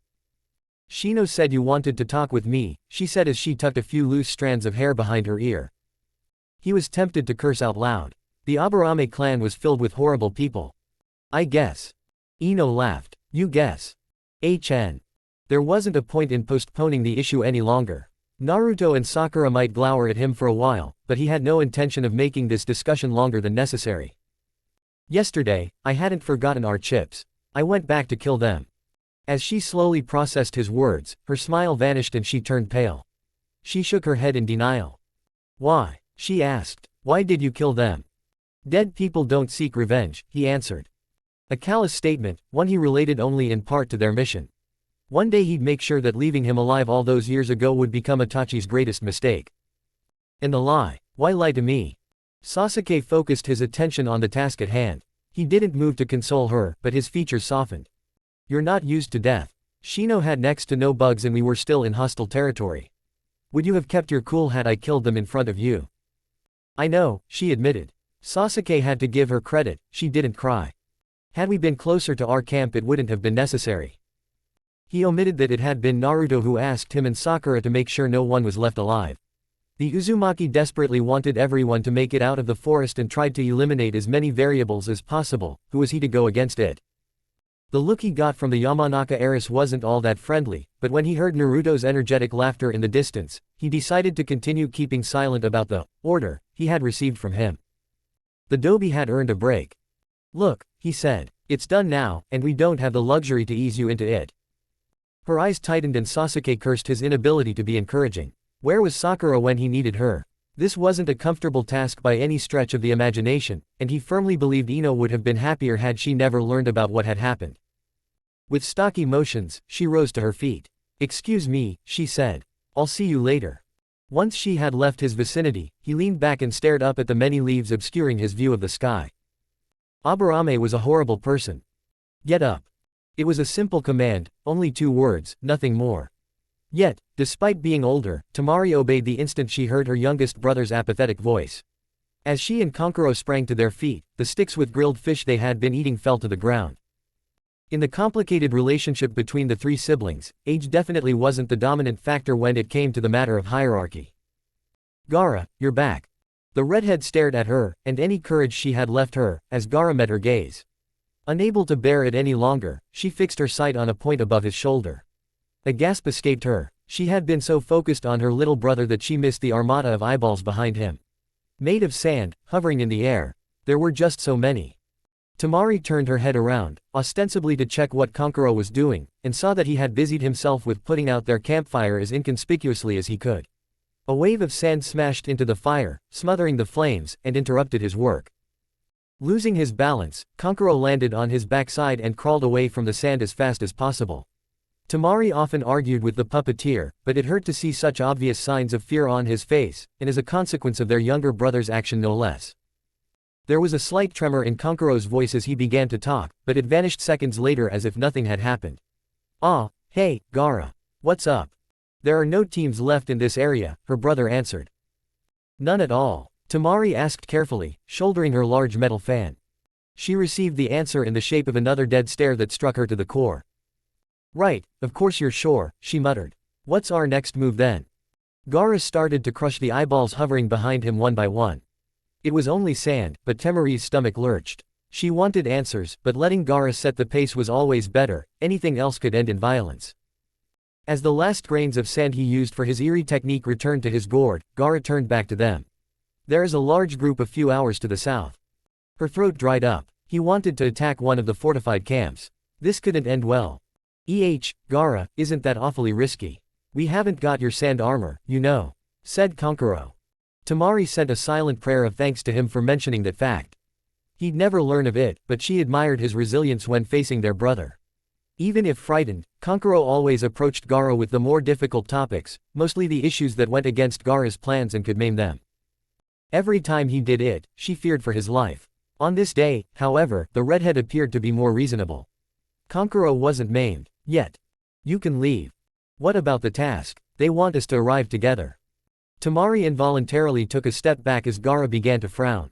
His impatience always led to bloodshed of some sort. Go north, he commanded.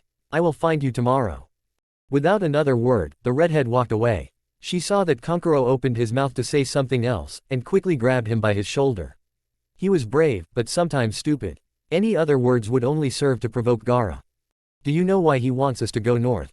Kankuro asked once their little brother was out of sight. Temari nodded, releasing him from her iron grip. The camp from our alliance is somewhere in the north. So, we join them and wait for Gaara to catch up. There's not much else we can do.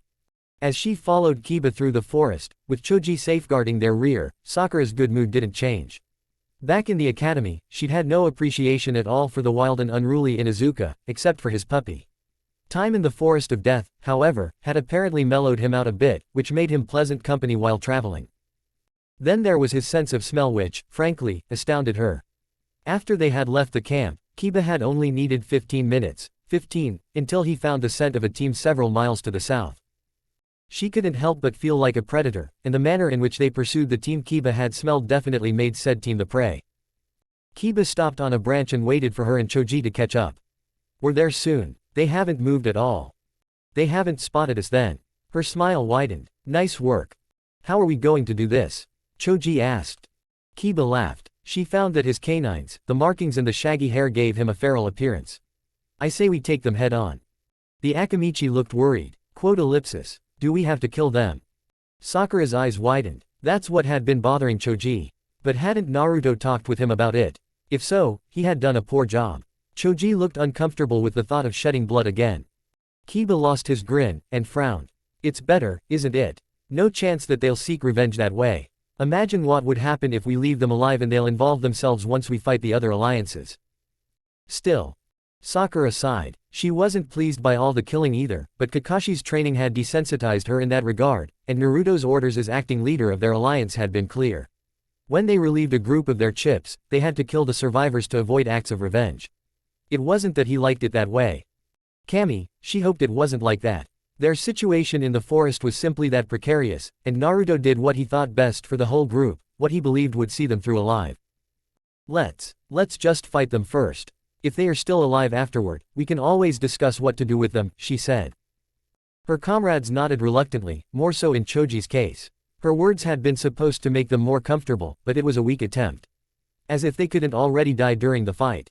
Subduing shinobi was always harder than simply killing them. It didn't take them long to reach their prey, and after exchanging a last glance with Choji and Kiba, Sakura threw 2 small balls into their small camp. Purplish-black smoke erupted, clouding the whole area, and Sakura jumped directly into it, a kunai in each hand. She sensed the boys following her shortly after that. Kiba's sense of smell wouldn't be impaired in the slightest by her odorless smoke bombs. Choji, too, wouldn't have much of a problem. He was no Inuzuka, but she had seen him memorize the position of his target before the bombs went off. Once Sakura had subdued her opponent, she took a second to become aware of her surroundings. Choji was fighting with an enemy kunoichi, holding her at bay with his staff. The woman nimbly dodged one of his attacks and from one second to the next, she had closed the distance between them, ready to strike. Sakura was glad that the woman's attack never made it. Kiba had finished his own opponent just in time to help Choji. His fist crashed into her face, and Sakura took the opportunity to sneak behind the kunoichi and slash at her legs.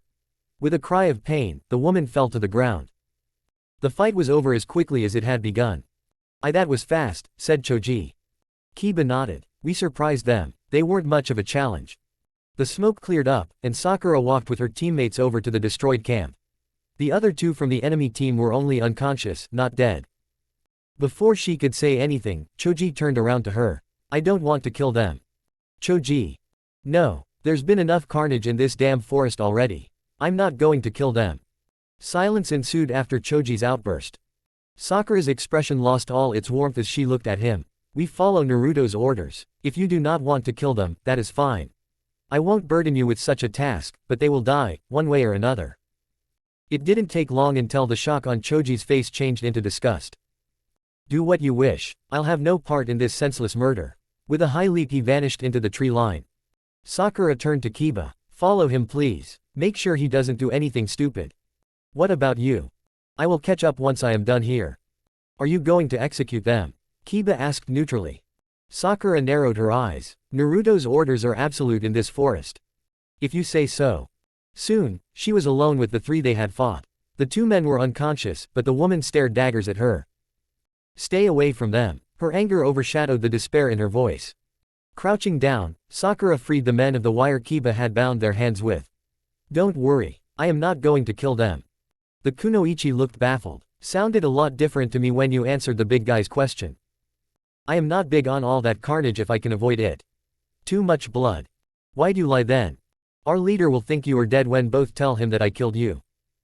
This Naruto guy sounds like an ass to me. Sakura flung a kunai in her general direction. It embedded itself in front of her. Careful. I am the one who dislikes killing, not him. Besides, if Naruto learns that you are still alive, he will come himself to finish you off. In this forest, everyone's a threat. And you're still leaving us alive. Yep. Sakura crouched in front of her. Make sure I don't regret it. If I see any of you again in this forest, I will stab you right through the heart without any remorse. The kunoichi lowered her head. What about my hands? Won't you free me?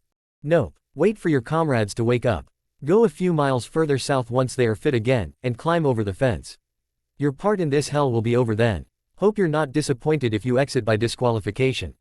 Not if I live. Beats dying.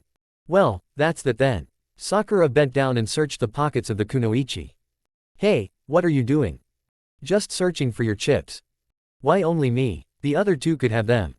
It is only a guess, but you were the best fighter on their team. How do you know? Sakura briefly looked up from her search. You were as surprised by the attack as your friends, but you still dodged my first slash in the smoke. That, and Choji would be dead now hadn't we intervened. I don't. Don't lie to me, please. Your intent was potent enough to feel it on the other side of the camp. Anyway, where are you from? I don't recognize the symbol on your headband. Muyogakure, Hidden Haze Village. Small village in the land of mountains.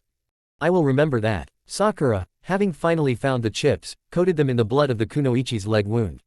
Then she grabbed a few handfuls of dirt and rubbed it all over the chips in her dress. What are you doing? Sakura smirked. Trade secret. Well, I'm off now. Remember, if I see you again in this forest. The kunoichi remained silent after her threat, and Sakura moved away. Following the small signs Kiba had left her, and the visible ones of the enraged Akamichi, she soon caught up with her team. It was only an hour or so until noon, and their patrol had been successful, even if Choji now held her in the lowest esteem possible. You smell like blood and dirt, said Kiba. You don't talk with a lady about stuff like that. Choji in front of them snorted disdainfully. You are no lady. Then he sped up and left the two alone. Sakura wanted to follow, but Kiba put a hand on her shoulder. Let him cool off. It isn't far to the camp, so there's not much danger anyway. Sakura sighed. Fine. So, why the dirt? Haven't I just told you? Didn't listen, I'm afraid. And I'm going to keep asking. I buried them, that is all. I didn't want to leave any trails in the camp. Kiba laughed and shook his head mirthfully. He looked at her and tapped his nose twice. You're a tricky one, aren't you? The smell of blood isn't strong enough either for 3 murders. So, again please. Quote ellipsis. I left them alive. I thought so. Why lie to Choji though? He's taken this badly. Just making it more believable. If Naruto learns they're still alive, he'll send Sasuke or go himself to snuff them out. Naruto's changed. Missions. In this place, I guess. He doesn't want any of us to die, so he has adapted his policy to killing everyone else. It is the easy way out, but I am not sure if someone else would have done it better. We are still alive, after all. More than any wild beast in the forest, it was the sweltering heat that troubled the shinobi of Kiri. The sun's relentless stare bore down on them, and even the many shadows around them brought no relief. Languishing as they were, it was no wonder that they were surprised by the sudden arrival of a young boy. He couldn't be older than 13, and beneath a shock of red hair, turquoise eyes leered at them. The older Kiri nin were baffled. None of their sensors had alerted them, and their accusing stares were only returned with confusion. The sensors themselves had no idea where the boy had come from. He lacked an insignia affiliating him with a shinobi village, but they recognized the clothes he wore as being of Suna origin. If there had been any doubt about the redhead's intention, it disappeared the moment he started to leak killing intent. Many of them had been subjected to the feeling before. The potent aura of the boy, however, came as a surprise. Their leader, Shirei, a young man of 25 with broad shoulders and chiseled muscles, unsheathed his cleaver-like blade. As he stepped forward, his comrades behind him got ready for the imminent fight. Who are you? At this point, the question was a mere formality. The kid's lips twitched and another wave of intent rolled over them. This time, the Kiri nin were ready though and responded in kind. Next to Shirei were 2 kunoichi, Setsuna and Yuri, as well as his best friend Kenta. All of them specialized in close combat. On the right side of the camp, large wooden containers filled with water had been prepared. They had worked tirelessly to give themselves this advantage in case of an attack. 2 Kiri nin standing close to the containers were weaving through hand seals. Sweden, Swigotent water release, water fang bullet. Sweden, Mizorapa water release, wild water wave. He watched with pride as shuriken and kunai rained down on the boy in dozens, 2 or 3 of them also having exploding tags wrapped around their handles. As the full might of their arsenal hit the boy, Shirei raised his hand for all his comrades to see. No more ninjutsu. Don't waste the water. Same goes for the exploding tags. Do you think he's still alive? Asked Setsuna. I doubt it, but let's be careful. The smoke cleared up soon enough, and Shirei got a good look at his opponent. His eyes widened and he tensed up. The boy was missing half of his head and grinned in a deformed way before turning into sand and crumbling to the ground. Suna Bunshin, sand clone. Shirei turned to Kenta, but had no answer for him. His own confusion turned into terror as one of their sensors cried out, "The water!" The redhead had reappeared next to the containers and knocked them over with a large push from his sand. Completely emptied out, he then encased them in a net of sand. He moved his hands, testing out the maneuverability of his improvised mace. Run! Substitute! Shirei shouted, but it was too late. With a resounding crunch, the mace crashed into the 2 shinobi who had used ninjutsu only seconds ago. The wooden planks broke under the impact and fell out of the net, burying the boy's victims beneath it. One seemed to be still alive, and coughed up blood. The mace was lifted and crashed down on them again. The third time followed swiftly, and afterward nothing but guts, shreds of skin, and blood could be found on the ground, nestled between sand and wood. Shirei turned to his comrades farther away. Stop attacking. We'll take care of him. The redhead looked at him and an expression of ecstasy crossed his face. He threw his head back and stared at the sky. A high-pitched laugh escaped him. Yes, you will do fine. You will do just fine. As Shirei and his group of close-range fighters neared, the boy's head snapped down and his eyes shimmered with bloodlust. Come, confirm my existence. They weren't intimidated by the redhead's insanity, and when the group reached him, Shirei let his blade soar through the air. Despite the great momentum behind his swing, the blade connected with nothing but sand. He suddenly lost his grip on the handle and looked on disbelievingly as his sword was ripped out of his hands and thrown by the sand, nearly cleaving his best friend in half. It was a moment of inattention that cost him dearly. A fist of sand buried itself into his stomach with enough force to make him lose his breakfast. Shirei blinked away the tears of pain that surfaced as he tried to get a grasp on the situation. Why weren't they able to kill a single boy? He stumbled forward and pulled back his arm. He wouldn't let himself be defeated by a psychopathic child. His punch didn't make it through, and the sand that had defended the redhead against his attack slithered up his arms. Next to him, the swords of Yuri and Setsuna were blocked in a similar manner, although they were quick enough to pull them back. This, however, made them unable to press the attack and they had to retreat once more. The hopelessness began to dawn on Shirei and his feet barely supported him. His feet. He looked down, and saw that the sand had almost encased him by now. A glance told him that it had also crept up to the legs of the 2 women. Only Kenta had managed to avoid it till now due to his footwork. Sabaku Q, sand coffin. The words echoed throughout the camp, and the other Kiri nin who had witnessed the turn of events and were racing toward them, stopped in their tracks as a new wave of unbridled killing intent crashed into them. They had stood no chance. Never. Not against this demon child. Sand wrapped itself tightly around Shirei's body, leaving only his mouth, ears, and eyes free. The boy wanted to hear him scream, wanted him to watch how everyone would perish without exception. Shirei saw Kenta move toward them. The taijutsu expert was the only one who could still move under the effect of the killing intent. There was nothing they could do. Nothing, but flee. Shirei's eyes widened minutely. There was still something he could do to help. Reaching for the last of his energy, he cried out, "Run! Kenta, take the others en route." Sand gagged him and he couldn't speak anymore. But it wasn't over yet. Releasing all of his remaining chakra at once, he blanketed the area around the rookies and enabled them to move. It wouldn't hold long, but it was enough for them to run away. His best friend looked at him, but after he felt the chakra settle around their affected comrades he turned away abruptly. Kenta knew that this would be the only chance, and, while issuing commands and defending against the retaliatory attacks from the redhead, most of the Kiri nins ran away as fast as they could. Kenta soon followed them. A moment of silence passed. Then the boy walked up to him with a demented grimace that reeked of malice. "You kept them from dying. Mother is furious." The sand in his mouth vanished. The demon child wanted a reply, he'd get one. "Your whore of a mother ca." He was gagged once more. With precise movements of his hands, the redhead slowly levitated the encased bodies of Setsuna and Yuri into his field of view. Shirei tried to close his eyes, but sand made sure that his eyelids couldn't move even an inch. Sabaku Soso, sand burial. The sand coffin around Setsuna tightened with incredible force and pressure. Shirei heard the sickening crunch of crushed bones ringing in his ears. Soon, blood leaked through the sand and dripped on the ground, Then the same procedure was repeated with the coffin that encased Yuri. He damned the depraved child to the deepest pits of hell. You will confirm my existence. Soon, everyone will. Sabaku Soso. A bell chimed in the command center, interrupting the cacophony of sounds that had been little else but occasional footsteps and idle conversation. The first team is approaching the entrance, sir.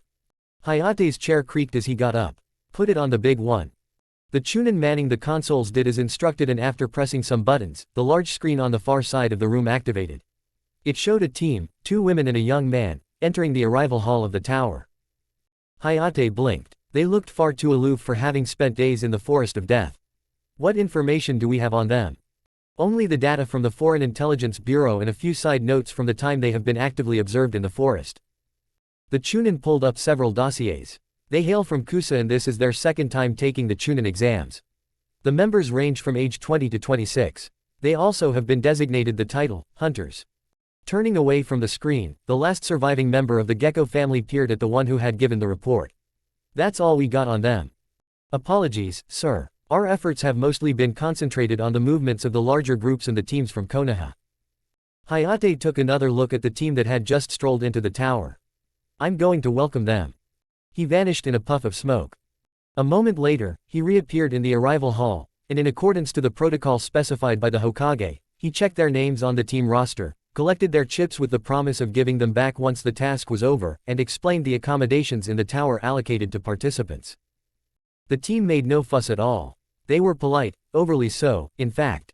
Once they had left toward their assigned room, Hayate returned to the command central. His face was set in a frown which didn't abate even as Yugao walked up to him. She was still dressed in her Anbu gear, but it wasn't hard to guess at her identity, at least not for him. Is something wrong? I know that sending ringer teams is a common practice, he murmured. But, asked Yugao. They aren't Chunin, and they're definitely not genin. Hayate looked at the screen that showed the now empty hall. In a moment when none of the room's other occupants looked, she squeezed his hand. We appraised every team before beginning the task. There were no high alerts, but if you want I can check in with whoever tested them and make an inquiry. I'd appreciate it. Thanks, Neko. The purple-haired Anbu saw the frown on her lover's face being replaced by a grin she knew all too well. Before his hand reached her rear however, she had already vanished in a swirl of leaves. Hayate sighed. Yugao was many things, but she wasn't unprofessional. Hours after the red-headed demon child had descended upon them, the survivors stopped running and fell to the ground. The physical exertion and the mental exhaustion proved to be too much for them. Some were weeping openly, others were lying on their backs and stared at the canopy, their chests heaving up and down. Leaning against a tree, Kenta gasped for air while observing his comrades. Tears burned in his eyes too, but he couldn't weep, not yet at least. Tremors were running through his arms causing him to look at them. His fists were clenched, blood seeping out between his fingers as his nails dug into his flesh. That boy, the demon, who was he? How could any child bring such force to bear against his enemies? He had seen mentally unstable shinobi in his village before, young ones too, but they never had the power to make their twisted thoughts a reality. Not like he had. There was no time for tears. He had been given command over the rest of their group, and he would make sure of its survival. The noise of someone being slapped made him look up again. He quickly found its origin and walked up to the arguing pair. Why didn't you sense him? The girl's face was tear-streaked. Kenta recognized her as Setsuna's little sister. She'd only been a genin for a year and a half. She couldn't have anticipated what utter carnage would await them in this forest in her worst nightmares. None of them could have. The young man, who had been slapped, older than her by a year or two, was seemingly lost in his own sea of confusing thoughts. He acknowledged her rage, but didn't know how to answer her, let alone how to answer his own questions. I don't know. He was their censor. He should know. He should have sensed him. Kenta rid himself of this thought immediately, or tried to at least. Much as he wanted to hate him, this wasn't the way for them to survive. The girl raised her hand to strike again, but found her wrist encased in an iron grip. Don't. His face was blank as he spoke. She tried to pry herself free of his grip. It wasn't even a contest, and so she settled her furious gaze on Kenta. He killed my sister. It wasn't him, he said, clutching her shoulder with his free hand. You saw who did this. Her attempts to fight him became weaker as her strength left her. He loosened his grip, and once she had freed herself, he bowed down until he could look directly into her eyes. They really looked like Setsuna's. We need to be strong. He isn't at fault, you know that.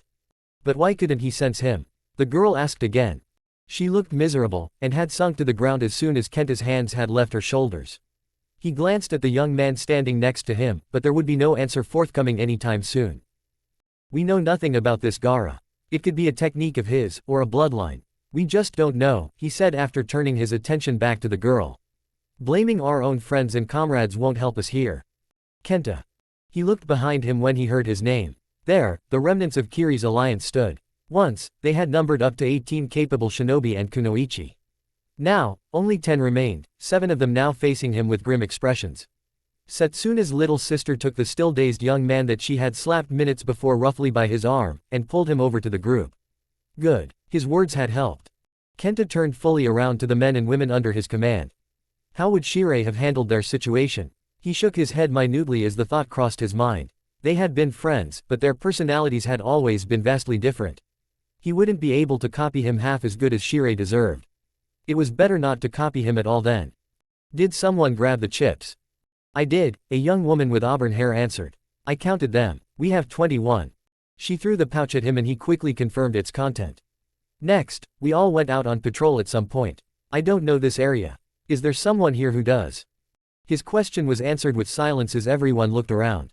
Kenta was about to repeat his query, when a boy took one step forward. He was young, 16 years at most. I think I recognize it. We fled to the east.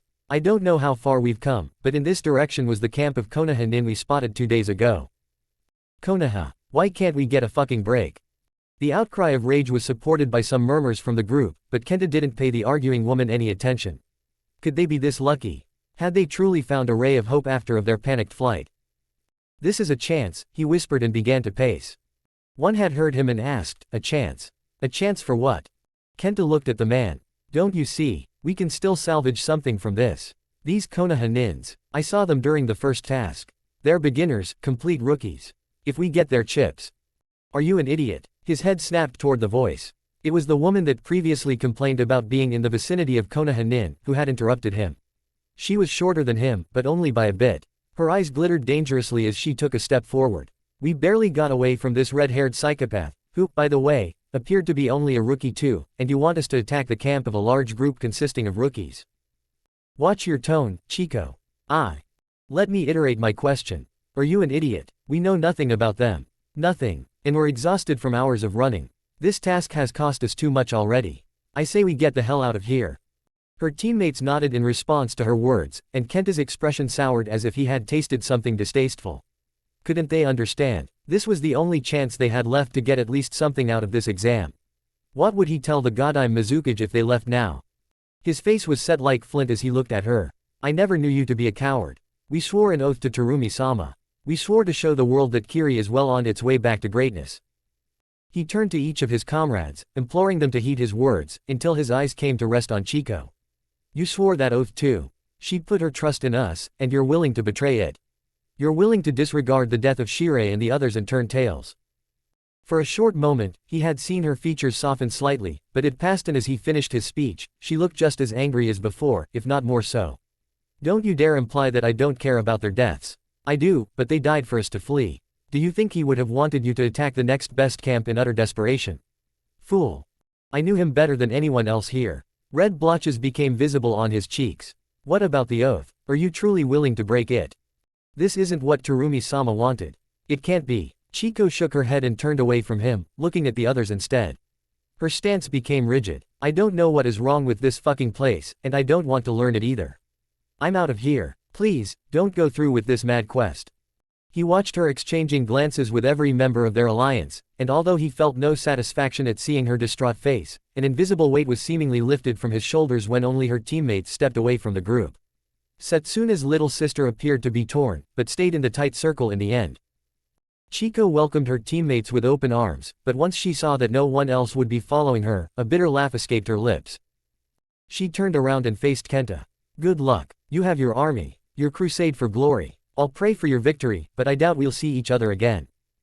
Naruto and his team were walking carefully through the forest, but so far they hadn't spotted anything else than the place's natural inhabitants and the great tower a few miles away from them. He stopped, and turned to the Hyuga heiress as he had done so often since they began their scouting mission. Time's up, Hinata. Her cheeks reddened, but she nodded firmly and put her hands together in a seal. Byakugan. Naruto smiled slightly as he watched her. That she'd use the Byakugan had been a given. The restriction of only making one thorough sweep every 5 minutes, however, had not. It was Shikamaru who had pointed out the obvious: not everyone had Naruto's abnormal reserves. Additionally, to have such a vision-intensive technique activated for longer periods of time would be an incredible strain on the eyes. He was peeved to have forgotten about something like this, but it was a situation they had easily adapted to. It struck him far more that Shikamaru had given his advice only after they had already been walking for some time. 20 minutes, to be precise, in which Hinata hadn't once deactivated her bloodline limit. He had the feeling that she would have continued like this until she collapsed from the strain. Honestly, the devotion she showed to the task he gave her surprised him. Had she always believed in him like this? If this was how responsibility for a person felt, he wondered how he'd feel once he took the hat and became Hokage. He saw Hinata's brow furrow. "Is something wrong?" he asked. "I found a team 2 miles to the north," she answered. Shikamaru pushed himself away from the tree he leaned on and walked over to them. "Do you know the team?" "I do," she confirmed. "It's Neji Nissan's team, Team 9. Potential allies then, good." Naruto wasn't as assured of the friendliness of Hinata's cousin. He shifted into a combat stance and pulled a kunai out of his pouch, almost as if expecting Neji to come jumping out of the underbrush any moment. "Has he seen us?" he asked. The Hyuga heiress nodded. "He's on his way here." Naruto moved closer to her. He settled in a position that would shield her from everything coming from the north. To his right, he noticed Shikamaru frown. "Is there something you want to tell us, Naruto?" The Nara pulled out a kunai of his own. "I don't think Neji's going to be friendly. That's all." "Any specific ray?" A kunai sped toward them, and Naruto moved his arm. The kunai hit the metal ring of his weapon's handle at an unusual angle and ascended in front of him. It spun violently, but once it submitted to gravity and fell down, he snatched it out of the air and slid it into his pouch. "That was uncalled for," he shouted. The long-haired newcomer opposite of them snorted contemptuously. "As is stealing my weapon, but I should have expected this from someone like you."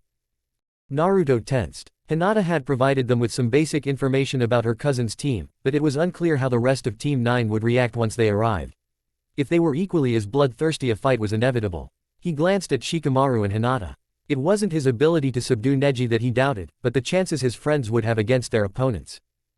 "Ni-san." Hinata stepped forward. "Please, there is no need for you to fight." Naruto saw her pleading look and had almost put his kunai away. Then he saw Neji pull out a few shuriken and felt the murderous intent he directed against his cousin. Naruto moved in front of Hinata immediately. He had granted the guy a free shot and hadn't retaliated. However, should something else be aimed at his team, he'd fight back with prejudice. "Geez, Neji, why didn't you wait?" Hearing the irritated question alerted him to the arrival of another member from Team 9. Naruto even recognized the girl, having seen her around Konoha a few times. He noticed the small scrolls secured on her belt. They were partly hidden by her top. It was something to be careful about. For all he knew, she could be a Fuinjutsu prodigy. Neji looked at the girl. "This doesn't concern you." Naruto felt a violent dispersion of air and turned his head slightly to the right. The green boy with the bowl cut was fast, extremely so. "Neji-kun, you found comrades of ours." "Comrades? What or why?" Tenten turned around to the voice of her teammate. Her eyes widened as she saw Naruto and his team. "Oh." She laughed embarrassedly. "Didn't see you there, sorry. Never thought there was still another team from Konoha around." Her friendly demeanor, as well as the green boy's cheerful behavior, surprised Naruto. He didn't lower his guard though, as Neji was still staring at Hinata. Shikamaru walked past him, having put away his kunai, and smiled at the new arrivals. Naruto had had a vague idea what the Nara would try. His lips formed a thin line. "Same here, actually," said Shikamaru. "We're not the only team though." "There are more?" Tenten asked, surprised. The Nara hummed. "We rookies, if you will, have formed a large group for this task. Definitely makes it easier to survive." Naruto heard Neji snort in the background, but he was quickly drowned out by his teammate. "What a youthful idea." "I guess that's clever," said Tenten. "We've avoided the larger groups completely till now. It didn't get us many chips, but we're still alive." Tenten. "What?" She craned her neck to look at the Hyuga standing behind her. "They're from Konoha. I doubt they'll kill us." "We won't. It's quite the opposite, really." Naruto's frown deepened. He could see the value in having a team of experienced genin around, but the trouble Neji presented made him wary of simply accepting them into the alliance.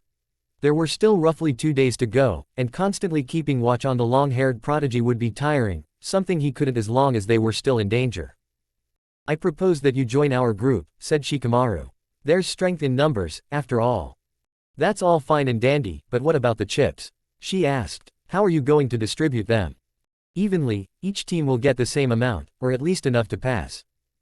A fool's idea, Neji said. You'll never have enough chips for everybody.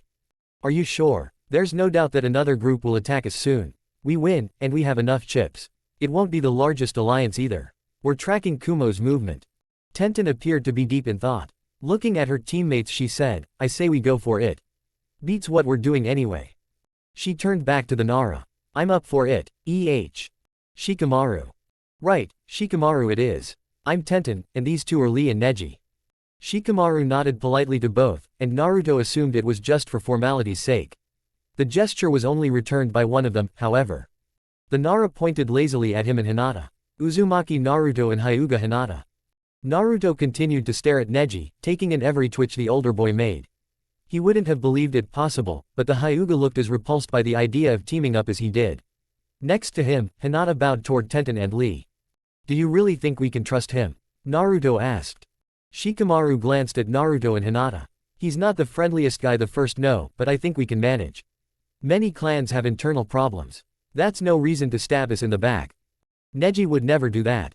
Tenten lowered her voice to a stage whisper. He's a sourpuss, I give you that, but he'd never betray someone like that.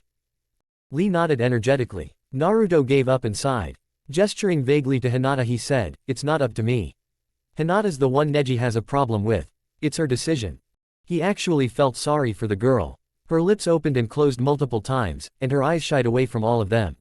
She was clearly uncomfortable with the amount of attention suddenly paid to her. I have nothing against them joining us, she said after a few beats of silence. Naruto saw the rage in her cousin's eyes as soon as she spoke, and he readied himself. This could get ugly. I don't need permission from the main house. Before the situation got worse, however, Lee jumped toward his teammate. Neji-kun, don't let your anger overcome the soaring spirit of youth. Remember Gai-sensei's words. He pointed animatedly at Naruto. It is a fabulous idea, this alliance. Let us join and kindle the flames. Tenten glanced at the Hyuga prodigy. Lee's right. Well, sort of. You've seen the other groups. This way we still have a good chance to make it. Do we have a deal then? Asked Shikamaru. Neji. Naruto saw a smile blossom on her face once Neji grunted affirmatively. She quickly took the Nara's outstretched hand and shook it. We have a deal. Shikamaru responded to her enthusiasm with a grin. Let's get a move on then, so you can meet the others. Naruto walked up to him. Take the lead on that one. I'll catch up soon. You have something else to do. I need to talk with Neji in private. Naruto almost smiled as he heard Shikamaru groan, almost. You're not going to start a fight, are you? The Nara asked. I won't. Are you sure? I promise. Shikamaru looked at Tenten and Lee, the former shrugged, while the latter said it was good for the two of them to bond so soon. It took another minute until they had set out toward the camp, leaving Naruto alone with Neji. The Hyuga remained as unmoving as a statue when Naruto walked up to him until they were standing side by side. If something happens to Hinata and you're the reason for it, I'll end you. Is this supposed to intimidate me? If Hinata-sama perishes, it is because she was destined to. Naruto slapped him on the back once, faster than Neji's eyes could track. It could have been mistaken for a friendly slap even, if not for the healthy dose of chakra Naruto's hand had been imbued with. Just keep what I said in mind, Hyuga. Kiba patted his stomach and grinned. Choji's food is better than my mom's. Don't tell her I said that though. Sakura, who sat cross-legged next to him, snorted. Are you scared of her? You haven't met her, have you? Nope. I have met your sister though, found a stray once and brought it to her clinic. She's nice. Only if you don't know her. Sakura looked up from her food. You are scared of her too. That makes 2 out of 2 women in your family. His reasons are most valid though, said Shino. Sun-sama is fierce, as is Hana-san. He sat opposite of them and nodded toward Kiba. You have my vow of silence. That bad? Asked Sakura. Kiba ignored her and bowed his head. My eternal gratitude to you, master of BU. His abrupt stop surprised Sakura, and her eyes widened as she saw him sniff the air. Her hand went up to her right shoulder where she hid her knives. Kiba rose from the trunk he had sat on, his nose high in the air, and Sakura alerted Sasuke, who joined them a moment later. When Kiba turned back to them, fear stretched across his face. There are people coming this way. 7 of them. They smell of water, blood, and sand. Maybe they're wandering around, asked Sakura. I don't think so, answered Kiba. They've split up, but both groups are on the way to our camp. We can take them easily, said Sasuke. Let's get the others. Sakura turned to her teammate and rolled her eyes when she saw the predatory gleam in his eyes. Come off it, Sasuke. I'd rather not die because we underestimated them. They're genin just like us. He gripped the hilt of his sword. Sakura appeared next to him and leaned toward his ear, lowering her voice to a whisper. Just like Izumo and Katetsu were only chunin. That's different. You had to bring that up, didn't you? Sakura gave Sasuke a pat on the shoulder. Don't worry, we're still fighting them. Looking at him, she gently moved his hand away from the sword. It's just, I don't want you to die, Kay.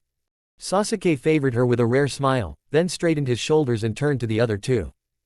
Shino, get Ino and Choji. Shino complied and sprinted to the cave where the alliance hid their chips. It was the place where they had last seen them. Kiba, how long do we have? 5 minutes at most. They're fast. Sasuke closed his eyes for a second, then turned around and looked at her. Remember what Kakashi taught us? Teamwork, sure. Sasuke shook his head. Not teamwork. The one lesson he taught us above all else, survival. Shino returned and interrupted her. They aren't in the cave. Sakura turned to Kiba and saw that the Inuzuka was already trying to track their scents. This is bad, he said. They're walking into one of the groups. Sasuke, you're the quickest of us.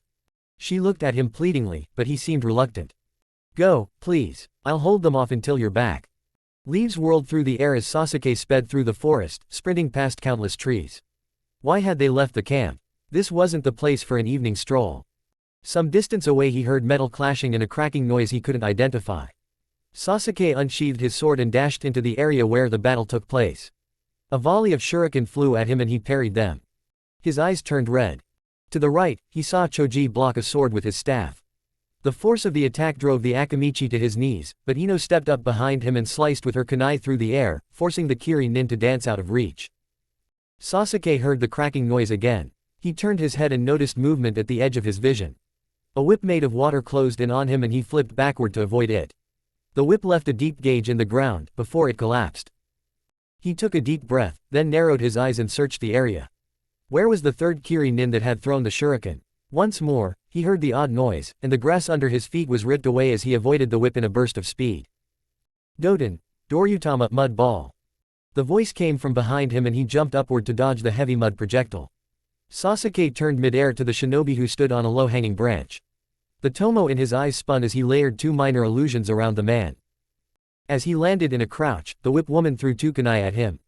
He shifted to the left and retaliated with 3 of his own, the last one flying in the shadows of the first 2. His actions would buy him a few seconds at most, and Sasuke sprinted toward the swordsmen attacking Ino and Choji. He needed them to get out of this place and help Sakura in the camp. If the Kiri alliance attacked them, these 3 were hardly the main force, or the strongest. The hidden kunai hadn't worked. He glanced over his shoulder and saw the woman pursuing him. Sasuke scattered caltrops on the ground and when he saw the kunoichi jump, he threw a kunai at her. She twisted her body mid-jump. The kunai missed.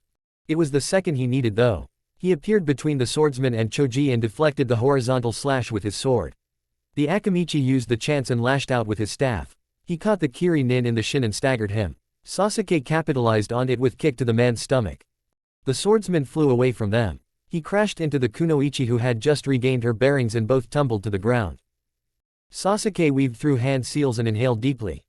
Kaden, Gokaku no Jutsu, great fireball technique. His jutsu traversed the distance quickly. However, a wall of earth rose from the ground and stopped the fire before it could impact on his enemies. The illusions on the third Kiri-nin must have stopped working. Sasuke ended his technique abruptly. He couldn't waste chakra in a fight like this. His 3 opponents prepared themselves for another round a few feet opposite of him, and he gritted his teeth. The last attack had been aimed to kill 2 of them. He had no time for this. Behind him, Choji pushed himself to his feet with the help of Ino. His arms bore red angry lines, but he was fine otherwise. Get out of here, said Sasuke. He glanced at Ino and the black spinning tomo in his eyes silenced her. The camp's under attack. Get back. Crack. Sasuke reacted instantly and shoved both to the ground. The whip snapped through the air above them, and something sharp entered his leg. He grunted in pain. Sasuke rolled away from Ino and Choji and saw 3 shuriken buried in his flesh. He had no time to take them out, as another volley of projectiles sped toward him. He dove away and the shuriken dug deeply into the ground behind him. Sasuke rolled out of the dive and tensed his muscles before he transitioned into a handstand. He flipped backward until he had solid ground under his feet again. Sasuke heard the sound of heavy footsteps. Choji and Ino were finally leaving. In front of him, 2 of the hostile shinobi raced through hand seals and the third through 3 kunai. His eyes widened minutely. They aimed for Ino, who was pulling a reluctant Choji away from the battle. His face contorted in anger. Sakura and Naruto would be irritable for months if they died. Sasuke pushed chakra out of his feet and the earth beneath him broke open as he leapt away to intercept the attacks. The kunai clashed against his sword and fell to the ground. Behind him, the pair continued to run away. Good. She had learned. The sword fighter appeared next to him and let his blade soar through the air. Sasuke lifted his own sword and deflected the blow but was unprepared as the kunoichi's whip impacted on his arm. He flinched, and when the swordsman attacked again, he dodged to the side. Crack. He jumped back and avoided the whip this time. Doten, Doryutama. The mud projectile was aimed at him, but it hit nothing. On a branch several feet away from his opponents, Sasuke reappeared in a low crouch. The familiar smell of iron, grass, and sweat filtered through his nose. He finally had the time to pull the shuriken out of his leg, and blood flowed freely from his wounds. He didn't have much time to worry about it, however. The longer he hid from the Kiri-nin, the sooner they would make their way toward the camp. Sasuke evened his breathing and then jumped out of his hiding place, spitting medium-sized fireballs at them as he descended. These weren't the best odds, but he's had worse with Kakashi. The attacks of the Kiri-nin were relentless, and his blade sped past her nose as she stepped back to avoid the lethal weapon. Someone tried to sweep her legs and Sakura jumped upward. As her feet touched the ground, she had to crouch immediately though. The wicked cleaver split the air above her in half, and a droplet of sweat ran down her brow. Sakura substituted with a rock a few feet away, but the new place she found herself in wasn't any better. The whizzing noise of flying kunai reached her ears and she dropped flat on her stomach, letting the projectiles sail over her head. This wasn't good, as if the forest alone wasn't bad enough. A shadow fell on her and she jumped up, putting her arms in a cross block.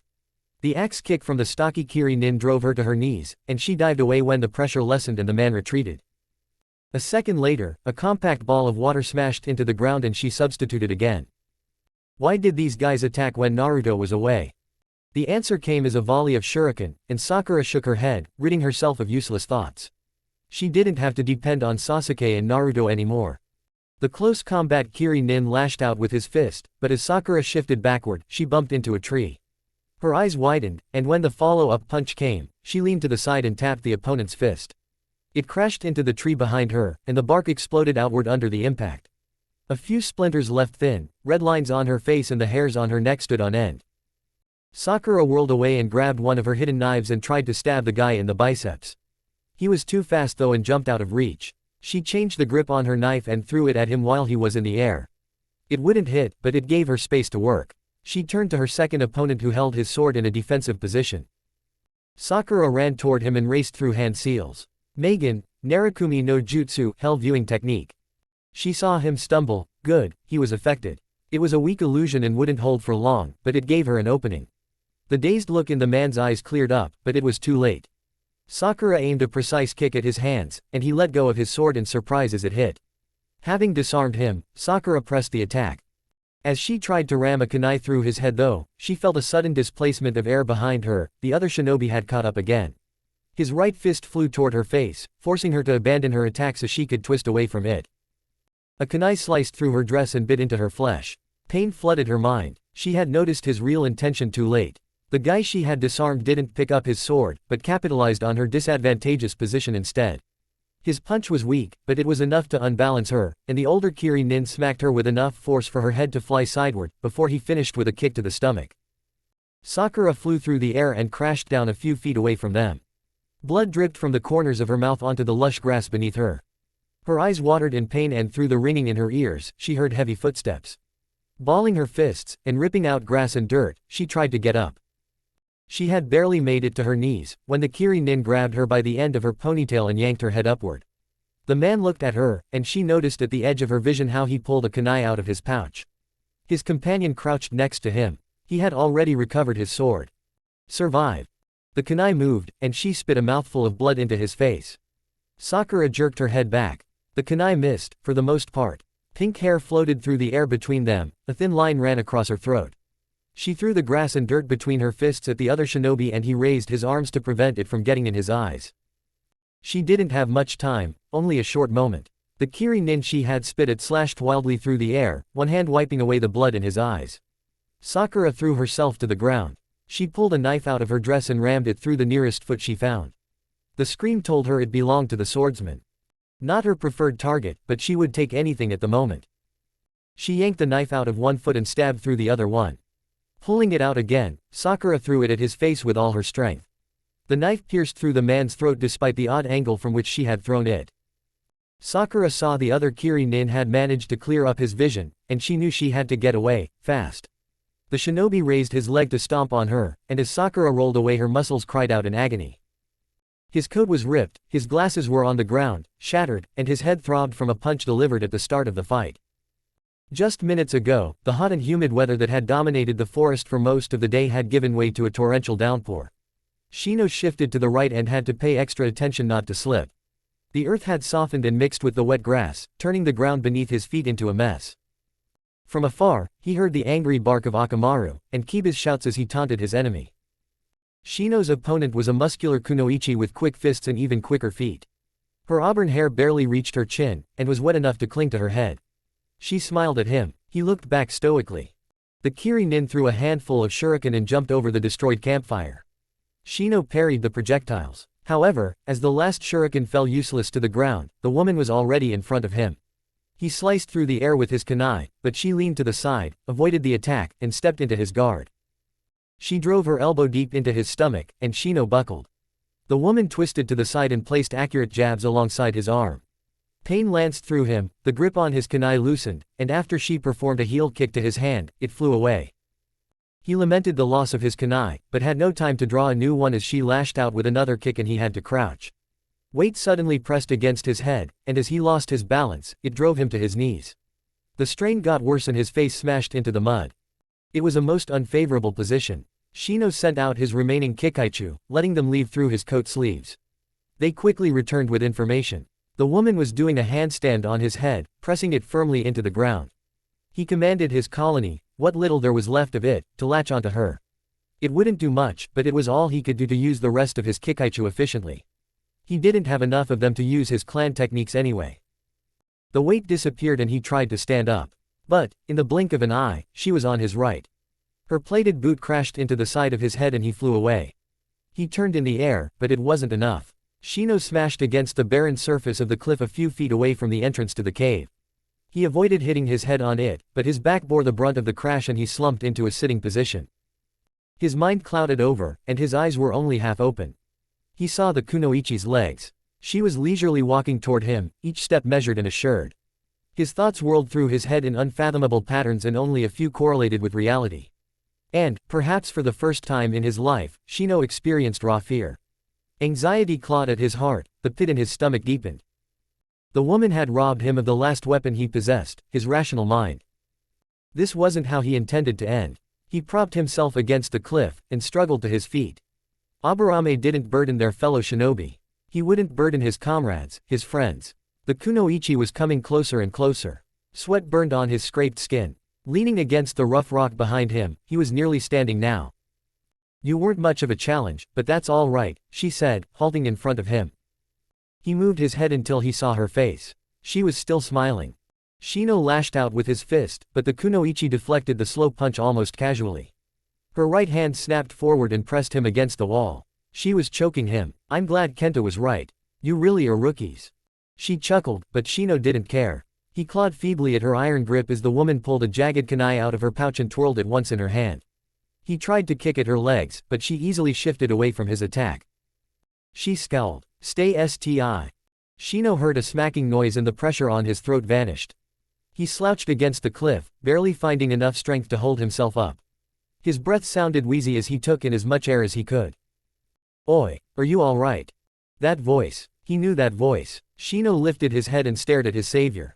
Kiba stood in front of him, his fist still extended. A few feet away, the kunoichi was lying on the ground and struggled to get to her feet. He stared past his teammate, noticing the hazy outlines of a person appear at the edge of his vision. Shino tried to warn Kiba, but his voice deserted him. His teammate turned fully to him. He appeared to be shocked. "Fuck, Shino, you look like shit."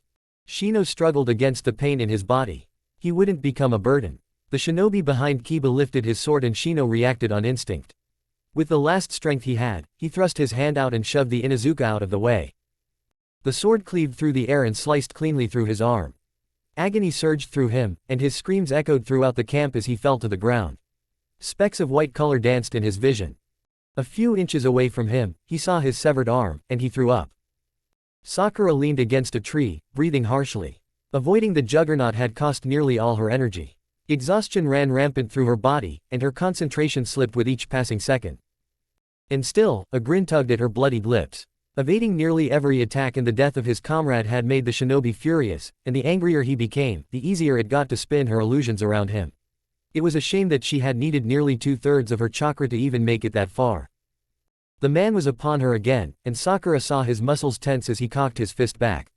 She dived away from the attack and threw a shuriken at a thin, nearly invisible wire spanning between the trees some shrubbery. The shuriken cut it, and kunai flew out of the bushes. Her opponent dodged them with nimble footwork, but it gave her the time to weave another illusion around him. Genjutsu wasn't chakra intensive, but it still dug into her reserves. Having weathered the hailstorm of shuriken, the man advanced once more and lashed out with a combination of punches. They all missed her by a few inches, and she saw his face contort in rage. He had recognized the reason for his failure. A second later, the genjutsu she had used to influence his depth perception lost its hold on him before she managed to capitalize on it. She twisted out of the way of a haymaker and activated another trap. From the top of a tree and once nestled between two branches, a large rock fell onto the ground. Sakura cursed as the guy simply sidestepped it and reappeared in her guard. Her wounds slowed her down. She deflected the first, but the second met its mark. He buried his hand in her stomach and left her gasping for air. She saw him stare at her with utter contempt as he pulled his fist back. There was no time for another substitution and she had used up nearly every trap in the area to survive this long. Nikuden Sensha, human bullet tank. Her head snapped up just in time to witness her opponent fly away as Choji crashed into him with the force of a sledgehammer. Sasuke had succeeded. Sakura struggled to her feet, supporting herself on her knees. "Where are Ino and Sasuke?" she asked. "Ino's helping Kiba, he's fighting against two. Sasuke's holding up the group that ambushed us." She knew that Sasuke could hold himself, but a horrible feeling crept up inside of her as Choji mentioned Kiba. What about Shino?" She saw his expression darken. "He's out. They cut off his arm." Sakura would have said more, but her senses warned her of danger. "Watch out." She saw Choji whirl around, twirling his bow staff before lashing out against the hostile shinobi. The Kiri-nin dodged to the side and kicked the staff away from the Akamichi. Sakura threw a kunai, and as the Kiri-nin's fist neared the Choji's face, the weapon whizzed past the man's face and made him withdraw for a second. "Go for it, I'll support you," Sakura cried out, and saw her fellow shinobi nod seriously. Hope blossomed in her heart as she watched the two taijutsu specialists fight. The Kiri-nin was still stronger than Choji, the gulf in experience was clearly visible, but with her support from the sidelines, she evened the odds. Then, an explosion rocked the area. Her gaze swiveled to the direction the sound came from. Her heart beat faster, and her eyes widened minutely. She saw Sasuke stumble into the camp, half his face caked with blood. He desperately clung to his sword and parried a volley of shuriken that came from behind, before rolling out of the way as a spike of earth that erupted from the ground beneath him. She remembered Kiba telling them that the group had been 3 men strong. That meant Sasuke must have killed one of them as he currently engaged only 2. Kami, she hoped that this wasn't just an elaborate ploy, and that there were really only 2 left. Sasuke looked dead on his feet. For a split second they made eye contact. Sasuke nodded toward Choji, then he had to look away as a whip of water snapped through the air. It was hard to tear herself away from the desperate struggle for survival her teammate was in, but Sasuke was right. She knew of his abilities. He wouldn't die so easily, and Choji needed her more at the moment. Sakura turned back to Choji's fight and was surprised to see the Kiri-nin on the defense against the Akamichi's furious assault. The tables had finally turned, and she decided to end it as fast as possible. The sooner she could help Sasuke, the better. She raced through a sequence of hand seals and layered another illusion around the Kiri-nin. This time around, his depth perception was only affected for a short moment, Whether it was due to him knowing the technique, or her own exhaustion, she didn't know, but that moment was enough. Choji's fist crashed into the man's face. Sakura dragged up the last dredges of chakra she could spare without falling in a prolonged coma, and pressed her palms against the ground. This would be her last technique and she had to make it count. Doden, Doroku Geishi, Earth Shore Return. Her chakra traveled through the ground, and behind the Kiri Nin, a wall of earth rose out of the ground. It wasn't high, barely a few inches. The man, still faltering from the blow, stumbled over her technique. Now, she shouted. Choji landed a brutal punch on the man's temple, and the Kiri Nin slumped to the ground, unconscious. She had no time to waste though. The others were still in danger. Great work, Choji. Finish that guy, and then help Ino and Kiba. We're still not out of the woods. After he had recovered his bow staff, Choji walked over to the unconscious shinobi on the ground. He held his side, the man had given him quite the fight. Sakura's order had been clear, and after having seen Shino's severed arm, he wasn't in a merciful mood either. He knelt down and pulled a kunai out of his weapon pouch as he looked at the shinobi's face. But, the closer he came with his kunai to the jugular of the man, the more his hand began to tremble. The edge of his kunai punctured the man's skin slightly, and a few droplets of blood gathered before they trickled alongside his throat. Choji hesitated and pulled his arm back. He stared at the Kiri Nin, who was completely out of it. Was this truly the extent of his resolve? Hadn't he sworn only hours ago not to take part in this carnage anymore? From the corner of his eyes, he noticed that Kiba and Ino were in desperate need for help. They held up admirably against the two Kiri Nin, but exhaustion and wounds made them easy prey. Choji looked back to the shinobi lying in front of him and shook his head. He pocketed his kunai, gripped his staff with both hands and then ran toward his friends to help them. Once he reached them, he jumped into the fight and deflected a sword away from Kiba. The Inuzuka looked terrible. He had wounds all over his chest, his jacket was torn in several places as were his pants, and dirt marred his face. Choji deflected another blow away from Kiba to give him some time to catch his breath. Kiba must really have fought like a devil, as both his enemies seemed to be equally as tired. Choji lashed out with his staff and caught one of the exhausted Kiri Nin in the chin with it. A punch was aimed at him, but Ino intercepted it and forced the kunoichi to step backward. She, too, appeared to be almost out of energy. He turned his attention back to the shinobi in front of him. Choji's next attack with his staff was dodged as the man stumbled out of the way. Before Choji could go after him however, Kiba sprinted past him and buried a kunai hilt deep into the man's stomach. Choji's eyes widened as he watched Kiba stabbing the man over and over. A fist smashed into his face, and he staggered back.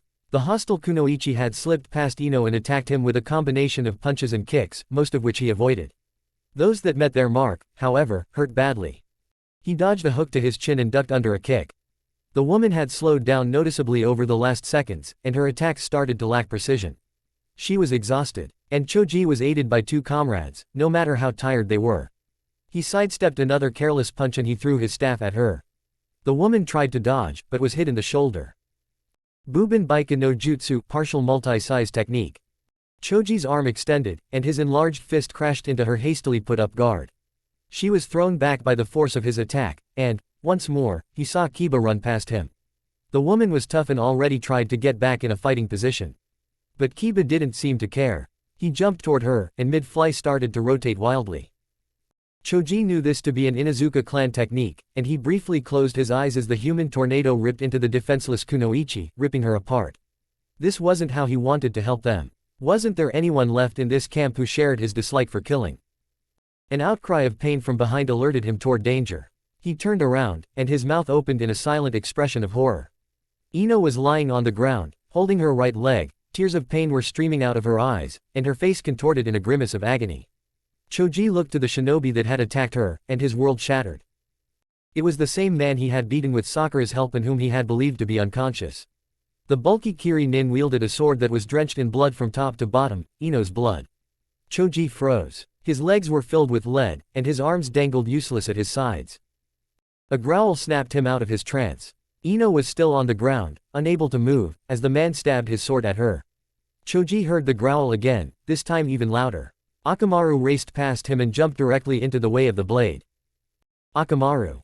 The growl changed into a pained yelp, and Choji watched helplessly how Kiba's lifelong companion got speared by the tip of the sword. Ino had crawled backward, her eyes wide with fear, and avoided the part of the blade that stuck out of Akamaru's belly. No! Kiba's cry echoed throughout the camp. Choji watched him turn toward the Kiri-nin with murderous rage, but before the Inuzuka had the chance to take revenge, the man slumped over. Two kunai had buried themselves deeply in his back and only their metal rings stuck out. Naruto had arrived. He stood behind the corpse with outstretched arms, and Choji had never before seen such an expression of primal fury on his face. Behind him were Hinata and Shikamaru, the former with a grief-stricken expression, and the latter with disbelief written all over his face. A group of people Choji didn't know came running out of the forest, and after a quick exchange of glances, they ran toward Sasuke and Sakura, who were still fighting against the last two enemies. Naruto didn't even look at him as he walked toward Kiba. The Inuzuka knelt next to Akamaru and tears of despair left wet trails on his red marks. Naruto put a hand on his shoulder while surveying the camp. "Hinata, Shikamaru, please take care of Ino and Shino." Then, Naruto's gaze met his own. "Choji," he said, "tell me what happened." Chapter 16, Grow the Tree V. Sasuke heated his sword, then pressed it against Shino's shoulder stump. Sizzling and pained moans echoed, the air reeked of burned flesh. Next to them, Naruto put his head in his hands. He had failed. Yet, when he looked around, trusting gazes sought him out, asking for answers he didn't have. Sakura appeared beside him, stinking of sodden leaves, and with blood caking her face. Relief at the sight of her turned into shame, and he lowered his eyes. Shino had lost his arm, Akamaru, his life, and Ino, her ability to walk. The choice between these losses and Sakura, however, would always be the same. Sakura tugged a few loose hairs behind her ear. "Where do we go from here?" "I don't know." Fury sparked, igniting an exploding tag in his chest. Laying waste to Kiri started to sound like a good path to take, and that frightened him more than anything. Sakura slid closer. "We'll figure something out," she said, her thumb drawing circles on the back of his hand. "We always do." He wanted to believe her. Figuring things out was their strength, wasn't it? But when he tried to think of solutions, he came up empty. "Kiba wants to build a pyre for Akamaru," Sakura said. "Here." She shook her head. "Akamaru hated this forest," Kiba said in his clan compound, with flames reaching the sky. The Inuzuka was lying in the grass a few feet away from them, staring at the foliage above. He had only exchanged a few words with Sakura, remaining silent otherwise. Naruto looked up at the sound of clattering armor. Sasuke had joined them, his lips pressed into a thin line. Behind him, Hinata had taken over the care for Shino. "What happened?" Naruto asked wearily. Sasuke had never delivered any good news when he looked like that. "Kumo's coming. We need to leave." "Shino's bugs." They reported back just before he lost consciousness. Naruto stared at the ground. When Kumo came, they'd arrive from the direction the tower was in. Making it there before them was impossible with their group as it was. "We can't take them," Sakura whispered. Damn it, he was tired of only dodging the shit flung at them. Naruto glanced up at Sasuke, who had crossed his arms, looking directly at him. Violence lurked in those eyes, and Naruto knew that his own mirrored the sentiment. "We can," he said, rising to his feet. Running away had never been their thing anyway. Hiruzen stood on the wall surrounding Konoha, and before him, forest expanded until it met the horizon. He sighed. Soon, it would wither, forced to still its thirst with blood instead of water. Jiraiya landed next to him, brushing leaves off his clothes. "Ditching our training now, sensei. Afraid of the big, bad Sannin." "Perhaps," Hiruzen said, beckoning his student to follow as he started to move. "You were pretty rough with me yesterday, remember?" "That sounds dirty. And wrong." Hiruzen shook his head. "They say traveling is good for the soul. Your mind, however, is a place I never wished to visit." They continued in silence, passing a group of construction workers who greeted them hastily. Once they had reached a spot where no one could overhear them, Hiruzen stopped and turned to Jiraiya. 2 hours ago, Pakun arrived in Konoha, he said. In addition to Kakashi's Sharingan, he also delivered vital information. Suna is preparing for a large-scale invasion. Jiraiya's mouth closed with an audible snap. "This Kami, save us, this will start a new war." "Are they working together? Suna and Orochimaru?" "There's no definite proof, but it's likely." "That fool. Doesn't he know?" Jiraiya sighed, interrupting himself. "Of course he knows what he's doing." Hiruzen watched his student pace like an angry bull. "Jiraiya," he said, "I will be busy organizing our defenses in the coming month." "What do you want me to do?" "Supervise the last days of the second task in my stead, then become Team 7's teacher and prepare them for the invasion." Jiraiya spun around. "You want them to fight? They're genin." "You misunderstood me. Like the other genin, they will be stationed as far away from the actual fighting as possible." "Then why?" Team 7 has always attracted trouble, no matter my orders. Prepare them for the possibility. That is all I ask. What about Kakashi? They'll be curious. Hiruzen pulled his hat deeper, veiling his face in shadows. The elders and I agreed that it is for the best to hide Kakashi's fate until the invasion has run its course. Ah, the exalted council of decrepit farts. Jiraiya shook his head. I will follow your orders, but mark my words, this won't go over well once they learn the truth. Jiraiya strode into the command central, and after a quick glance headed over to the Jonin in charge. Jiraiya-sama, Hayate said. It's been a while. The old man's kept me busy. Everything all right here? Hayate hummed in response. Depends on your definition of all right, I'd say. Most of Konoha's teams are still alive, if that's what you mean. The Jonin pressed a button, and Jiraiya nearly choked on his spit as the screen on the other side of the room lit up. Is that? As you can see, Hayate said, pointing to the screen. Team 7 is currently attracting the attention of approximately 23 enemies. Oh, Jiraiya saw, and what he saw didn't fill him with confidence that Minato hadn't dropped his son on the head too often. Get him, Epidama. A static voice droned out of the speakers. Naru, stop laughing like a maniac. Igoku Goku no Jutsu. Run. Oh. Jiraiya strained his ears. In the distance, a few miles from the tower, explosions made the forest tremble. I have a vague idea, but whose plan was this? Hayate's lips curved upward. Uzumaki Naruto's, of course. Looking back to the screen, Jiraiya frowned as the picture zoomed in on Naruto's bloody face. Why is it only Team 7? I heard they teamed up with their friends. A few of them got injured in previous fights. Naruto convinced them to march straight to the tower, they should arrive soon. He made himself and his team a decoy. When Hayate nodded, Jiraiya was unsure whether to feel pride at his godson's team's sacrifice, or frustration at the recklessness of it all. Not that he could judge him, really. He wouldn't have done it any differently himself, and neither would any of the Hokage. A tag lit up, ripping the branch behind her into pieces. The power of the blast catapulted her toward another explosion. This one she couldn't avoid. Sakura raised her arms, shielding her eyes from rogue splinters, and was lucky enough to avoid an arc of lightning that shot past her legs and incinerated a patch of grass. The shrubbery next to her rustled, and she quickly twisted her body away from a volley of shuriken. They missed, barely, and shot off into the tree crowns above. Beside her, strands of pink hair floated to the ground. Sometimes she really hated Naruto's plans. A grunt alerted her to the Kumo nin behind her. As he cocked his fist back, she slid into his defense. Her palm shot upward, and crashed into the man's chin. The attack had staggered him, and Sakura reached around his back, fishing a kunai out of his pouch. She ignored the screams ringing in her ears as she drove the kunai into his thigh. Unexpected heat heralded the arrival of a new enemy, but when Sakura turned around, she flinched back involuntarily. Sasuke stood in front of her, sword drawn, Sharingan spinning, and behind him, a front of flames held 3 Kumo nin at bay. She took a deep breath, calming herself. Sasuke was her friend, her teammate. He wouldn't do anything, but holy shit, the hit-and-run battle against Kumo must have cranked his bloodlust up to impossible amounts. They will swarm us if we stay too long in one place, she said, watching the Kumo nin struggle against the fire. Let's find Naruto. Sasuke didn't respond, and she got the feeling that he didn't trust himself to speak at the moment. Finding Naruto turned out to be rather easy. He crouched on a branch a few trees away from them, spitting water like an archer with unlimited ammunition. They landed next to him, and Sakura reached for him, pulling him away from the incoming mass of enemies. What's the matter? He asked. She stared, then shook her head. Stop talking, and run faster. Jiraiya had just watched Naruto's pink-haired teammate lead another Kumo nin into a trap, when an explosion rocked the tower. In quick succession, everything trembled a second time, and his eyes sought out Hayate at the other side of the room. The Jonin had already assembled a group of Anbu around him. Find out what happened, Jiraiya barked. The booming noise resounded a third time, and smoke entered through the windows. Damn it, what is this? He asked, waving his hand in front of his face. A siren started blaring, drowning out his question, and Jiraiya looked over to Hayate.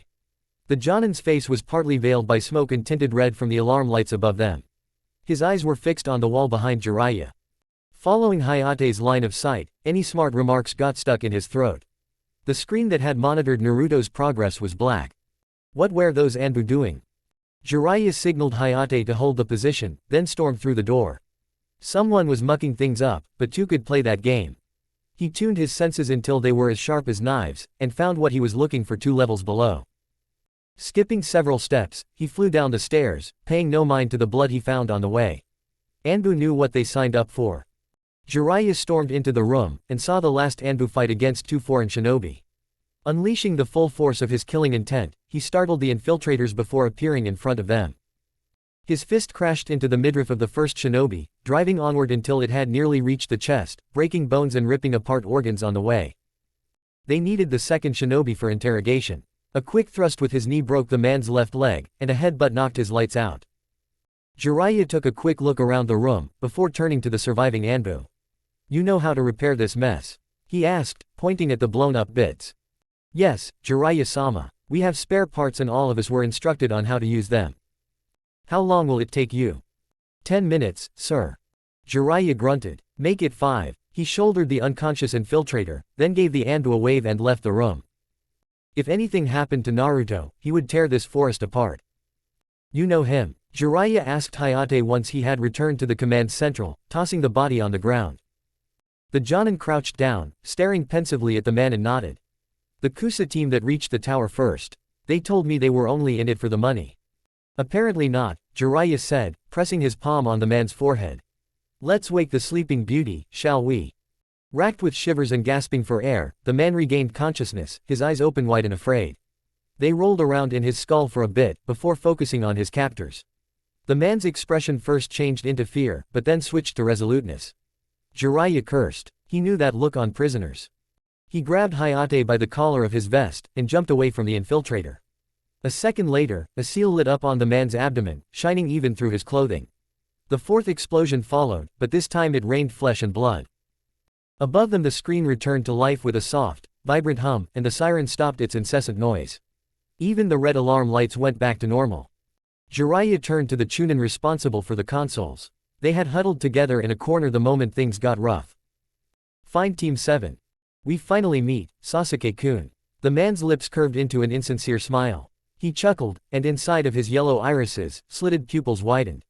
"I dare say it took longer than expected." Naruto stepped forward, sighing. Of course they couldn't get a break. He palmed 3 shuriken, but the man noticed his movement, and within a single glance, Naruto's world shattered. He fell to his knees as an intangible force pressed on his back. Maybe antagonizing the strong shinobi hadn't been his brightest idea, but he was still riding the high from escaping an army of Kumo nin. "How do you know his name?" Naruto gasped out, straining against the invisible shackles. Done." Naruto broke out of his restraints and flung the shuriken at the man. A few feet away, Sakura pressed her palms on the ground. The man tried to avoid the attack, leaning back, but had to reconsider as a wall shot up behind him. He dodged to the side, instead. Naruto's lips twitched. The shuriken might have missed the man, but Sasuke sure as hell wouldn't. Sasuke's sword split the air, before sinking into white flesh. He had hit the man's throat, and blood squirted out of the wound. Naruto wove hand seals. Suiten, Tepidama. The water bullet shot toward the man, and Sasuke quickly kicked himself away from the dead body. He landed in a crouch next to Naruto just as the wall broke under the pressure. The corpse flew away, surrounded by bits and pieces of earth and mud. Naruto wiped his forehead. Who the hell was that guy? He scared the shit out of me. Sasuke shrugged. Maybe the presence was an illusion. He was a lousy fighter. He pointed at the heap of rubble partly covering their enemy. Such a terrifying stare was a fake. Naruto calmed himself. Sasuke could be right, he supposed. Then the air thickened into a suffocating miasma, and all thoughts flew out his head. Under him, the earth trembled, and he clawed desperately at his throat as his airways constricted. "Wonderful, Sasuke-kun. Simply wonderful," a terrified sheen coated Naruto's eyes. This was impossible. Sasuke had stuck his sword right through the guy's fucking throat. Naruto craned his neck, shivers ran down his spine. The white man stood at the opposite side of the clearing, tall and unbothered as though nothing had happened. Next to him lay Sasuke's weapon. Naruto's sight, however, was drawn to the man's wound, knitting itself together. "Truly a masterstroke," the man said. He strolled over to them, caressing his now unmarred skin. "And such an interesting friend you have. The Kyuubi's Jinchuriki, my, what a surprise." Naruto searched his mind for something clever to say, if only to prove himself that he wasn't paralyzed by fear, but came up empty. The man ignored him, and walked over to Sakura, where he crouched down and 2 snakes slithered out of his sleeve. They nestled up to her, coiling around her arms, and inside of Naruto, everything rose in anger. Such command over Earth is impressive at your age, the man said, caressing her cheek. Kakashi taught you well. Naruto strained his muscles, forced his mind to obey. This couldn't be. This wouldn't be. The hairs on his neck stood on end as he shouldered the man's malevolent presence. He rose sluggishly and staggered over to them. He pulled his fist back. Fuck that guy. No one harmed his team. Get away from her, you piece of shit. The man looked up and grinned, then vanished. Naruto barely had the time to blink, before a hand smashed into his cheek, sending him sailing into a tree. Someone laughed. A voice cried out. Was that Sasuke? Orange and red swirled in front of him, and Naruto closed his eyes. Warmth was a beautiful blanket. Yuto. His ears twitched. That was Sakura, wasn't it? Dreams of Sakura were fun. There was a quiver in her voice though, and Naruto frowned. She sounded panicked. And why did he taste iron? Ake up, Naruto. There it was again, and this time he reacted. His eyes shot open. Inside his mouth, teeth drowned in an ocean of blood. Kaden. Gokaku no Jutsu. The warmth was back, though much more menacing than before. He searched for the source and found it quickly. Sasuke's fireball shot past him and hit its target a few feet away. Only a second later, the man stepped out of the flames, unharmed, and laughed. What a shame that I cannot play more with you. You have to thank Sarutobi-sensei for that. Old age must have made him cautious. Sasuke lashed out with his leg, but the man caught it with ease and threw him away. Wooden splinters bit into Naruto's cheek as Sasuke impacted against the tree next to him. Now, just hold still. The man's neck elongated, and when he opened his mouth, sharp incisors glinted. It will be over soon. Goten. Doroku Geishi. Sakura's wall shot up in front of the man's face, but he smashed through it as though it was made of wet paper. Little tricks won't help you now. The man's laughter came in bursts, mixing with shrieks as he sped toward Sasuke. Naruto glanced at the crumpled form of his teammate. Sasuke sat slumped against the tree, unconscious, and the man's teeth came closer and closer. He'd never wake up in time to make it out of there. A thought crossed his mind, and laughter bubbled up inside of him. Kakashi had warned them to never use it on living things that had an active chakra system themselves. But he had Kyuubi, and, perhaps, he needed no reason, not really. He smiled, remembering his first encounter within the forest of death. Back then, the bear had gotten to him, he hadn't been fast enough. This time, things would be different. Tora, Ushi, Inu, Mi, Ninpo, Kawarimi no Jutsu. His chakra exploded outward and latched onto Sasuke's. His insides twisted themselves in knots. The sea level of the ocean in his mouth rose even higher. Then it was over, and he appeared in Sasuke's former spot. For a moment, clarity blew the haze in his mind away like a fresh summer breeze. Naruto leaned to the side, puking blood through curved lips. The monster buried his teeth in Naruto's shoulder plate, driving onward but finding no flesh. And when the man's crazed eyes found his own, Naruto smiled back. You Kyuubi child. The man retracted his neck, and appeared in front of him, his face contorting in rage. Whatever the bite was supposed to do, it seemed to be a one-time deal. The man's hand shot forward, but never reached him. Naruto heard a loud crash, then felt a presence just as monstrous as the man's. It didn't press against him though, but covered him like a protective cocoon instead. Darkness encroached from every direction, but before he surrendered, Naruto glanced at his savior. A mane of shaggy, white hair. Interesting. A beeping sound pierced his mind. Strands of consciousness wove themselves into hazy thoughts. A fly buzzed past his ear, loud enough to drown out the unusually gentle tones of his alarm clock. He frowned. Hadn't waking up at home always resembled a war? This morning, his opponent didn't seem worthy. As Naruto opened his eyes to the world, pain lanced through his skull, and light flooded his vision. This wasn't home. It couldn't be, because he always shut the curtains before he went to sleep. Slowly, his eyes adjusted to the brightness, and he began to see fuzzy outlines of people standing around his bed. Then the memories returned. Good, you're awake. The voice wasn't familiar, and Naruto craned his neck to see the speaker. Before he got anywhere though, pink hair covered his sight, and weight settled on his legs as a pair of arms squeezed the air out of him. Naruto, Sakura said. Red circles rimmed her eyes, and he smiled tentatively at her. Sasuke stood next to them with crossed arms, looking as unemotional and bored as ever. Though, when Naruto exchanged a glance with him, Sasuke's lips twitched upward. They needed no words. Team 7 had survived, all of them. You're an idiot. The stranger spoke again, and this time, Sasuke stepped aside, clearing the way for Naruto to see. At the other side of the room, a large man sat on a bench, smoking pipe. Naruto immediately recognized the white hair. So this was his savior. There's a reason to be careful when substituting with living objects, moron. The man narrowed his eyes, and blasted smoke out of his nostrils like a long-forgotten teapot on a stove. As the smoke wafted up, the man vanished, and reappeared at Naruto's bedside. He leaned in, holding eye contact, until their noses almost touched. The Kyuubi saved your hide. Don't make it a habit. Naruto sunk as deep into his cushion as he could. He didn't know whether to be intimidated or amused. The man smelled of sake, smoke, and forest, but had a presence that was almost tangible. Who are you? Naruto asked. Who am I? Boy, open those panty-soaking eyes wide and get educated. That sentence got Naruto's full attention. The man filled the room with life in a way that made Naruto forget the events of the forest. He'd cherish that, even if it was only for a short moment. And what followed didn't disappoint. The man was a whirl of colored fans, of whipping hair, of wooden geta hitting the floor in an almost hypnotizing rhythm. His introduction, a masterpiece of rhetoric finesse, branded itself in Naruto's brain for all eternity. In short, the man bellowed out as his performance neared its end. I am Jiraiya, Toad Hermit of Mount Mayuboku. Then he leaned forward and whispered in Naruto's ear, and I write special novels. Hit me up if you're in need of some entertainment. Jiraiya, Naruto rolled the name over his tongue. It was familiar, somehow. Hadn't Kakashi used that name at the very first day of Team 7's foundation? The mere thought swept the playfulness away, and Naruto's features sharpened. You're one of the Sannin, he said.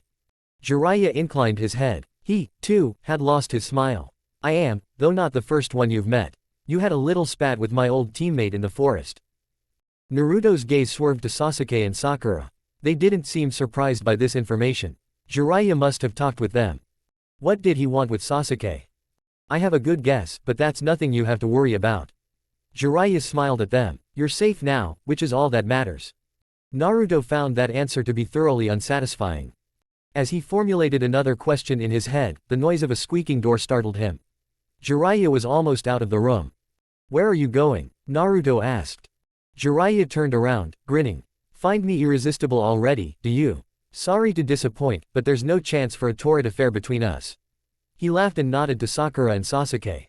Seriously though, let those two fill you in. The door clicked shut behind his back. Naruto's nose itched as he waved his teammates through the door to his apartment. Dust had settled on his furniture, and he scrunched up his face in frustration. It had barely been a week since he last cleaned. He crossed the living room with 2 large steps, and threw open the window. Fresh air rushed in, and he inhaled deeply as it replaced the stale odor that had permeated his apartment in his absence. Turning around, Naruto busied himself with watching Sakura as she set up the tea. Sasuke had already discarded his armor, and lazed on a chair, clothed in uniform black. I didn't expect them to release you so soon, Sakura said. Naruto shrugged. Kyuubi. Has to be good for something. Then he looked at Sasuke. You said you'd tell me once we're out of the hospital. True. Sasuke sighed. I dislike hearing it twice though, especially if it comes from my own mouth. Really, Sasuke? That almost tells me everything on its own. None of Sasuke's facial muscles moved until he spoke. Good. That means I don't have to hear it again. Once was more than enough. Stop being silly, Sakura said, placing 3 empty cups on the table. She looked at Naruto, and smiled sadly. We're disqualified from the exams. Jiraiya's help constitutes as an external interference on our behalf. Naruto nodded. I expected as much. What's with Sasuke though? This wasn't the end. We can always try again next year. It's not about making Chunin, or getting disqualified. He's upset about losing to Orochimaru of the Sannin. Naruto grinned, but the words for even a light ribbing clogged his throat as he saw Sasuke's eyes. He took a chair from nearby, and sat himself across his teammate. Your Sharingan is spinning. Sasuke blinked. It is. The red faded into black, and Naruto leaned back, scratching his chin. Now, I know you don't like talking, but clearly there's something Sakura and me are missing. Sasuke remained silent, and Naruto closed his eyes for a moment. Okay, let me try again. We fought, and we lost. Losing sucks, I get that. But we battled a fucking Sannin, so what's your problem? Sasuke's fists clenched and his Sharingan sprung back to life once more. Then he talked, and everything made much more sense. Orochimaru. He's of the same caliber as Itachi, S rank. Sasuke drew blood as he bit on his lip. That might as well have been him, slaughtering us as we tried to avenge my clan. And we were nothing.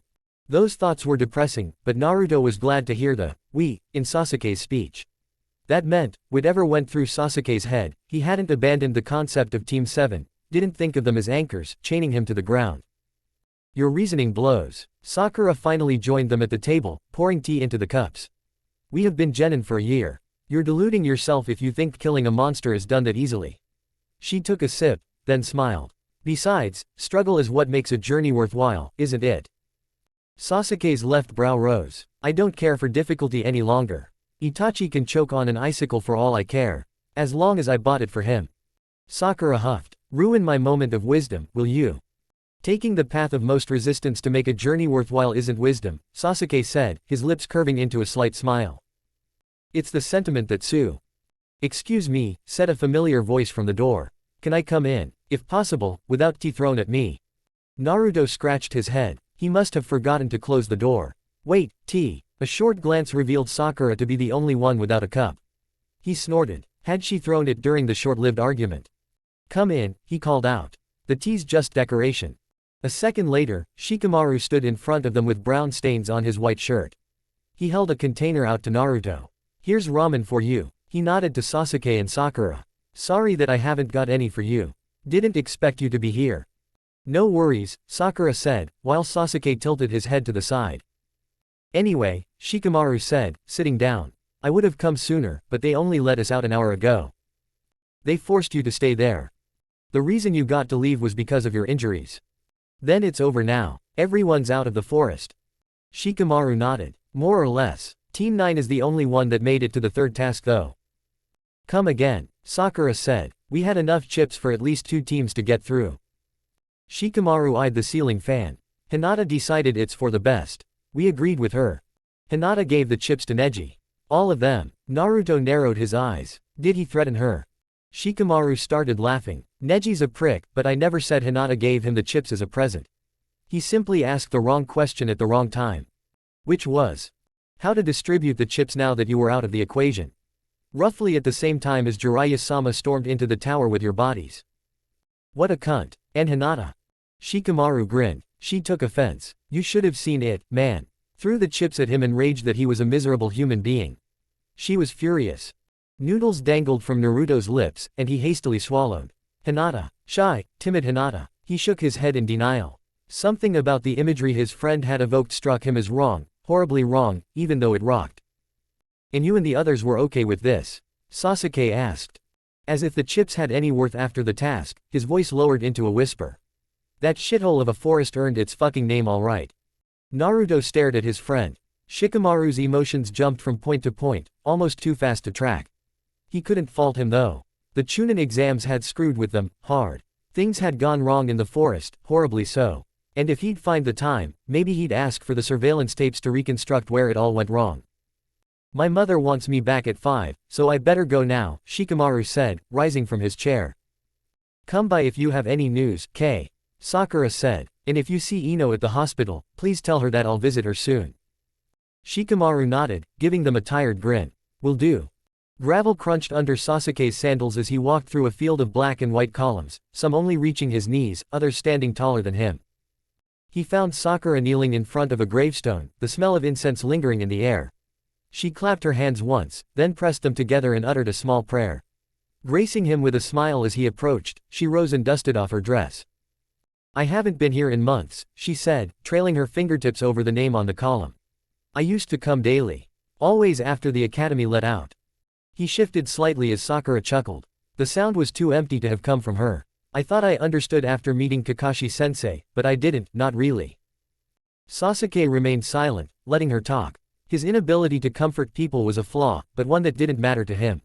Itachi wouldn't die through compassion. We're mortal, Sasuke, aren't we? The fear he saw in her eyes was familiar, put there by Orochimaru. He tilted his head and looked skyward, avoiding her gaze. Mirrors made him uncomfortable, they always told more than he wanted to know. I am sorry for not coming to training today, she said, staring at the grave of her mother. It won't happen again, I promise. That was all he could ask for, really. He turned around, his mission complete, and walked away. I wonder if she is proud of me. Sasuke froze, closing his eyes. The wind had carried her whisper, and he doubted he had been supposed to hear it at all.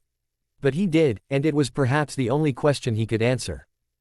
She is, he said, telling her what he had always wished to hear himself. Sakura spun around, her eyes widened, and Sasuke wondered whether he should feel insulted by her surprise or not. It didn't really matter, he found. Her smile held long after they had left the cemetery together. That was enough.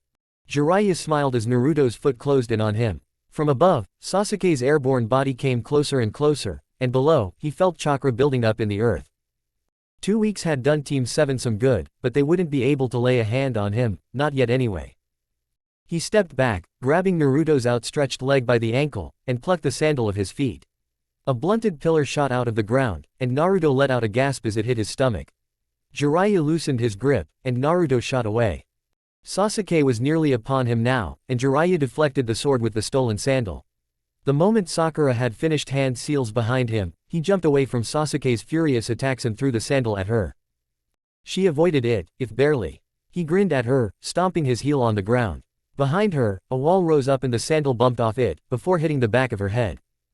As she wanted to get up, Jiraiya shook his head, and beckoned her to stay put. Raiden, Hisan Ikazuchi. Sweden, Mizorapa. Sparks danced around Sasuke's finger, but before he could amplify the water, strong arms closed around their throats and lifted him and Naruto off the ground. Jiraiya stood behind them, smiling at the two boys apparently suffocating in his overbearing hug.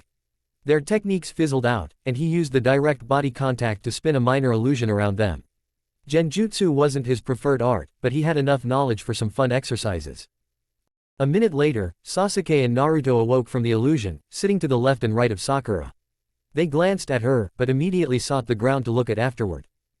Humiliating, murmured Sasuke. Jiraiya loomed over him, grinning. Look in my eyes and tell me you didn't enjoy it. Sasuke faltered as he responded, I. What's the matter with you? Sakura asked, looking at both of them. Naruto scratched his head. Say, Sakura, you wouldn't mind working some black leather into your outfit, would you?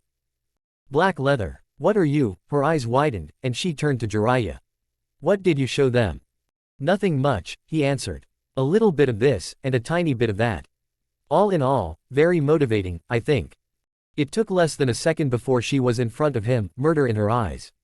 I'll kill you. Jiraiya caught Sakura's fist, and pulled her close to him. First, you and your boyfriends have to catch me, princess. He continued the sparring session until all three lay exhausted in the grass, staring at the sun as it drowned the world in orange. Your style is unusual, gasped Naruto, rolling onto his back. You're one to talk. Jiraiya smirked around the stem of his pipe. In our world, usual means death. Become predictable, and the world outside will wipe the floor with you. Besides, I only condition you to keep moving even if something unexpected happens. Sakura propped herself up and glared at him. Unexpected like a genjutsu. How often have you showed them that drivel now? Often enough to make you very self-conscious should you ever decide to sex up your outfit, princess. Can't have teenage pregnancies now, can we? Sakura's eyes widened. Don't worry, Sakura, Naruto said. The old toad won't corrupt us. Is that a challenge? Naruto looked at Jiraiya and grinned. You want to make it one. You'll call me Jiraiya-sensei if you lose. Think hard, now is the last chance to back out. Why'd I want to back out? I know myself, and Sasuke's a prude. Deal. Next to them, Sasuke groaned. I win, Jiraiya said. Sasuke's been in my thralls since the time I used the illusion. Naruto turned to his teammate and shook him. Sasuke. Don't bother denying it, Sasuke. Jiraiya laughed. I saw you activate your Sharingan. By now, you must have seen every detail dozens of times. Delete it. Sakura cried out. Can you share it? What the hell, Naruto? Naruto shrugged. I lost. No need to fight the inevitable. Jiraiya watched them, but his mind quickly turned to more serious thoughts. It was good to see the three unwind after the forest had played a melody with them strung across its shamisen of misery. Truly, that they hadn't been torn apart by the speed at which life struck the chords was the real miracle. And still, knowing this, he kept his silence and lied to them about Kakashi's whereabouts. This definitely wouldn't help matters once the man's fate became public knowledge. Jiraiya sighed. They were laughing now, fooling around and relaxing in the sun. But this couldn't hold forever. It never did. Naruto stopped his hand an inch away from the scarab-shaped door knocker, then grit his teeth and pressed his palm against it. The scarab's eyes lit up in a vivid green. The door sprung open, and a woman with shoulder-length hair stared at him. He only had the initial twitch of her lips to go on, but that was enough to tell him that she hadn't expected him. Good morning, Aburame-san, he said, sketching an awkward bow. She returned it, her head dipping not nearly as low as his did, but that was fine. The alternative was her shutting the door in his face. To you as well, Uzumaki-san. May I inquire about the nature of your visit? Is Shino in? She didn't move a muscle, and it dawned on him that answering a question with another question wasn't exactly polite. I want to make sure he's all right, he added. A tense silence followed, and Naruto glanced at the windows a few feet away. Should she close the door, he might get in that way. Unlike Shino, she didn't wear glasses to conceal her eyes, and her observing him like an interesting specimen was fairly obvious. Against what she was weighing him, he didn't know. Very well. Follow me please, Shino is in the backyard. The slight inclination of her head made him grin. He had passed her test, whatever it was, and there was no need to break into her home. They walked through a few empty wooden rooms, the function of which escaped him, and he was careful to stick close to her. The orphanage had brought him up on stories about the horrors that lurked in the Abarame's compound. He never took what those old crones told him as complete truth, but one could never be careful enough. After all, he had seen what kind of bugs Shino had up his sleeves. You were with him in the forest of death. Her question caught him off guard, and he was lucky not to trip. Hadn't the parents been told about the whole ordeal? He nodded, not trusting his voice. The name of that place alone evoked an emotional response that was better left chained in his subconscious. Damn that fucking place to hell. Naruto's expression must have betrayed his thoughts, because her sigh sounded as if he had already answered her query.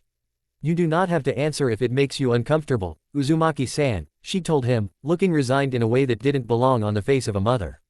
Shino's expression mirrors your own whenever I ask. Ah, that explained it. So Shino had kept his quiet, not even telling his parents, and they had accepted it with the understanding only family could provide. Envy surged through him, but he clamped down hard on that particular emotion. Nothing about Shino's situation was enviable, absolutely nothing. She smiled sadly at him, and once more thoughts of revenge clawed their way into his mind. They too were quickly shoved aside. He knew better than most what it meant to be held responsible for something he hadn't done. Kiri hadn't ordered the attack, and just like them had acted on the circumstances surrounding them. That was what he told himself at night, at least. It didn't make sleeping any easier, but it made him feel like a human again. Something he had almost abandoned in the forest. He is in the clearing at the end of this path, she said, pointing to a place not far away, obscured by a few trees. Naruto nodded, reluctant to speak. She had just shown him another side of her, the pain to see her son as he is suffering. Had his own mother looked like that when the Kyuubi appeared? After watching her disappear into the maze of greenery, he shook his head to clear away all unnecessary thoughts. He had a reason for coming here, and it wasn't to wallow in what-ifs. Naruto entered the clearing carefully, making enough noise with every step that even an untrained child would have noticed him. Wounded shinobi were jumpy, and it wouldn't do to startle Shino if he meditated. He needn't have worried though. Shino wasn't in a place where Naruto's sudden appearance could have jarred him into hasty actions. He wasn't meditating either though. Weren't injured shinobi supposed to rest? Shino did nothing of the sort, and Naruto's eyes widened in disbelief as he saw him on the pond in the middle of the clearing, doing push-ups with his remaining arm. It was the first time Shino didn't wear his coat in his presence. Naruto, he said, his tone even as he joined him at the edge of the pond. Shino neither used Naruto's family name, nor a suffix after the name, and fuck if that didn't leave him hanging for words. Aburame had that effect on him it seemed. He hadn't thought he'd ever get Shino to just call him, Naruto. Yo, Shino, I see you've been busy. Shino tilted his head to the side and stared at him. He had done that many times in the past, and now that Naruto had met his mother, he knew where Shino got it from. Indeed, Shino said, the forest has shown me my inadequacies quite clearly. Indeed, that place was a train wreck from start to finish. What happened wasn't our fault. Naruto had to admit, his speech would have sounded more convincing had he believed in it himself. Not that he thought it was Shino's fault. No, he blamed himself for a substantial part of it. Shino shrugged, and it struck Naruto that he had never before seen him use such a casual gesture. It has nothing to do with being at fault, Shino told him. Life issued a challenge, and we didn't rise to meet it. We tried, and failed. Naruto knew that they had failed, but what Shino said sounded vaguely like crap. We tried everything we could, Naruto said. And that was not enough, Shino replied. The logic is simple, Naruto. I wasn't ready for this trial, and now I train to be ready for the next one. He got a faraway look on his face. Life is a never-ending chain of tests, each bringing its own risks and rewards. It won't get easier just because we failed. That's. The bug people really had a penchant for leaving Naruto speechless. He was an inarticulate idiot at the best of times, but what he experienced in this compound drove him nuts. If you are weak, all that's left to do is train to become strong, Shino said, pushing his glasses up his nose. That's what I believe anyway. Naruto nodded, mulling over what Shino had told him. Shino got a point, and what he said didn't appear strange to Naruto either. He'd examine Shino's words in detail later on, in the confines of his four walls. The sound of rushing wind alerted him to an attack, and he leaned backward. Shino's outstretched leg sailed past his face, and he admired the increase in speed only 3 weeks of training had brought Shino. This was a language he understood, that didn't leave him floundering for words. How long had they held him now? At first he had counted the minutes, added up the hours. But then he lost track as hours blurred into days, as hunger and thirst gnawed at his senses. Why was he even still alive? Kakashi tried leaning to the right, if only for an inch, to relieve the burden on his left knee. It was futile. The chains holding him bit into his flesh, and the surrounding seals sapped the chakra right out of him. At least they had healed his eye socket, a curiosity in itself. Then he heard shuffling footsteps outside his cell, and moved his head up as far as the chains allowed. Sweaty hair framed his healthy eye, clinging to his face like a second skin. No one had visited him since he'd been caught. Was it finally time for the torturer to get answers? Kakashi gritted his teeth, even as a special kind of demented laughter welled up inside of him. Anbu were no strangers to pain.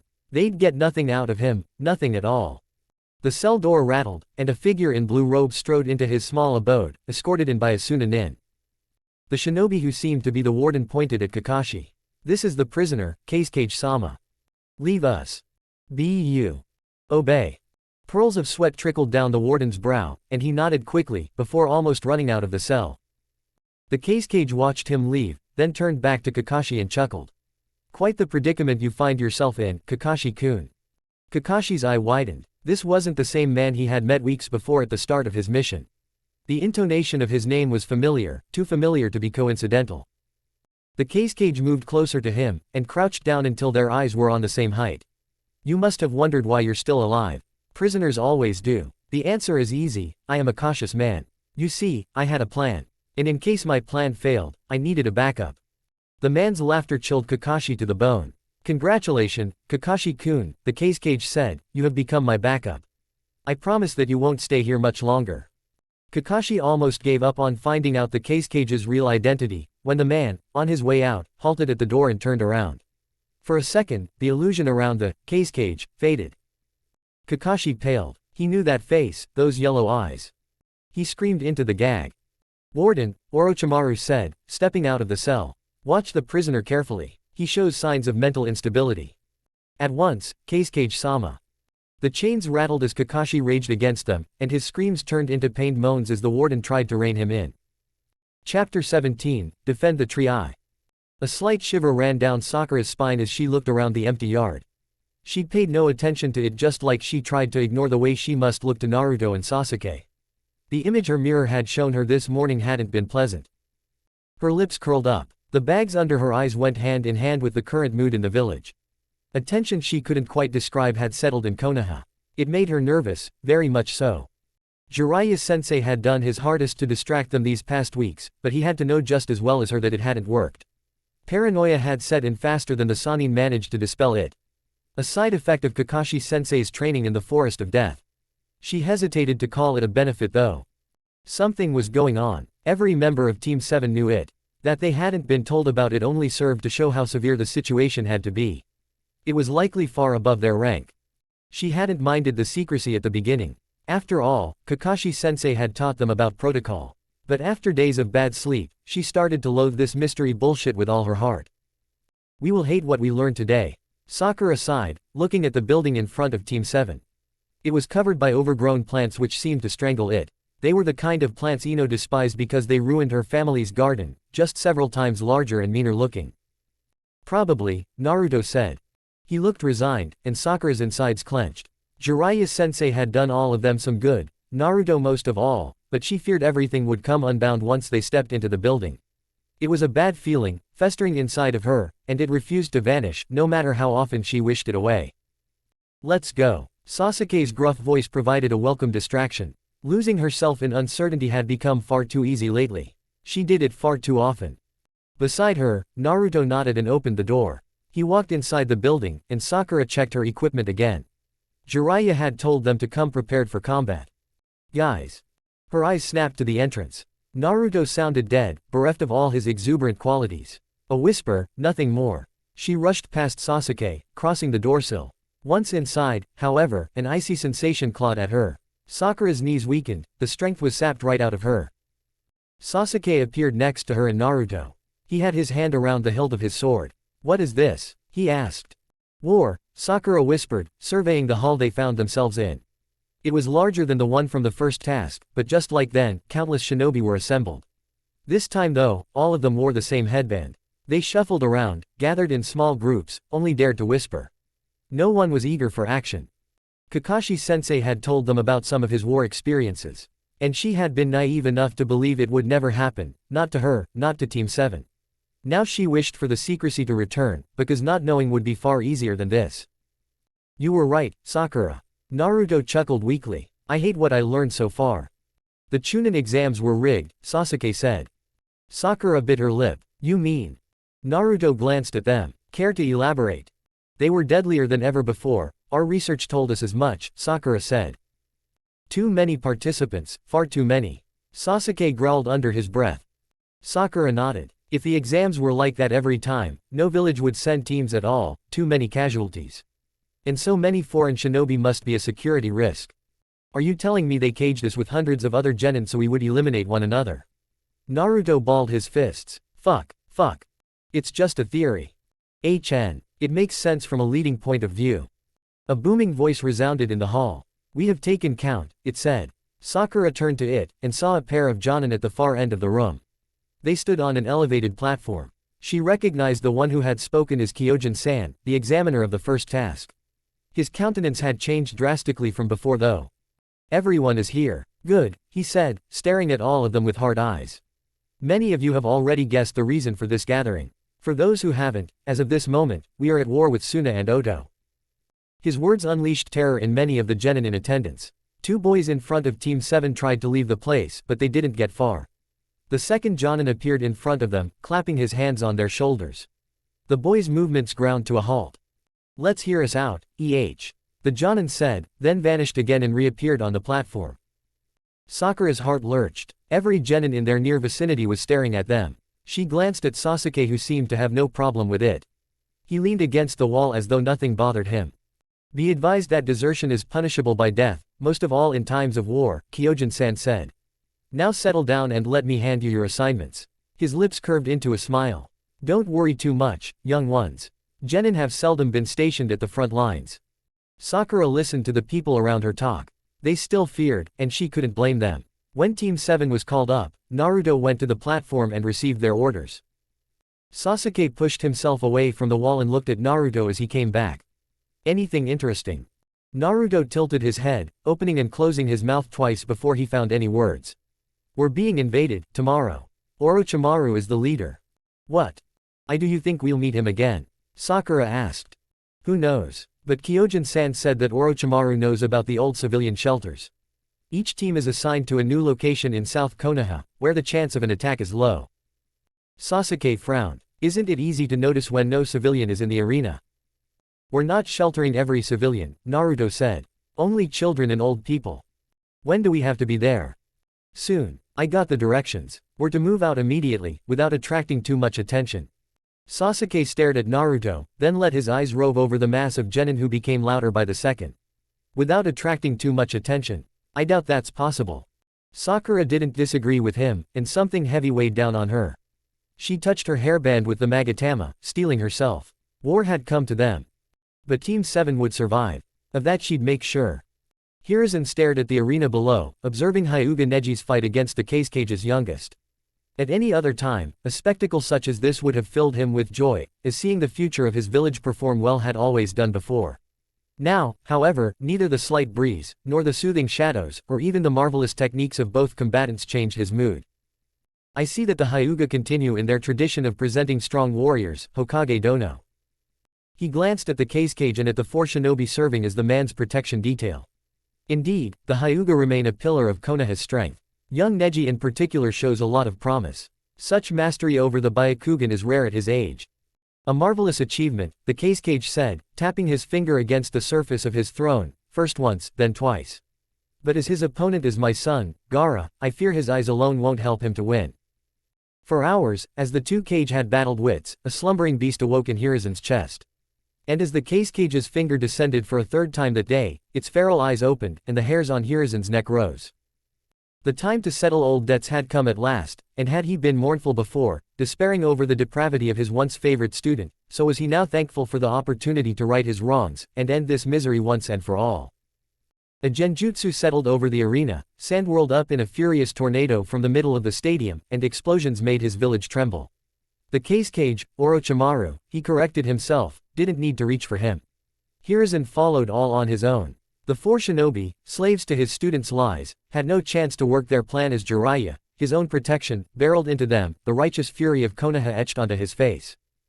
You expected me, the Kakashi said, sibilant hisses working their way into his voice. Shifting into a fighting stance, Hiruzen threw his robes away, revealing worn armor beneath. Konoha did. Jiraiya watched as Orochimaru's hand descended and, shortly thereafter, a rain of feathers swept over the arena. The four shinobi his teammate had brought with him sped away to the four corners of the spectator's box. He let his disguise fall, and stormed toward the first one, a robust guy with an orange tomahawk. Anxiety flashed in his target's eyes as he noticed him. It wasn't unwarranted. The man had to be one of Orochimaru's elite, and, however indirect, he too was at fault for hurting Naruto. When all the dice were cast, this was the only reason needed to destroy him. Jiraiya crashed into him, catching a short glimpse of a sealing scroll. It flew out of the guy's hands as he shifted to block the attack. Jiraiya reached out, grabbed his wrist, and tried to pull his defense apart. The arm didn't budge an inch. Earth chakra coursed through it, winding tightly around the wrist. The man smiled, an odd grimace reflecting knowledge about his fate and fear. Foolish. Jiraiya squeezed harder, and the crunch of broken bones rang through the air. Orochimaru's elite screamed as Jiraiya pulled the broken wrist to the side, this time opening a way into his guard. Blue chakra coalesced in his palm and tightened into a small, deadly sphere. Rasengan. Jiraiya drove the blue ball into his enemy's stomach, the innards sloshed around his hand as they ruptured under the pressure. A moment later, the force became too much, and the dead body shot away and over the edge of the roof. Turning around, Jiraiya found the other three. They stood next to one another, transformed into beings resembling mythical beasts. He frowned. Orochimaru had come far in his research, too far.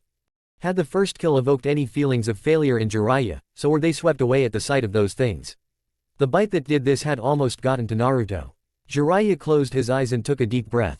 The circle of hatred, he'd enter it again, with no illusion as to the nature of his coming actions. War. It always made him wonder whether the circle of peace was only attainable in death. The tiles under him broke as chakra surged through his legs. With a single step he covered the distance between him and the remaining three of Orochimaru's guard, appearing directly inside of their little formation. Ninpo, Hari Jizuo. Tenzo bit his lip as he watched the fight between his target, Gaara, and the Hyuga prodigy come to a close. It was a bad habit, which not many knew he had. It also wasn't visible to others because his Anbu mask concealed it. If the parameters he had received from Hokage-sama were correct, his mission would begin soon. A substantial part of him wished for that, soon, to last just a little bit longer. But given who the orchestrator of the invasion was, this was unlikely. Orochimaru would use every advantage he could get, and a rampaging Jinchuriki was a big deal. Gaara. The bingo book called him Sabaku no Gaara, an interesting title for such a young shinobi. But with his own promotion to Chunin having been at a rather young age, it didn't surprise him as much. Stopping the complete manifestation of Shukaku was a keystone in the plan to defend against the invading forces. And, luckily for Konoha, the village had someone who could deal with Jinchuriki and Biju, in theory at least. Three other Anbu, his temporary team, stood next to him. They were tense, but professional. Who wouldn't be tense in such a situation? They knew of his special abilities, and he had fought beside them before. They also knew, however, that he had never faced a Jinchuriki before. He had the power to suppress and seal a Biju, but could he use it? During the month of preparation, Elder Danzo had proposed to have the Uzumaki boy access the Kyuubi's chakra. Curiously enough, this idea hadn't been backed by the desire to make a weapon out of Uzumaki, as far as he knew. Much more, it had been supposed to give Tenzo training possibilities in subduing such powers. In the end, the proposal died the minute it went before Hokage-sama. There were special circumstances, he had said, that made any further tampering with the seal a fatal mistake. The use of the word, further, escaped neither him nor Danzo. None of them chose to comment on it however. So, his soon-to-come battle with Sabaku no Gaara would be the first test to see whether Konoha still had the power to tame Biju. An advantage over other villages, and leverage should it ever come that far. Falling feathers and a subtle intrusion into Tenzo's chakra system alerted him of the start of the invasion. He cancelled the illusion, and quickly took stock of the situation. So far, everything had gone more or less according to plan. They hadn't expected a genjutsu to announce the attack, but shinobi-wise, only Chunin and Jonin were present in the arena. An illusion of that caliber, no matter its subtlety, wouldn't hold them up for long. Go, Tenzo said, leaping into the arena. He landed in front of the battered Hyuga, assuming a defensive stance. A few hand seals later, a wooden half-dome covered them against Gaara's sand attacks. Neji-kun, right. Tenzo received a weary nod from the boy. Blood ran down his temple, but despite the obvious wounds, he held himself upright, too proud to show overt weakness. Hyuga were that way, almost all of them. You have been briefed. Yes, Neji answered, staring at the wooden dome. It expanded to the left, deflecting another attack, then shrunk back to its original size. Where is Gai-sensei? He's held up by hostile forces, said the Anbu who had joined them a second ago, while another one distracted Gaara. A dangerous task. Terra is helping to free his way now. He'll be here soon. It took another 2 minutes until Gai and Terra appeared in a cloud of dust. I'm sorry for the delay, Gai said, walking toward Neji. Gai-sensei, Neji said, staggering forward. I'll carry you. I can walk on my ow. Gai shook his head. This isn't the time for pride. Before Neji could respond, Gai had lifted him off the ground and vanished. The Anbu glanced at Tenzo. That was quick. Indeed. Gai would bring Neji to the field hospital near the Hokage Tower, before rejoining the troops at Konoha's main gate. Let's move, Tenzo said, letting the dome collapse. Hokage-sama wants this area cleared as soon as possible. The plan called for his team to watch his back against distractions while he fought Gaara. They were to stay out of the actual fight until the seal matrix Jiraiya-sama had prepared could be applied. Tenzo turned to Gaara while all three Anbu shifted their focus to other invaders in the arena. The stadium would soon become the battlefield of S-class shinobi. It was better to be out of the way before that happened. A fist of sand raced straight at Tenzo, and he pointed his arm at it. Mokuton, Daijirin no Jutsu. His arm turned into wood and shot toward Gaara, growing in size as it traversed the distance. It met the sand fist head-on, and smashed through it with less trouble than expected. The mass of Shukaku's chakra, which held the fist together, disintegrated quickly in close proximity to his Mokuton. Once he had broken through the sand completely, Tenzo poured more chakra into the technique. The arm grew again, and crashed into Gaara. The redhead shrieked as the wood reached even his sand armor. Shukaku's chakra seemed more resistant the closer it was to the Jinchuriki, but Gaara could still not avoid the physical force behind the attack. A last pulse of energy pushed Gaara into the air, catapulting him out of the arena. As the stadium was close to the wall, Gaara probably landed in the forest surrounding Konoha. Tenzo gave the Anbu a sign that he'd pursue the airborne Jinchuriki, then jumped after him. They would follow once the arena was cleared. When Shikamaru entered the fortified house, one of the many new shelters, he tried to take in everything at once, searched for the clue that would tell him when they'd get attacked. A month had passed since the Forest of Death, and he still felt the effects of that shithole. Staying alert had been a necessity back then, just as it was now. The forest had been a teacher, both terrible and great at once. Soon, Kiba muttered, walking beside Shikamaru. He narrowed his eyes to slits, and bared his teeth in a dangerous grin. Remember, we have orders, Shikamaru said. Ah yes, of course. Shikamaru shook his head. He understood the bloodlust and the reason for its emergence. But that would make it even harder to rein Kiba in as the team leader. He sympathized too much, had to fight against his own anger that constantly threatened to bubble to the surface. Information about the invasion had been the cause for the Hokage to increase the difficulty of the second task. They hadn't been told, but it was easy to infer after the meeting last night. They had been supposed to thin out the masses. And they paid for it, dearly. Still, the Hokage's plan had worked. Kiba knew it, understood for what cause Akamaru had died in the greater scheme of things. And behind Kiba's fake relaxed strides, Shikamaru saw the march of a man lusting for revenge, his fury barely contained. Was he angry with the Hokage, or the invaders? Hopefully the latter. It'd be much easier to unleash such hatred there. You still remember what we talked about? Shikamaru asked him. Yep, Kiba answered, looking around the house. Soon, a second team of genin and more civilians would join them. I'll herd them to a good spot. Hinata paralyzes them once you worked your shadows. Right, Hinata, you got that. Hinata nodded. She showed reluctance to fight, but it was a lot less than Shikamaru had expected. He chalked it up to the forest, like everything else. She must have reevaluated her priorities, or something. It wasn't long before the other group arrived. He knew none of the genin. The gray-haired team leader with glasses looked friendly enough though. I'm Kabuto, he told Shikamaru, shaking his hand. I hope we can work well together. We'll be fine, Shikamaru answered. He introduced his teammates afterward, and they exchanged a brief summary of the group of civilians they were to protect. A medic? Shikamaru asked, after seeing Kabuto healing a small scrape on the knee of a little girl. I thought all medics were sent to the field hospital. Not all. We have one of the largest protection details. They wanted a medic with you at all times. Good for us then. Indeed, I'm not as good as the trained medic Nin, still genin, you see.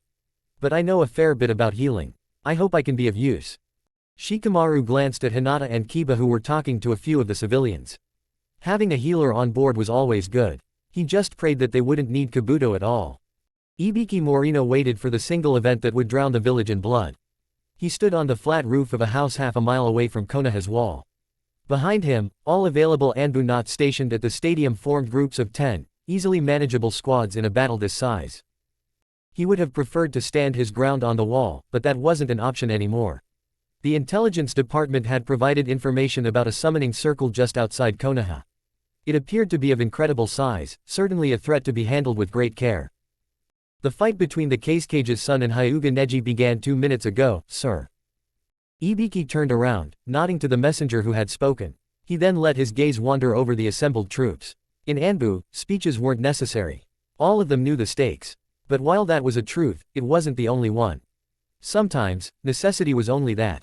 And sometimes, words, even to those who would have fought to their full potential anyway, could ignite a fire, an unquenchable flame that compelled them to give even more than everything. But he wasn't a public speaker, and they knew that. None of them expected more than a few words. Ibiki turned to the wall behind which the summoning circle lay, and pointed at it. When they come, match 1 life of ours with 10 of theirs. Shame them, so that no deity, heavenly or otherwise, shows mercy on their souls.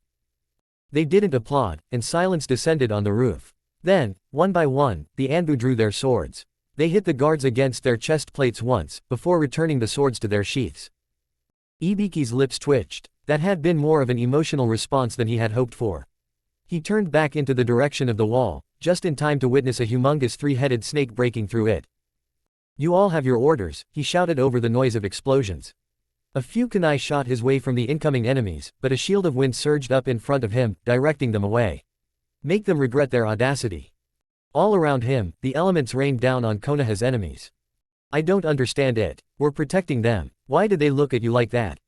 You know the answer. Naruto glanced at Sakura, then at the group of citizens behind her. A few children and 2 elderlies. Ungrateful, Sasuke said. The civilians flinched back as they caught Sasuke's attention.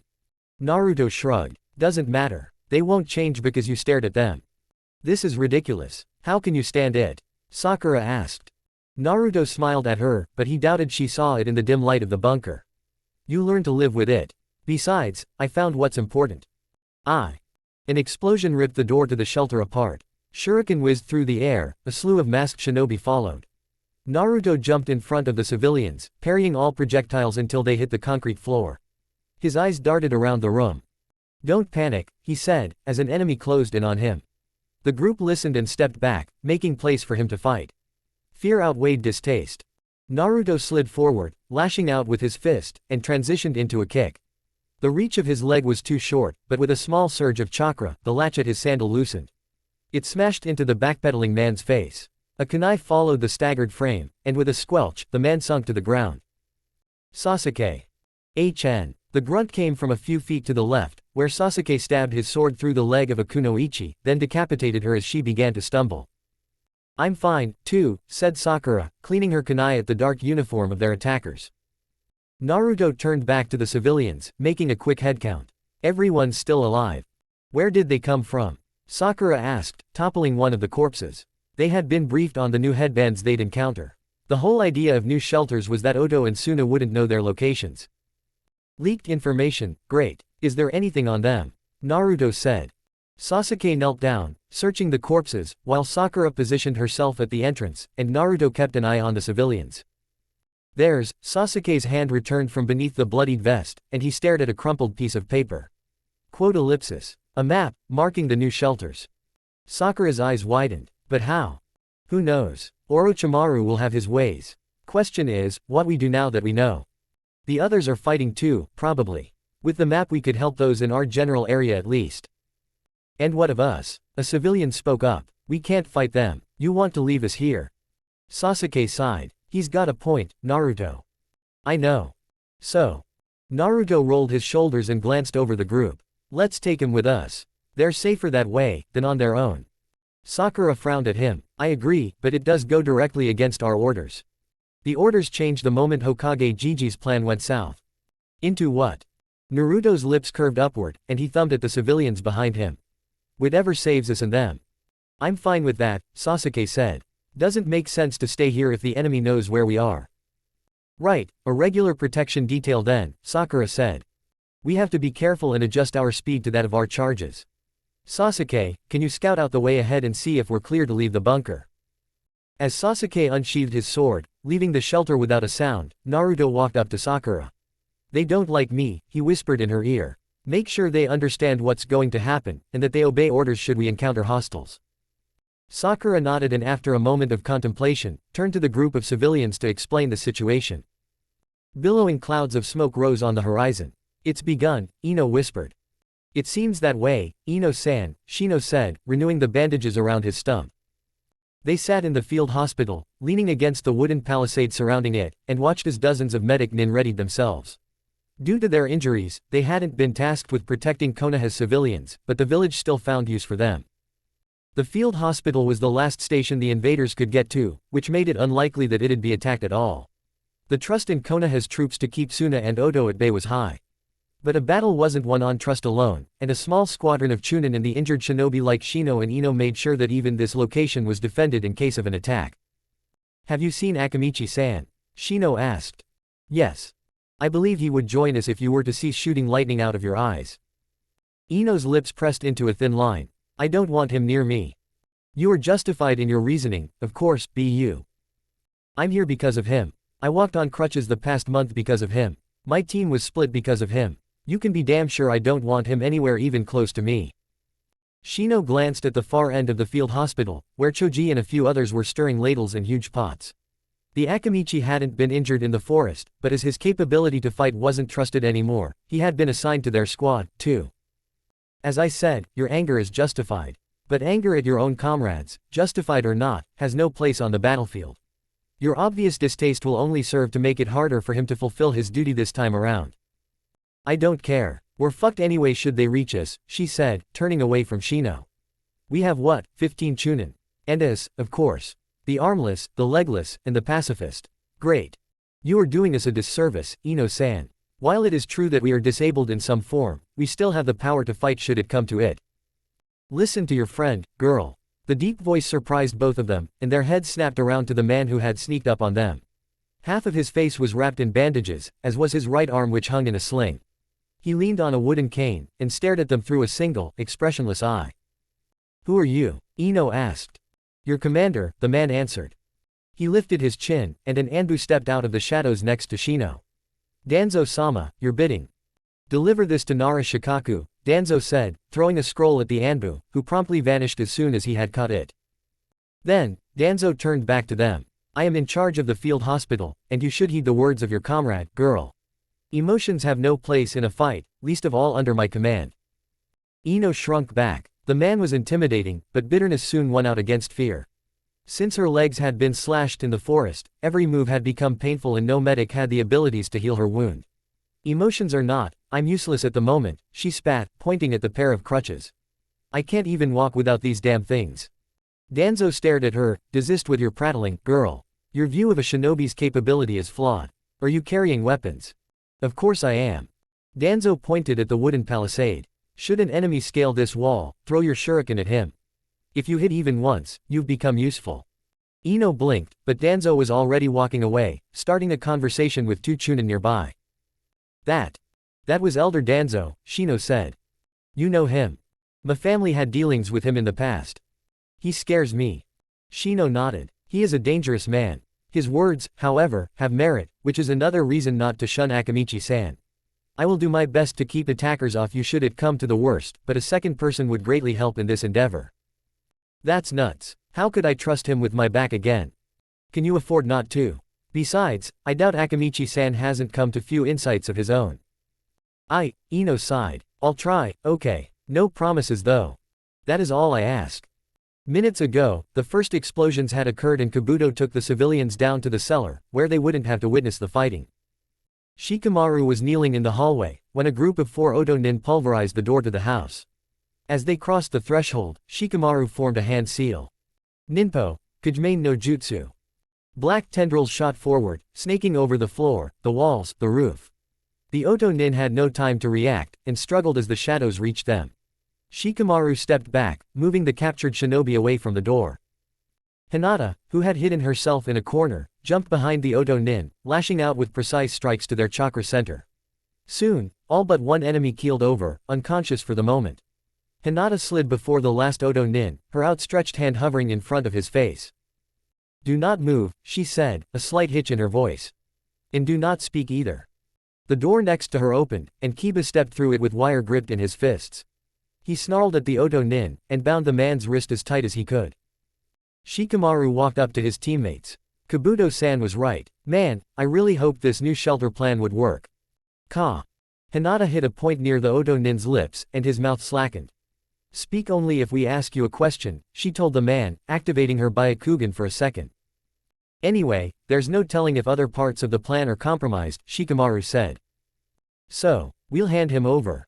Hinata glanced at the Oto nin. I can't stop you, but this isn't a good idea. I know what you mean, said Kiba. Makes me queasy just thinking about it. But we need to know what's going on. Shikamaru grabbed the Oto nin by the shoulder, and led him over to a flight of stairs, the way into the cellar. He looked at the frightened expression of their prisoner and sighed. This was distasteful. I'm sorry, he whispered to the man. But you left us no other option. He knocked 2 times at the door, and it was opened a few seconds later, when Kabuto entered the hallway. You got one, Kabuto said.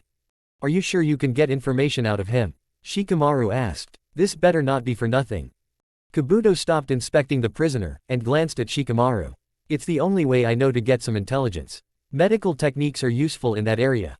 Fine. Shikamaru turned away from Kabuto, dipping his head low. He didn't want to know what he'd see if he looked up at the faces of Hinata and Kiba. Make sure to soundproof. No one needs to hear this. Will do. Kabuto pulled the prisoner into a room nearby. For what it's worth, I hate doing this too, he said, before shutting the door. Is this really okay? Kiba said, looking at Shikamaru, who leaned against the wall. It has to be. Before Kiba could reply, Shikamaru's knees buckled, and the food he had eaten in the morning splattered over the floor. His chest heaved up and down, tears streamed down his face. He hadn't had many illusions about shinobi, but he'd never thought he'd order someone to be tortured. Killing someone, yes, but prolonged agony, no swift ending in sight. Just thinking about this fucked up world made his stomach lurch once more. Hiruzen jumped toward his wayward student who still wore the robes of the cage, and lashed out with his leg. Orochimaru blocked the attack, but Hiruzen followed up with a scissor kick.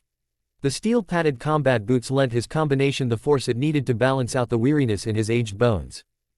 Orochimaru's body shot away, and Hiruzen raced through hand seals at a pace most would be hard-pressed to follow.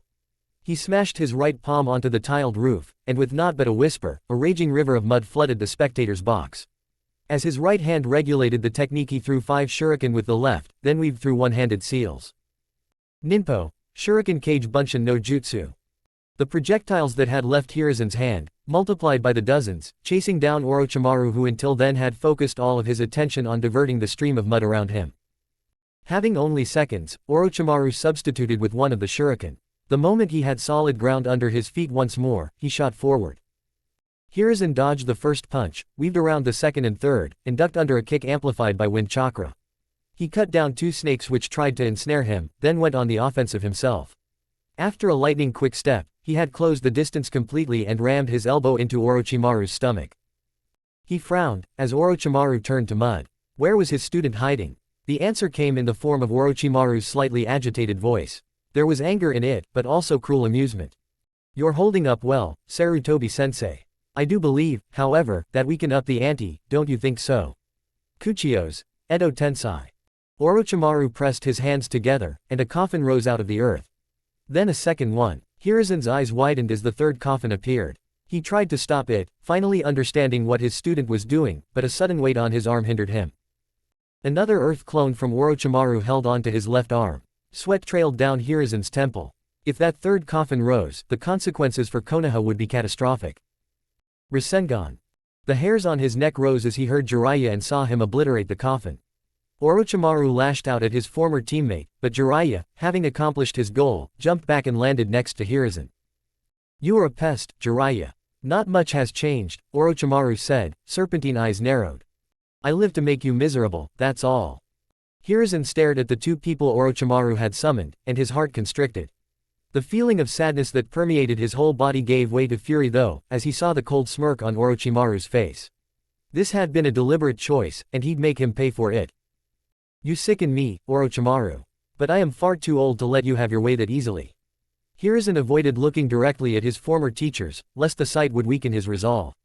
Jiraiya, he said, you know what to do. Don't go easy on him, sensei. I won't. This ends here. Jiraiya nodded, and jumped away. His spinning kick sent both of the former Hokage flying from the spectators' box. They smashed into the middle of the arena, leaving twin craters behind. Jiraiya shot Orochimaru a glare before he leapt off the roof to confront them. Jiraiya landed in front of the Senju brothers. Their eyes were dead, not a spark of life contained in them. He dipped his head, and balled his fists. This went beyond anything he had imagined prior to the battle. He had expected trickery, they were dealing with Orochimaru after all, but to resurrect the dead. Every fiber of his being resisted the possibility of fighting them. Those were the legends who had founded Konoha. The men Sarutobi-sensei had spoken about with a passion that burned bright enough to blind a man. Seeing them reduced to such a state made Orochimaru's crime weigh all the heavier. He willed his body to obey, and settled into a defensive stance. He had to stall them, had to keep them away from his teacher's fight for as long as possible. Sarutobi-sensei was strong, but Orochimaru alone was more than enough for any man. Who are you? Tobirama asked, folding his arms. Jiraiya stared at him. You can talk. We can, Hashirama said, smiling. The sallow skin at the edge of his lips peeled away like broken wall paint. I'm sure the man who called us had a purpose when granting us this ability. It is probable, Tobirama said. I saw young Saru up there. Hashirama chuckled. Not so young anymore. Indeed. Tobirama looked at Jiraiya. So, who are you? As interesting as their conversation was, Jiraiya focused only half of his attention on it. Ma and Pa had appeared in the shadow of a tree behind the two Senju, waiting for the right moment to jump on his shoulders and fuse with him. Preparations always paid off. Now he just had to position himself. The old man's student, Jiraiya said, shifting a bit to the right. And has Saru been a good teacher? Hashirama asked. He was frightfully self-conscious back in the... Tobirama clapped his hands together, interrupting his brother. He commands us. His voice took on a deep timbre that resonated in Jiraiya's every bone. Prepare yourself. Sweden. Sushoha. The earth between them broke open. A spiraling vortex of water shot up, towering several feet over Jiraiya, concealing the heaven above. Then it crashed down, the force of 1,000 seas behind it. Jiraiya jumped backward to avoid Tobirama's attack. From the corner of his eye, he saw Hashirama speed past him, toward the spectator's box. Jiraiya pumped chakra into his legs and vanished, leaving cracked earth behind. He reappeared in front of Hashirama, laying into the man with every bit of power he possessed. The first Hokage weaved through his punches with inhuman agility. He tried to slide past Jiraiya, his eyes fixed on the fighting pair on the roof. Noticing, Jiraiya lashed out with a kick. Hashirama blocked the leg with crossed arms. The power, however, sent him skidding back a few feet. Sweden. Suiryuden no Jutsu. Jiraiya's eyes widened. He smashed his palms on the ground. Beside him, a wall rose. It shielded him at the same time as earth spikes erupted from the ground, shooting toward Hashirama. Tobirama's water dragon crashed against the wall. Once the danger passed, 3 mud clones formed out of it, and lunged at Hashirama while Jiraiya ran toward the second Hokage. No punch hit. No kick landed. The reflexes of the younger Senju brother were insane. Tobirama's fist crashed into his face, and Jiraiya reeled back from the impact. Pain ran rampant through his body. Only instinct saved him from being turned into bloody paste. Hashirama whirled toward him, leg extended. Jiraiya anchored himself to the ground. He blocked the kick. Behind him, his hair elongated and sharpened to keep Tobirama off his back. Both Senju backed away for a moment as Jiraiya's hair formed a full cocoon around him. Sweat trailed down his brows. He panted slightly. This felt like soloing Hanzo times 2. He'd be able to hold out for a little while longer, that much credit he gave himself.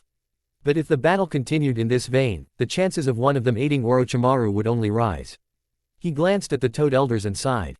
Nature energy would definitely help, but the fight was far too fast-paced for them to fuse with him. A single misstep meant death. Saru taught you well, Tobirama said, staring at the feet-long hairs. Jiraiya blinked. Thanks, I guess. Unfortunately, our orders are to kill you. And now my brother, too, will be part of that. Wasn't he before? Hashirama shook his head. Not really. My order was to assist our summoner. And that changed. It did. Mokuden Haijutsu, Jukai Koden. Behind the first Hokage, roots the size of houses broke through the earth, winding around one another. Trees grew everywhere, and half of the stadium crumbled under the weight of his forest. I hope you can do more, Tobirama said, clapping his hands together once more. If not, I fear for young Saru. And as a tidal wave the size of the Hokage Tower bore down on him, it dawned on Jiraiya just why these men had been hailed as the strongest of their time. Sarutobi-sensei had better hurry. This would get ugly very soon. Shinobi. One word from a single man. Between the explosions beyond the palisade, and the cries of agony from the wounded inside, it was but a whisper in a raging tempest. Yet, every ear heard, and every hand stilled. There existed people who needn't raise their voice to get attention. Their presence alone conveyed intent. And, when contrasted against light, nothing was easier to see than the single black flame that had burned away in the shadows. Prepare yourselves. Defend the tree. Shino stared at the man, who with little more than 5 words created waves. Some people encouraged with rousing speeches. This man, he recognized, had no need for such. Why would he, when each of his words carried the weight of a dozen sentences? And if you listened closely, you heard what gave his words credence. The one quality that trumped all else, the bonfire on the cliff that defied the storm, flaring high even as rain and lightning raged against it. Utter confidence in Konoha's supremacy. The absolute belief that no matter what the enemy may visit upon the village, it would always emerge victorious. Hubris, perhaps, but such boundless confidence resonated. It connected, ignited. It kindled an indestructible faith in their own ability beyond what any deity could have achieved. Shino faced the palisade, readying his colony and his weapons. Around him crippled shinobi, his friends included, sprang into action. Shimura Danzo was a dangerous man. But today, Shino was thankful for that. Because Danzo had crushed his fear, his apprehension into powdered dust. And Shino smiled as, seconds later, the first enemy jumped toward him. For even should he perish in this battle, Konoha would never fall. Of that there was no doubt. Chapter 18, Defend the Tree 2. When Sakura noticed the angle at which the Oto Nin attacked her, she stepped back, flattening herself against the wall and ignoring the protruding brick between her shoulder blades. Lashing out with her palm, she hit her opponent's hand. His kunai clattered to the ground. A horizontal hook followed his first attack. Sakura bent her knees, and as soon as the fist had passed by, she grabbed the Oto Nin's head with both hands. Blood splattered over the wall as she smashed his skull against the brick. Someone was behind her. Sakura threw the body away and whirled around, pulling a knife out of her dress. She stabbed it into another enemy's chest, but didn't even recognize how he fell to the ground. Her eyes flickered around the battlefield. Too much was happening. All her senses went haywire. How many had she killed already? How many more would it be? Wherever she turned, carnage awaited. Her moral code, once a strong tree, had long since withered under the rush of insanity this battle invited. Sakura shook her head in denial. This wasn't the time. Naruto. Had her shout made it past all the noise around her? Here. She looked for Naruto's voice and found him some distance away, standing tall against 2 shinobi and several mercenaries. Behind him, a grandmother pressed a young girl against her body, turning her away from the bloodshed. Air brushed against Sakura's neck. She leaned forward, dodged a punch, and kicked out with her leg. Reeling back, the mercenary landed directly on Sasuke's sword. Before the body had even slid off his blade, Sasuke turned to the next enemy. Around Team 7 fought 2 other groups of genin. They, too, had survived the initial attack on the shelters.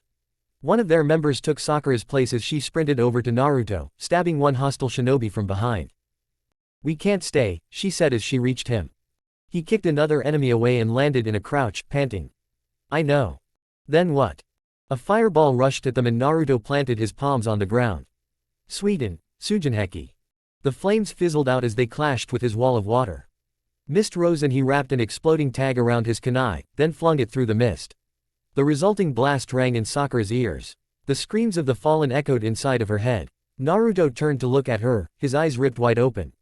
Desperate, scared, but also feral, unwilling to break. Like her, he saw everything, understood nothing.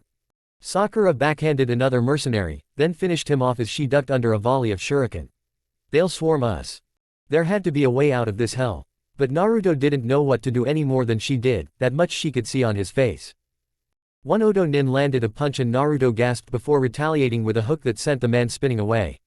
He spit on the ground. They already are. Kaden, Hosenka no Jutsu. 6 fireballs shot past them, warmth spread over their faces, 3 more mercenaries got incinerated. Sasuke landed behind them, his sword red up to the hilt. More fighting, or we'll die for real. Then he was off again, throwing himself against the incoming masses. He's right, Naruto said, panting. He gave her a miserable, tired grin. Time passed slowly in the crimson-stained haze Sakura found herself in. Each second lasted an eternity. She stumbled forward, driving a knife deep into someone's gut. Then she went on to kill the next, becoming more sluggish by the minute. It weren't even the mercenaries that exhausted her so, but the random shinobi strewn into the masses who looked exactly the same. This hadn't been supposed to happen like this. South Konoha shouldn't have been attacked at all. She dodged 2 jabs, weaving through hand seals. Once the genjutsu threw off the Odo Nin's depth perception, she slid inside his guard and gutted him. Fuck. Tears mixed with the blood on her face as she moved forward. Why had they relocated the new shelters in the first place? For this. A shuriken buried itself in her arm, pain shot through her body. She plucked it out, and threw it back. Stumbling, she shifted away from an incoming axe. The Odo Nin who had thrown the shuriken sensed her weakness. He appeared in front of her, and this time she couldn't dodge completely. He drove a kunai through her arm, and she bit her lips to keep herself from screaming. She wouldn't die. Not here. Not before Naruto and Sasuke. Sakura jumped up, breaking the man's nose with her good hand. The axe soared again, and she pressed herself flat on the ground. Another mercenary appeared, then a third and a fourth. The shinobi whose nose she had broken got up too.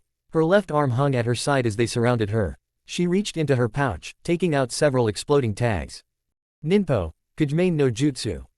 Gatsuga. Shadows struck. Whirling destruction ripped the bound enemies apart. Next to her, Kiba growled. His face was smeared with gore, Akamaru's sign drenched by red liquid. She had barely time to look at him, before he lunged at a new group of enemies, leaving her with Shikamaru and a guy she barely recognized from the Chunin exams. This is Kabuto, Shikamaru said, nodding at the gray-haired shinobi. He's a medic. Sakura smiled weakly and held her arm out. As a green glow enveloped Kabuto's hands, she turned to Shikamaru. You too? She asked, noticing the blood on his vest. Everyone. Orochimaru must have had spies in Konoha. Shikamaru had brought quite a large group with him. By the minute, more children and elderly assembled near them, taking cover in the house ruins. He hadn't just come with civilians though, but with a few teams of genin as well. The tension Sakura's shoulders eased as she saw more and more Konoha headbands. Who? All we found on the way who weren't dead, Shikamaru said, closing his eyes. Where are Naruto and Sasuke? Sakura pointed at the far end of the battlefield, where both of them moved amidst enemy troops in an almost berserker-like state. Dozens lay around them, and dozens more replaced the fallen. Shikamaru sighed. Let's get them out of there. We've enough manpower now to rotate, at least for a while. The battles increased in scale too, so there's a good chance the higher-ups will notice soon and send help. That's good, Sakura said. We should get some rest with your team. We'll take care of things here. But, we only need to push. Stop being troublesome, woman. Shikamaru sent her a suffering glance. Only then did she notice that in his pockets, his hands were balled to fists. If the higher-ups can notice, then the enemy can too. Rest up and save us once you're fresh again. Shikamaru, Sakura whispered, staring at his back. This is going to be a long haul, he said with a grim smile, readying a kunai. Once Kabuto had finished healing her, Sakura thanked him. She then ran over to Naruto and Sasuke, pulling them away from the fight. Immediately, another team of genin took their place, defending the position and giving her the time to explain everything. Shikamaru was right. This day would go on for quite a while longer. Killing was distasteful. Choji had done it once. But when he hesitated the second time around, his indecision exacted a gruesome tribute. Not only had it cost him, but also those he held dear, and guilt was a steady companion since that day in the forest. But if a month of isolation and contempt had taught him anything, then that he hated being alone and distrusted by his friends even more than killing. Spilling blood could never be the perfect answer. He refused to believe that. But at least it was an answer, and for now it was the only one he had. If death could be avoided through his actions, he'd act accordingly. Never again though would a friend be injured or die because his resolve faltered. As the first Oto Nin landed in the courtyard of the field hospital, Choji threw his soup ladle with all his strength. It spun violently, before it hit the man in the face. Another Oto Nin slashed with his kunai at him. Choji dodged in time and toppled the large pot of stew beside him. Hot broth flooded the ground. The Oto Nin screamed as it burned his sandal-clad feet. Looking for people to support, Choji took his staff from his back. A barrage of kunai was hurtled at two injured and swarmed Konoha Nin. The hairs on his neck rose. He jumped, twirled his staff, and deflected the kunai. A foreign kunoichi lunged at him. He shifted to the right. She passed him, and he hammered his staff against her unbalanced body. Once she lay on the ground, groaning, he struck again. Blood seeped out between her black hair. She stopped moving. When, a few minutes into the fight, the numbers changed to Oto's favor, Danzo appeared by his side. The man's healthy arm formed seals at an astonishing speed and compressed wind bullets, the size of small boulders, blasted the enemy away from their present position. Akamichi. Join your classmates. Choji didn't wait long after receiving his new order. He tightened the grip around his staff, then dashed over to the other side of the field hospital. Danzo didn't strike him as a kind person, but he'd take this chance at redemption with both hands. Ino sat on the ground, leaning against a tense wooden pole. She hurled shuriken after shuriken at the shinobi who engaged Neji and Shino. Each was aimed better, thrown harder. But the amount of enemies made her improvements hard to see. Slowly, the Oto Nin closed in on the three exhausted genin. Choji reached into his pouch, pulling out a small casket with 3 compartments. He swallowed as he looked at the kite pills his father had cautioned him against. Then he took the first one out of its container. Was life worth anything if spent only in the company of silence? The pill posed a risk to his health. But he wanted back to his team, to old times when Ino's dislike extended to his eating habits but not further. And he'd fight for that dream with all his strength. Chakra exploded outward of his frame, swirling around his body. No physical changes took place, but incredible power welled up inside of him. His tenketsu felt like they were bursting with unreleased energy. Bubin Baika no Jutsu. Choji's arm extended farther than he had ever managed before, almost tripling in diameter. Duck, he shouted. Neji must have seen the release of chakra, because he pulled Shino with him to the ground. Then, in one horizontal swipe, Choji's palm hit several Oto Nin and wiped them across the field. They landed in a heap a few feet away. He was about to dash over, when a circle of exploding tags lit up around them. The earth quaked under the resulting explosion, and Choji screamed his surroundings for its cause. He soon found it in Ino, who still held her hands in a hand seal. Had she set up the trap once she noticed his movement? Ino returned his gaze for a moment, then looked away and threw the next volley of shuriken. Stained with blood as he was, Choji couldn't help grinning. This wouldn't repair things, not by a long shot. But it was a start, and that's all he could ask for anyway. The search for Gaara didn't last long. Soon after it had started, killing intent flooded the area and unbridled fury prickled on Tenzo's skin. Gaara stood bent over, holding his head and watched his blood color the grass. Around him, uncontrolled chakra formed an ocean of malevolence. On Gaara's face, surprise, insanity, and rage battled for supremacy. Then his gaze swerved up and met Tenzo's. Gaara's turquoise eyes widened, sand exploded from his gourd. Tenzo sped away, leaping from branch to avoid the deadly avalanche behind him. The attack was dangerous, but merely a distraction. Shivers ran down Tenzo's spine as he kept his attention on Gaara while dodging the relentless waves of sand. The Jinchuriki grew more and more to resemble the Biju he contained. A frightening thought if there ever was one. You will die here. The voice was distorted and Gaara interrupted himself with high-pitched giggles in between his words. Tenzo didn't answer. He put his palm against a tree, spawning wooden clones. They leapt away, forced the sand to split, gave him the room he needed. His next jutsu would be quite something. It came from Senju Hashirama's personal collection, after all. Gaara now looked like a miniature version of Shukaku and grew steadily. Letting an unleashed Biju roam Konoha's outskirts would be folly. But as Tenzo still had to test the limits of his Mokuten, his mission parameters walked the fine line between lunacy and calculated risk. Then the moment of truth came as Gaara reached a critical height. Mokuten. Mokusatsu Shibari no Jutsu. The sand had destroyed all but one of Tenzo's clones, but the ones he lost had served their purpose admirably. Large roots broke through the earth, ripped the ground open, and slung themselves around the enormous frame. Gaara shrieked, and yellow chakra raged against the bindings like waves against a cliff. Instead of dissolving the wood though, the chakra simply dissipated. Tenzo felt the strain of chaining Gaara, but was relieved to notice that it was nothing he couldn't handle.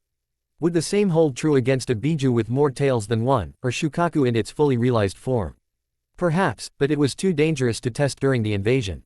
On that, even Danzo agreed. While the jutsu that imprisoned Gaara was still in effect, Tenzo's last clone clapped his hands together. Mokuten, Kakuen Nitten Sushu. 6 wooden pillars shot up around the bound Jinchuriki.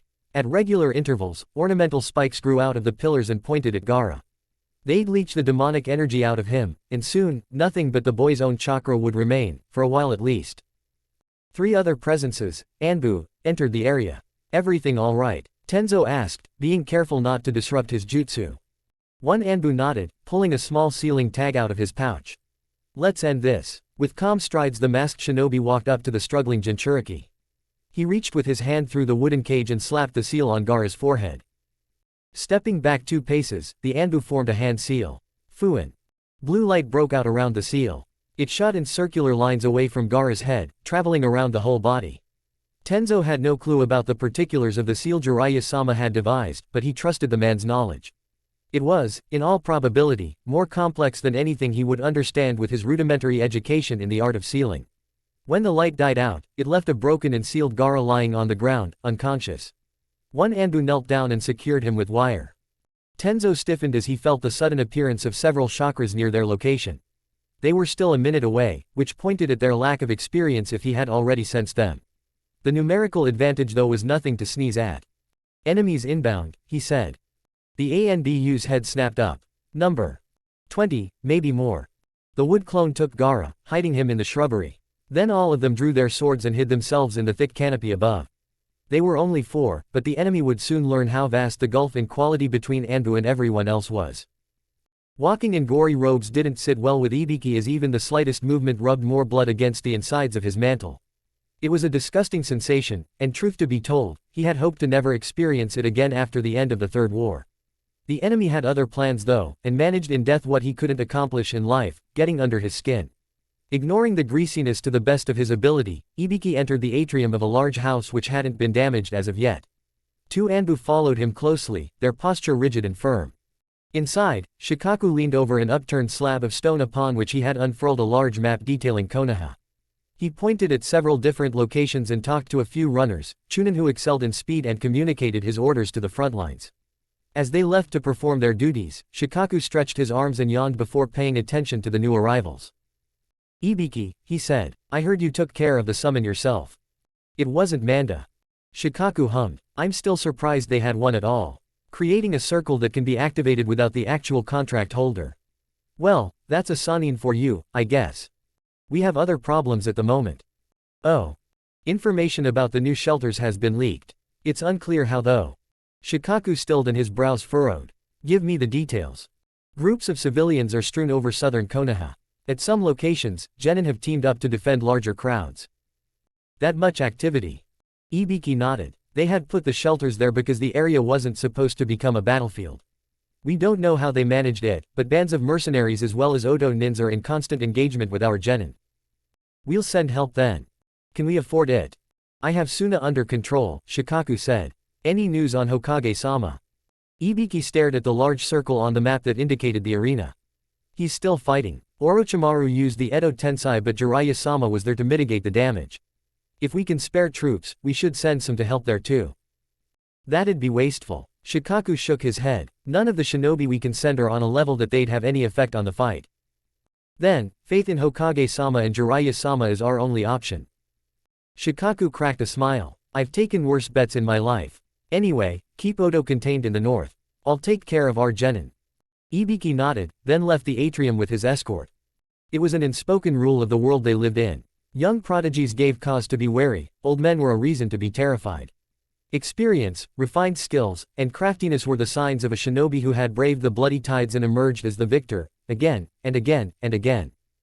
Here is an engaged Orochimaru with vigor that belied his age, hiding the pain of his injuries behind a mask crafted through decades of bloodshed.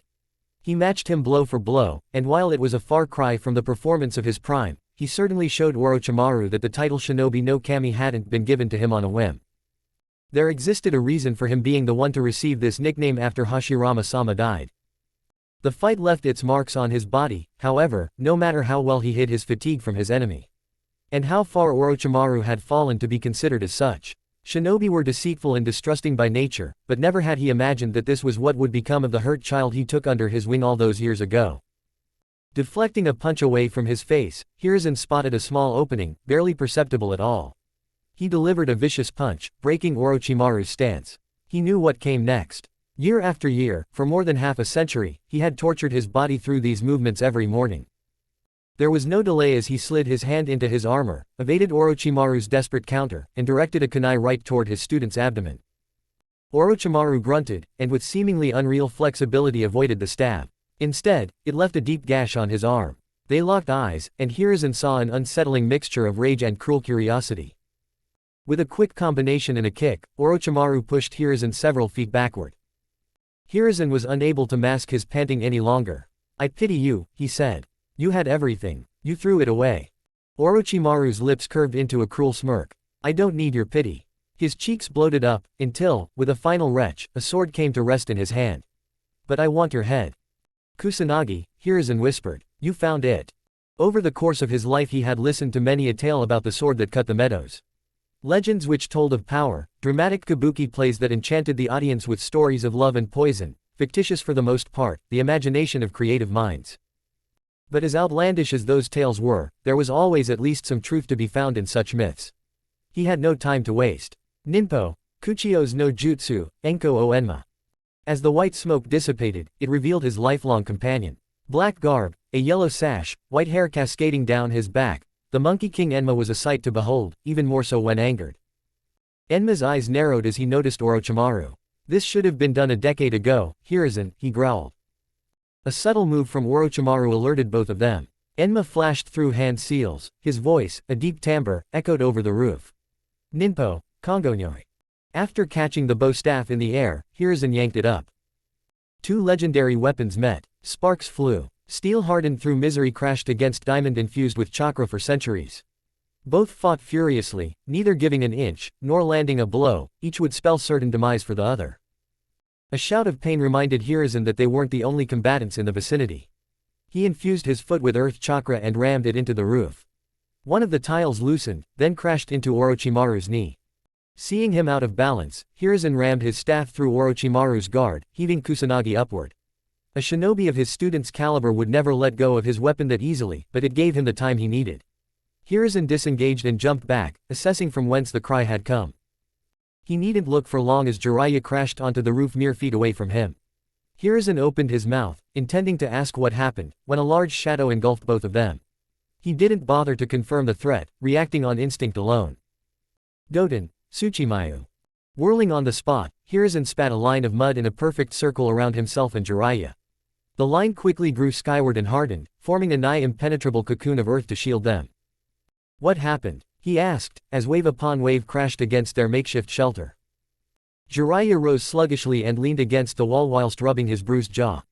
"Those old-timers hit pretty hard."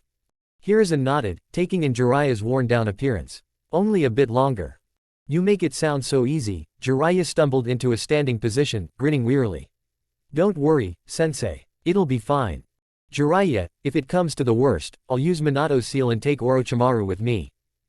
Jiraiya shook his head. "Don't do that. Have faith. In Konoha. In yourself." After a pregnant pause, he added, "We will win."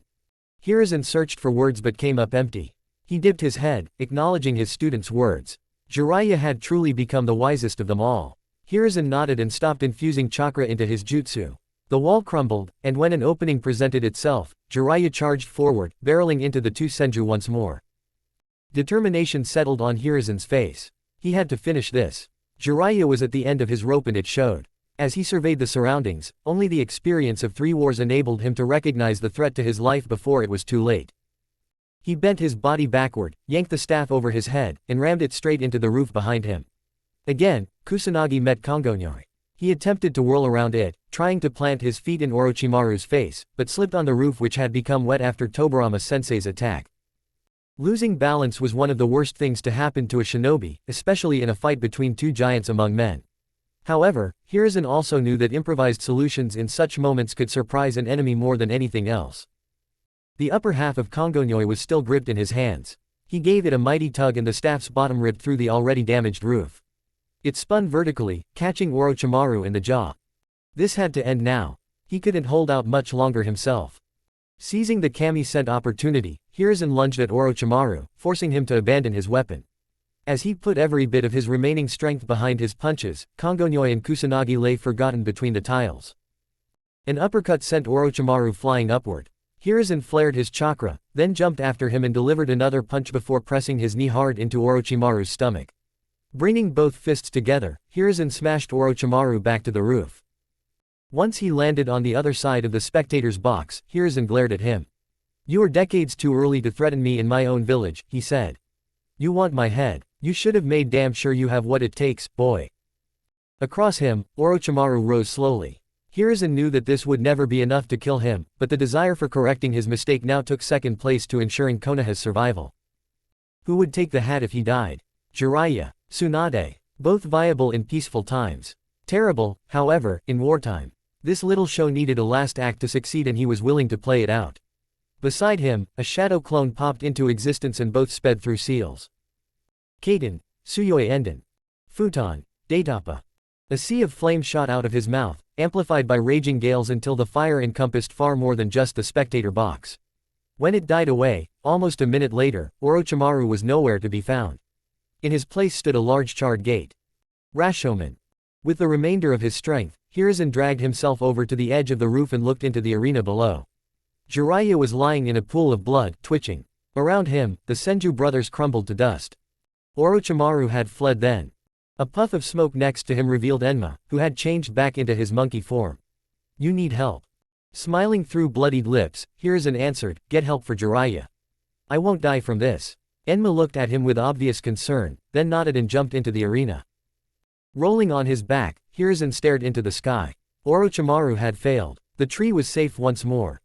Half an hour ago, reinforcements had relieved the tired group of genin. And like guardian angels, Kotetsu and Izumo had arrived with 4 Chunin squads in tow, quickly dominating the seemingly endless waves of enemies until nothing but a trickle remained.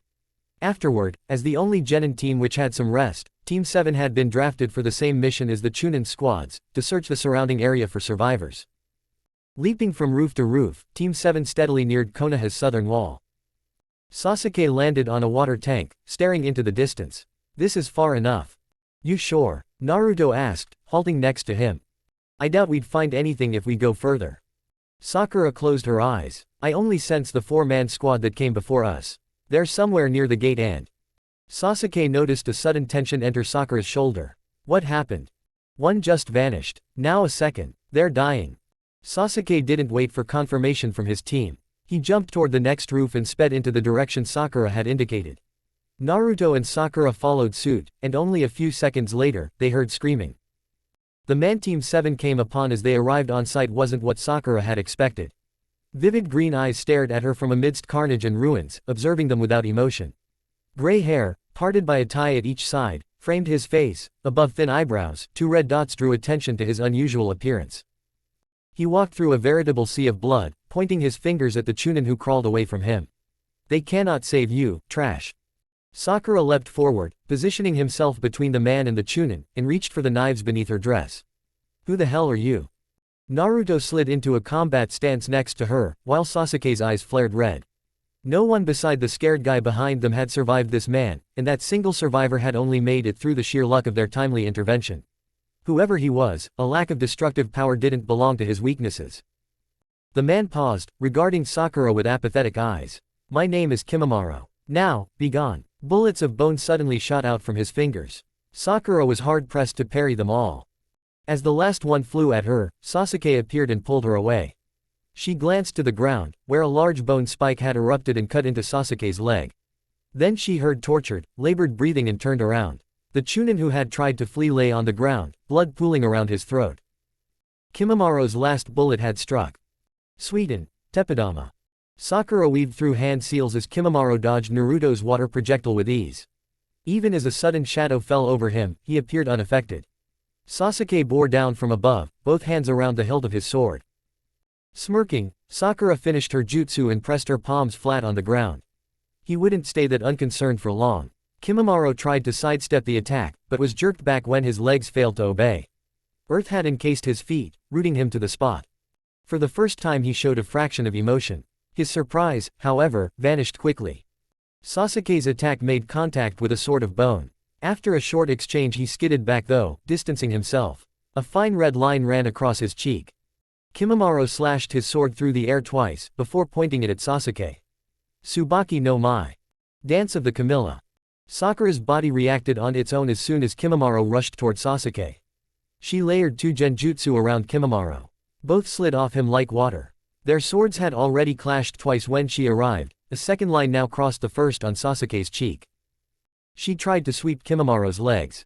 He jumped slightly, still engaging Sasuke, when Naruto barreled into him from behind.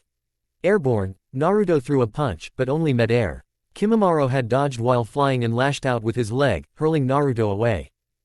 Naruto impacted on the ground several times, before regaining balance of his body and landing in an unsteady crouch. Sakura leapt over to him and Sasuke positioned himself to defend them should Kimimaro attack.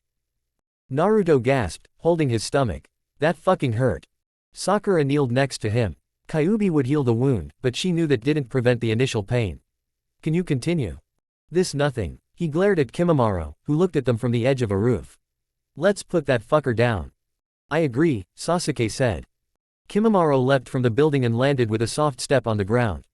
Orochimaru-sama ordered me to kill the civilians. You will not stand in my way. Naruto spat on the ground. Fuck, a zealot. Kimimaro narrowed his eyes. Orochimaru-sama's ideals stand above all. There is no greater purpose than serving him. He grew a second sword out of his arm as he moved toward them in measured steps. You will learn that defiance is folly. Sasuke's heel hit the ground repeatedly in quick succession and once Sakura deciphered the meaning behind it, she took out 2 kunai and rammed them into the loose soil beneath. Her lips twisted into a dangerous grin. We'll see about that. Within the blink of an eye, Team 7 shot forward. Naruto spat water bullets at a rapid pace, which even as they missed formed into clones. Sakura and Sasuke maneuvered around the bullets, and with assistance from the clones they pounded relentlessly against Kimimaro's defenses. He was good. Too good for any of them to take him in a straight fight. Each second they remained in the close combat exchange, his precise movements and impeccable swordsmanship inflicted more wounds. Still they kept up, increasing the pressure. He had to remain oblivious, had to believe this was only a desperate attempt. Soon their sandals got wet. Kimimaro had dodged so many of Naruto's attacks and destroyed so many of his clones that they now fought in an enormous puddle. Water splashed around them with each movement. Now, Naruto cried out, his hands clapped together. Suiten, Mizuame Nabara. Sasuke and Sakura vanished. In their stead, 2 kunai fell into the water. When Kimimaro made to follow them, his legs disobeyed for the second time that day.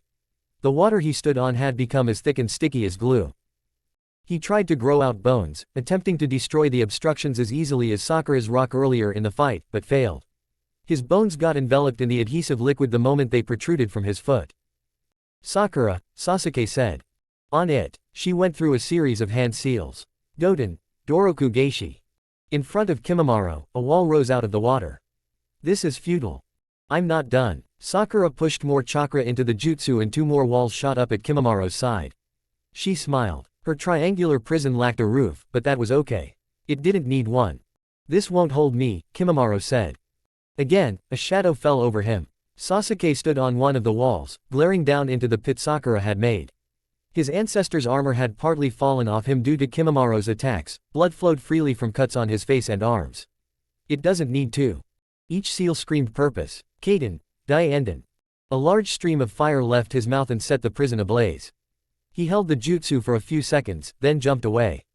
As Naruto, too, leapt past Sakura's construction, he hurled a few kunai with exploding tags into it for good measure. The earth underneath them trembled as the seals activated and the prison vanished in an explosion that tore the heavens asunder. Dust covered the area, and Naruto heard Sakura cough as she inhaled some of it. The seals weren't part of the plan, she said. Just making sure he's dead, he answered, tired and weary. Jiraiya-sensei was right. This combination is terrifying. Sakura nodded. Imagine this done by the Sannin, on a much larger scale. No wonder they were feared in the Second War. Makes you think though, doesn't it, what kind of monster Hanzo must have been. Doesn't matter now, Sasuke paused. Splash. Naruto, albeit tired, was the first to move. He lunged forward, shoving Sakura and Sasuke away. Agony lanced through him. He glanced at his abdomen, his vision hazy, and saw a ridiculously large bone. It connected to a dark gray arm and had pierced his side almost completely. Tesenka no Mai, Henna. Naruto stared, uncomprehending, as the creature spoke. Such selflessness is commendable, but this ends here. Kimimaro made to lift up his arm, when a sudden cough overcame him. Blood landed on Naruto, but only a moment later the specks became a fountain, drenching him. He fell backward and Kimimaro's head rolled up to his feet. The monstrous body slumped down next to him, then hit the ground. Sasuke stood inches away from the headless corpse, his sword extended. 3 black commas spun in each of his eyes. Naruto sat on the ground, resting against the ruins of a house. He had closed his eyes and listened to the breathing of his teammates beside him. They, too, had exhausted all of their strength over the course of the day. But perhaps, day, was the wrong word. Months, seemed far more to the point. In the end, Kimimaro had only been one incident in a row of many. He winced as his body temperature rose again. Kyuubi, the entity he had heard so much about but never noticed so far, worked hard to seal his wound.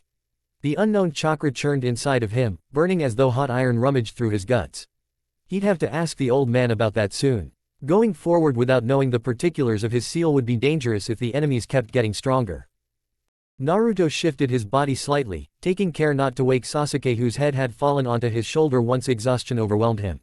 Activating the 3rd stage of the Sharingan must have taken quite a lot of energy. Even after Kakashi-sensei's training, Sasuke had usually managed to stay conscious.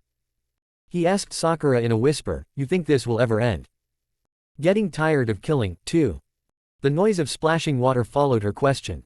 Too tired to look, Naruto kept his eyes shut. Sakura was probably only skipping stones over the water-covered street. Their fight with Kimimaro had wasted this area far more than the invading forces that came before them. 1 year into the job and already thinking about quitting, he said. Haven't we all? I talked with Ino after, you know. She wanted to quit, being injured and all, but her father convinced her not to. Naruto thought it over. Clan image. Better, the village. That caused him to look at her. Sakura blew air through her lips, lifting up strands of hair that had fallen into her face. Konoha doesn't give up. It is tenacious, unrelenting. Reclining his head, he let out a low whistle. Quite the miracle then that Ino had chosen the path of staying a shinobi. His illusions about Konoha had been shattered as early as his visit to the Land of Fire's capital, but it would have been nice had it stopped there. Explanations that had sounded reasonable once became hard to stomach after Tanyu, and were only losing more of their credibility as time passed. His features formed into apologetic grimace as the weight of Sasuke's head vanished from his shoulder. Sorry, he murmured. You're too loud. Always. Sasuke regarded him with a blank expression as he spoke, then glanced around the devastated and desolate street. How long? 15 minutes, maybe 20. We're still being invaded. Who knows? Sakura shrugged and pointed at Kimimaro's corpse. After him I can't really bring myself to care. Let the real Chunin deal with everything else. Sasuke nodded and flexed his neck muscles. He pulled himself up against the wall, breathing harshly. Naruto marveled at his effort as he ambled over to a puddle the size of a small pond. When Sasuke crouched down, leaning his head over the water, Naruto finally understood what he was up to and snorted. Looking good. HN. Sakura sighed. Admiring your Sharingan isn't the most effective way to replenish your chakra. It amuses me. Well, there wasn't much Naruto could say to that. Joy and amusement had made themselves so scarce, every bit of it was a welcome distraction.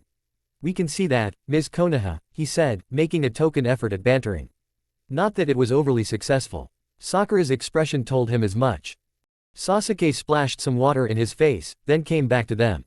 What have you talked about anyway? Quitting this job. Not going to happen, Sasuke said, sitting down on a piece of debris. On what objections? Itachi. Sasuke thumbed his chest, then pointed at Naruto. Jinchuriki. When he came to Sakura, he cocked his head to the side. You could leave, I guess. Way to make me feel wanted, asshole. Sasuke shrugged. Doesn't mean we'd let you. Both of them continued to trade playful barbs and Naruto's lips twitched into a smile. This was nice, peaceful. Couldn't it always be like this? His mind supplied the answer and his brows furrowed into a frown. An age of peace, Jiraiya had talked about it. The dream to create a world where everyone lived in harmony. Naruto doubted he'd ever see it. The time they were in looked too much like the opposite for him to have any faith in Jiraiya's ideal. But, if only for a moment, he would have liked to witness such a world. Another thought occurred to him and both of his teammates turned their heads toward him as he chuckled. Saw something interesting. Nah, just thinking about becoming Hokage. Still, Sakura's eyebrows rose. I thought you gave up on that. Giving up on the hat. Well, she wasn't wrong. He had, even if only temporarily. Just found a good reason. Oh. If I'm the boss I can delegate my duties and tell them to leave us the fuck alone. Faulty logic, Sasuke said. Let me dream. If I can't get out of this, I might as well aim at the highest place. Sakura shook her head. You know that we're almost talking treason. No one is around too. There you are. Sasuke looked equally as clueless as he did about who this was, but Sakura seemed to recognize the voice that rang through the street. A gray-haired genin with glasses soon joined their group, smiling at them and bowing slightly to Sakura. Haruno-san. I told you, it's Sakura. Guys, this is Kabuto-san. He's a medic. Naruto inspected the newcomer. He had a vague recollection of having seen him somewhere before. Have we met? In the Chunin exams, Kabuto said, looking forlorn. I barely made it over the fence after my team was killed. Naruto couldn't blame the guy for leaving the exam prematurely. And what a way to walk into an exploding tag. Ah, sorry I asked. I'll get over it. Kabuto waved him off with a strained expression. Anyway, are you hurt? Naruto considered the question. He had been wounded by Kimimaro, sure, but the Kyuubi was a better medic than this Kabuto could ever aspire to be. Sasuke though would remain silent if left on his own. That much he knew. Sasuke got some cuts, Sakura said. She must have had the same idea as him. Instantly, green light enveloped Kabuto's hands. Let me see if I can help. For a moment it looked as though Sasuke would refuse. But when Naruto and Sakura glared at him, he sighed and stepped forward. He unclasped the remainders of his armor, which fell to the ground with a dull thud. Afterward, he pulled his sliced shirt over his head. Kimimaro's attacks had mostly been aimed at Sasuke's head or arms. But there were also quite a few shallow slashes on his upper body. Naruto glanced at the armor. The chest plate was completely penetrated at several points. Fucking bones. Who even fought like this? Once Sasuke was healed, Kabuto wiped the sweat off his face. This should do it for now. Though I'd recommend a more thorough check in the hospital later on. He threw all three of them a chakra replenishing pill. Here, these will help you. And that with the hospital goes for you as well, he said, pointing at Naruto and Sakura. You've had a busy day. You could say that. Anyway, thanks, Naruto said. We owe you one. My pleasure. Kabuto gave the surrounding scenery a cursory look and sighed. So much destruction. We can rebuild all this, Sakura said. Can't do anything about the dead though. Unfortunately. I wonder how many lives we'd have saved if more Konoha-nin had been here. A few shinobi wouldn't have mattered much, Sasuke said. Naruto had to agree, especially as he remembered all the dead bodies he had seen today. Then again, what did he know? It probably would have saved a few dozen people. He chided himself. It didn't speak too well of his mental state that he considered this only trivial. Not normal shinobi, Kabuto replied.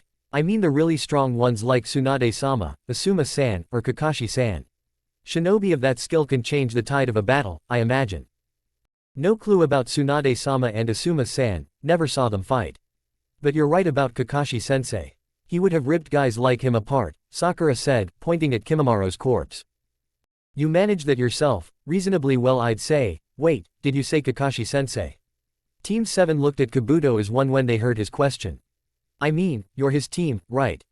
One and the same, Naruto answered. Damn it, I'm sorry. I didn't mean to. This wasn't the reaction Naruto had expected, and neither was the pitying look Kabuto gave them as he stammered on, throwing apologies around. Glancing at his stomach, Naruto slowly got up. Kyuubi had finished its work. This was more than just dubious. No need to apologize, Naruto said, trying to calm Kabuto. It's not your fault. Yes, I mean. Kabuto sighed. You just surprised me. You really are strong. Strength comes in many forms, Sakura chimed in. True, but I know I'd be a mess if my sensei was imprisoned in Suna. Naruto nearly choked on those words. He didn't speak, didn't dare to, really, for fear that nothing but a jumbled mess would leave his mouth. Sasuke had more presence of mind, thankfully, and was the first to react. That's shinobi life. Not much we can do about it. You're right, of course. Kabuto glanced at the sun. In any case, we've to go now, took too much time already. Is the checkpoint still where we left? Naruto asked. When Kabuto nodded, Sakura said, thanks for all you've done Kabuto-san. Can you give us a bit more time though? We'll come soon. Kabuto dithered for a few seconds, but after taking another look at Kimimara's corpse, acquiesced. You earned it, I guess. I'll cover for you, but don't take too long please. Thanks, man, Naruto said. Again, we owe you. The silence that settled over them like an oppressive cloud once Kabuto had left was more than just tense. Explosive in its very damnation, it didn't last for more than a few seconds, but shored up a myriad of bad emotions along the way up the fuse. Blood seeped through Naruto's fingers as he clenched his fists. Kakashi-sensei is imprisoned. Apparently, Sasuke said, his eyes narrowed to slits.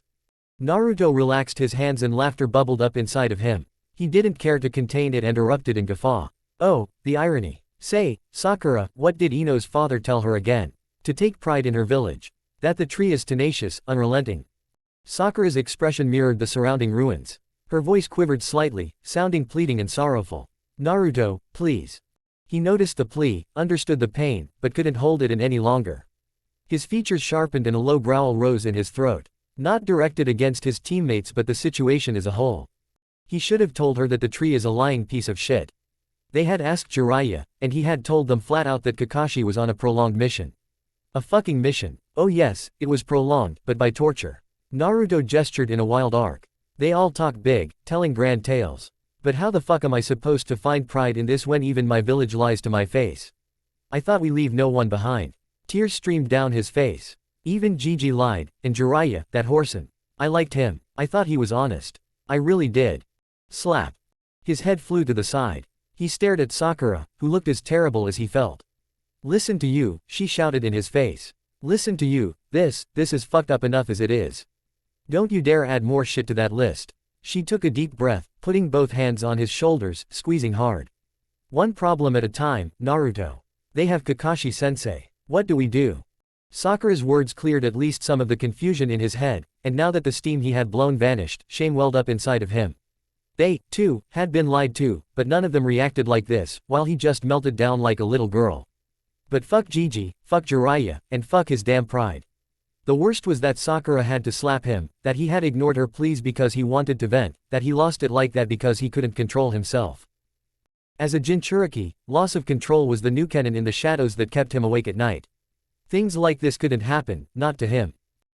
You're right, he stammered. One problem at a time. We should get to the checkpoint, Sasuke said. Having fashioned himself a rope out of his old shirt, Sasuke now tied the sheath of his sword on his back. Also, the magatama was dangling proudly from his neck. It looked ridiculous, but in a way that made Naruto forget his self-incrimination for a second and wrestled a tired smile from him. The girls back in the academy would have loved that getup. As always though, Sasuke didn't care. Then we should sleep, he said. Anger makes for a horrible advisor. A truth Sasuke probably knew better than anyone else. Chapter 19, Fallen Leaves Eye. As Team 7 hauled themselves into the checkpoint, the shinobi they had fought alongside, especially those whom they had banded together with at the very beginning of the invasion, welcomed them with tired but proud grins. It was the kind of acknowledgement Naruto had craved for as long as he could remember. But while it felt good, the revelations of the day weighed heavy enough to hamper any enjoyment he could take from it. Ah, there you are. The bandages around Kotetsu's nose were soaked with blood. I don't have much time, so let's make this brief. If you have serious injuries, go to the field hospital and get a checkup. Also, technically only Chunin and Jonin are required to work after a battle of this scale. You're still genin, so you can go home, if you still have one. Kotetsu frowned as he looked at the surrounding debris. In any case, check in with your Jonin-sensei, or the mission center in 2 days at the latest. Until then, rest up. We've hard times ahead. Sakura bowed slightly. We'll be off then. They walked out of the small encampment in South Konoha and made their way through the village. Kotetsu's words proved to be true when they arrived at Naruto's place. The whole block, his apartment included, was nothing more than a heap of rubble. Sakura trailed off, lost for words. Naruto scrunched up his face in annoyance. There wasn't much of value in there, but fuck, this is one more strike against Orochimaru. And if I have to train day and night, that asshole's going down. A sentiment both of his teammates shared after they reached their respective homes. Sakura's place had been struck by a similar fate and the whole Uchiha compound had been burned to cinders. As they walked the streets, listening in on the conversations around them, it became clear quickly that the invaders' reach had extended far deeper into the city than any of them thought possible at first. Had anxiety clouded Konoha before, so was it now visible fear.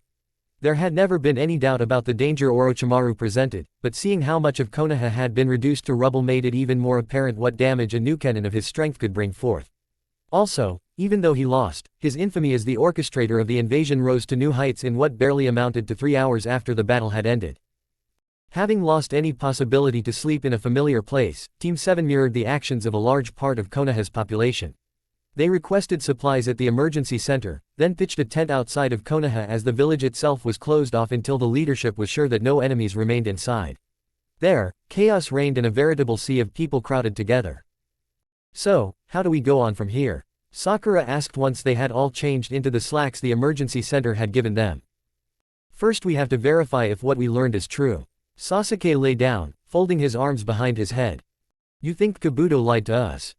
Sasuke glanced at Naruto. "It's always possible. I don't trust strangers." "He did heal us," Sakura said. Naruto snapped a ration bar in two and chewed on one half. His lips wrinkled at the taste. It was like eating dry dirt. "Which doesn't make him a saint," he said after taking another bite that caused a dust explosion in his mouth. "Sasuke is right. We should check at least." Because not doing so would once more show that he was only guided by emotions, and not particularly good ones. His rage, he reflected, had been extremely premature, and he'd put a lot of it at the feet of the invasion. Shinobi were calm, collected, rational. A mindset vital for Kakashi-sensei's rescue, but hard to achieve. "How do we check?" he asked after finishing up the ration bar. "Jiraiya-sensei or Hokage-sama," said Sakura. "We should try Jiraiya-sensei first. I doubt the Hokage has time for us right now." Sasuke yawned, gazing into the glass lamp between them where a seal produced contained fire. "The same could be said for Jiraiya. He's a Sannin. It's the only option we have right now. We have to find him first. Any ideas where to look?" Sakura pulled the blanket tightly around her body.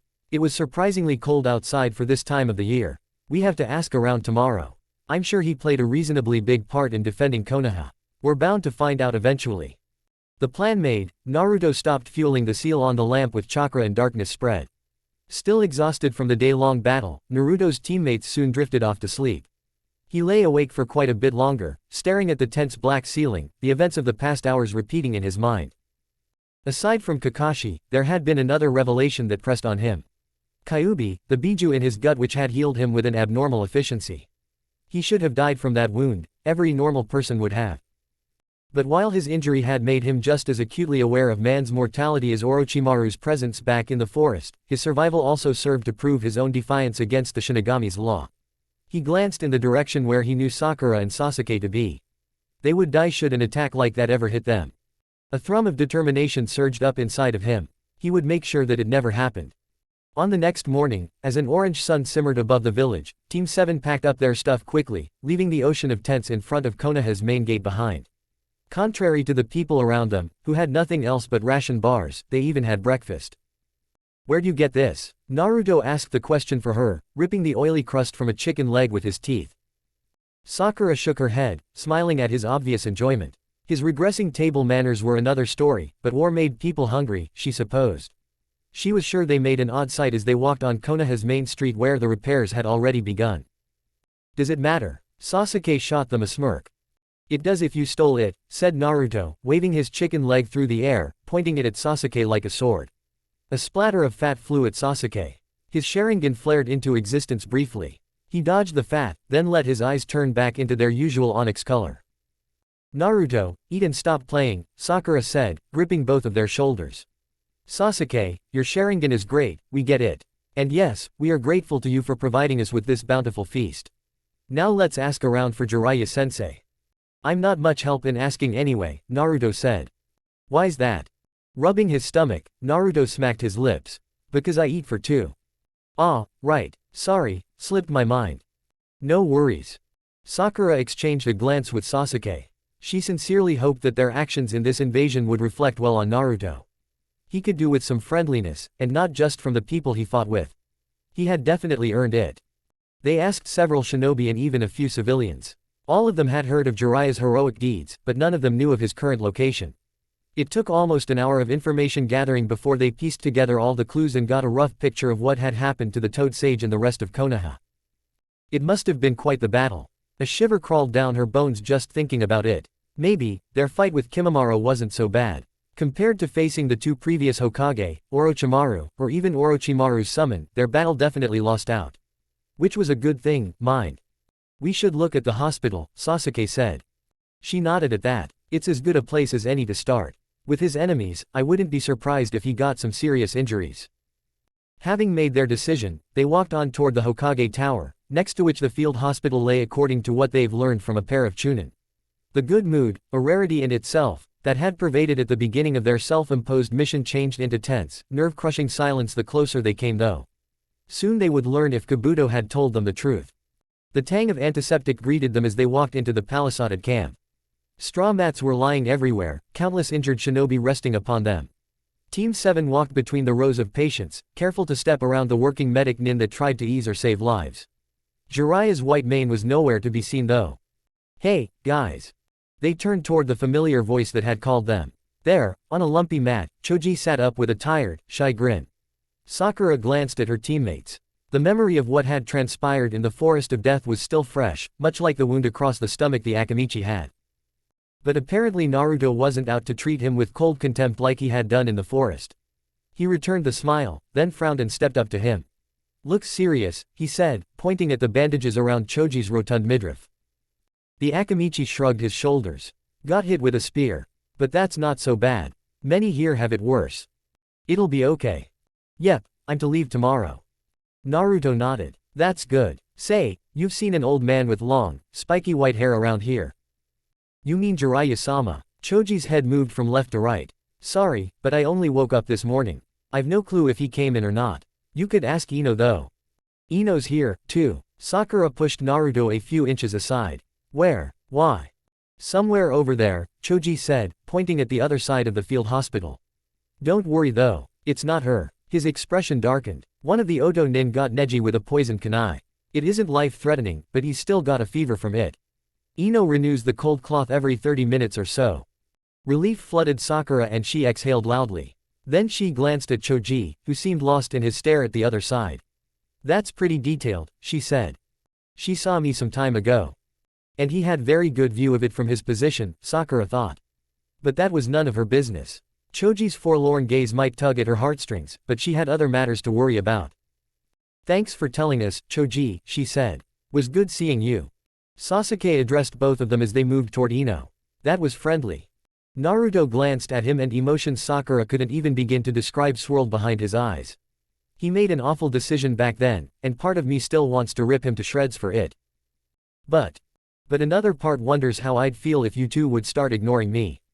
It's not something I care for, and I can't bring myself to crush someone who's lived with that feeling for the past month. You start writing poetry next. Fuck you. Sasuke laughed, then let severity enter his voice. But I can see where you're coming from. They soon arrived in front of the mat where Ino tended to Neji. The Hyuga squirmed around on the mat, his eyes closed, murmuring incomprehensible words. His lips were an unhealthy-looking mixture of purple and blue, remnants of the poison. His pallid skin glowed sickly under the lantern that hung from the wooden post next to him. Ino, Sakura said, stepping forward. Ino's head snapped up and her eyes widened as she saw them. The stool she sat on scraped back as she jumped up, throwing her arms around Sakura. You're alive. Thank Kami, you're alive, she muttered into Sakura's pink hair. Sakura leaned into the embrace. It had been so long since she had shared such a hug with Ino, and the pure relief of seeing her alive overcame any reservations she had in an instant. Behind her, she sensed Naruto and Sasuke stepping back a few feet, giving them space. She pushed Ino at arm's length and examined her, looking for any injuries. Ino's legs still hadn't been healed, which would make walking difficult, but other than that and the rings beneath her eyes, she spotted nothing new. Have you slept? Sakura asked.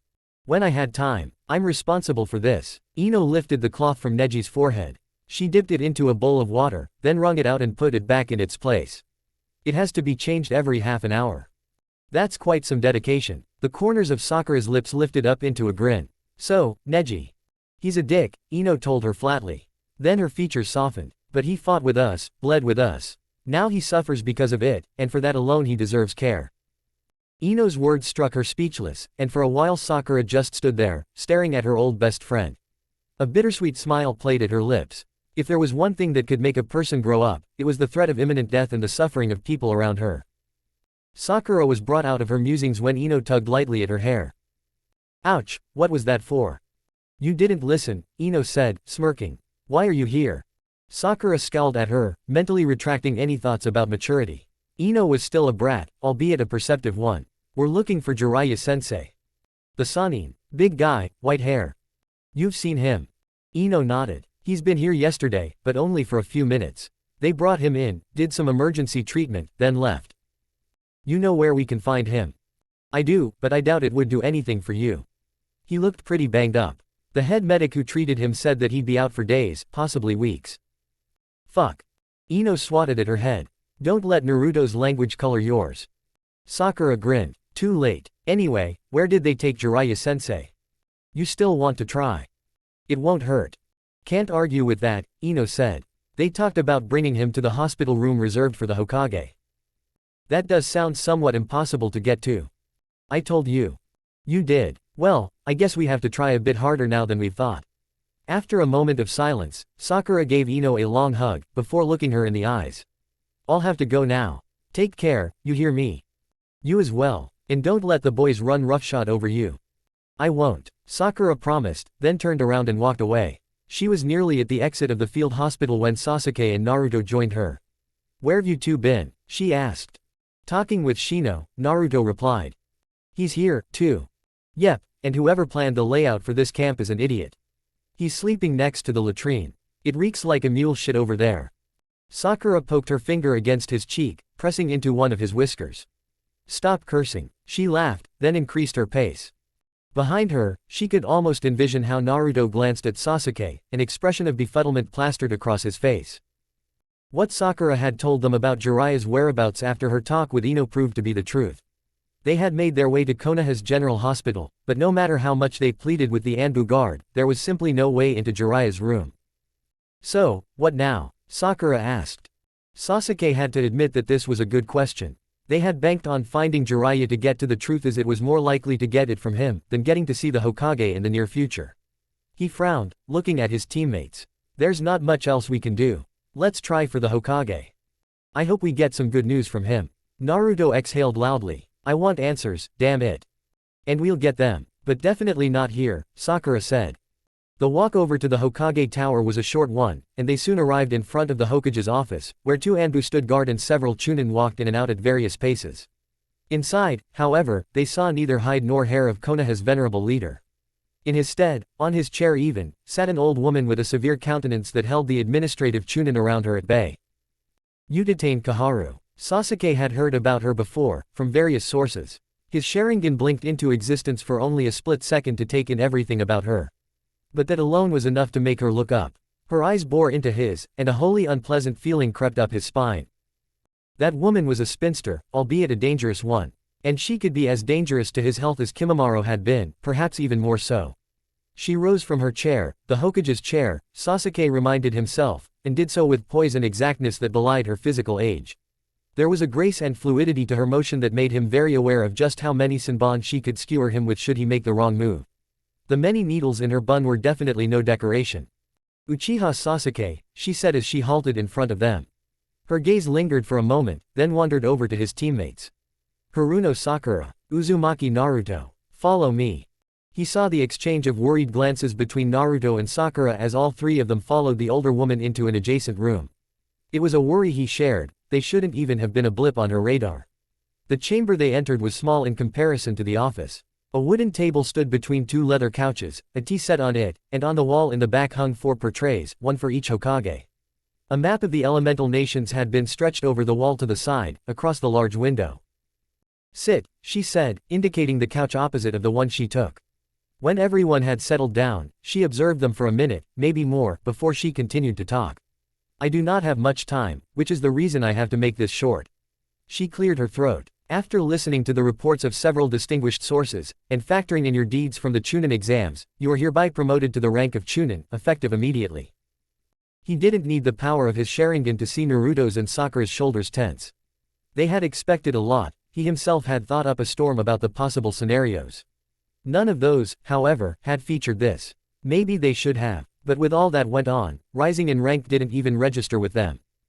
Thank you, he said, dipping his head slightly. A question if I may. Kaharu furrowed her brow, but nodded. Certainly, Uchiha-san. Is it possible to speak with Hokage-sama? He had no clue how she perceived his inquiry, or what she just thought. But even though he couldn't read her thoughts, it wasn't hard to see that the question had displeased her somehow. As she narrowed her eyes, the wrinkles around them tightened.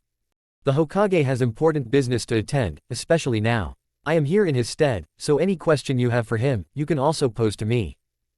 It is of a very sensitive matter. You have heard my answer, she said. Naruto, who had sat still till then, chimed in. Can't you make an exception please? We really need to speak with him. Sasuke groaned inwardly. No way that woman would let them to the Hokage anytime soon. Well, only one way now. She was, as she rightly pointed out, the Hokage's proxy for the time being. Let me be blunt then, he said, staring her dead in the eyes. Has Hitaki Kakashi been taken captive?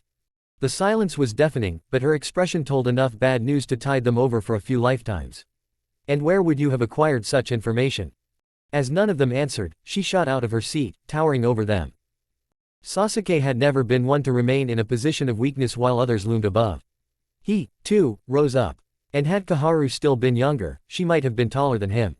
Age was a great equalizer, Sasuke mused as they stared each other down. She could still kill him easily. He had no illusions about that. But an Uchiha never lost in a stare down. Your reaction was answer enough, he said.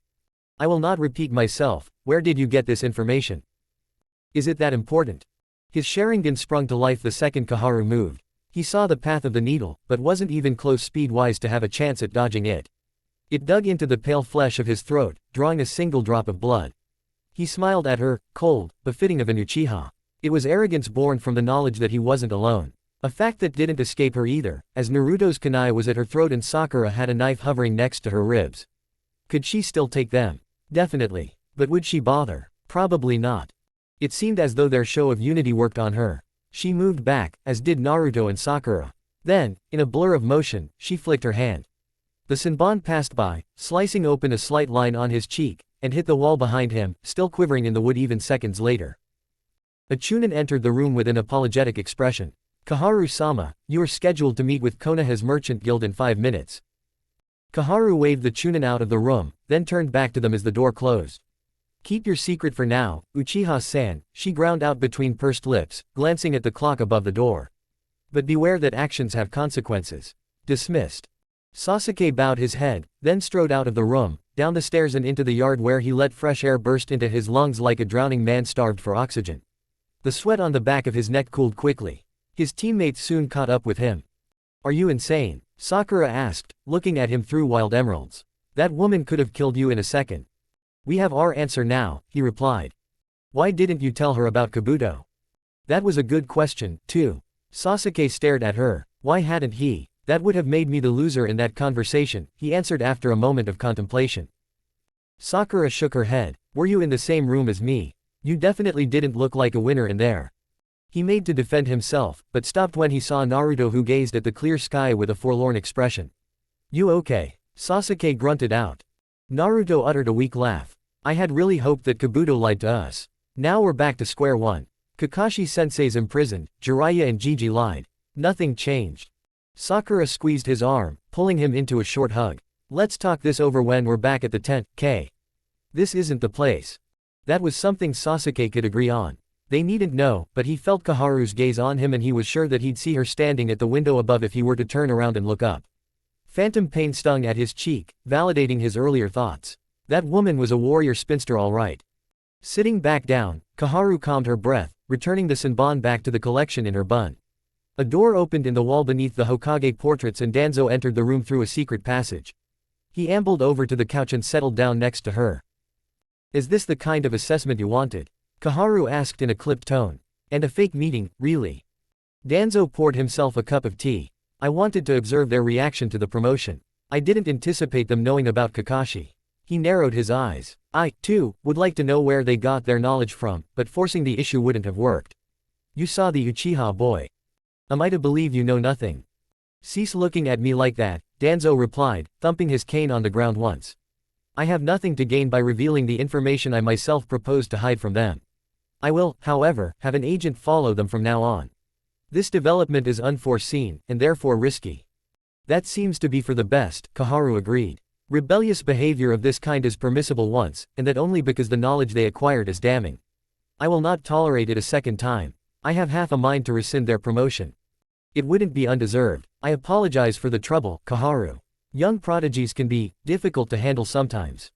She didn't trust Danzo's words and posture one bit. The apology was calculated, and to her own shame it worked.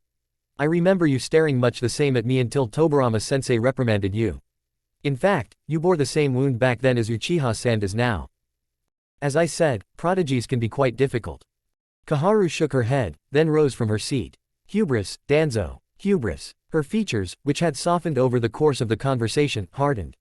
We should get back to work now. She glanced at the large map that hung at the side of the room. The vultures are already circling us. I will report to Hiruzen then. Back in the camp, many fires had sprung up over the day, and now that the immediate scare of the invasion had passed, the smell of food wafted through the narrow passages between the tents. After searching through the ruins of Konoha for a day and finding no more enemies, the leadership had reopened the gates for civilians. For most though, this wasn't a reason to celebrate, because once inside, cruel reality stared them in the face. A family from the outer circles who hadn't lost their home was a rarity. But beside all the misery that loomed over them, Konoha was more than wood and mortar, more than its buildings. As not just civilians had lost their home, but also a sizable portion of Konoha's military, more than at any other point in time, the two sides of the village's population mingled. The noise rose in proportion to the tales told around the fires, and now that the marketplace was reachable once more, alcohol and food made the rounds. Adversity proved to be the bond that glued everyone together. Naruto didn't care for those bonds. He had, once, but that was in the past. Sasuke and Sakura followed him as he walked past hundreds of people brimming with hope. They found strength in the actions of their heroes. He would have done the same, but the selection of heroes to admire had shrunken down rapidly in the last 2 days. And even hadn't he felt betrayed, what was there to celebrate? Kakashi-sensei was still imprisoned, and he doubted the retreating army of Suna would be gentle with him, now that they had cashed in a beating no citizen in the Land of Wind would forget anytime soon. Chin up, Sakura whispered in his ear as she drew level with him. They're watching, and not everyone loves you. She was right, he found. People had their eyes focused on him as he passed them. It almost made him laugh. How would he react? How would their Jinchuriki act after such a victory against not one but two invading forces? He followed Sakura's advice and faced them with a stony expression. He wouldn't look depressed after such a win, no, but no one could expect him to be happy either. Back in their tent, Sakura wove 4 different genjutsu around it to conceal the sounds from inside. Her illusions weren't the strongest, as far as he could tell, but the sheer mass she could hold at the same time made them effective. It was, apparently, a feat singular to Sakura as it relied heavily on chakra control. More so than just the usual spinning of genjutsu. Once everything was ready, she directed a searching gaze at him. Naruto shoveled his feelings aside, trying hard to bury them under a layer of apathy. This wasn't the time, he told himself. It would come someday, the moment when he had a reckoning with his surrogate grandfather and Jiraiya. But that wasn't now. He took a deep breath. I'm fine. Naruto.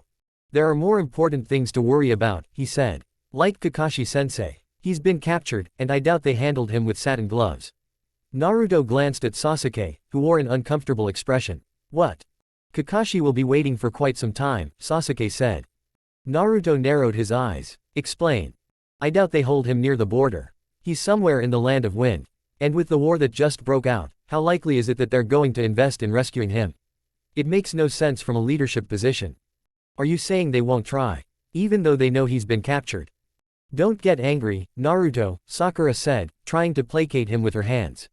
That won't change anything. I'm sorry, but Sasuke is right. I can't see them sending a squad of Anbu, the least of what you'd need to free him, I'd wager. But, fuck, there has to be something. Can't we ask? Naruto interrupted himself. They had already had one rough encounter with Konoha's leadership today. He doubted a second would go over any better. Isn't there something we can do? Silence spread like a fog, clouding his mind, darkening his thoughts. Kakashi-sensei had been an ass. But the man had grown on him, a weird uncle if nothing else. Naruto dug his nails into his palms. Fuck, there had to be something. Family was sparse in his life, and he didn't intend to lose more of what little he had. Even the weird uncle. Could he ask his friends to lean on their parents? They fought with Kakashi-sensei, haven't they? Sasuke broke the silence, clearing his throat. His face was devoid of any emotion, the picture of stoicism. Naruto doubted even a Yamanaka could read him at the moment. There is a way, it's just an idea though. You have to decide for yourself if it's worth it. What? The question shot out of Naruto before he had any chance to control himself. Sakura had, apparently, understood where Sasuke was going. She nibbled on her bottom lip as anxiety clouded her eyes. I don't think this is a good idea, Sasuke.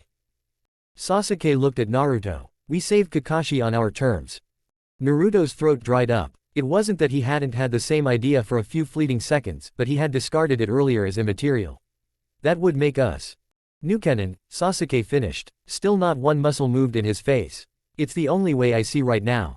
Konoha won't sanction a rescue with its current manpower. If we want Kakashi out, we have to do it ourselves. Sakura shook her head. This is treason, Sasuke. Naruto's a Jinchuriki, you're the last Uchiha. They'd never let us roam long enough for us to get to Kakashi. The Oinins would be after us the moment our disappearance is known. Your point being, Sasuke stared at her. My loyalty is to you and Naruto, perhaps even to Kakashi. Not to Konoha. His statement froze Naruto's insides. Not in 100 years had he expected to hear these words from his teammate. Sakura, likewise, gaped at the Uchiha. This. His lips twitched into a smile. Like it or not, that's what you get. My loyalty's never been to Konoha in particular. Naruto grinned at him, though his lips quivered. What a loaded statement. Somewhat unsure, he glanced at Sakura. You up for it, Sakura? Sakura's eyebrows twitched. Hadn't she just spoken with Ino about not letting them run roughshod over her? Then she thought of Kakashi-sensei. You know what this will mean for us, right? What consequences this will have, even if we manage to rescue him, which isn't a given, mind, we'll be branded as traitors. Our friends won't know the details. They'll think we betrayed them. We can explain it later to them, Naruto said. Like Jiraiya-sensei and Hokage-sama might explain it later to us. That's. It isn't different and you know it. She looked at Sasuke. Traitors, Sasuke. Nukenin, like Itachi. His eyes remained black though his response was biting. I haven't slaughtered you yet, have I? Look, she said. I'm not saying these things because I'm against rescuing Kakashi-sensei. My life is with you too. If you go, I will come along and wouldn't have it any other way. But I want you to think about this. Sakura. I said, think. And I didn't just mean it as a platitude. Naruto looked at her and saw unshed tears in her eyes. Red had crept up her cheeks. She looked scared. If we do this there's no going back, she continued, her voice quivering.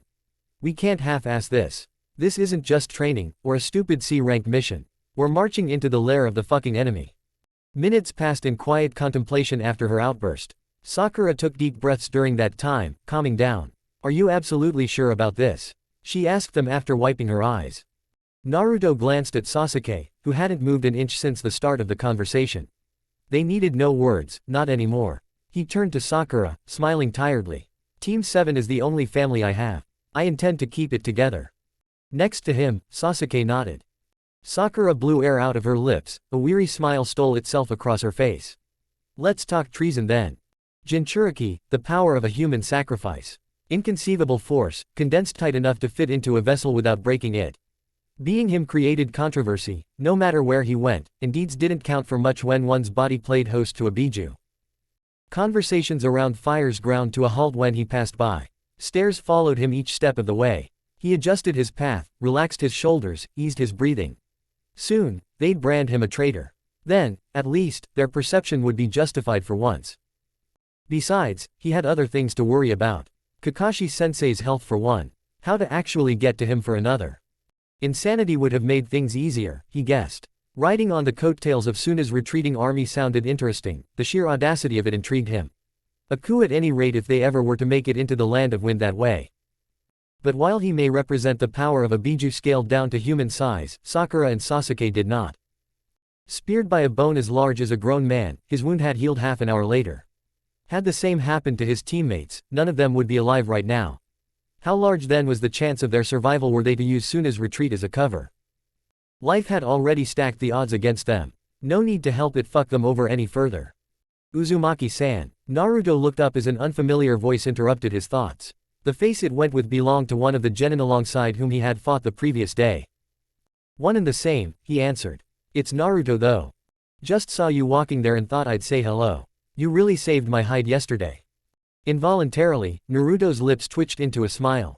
Scratching his cheek, he said, wasn't just me. Sakura and Sasuke helped too. I know, but they're not here. You are. The genin held up 2 white bottles. He looked older than him by a year or two. You want some? My treat. Naruto hesitated. Come on, it's the least I can do.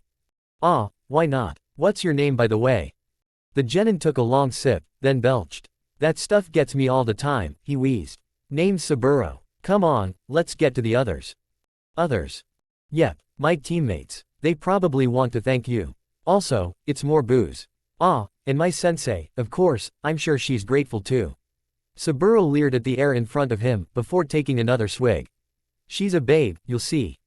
Naruto grinned, took a first tentative sip, then waited for Saburo to look away before spitting it out. I'm definitely interested, he said, following him. And he was, just not in the way Saburo expected it. Inside of Naruto, earnest surprise and genuine happiness at being talked to in a normal way warred with the knowledge of what he was about to do. At any other time, he would have jumped for joy, indulged in this experience as long as possible. Now, however, he had an objective. Team 7 needed information, and Saburo had handed him the keys to them if he played his cards right. They reached the group of other people a few minutes later. One other boy and a girl sat around a fire, while an energetic woman with short-cropped, white hair entertained them. You should be more aware of your surroundings, Koji, she mumbled around the food in her mouth. There's no telling when an enemy might steal your food. Sensei. The woman turned around, a greeting on her lips. It never left her mouth, however, as she froze the moment she noticed Naruto.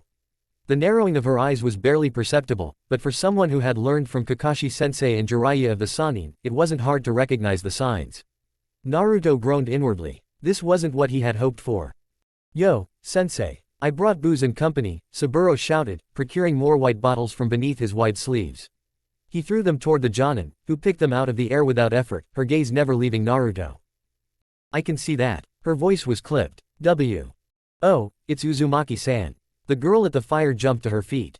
Black hair cascaded down her back as she walked, sauntered, over to them. The metallic bracer on her right hand glinted so close to the fire. For a brief moment, Naruto's concentration wavered. Hi, he said, waving his hand. He would have said more, but his mouth was surprisingly dry, and his arm, still hanging in the air, felt more like a useless lump than anything else. The Jonin glanced at her. You know him, Chiharu. We told you, sensei, didn't we? Our big fight during the invasion. You mean? Chiharu grinned. Yup, he's a member of Team 7.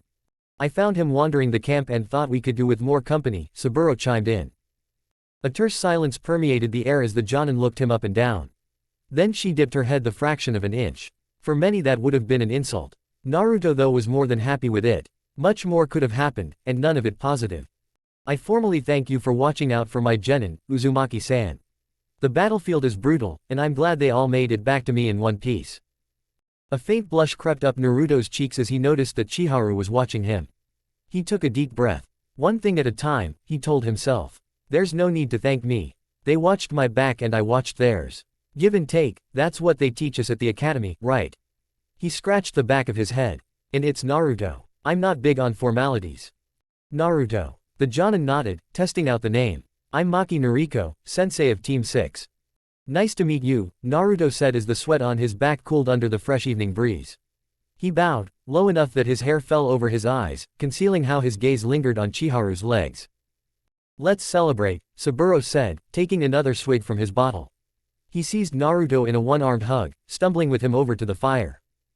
Naruto went with him, a laugh bursting out of his mouth while a cold shiver thrummed in his bones. The objective raced through his mind. Kakashi-sensei, information. He couldn't let himself be distracted. The Jonin would know from where the land of wind could be entered, hopefully. It was all just speculation anyway. No one would do it, right? And who didn't indulge in fantasies of revenge after such a battle? He directed a look skyward. The stars glowed with an ethereal light that brought neither joy nor contentment to his heart. Kami-sama forgive him, they looked condemning more than anything else. Ruins passed Sakura by in a blur as she jumped over the few rooftops in North Konoha which hadn't broken down. The monstrous hole that had been ripped into the wall by Orochimaru's summon remained in the tail of her eye as she hastened to get outside the village. Her destination, just a mile shy of the wall, neared with each leap. Moments later, her feet touched the lush grass beneath and she surveyed her surroundings. Trees reaching far into the sky circled the small clearing. In its middle, charred wooden beams lay in a heap. She inspected them closer, getting a rough understanding of how the structure must have looked once, a shed, nothing more. Rubbing the tiredness out of her face, she sat down on a toppled trunk to wait for her teammates. Why Naruto had chosen this place as the meeting place eluded her.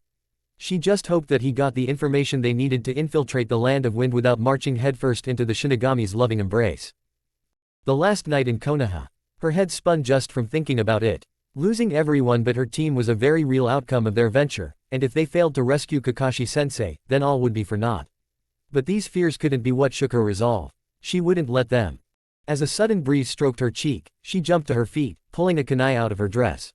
Sasuke touched down in front of her, holding a scroll in one hand and 3 lumps of black cloth in the other. He had also slung a brown backpack over his shoulders. "It's me. I noticed," she said, putting her weapon away. "You found much of use." The lumps turned out to be traveling cloaks. He let them fall to the ground, tossed the scroll on the pile, then began rifling through his pack. "A fair bit," he said, reaching her a bundle of clothing. "Here, get dressed."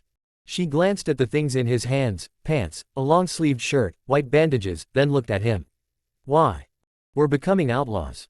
And we have to look uniform?" she asked, noticing that he wore much the same. He shrugged in response. "Black is less conspicuous than your red dress." That actually made sense. Sakura took the clothes from him, threw off her old ones, and changed into the attire that would probably be hers for the unforeseeable future. When she was wrapping the bandages around her legs, the third member of Team 7 arrived. He opened his mouth to greet them, but before any words left his mouth, Sasuke shoved an identical bundle of clothing into his arms. Naruto took it, stared for a few seconds, before shrugging and starting to change. "Time to start," Sakura said after he had finished. "Have you found a way?" "I have, but let's get to that at the end." Hesitance laced the reply, only underlining his dissatisfied expression. "It's a possibility, though not what we had hoped for." An unpleasant chill surged through her blood. Naruto sounding like that was never a good sign for things to come. "Okay, if you think that's for the best, I'll start then. Don't worry, it's good news. I found them, they made it through without any crippling injuries." Naruto breathed a sigh of relief. "They're in the Hyuga compound. It's the least damaged residence in Konoha and large enough to be called a district on its own. Hinata told me her father supplied guest lodgings to the other major clans." "That's surprising. I didn't think the Hyuga would go for that," Sasuke said. "I doubt he did it free of charge," Naruto said. "He'll cash in on favors soon enough." "You're doing them a disfavor." Hinata was really happy with her father. "She told me he lets Tenten and Lee stay, even though they're not from any clan." "Maybe, but enough of her old man. What did she and the others say? You spoke to them, right?" "Just small talk, anything else would have been suspicious. They're holding up well, considering they had to fight too." Naruto's mouth relaxed into a weary smile. "That's good." "It is," Sakura said, sharing the sentiment. Making sure that all their friends had survived had been one of their main concerns, no matter that they'd betray them soon enough. "Shikamaru said something weird though," she added. "He wished me luck on my journey." Sasuke's head snapped up. "What? Does he know?" Naruto asked, mirroring the panicked reaction. "I don't think he knows about the particulars, but he somehow guessed that I'd be away for quite some time. No clue what tipped him off." Naruto groaned. "We have to hurry then. I don't believe he'll tell on us if he knows, but I don't want to risk it." "Sasuke, you found everything we need." "Mostly." Sasuke pointed at the scroll he had brought with him. "I've got rations for a week and enough weapons to last us for a while." Then he picked up the cloaks, threw one over his shoulders and chucked the other 2 at them. "Put them on. They're important." "For what?" "These," Sasuke said, holding up 3 slips of paper. Naruto took one to inspect it. His gaze roved from left to right and back, following the squiggly lines that crisscrossed over the paper. Sakura, too, got a peek, but nothing she saw made any sense to her. It was a seal, that much she recognized. Naruto trailed off, gave the paper a last glance, then handed it back. "I have no fucking clue what that thing does." "Doesn't surprise me," Sasuke said while applying the seals to each of the cloaks. "Uchiha made and there are only a few in existence, channel some chakra into it." Sakura dredged up a morsel of the energy inside of her and guided it through her fingertips into the seal. Like she thought, the thing was ridiculously complex and apparently rather chakra-dependent. The amount she had tried to use at first failed to work and the seal demanded greedily for more. Beside her, Naruto's cloak lit up in a blue glow for a second. Well, it wasn't a secret that Naruto had chakra to spare. Soon, her own did the same and she slipped it over her lithe frame. Naruto held his at arm's length, his brow furrowed. What did that do? Anti-Byakugan seal. Sasuke put up his hood. I saw a lot of Hyuga posted alongside the walls. They're making regular scans. Naruto scrambled into his cloak. Haven't they already seen us here then? Let's hope not. Sakura groaned. Now we really have to hurry. Naruto, I hope you've got a route. Otherwise we can scrap this whole plan. I met a few of the genin who supported us yesterday, their Jonin-sensei had some interesting ideas. And he told you. Sasuke sounded skeptical and Sakura couldn't blame him. Naruto seldom got the best reception in Konoha. Naruto corrected. Maki-san was nice after she learned that we helped her team. Nice. It's not important. Sakura wondered why regret suddenly flickered over Naruto's face as he spoke. Anyway, he continued. We got talking about how to pay Suna back. There are 3 options, one insane, one suicidal, the last difficult. Sounds like good odds. Make this quick, we have to leave soon, Sasuke said, casting glances around.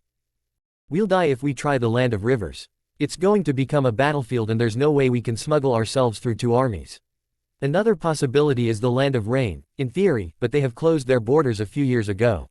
There's no way we can simply march through. And the last option? Sakura asked. By sea. There's a port city called Boeki Toshi at the southern coast of the Land of Wind. It's apparently huge and Suna doesn't have much authority there. So what, we need a boat. Naruto grimaced. Yes, but remember what Kakashi-sensei taught us about wartime protocol. No ship leaves a harbor without a permit from either Konoha or the daimyo's court, Sasuke said. But we don't have that, Sakura said. This wasn't good. Glancing at Sasuke, she saw that he wasn't bothered by the new information. You said you had a plan, Sasuke said. What do we do? No way in hell will we get a permit from Konoha. But I know someone at the daimyo's court who might help us. The head advisor in Tanyu. Are you sure? What you told us about him isn't exactly a glowing recommendation. Sasuke frowned. Might is also rather vague. It's the only way I have. That man is interested in having someone in Konoha who owes him. And you want that someone to be you. Not much of a choice, have I? Naruto's voice was laced with distaste. I don't know if there's another possibility, but if there is, I haven't found it. Time's running faster than I can catch up. With a sigh, Sakura pulled her hood up. The dark cowl fell over her head, covering her pink hair. Not much to it if that's the only way. She glanced at them. This was it, the moment they left Konoha for good. We got everything we need. Last chance to back out now. Sasuke snorted. I refuse to have scavenged my burned-down clan compound for nothing. Naruto took a few seconds, looking around the clearing. Mizuki told me about the Kyuubi here, he shook his head. Doesn't matter. Let's go, Kakashi-sensei is waiting. And as all 3 of them leapt into the woods, speeding toward Tanyu, the absurdity of their plan began to settle in. They had been invited to a deadly game where everyone but them brought their own dice. A spark entered Sakura's eyes as she noticed Naruto's determined expression and Sasuke's aloof self-assuredness. If there was anything Kakashi-sensei had taught them, it's that one could play dirty in multiple ways. Everyone brought weighed dice to the table. Fine, Team 7 would provide the beaker with a smile. Night had long fallen over Konoha when Danzo pushed the door to Hiruzen's office open. Rhythmic thumping accompanied his gait as he entered with measured steps, passing 3 hidden anbu on the way to his longtime rival's desk. Hiruzen sat bowed over a slew of documents and scrolls. That late, most of the staff had already left the building. A good time to deliver news such as the ones he had. Additional witnesses would only hinder the proceedings. Hiruzen glanced up from the papers, eyeing Danzo who had already seated himself. Do come in, he said, laying his brush aside. Danzo spared the documents a short glance, orders to send more troops to the borders, then leaned forward, putting more weight on his cane. Hiruzen, who understood the meaning of it immediately, flicked his wrist and his guard melted out of the shadows, closing the door behind them as they left the room. He activated a seal matrix on his desk and lines of black ink exploded outward, stretching over the carpet, crawling up the walls until the whole office was filled with them. The hairs on Danzo's neck rose as Hiruzen channeled more chakra into the seal, bathing them in a blue effulgence that threatened to blind him. Once the light died out, Hiruzen took his pipe, igniting the tobacco inside with his thumb. What happened? He asked, after taking the first puff. A wise move. Danzo had no lost love for such an unhealthy habit, it polluted the body, scrambled the mind, but he knew it kept Hiruzen calm. A docile Hokage was far easier to deal with than an enraged one. He gave him a few more seconds to indulge, then spoke. Team 7 deserted Konoha. But even the finest tobacco in the known world couldn't palliate a statement such as this. Hiruzen stilled in his chair. He gripped the pipe tighter, pressed his lips together. Gray eyes focused on a point at the wall behind Danzo. Kakashi, He murmured around the stem. They have learned of his imprisonment. I had an agent follow them. They intend to infiltrate the land of wind and rescue him on their own. A sharp breath escaped Hiruzen, plumes of smoke smothered the air. We have to bring them back at once. This plan is suicide. It might be wiser to let them go on this venture, said Danzo. His rival's reaction was harsh, but not unexpected. Hiruzen's gaze snapped from the wall to him. Has long age made you daft? Genuine anger crept into Hiruzen's voice. This isn't just any team. Naruto might as well be my grandson, and that is besides being the Kyuubi's Jinchuriki. Sasuke, the last loyal Uchiha. I promised Itachi to take care of him, and you willingly want to invite his wrath on us. No, we cannot let them leave. Tobirama-sensei chose you because he thought you the wiser of us two. Danzo's features hardened. Think, Hiruzen, show me he has not erred. Leave personal matters out of governing the village. A prickling sensation rose inside of Danzo, working its way up his spine as the tense silence crackled on his skin. Entering into a contest of wills with Hiruzen was always a gut-wrenching, nerve-fraying experience. None of it showed through. Decades of experience have made him a master at masking his emotions. Hiruzen ended the pregnant pause. What, then, is it that makes you believe this to be a good idea? They are dissatisfied with Konoha, but they ultimately left because of Kakashi and not the village. Envision the consequences if we brought them back now. We could control them for a while, but our actions would only breed more dislike, eventually culminating in hatred. Danzo relaxed slightly as he talked, sinking a bit deeper into the chair. The worst had been weathered. Can we afford to ostracize a Jinchuriki and the Uchiha with war on our doorstep? What are your motives? Hiruzen asked bluntly. Konoha's survival, as always. You never handled dissent with velvet gloves before, but that is beside the point. Their goal is almost impossible to achieve, and if we want them to fight for us, they first have to be alive. Kakashi and Jiraiya did good work, but I doubt Team 7 is ready for a mission of this caliber. Danzo nodded, his lips twisting upward by a fraction of an inch. They won't be unsupervised, of course. My agents will continue to follow them, which should tip the chances in our favor. Kakashi will be back with us, Suna will be weakened once more, and Team 7, they will be indebted to us, because despite their treachery, we will welcome them with open arms. I would have to disguise their leaving as mission then. That would be for the best. In the next minutes, Danzo waited patiently as Hiruzen mulled over the available options. Very well, he said, after a while. Send your agents after them. I already did. Hiruzen didn't reply for several seconds and smoke blasted out of his nose. How long have you known about their plan? Answer me, Danzo. I will know if you are lying. Since they visited Kaharu yesterday morning. I see. You are dismissed. Danzo rose from his seat and ambled over to the door, exiting the office without another word. Everything he could have said would have only served to enrage Hiruzen. As he walked through the empty corridors of the tower, the tenseness left his shoulders, even though a bad feeling settled in his gut. Hiruzen wouldn't forget, that much he knew. He had barely taken 2 steps outside the building, when one of his agents touched down beside him. Send a second squad to follow Team 7. Make sure they are experienced. The man nodded, then vanished in a cloud of smoke. A slight breeze whizzed past Danzo as he continued his march back to the headquarters. Chapter 20, Fallen Leaves 2. The rising sun drenched the world in orange light as Team 7 arrived near the entrance to the capital of the Land of Fire.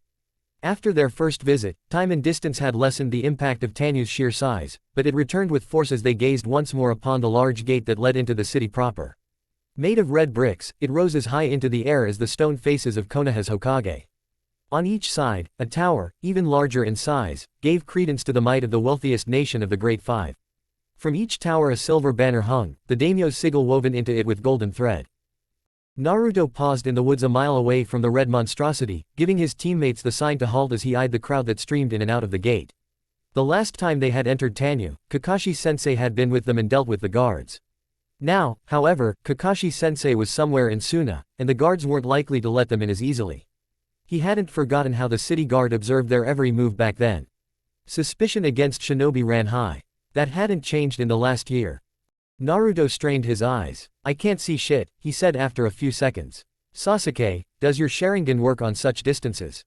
Sasuke's lips twitched as he stepped up to him. In a sea of red, 3 commas whirled around a black dot. It does, somewhat. Comes with the 3rd stage. He gazed upon the guards, then whistled. That's going to be difficult. About 30 guards, some of them with an active chakra network. They had some form of training. Any ideas? Naruto asked. I doubt we can pass them with a simple henge, Sakura said. but we can try to slip by as regular civilians. Won't work. There's one guy in the back who's doing nothing but stare at the people passing through. A censor, Sakura said. Well, damn, he'll notice our chakra even if we don't use it. Naruto broke away from them and leapt a few trees ahead, getting a better look at the wall but staying far enough from the guards at the gate to avoid being noticed while he counted the patrols moving on the wall. Why don't we just scale it? That could work. Let's circle around the city first to get away from the censor, Sasuke said. Naruto followed him and Sakura for several minutes until they reached a part where the gate wasn't in sight anymore. He took a deep breath, trying to ease the tenseness in his shoulders. Breaking into the capital couldn't be that simple. We have to be careful. I doubt it'll be as easy as we think. Sakura's lips twisted into a strained smile. Nothing for it but to try. Remember, we're in for it anyway. True enough, I suppose. Sasuke, don't use your Sharingan inside. We're trying to remain undercover. They sprinted toward the bottom of the wall, channeling the appropriate amount of chakra, shooting upward. Soon, Naruto had passed the tree crowns, and with a last leap, he vaulted over the battlement, landing in a crouch on the wall as Sakura and Sasuke touched down beside him. There they are. All three took on a combat stance. Dozens of guards stood around them, some with a semblance of training as they easily saw in their posture and movement. Naruto glared at them, trying to think of a way out. They couldn't manage a prolonged fight, and only Kami knew how many more of those guards were on the way. Then the rows of guards parted, creating a small path for a man who strolled up to them. He wore the brown robes of a monk, but Naruto had never seen anyone who looked less like one. A shuriken dangled from his ear and on his necklace he had fastened a kunai. Long black hair covered half of his head, the other side was shorn bald. Naruto wondered if it was possible to barrel through the opening the man occupied, but Sakura's frantic heel clicking warned him off. He tuned his own senses to the stranger and nearly choked. That guy had more chakra than Sasuke and Sakura combined, which was still not as much as Kakashi-sensei or he himself had, but more than enough to pose a serious threat. I wondered when the next ones would be brazen enough to try, the man said, staring at them, and Naruto had to keep himself from flinching as he saw the darkness churning inside those violet pits. Have you really thought we wouldn't protect the wall? A seal alerted us the moment you set foot on it. The man uttered a deep laugh. You may call me Nikuji Onisama. A shiver crawled up Naruto's spine. Why was this guy affecting him so much? He bit hard enough on his lips to draw blood. When the fear suddenly lessened, Naruto's mind began working itself in a frenzy. Was it a genjutsu? If yes, then it was subtle enough to fool even Sakura. Naruto glanced at Sasuke, but he, too, was in the man's thrall as he hadn't activated his Sharingan. Naruto shifted a bit to the right, closer to his teammates. Now, bereft of the irrational fear and thinking clearly once more, Naruto struck out lightning fast. He punched the nearest guard, then threw him at Nikuji. During the confusion, he tapped Sakura and Sasuke, flooding their system with his own chakra, disrupting the flow of the genjutsu. As if a spell had been lifted, both attacked the guards, ready to wreck everything in their way. Sasuke looked murderous as he hurtled toward Nikuji, his sword already drawn. After what Itachi did to him, Sasuke was rather sensitive to being put in a genjutsu. Naruto had just kicked another pair of guards away when Sasuke tumbled into him. As he found his balance, his features twisted into a snarl. Naruto couldn't help but see the underlying confusion though. Whatever Nikuji had done, Sasuke hadn't understood it. They readied themselves for another round, when Nikuji turned to smoke. Snickering echoed over the wall. Naruto turned to the source and the blood froze in his veins. Chains choked Sakura back as she tried to escape Nikuji. A butcher knife hovered next to her stomach. Then Sakura's body slackened in her captor's hold, her expression placid, happy even. Genjutsu, again. Naruto stepped forward, a growl rising in his throat. Ah, don't move too much. You wouldn't want me to carve up your girlfriend, right? Gnashing his teeth, Naruto said, what do you want? That's easy. Just be calm and let me do my job. Guards. Naruto remained still as the guards fastened manacles around their wrists. He would have laughed at their weak attempt to restrain him, but once he felt the sensation of chakra leaving his body, the laugh got stuck in his throat. The chakra was still there, simmering just beneath the surface of his consciousness. But he couldn't access it. Well, that was fun, Nikuji said, thrusting Sakura into the arms of a guard. Bring them to the holding facility. I'll be with them after I've made the report. After taking their cloaks and weapons, which Nikuji confiscated, the guards led them into a tower, pulling them down the stairs. Torches sparsely lit the way and Naruto stumbled every now and then as their feet had been shackled. They descended for minutes, prodded onward by the guards. As the distance between them and Nikuji rose, a haze lifted from Naruto's mind. He hadn't even registered its existence before. It was a slow process though, and he could feel that each second would bring more clarity. He shuffled forward, intentionally entangling himself in the chains that leashed his feet together and sunk against the wall. One guard gripped his arm, hauling him to his feet. Naruto used that time to get a look at his teammates. Sakura and Sasuke, too, appeared as though they had just escaped from a mire of confusion. Their eyes met and Naruto saw understanding dawn in them. "Look where you're going, scum," a guard said, pressing the blunt end of a spear into his back, shoving him forward. Naruto didn't reply, but followed the order without struggle. He didn't really understand what kind of genjutsu Nikuji had used on them, but the effects weakened further as time passed by and the guards led them out of the tower and into a fortified house. Whatever it was, it didn't change their chakra being unavailable though. In the house, a group of 4 wardens decked out in full armor and armed with swords waited on them. Naruto groaned inwardly. The guards' spears and light protection paled in comparison. This just became more difficult. "Shinobi?" a warden asked. "Yes. Their chakra is already sealed." The warden nodded, satisfied with the answer. "Good. You can go back to your post. We will lock them up until Nikuji-sama is back." Heeding the order, the guards left the building. Once the last was out of sight, the wardens brought them into a cell. Inside, the stench of shit mixed with urine nearly overwhelmed Naruto. He fought to keep his stomach under control, soon spying the cause for the wretched smell. A wooden bucket filled with waste had been toppled over. High in the wall, rays of light shone through a small slit, illuminating smears of blood on multiple chains dangling from the ceiling. The warden stepped up to them and pulled them over to the chains, planning to hang them up like cured meat. Naruto exchanged a glance with his teammates.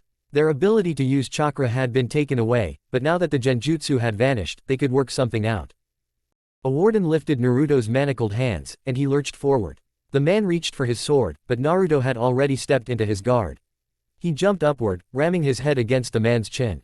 The man reeled back from the impact. From the tail of his eyes Naruto saw Sakura and Sasuke each handling one warden, which meant the fourth was also coming for him. Air prickled on his neck and he dove away. A sword soared through the air, missing him by inches. Naruto stopped his roll and landed in a crouch at the other end of the cell. As both wardens advanced with raised weapons, he looked around frantically. There had to be something he could use. Then he found it, and a mean grin tugged at his lips. When the wardens were nearly upon him, he stepped to the side and kicked the bucket at one of them. They flinched back as feces rained down on them. Naruto sprinted forward, jumping up and gripped a chain with both hands. He used his momentum and planted his feet squarely in the face of one guard, sending him careening into the wall.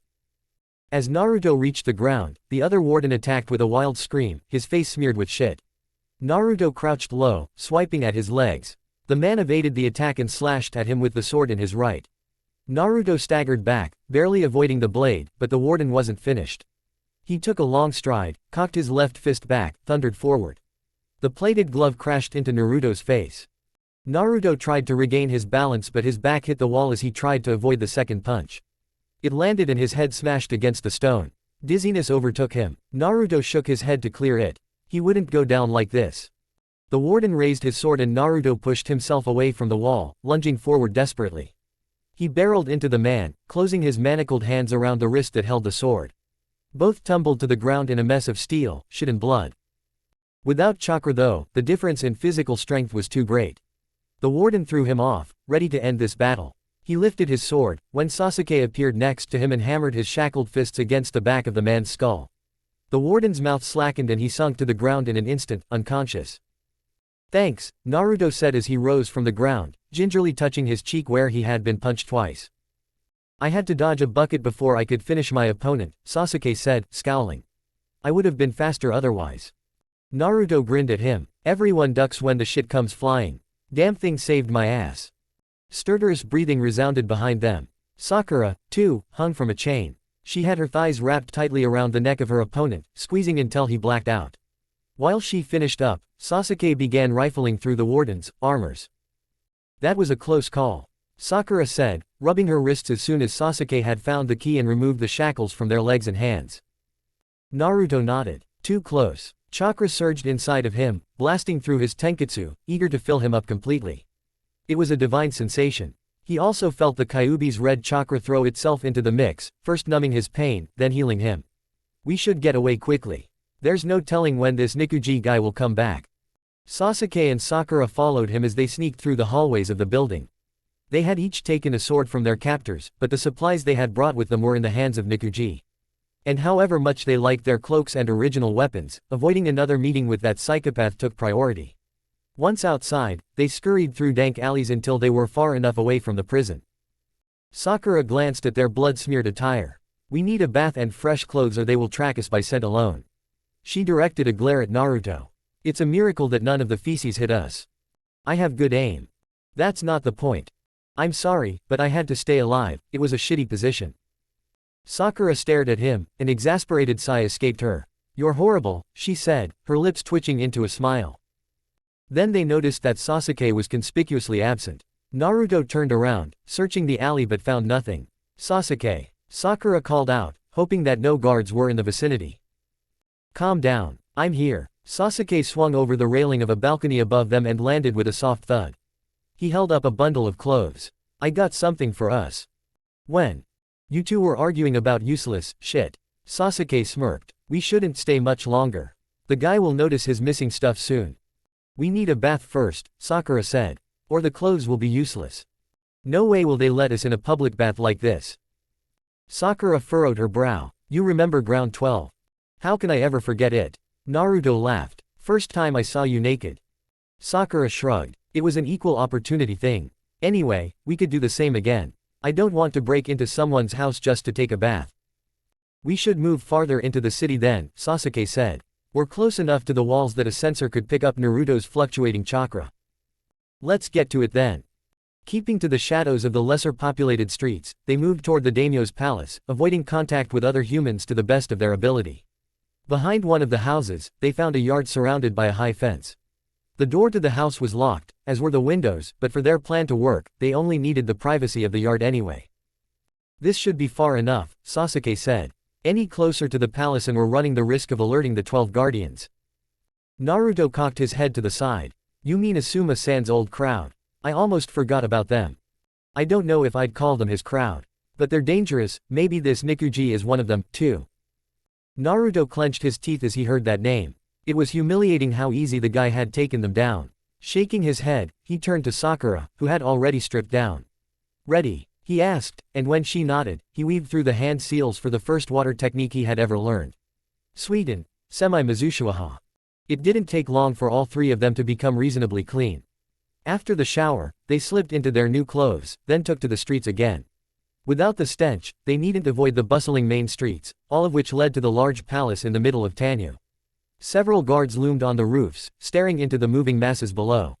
None of Team 7 felt overly threatened, though, as even a shinobi would have problems to find a person in this congestion of humans. On their way, Naruto pilfered a bag filled with coins from a merchant, employing all his skills not to get caught.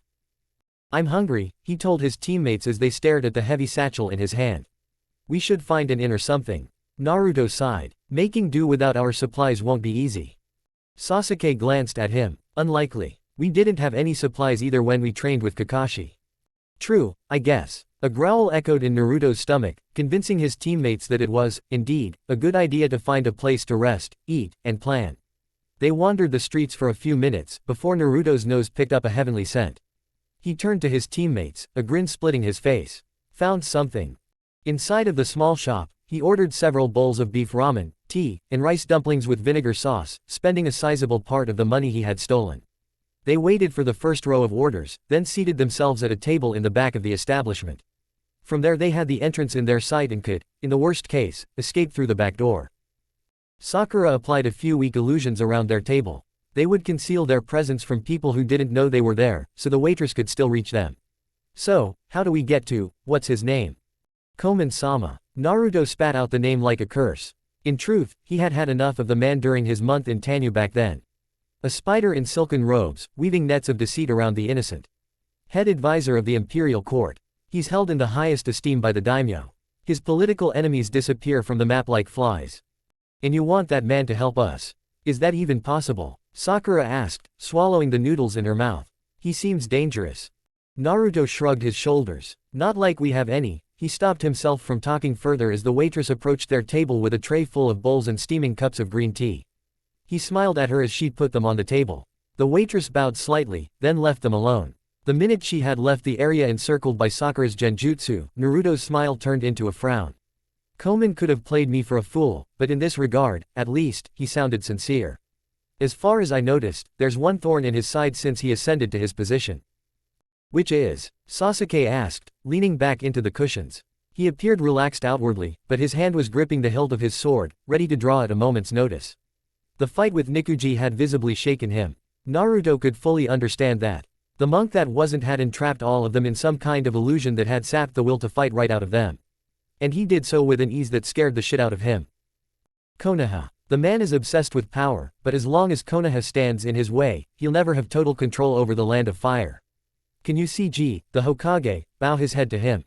I think that's the reason he was so friendly to me in the first place. I told him that I planned to become Hokage. That's basically any child spewing idealistic dreams, Sasuke cut in. I don't believe for a second that he'd take a chance on you for that alone. It's not just that, Naruto replied, staring hard at Sasuke. His dream of becoming Hokage had defined his whole childhood. It hurt to have it ridiculed like that, even though Sasuke's argument was sound. There are several factors which I think made him consider playing nice. First, he probably knows that I'm a Jinchuriki. I don't doubt for a second that a man like him has a way to acquire such information. That gives me power in the future, something you need as a cage. That's one, Sasuke said, sipping his tea. Viable, but not enough. Second, Naruto continued, he knows who our sensei is. You heard the daimyo back then. Kakashi sensei's reputation precedes him not just as a capable shinobi in his own right, but also as the student of the Yondaime. Also, it is possible that Koman even knows about Jiraiya. We weren't that secretive with our training. I have to agree with that, Sakura said, resting her chin in her palm. That's an impressive list of teachers if nothing else. I can see a guy like that picking up on such a connection. Naruto nodded. That's not all though. He briefly fixed his gaze on the bowl of ramen in front of him, observing the beef swimming in the broth. Ambiguity filled him at the thought of the next point. It represented at once a happier time he'd love to live again, staying oblivious to the cruelty of the world, but also stood for a weakness he rid himself of to survive. He sighed. Innocence was such a fragile thing. At length, he said, he noticed within moments that what I craved more than anything else was acknowledgement, which he showered me with in return. And before Kakashi-sensei showed up, I fell for it, hook, line, and sinker. He was glad that not even a shred of pity crept into their expressions, really. It wasn't what he needed. They had understood that long ago and showed their support in other ways. Empathy was the strongest trait that shone through in his teammates since the inception of their team, and he was thankful for it. Perhaps more than they even realized. Now, add that I hadn't made a big mystery about my relationship with G, the Hokage. Sakura hummed in response. That gives you a lot of desirability. The power, the guidance, the connections, and most importantly you were malleable in his eyes. You say he took your training with him seriously. Very. In that month alone, I learned more about the elemental nations than in the rest of my life so far. He basically tried to prepare me for a rise in ranks and to enter the political arena without being completely green. That's all great, but aren't you forgetting something? Sasuke asked. If he knows that you're a Jinchuriki, he also knows how you're received by the majority of Konoha's population. Do you think a man like that would bet on you to become the Hokage? Naruto sighed. I wonder if he sees it like that. I can guarantee you that he isn't well liked either and still became the head advisor. But that's not the main problem. Wariness showed on Sakura's face. What else? I'm reasonably sure he'd throw his support behind us if we were assured to be shinobi of Konoha.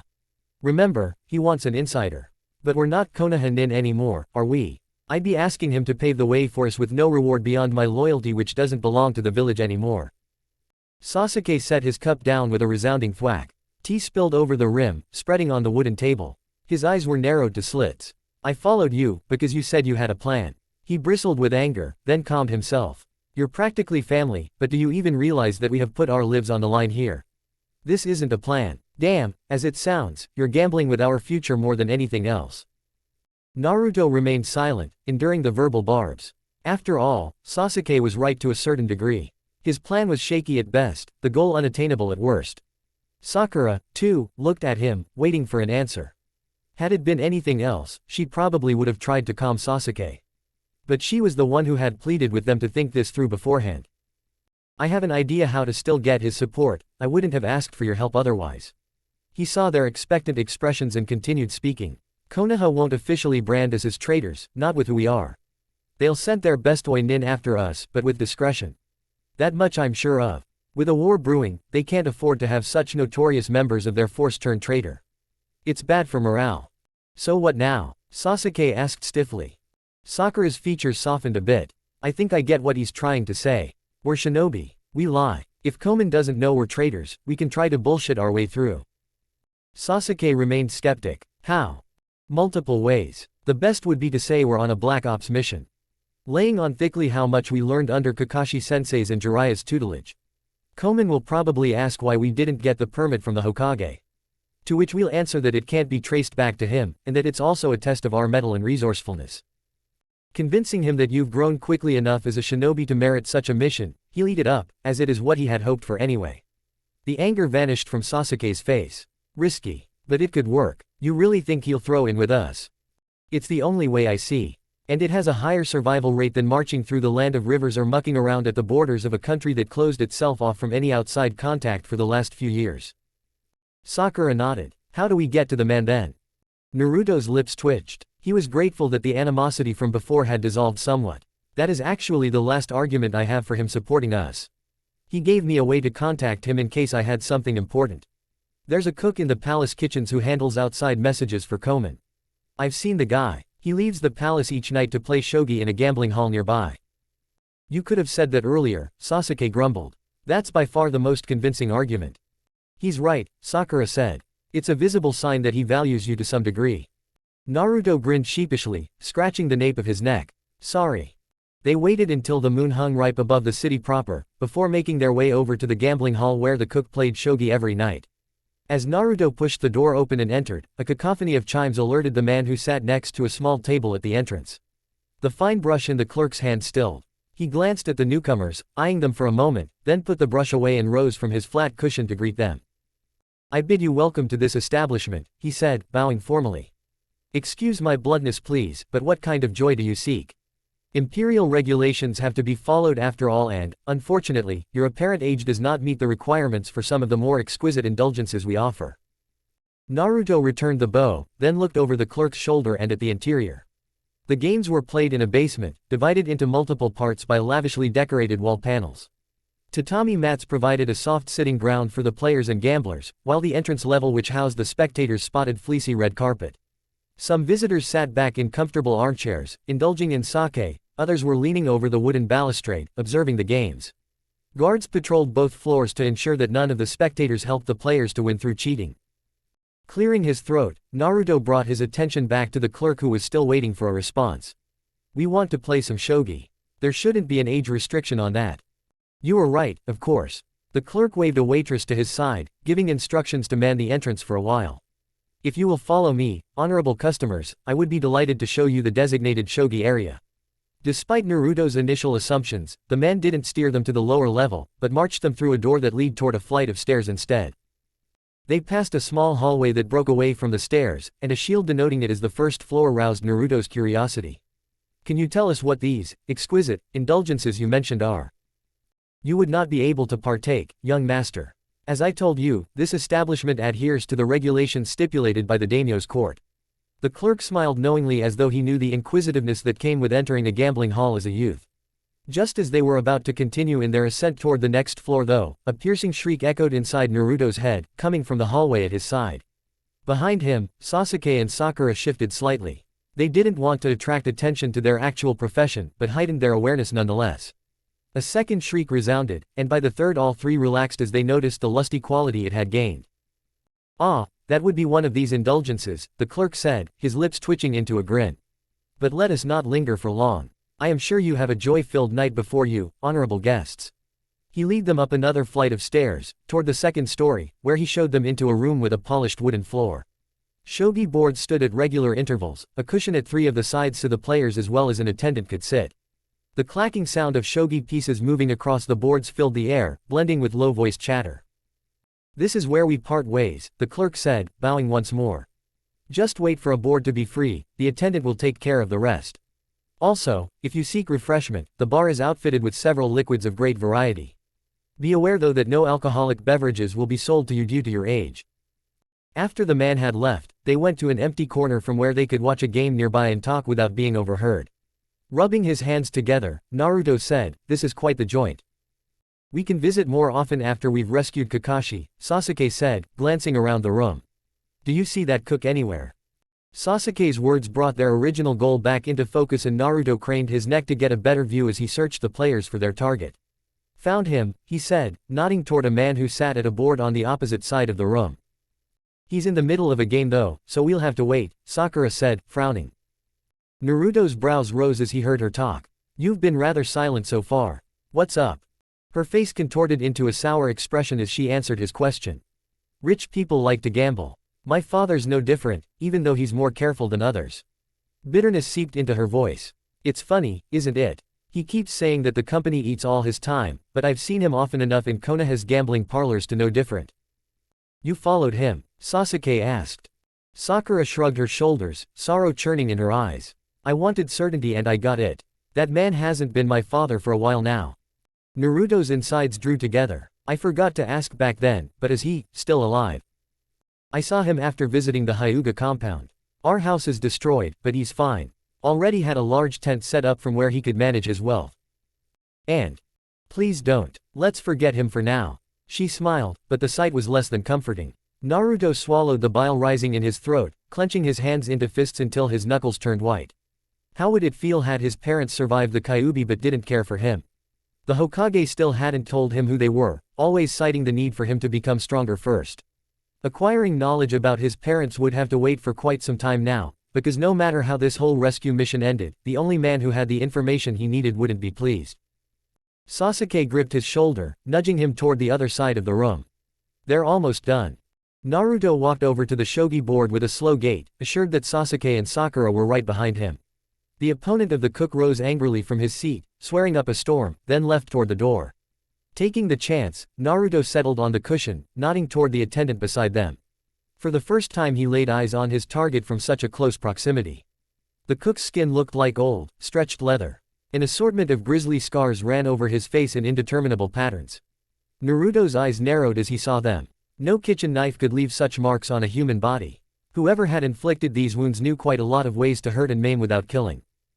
Having stashed his winnings inside of his sleeves, the man glanced up. His features hardened as he saw them. I don't play with brats. There's no challenge that way. Are you sure? Naruto asked, his gaze never leaving the cook's eyes. I have enough honor not to be proud of trouncing children. The attendant at their side cleared his throat. There are other people waiting to play, honorable customers. If you would be so kind to reach a decision soon, I would be much obliged. He directed his imploring stare at Naruto. Also, if you want to partake, you need to bet money. Perhaps your opponent will change his mind once you show him what he could win. Naruto threw the satchel he had pilfered earlier in the day on the shogi board. Their lunch had taken some money, but it still sufficed for at least one game. They needed more anyway. Here, that should be enough. The attendant peered into the bag and nodded, satisfied with its content. This is indeed plenty, young master. He showed it to the cook, who had lit up a cigarette. Are you sure you want to refuse a game with such stakes? The cook's eyes widened once he got a glimpse of the satchel's insides. He placed his cigarette in a nearby ashtray, leaned forward, and stared at Naruto. This is a lot of money, brat. You sure this is alright with you? Pretty much. If it makes you feel better, think of this as giving me a shogi lesson, Naruto replied with a grin. Clicking his tongue, the cook set up his side of the board. You should take better care of your money, brat. But you're right, there's a lesson for you to learn and I'm not rich enough to pass on such an offer. Please be a kind teacher, Naruto replied, setting up his own pieces. His skill in shogi didn't go past a few basics in the games he had played with Shikamaru, but for his purpose he didn't need to win. Move after move, dull thwacks echoed as the pieces hit the board. The target was good, definitely better than himself, playing with resourcefulness and cunning in a way that made Naruto even admire the man. Soon, though, the game came to an abrupt halt. As per the instructions Koman had given him back then, Naruto had moved the tiles in certain, recognizable patterns. The cook stared hard at the board, the rims of his eyes tightening. Then he reached into his haori and pulled out money of his own, throwing it toward the attendant with a snarl. I want nothing to do with this, he spat, leaving the room with long strides. Naruto sat at the other side of the board, looking dumbfounded at the now free place his target had previously occupied. He rushed to his feet, noticing from the corner of his eyes how Sasuke stole the money back, and hastened toward the door as well. They raced down the stairs, ignoring the lusty moans from the first floor. Sasuke hissed beside him as they entered the entrance level. The night had progressed far and a seething mass of people filled the playing den as well as the spectator area. There was barely room to breathe as they hurried through the crowd, shoving aside those who didn't move out of their way fast enough. Young master. Naruto pushed against the clerk who had greeted them, mumbling a quick, unheard apology as the man fell to the ground. The only exit to the building was also its entrance, and with their pace, they made it out before the guards could reach them. Outside, the chill of the night froze his skin as it cooled the sweat covering the nape of his neck. He took a quick glance around and found the cook walking down the street, then turning to the right and entering a side alley. Without words, Team 7 ran after the man, taking care not to be too overt about their abilities as shinobi that far out in the open. The only technique they applied was to soften their steps to a degree that their target wouldn't hear them approach. Soon they had caught up to the cook, who hurled epithets at the air around him, cursing his luck, kami, and everything in between. His countenance darkened even further as Sakura and Sasuke landed in front of him. Turning to the other side, he came face to face with Naruto. His face contorted into a scowl. "What do you want?" "You know what we want," Naruto answered softly. "Look, there's no need for a fight. Just deliver our message to the head advisor and we're done here." A guttural laugh escaped the man. "Koman, you want to meet fucking Koman? I'm done with that piece of shit." Pointing at his face, the cook's expression turned hateful, twisting the many scars into a frightful grimace. "These aren't for show, boy. And my face isn't the only place you can find them on. I had enough of Koman and his rabid enforcer." After sharing a glance with his teammates, Naruto closed his eyes briefly, taking a deep breath. "Be gentle, Sakura. He's a good man." "What's that supposed to mean?"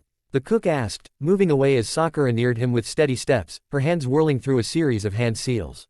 His eyes wide and fearful, his back soon hit the wall behind him. "What?" "It won't hurt," Sakura said, gently touching his forehead with the tips of her fingers. "I promise," she added in a soothing whisper. "Megan, ten no moso." The cook's mouth slackened and his eyes glazed over. He still stood upright, but the fright had vanished from his face. Naruto stepped up to him, throwing Sakura a thankful glance. He readied himself for questioning the man, but each time he opened his mouth, the horrible scars drew his attention. They must hurt terribly, even now. "Naruto." Sakura interrupted his thought, her hands holding the bird seal. "The genjutsu won't last forever." "Right." Naruto focused on the man's eyes, avoiding the scars as best as he could. "How can we get to Koman?" "Tetsu, my friend, is still in his employ. He can deliver a message to him." "Where can we find him?" The man's lips pursed for a moment and Naruto felt Sakura pump more chakra into the illusion to strengthen it. "Shokuhin. It's a city district to the north. His room is above the White Rose." "Last question," Sakura said. Sweat glistened on her brow. "Who did that to you?" Naruto asked, gesturing to the scars.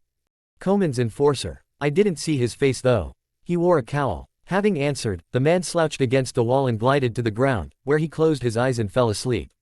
Sakura stepped up to him and wove two simple illusions around him. One to mask his presence until he woke up, the other to make sure he had pleasant dreams.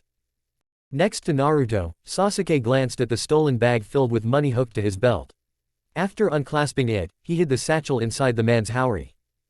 The sky turned purple as the sun's summit rose slowly, glimmering just a few inches shy of Tanyu's walls. Through the sheer size of the capital, it took them hours until they had found the district the cook mentioned during his interrogation. It would have been far easier, had they been able to use the roofs. But after their meeting with Nikuji, they kept themselves from employing anything too overt in order not to attract attention. Finally, Sakura said, after they had asked a civilian who confirmed that they were standing in Shokuhin. She marched over to an open barrel of rainwater, cupped her hands together, and splashed the refreshing liquid in her face. Looking at her reflection, which was disturbed by small, agitated waves, she frowned. Dark half-moons had formed under her eyes, making her look like she hadn't slept for days. With a start she realized that, indeed, they hadn't rested since they left Konoha 2 days ago.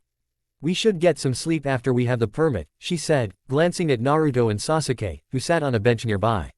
They looked just as tired as her, although they hid it better. "We should," Naruto agreed. "The question is where?" "Why not at this Tetsu's house?" Sasuke asked. "It's barely morning and it'll probably take a while until he delivered our message." Naruto nodded. "That's actually not a bad idea. As far as I remember, Koman stays up late and rises hours after the sun is up." Another 30 minutes went by before they located the White Rose, a small, cozy bar in southern Shokuhin. The sign on its door wasn't promising though. Sakura stared at it, her lips pressed together. The bar had closed 3 hours after midnight and would only open again in the evening. Also, the tenants that held rooms above the White Rose could only enter them through the bar itself, apparently a security measure necessary in this district. Sakura sighed after reading the sign a second time. We can't wait another day. Let's try the roof, Naruto said. We have to be careful though. I haven't seen as many guards as in the main district, but there still are some who patrol this area. They walked to the back side of the building, casting glances around for people watching them, then jumped over the low wall that led into a simple backyard. There, in the center, stood a cherry blossom tree, fenced in by 4 benches, one at each side. At the corner, a grill had been built out of bricks, the smell of roasted meat still lingered. I wonder if this is for the guests or the tenants, Sakura said, taking everything in. Probably both, Sasuke commented. Doesn't really matter to us though. He looked up to the balconies that surrounded the yard. Some of the large paper walls had been shoved aside to let in the early morning breeze. And we don't even have to use the roof. They leapt onto the first balcony in sight, landing on the wooden beams. From there they sneaked into the room. A couple slept on a large bed, their legs entwined. Parts of the sheets had slid down the woman's chest, revealing generous cleavage. Sakura shook her head as Sasuke's Sharingan blinked into existence, branding the legs into his memory while Naruto looked on enviously. She tapped their shoulders, breaking them away from the sight. They had a goal to accomplish. Sakura walked carefully toward the couple, layering a sleep-enhancing illusion around the woman before pulling the sheets up. Then she turned to the man, putting a hand over his mouth until his eyes snapped open and he began squirming. She put a finger at her lips, signaling him to be silent. We're not here to hurt you, she whispered. We just have some questions.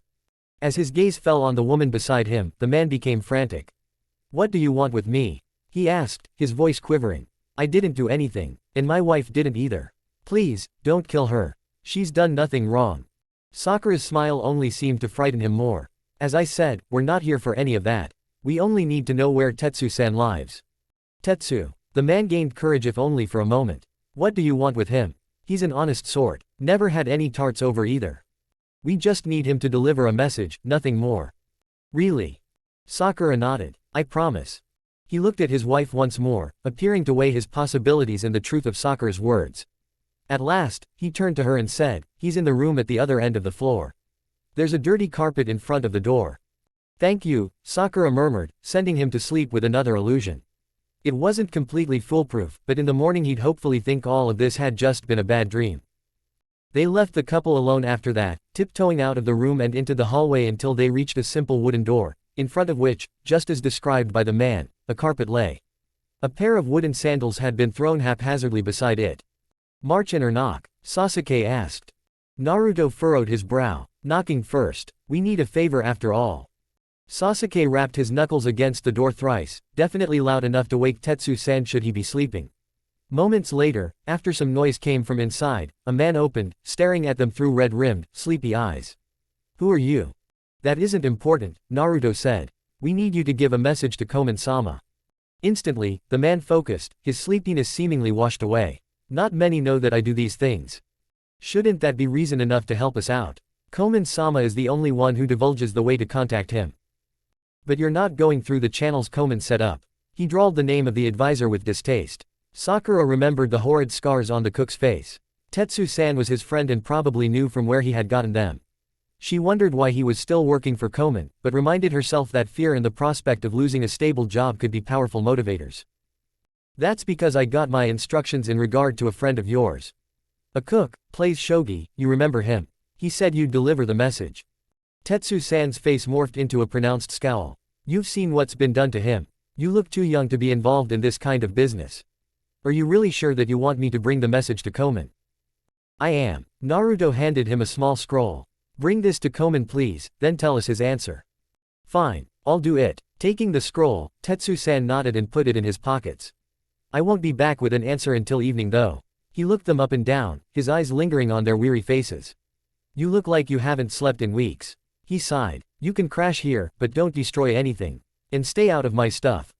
Despite the seriousness of the situation, Sakura beamed at the man. Honestly, since they came to Tanyu, that freak Nikuji excluded, they had mostly met honest people. It was refreshing, although very different from what they had imagined beforehand. Thank you, she said as relief flooded her. Tetsu-san shot her an uneasy grin, then made himself ready for his job at the Imperial Palace. A job that, while not the best paid one possible, still brought in enough money to sustain a comfortable lifestyle, it seemed. Once Tetsu-san had left, the trio crawled into the large bed, almost instantly falling asleep as the exhaustion of the last days came crashing down on them. Deep in the hidden caverns underneath the Hokage monument, Danzo eyed the two kneeling agents before him with gritted teeth, leaning on his cane, his hands clenched tightly around the handle. The tip pressed hard enough against the ground that cracks appeared in the fundament under his feet, and the shaft trembled like a leaf in the wind, threatening to burst asunder any second as he contemplated how to proceed after receiving such damning information. "My deepest apologies, Danzo-sama," one agent said, his head bowed low. "It wasn't. I do not care for empty excuses. How could you lose the trail? Everything hinges on their survival." "Delta Squad had been completely eradicated, sir," the other agent said. "And no tracks remained to follow Team 7. A scowl contorted the visible parts of Danzo's face. "Is there any lead as to what happened to them?" "The bodies showed only minimal outer damage. The field autopsies we concluded, however, indicate that their insides have been wounded severely." "A hyuga? We do not believe so. The work lacked the finesse that comes with using the jukin, better said, it seems to be a completely different style of combat. None of the chakra paths or tenketsu have been targeted. Instead, organs have been shredded, and connections to and from the heart were severed. We can only assume that a skilled medic nin is responsible." Danzo let both agents squirm for a while longer, before he said, "Find them." "But, sir, the trail. You will find them, and if you have to scour the whole continent. I do not tolerate incompetence." Dismissed. After the agents left on their new mission, Danzo began pacing, his thoughts racing in circles around the issue of how to tell Hiruzen the bad news without losing his head in the process. The chances that his route would find the Jinchuriki and his teammates were too low for him not to prepare a contingency plan. Especially now that a new, unknown force had entered the playing field, shuffling new cards into the deck which he hadn't anticipated. "Hey, get up." A voice penetrated Naruto's clouded dreams, shortly followed by a tremor running through his body as someone shook his shoulder. "Up with you," the voice said again, and Naruto opened his bleary eyes. That Tetsu guy crouched at the edge of the bed, Sakura and Sasuke standing behind him, wiping the sleep out of their faces. Gripping the offered arm, Naruto heaved himself up, his whole body feeling rejuvenated from the hours of sleep. "You got an answer?" he asked, now paying full attention to the man. "I did. Koman recognized you once I described how you look. He's waiting for you in his private compound. Not in the palace. Too many ears in there. You know where his estate is?" Naruto nodded. "I've been there once or twice. It's quite big." Tetsu barked a laugh. "You don't have to tell me. I've been there often enough. Koman swims in money." His face turned grim. "You should leave now. And be careful. I don't know what you want with him, but he is a dangerous man." "Thank you for your help, Tetsu-san," Sakura said, bowing. Afterward, they left the White Rose, following Naruto who led them out of Shokuhin and through the streets, where they soon entered into a district that almost threw its richness in their faces. Beautiful trees, tastefully cropped, lined the roads and marbled walkways stretched alongside the many compounds with gargantuan gardens. "Some of those are as large as my clan's compound," Sasuke muttered when they had just passed another. "That's ridiculous." "That's wealth," Naruto replied, his eyes flickering around, looking for guards. "Either you have it, or you don't. And if you have that much of it, it's hard not to splurge, I guess."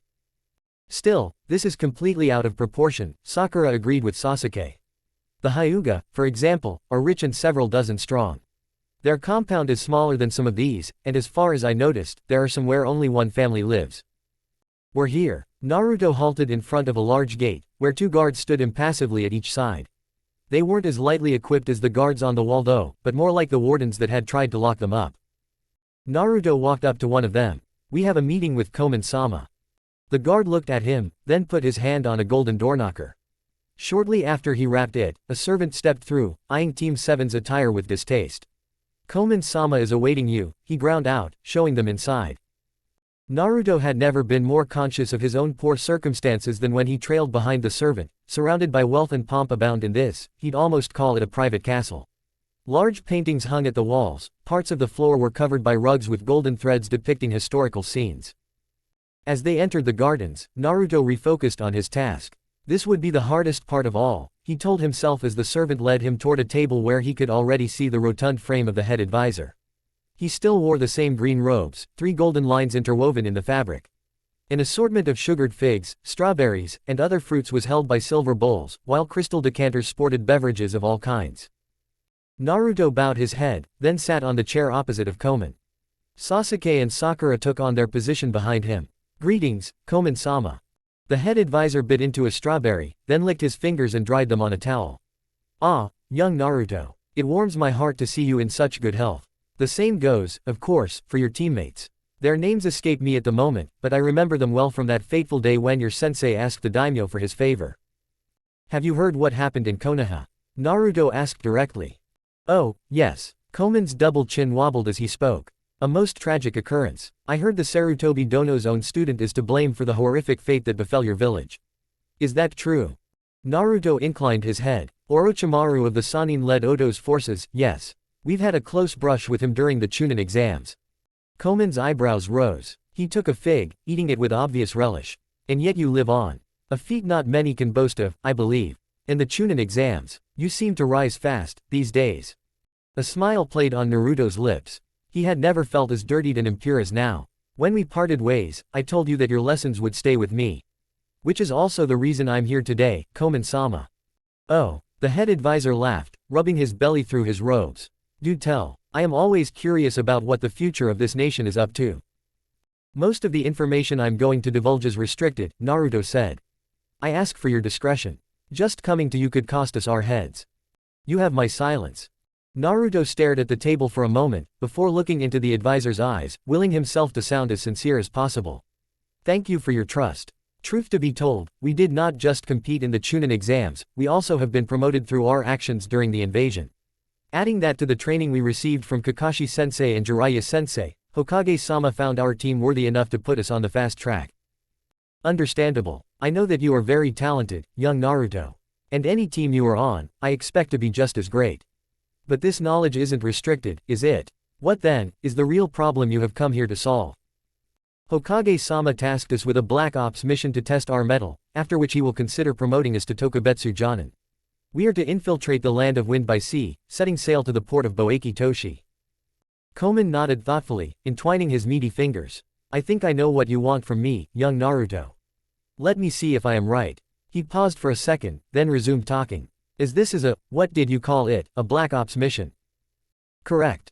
Right. As this is a Black Ops mission, naturally, nothing should lead back to Sarutobi Dono.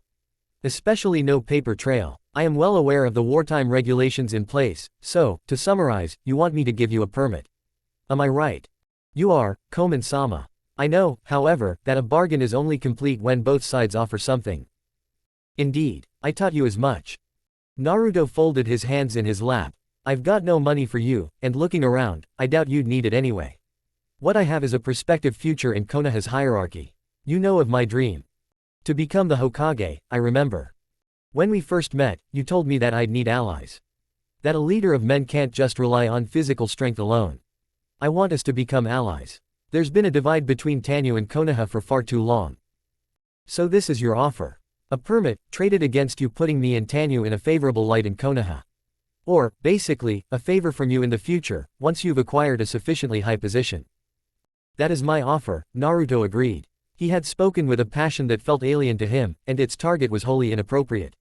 The content of what he had said though, wasn't falsehood. In his mind, a unification, or at least better relations were desirable. The problem was just that he definitely had the wrong audience in the power-hungry advisor. Minutes of silence went by as Komen contemplated the offer. At length, he rose from his seat. If you would be so kind to wait here, I will be with you shortly. Then he left the garden and vanished into the house. Sakura and Sasuke looked at him with wide eyes, but didn't dare to speak for fear someone would hear them. Naruto could understand that, with all they had learned about the man in the last days, and now seeing how honeyed his speech was, how false it rang if combined with the knowledge they had, it only served to underline the danger Komen represented. When the head advisor returned, he had an official-looking paper with him. In the darkness, Naruto made out a waxen seal at the bottom right. Hope fluttered in his chest, driving away the apprehension that had clawed at him since he set foot into the estate. Your words are chosen wisely, young Naruto. Truly, I believe in a few years you will make a splendid Hokage. Here, take this permit and prove to Sarutobi Dono what powers slumber inside of you, willing to be unleashed. Naruto reached for the paper, but the darkness of the night prevented him from reading anything. Komen stepped away, pointing to the small lantern on the table. Why don't you look at it under the light? I am sure it will make this easier. Walking over to the lantern, Naruto looked at the paper. Caught in a silk web. Wait for the spider's embrace. Death approaches soon. Is this a joke? He asked the advisor flatly, crumpling the paper in his fist. Forgive me, young Naruto. Important men like myself have seldom chance to indulge in fun such as this, therefore, I try to make the time for it as often as possible. Koman laughed, a deep gravely sound, that reverberated in Naruto's skull. Please, take this seriously, Koman-sama. Oh, I do, believe me. There is nothing more serious to me right now. The advisor paced slowly in front of them, his eyes boring into Naruto's. Tell me, have you really thought I wouldn't smell your lies the moment they left your uncouth mouth? Me, who has no equal in the political arena. Me, who can crush opposition with but the twitch of a finger. I told you the truth. Do you take me for a fool? It is all too apparent that your purpose here has nothing to do with Sarutobi Dono. You know, young Naruto, I really believed you could become useful to me. Your drive is to be admired, truly. A malicious grin stretched Koman's face. But there is no one in heaven or earth who lies to me. You have outlived your usefulness, and you should know what that means. Naruto's heart hammered against his ribcage and fury consumed him as he listened to the advisor's words. They had handed their swords to the guards before they were let in, but Naruto hadn't suffered training under Kakashi-sensei and Jiraiya for nothing. He'd wring that motherfucker's neck until nothing but bloody paste remained. Ah, I like your eyes. They are cold now, bereft of innocence. And still you were naive. My, I wonder if anything I taught you made it through it all. But I guess that doesn't matter anymore, does it? With one leap, Naruto appeared in front of Koman, his fist cocked back, ready to strike. His punch never landed as Sasuke pulled him back an instant later, just in time to avoid the butcher's knife that dug deeply into the earth where he would have landed. Next to the advisor, a man touched down, pulling the knife out of the ground. Naruto's expression froze. Tetsu-san. If you wish to call me that, Tetsu said, smiling. Then, the air around Tetsu shimmered and any words Naruto might have said got stuck in his throat. Slowly, Tetsu's face peeled away, revealing long, black hair that covered only half of his head. His clothes changed into brown monk robes. Nikuji, Naruto growled. That's better. You can't believe how surprised I was when you suddenly stood in front of my door. Imagine, I searched for you high and low, and you simply stumble up to me, asking to deliver a message. Next to Nikuji, Koman grinned smugly. I believe that is what we call, the destiny to be slaughtered. Then Naruto remembered the cook and the wounds he bore. You carved up your friend. I wouldn't exactly call him a friend. More like an acquaintance I found pleasure in mutilating. Violence erupted in Naruto like a volcano. I'll rip you to shreds. Both of you. Kaden, Gokaku no Jutsu. A fireball shot past Naruto, exploding in front of Koman and Nikuji. Sasuke gripped him by his shoulder and flung him onto a nearby roof. Let me at them. Naruto struggled against his teammates, who both pulled him away. We have to leave, quick, we can't fight that guy inside the city. The guards will swarm us, Sakura shouted over the loud chimes of an alarm bell that had gone off the moment the fireball exploded. Her words brought Naruto out of his frenzy. He glared at the fire, then nodded and turned around to flee Tanya with his team. As they bound over the roofs, kicking the guards in their path away, Naruto swore that they would pay. Neither the Shinigami, nor Kami would be able to grant Koman refuge when he would come for him. A black burnt sky loomed over him as Sasuke scaled the side of Tanyu's wall which faced the city, Naruto and Sakura right behind him. The torches of patrolling guards appeared as orange glimmers in the distance, spending no light to those far away, and moved in patterns looking almost like a dance. On their way in, a seal had alerted the guards to their presence, drawing them to their entry spot like moths to the fire. Now, as they touched upon the matrix once more, the dance ended and single flames on other parts of the wall began moving around in a flurry of agitation. The seal, Sasuke decided, must be quite complex. He heard no bell chime in the distance, no gong ring loudly in his ears, no drum thunder away in wild abandon. Yet every guard reacted without delay, advancing with surprising efficiency, drawing closer and closer. With a final step he swung himself over the battlement, onyx eyes blazing with intent. As good as the seal was, it wouldn't hold them. The wind whispered on his neck, and he leaned forward, avoiding the sharp tip of a spear that plunged through the air. Pressing his palms flat on the ground, he pushed his body upward, thrust his feet against the guard's chest. The man reeled back from the force of the kick and, stumbling over his own feet, careened through the crenel of the parapet. Naruto shot up behind the guard, gripping the collar of his leather armor, pulling him up as he vaulted onto the wall. The man landed in a tumble on the ground, then crawled away from them, pressing himself against the cold stone while Sakura knocked the other two guards around them unconscious. Naruto's glare reminded him of the promise unspoken that stood between them since the end of the invasion, where blood had touched not only skin but also soul. Sasuke glanced at the frightened guard, a sigh escaped him. Being a shinobi made it easy to kill, and the perceived value of a life sunk with each slain enemy, until nothing remained but indifference and apathy to that which should be cherished at all cost. In 1 year, he had murdered more people than his clan compound once housed. Sasuke closed his eyes briefly, trying to ignore the disgust welling up inside of him. He swallowed the bile clogging up his throat. It was too late for him to return to what had been before this mess, but trying to slaughter less people sounded like a better way to avoid becoming Itachi than continuing with the course his profession had set him on. The torches which once glimmered in the distance drew close, and when Sakura tapped his shoulder, he reined in his spiraling thoughts. This wasn't the time, he told himself, following his teammates in their fast-paced descent down the wall until they sprinted through the fields which separated Tanyu from the surrounding forest. Corn flashed past Sasuke as he ran, and his heritage let him notice the yellow and green color blur by at rapid speed even as darkness smothered the world around him. No word was spoken in the following minutes of flight, as each of them repeated the reflexive motions to leap from branch to branch, simmering in their own thoughts about what had transpired in the capital. The question of how to reach Kakashi became more pronounced as the overflowing adrenaline in their bodies lessened and reality settled in. Leaving the land of fire's shores had become that much more difficult after Komen's reaction. Sasuke blinked as Sakura halted abruptly, her brow wrinkling. She turned around to say something, but the moment she opened her mouth, Sasuke felt what had made her stop. He barreled into Naruto, shoving him down the tree, then tapped the branch under himself and adjusted his own path away from the incoming butcher knife cleaving through the wood. "You didn't think I'd make it that easy, did you?" Nikuji landed opposite of him in a whirl of brown robes which flared around him. He held a knife in each hand, his violet eyes glittering with malice and madness. "Komen-sama has given me free rein, isn't that simply amazing? You really pissed him off." Naruto bared his teeth. "Good that you're here, saves me the trouble of looking for you later." "Sweeten, Teppadama." Nikuji sidestepped the water bullet, laughing as he whirled around a consecutive one and jumped over the barrage of fire Sasuke spat his way.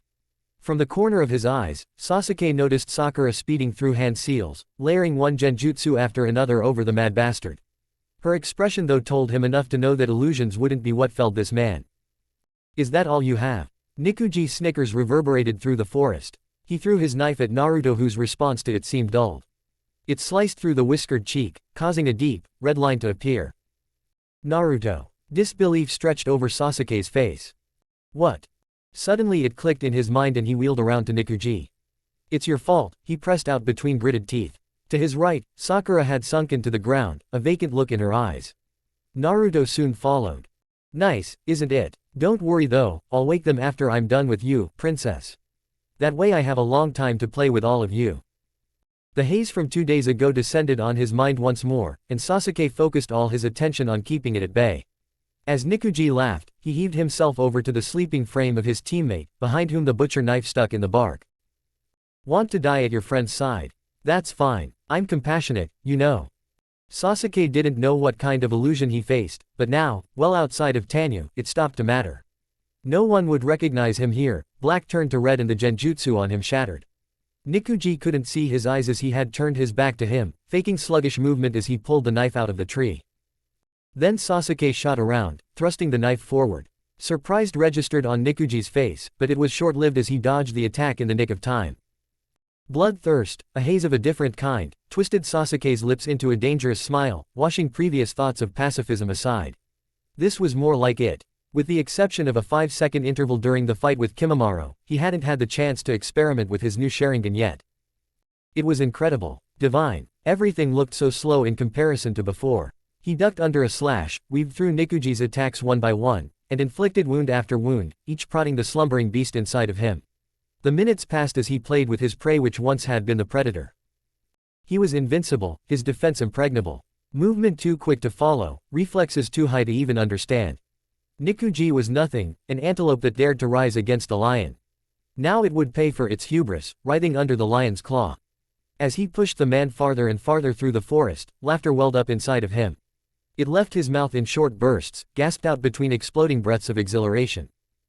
In a desperate attempt to escape him, Nikuji stumbled back, slashes crisscrossing over his face and arms. The brown robe hung from his frame in tatters. He panted harshly, his hands empty. Sasuke had knocked the last knife out of his hand. "Is this how you wanted to play?" Sasuke asked, grinning. He held the knife in his hand, advancing slowly. "You should have said so from the start. This is fun." Nikuji spat a glob of saliva and blood on the ground, then ripped the kunai from the chain around his neck, gripping it tightly. "It'll be once I'm done with you. And so dies the antelope." Sasuke laughed, his eyes spinning madly. Within one leap, Sasuke was in range of him, the knife in his hand shooting forward. He saw Nikuji's hand with the kunai move in slow motion, aiming for his stomach. Sasuke didn't care. He was fast enough to drive his knife through the man and jump away. Nothing was impossible, not anymore. The pointed edge of the knife pressed into Nikuji's stomach, droplets of blood flew through the air. Time to jump back. Everything around Sasuke sped up and exhaustion crashed into him with enough force to make his knees buckle as the Sharingan died out. He had to move, had to get away. The kunai in Nikuji's fist plunged into him, rummaging through his insides. No, no. Sasuke tightened his grip around the knife, using the last of his strength to pull it out of Nikuji. Then he sank it deep into the man's throat. Finally, the life vanished from his opponent's eyes, but not before a bloody smile contorted his face. Sasuke's world turned black a second later. Chapter 21, Fallen Leaves 3. A pounding headache lanced through Naruto's skull, driving away the darkness clouding his mind, replacing it with painful clarity. He sat up with a groan, massaging his throbbing temples. If nothing else, the hurt was a sign that he hadn't died. And if he was alive, Sakura and Sasuke might be, too. Pulling himself in an upright position, his calloused hands dug deep into the bark of the tree beside him.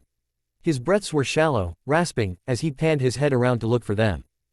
Sakura sat nestled between large roots, regaining consciousness, casting glances at her surroundings. With unsure steps, Naruto shambled over to her, his pants clinging to his frame. The wet forest floor had soaked them through and they stuck to his legs like old, fetid skin. "Sakura, you okay?" She nodded tiredly, wiping grime off her face. "I wouldn't call it okay, but I'm not hurt." "That's a start. Where's Sasuke?" Naruto asked, searching their vicinity for a sign of their teammate. If Sakura had also been affected by the illusions, then Sasuke was the only one who could have won against Nikuji. Resisting the genjutsu had been impossible for Naruto, but he'd wager that Sasuke had used his eyes to win. He helped Sakura up, heaving her onto her feet. "Can you sense him anywhere?" "I can try." Sakura put her hands in the ram seal. "He's over there," she said, emerald snapping to a location not far away. "And he has almost no chakra left." Liquid fire shot through Naruto's veins and he stumbled toward the place Sakura had indicated, his feet barely obeying his will. His heart stopped for a second as he arrived at the scene, before it resumed pulsing, hammering painfully against his ribcage. Sasuke's face was directed at the sky, his eyes closed. He lay on the ground as still as a corpse, his black shirt rendered to tatters, and with crimson glistening under the moonlight as it pooled around his stomach. Nikuji's head leaned on Sasuke's legs, the sadist's eyes vacant. Naruto struggled with himself, forced his legs to move. He neared Sasuke and sank on his knees beside him. The corners of his eyes got wet as he stared at the unmoving body. "Sasuke." Sakura joined him, her face devastated. She lifted Sasuke's head slightly, but as she was about to put it in her lap, it moved. Naruto wiped his eyes, blinking at what he saw. Then Sasuke's fingers twitched. "He's alive," Naruto said, relief coloring every syllable. Sakura looked up, but her features held no joy. "I know," she whispered. "I know, but for how long?" Naruto's gaze drifted back to Sasuke's stomach wound. He gritted his teeth, clenched his fists, shook his head in denial. Hadn't he vowed to himself that none of his teammates would ever receive a wound like this? Damn it, he could endure having his insides ripped open. Not them. They shouldn't have to. Not with him there. The moist ground beneath his feet squelched as he dug his toes into the earth. Above them, the heavens broke open, and Naruto swallowed the despair that welled up in his throat. He was supposed to be the one lying there, not Sasuke. Anger set in, and with it, his thoughts swiveled to Nikuji, the bastard who was responsible for this. The man who had ripped his already small family further apart. He stared at the corpse of Komen's enforcer, fury rippling through every pore of his body. Anger soon turned to hate. It started out as a slow trickle, slithering up his veins, mixing in his blood. And when the dam broke, the trickle grew in size, soon equaling a raging river rushing over a precipice, widening into a waterfall eager to meet the bottomless ocean. He cried, he snarled, he roared. He jumped to his feet, seized Nikuji's corpse with his hands, and hurtled it away from Sasuke. The body crashed against a tree, a sickening crunch reverberated through the air, and thousand leaves rustled as the tree splintered and fell over. Naruto panted harshly, staring at the outcome of his impotent rage, yet his fury didn't abate, only strengthened. His self-control had slipped for a moment, but he didn't care to rein this madness in and directed his stare toward Tanu. There, Koman hid from this tempest of emotions, smiling, indulging, uncaring. Naruto's feet moved on their own. He'd make them pay, all of them. Naruto. Sakura stood behind him, her hand on his shoulder. Don't, please. She sounded miserable, but even that wouldn't stop him anymore. I'll kill every one of them. Sakura's breath came in bursts as she flung both arms around Naruto, rooting him to the spot. You will die, she said, her head buried in his back. I can't, you can't. Damn, she trailed off into stutters, making him pause. One glance at Sasuke though rekindled the anger. They won't stay alive, I won't allow them to. Naruto inhaled deeply, then turned around and pried Sakura off him. I will come back. A token assurance, nothing more. He wanted to promise, but couldn't. Sakura looked up, red-rimmed eyes glistening with disbelief. Against the 12 guardians. I can't lose you too, please don't. You will die if you go. I am a Jinchuriki. They won't. His speech tapered out. Could it work? Was it even possible? He stepped back to Sasuke's body, knelt down beside him, and put both palms on the wound. I don't want you anywhere near this, Sakura. What? Back, please. When he heard the snapping of twigs as she moved out of range, he shot Sasuke's unmoving face a last look, branding it into his mind. This had to work. The power of the Kyuubi gave him nigh impossible regenerative abilities, and while he didn't know what would happen if the Biju's chakra entered the system of a normal person, he would forever hate himself if he didn't even try. How to conjure the Kyuubi's chakra though, the red energy that healed him on a regular basis. Naruto focused, but no matter how hard he searched, it remained elusive. And even as he found it through sheer stubbornness and will, like an eel it dashed away the moment he tried to channel it. Why? It was frustrating, vexing, maddening. He opened his eyes. Sakura still stood a few trees away, her expression chipping at his heart one shard a second. Naruto looked away, unable to bear the sight. Concentrating on Sasuke once more, he noticed the bloody kunai lying next to him. Perhaps. Naruto took the kunai and swiped the blade across his arm. A long, red gash opened up. Naruto. Sakura shouted behind him. Back. He heard her pause, but the feeling he had waited for, the sensation of red pouring through his body didn't come. He gnashed his teeth, narrowed his eyes. More. Enough that even the Kyuubi couldn't ignore it. Naruto gripped the handle of the kunai with both hands, his knuckles whitening, and plunged it into his chest. Blood fountained out, smattering everything around him. Back, he rasped again, hoping Sakura would listen to him. And then it came, not like the hate before, growing slowly in size, but as a rush of power racing onward to meet the wound he had inflicted on himself. He bowed over the body, making sure his palms still connected to Sasuke's stomach. The energy didn't shoot out though, didn't transfer to Sasuke. Naruto snarled, pouring all his will into forcing the power through his fingertips. It would listen. It would obey. It would save Sasuke. A primordial roar swelled up in his throat and burst forth, ripping the grass under his feet away. His veins bulged, sprawling along his arms like cords of thick rope. A red shroud enveloped him, bubbling to the surface, peeling skin apart. The scenery changed, and with it, Naruto's perception of time and space. He was in a basement, endless pipes stretching across the walls, dirty water reaching up to his ankles. Naruto glanced around. At his feet lay Sasuke, still as a corpse, and as the hairs on his neck rose, a foreboding feeling settled in his stomach. Low rumbling caused Naruto to turn around and his mouth slackened as he was witness to an image that would haunt him till his dying breath. Behind a gate reaching up into the endless darkness, he found the one being he hated the most, the Biju that had ruined his life. Its eyes, each as large as a house, observed him with cruel intelligence bleeding into crimson irises. The saliva dripping from its teeth sent ripples akin to small waves through the water. Kyuubi. Every aspect of his burden was crushing, even the Biju's silence. Kyuubi, Naruto said again, with more vehemence. Its head moved by the fraction of an inch. Jailer. It brings me pleasure to see you. The Kyuubi propped itself up on its paws, and with a start Naruto realized that the size from before had only been an illusion. For a second he stared straight forward, his gaze on the same height as a single sharp claw digging into the ground. Why? He asked, seeking the Biju's eyes. You have no idea how I long for this meeting, weeks, months, years, a decade and more. Now, finally you are here and every fiber of my being crawls with joy. The fox had ruined enough of his life already. He wouldn't let it mess with him anymore. Swallowing his fear, Naruto stepped up to the gate. Your mockings mean nothing to me. Mockings. Oh no, this is nothing of the sort. It is pure, magnificent bliss. To see you, my jailer, here in front of me, to take in your existence in minute detail, it will make all this worth it in the end. Worth it? What the fuck are you talking about? The Kyuubi's face split into a grin. Oh yes. How could I appreciate the skin I ripped from your bones if I haven't seen the original beforehand? How could I love your screams when I haven't heard you speak? There is so much to learn before I rend you limb from limb, and… You talk too much, Naruto said, glaring up at the beast. I'm not here to listen to your sick fantasies. They won't stay fantasies much longer, the Kyuubi answered. You have my gratitude though, jailer. The seal that old ape and his pet frog put upon the Shinigami's prison kept me in check, hindered me to contact you in any way. But you sought me out this time. Everything is different now. I didn't seek you. But you did. An undercurrent of satisfaction accompanied each word. The Biju oozed smugness. You inflicted grievous wounds just to reach me, is that not the truth? The words rang through Naruto's mind, and he glanced at Sasuke, the reason he had summoned the red chakra in the first place. He had no time to banter with the beast in front of him. I don't care for you, Kyuubi.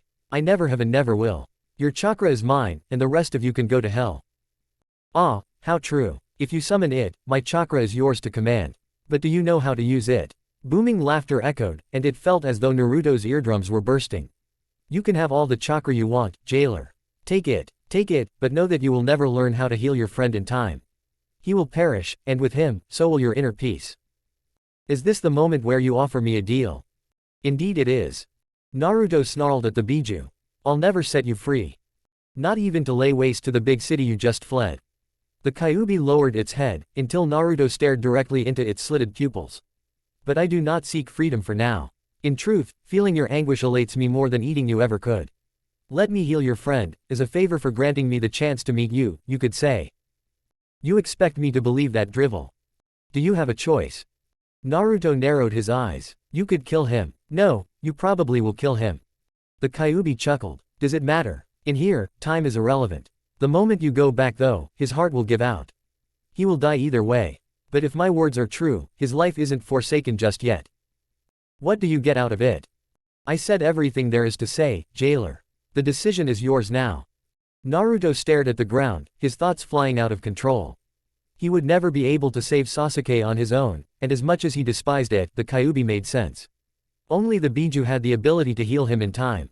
Though could he risk unleashing hell on earth should the Kyuubi's words turn out to be lies? A sick feeling rose inside him. There was no real question, was there? Sasuke had told him that his loyalty lay with him, not with the village. And in turn, Naruto's loyalty lay with Sasuke, not with the world. Kami may cast his soul into the deepest pits for it, but there could only be one choice. His voice was dead as he spoke, heal him. The Kyuubi's face nearly split in two, showing rows of sharp teeth. So have you spoken, and so your will shall be done. Farewell, jailer. We will see each other again, I am sure. A scalding sensation burned Sakura's arm as she touched Naruto's chakra-enshrouded shoulder. That, however, was nothing compared to the fear that gripped her as Naruto slumped over Sasuke's body. The red energy burned steadily though, neither growing in size, nor diminishing. Had Naruto left her, too, now, just as Sasuke surely would. The thought sickened her, and her insides rose in violent anger as she envisioned a life without either of them. She lost the fight shortly after, emptying the contents of her stomach on the grass beneath. Had everything been for nothing? The blood, the tears, all of it just to feel the same loneliness that had gripped her when her mother had died. Heat pressed against her back and she glanced up. Wearily wiping the puke from her lips, Sakura saw something that inflicted happiness and terror in equal measure. Naruto's body was upright, floating a few inches above the ground, surrounded by wind and malice, glowing in a light that sent shivers down her spine. More chakra than she had ever felt poured out of him, blanketing the whole area. It meant he was alive, but was it still him or the Kyuubi, or something completely different instead?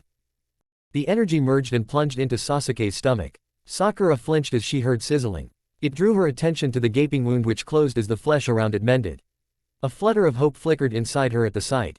Was this Naruto's plan? Sasuke's chakra level rose, soon reaching normality, but still his eyes stayed closed.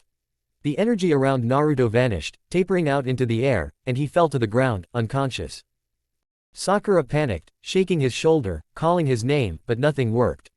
She ripped his shirt apart and put her ear to his chest. Her shoulders sagged together as she heard a steady heartbeat, drumming away inside of him.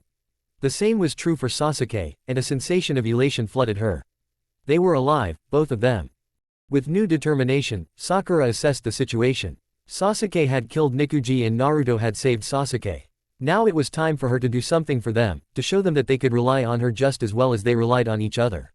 Sakura grunted with effort as she heaved both of them on her shoulders, intent on carrying them to a safer place near the ocean. Koman had screwed them over, but giving up didn't exist in the vocabulary of Team 7. She would find a way, and if both of her teammates remained unconscious, she would make sure they woke up on a ship sailing for Boeki Toshi. Sakura grimaced as, 4 days later, she looked at the sleeping faces of her teammates. For hours on end, only a few minutes of rest in between the journey to find some food and regain some energy, she had carried them onwards to the south, nearing the coastal town, Kaigan, from where the only ships in the Land of Fire left in times of war. The fear that the high amount of chakra Naruto had released would ring alarm bells in the whole country wasn't unfounded and drove her to persevere through rain and glaring sun, bringing them closer to their goal. In that time, her thoughts had been a jumbled mess. She loved Sasuke as much for saving them as she despised him for acquainting her with the despair of seeing him hurt, bleeding to death. Irrational, she knew, but she couldn't help it. And she loved Naruto just as much for keeping her family intact, rescuing Sasuke from the brink of endless oblivion, as she hated him for making her think she had lost the second teammate in just as many minutes. Sakura shook her head, trying to get rid of those thoughts. They would help neither her, nor them. She wrung out the wet strip of cloth she had ripped from her pants, and watched as the water dripped inside of the wooden bucket she had stolen from a farm on the way, along with a few loaves of bread and some apples. Then she tied the cold towel around Sasuke's head. Sakura had never believed she'd ever say this, but in those last days, Naruto had been far calmer than Sasuke, and definitely less stressful. He still hadn't woken up after the Kyuubi had flooded him with enough chakra to level a small village. But his expression was peaceful, a small smile etched onto his features even as rain pattered against his brow. Sasuke was a wreck in comparison. He squirmed, his breath leaving his mouth in unhealthy wheezes as though his lungs had collapsed.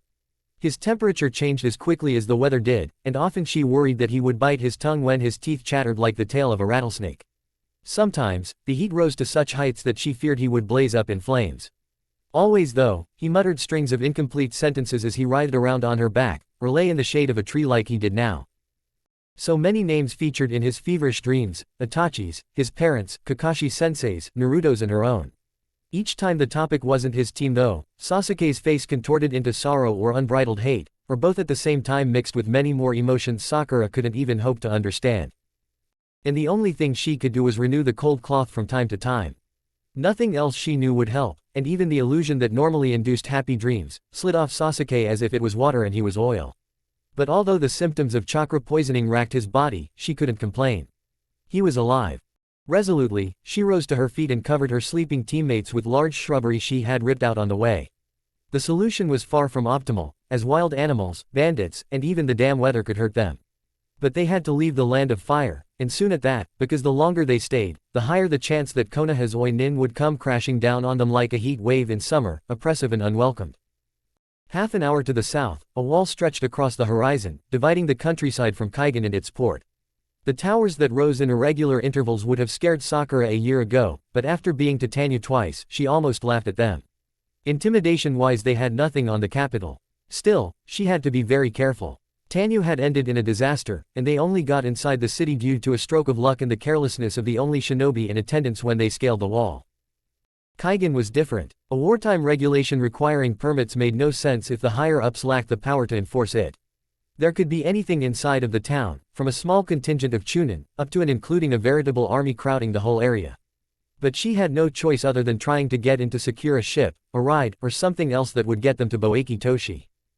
Sakura observed the gate for hours, hoping that a weakness would present itself soon, because each time her gaze swung to the walls fencing off the town, she flinched, remembering what had transpired in Tanya. It occurred to her during her watch that she must have had extraordinary luck. No Chunin surged out of the gate, searching for her, which was the least she would expect if they had a sensor inside Kaigan. As the night lowered over the town, the result of her observations pressed against her mind, weighing her down even more than carrying Naruto and Sasuke had. She would never make it through the gate, which left only the walls. Sakura grimaced, then tried to call up the determination that had gripped her after the battle with Nikuji. Sasuke and Naruto counted on her, she couldn't let a silly fear like this beat her, not when their lives were at stake. Sakura made her path around the city proper until she reached a middle point between two towers, then scaled the wall, controlling her chakra as precisely as she could. That close to them, the shinobi inside didn't need a sensor to notice her if she messed up, their normally trained senses would suffice. She imagined Naruto would stand out like a beacon in the dark, even to the most untrained recruit. Vaulting over the wall, Sakura touched down in the adjacent street, casting anxious glances over her back, before vanishing into a dark, narrow alley between two houses. Sweat trailed down her brow as she cursed her black clothes. In normal infiltration missions the black would have been perfect, here though, it did more harm than good. Kaigan was made up of whitewashed brick buildings, most of them 2 stories tall, a few selected and more expensive-looking ones even reaching as high as 3. The tallest point of the town, a tower scraping against the sky's ceiling, overlooked the wall's defensive structures and loomed over her, the large bronze gong beneath its open roof reflecting the torchlight of the guard. Sakura pressed herself flat against the wall, moving further toward the port with careful steps. She had to find a boat.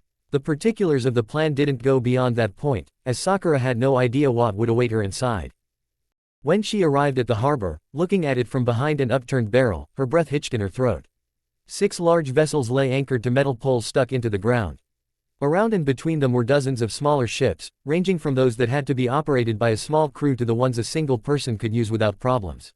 Behind the armada of boats, the vast ocean sprawled up to the horizon, its darkness interrupted by fractured moonlight on the ever-flowing waves. For a moment, Sakura forgot where she was and a gasp left her parted lips. She had only heard stories about the sea before, for the most part tales so poetic that she had discarded them after indulging in a bit of daydreaming. "Hey!" A voice startled her. Sakura wheeled around, chiding herself for her lapse of concentration as Nikuji's butcher knife slid into her hand. She prayed to Kami for forgiveness should she murder someone from her own village, but there was no other way, not anymore, not with Konoha's Oinin, Koman, Sasuke's fever, and everything else. She had chosen this path and she wouldn't stray from it. Sakura lunged forward, hurling at her opponent in a flurry of motion. The guard to which the voice belonged hid in the shadow. It was better this way, she thought, as she didn't think she could bear the guilt if she actually saw his face. Her movement came to an abrupt halt. The knife stopped inches away from whoever stood between her and her goal. Black tendrils had wrapped themselves around her limbs. Inara, she cursed her bad luck, raging against the shackles that bound her. "Calm down, Sakura," the voice said, and she listened up when she heard her name, detecting a familiar quality in the lazy drawl. "Shikamaru." "I," he answered, slouching out of the shadows, and Sakura, still bound in his jutsu, stepped backward until she hit the wall behind her. "I. Trust me, it only takes a day or 2 until you adopt the speech patterns here." He shook his head and narrowed his eyes. "Why are you here?" "I. Actually, don't answer that. You've no headband and sneaked into a fortified place under the jurisdiction of your own village instead of using the gate. That tells a tale all of its own, I think." He sighed. "Troublesome. Are Naruto and Sasuke with you?" She hesitated to tell him. In theory, everyone from Konoha was their enemy at the moment. The indecision must have shown on her face, because Shikamaru let loose another sigh that expressed his thoughts better than words ever could. After a pregnant pause, he said, "Are you working in Konoha's name?" Sakura didn't respond. "I thought as much." He regarded her sternly, a hint of steel creeping into his voice. "Let me rephrase then, and I want an answer to the next one. Do you have any intention of harming Konoha?" That she could answer. "No." "You're so troublesome, woman," he said. "I can't believe you brought me into this position." His technique died out and Sakura stared at her freed hands. "You're letting me go." "Not just yet, and put away that knife, will you?" She did as told, and after a short conversation of clipped one-liners, Shikamaru led her into a small shed at the dock, careful not to attract attention. Inside, nets and empty crates crowded them into a tight corner. "Why are you here?" Sakura asked, now that the adrenaline lessened. "I thought you were in Konoha with Ino and Choji." A cross expression soured his face. "I've been promoted to Chunin and they transferred me to this place 3 days ago, along with Shino. Ino's still hurt and Choji, well, he's getting better, but they want to keep Genin near the village for as long as possible." "That's unimportant," he interrupted her. "I'm more interested in your team. Damn, Sakura, does the word treason mean anything to you?" She looked at the ground, unable to hold eye contact longer than a few fleeting seconds. We have our reasons. Please, you have to believe me. This isn't what we wanted." Shikamaru grinned humorlessly. "My beliefs about your character are the only reason you're still here and not in a cell." She meant it when she said, "Thank you." "That's not the issue though. If Naruto and Sasuke aren't with you on such a suicidal infiltration, then they're hurt." "What happened?" "We fought against someone. It was dumb, and we shouldn't have attracted his attention in the first place, but it happened. I need a small boat for us and some supplies." Shikamaru hummed in the darkness, leaning against the wooden wall of the shed. Supplies won't be the problem, but getting a ship will. There are regular patrols on the docks.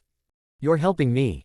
Let's call it repaying a debt. He lowered his voice into a deep, threatening rumble. But make no mistake, Sakura. My family lives in Konoha, as do my friends, and should I learn that you're acting against the village, against them, I will hunt you down to the end of the earth. You won't have to, she assured him. He nodded. Then we'll have no problems. Wait here while I get the stuff you need. We'll take care of the boat once you've got the equipment. She furrowed her brow in confusion. You can get supplies this easily. Trust me, he said as he left the shed, and really, she had to concede that it was the only thing she could do. He deserved that and much more for not turning her in, when he was obligated by his oaths to do so. Despite his words, the minutes of waiting passed by in what seemed to be slow crawl. Scenarios of being captured ran roughshod in her mind, toying with images where T and I would torture the location of her teammates out of her. Sakura despised herself for it, but several times, she thought about the consequences should Shikamaru have lied to her. Each second amped the anxiety up another notch, and when the door opened with a click, her heart threatened to jump out of her chest. When Shikamaru returned with a second person behind him, a sensation of betrayal surged through her. Sakura felt marooned, unable to believe he had sold her out, but she had too. She wouldn't leave Sasuke and Naruto helpless. Her hand glided toward the knife. Peace, Shikamaru lifted up his arms. It's Shino. You've said you'd tell no one. I said that I'd help you, nothing else. And you do that by telling others. Shino stepped forward, his brow creased. Your pernicious distrust is detrimental to the situation, Haruno-san. My help is needed as I am assigned to the supply storage. He shoved a large duffel bag into her hands. Take this, he said, frost cooling his voice. I hope Naruto will get well. He left without another comment and Shikamaru looked at her first with incredulity, then with genuine anger creeping into his features. This is how you treat someone who's helping you. I really don't want to see what you've been doing with your enemies then. No wonder you piled up the most bodies during the invasion. Unbelievable. His words stung. I'm sorry, she whispered, fiddling with the leather latch of the bag. I didn't know. The apology died in her throat as she saw Shikamaru's expression. It doesn't matter now. He shook his head. You said that you need a boat. Yes, she murmured, not trusting herself to cause even more trouble. This whole rescue plan stumbled from one catastrophe to the next, and it wore her out more than Kakashi-sensei's training ever had. Have you thought of how to get it out of the port? I'd try to slip into the water and push it out while swimming. Shikamaru gaped for a moment, before gathering himself. You've enough strength for that. Not bad. Okay, listen, you'll never make it without a distraction, which I'll provide, Kami knows why. Sakura wanted to ask him to reconsider as this could cost him not only his career, but also his life. Her lips stayed shut though, glued together by the fear that he'd really change his mind. Shame thrummed inside of her, but she smothered it, thinking of her teammates who still lay in the forest, hidden by shrubbery. Thank you, she said for the second time that day, and tears welled up in her eyes. Don't thank me yet. There's no telling what'll happen. He cast a look outside and waited for the patrol to pass them. As their backs were turned, he whispered fiercely, now. Go. Sakura sneaked out of the shed and ran across the dock, silencing her feet with tightly controlled chakra, the duffel bag slung over her shoulder. When she reached the pole where a small ship was anchored, she hurled the bag onto it and cut the rope with the knife, looking over her shoulder at Shikamaru as she lowered herself into the freezing water. He had his hands in a hand seal and shadows shot away from him, binding the group of chunin which had nearly reached the other side of the dock and were about to turn around. They stopped, fettered by his jutsu, their faces still directed away from her. Sakura knew she couldn't stay and watch any longer. With a last prayer for Shikamaru she pushed against the backside of the boat, moving it out of the bay. Only a few feet away from the dock, Shikamaru's suddenly high-pitched voice echoed through the whole area. Ah, I can't control it. He screamed. The shadows. Someone put a genjutsu on me. They're in the city somewhere. Help.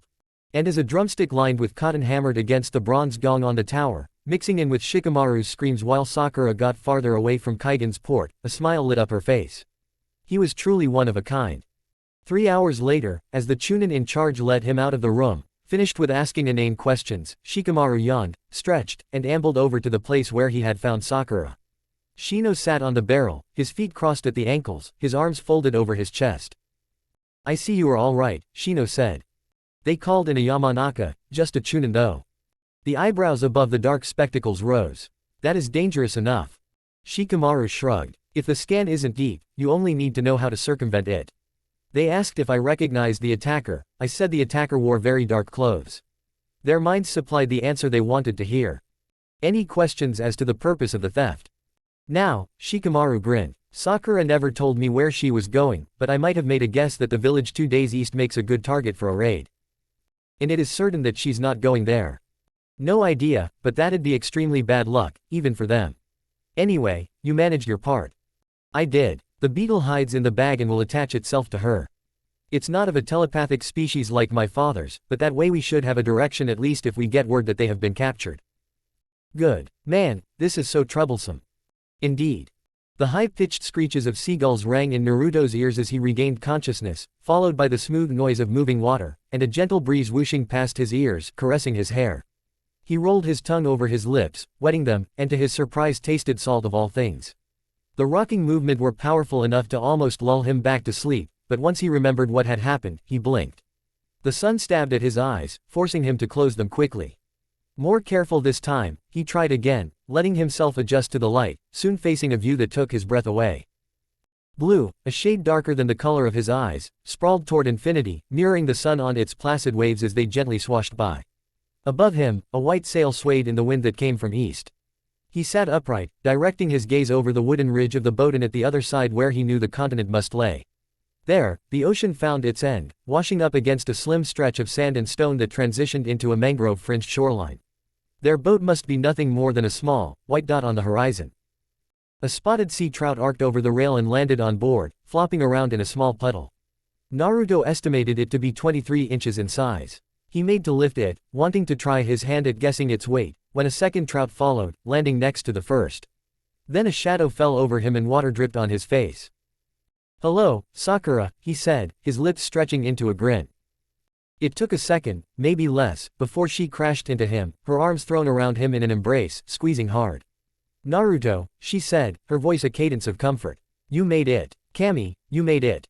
Was there any doubt? He replied. "There's nothing that brings Uzumaki Naruto down." Sakura pushed herself a bit away from him and her eyes glittered with emotions. She didn't need to tell him that it was a load of crock, he knew that himself. But right now, he thought it better to leave morbid words well alone. There would be enough time for that later, when reality caught up to them. "Maybe you want to put on some clothes," he said, hoping she hadn't seen his grin falter a bit, inviting nervousness onto his face. He was used to seeing her naked, they were teammates after all, but this sensation of her body pressed against his was new. "Right," she murmured, a hue of red spreading on her cheeks. He laughed as she left him with longer than usual strides, toweled herself off, and slipped into her clothes. Now that the white towel, which had hung on a rope reaching from the pole to an iron protrusion at the side, wasn't in the way anymore though, Naruto saw what lay across their small vessel. The illusion shattered, something hard lodged in his throat. He had forgotten, but not really. He had wanted to forget, and for a moment, the soothing balm that was normalcy and good weather and humor had cast a spell on him, showing him the peace he ached for, the life he wished would be his, if only for a day. Sasuke's body trembled on the other side, his raven hair matted with sweat, clinging to his skull like a second skin. His eyes were shut, closing him off from the rest of the world. His lips had parted in a silent moan. "What?" he trailed off, at a loss for words. "He's been like that since you brought him back," Sakura said, joining him on the floor. "It's chakra poisoning, I think. He has the symptoms, his temperature is completely out of whack and he's got fever dreams." Poison, the word whirled through his mind and a growl rose in his throat, barely escaping through his clenched teeth. The Kyuubi had made good on its promise, keeping Sasuke alive, but the suspicion that it had also induced this sickness to exert a twisted toll for its help clawed itself into Naruto's thoughts. He berated himself. What had he even expected, when dealing with a Biju? "But I do not seek freedom for now. In truth, feeling your anguish elates me more than eating you ever could." The deep rumble echoing in his head was nothing more than his imagination, conjured by not too unreasonable fear and distaste, but he flinched nonetheless. Yet, as he looked at Sasuke, shivering and calling for his dead parents, he regretted none of his choices. A horrible fate, a responsibility no one should have to bear, but to see Sasuke alive, breathing, he would do it all over again, because the alternative was too painful to even consider. "What happened?" Sakura asked after a while. And he told her of 9 monstrous tales weaving through darkness like crimson trees in an autumn storm, of truthful lies in spoken contracts, of favors and hate and sadism and everything that had stood between him and the beast in the deepest, dirtiest plane of his existence. Saying he wasn't afraid would be dishonest, so he didn't. And she listened, taking it in with acceptance and grace as though the grand tale of a demon and a boy was nothing new to her, a daily occurrence rather than the oddity of a screwed-up life. When night broke several hours later, Naruto climbed up the pole, striking the sails, fastening them with rope. The wind had picked up, and the danger of drifting away from their course rose. This way, nothing would happen, and Naruto scurried down, taking place next to Sakura, who rifled through the brown bag. Beside her, on a small plain, lay the two disemboweled sprouts. "I meant to ask," he said. "Where's the bag from? I met Shikamaru and Shino in Kaigan. They helped me out and got us some supplies." Naruto's eyebrows rose. "That's pretty far from Konoha. They've been made chunin like us." She grimaced. "I was a bit cross with them though, the situation got to me, I guess. I'll apologize once we're back in the village." He was sure she didn't notice the melancholy on his face, but the tone of her voice told him all he needed to know about how much she believed them to return to Konoha. The chances that they'd get a warm welcome, or any welcome at all, were slim, too slim to hope for anything but incarceration or a swift execution, the usual treatment awaiting traitors. "Found it," Sakura said, pulling a scroll out of the bag, spreading it over the surface of the boat. Naruto made out some seals on it, then tossed her a questioning glance she probably didn't see. With exactness, Sakura placed the trout on the large squiggly circle in the middle, and pressed each of her palms against a triangle to the left and right. A surge of chakra later, steam rose up from the scroll and the smell of roasted fish filtered through his nose. "Handy," he said, staring at their dinner. Sakura prepared the second trout the same way. "Created by Akamichi Oki and in use since the end of the Second Shinobi War," she told him. Naruto's mouth opened, then closed. "How do you know this?" he asked. "Baruka-sensei," she answered. "He mentioned it in wilderness survival class. Our second year, I think." Now that was a name he hadn't heard in quite some time, and he wondered how the genial academy teacher would react should he learn that the one he regarded as a troublesome little brother had defected. Naruto shoved those thoughts aside. A boggy mire lay that way and he had no desire to navigate such muddy waters. They ate, and soon, after some more conversation where no heavy topics were touched upon, both lay down, staring at the sky filled with glowing lights, wishing themselves into a better world before drifting off to sleep. It weren't seagulls or the breeze that woke Naruto the second time, but Sakura's shout of warning. He felt the boat rocking, not gently like before, but violently instead, and sensed wind that didn't caress but threatened. Adrenaline rushed through his veins and he jumped up, just in time to avoid being cleaved in half by a giant sword. He whirled away from his assailant, his eyes searching out Sakura. She stood in front of Sasuke, holding off two men with obvious traces of shinobi training. But questions of why and who and how could come later. The cleaver soared and he ducked, weaving away from the attacks that came quicker and quicker now as his opponent adjusted to having a moving target. He got his first look, a woman, her brown hair pulled together in a ponytail that reached her waist. She snarled at him, freeing her cleaver from the pole she had sunk it into and setting after him again.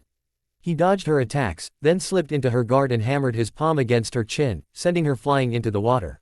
He was about to help Sakura, when he heard a deep rumbling in the sea. "Suiden, Suiryuden no Jutsu." Her words echoed and his eyes widened in response as a humongous water dragon rose out of the ocean. With the weak taijutsu abilities of his opponent, he had never expected something like this. He clapped his hands together. He could deal with this. For once the terrain even favored him. "Suiden, Sujinheki." Water rose in front of the ship, shielding them against the descending dragon.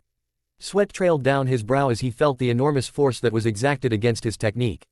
The fight was still between an A-ranked jutsu and a B-ranked one, he reminded himself, pumping more chakra through his body.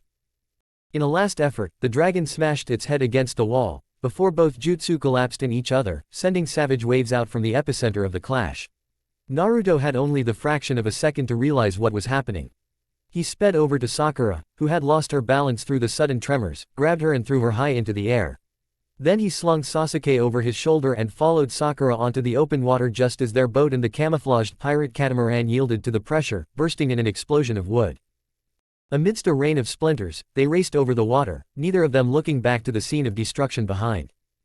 Chapter 22, Fallen Leaves IV. Naruto breathed a sigh of relief as they reached the shore. It had been farther away than he first thought, and while chakra exhaustion wasn't a problem for him, it could easily become one for Sakura, even more so after she had taken care of them for days with no rest beside a few minutes to get some food. Finally, Sakura sunk to the ground, letting herself fall backward on the white sand. "I thought we'd never reach it." Naruto nodded. The small strip of beach brimmed with colored seashells glimmering under the sun. Here and there, an odd starfish caught his eye, and some distance to the west, 2 miles perhaps, rock formations broke up the beach, reaching into the turquoise ocean. We should get out of the open. Right, Sakura said, pushing herself up with a grimace. They walked up to the mangrove line that separated the sand from the jungle and soon found a shaded place where hundreds of small roots had knotted together, creating a sickle-shaped cocoon. Having seen a silver-striped snake slithering through the underbrush earlier, Naruto made sure that no animals slunk around, before he carefully laid Sasuke on the ground. Sakura leaned against the trunk next to Sasuke, her eyes droopy. If I ever want a vacation, I'll come here, she said. This place is beautiful. It is. In a sharp motion, Naruto slapped his neck. A small smattering of blood and the remains of a squashed fly that wasn't caught his eyes. Not too fond of these things, though. Mosquitoes, Sakura supplied. Bear with it, they're only an annoyance to shinobi. Our chakra purges any disease they can carry. Naruto chuckled, crossing his arms behind his head. Annoyance fits them well enough, I guess. He panned his head around, taking in the sights around him. So, this is the land of rivers. Seems that way, Sakura said. I didn't expect it to be so different from Konoha, though. Naruto had to agree. The academy curriculum included geography lessons on the Great Five, but he couldn't remember having seen much more than a single paragraph for each of the smaller nations as he had leafed through his textbook in a fit of boredom before abandoning it for the rest of his school years. Koman had later crammed vital knowledge into his skull, but even there the lessons had been focused on the more important countries. Any idea why? Naruto asked. I've never seen this kind of tree before. Sakura shrugged, casting a glance around. From Suna comes the heat, from Konoha the green, combine those two with the dozens of rivers running through this country and this comes out, I guess. It wasn't that important for the tests in the academy, so I never bothered to read up more on it. You learned plenty enough, he said, mirth coloring his voice. It's not that I know everything, you just were a slacker back then. Ouch. She smiled at him, heavy bags rimming her eyes. It might be better if they stayed for a few more hours. He expected Konoha's and Suna's forces to clash much farther inland, so this area would probably be one of the more peaceful ones. As Sakura drifted off to sleep, Naruto busied himself with training his eyesight. He made a game of locating as many fresh fruits as he could from his position, before getting up and gathering them. Soon, the pile of bananas, nectarines, and mangoes in front of him grew to a respectable height. Balancing 2 mangoes on top of each other, Naruto wondered whether Konoha imported those fruits from this country. Merchants offered them at their stalls, but he couldn't remember ever seeing them grow anywhere around the village. He had just stuffed himself with 2 nectarines at once, trying to nibble around each pit without parting his lips, when the shrubs a few feet away rustled. Careful not to make any noise, he took the half-eaten fruits out of his mouth and put them aside, before tapping Sakura's shoulder. She jolted awake, and Naruto lifted his finger to his lips, shushing her. We got company, he signed afterward. A weary expression flashed over her face, but was soon replaced by steel glinting in her pupils. How many? No clue. Let me try to sense them. Go for it. The first hint that something was wrong came when her hands began shaking like leaves in a harsh breeze. What happened? She shook her head and didn't reply. He asked her again, but her lips stayed closed. Sakura. Too many, she signed, having visible trouble to keep her fingers under control. Too near us. 4 in the west, dozens up north. How far north? A few miles, not more. That's as far as I can sense. But I'm sure there are more. Twigs broke, the sound was much louder now than before. For a moment, Naruto's thoughts went out to the brown duffel bag with supplies that now rested on the bottom of the ocean. He could use his fists, but he missed the touch of steel in his hand. I hate this country, came from the other side of the mangrove cocoon. Footsteps paved the way through the clutter of greenery and roots. I hear you, another voice spoke, this one deeper, older. Konoha is in every bloody corner.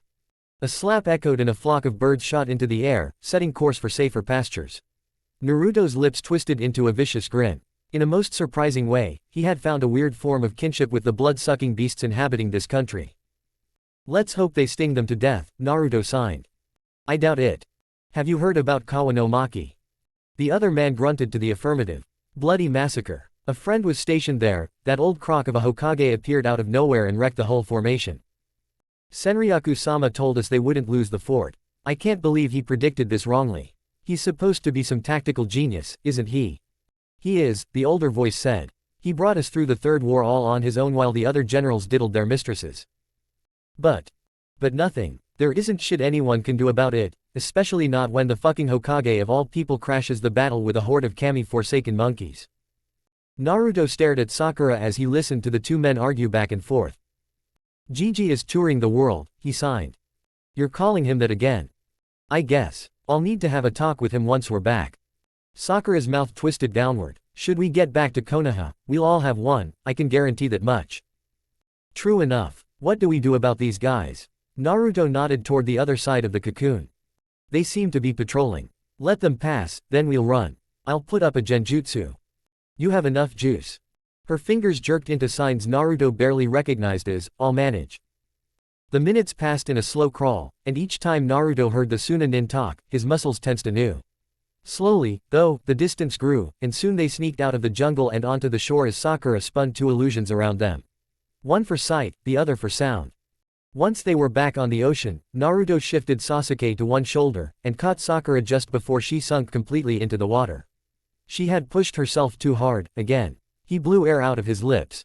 As if 2 hours of sleep had been enough to restore her chakra to such a level that she could hold two genjutsu at once for an extended period of time. Making sure both of his teammates were secured on his shoulders, Naruto began the trek toward Boeki Toshi, keeping well away from the shore as long as they were still in the vicinity of the land of rivers. The first thing Sakura noticed was warmth heating up her whole body from her shoulders to her toes, and the blue sky above, specked with small puffs of white. She shifted around, and grainy texture scratched at her neck. She panned her head around, looking for her teammates. Sasuke still hadn't regained consciousness, and Naruto sat next to her, panting. They leaned against a rock that loomed several feet over their heads. Around them, Sakura found the reason for the prickling sensation at her neck. Sand stretched onward as far as she could see, a haze shimmering over the endless dunes. Sakura exhaled loudly. So we made it, she said. You're awake. Naruto's lips tugged into a smile. Are we close? Hard to tell. Our map sunk with the ship. Anyway, I've water walked us with my water clones for the last 2 days. The whole way. Insanity. This was pure insanity. I don't know what to say to that, actually. Naruto grinned. Thank you, perhaps. I'm almost spent, though. I waited until I only saw sand. Didn't want to take a break at the shore after, you know. Oh, Sakura knew. And she had to wonder what kind of problem, danger, or sheer lunacy would fly their way next. Since they had left Konoha, absolutely nothing went right. It was as if a higher deity had taken offense to them. I can't believe we got away. You were awesome, Sakura, Naruto said. That's the important part. Focus on the positive. Sound advice. Just not as easy to implement as she would have liked. Her mind swirled with what he had just told her. Keeping water clones for days and carrying 2 persons while water walking, she might have managed something of that scale for an hour or 2. Should they survive this madness, she would have to look into this. Always being out of chakra was unacceptable. Naruto said she was awesome. But as much as she would love to believe him, she couldn't, and that she lost consciousness sent throngs of shame through her body. Sakura. Her attention snapped back to Naruto. Sorry, I missed that. I asked if you're ready to go. On water. Naruto nodded. That'd be best, I think. The bulk of Suna's army is in the land of rivers fighting Konoha, I'd wager. But I don't want to take any chances. We've taken a lot of those in the last weeks. More reason to stop then. Sakura followed Naruto's gaze to Sasuke's squirming body, and said, we need to find a healer in the city. I read that chakra poisoning is something that you sleep out in a week or so and that the symptoms lessen gradually. It's almost been that long now, and he's not getting any better. Kyuubi's chakra, Naruto spat. Do you regret it? Naruto was silent for a moment, then shook his head. No. As long as Sasuke lives, I'd do it again if I had to. As Naruto put Sasuke over his shoulder, Sakura pushed herself up and stepped around the rock. There, the ocean met the desert in a clash of grains and water. She wobbled toward it, setting her feet gingerly on the small waves, acutely aware of the exhaustion that still permeated her body. Some of her chakra had returned over the last 2 days, but not nearly enough to spend it recklessly walking on water. Her mind ran various calculations to guess how long she could walk without collapsing. The results weren't all that promising. Ready? Naruto asked again, joining her. Probably not, she answered truthfully. He pinched his eyes together. Chakra. Sakura was reluctant to nod, but did so after a while. And she despised her weakness while doing it, trying hard to shove feelings of inferiority aside. The last time she had truly tried to increase her reserves had been during Kakashi-sensei's training. Then, everything had gone to hell, and Jiraiya had focused on drilling experience and jutsu into them, rather than expanding their reserves, which were already ridiculously high for one of her teammates and well on par with a high-ranked chunin for the other. Using jutsu in battle strengthened the pathways somewhat, but not nearly to the degree Kakashi-sensei's methodical training had done. At length, they took to the water, moving farther eastward toward the city. She talked with Naruto at first, trying to bridge the hours of silence, but even that had to stop as she felt her reserves drain away and she began to lag behind. Naruto waited for her to catch up when he noticed, of course. He just was that way, going so far as to slow the pace for her benefit. And while it was nice and definitely necessary, it stung. A day later, having taken 3 breaks in between, they finally beheld the walls of a large city wedged between a cliff and endless dunes. "We're here," Naruto said, his lips forming a tired smile, which soon turned into a frown. "Now we have to get in. This is what, the 3rd city in a week and a half that we break into. Sounds about right. We could make a living off of this." He laughed. "I doubt it. The last 2 times didn't go too well, did they? Not a good sign for this one then." Naruto sighed. "Let's stay away from the walls this time. We have no luck with them. You want to go in from the cliff side?" A tinge of desperation colored Sakura's voice. They were as close to the city as they could be without being seen. To reach the cliffs on the other side, though, they would have to circle around the damn thing, keeping well out of sight of the guards. "Hell no," he said, "I say we march in from the sea. They'll see us that way." For a minute, Sakura stared at the horizon, where mud brick houses with flat roofs rose against a low slope that quickly got steeper as it met the cliff formation. A few ideas played in her mind, but none of them were viable. With Sasuke unconscious, and her almost depleted reserves, nothing seemed like a good option. "Let's rest first," Naruto said, nodding toward the coast. "I see no way to get Sasuke through without your genjutsu. We're on the clock." He regarded her sternly, and for a moment Sakura felt as though he knew exactly why she wanted to push herself so much, as though the insecurities this hellish trip ramped up in her were laid bare before his eyes. "We won't save Kakashi-sensei if we die before we reach him," he told her. "And there's no telling how far we still have to go to rescue him." "I know." Sakura sighed, running her fingers through her hair. "It's just, Kami, I want this to end." Naruto squeezed her shoulder. "It will," he said, and she wondered where he took his conviction from. "We're in the land of wind already. The hardest part was getting here." Making for the shore, they traipsed alongside the beach until they found an abandoned hut far outside the city. A dilapidated boardwalk next to it reached into the water, but no boats lay anchored there. Naruto pushed the half-broken door open, and as Sakura entered behind him, the stench of rotten fish and oil engulfed her. On the floor, dirt had piled up over the years of abandonment. In her state, though, she had no strength to complain and drifted off to sleep the moment she lay down. 3 hours after the sun had settled, but still on the same day, Naruto woke Sakura after he had finished his own nap. Shielded by the dark in her genjutsu, they bridged the short distance over the water and moved into the large harbor, where ships of all sizes lay anchored to the docks. Even this late, the port was a beehive of activity. Pressed flat against the pier, Naruto listened to the pattering of footsteps above. He handed Sasuke to Sakura, then pulled himself up and peered over the moss-covered stone ledge that kept them out of sight. Wasn't this city supposed to be a cesspool of scum, flaunting the rules in every possible way? For that to be true, too many guards patrolled the dock, and too many officials walked around in rich satin robes, haggling with captains and fishermen alike over the prices to use the mooring areas. People crowded nearly everywhere, and oil lamps lit up even the darkest corners. Naruto ended his observations and returned to Sakura, his brow wrinkled in thought. "This is too official," he whispered. "They're overseeing everything." He threw a meaningful glance at Sasuke's body. "What now?" "Nothing to it. Let's look for something else." They sneaked alongside the pier, keeping their heads down and staying under the ledge, until they had almost reached the other side of the port in their search for another way into the city.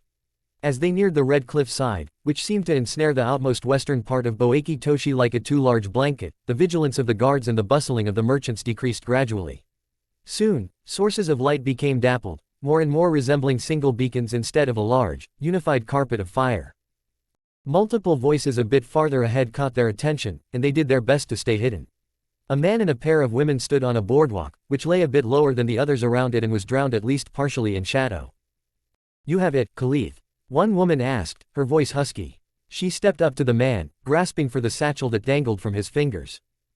Khalif hummed, a grin spreading over his face. "You'll get it," he said, pulling the satchel back until it was high enough that she couldn't reach it even when standing on her toes. "But not before you fulfill your end of the bargain." She pulled a few golden coins out of her dress, while the other woman looked at the ground, her eyes never straying from the planks. Come now, Megumi-chan. That's only the first part, Khalith said. Is that the only way? You know what you agreed to. Khalith threw a side glance at the second woman and wetted his lips. As does your friend. We had a deal. Megumi sighed, and with slow movements she knelt down in front of him, unzipping his pants. Come, Karen, let's get this over with. Naruto stared at Sakura. Despite all they had been through, this was the first time he saw something like this. He didn't exactly know how to feel about it. What the hell? Prostitution. For drugs, I guess. I'm going to help, Naruto signed. It turned out that helping wasn't an option anymore. A muffled scream rang in his ears, and Naruto's eyes swerved to the trio, which had become a duo in the short time he had conversed with Sakura. Each of the women had a dagger in their hands and together they butchered the man, stabbing and stabbing, snickering as they drove their weapons through soft tissues. The breath got stuck in Naruto's throat as he watched Megumi stick her dagger a last time into Khalith's stomach, before a joyous grin spread over her face. After she had searched him and found the satchel, she took a pinch of the powder inside, guided it to her nose, then sniffed it. Her expression changed to bliss, and she repeated the procedure, holding her hand out to her friend, who eagerly inhaled the powder herself. I love this, Megumi said, pulling the other woman, Karen, into a searing kiss as her hands reached beneath her dress. Karen leaned into the kiss, and murmured around Megumi's lips, me, too. Shinzo-sama will be pleased. No prostitution then, Sakura signed. Naruto glared at the women. This isn't any better. We should leave now. The guards will come soon. Megumi stopped her ministrations, eliciting a whine of disapproval from Karen. Both women turned away from the boardwalk and walked toward the pier. They know a way into the city. Let's follow them, Sakura signed. They won't take a well-lit route after what they did. They trailed them to a small gate which was hidden by overgrown shrubs.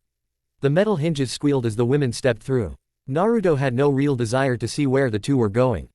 Still, Sasuke came first, even if it meant crawling through dirty, dank sewers, tracking two homicidal addicts. The hypocrisy of his feelings weren't lost on him, though.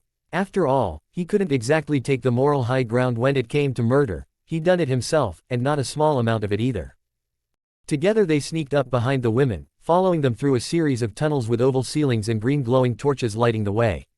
The smell was another matter entirely, and he preferred not to think too much about it as his nose tried to defend against an onslaught of rot, mold, and feces. Soon they came to a ladder that, if Naruto's sense of orientation hadn't fooled him, lay somewhere in the city, near the docks. They had made it, even if through some detours. Sakura tapped his shoulder. Do you think they know a healer? You want to ask them? I don't intend to make it a polite request for help. I'm all for it, Naruto signed.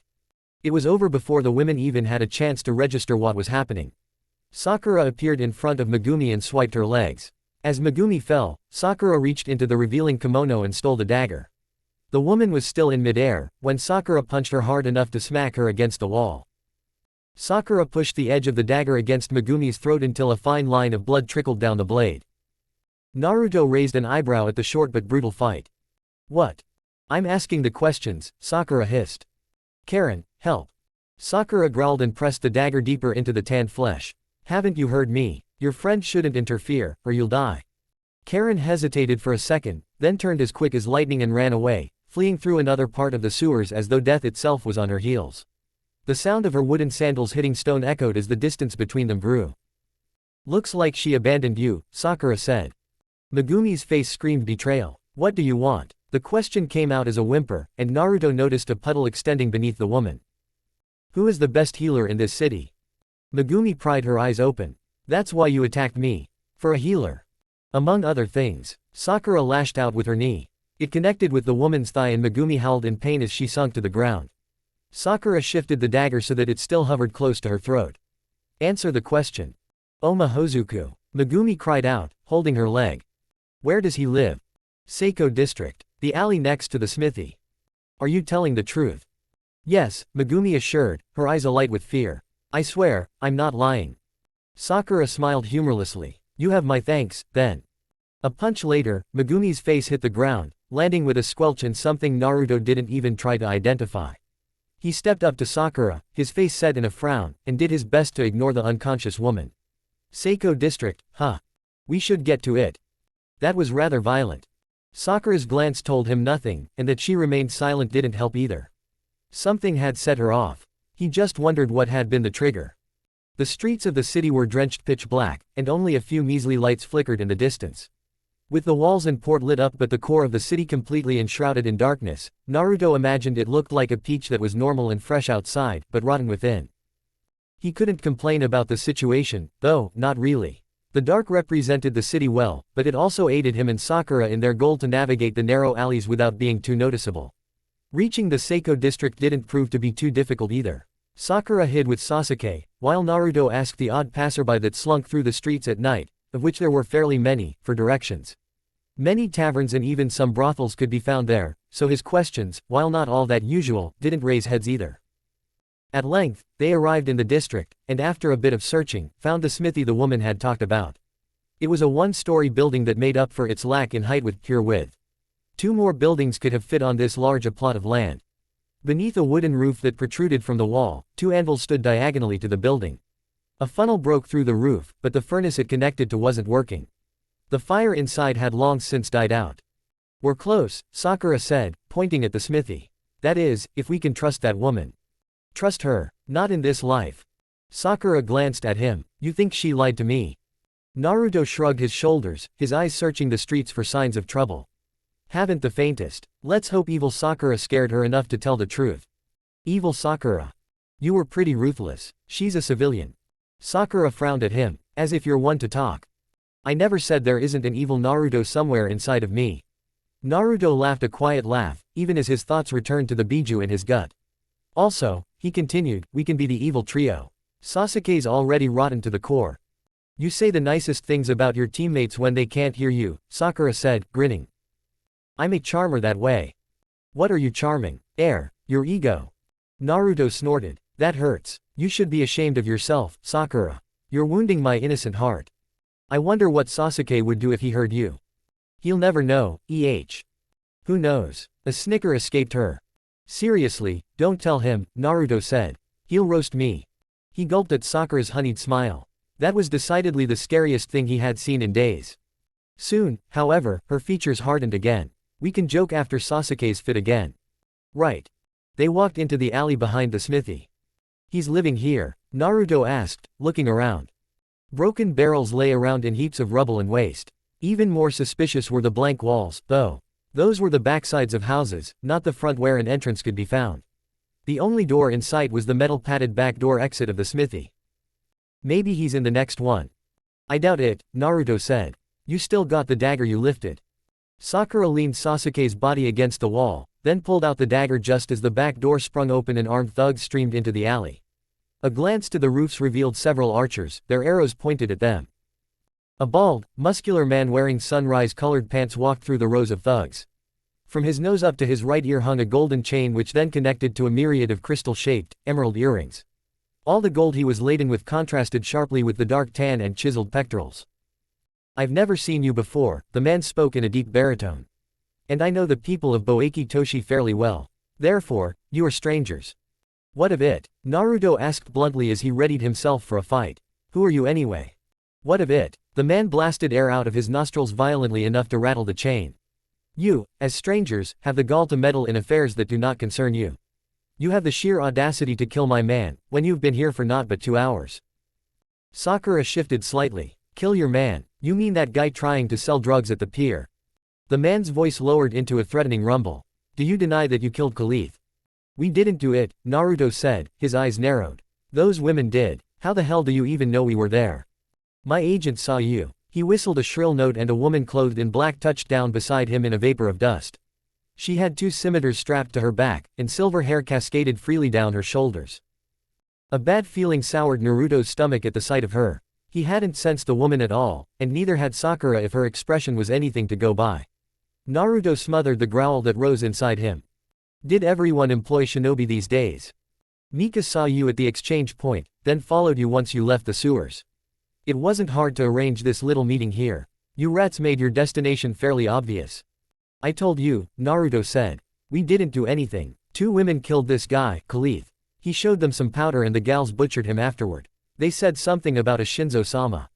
Recognition flashed in the man's eyes. A jingling sound rang through the air, drawing Naruto's gaze to the bracelets around the man's trembling wrists. Did she really mention Shinzo? She did. And the sewers, what was your purpose there?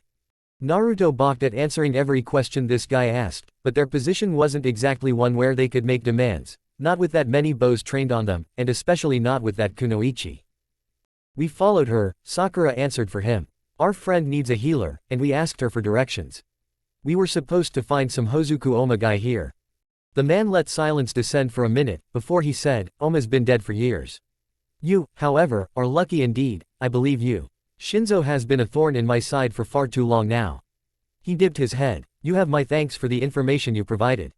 We still don't know who you are, Naruto said. You can call me Awesome. It means, he who keeps away from Essen. Awesome made a sweeping hand gesture as he bowed slightly. Now that we are friends, let me invite you to my establishment as thanks for your recount of what transpired. It finally gives me the reason needed to eliminate Shinzo once and for all. Naruto smiled thinly. Friends, Indeed, I am sure I can help you in your endeavors. Naruto glanced at Sakura. This Awesome wasn't exactly a paragon of virtue if his men were anything to go by, but did they even have a choice? Time was running out, and if there was someone who could provide them with the intel they needed, it probably would be this guy. They followed Awesome through 2 streets and into a large building complex. The room they entered smelled exotic, sensuous, really, and vapors wafted through the air, dancing in the dim light of candles and oil lamps, leaving a pungent sweetness behind. The room took as much place as the gambling den in Tanyu had, and while not nearly as crowded, they still saw a sizable amount of people. The guards that had escorted them sought out the many low tables strewn across the room. On each stood a colorful glass vase with a tube, which looked like cord, a finger thick, running toward a wooden mouthpiece. One guard led it to his lips, and puffed plumes of smoke into the air after a deep drag. He was soon joined by another smiling soldier and a woman who wore a red skirt reaching her ankles but nothing else. Awesome showed them to the largest table in the room. It stood on 4 golden claws, at each corner, a marble pillar reached toward the ceiling. Awesome took the place opposite of them, framed by 2 palm trees. Nika knelt next to him, observing Team 7 through the narrowed yellow eyes of a hawk. Naruto placed Sasuke against a pillar, then seated himself beside Sakura. He sunk into the silk cushions, red with golden trimmings, smooth as nothing he had ever felt, and the tiredness that had built up inside of him screamed for release. It took a force of will to keep his eyes open, but he managed as Sasuke was always in his vision, reminding him of his purpose here. Awesome opened the latch of a carved box and turned it toward Naruto. On a velvet stuffing lay 4 wooden pipes, each more beautiful than the next. Do you indulge? He asked. Temptation gnawed at Naruto, it had been far too long. A warning glance from Sakura made him reconsider, though. And, unfortunately, she was right. With all he'd seen so far, the possibility of finding something else instead of tobacco inside the pipe was too high to risk it. Not anymore, Naruto said. Should they survive, he'd definitely start again, though. But you have once. Then surely I can interest you, at least. This is the finest tobacco you will find on this continent. Another time, Naruto replied. First we have to solve our problems. Of course. Awesome turned the box to Sakura. What about the woman at your side? Is she interested, mayhap? I refuse to be a bad host. And you won't be seen as one, Sakura said, shaking her head. But I never found particular enjoyment in this hobby. Awesome ignited his own pipe. In its chamber, the embers lit up with each drag, and a scent so wholly different from the others in the room rose aloft. How unfortunate, then, but no matter. Tell me, as we wait for a healer, what is your business here in Boeki Toshi? Naruto's eyes widened. A healer. You've called for one. Naturally. You provided valuable information, and in turn I will do my best to accommodate you during your time here. Trails of smoke left his nose, slithering around his head like snakes. That is what it means to be my friend. Awesome used the word, friend, far too often and loosely for Naruto to put any stock in it. Nothing showed on his face, however, as he said, you have my thanks. Next to Naruto, Sakura slid around on her cushion, pressing her heel against Naruto's thigh. It was a dangerous way to message him with the kunoichi around, but the table would, hopefully, conceal all of it. Around them, the people continued to chatter, but even with that much noise, Naruto felt that the atmosphere in the room had become rather oppressive.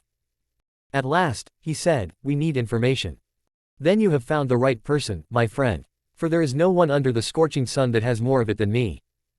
All or nothing, Sakura messaged him. We don't have time.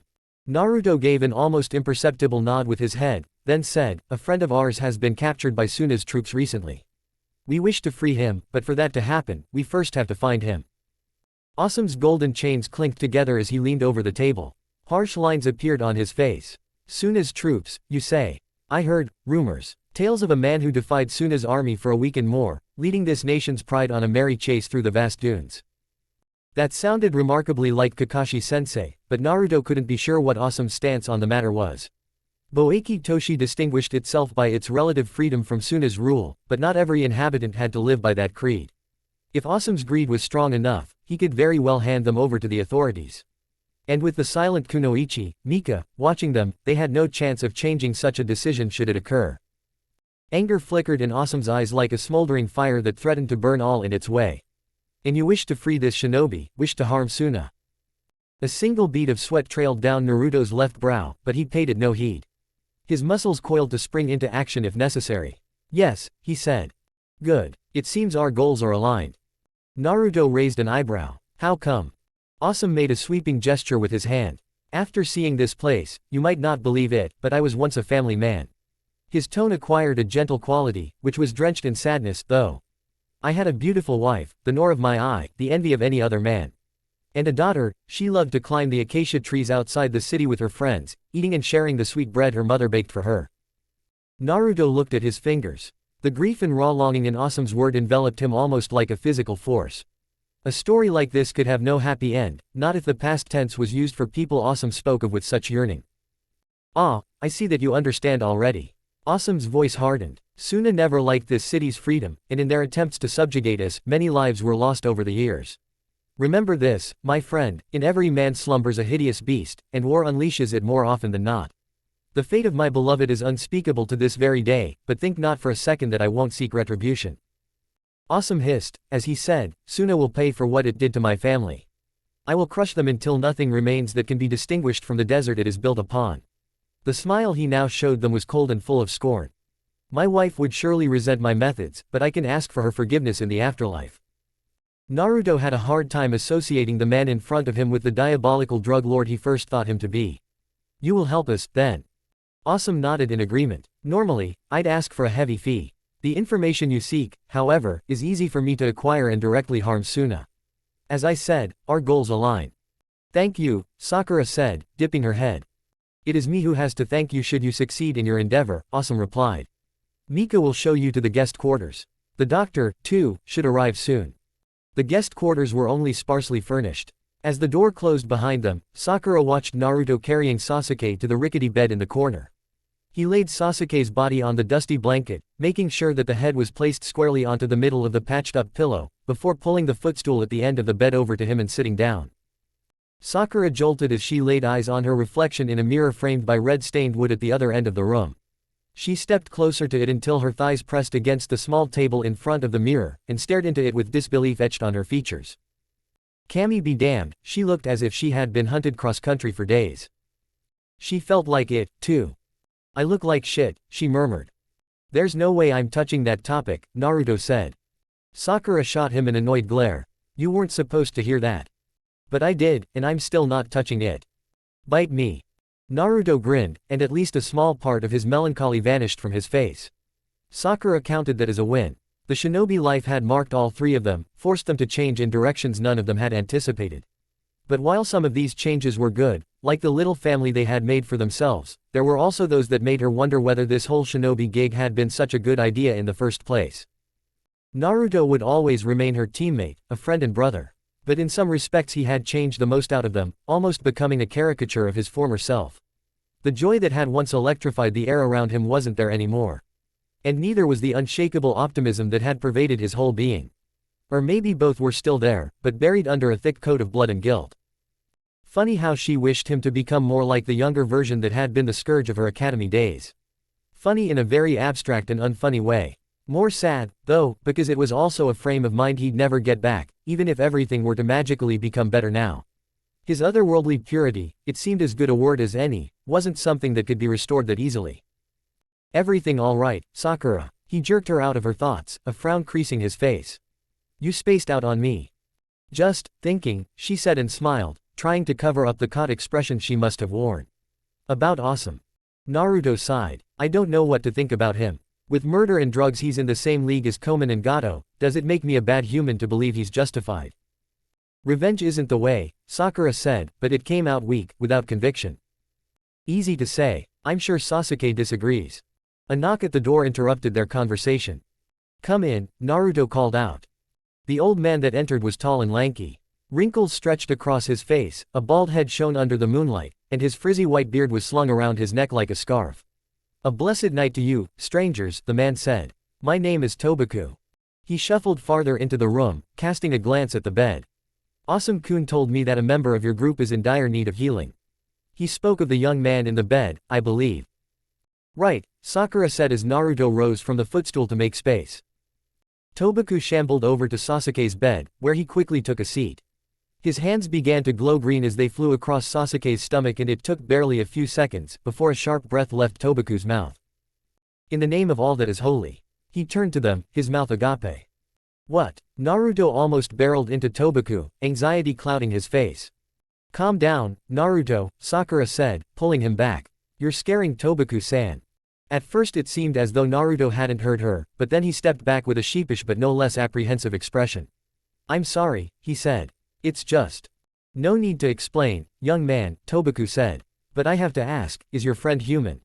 Sakura blanched. 1,000 possibilities ran through her mind, none of them good. Why shouldn't he be? She asked. I have never seen something like this in all my years of practicing the healing arts. A foreign chakra, not human, though, no, certainly not human, pervades his whole body, poisoning him. It is too strong to dissipate on its own. Can you save him?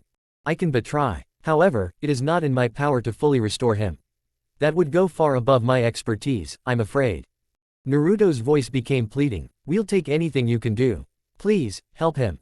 I need fresh water, Tobaku said, pointing at the metal bowl full of water that stood on the table in front of the mirror. Sakura quickly brought it over to him, careful not to spill any. The old man took it from her and placed it on the ground. His brow furrowed as he cupped his hands and dipped them into the bowl, channeling chakra. They emerged soon after, a glob of water balancing on open palms. He directed them over Sasuke's body and began the long and excruciating process of removing the poison. Sarutobi Hiruzen leaned over a wooden table, staring at a map of the land of rivers. Thick palm trees reached into the sky, their green leaves as large as a grown man spending reprieve from the pressing sun. Behind him, the smell of stew lingered around crackling fires. A chunin knelt down beside him. The brown ribbon at the woman's vest indicated her rank as a runner, the fastest chunin in Konoha's employ, bar a few special exceptions. Platoon 1 to 5 are advancing along the shore as ordered, Hokage-sama, she said. Casualties. The chunin face stretched into a grimace. Platoon 3 was the vanguard. They suffered heavy losses against the entrenched Sunanin. She hesitated, before continuing, Platoon 5 had to be merged into Platoon 1. Hoshiro-sama died in battle, leaving them without leadership. Hiruzen closed his eyes briefly. When he opened them again, sharpened steel simmered inside. Tell them to advance toward the Hiko River. Platoon 12 will join up with them for an attack on Suzetsugu Mura. The woman nodded, then vanished. Immediately after, another chunin took her place. Hiruzen regarded him for a second. The boy was young, probably 16 if that at all. Still, Hiruzen vaguely remembered him from the rushed ceremony where he had promoted several genin for their conduct during the invasion. Saburo-san, right. Saburo looked up, his eyes wide. Yes, Hokage-sama. Hiruzen nodded in acknowledgement. Tell Platoon 12 to rendezvous with our forces at the Hiko River. After a moment, he added, Konoha counts on your speed today. Make her proud. Yes, Hokage-sama, Saburo answered with vigor, then sped away, too. A third chunin took Saburo's place. Hiruzen glanced at the harried young man who looked as though he had run for hours on end. The brown ribbon on his vest had green extra threads woven into the fabric, denoting him as a runner that came straight from Konoha. Speak, Hiruzen said. Jiraiya-sama's condition is worsening, Hokage-sama. The poison has spread and the medic nin can barely keep it from reaching his brain. Hiruzen frowned. Has he woken up? No, sir. It is unlikely that he will until the poison is extracted from his body. And the healers can't do anything. The chunin shook his head. It is a poison beyond them. Hiruzen stilled for a moment, his brows furrowed. Then he sighed, and said, tell them to do all in their power to keep him alive. I will find a way. Without another word, the chunin disappeared. Hiruzen surveyed his immediate surroundings and after spotting his target, walked up to the pair of Anbu who stood nearby. They saw him coming, and bowed their heads. I want you to locate Tsunade, Hiruzen said. However, do not engage her. Once you have her exact position, relay it to me. She has last been seen in Atofika 2 weeks ago. As the Anbu left, Hiruzen stood and watched the palm leaves wave in the wind. That he was still alive could be considered a miracle, especially if one considered who his enemy had been. And without Jiraiya to keep the 2 previous Hokage busy, Orochimaru would surely have achieved his goal.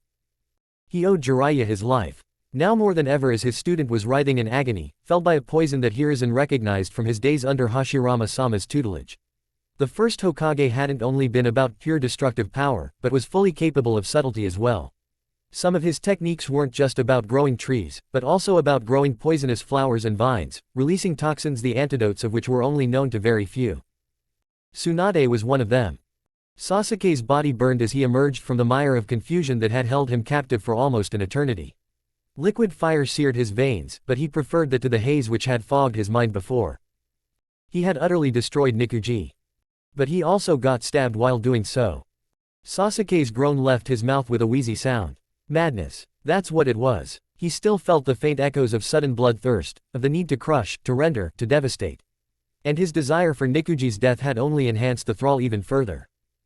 Because tolerating the man's existence had been out of the question from the moment he had targeted his team. Getting stabbed like that, though, was a beginner mistake, and a costly one. Sasuke fought against the pain, ignored the volcano erupting in his guts, and struggled into an upright position.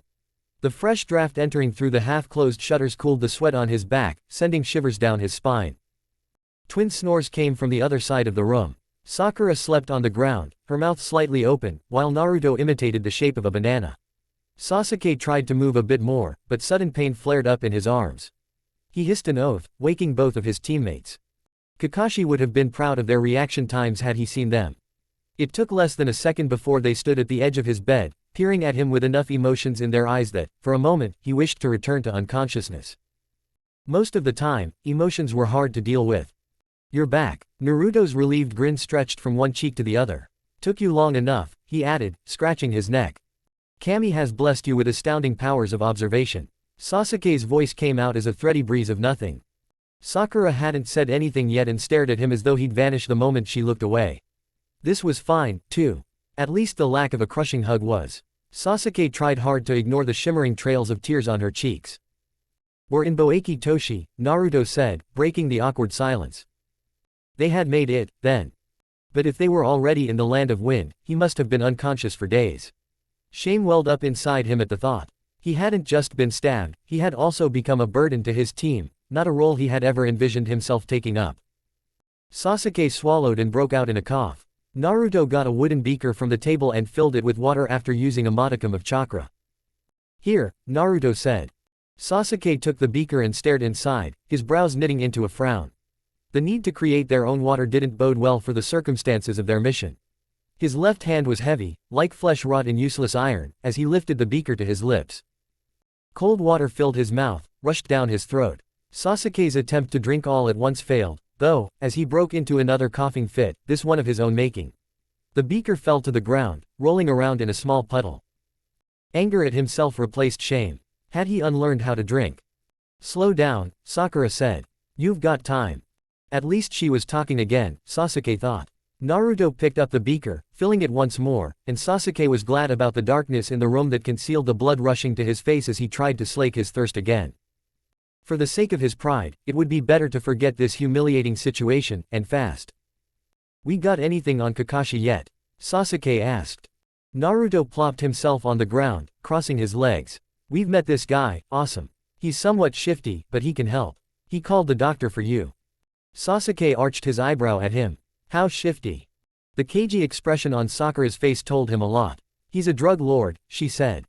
Over the next hour, they let him in on the details of what had happened while he was blacked out, and on the reasons why they thought Awesome's help was genuine. And he understood it. After all, he, of all people, knew exactly how important avenging one's family was. 3 days later, Sasuke's fever had finally gone down and he had regained some of his strength. Not all of it, though. Whenever he activated his Sharingan, an unfamiliar sensation surged through his eyes.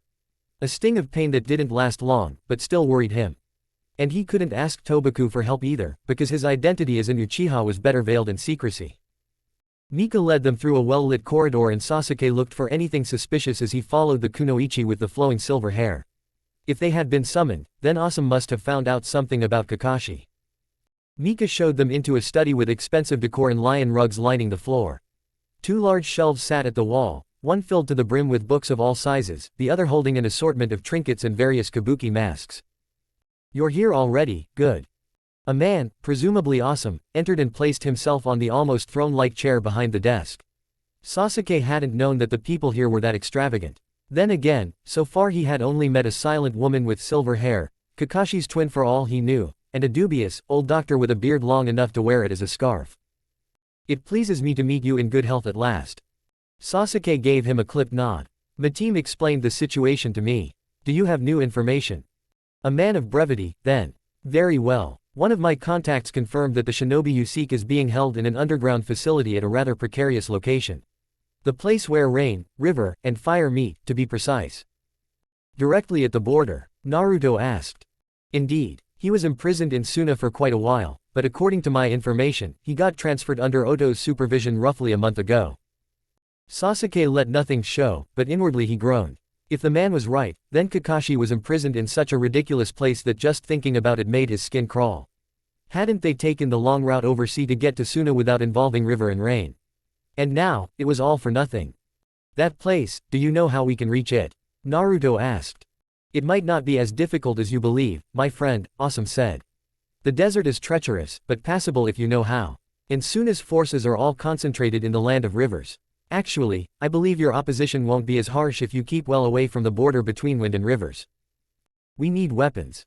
Awesome nodded. "I will outfit you to the best of my abilities. In return, though, I ask a promise of you." "What?" Sasuke asked warily. "Kill every Suna nin you meet on the way. I will render my services for no cost, if you vow on your honor that you will fulfill this promise." Sasuke grunted. "We'll try to stay out of sight. Should someone notices us, though, we won't have a choice either way." "That is all I ask of you," Awesome said. "One of my men will show you into the armory where you can choose from an assortment of supplies." Team 7 sketched semi-polite bows, then left the room, accompanied by a guard. Their goal came closer and closer now. Once Team 7 had left, Awesome reclined his head, letting out a weary sigh. Some youngsters were difficult to handle, and that he had been under observation himself hadn't helped matters. As a former actor, he knew quite a bit about lying to an audience and selling himself as someone he was not. The true performer in this play hadn't been him, though. Not by a long shot. Awesome's gaze drifted over to the kunoichi who still stood guard at the door. He flinched as their eyes made contact. A bucket full of ice cubes down his spine would have been more comfortable. Awesome reached for the pipe on his desk, quick to ignite the calming drugs inside its chamber. A few puffs later, the fear still hadn't vanished. It never would, not with the people he kept company, but detachment set in. He was afraid, but the dissociation from his anxiety left him functioning. Sometimes, his flight into the pipe was enough to make him forget altogether that he was Awesome, a minor, very minor, criminal who had thrown in with the sort of men who were so far beyond him that they might as well be gods themselves. That is quite the unhealthy habit, Awesome-san. Mika pushed herself away from the wall. You should stop. It clouds the mind. If I get ill, a healer will see to me, Awesome said, ignoring the second statement. A healer, huh? The kunoichi's lips curled into a mocking smile. She shrunk down a few inches, until she barely reached Awesome's shoulder, taking a stooping position. Her skin rippled, revealing countless wrinkles and many liver spots, one as large as a thumb. Gleaming white teeth acquired a yellow hue, and at last, she grew a beard long enough to be wrapped around her neck.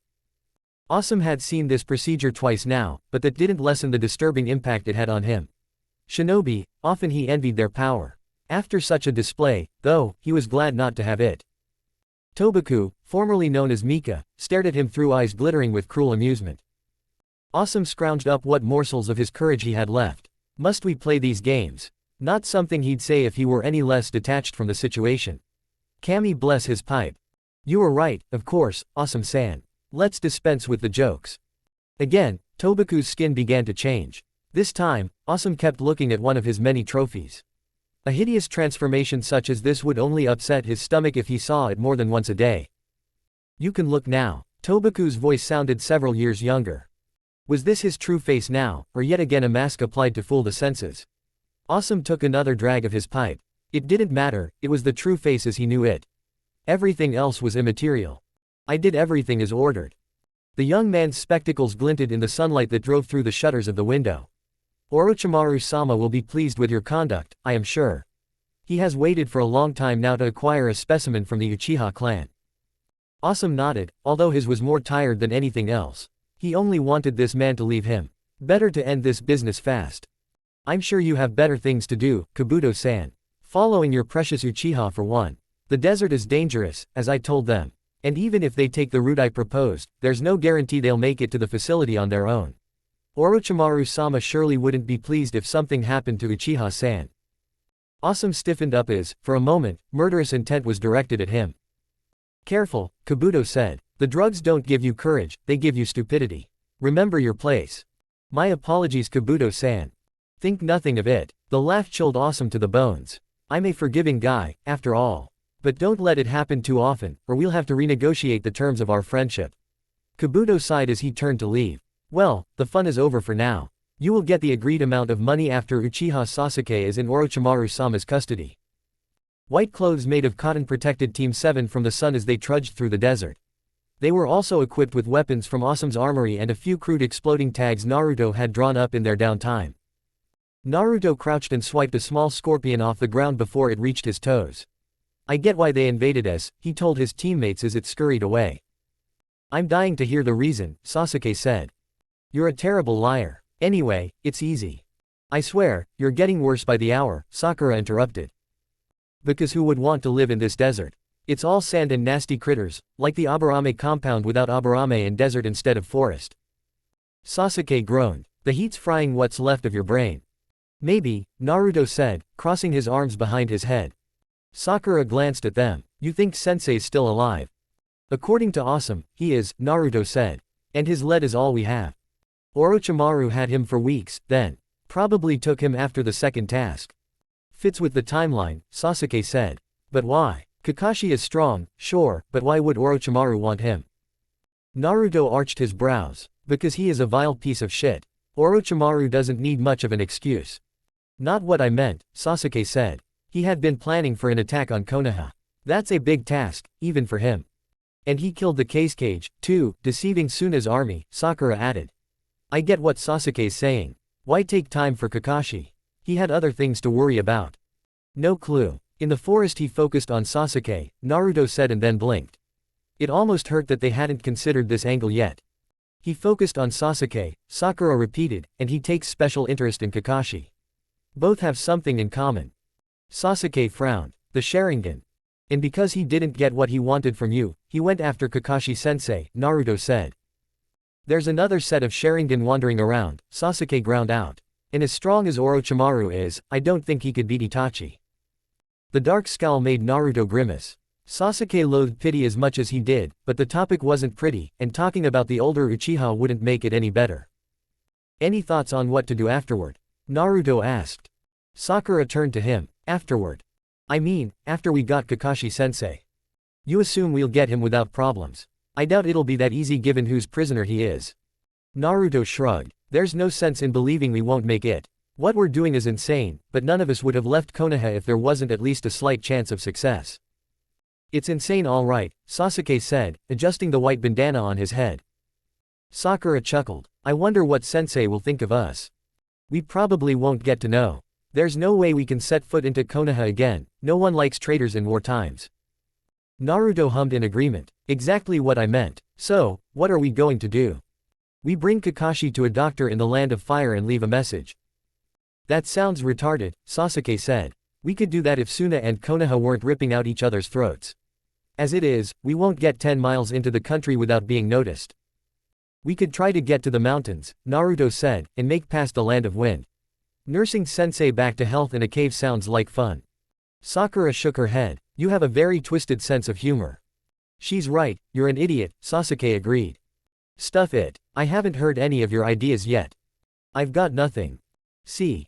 But even that's better than your plan. Kakashi will need healing, and none of us can do that. Guys. Until late into the evening, Team 7 continued the discussion but found no answer to their problem.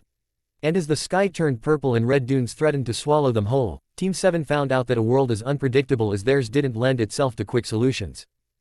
No matter how much Sasuke concentrated on silencing his steps, each movement sent echoes through the bowels of the dungeon as if the bricks themselves were mocking him. He ground his teeth in irritation and slunk farther along the icy wall. Soon, Kakashi would be with them again, and then Sasuke could finally close this nightmarish chapter of his life. The paltry light that came from the mounted braziers illuminated the faces of his teammates briefly. Then, shadows danced once more, and Sasuke turned away from them, bridging the distance to the door at the end of the corridor. This was the last one. Iron stretched over the oaken wood, swirling in endless patterns until it reached the heavy brass knocker where it took the shape of a snake biting its own tail. The reddish-orange glow, squeezing through the slit below the wood, formed a small cone that nearly reached Sasuke's feet. Compared to the rest of their journey, this last stretch had been far too easy.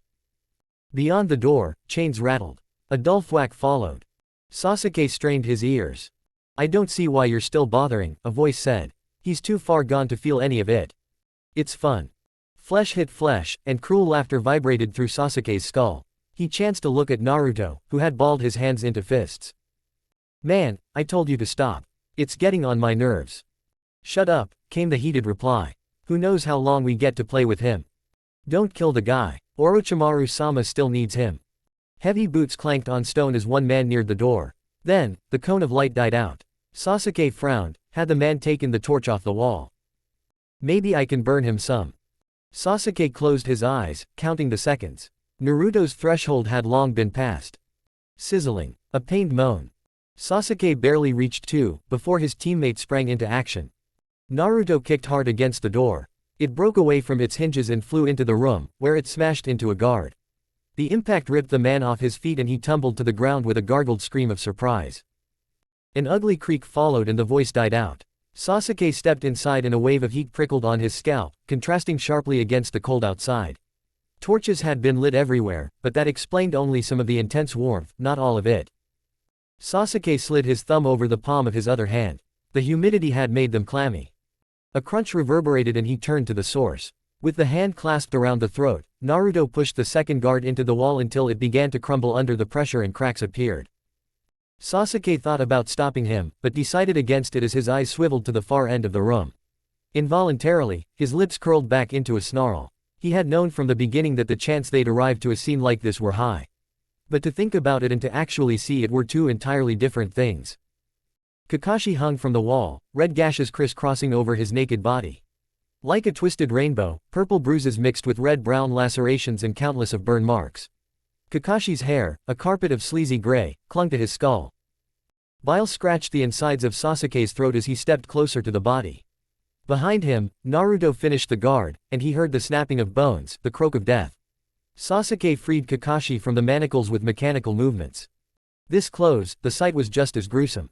They had taken Kakashi's mask, and the sludge of blood and dirt marring his face made it almost impossible to see the man beneath. A deep gash split Kakashi's bottom lip, but even worse, his Sharingan was missing. Had Orochimaru already extracted it? Beside him, Sakura's breath came in shallow bursts. They didn't touch each other, but Sasuke felt her trembling body as though it was himself who rattled like loose shutters in a storm. Maybe it was him. Sasuke broke away from these thoughts and slipped out of his cloak, wrapping it tightly around Kakashi, whose chest rose and sunk in a steady but weak rhythm. Naruto joined them, his face set in a flinty expression. "Is he alive?" "He is," Sakura answered with a thready voice. "We need to get him out of here." "Same way back." "Yes." Kakashi jolted up with a sudden jerk as Naruto made to carry him. His eyes snapped open, a feverish haze glazing over silver frost. "You'll get nothing from me," Kakashi wheezed out in what was barely a whisper. His eyes swiveled from Naruto to Sakura, then to Sasuke and back. "Nothing," Kakashi repeated, before breaking into a cough. "Sensei," Naruto began, but paused as Sakura tapped his shoulder. She weaved through hand seals, then placed her fingertips against Kakashi's forehead. Kakashi fell asleep again. It's better if he rests for now. Sasuke wondered whether it was better for Kakashi, or for her peace of mind. Not that it mattered. He looked at the sleeping form of his sensei, saw Kakashi's lips lifting up into what probably amounted to his first smile in weeks as Sakura's illusion induced nice dreams. His sensei had endured Orochimaru's cruelty for a month, perhaps even longer than that. And if what he told them in his fever was the truth, then his captors hadn't gleaned any information from him at all. A rush of foreign pride surged through Sasuke. His lips, too, curled into a smile. For a man like Kakashi, torture meant either living or dying, but never breaking. Chapter 23, Fallen Leaves v. Sakura knelt on the floor, cutting stripes out of her shirt before using them to tie the ends of Sasuke's cloak around Kakashi's body. I'm done, she said, finishing the last knot while glancing at the two ways out of the room. The one they had entered through, barely more than a fissured stone arc and a pile of wooden splinters now, led back to the maze of tunnels. The other went past an open door and into another, unknown corridor. Sakura headed for the former, intent on getting Kakashi to a doctor as fast as possible. She had just stepped over the sill, when chakra flared in the distance. Someone entered the facility. Naruto lifted Kakashi into his arms. Let me guess, he said. They're taking the same entrance. Only way in from that direction. Sakura put her hands in a seal, strengthening her focus. It's strange though. The signature feels familiar. Orochimaru. She shook her head. Someone else. That was as far as her sensing went, though. If it isn't Orochimaru, we're fine, Sasuke said. I'm not sure. Sakura bit her lip. The signature's around Sensei's level. Kimimaro was the same. And we did him in without luck and injuries, right? Naruto cleared his throat. No pressure, but we should get a move on. No time left. Let's attack, Sasuke said. We've surprise in numbers. And Kakashi-sensei? Naruto asked. He can't protect himself. I didn't cross the continent with you to have him die in an accident now. Sasuke nodded to the alternative, the door. We have no clue where that thing leads to though. Maybe an exit, Naruto said. It wasn't foolproof, Sakura knew, not by a long shot. But it was better than messing around with a shinobi as strong as their sensei. We should avoid fighting, she said. Sasuke stared at her, then at Naruto. This will bite us in the ass. The corridor behind the door stretched onward like the never-ending tail of a snake, its low ceiling almost making Sakura dizzy with its concentric, repeating patterns. Team 7 soon reached a large gate and crossed into another room where absolute blackness pressed against them. Sakura turned around as clothes rustled beside her, coming face to face with Sasuke's glowing Sharingan. You see anything? She asked. Sasuke didn't respond, inhaling deeply instead. Kaden, Enden. He spat a lance of fire into the air and Sakura's eyes widened as it illuminated their surroundings. They stood in a long hallway of staggered pillars, each as tall as a tree, and at the end of it, on an elevated dais, sat an empty throne made of marble. Where are we? Naruto asked as the jutsu dwindled. I'm not sure I want to find out, Sasuke said. Sakura, can you sense anyone in here? She shook her head before remembering that neither of them could see her. Nothing. It's all clear. Forward, then, Naruto said. Staying close to one another, they moved farther in. They had made it roughly to the center of the hallway, when a surge of chakra rushed through the chamber, igniting dozens of torches in one swoop. Naruto's lips parted in a humorless grin. Ominous. We can still turn around, Sasuke said. Stretching her senses, Sakura searched for the signature that was following them, and found it just as it arrived in Kakashi's former prison. From there it began slowly to move toward them. Not anymore, she said. Only one way now. This shit is coming full circle. Not the time to say, I told you so, the echo of footsteps interrupted Naruto. He tensed. Sakura. There's no one here, she said. I can't sense anyone at all. Sasuke drew his sword, but we can hear someone. Don't be too hard on her, Sasuke-kun. It is very difficult to find me if I do not want to be found. Sasuke activated his Sharingan, ignoring the strange, stabbing pain in his eye sockets, and took in every detail. Orochimaru's dilated pupils, the Sannin's pale skin, even the single threads of the purple rope slung around his waist. I need your tags, Sakura whispered. Quick. Back pocket. While Naruto put Kakashi on the ground, Sakura used the short distraction to reach for their exploding tags. Keep him busy, she said. Planning your escape already? Orochimaru's words bounced off the pillars around them like a haunting melody. Hardly, Naruto said as he raised his chin, exposing a bit of his neck. Here to take another bite. Last one didn't go so well. Orochimaru stilled. You. The moment Sakura's heel hit the floor, Sasuke rushed forward. He covered the distance, and the air dispersed with a violent noise as he landed in a crouch before the Sannin. One step behind him, Naruto entered the fray. Sasuke's sword roared up. With a hand encased in rock, Orochimaru swiped at it. The blade broke with a sharp clang, its upper half spinning violently past Sasuke's face. He slid back, making space to defend himself, blood pounding in his ears. Naruto hurled past him, impacting hard on the floor, and the hairs on Sasuke's neck lifted like a bed of nails. Then the weight of an anvil smashed into his stomach, and spittle flew out of his mouth.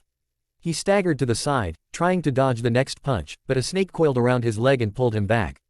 The Sannin's fist crashed into his face, lifting him off the ground. Still in the air, Orochimaru kicked him away with a motion too fluid to be human.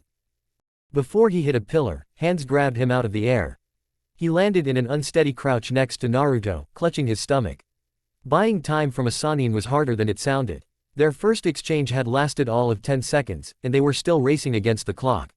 The signature following them couldn't be far now. Sasuke straightened up. Ninjutsu, he whispered as Orochimaru prowled forward with silent steps. They had to keep him at distance. Too many hits like the last, and he'd be nothing more than red paste. Beside him, Naruto wiped blood off his lips. He glared at the Sannin. Jiraiya punches harder than you. Sweden, Shidoju. His cheeks bulged like those of a toad before he spat out dozens of water bullets, each as thick as a wrist. Sasuke frowned. Naruto had stronger attacks. Those small things would never. The first bullet ripped into the floor a few feet shy of its target. The ground broke open in a spray of dust and debris. Another bullet followed. By the third, the noise of the barrage resembled a thundering taiko drum and Orochimaru had to abandon his casual stance. Orochimaru was distracted. Sasuke circled the Sannin, racing through hand seals as he positioned himself behind him. Kaden, Dienden. Reddish waves of fire surrounded a spire of white, setting the chamber ablaze. Sasuke kept pushing chakra into the jutsu, holding out for his teammate to react. Spitting his last bullet at Orochimaru, Naruto smashed his palms together. Sweden, Mizoripa. A beam of water, triple the jutsu's usual size, burst forth, a tidal force driving it onward as it rushed to meet the fire head-on. Sizzling echoed. Fog spread. Sasuke made his way over to Naruto, who crouched by Kakashi. The mist would make it only slightly more difficult for the Sannin, but Orochimaru could still sense them. This way, at least, they might be able to fool the pursuer who could show up any moment now. You don't think much of me, do you, Sasuke-kun? Sasuke didn't answer. Not that he could. His throat was as dry as sandpaper. They are fools, Orochimaru-sama. That voice. That's. Sakura appeared between them, interrupting Naruto. I hope you can run, she said. I'm finished. Naruto shouldered Kakashi. Futon, Daitapa. Sakura grabbed them by their wrists. Run, she shouted as the Sannin blew the fog away. There is nowhere for you to run, Orochimaru said. Sakura leapt into the air. Mid-jump she turned around, baring her teeth. We'll see. She slapped her hands into a ram seal. Fuin, Kai. Bark splintered under his feet as Hiruzen raced through the northwestern parts of the Land of Fire, heading toward a small town in Kusa where Anbu had sighted Tsunade. According to the medic Nin, his old student, the last Senju, he added, was the only one with the expertise to heal Jiraiya. He shook his head. The fate of the Sannin was truly a tragedy. One, perhaps, that he had created, however indirectly. But the freedom he granted them in acknowledgement of his own failure was a luxury of peace, nothing more. Hiruzen increased his pace. With Jiraiya out of the picture, he was the only one who could convince Tsunade to return. The tree had need of her. And if she resisted like a petulant child, he would have to spank her like one before dragging her home. A tremor broke him out of his thoughts. Above him, flocks of birds left the trees, taking to the air in hurried flight. On the horizon, miles to the west, columns of smoke smothered the sky. Carrying Kakashi, Naruto led his teammates through the forest. His arms still hadn't stopped trembling, and the explosion continued ringing in his ears. Kami, he had seen houses cave in during the invasion, had used enough exploding tags to lose count. But none of that could have ever prepared him for the kind of destruction he had just witnessed. Beside him, Sakura leapt from branch to branch, wearing a dazed look. It worked, she said, a slight hitch in her voice. It really worked, we're alive. You had doubts. I wasn't completely sure. You're scary, Naruto said. Am I hearing complaints? Thinking of the stadium-sized hole Sakura had just blown into Orochimaru's ceiling while collapsing all the support pillars, Naruto shook his head. Not from me, he said. But, holy fuck, you blasted his roof. That probably makes you the most destructive kunoichi on the continent. A smattering of red colored her cheeks. Stop embarrassing me. Naruto barked a laugh as he noticed the satisfaction gleaming in her eyes. Sorry. Don't destroy me, please. No promises.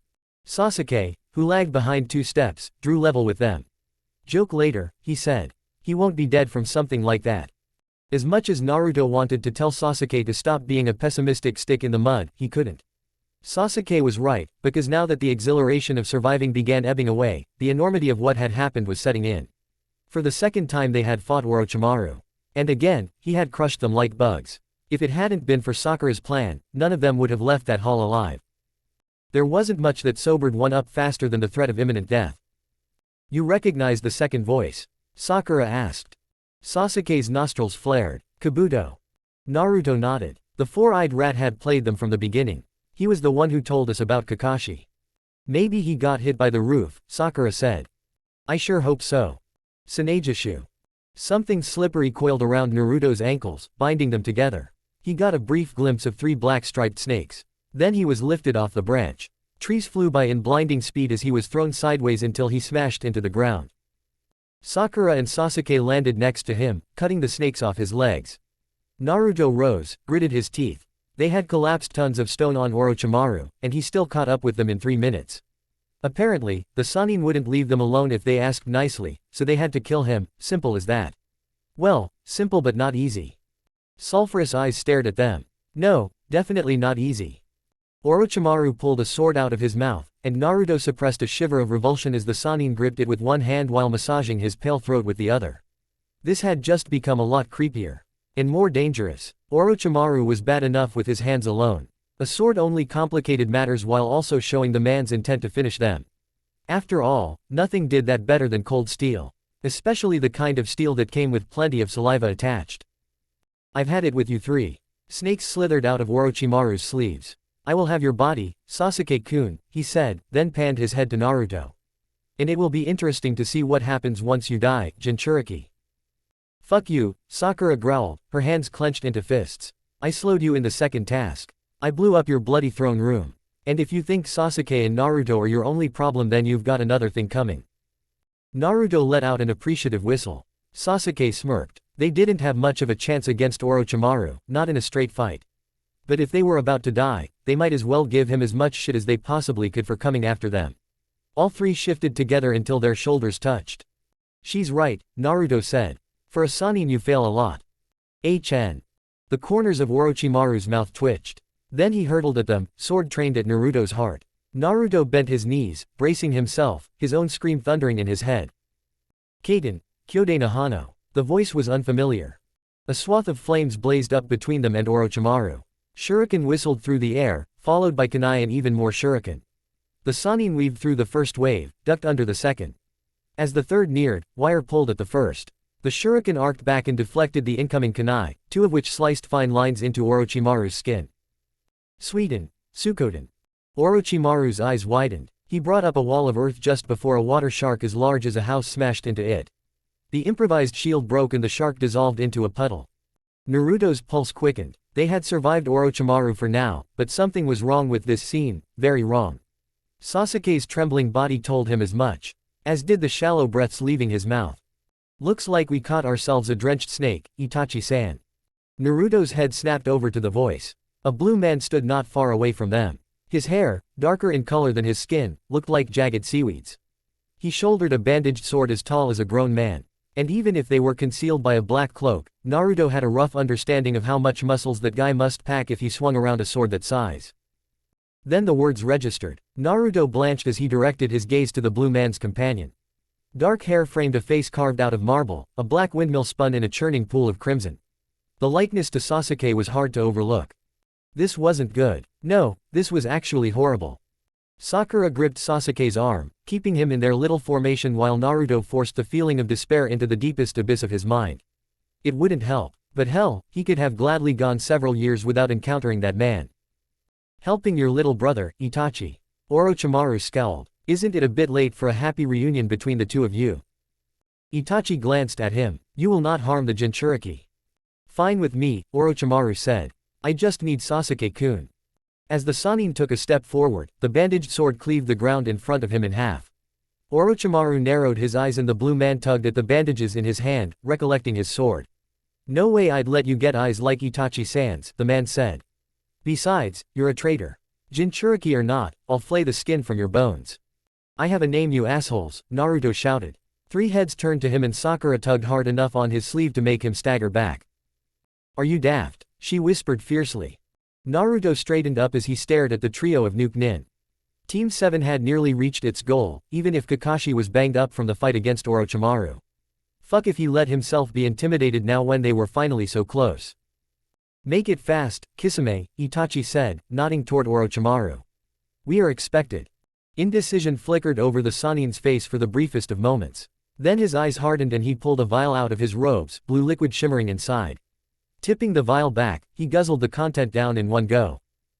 It took a second before Naruto sensed any effect, but when it came, the oppressive aura nearly brought him to his knees. The veins on Orochimaru's head bulged. The ground beneath his feet cracked up. The Sanin's lips twisted into a snarl. I will not be denied again. Completely unaffected by what was happening, Kisame pushed himself away from the tree he had been leaning on, matching Orochimaru's chakra output without breaking a sweat. Some cocktail won't help you, he said, lifting his sword. Samahata's been waiting for the chance to rip into your pasty face. Orochimaru created 4 shadow clones, and the moment all of them started hand seals, Naruto screamed at Sakura and Sasuke, then scrambled away with Kakashi in his arms. They got 3 steps away before a shockwave threw them to the ground. Naruto glanced over his back, the noise of destruction throbbing inside his skull. Orochimaru stood on the head of a snake overtaking the tree crowns by far. 2 of his clones spat out fireballs larger than any jutsu Naruto had ever seen before, while the others fanned those flames with wind until nothing but blinding light remained. Susanoo. Heat burned on Naruto's scalp as though it singed his hair every second anew. He curled his arms over his head, pressing himself against the ground. Inside him, insane laughter welled up. Kakashi had been right back when he first introduced himself. A team like theirs would always encounter enemies who were far above average. But this was too much. Kakashi couldn't have met monsters like those 3, right? He lifted his head. There, parting the flames, stood Itachi, a skeletal frame wrapped around his body, and a red haze surrounding the wraith. One huge arm protruded, a gourd in its hand sucking up the fire. The other swiped with a sword at the summoned snake, leaving a trail of devastation on the forest floor. And Sasuke wanted to kill this man. Beside Naruto, Sasuke squeezed his eyes shut, fingers digging deep into the dirt. The sight of the usual proud Uchiha reduced to a state like this broke something loose in Naruto. Terror couldn't paralyze him, he wouldn't let it. Naruto roared, smashing his head on the ground. Still, the fear remained. His forehead crashed down a second time. And a third. Until pain shoved everything else aside, vibrating inside him like the trembling earth beneath. Naruto winced. This was better. Not by much, but it was a start. Rising wobbly to his feet, he brought his hands together, and using only a fraction of the chakra released in this place, called up water clones. They reached for his teammates and Kakashi, dragging them away as the world tore itself asunder behind them. With some luck they might make it out of this place while the big shots barraged each other with more chakra than a normal Jonin used in a lifetime. Orochimaru had apparently lost interest in them after Itachi and Kisame arrived. Probably because it took all of his strength and more just to survive. Not that Naruto complained about that. Those guys could annihilate themselves for all he cared. A minute away from the battle the explosions were still as loud as before, but the distance made it easier on his teammates. Sakura was the first to recover, and slowly, Sasuke, too, managed to stand on his own feet again. Naruto let his water clones dissolve. I will kill him, Sasuke muttered, glancing at the direction they had come from. Naruto nodded, more for Sasuke's benefit than his own. Someday. But not today. And he was all for wiping Itachi out of existence even if he had indirectly saved them. For Sasuke, but also because the word Jinchuriki had fallen from his lips too often for it to be coincidence. Kisame and Itachi wanted something from him, or wanted him for something. Whatever the case, Naruto wasn't prepared to greet the Shinigami just yet. Best way to avoid that was to get them before they got him. In a few years perhaps. Definitely not now, though. And not tomorrow either. The show Itachi had just given them convinced him of that much at least.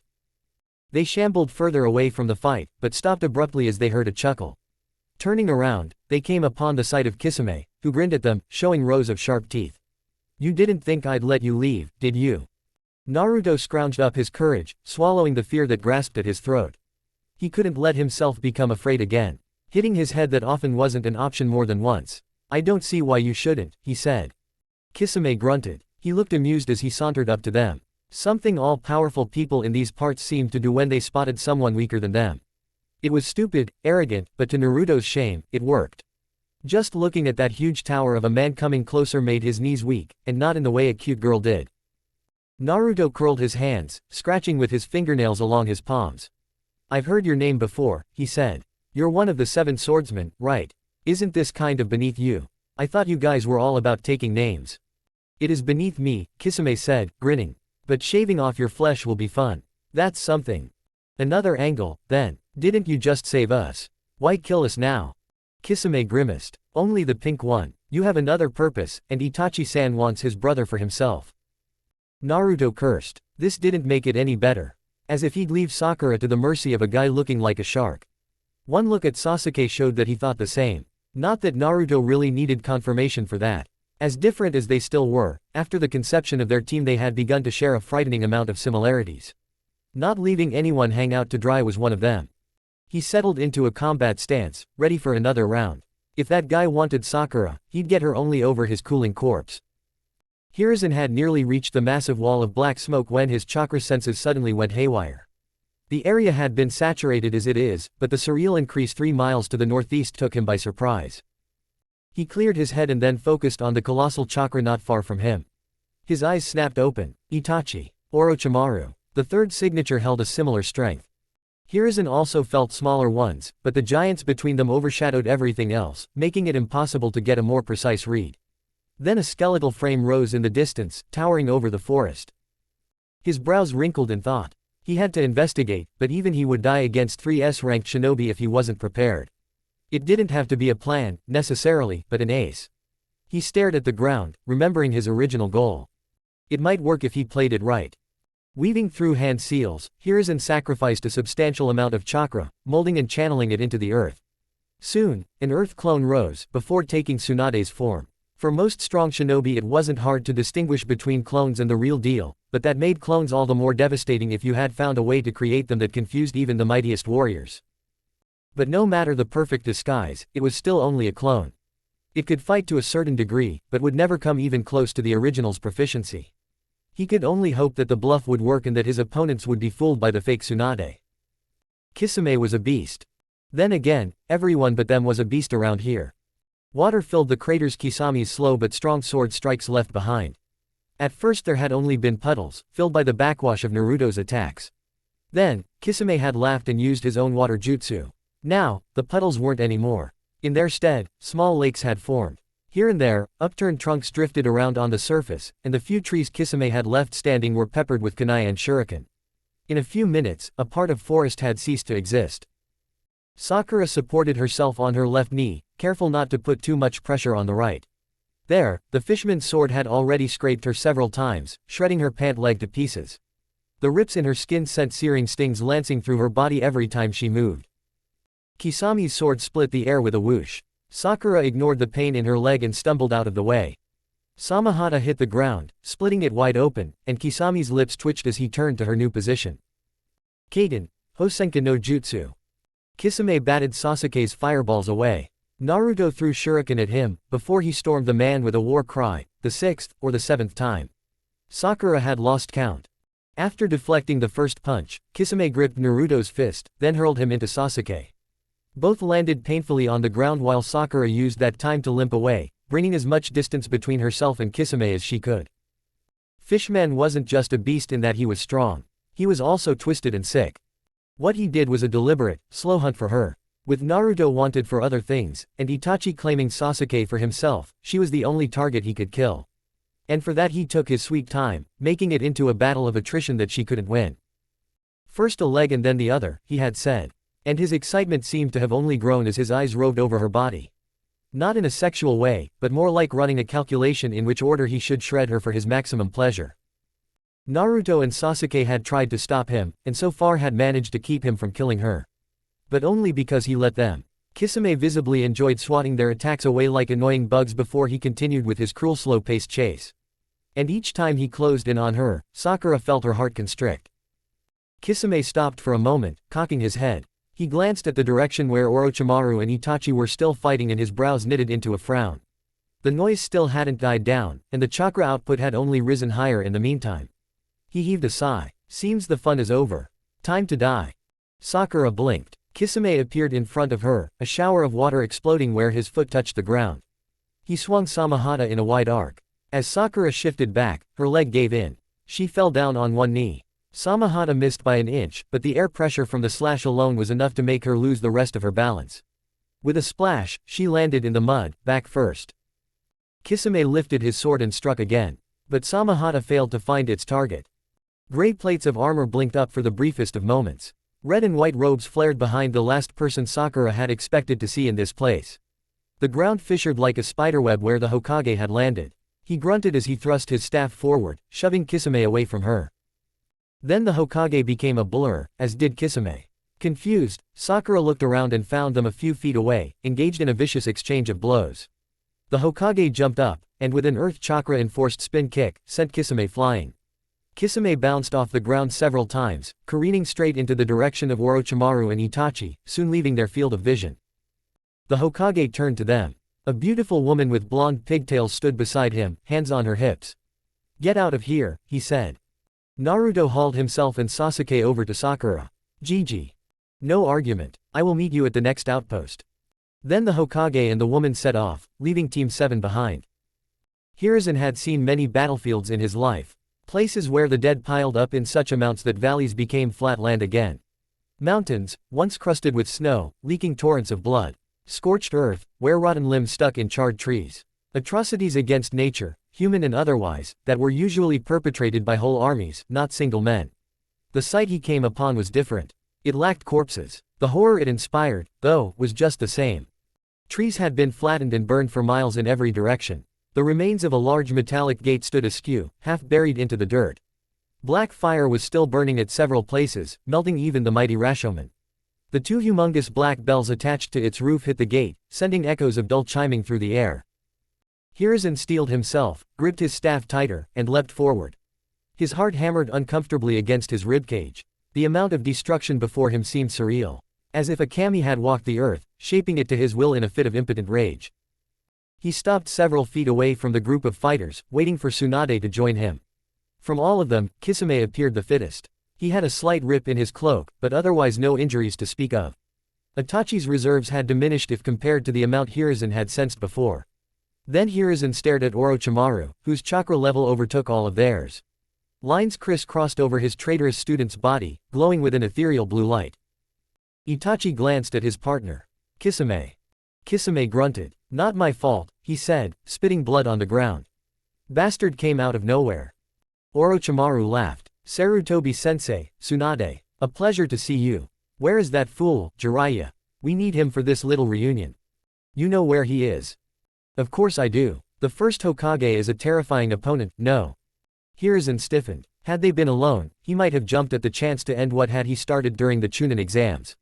Like this, though, there was no way. Orochimaru had enhanced his strength somehow, and in the presence of two other S-ranked shinobi, one misstep could be the last he'd ever make. "Why don't we team up, Sarutobi-sensei?" Orochimaru's lips curled into a smirk. "You know about Akatsuki, don't you?"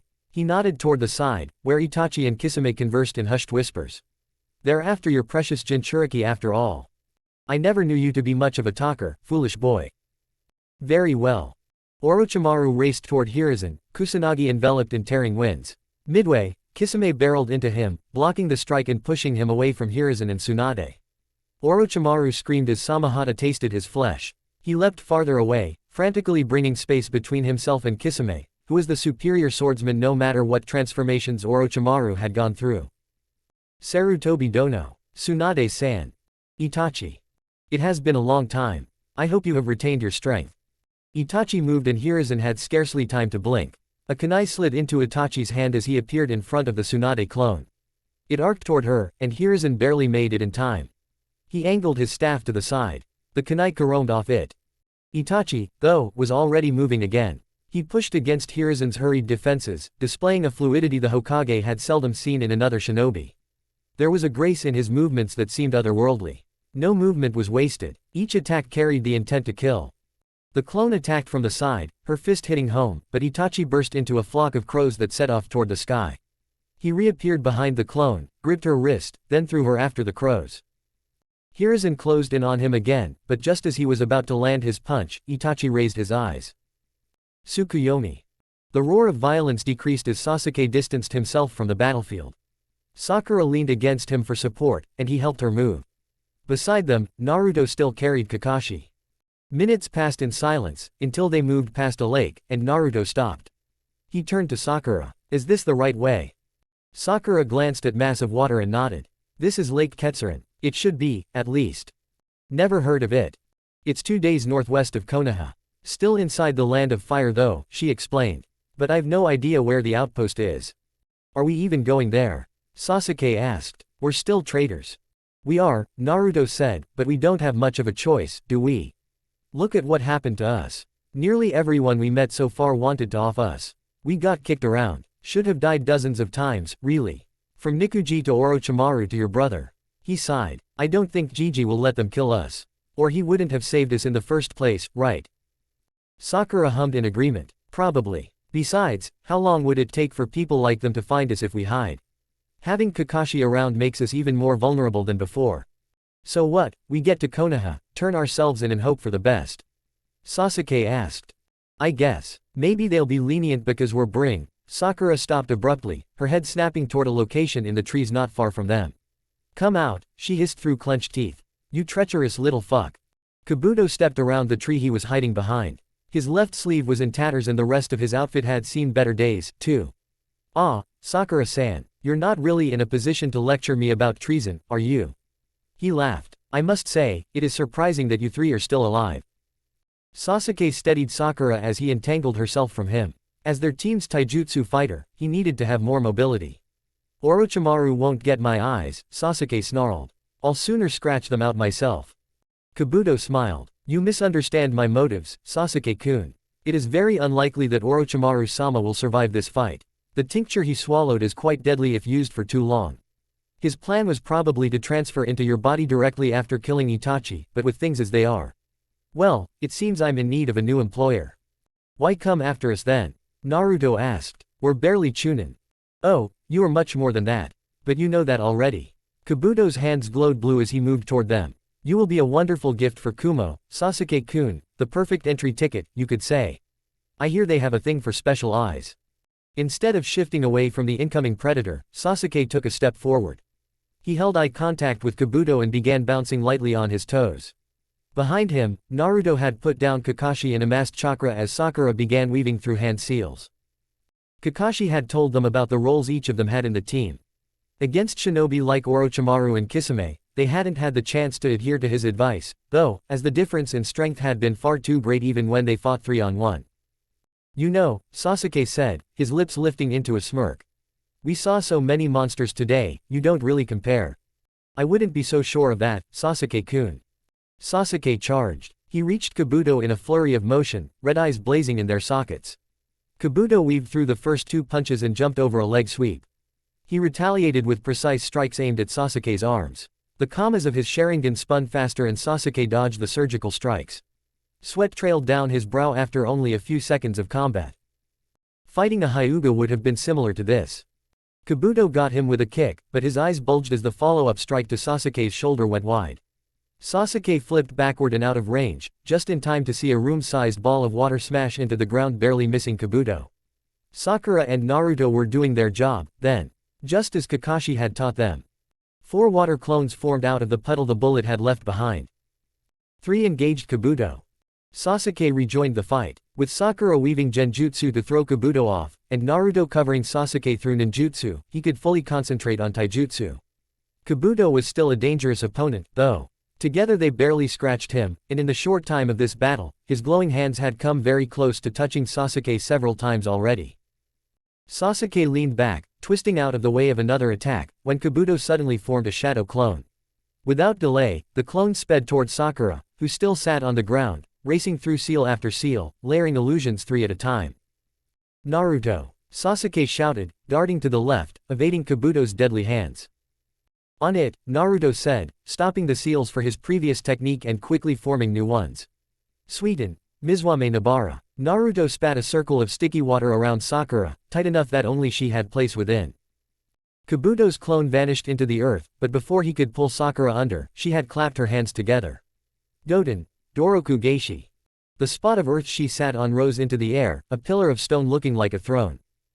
Kabuto's clone emerged outside the puddle and jumped at the pillar, scaling it.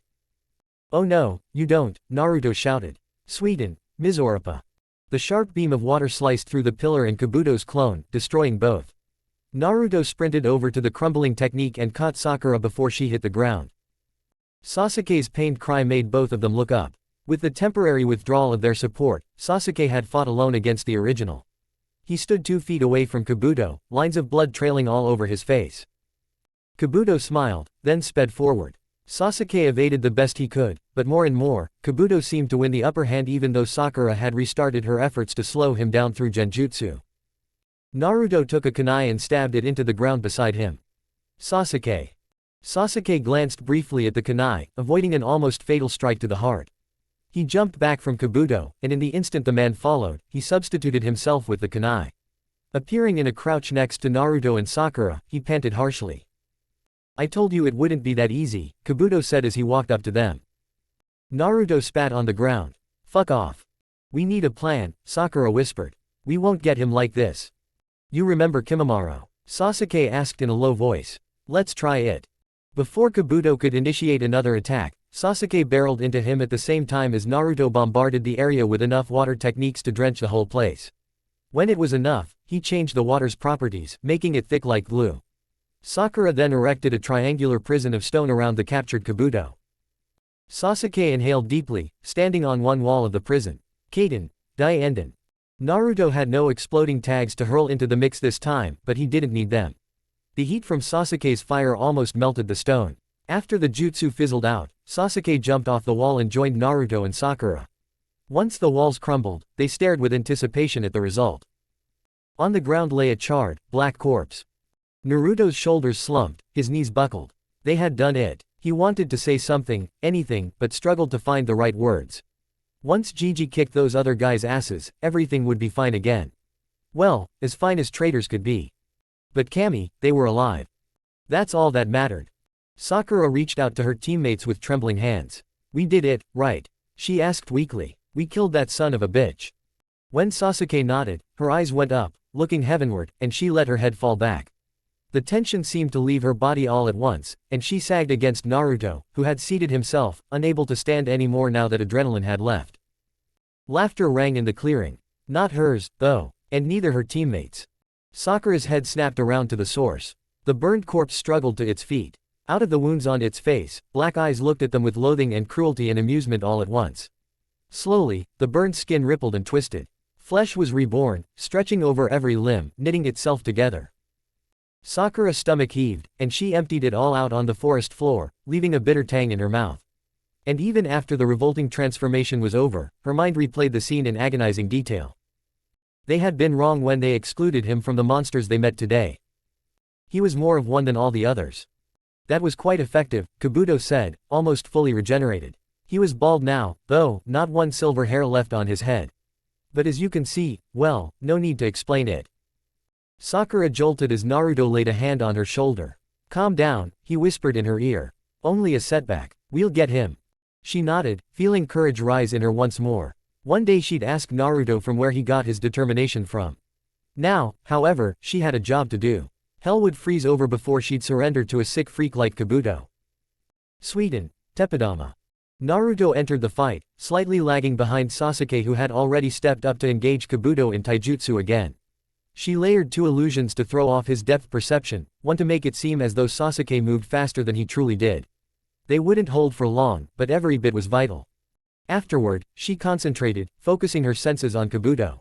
To kill him, they had to learn about his ability. About this frightening skill that allowed him to heal from wounds that would have killed almost anyone.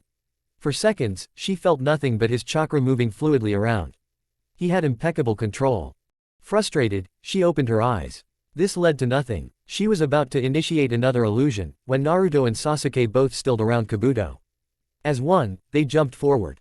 Kabuto ducked under Naruto's wide punch and kicked him away. Sasuke moved in ready to strike. Before, Sasuke's Sharingan had enabled him to dodge the most dangerous attacks. This time, though, Kabuto's glowing hand tapped Sasuke's shoulder and his left arm went limp. Sasuke smirked. Sakura's eyes widened. Sasuke had sacrificed his left arm. The right was finally close enough to Kabuto. He gripped the man's wrist and used the first jutsu Kakashi had ever taught him. The only one he could use without hand seals. Raiden, Hissen Ikazuchi. Lightning arced over his hand, giving Kabuto a shock. Kabuto shoved him away. He reeled only a second from the attack, but that was enough. Naruto stood behind him, fingers forming a circle around his lips. Sweden, Shidoju. Naruto's bullets ripped through Kabuto, blasting holes in his chest as Sasuke stumbled away.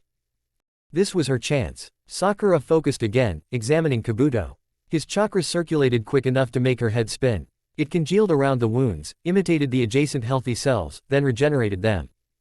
It took a boatload of chakra. Sakura thought of the amount she had sensed back in Orochimaru's dungeon. Kabuto had only a third of it left, if that much at all. His technique was so exhaustive, she doubted he could use it anymore after this time. And from the look on his face, he realized it, too. The chakra in his body spun even quicker, patching up the holes at a faster rate than Naruto's bullets inflicted them. Insanity in itself. Sakura cried out a warning, but it was too late. Kabuto darted to the side, gripped Sasuke's limp arm and threw him against the oncoming storm of bullets.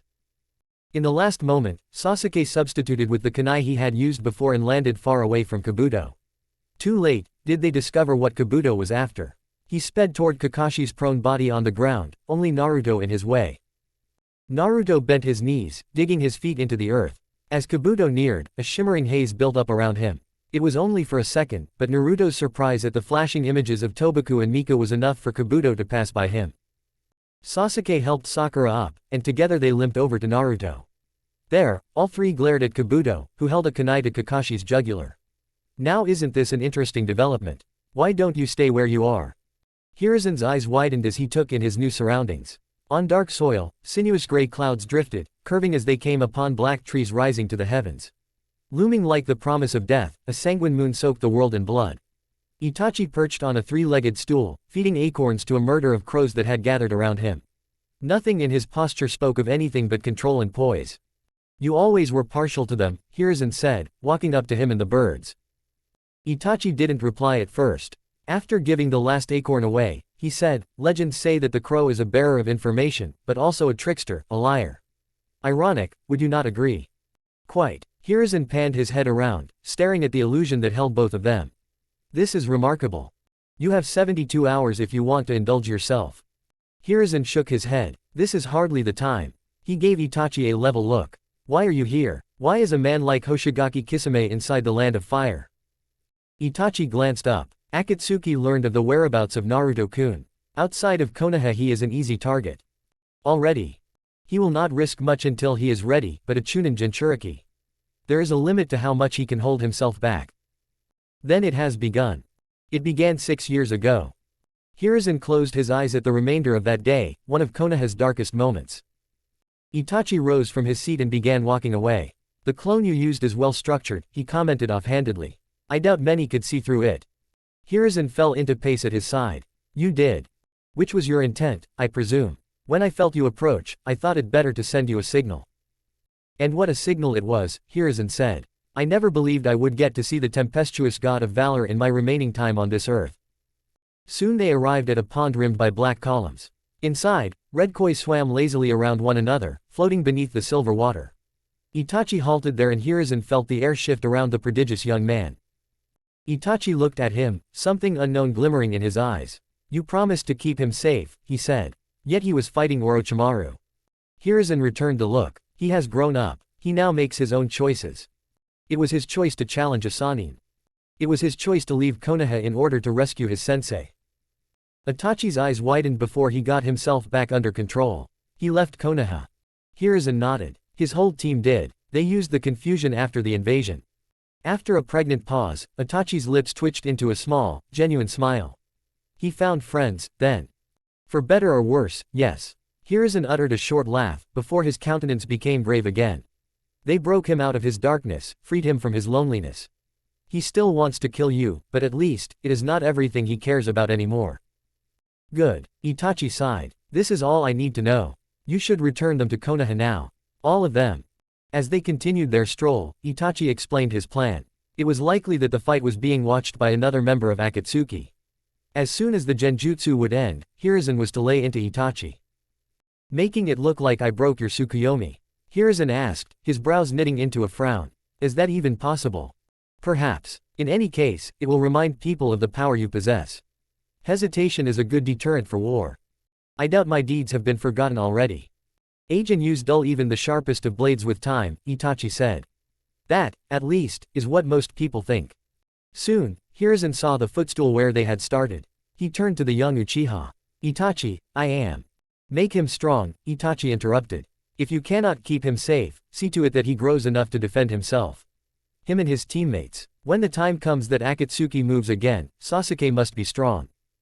Hiruzen dipped his head low as he bowed. You are the epitome of Konoha, Itachi. Never forget that. He got no response. Tsukuyomi shattered. Back in the real world, a grimace of surprise appeared on Itachi's face. Hiruzen adjusted his own expression, then hurtled himself forward, barraging Itachi with a combination of punches and kicks. Hiruzen planted his feet squarely into Itachi's chest, sending him skidding over the destroyed area. The Tsunade clone touched down beside him at the same time as Kisame landed next to Itachi, his cloak damaged. What happened to you? Kisame asked. Itachi got to his feet. It was foolish to take them on without preparation. Kisame sighed. The snake left, too. Slippery fellow that. Hiruzen sent a mental command and the clone cracked its knuckles. We should retreat for now, Itachi said. Kisame grumbled under his breath, but accepted soon afterward. Together, the two S-ranked shinobi vanished from the field, leaving Hiruzen and Tsunade behind. Hiruzen waited another 2 minutes, before he let a breath of relief escape him. Sasuke's fist shook as he gave Kabuto a fevered, intense look. Around his neck, veins stood out like the cords of a thick rope. Leading them on, posing as Mika, as Tobaku, now taking Kakashi, Itachi would always remain the number 1 on his blacklist, but Kabuto had managed to move up to number 2 within 3 weeks. And Sasuke would make him pay for it, one way or another. He shifted forward, but instantly Kabuto pressed the kunai closer against Kakashi's throat. Blood trickled down the scarred flesh, leaving trails on the blade also. I wouldn't do that, Sasuke-kun. Your sensei's life is precious, yes. You will die. Someday, perhaps, but not by your hand. The weight of Sakura on his shoulder came as a surprise. Sasuke glanced at her right leg, which was trembling under the strain of standing upright. She put her hand around him, holding fast. Then he felt it, light tapping on his back. Get Naruto. Sasuke held Sakura for another 2 seconds, before he faked his own body shaking. Naruto moved in to help both of them, and Sasuke was sure they made for a pitiful sight, leaning on one another, barely able to keep standing straight. Kabuto laughed. You three look terrible. What a sight. He's at his end, Sakura signed. Needs chakra to heal. One more round. Let's get to business, then. This isn't what I had planned, but it works, too. Get him to the lake, Naruto tapped back, glaring at Kabuto with venom. What about sensei? Naruto extracted himself from his teammates. Time's up, you piece of shit, he said, walking up to Kabuto with deliberate steps. It's been up for a long time now. Sasuke couldn't agree more. Kabuto smiled. You're willing to chance it. I'm willing to cave your face in. Naruto put his hands together, never losing eye contact. He formed the last hand seal, and said, Sweden, Mizwame Nabara. Kakashi dissolved into water in Kabuto's arms, gluing him to the spot. Kabuto's hands glowed blue and he cut himself out of the water. He snarled at Naruto, who was in his face now, fist cocked back. He ducked the first punch, but the second landed. Kabuto staggered backward, then turned around to run. Sasuke narrowed his eyes. Beside him, Sakura planted her palms on the ground. A shallow hole, maybe a foot long, opened up just as Kabuto set foot on the ground. He stumbled forward, Naruto close behind him. Sasuke followed them, using the last of his chakra to spit lances of fire at Kabuto's escape paths. Naruto's jaw was set as he caught up to Kabuto on the lake. His ruse with the water clone he had made at the beginning of the fight had worked, Kakashi was safe. Was it good that he felt anticipation, though? The thought of killing shouldn't feel good, right? Yet it did, and no force on earth could convince him to spare that man. Clones grew out of the water, chasing after Kabuto, hunting him down. Naruto closed his eyes, concentrated, focused as chakra surged through his pathways. The water rippled. Naruto's heartbeat pounded in his ears and his chest fluttered. He had used that jutsu before, but never with that much chakra, that much water. Ripples grew into waves, rising around him, violent, savage, destructive. The gathered energy scraped at the insides of his tenketsu, begging for release. The lake soared high, towering above all, its shadow reaching even the far shoreline. This was his element. Several feet away from him, Kabuto had stopped running, held down by a mass of clones. His glasses were askew, and the white of his bulging eyes showed as he struggled against his captors, staring unbelievingly at his sentence. The power of a human sacrifice, inconceivable force, condensed to fit a vessel without breaking it. Naruto smashed his palms together, the chakra weighing his shoulders like a heavy mantle. It would end here. He roared, letting all his anger, all his doubt, all his frustration flow into it. Sweden, Sugenheki. And the lake responded, heeding his call. Kabuto's terrified scream rang in the air as a wave reaching the heavens came crashing down on him. The howling water drowned everything else out, until, after almost a minute of thunderous noise, it calmed into a low rumble. Then came silence. Naruto's legs gave in. Before he sank into the water, a hand gripped his shoulder, steadying him. He glanced up. Sasuke didn't look at him and let his eyes swivel over the lake instead. He let out a sharp whistle. "Too bad I took your kill," Naruto said between breaths. "You'd never have gotten him here without me. Half of his kill belongs to me. I was the one to finish him, though. Which you couldn't have done without my help." Naruto grinned. "A third for each, then. Don't want to make Sakura angry." Sasuke's lips twitched. "Fine with me." They marched back to the shore, where Sakura sat cross-legged in the sand, resting her chin on her palm. She blew a strand of pink hair out of her face. Question: "You think the Hokage will pardon us?" "Only one way to find out," Sasuke said. He helped up Sakura and they followed Naruto, who led them to a large tree. "If he does, where do we go?" Sakura asked. "Our houses are nothing but rubble." Naruto hummed as peeked behind the tree. He vanished, then reappeared with Kakashi in his arms. "We can build a new one." "A new one? If you want, that is." Sasuke shrugged. "Sounds good." As they began the trek toward Konoha, Sakura turned her head to Naruto, looking at him with iron swimming in her green pools. "Naruto, if we do this, there's no way we're getting a pond." "Oh." Naruto stared back, unflinchingly. "And why not?" Sakura thumbed over her shoulder toward the lake. "You can't be trusted with water." Sasuke grunted in agreement. A fluttering breeze caressed Sakura's cheeks, prompting her to wake up. She moaned into the pillow, turned around and then continued to sleep, at least she tried to. Something was bothering her, staying out of reach from her consciousness but hovering close enough to keep her from returning to blissful hibernation. She ignored it in the same way she tried to ignore the lingering sweet smell. After all, she had earned the rest, what with that whole rescue. Sakura's eyes shot open. She threw the blanket on her aside and her eyes darted around the room, taking in no details until she found what she was looking for. Naruto snored on a bed at the wall, Sasuke in the one beside her own. Her fluttering belly calmed. The tension left her body and with a sigh she sagged back into the pillow, her mind racing to find answers. Why were they in a hospital room? The last thing she remembered was walking away from the battle, when all of them had been decidedly conscious. "You look lost," came from her right. Sakura's head snapped around, her eyes widened. There, at a round table near the open window, Jiraiya sat on a chair, a stack of paper in front of him. His face was covered in bandages, spikes of white hair poking out at places where the tight-wrapped gauzes lost the battle to contain it. He held a brush in his right, and a pipe in his left, a bemused smile playing on his lips. "Jiraiya-sensei," she said, leaning over her bed and picking up the blanket. "We're in Konoha." Jiraiya nodded, putting the brush away. "You are. Feels good to be home, But if they were back in Konoha, then someone must have knocked them out, because she couldn't for the life of her remember ever reaching the village. The only one who she knew had been nearby was the Hokage. Why, though? She grimaced as her brain supplied the answer. They hadn't exactly rendered outstanding services when it came to following orders. "Hokage-sama brought us home." "He did. Used his summons for the delivery as far as I know. Had other business to attend to. I'm quite thankful for that." Jiraiya leaned forward and grinned. "Tsunade Hime patched me up really good. And let me tell you, she's lost none of her beauty. Not even a hint of sagging." Sakura ignored the last comment, concentrating on the important parts. 2 of the 3 Sannin were back in Konoha now. Hopefully the third one wouldn't show up, too. She could go another lifetime without meeting Orochimaru again. Gesturing at the room, she asked, "Why are you here?" "Good working atmosphere." Jiraiya held up a sheet of paper, although his eyes lingered on Naruto for a brief moment. "And you fought my old teammate. That makes you my responsibility." "Somewhat." Sakura didn't believe half of that, but did not pry further. He hardly was someone who would talk more than he wanted to. There was a short silence as Jiraiya puffed on his pipe, seemingly lost in thought.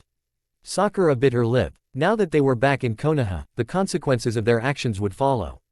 She hadn't the faintest idea what those entailed, though. Soon, Naruto and Sasuke would wake up, but what then? "What's going to happen to us?" she asked, playing with the hem of her blanket. Jiraiya hummed. "Who knows? That's for Sarutobi-sensei to decide. By the way, you 3 have got a meeting with him at 5. Not the most assuring information he could have given her. Was fleeing Konoha a second time possible? Probably not. Besides, the Hokage wouldn't execute them, right? After all, if he wanted that, she would have woken up in chains, not in a cushy bed. That left only one option. They had made their choice, and now they had to live with the fallout.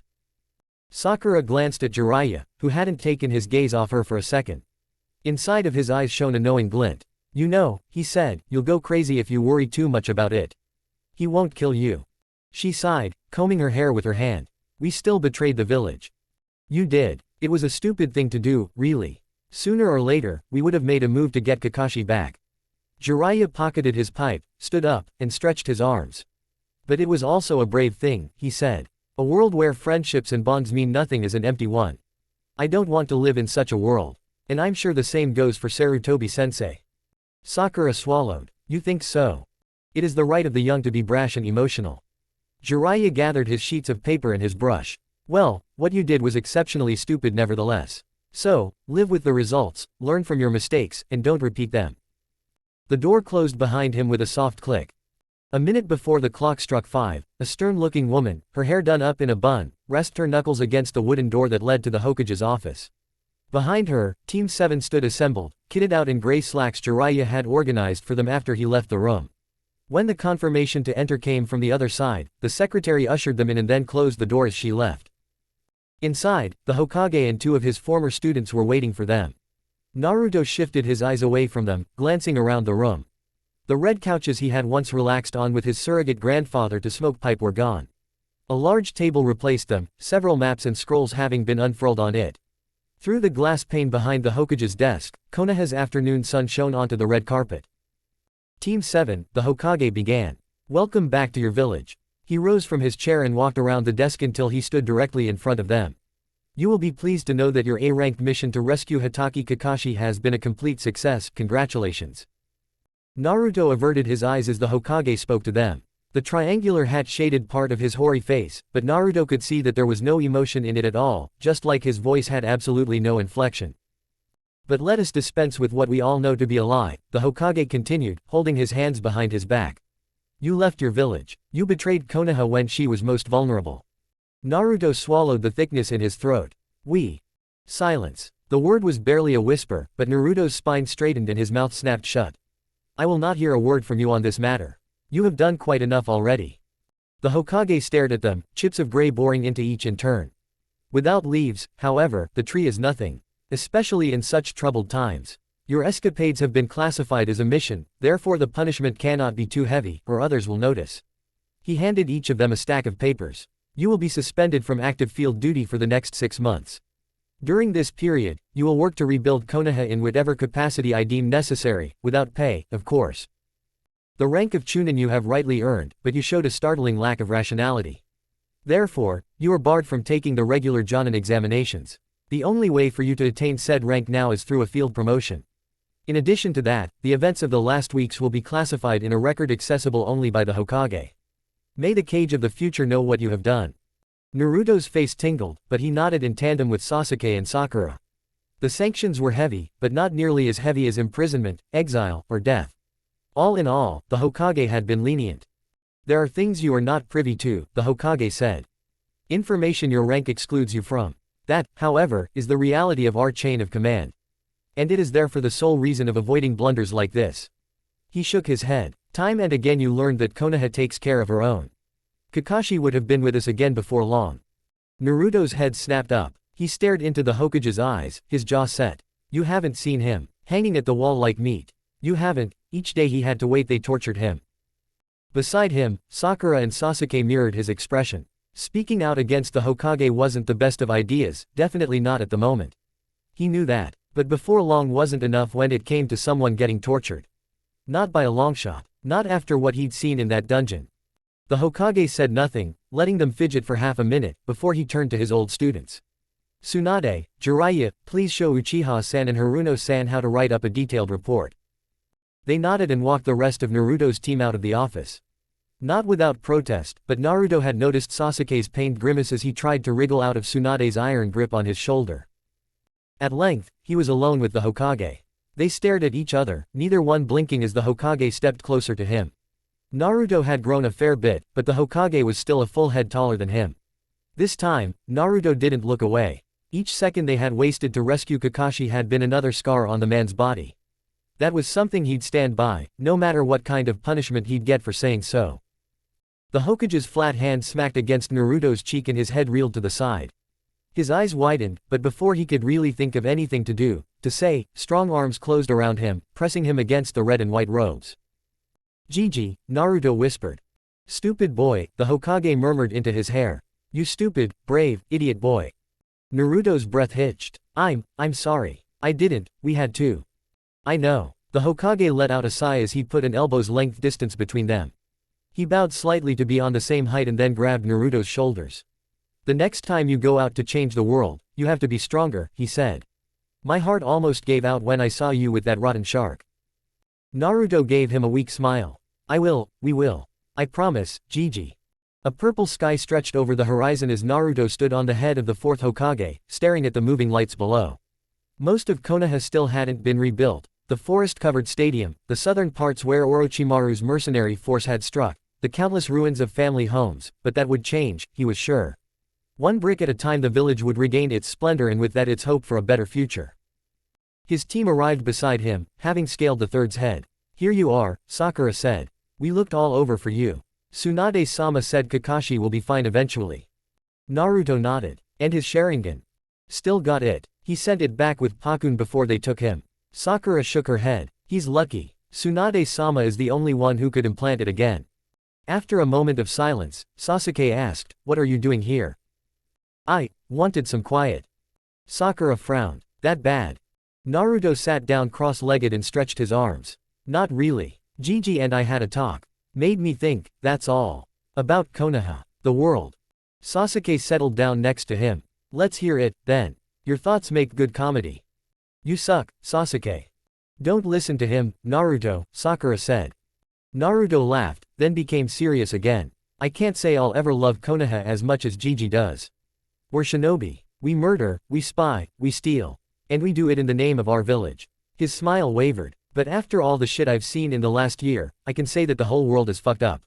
It's not just us. Everyone's a villain." He shrugged. "And when it comes to choosing which villain to follow, I'll take the one with the people I love." Naruto stood up, letting his gaze wander over the village. He didn't love Konoha, but he loved some of the people living here, which was a start, right? "You know," he said, rubbing his stomach. "I haven't had ramen in months. I'm going to see if Ichiraku's made it through the invasion." End.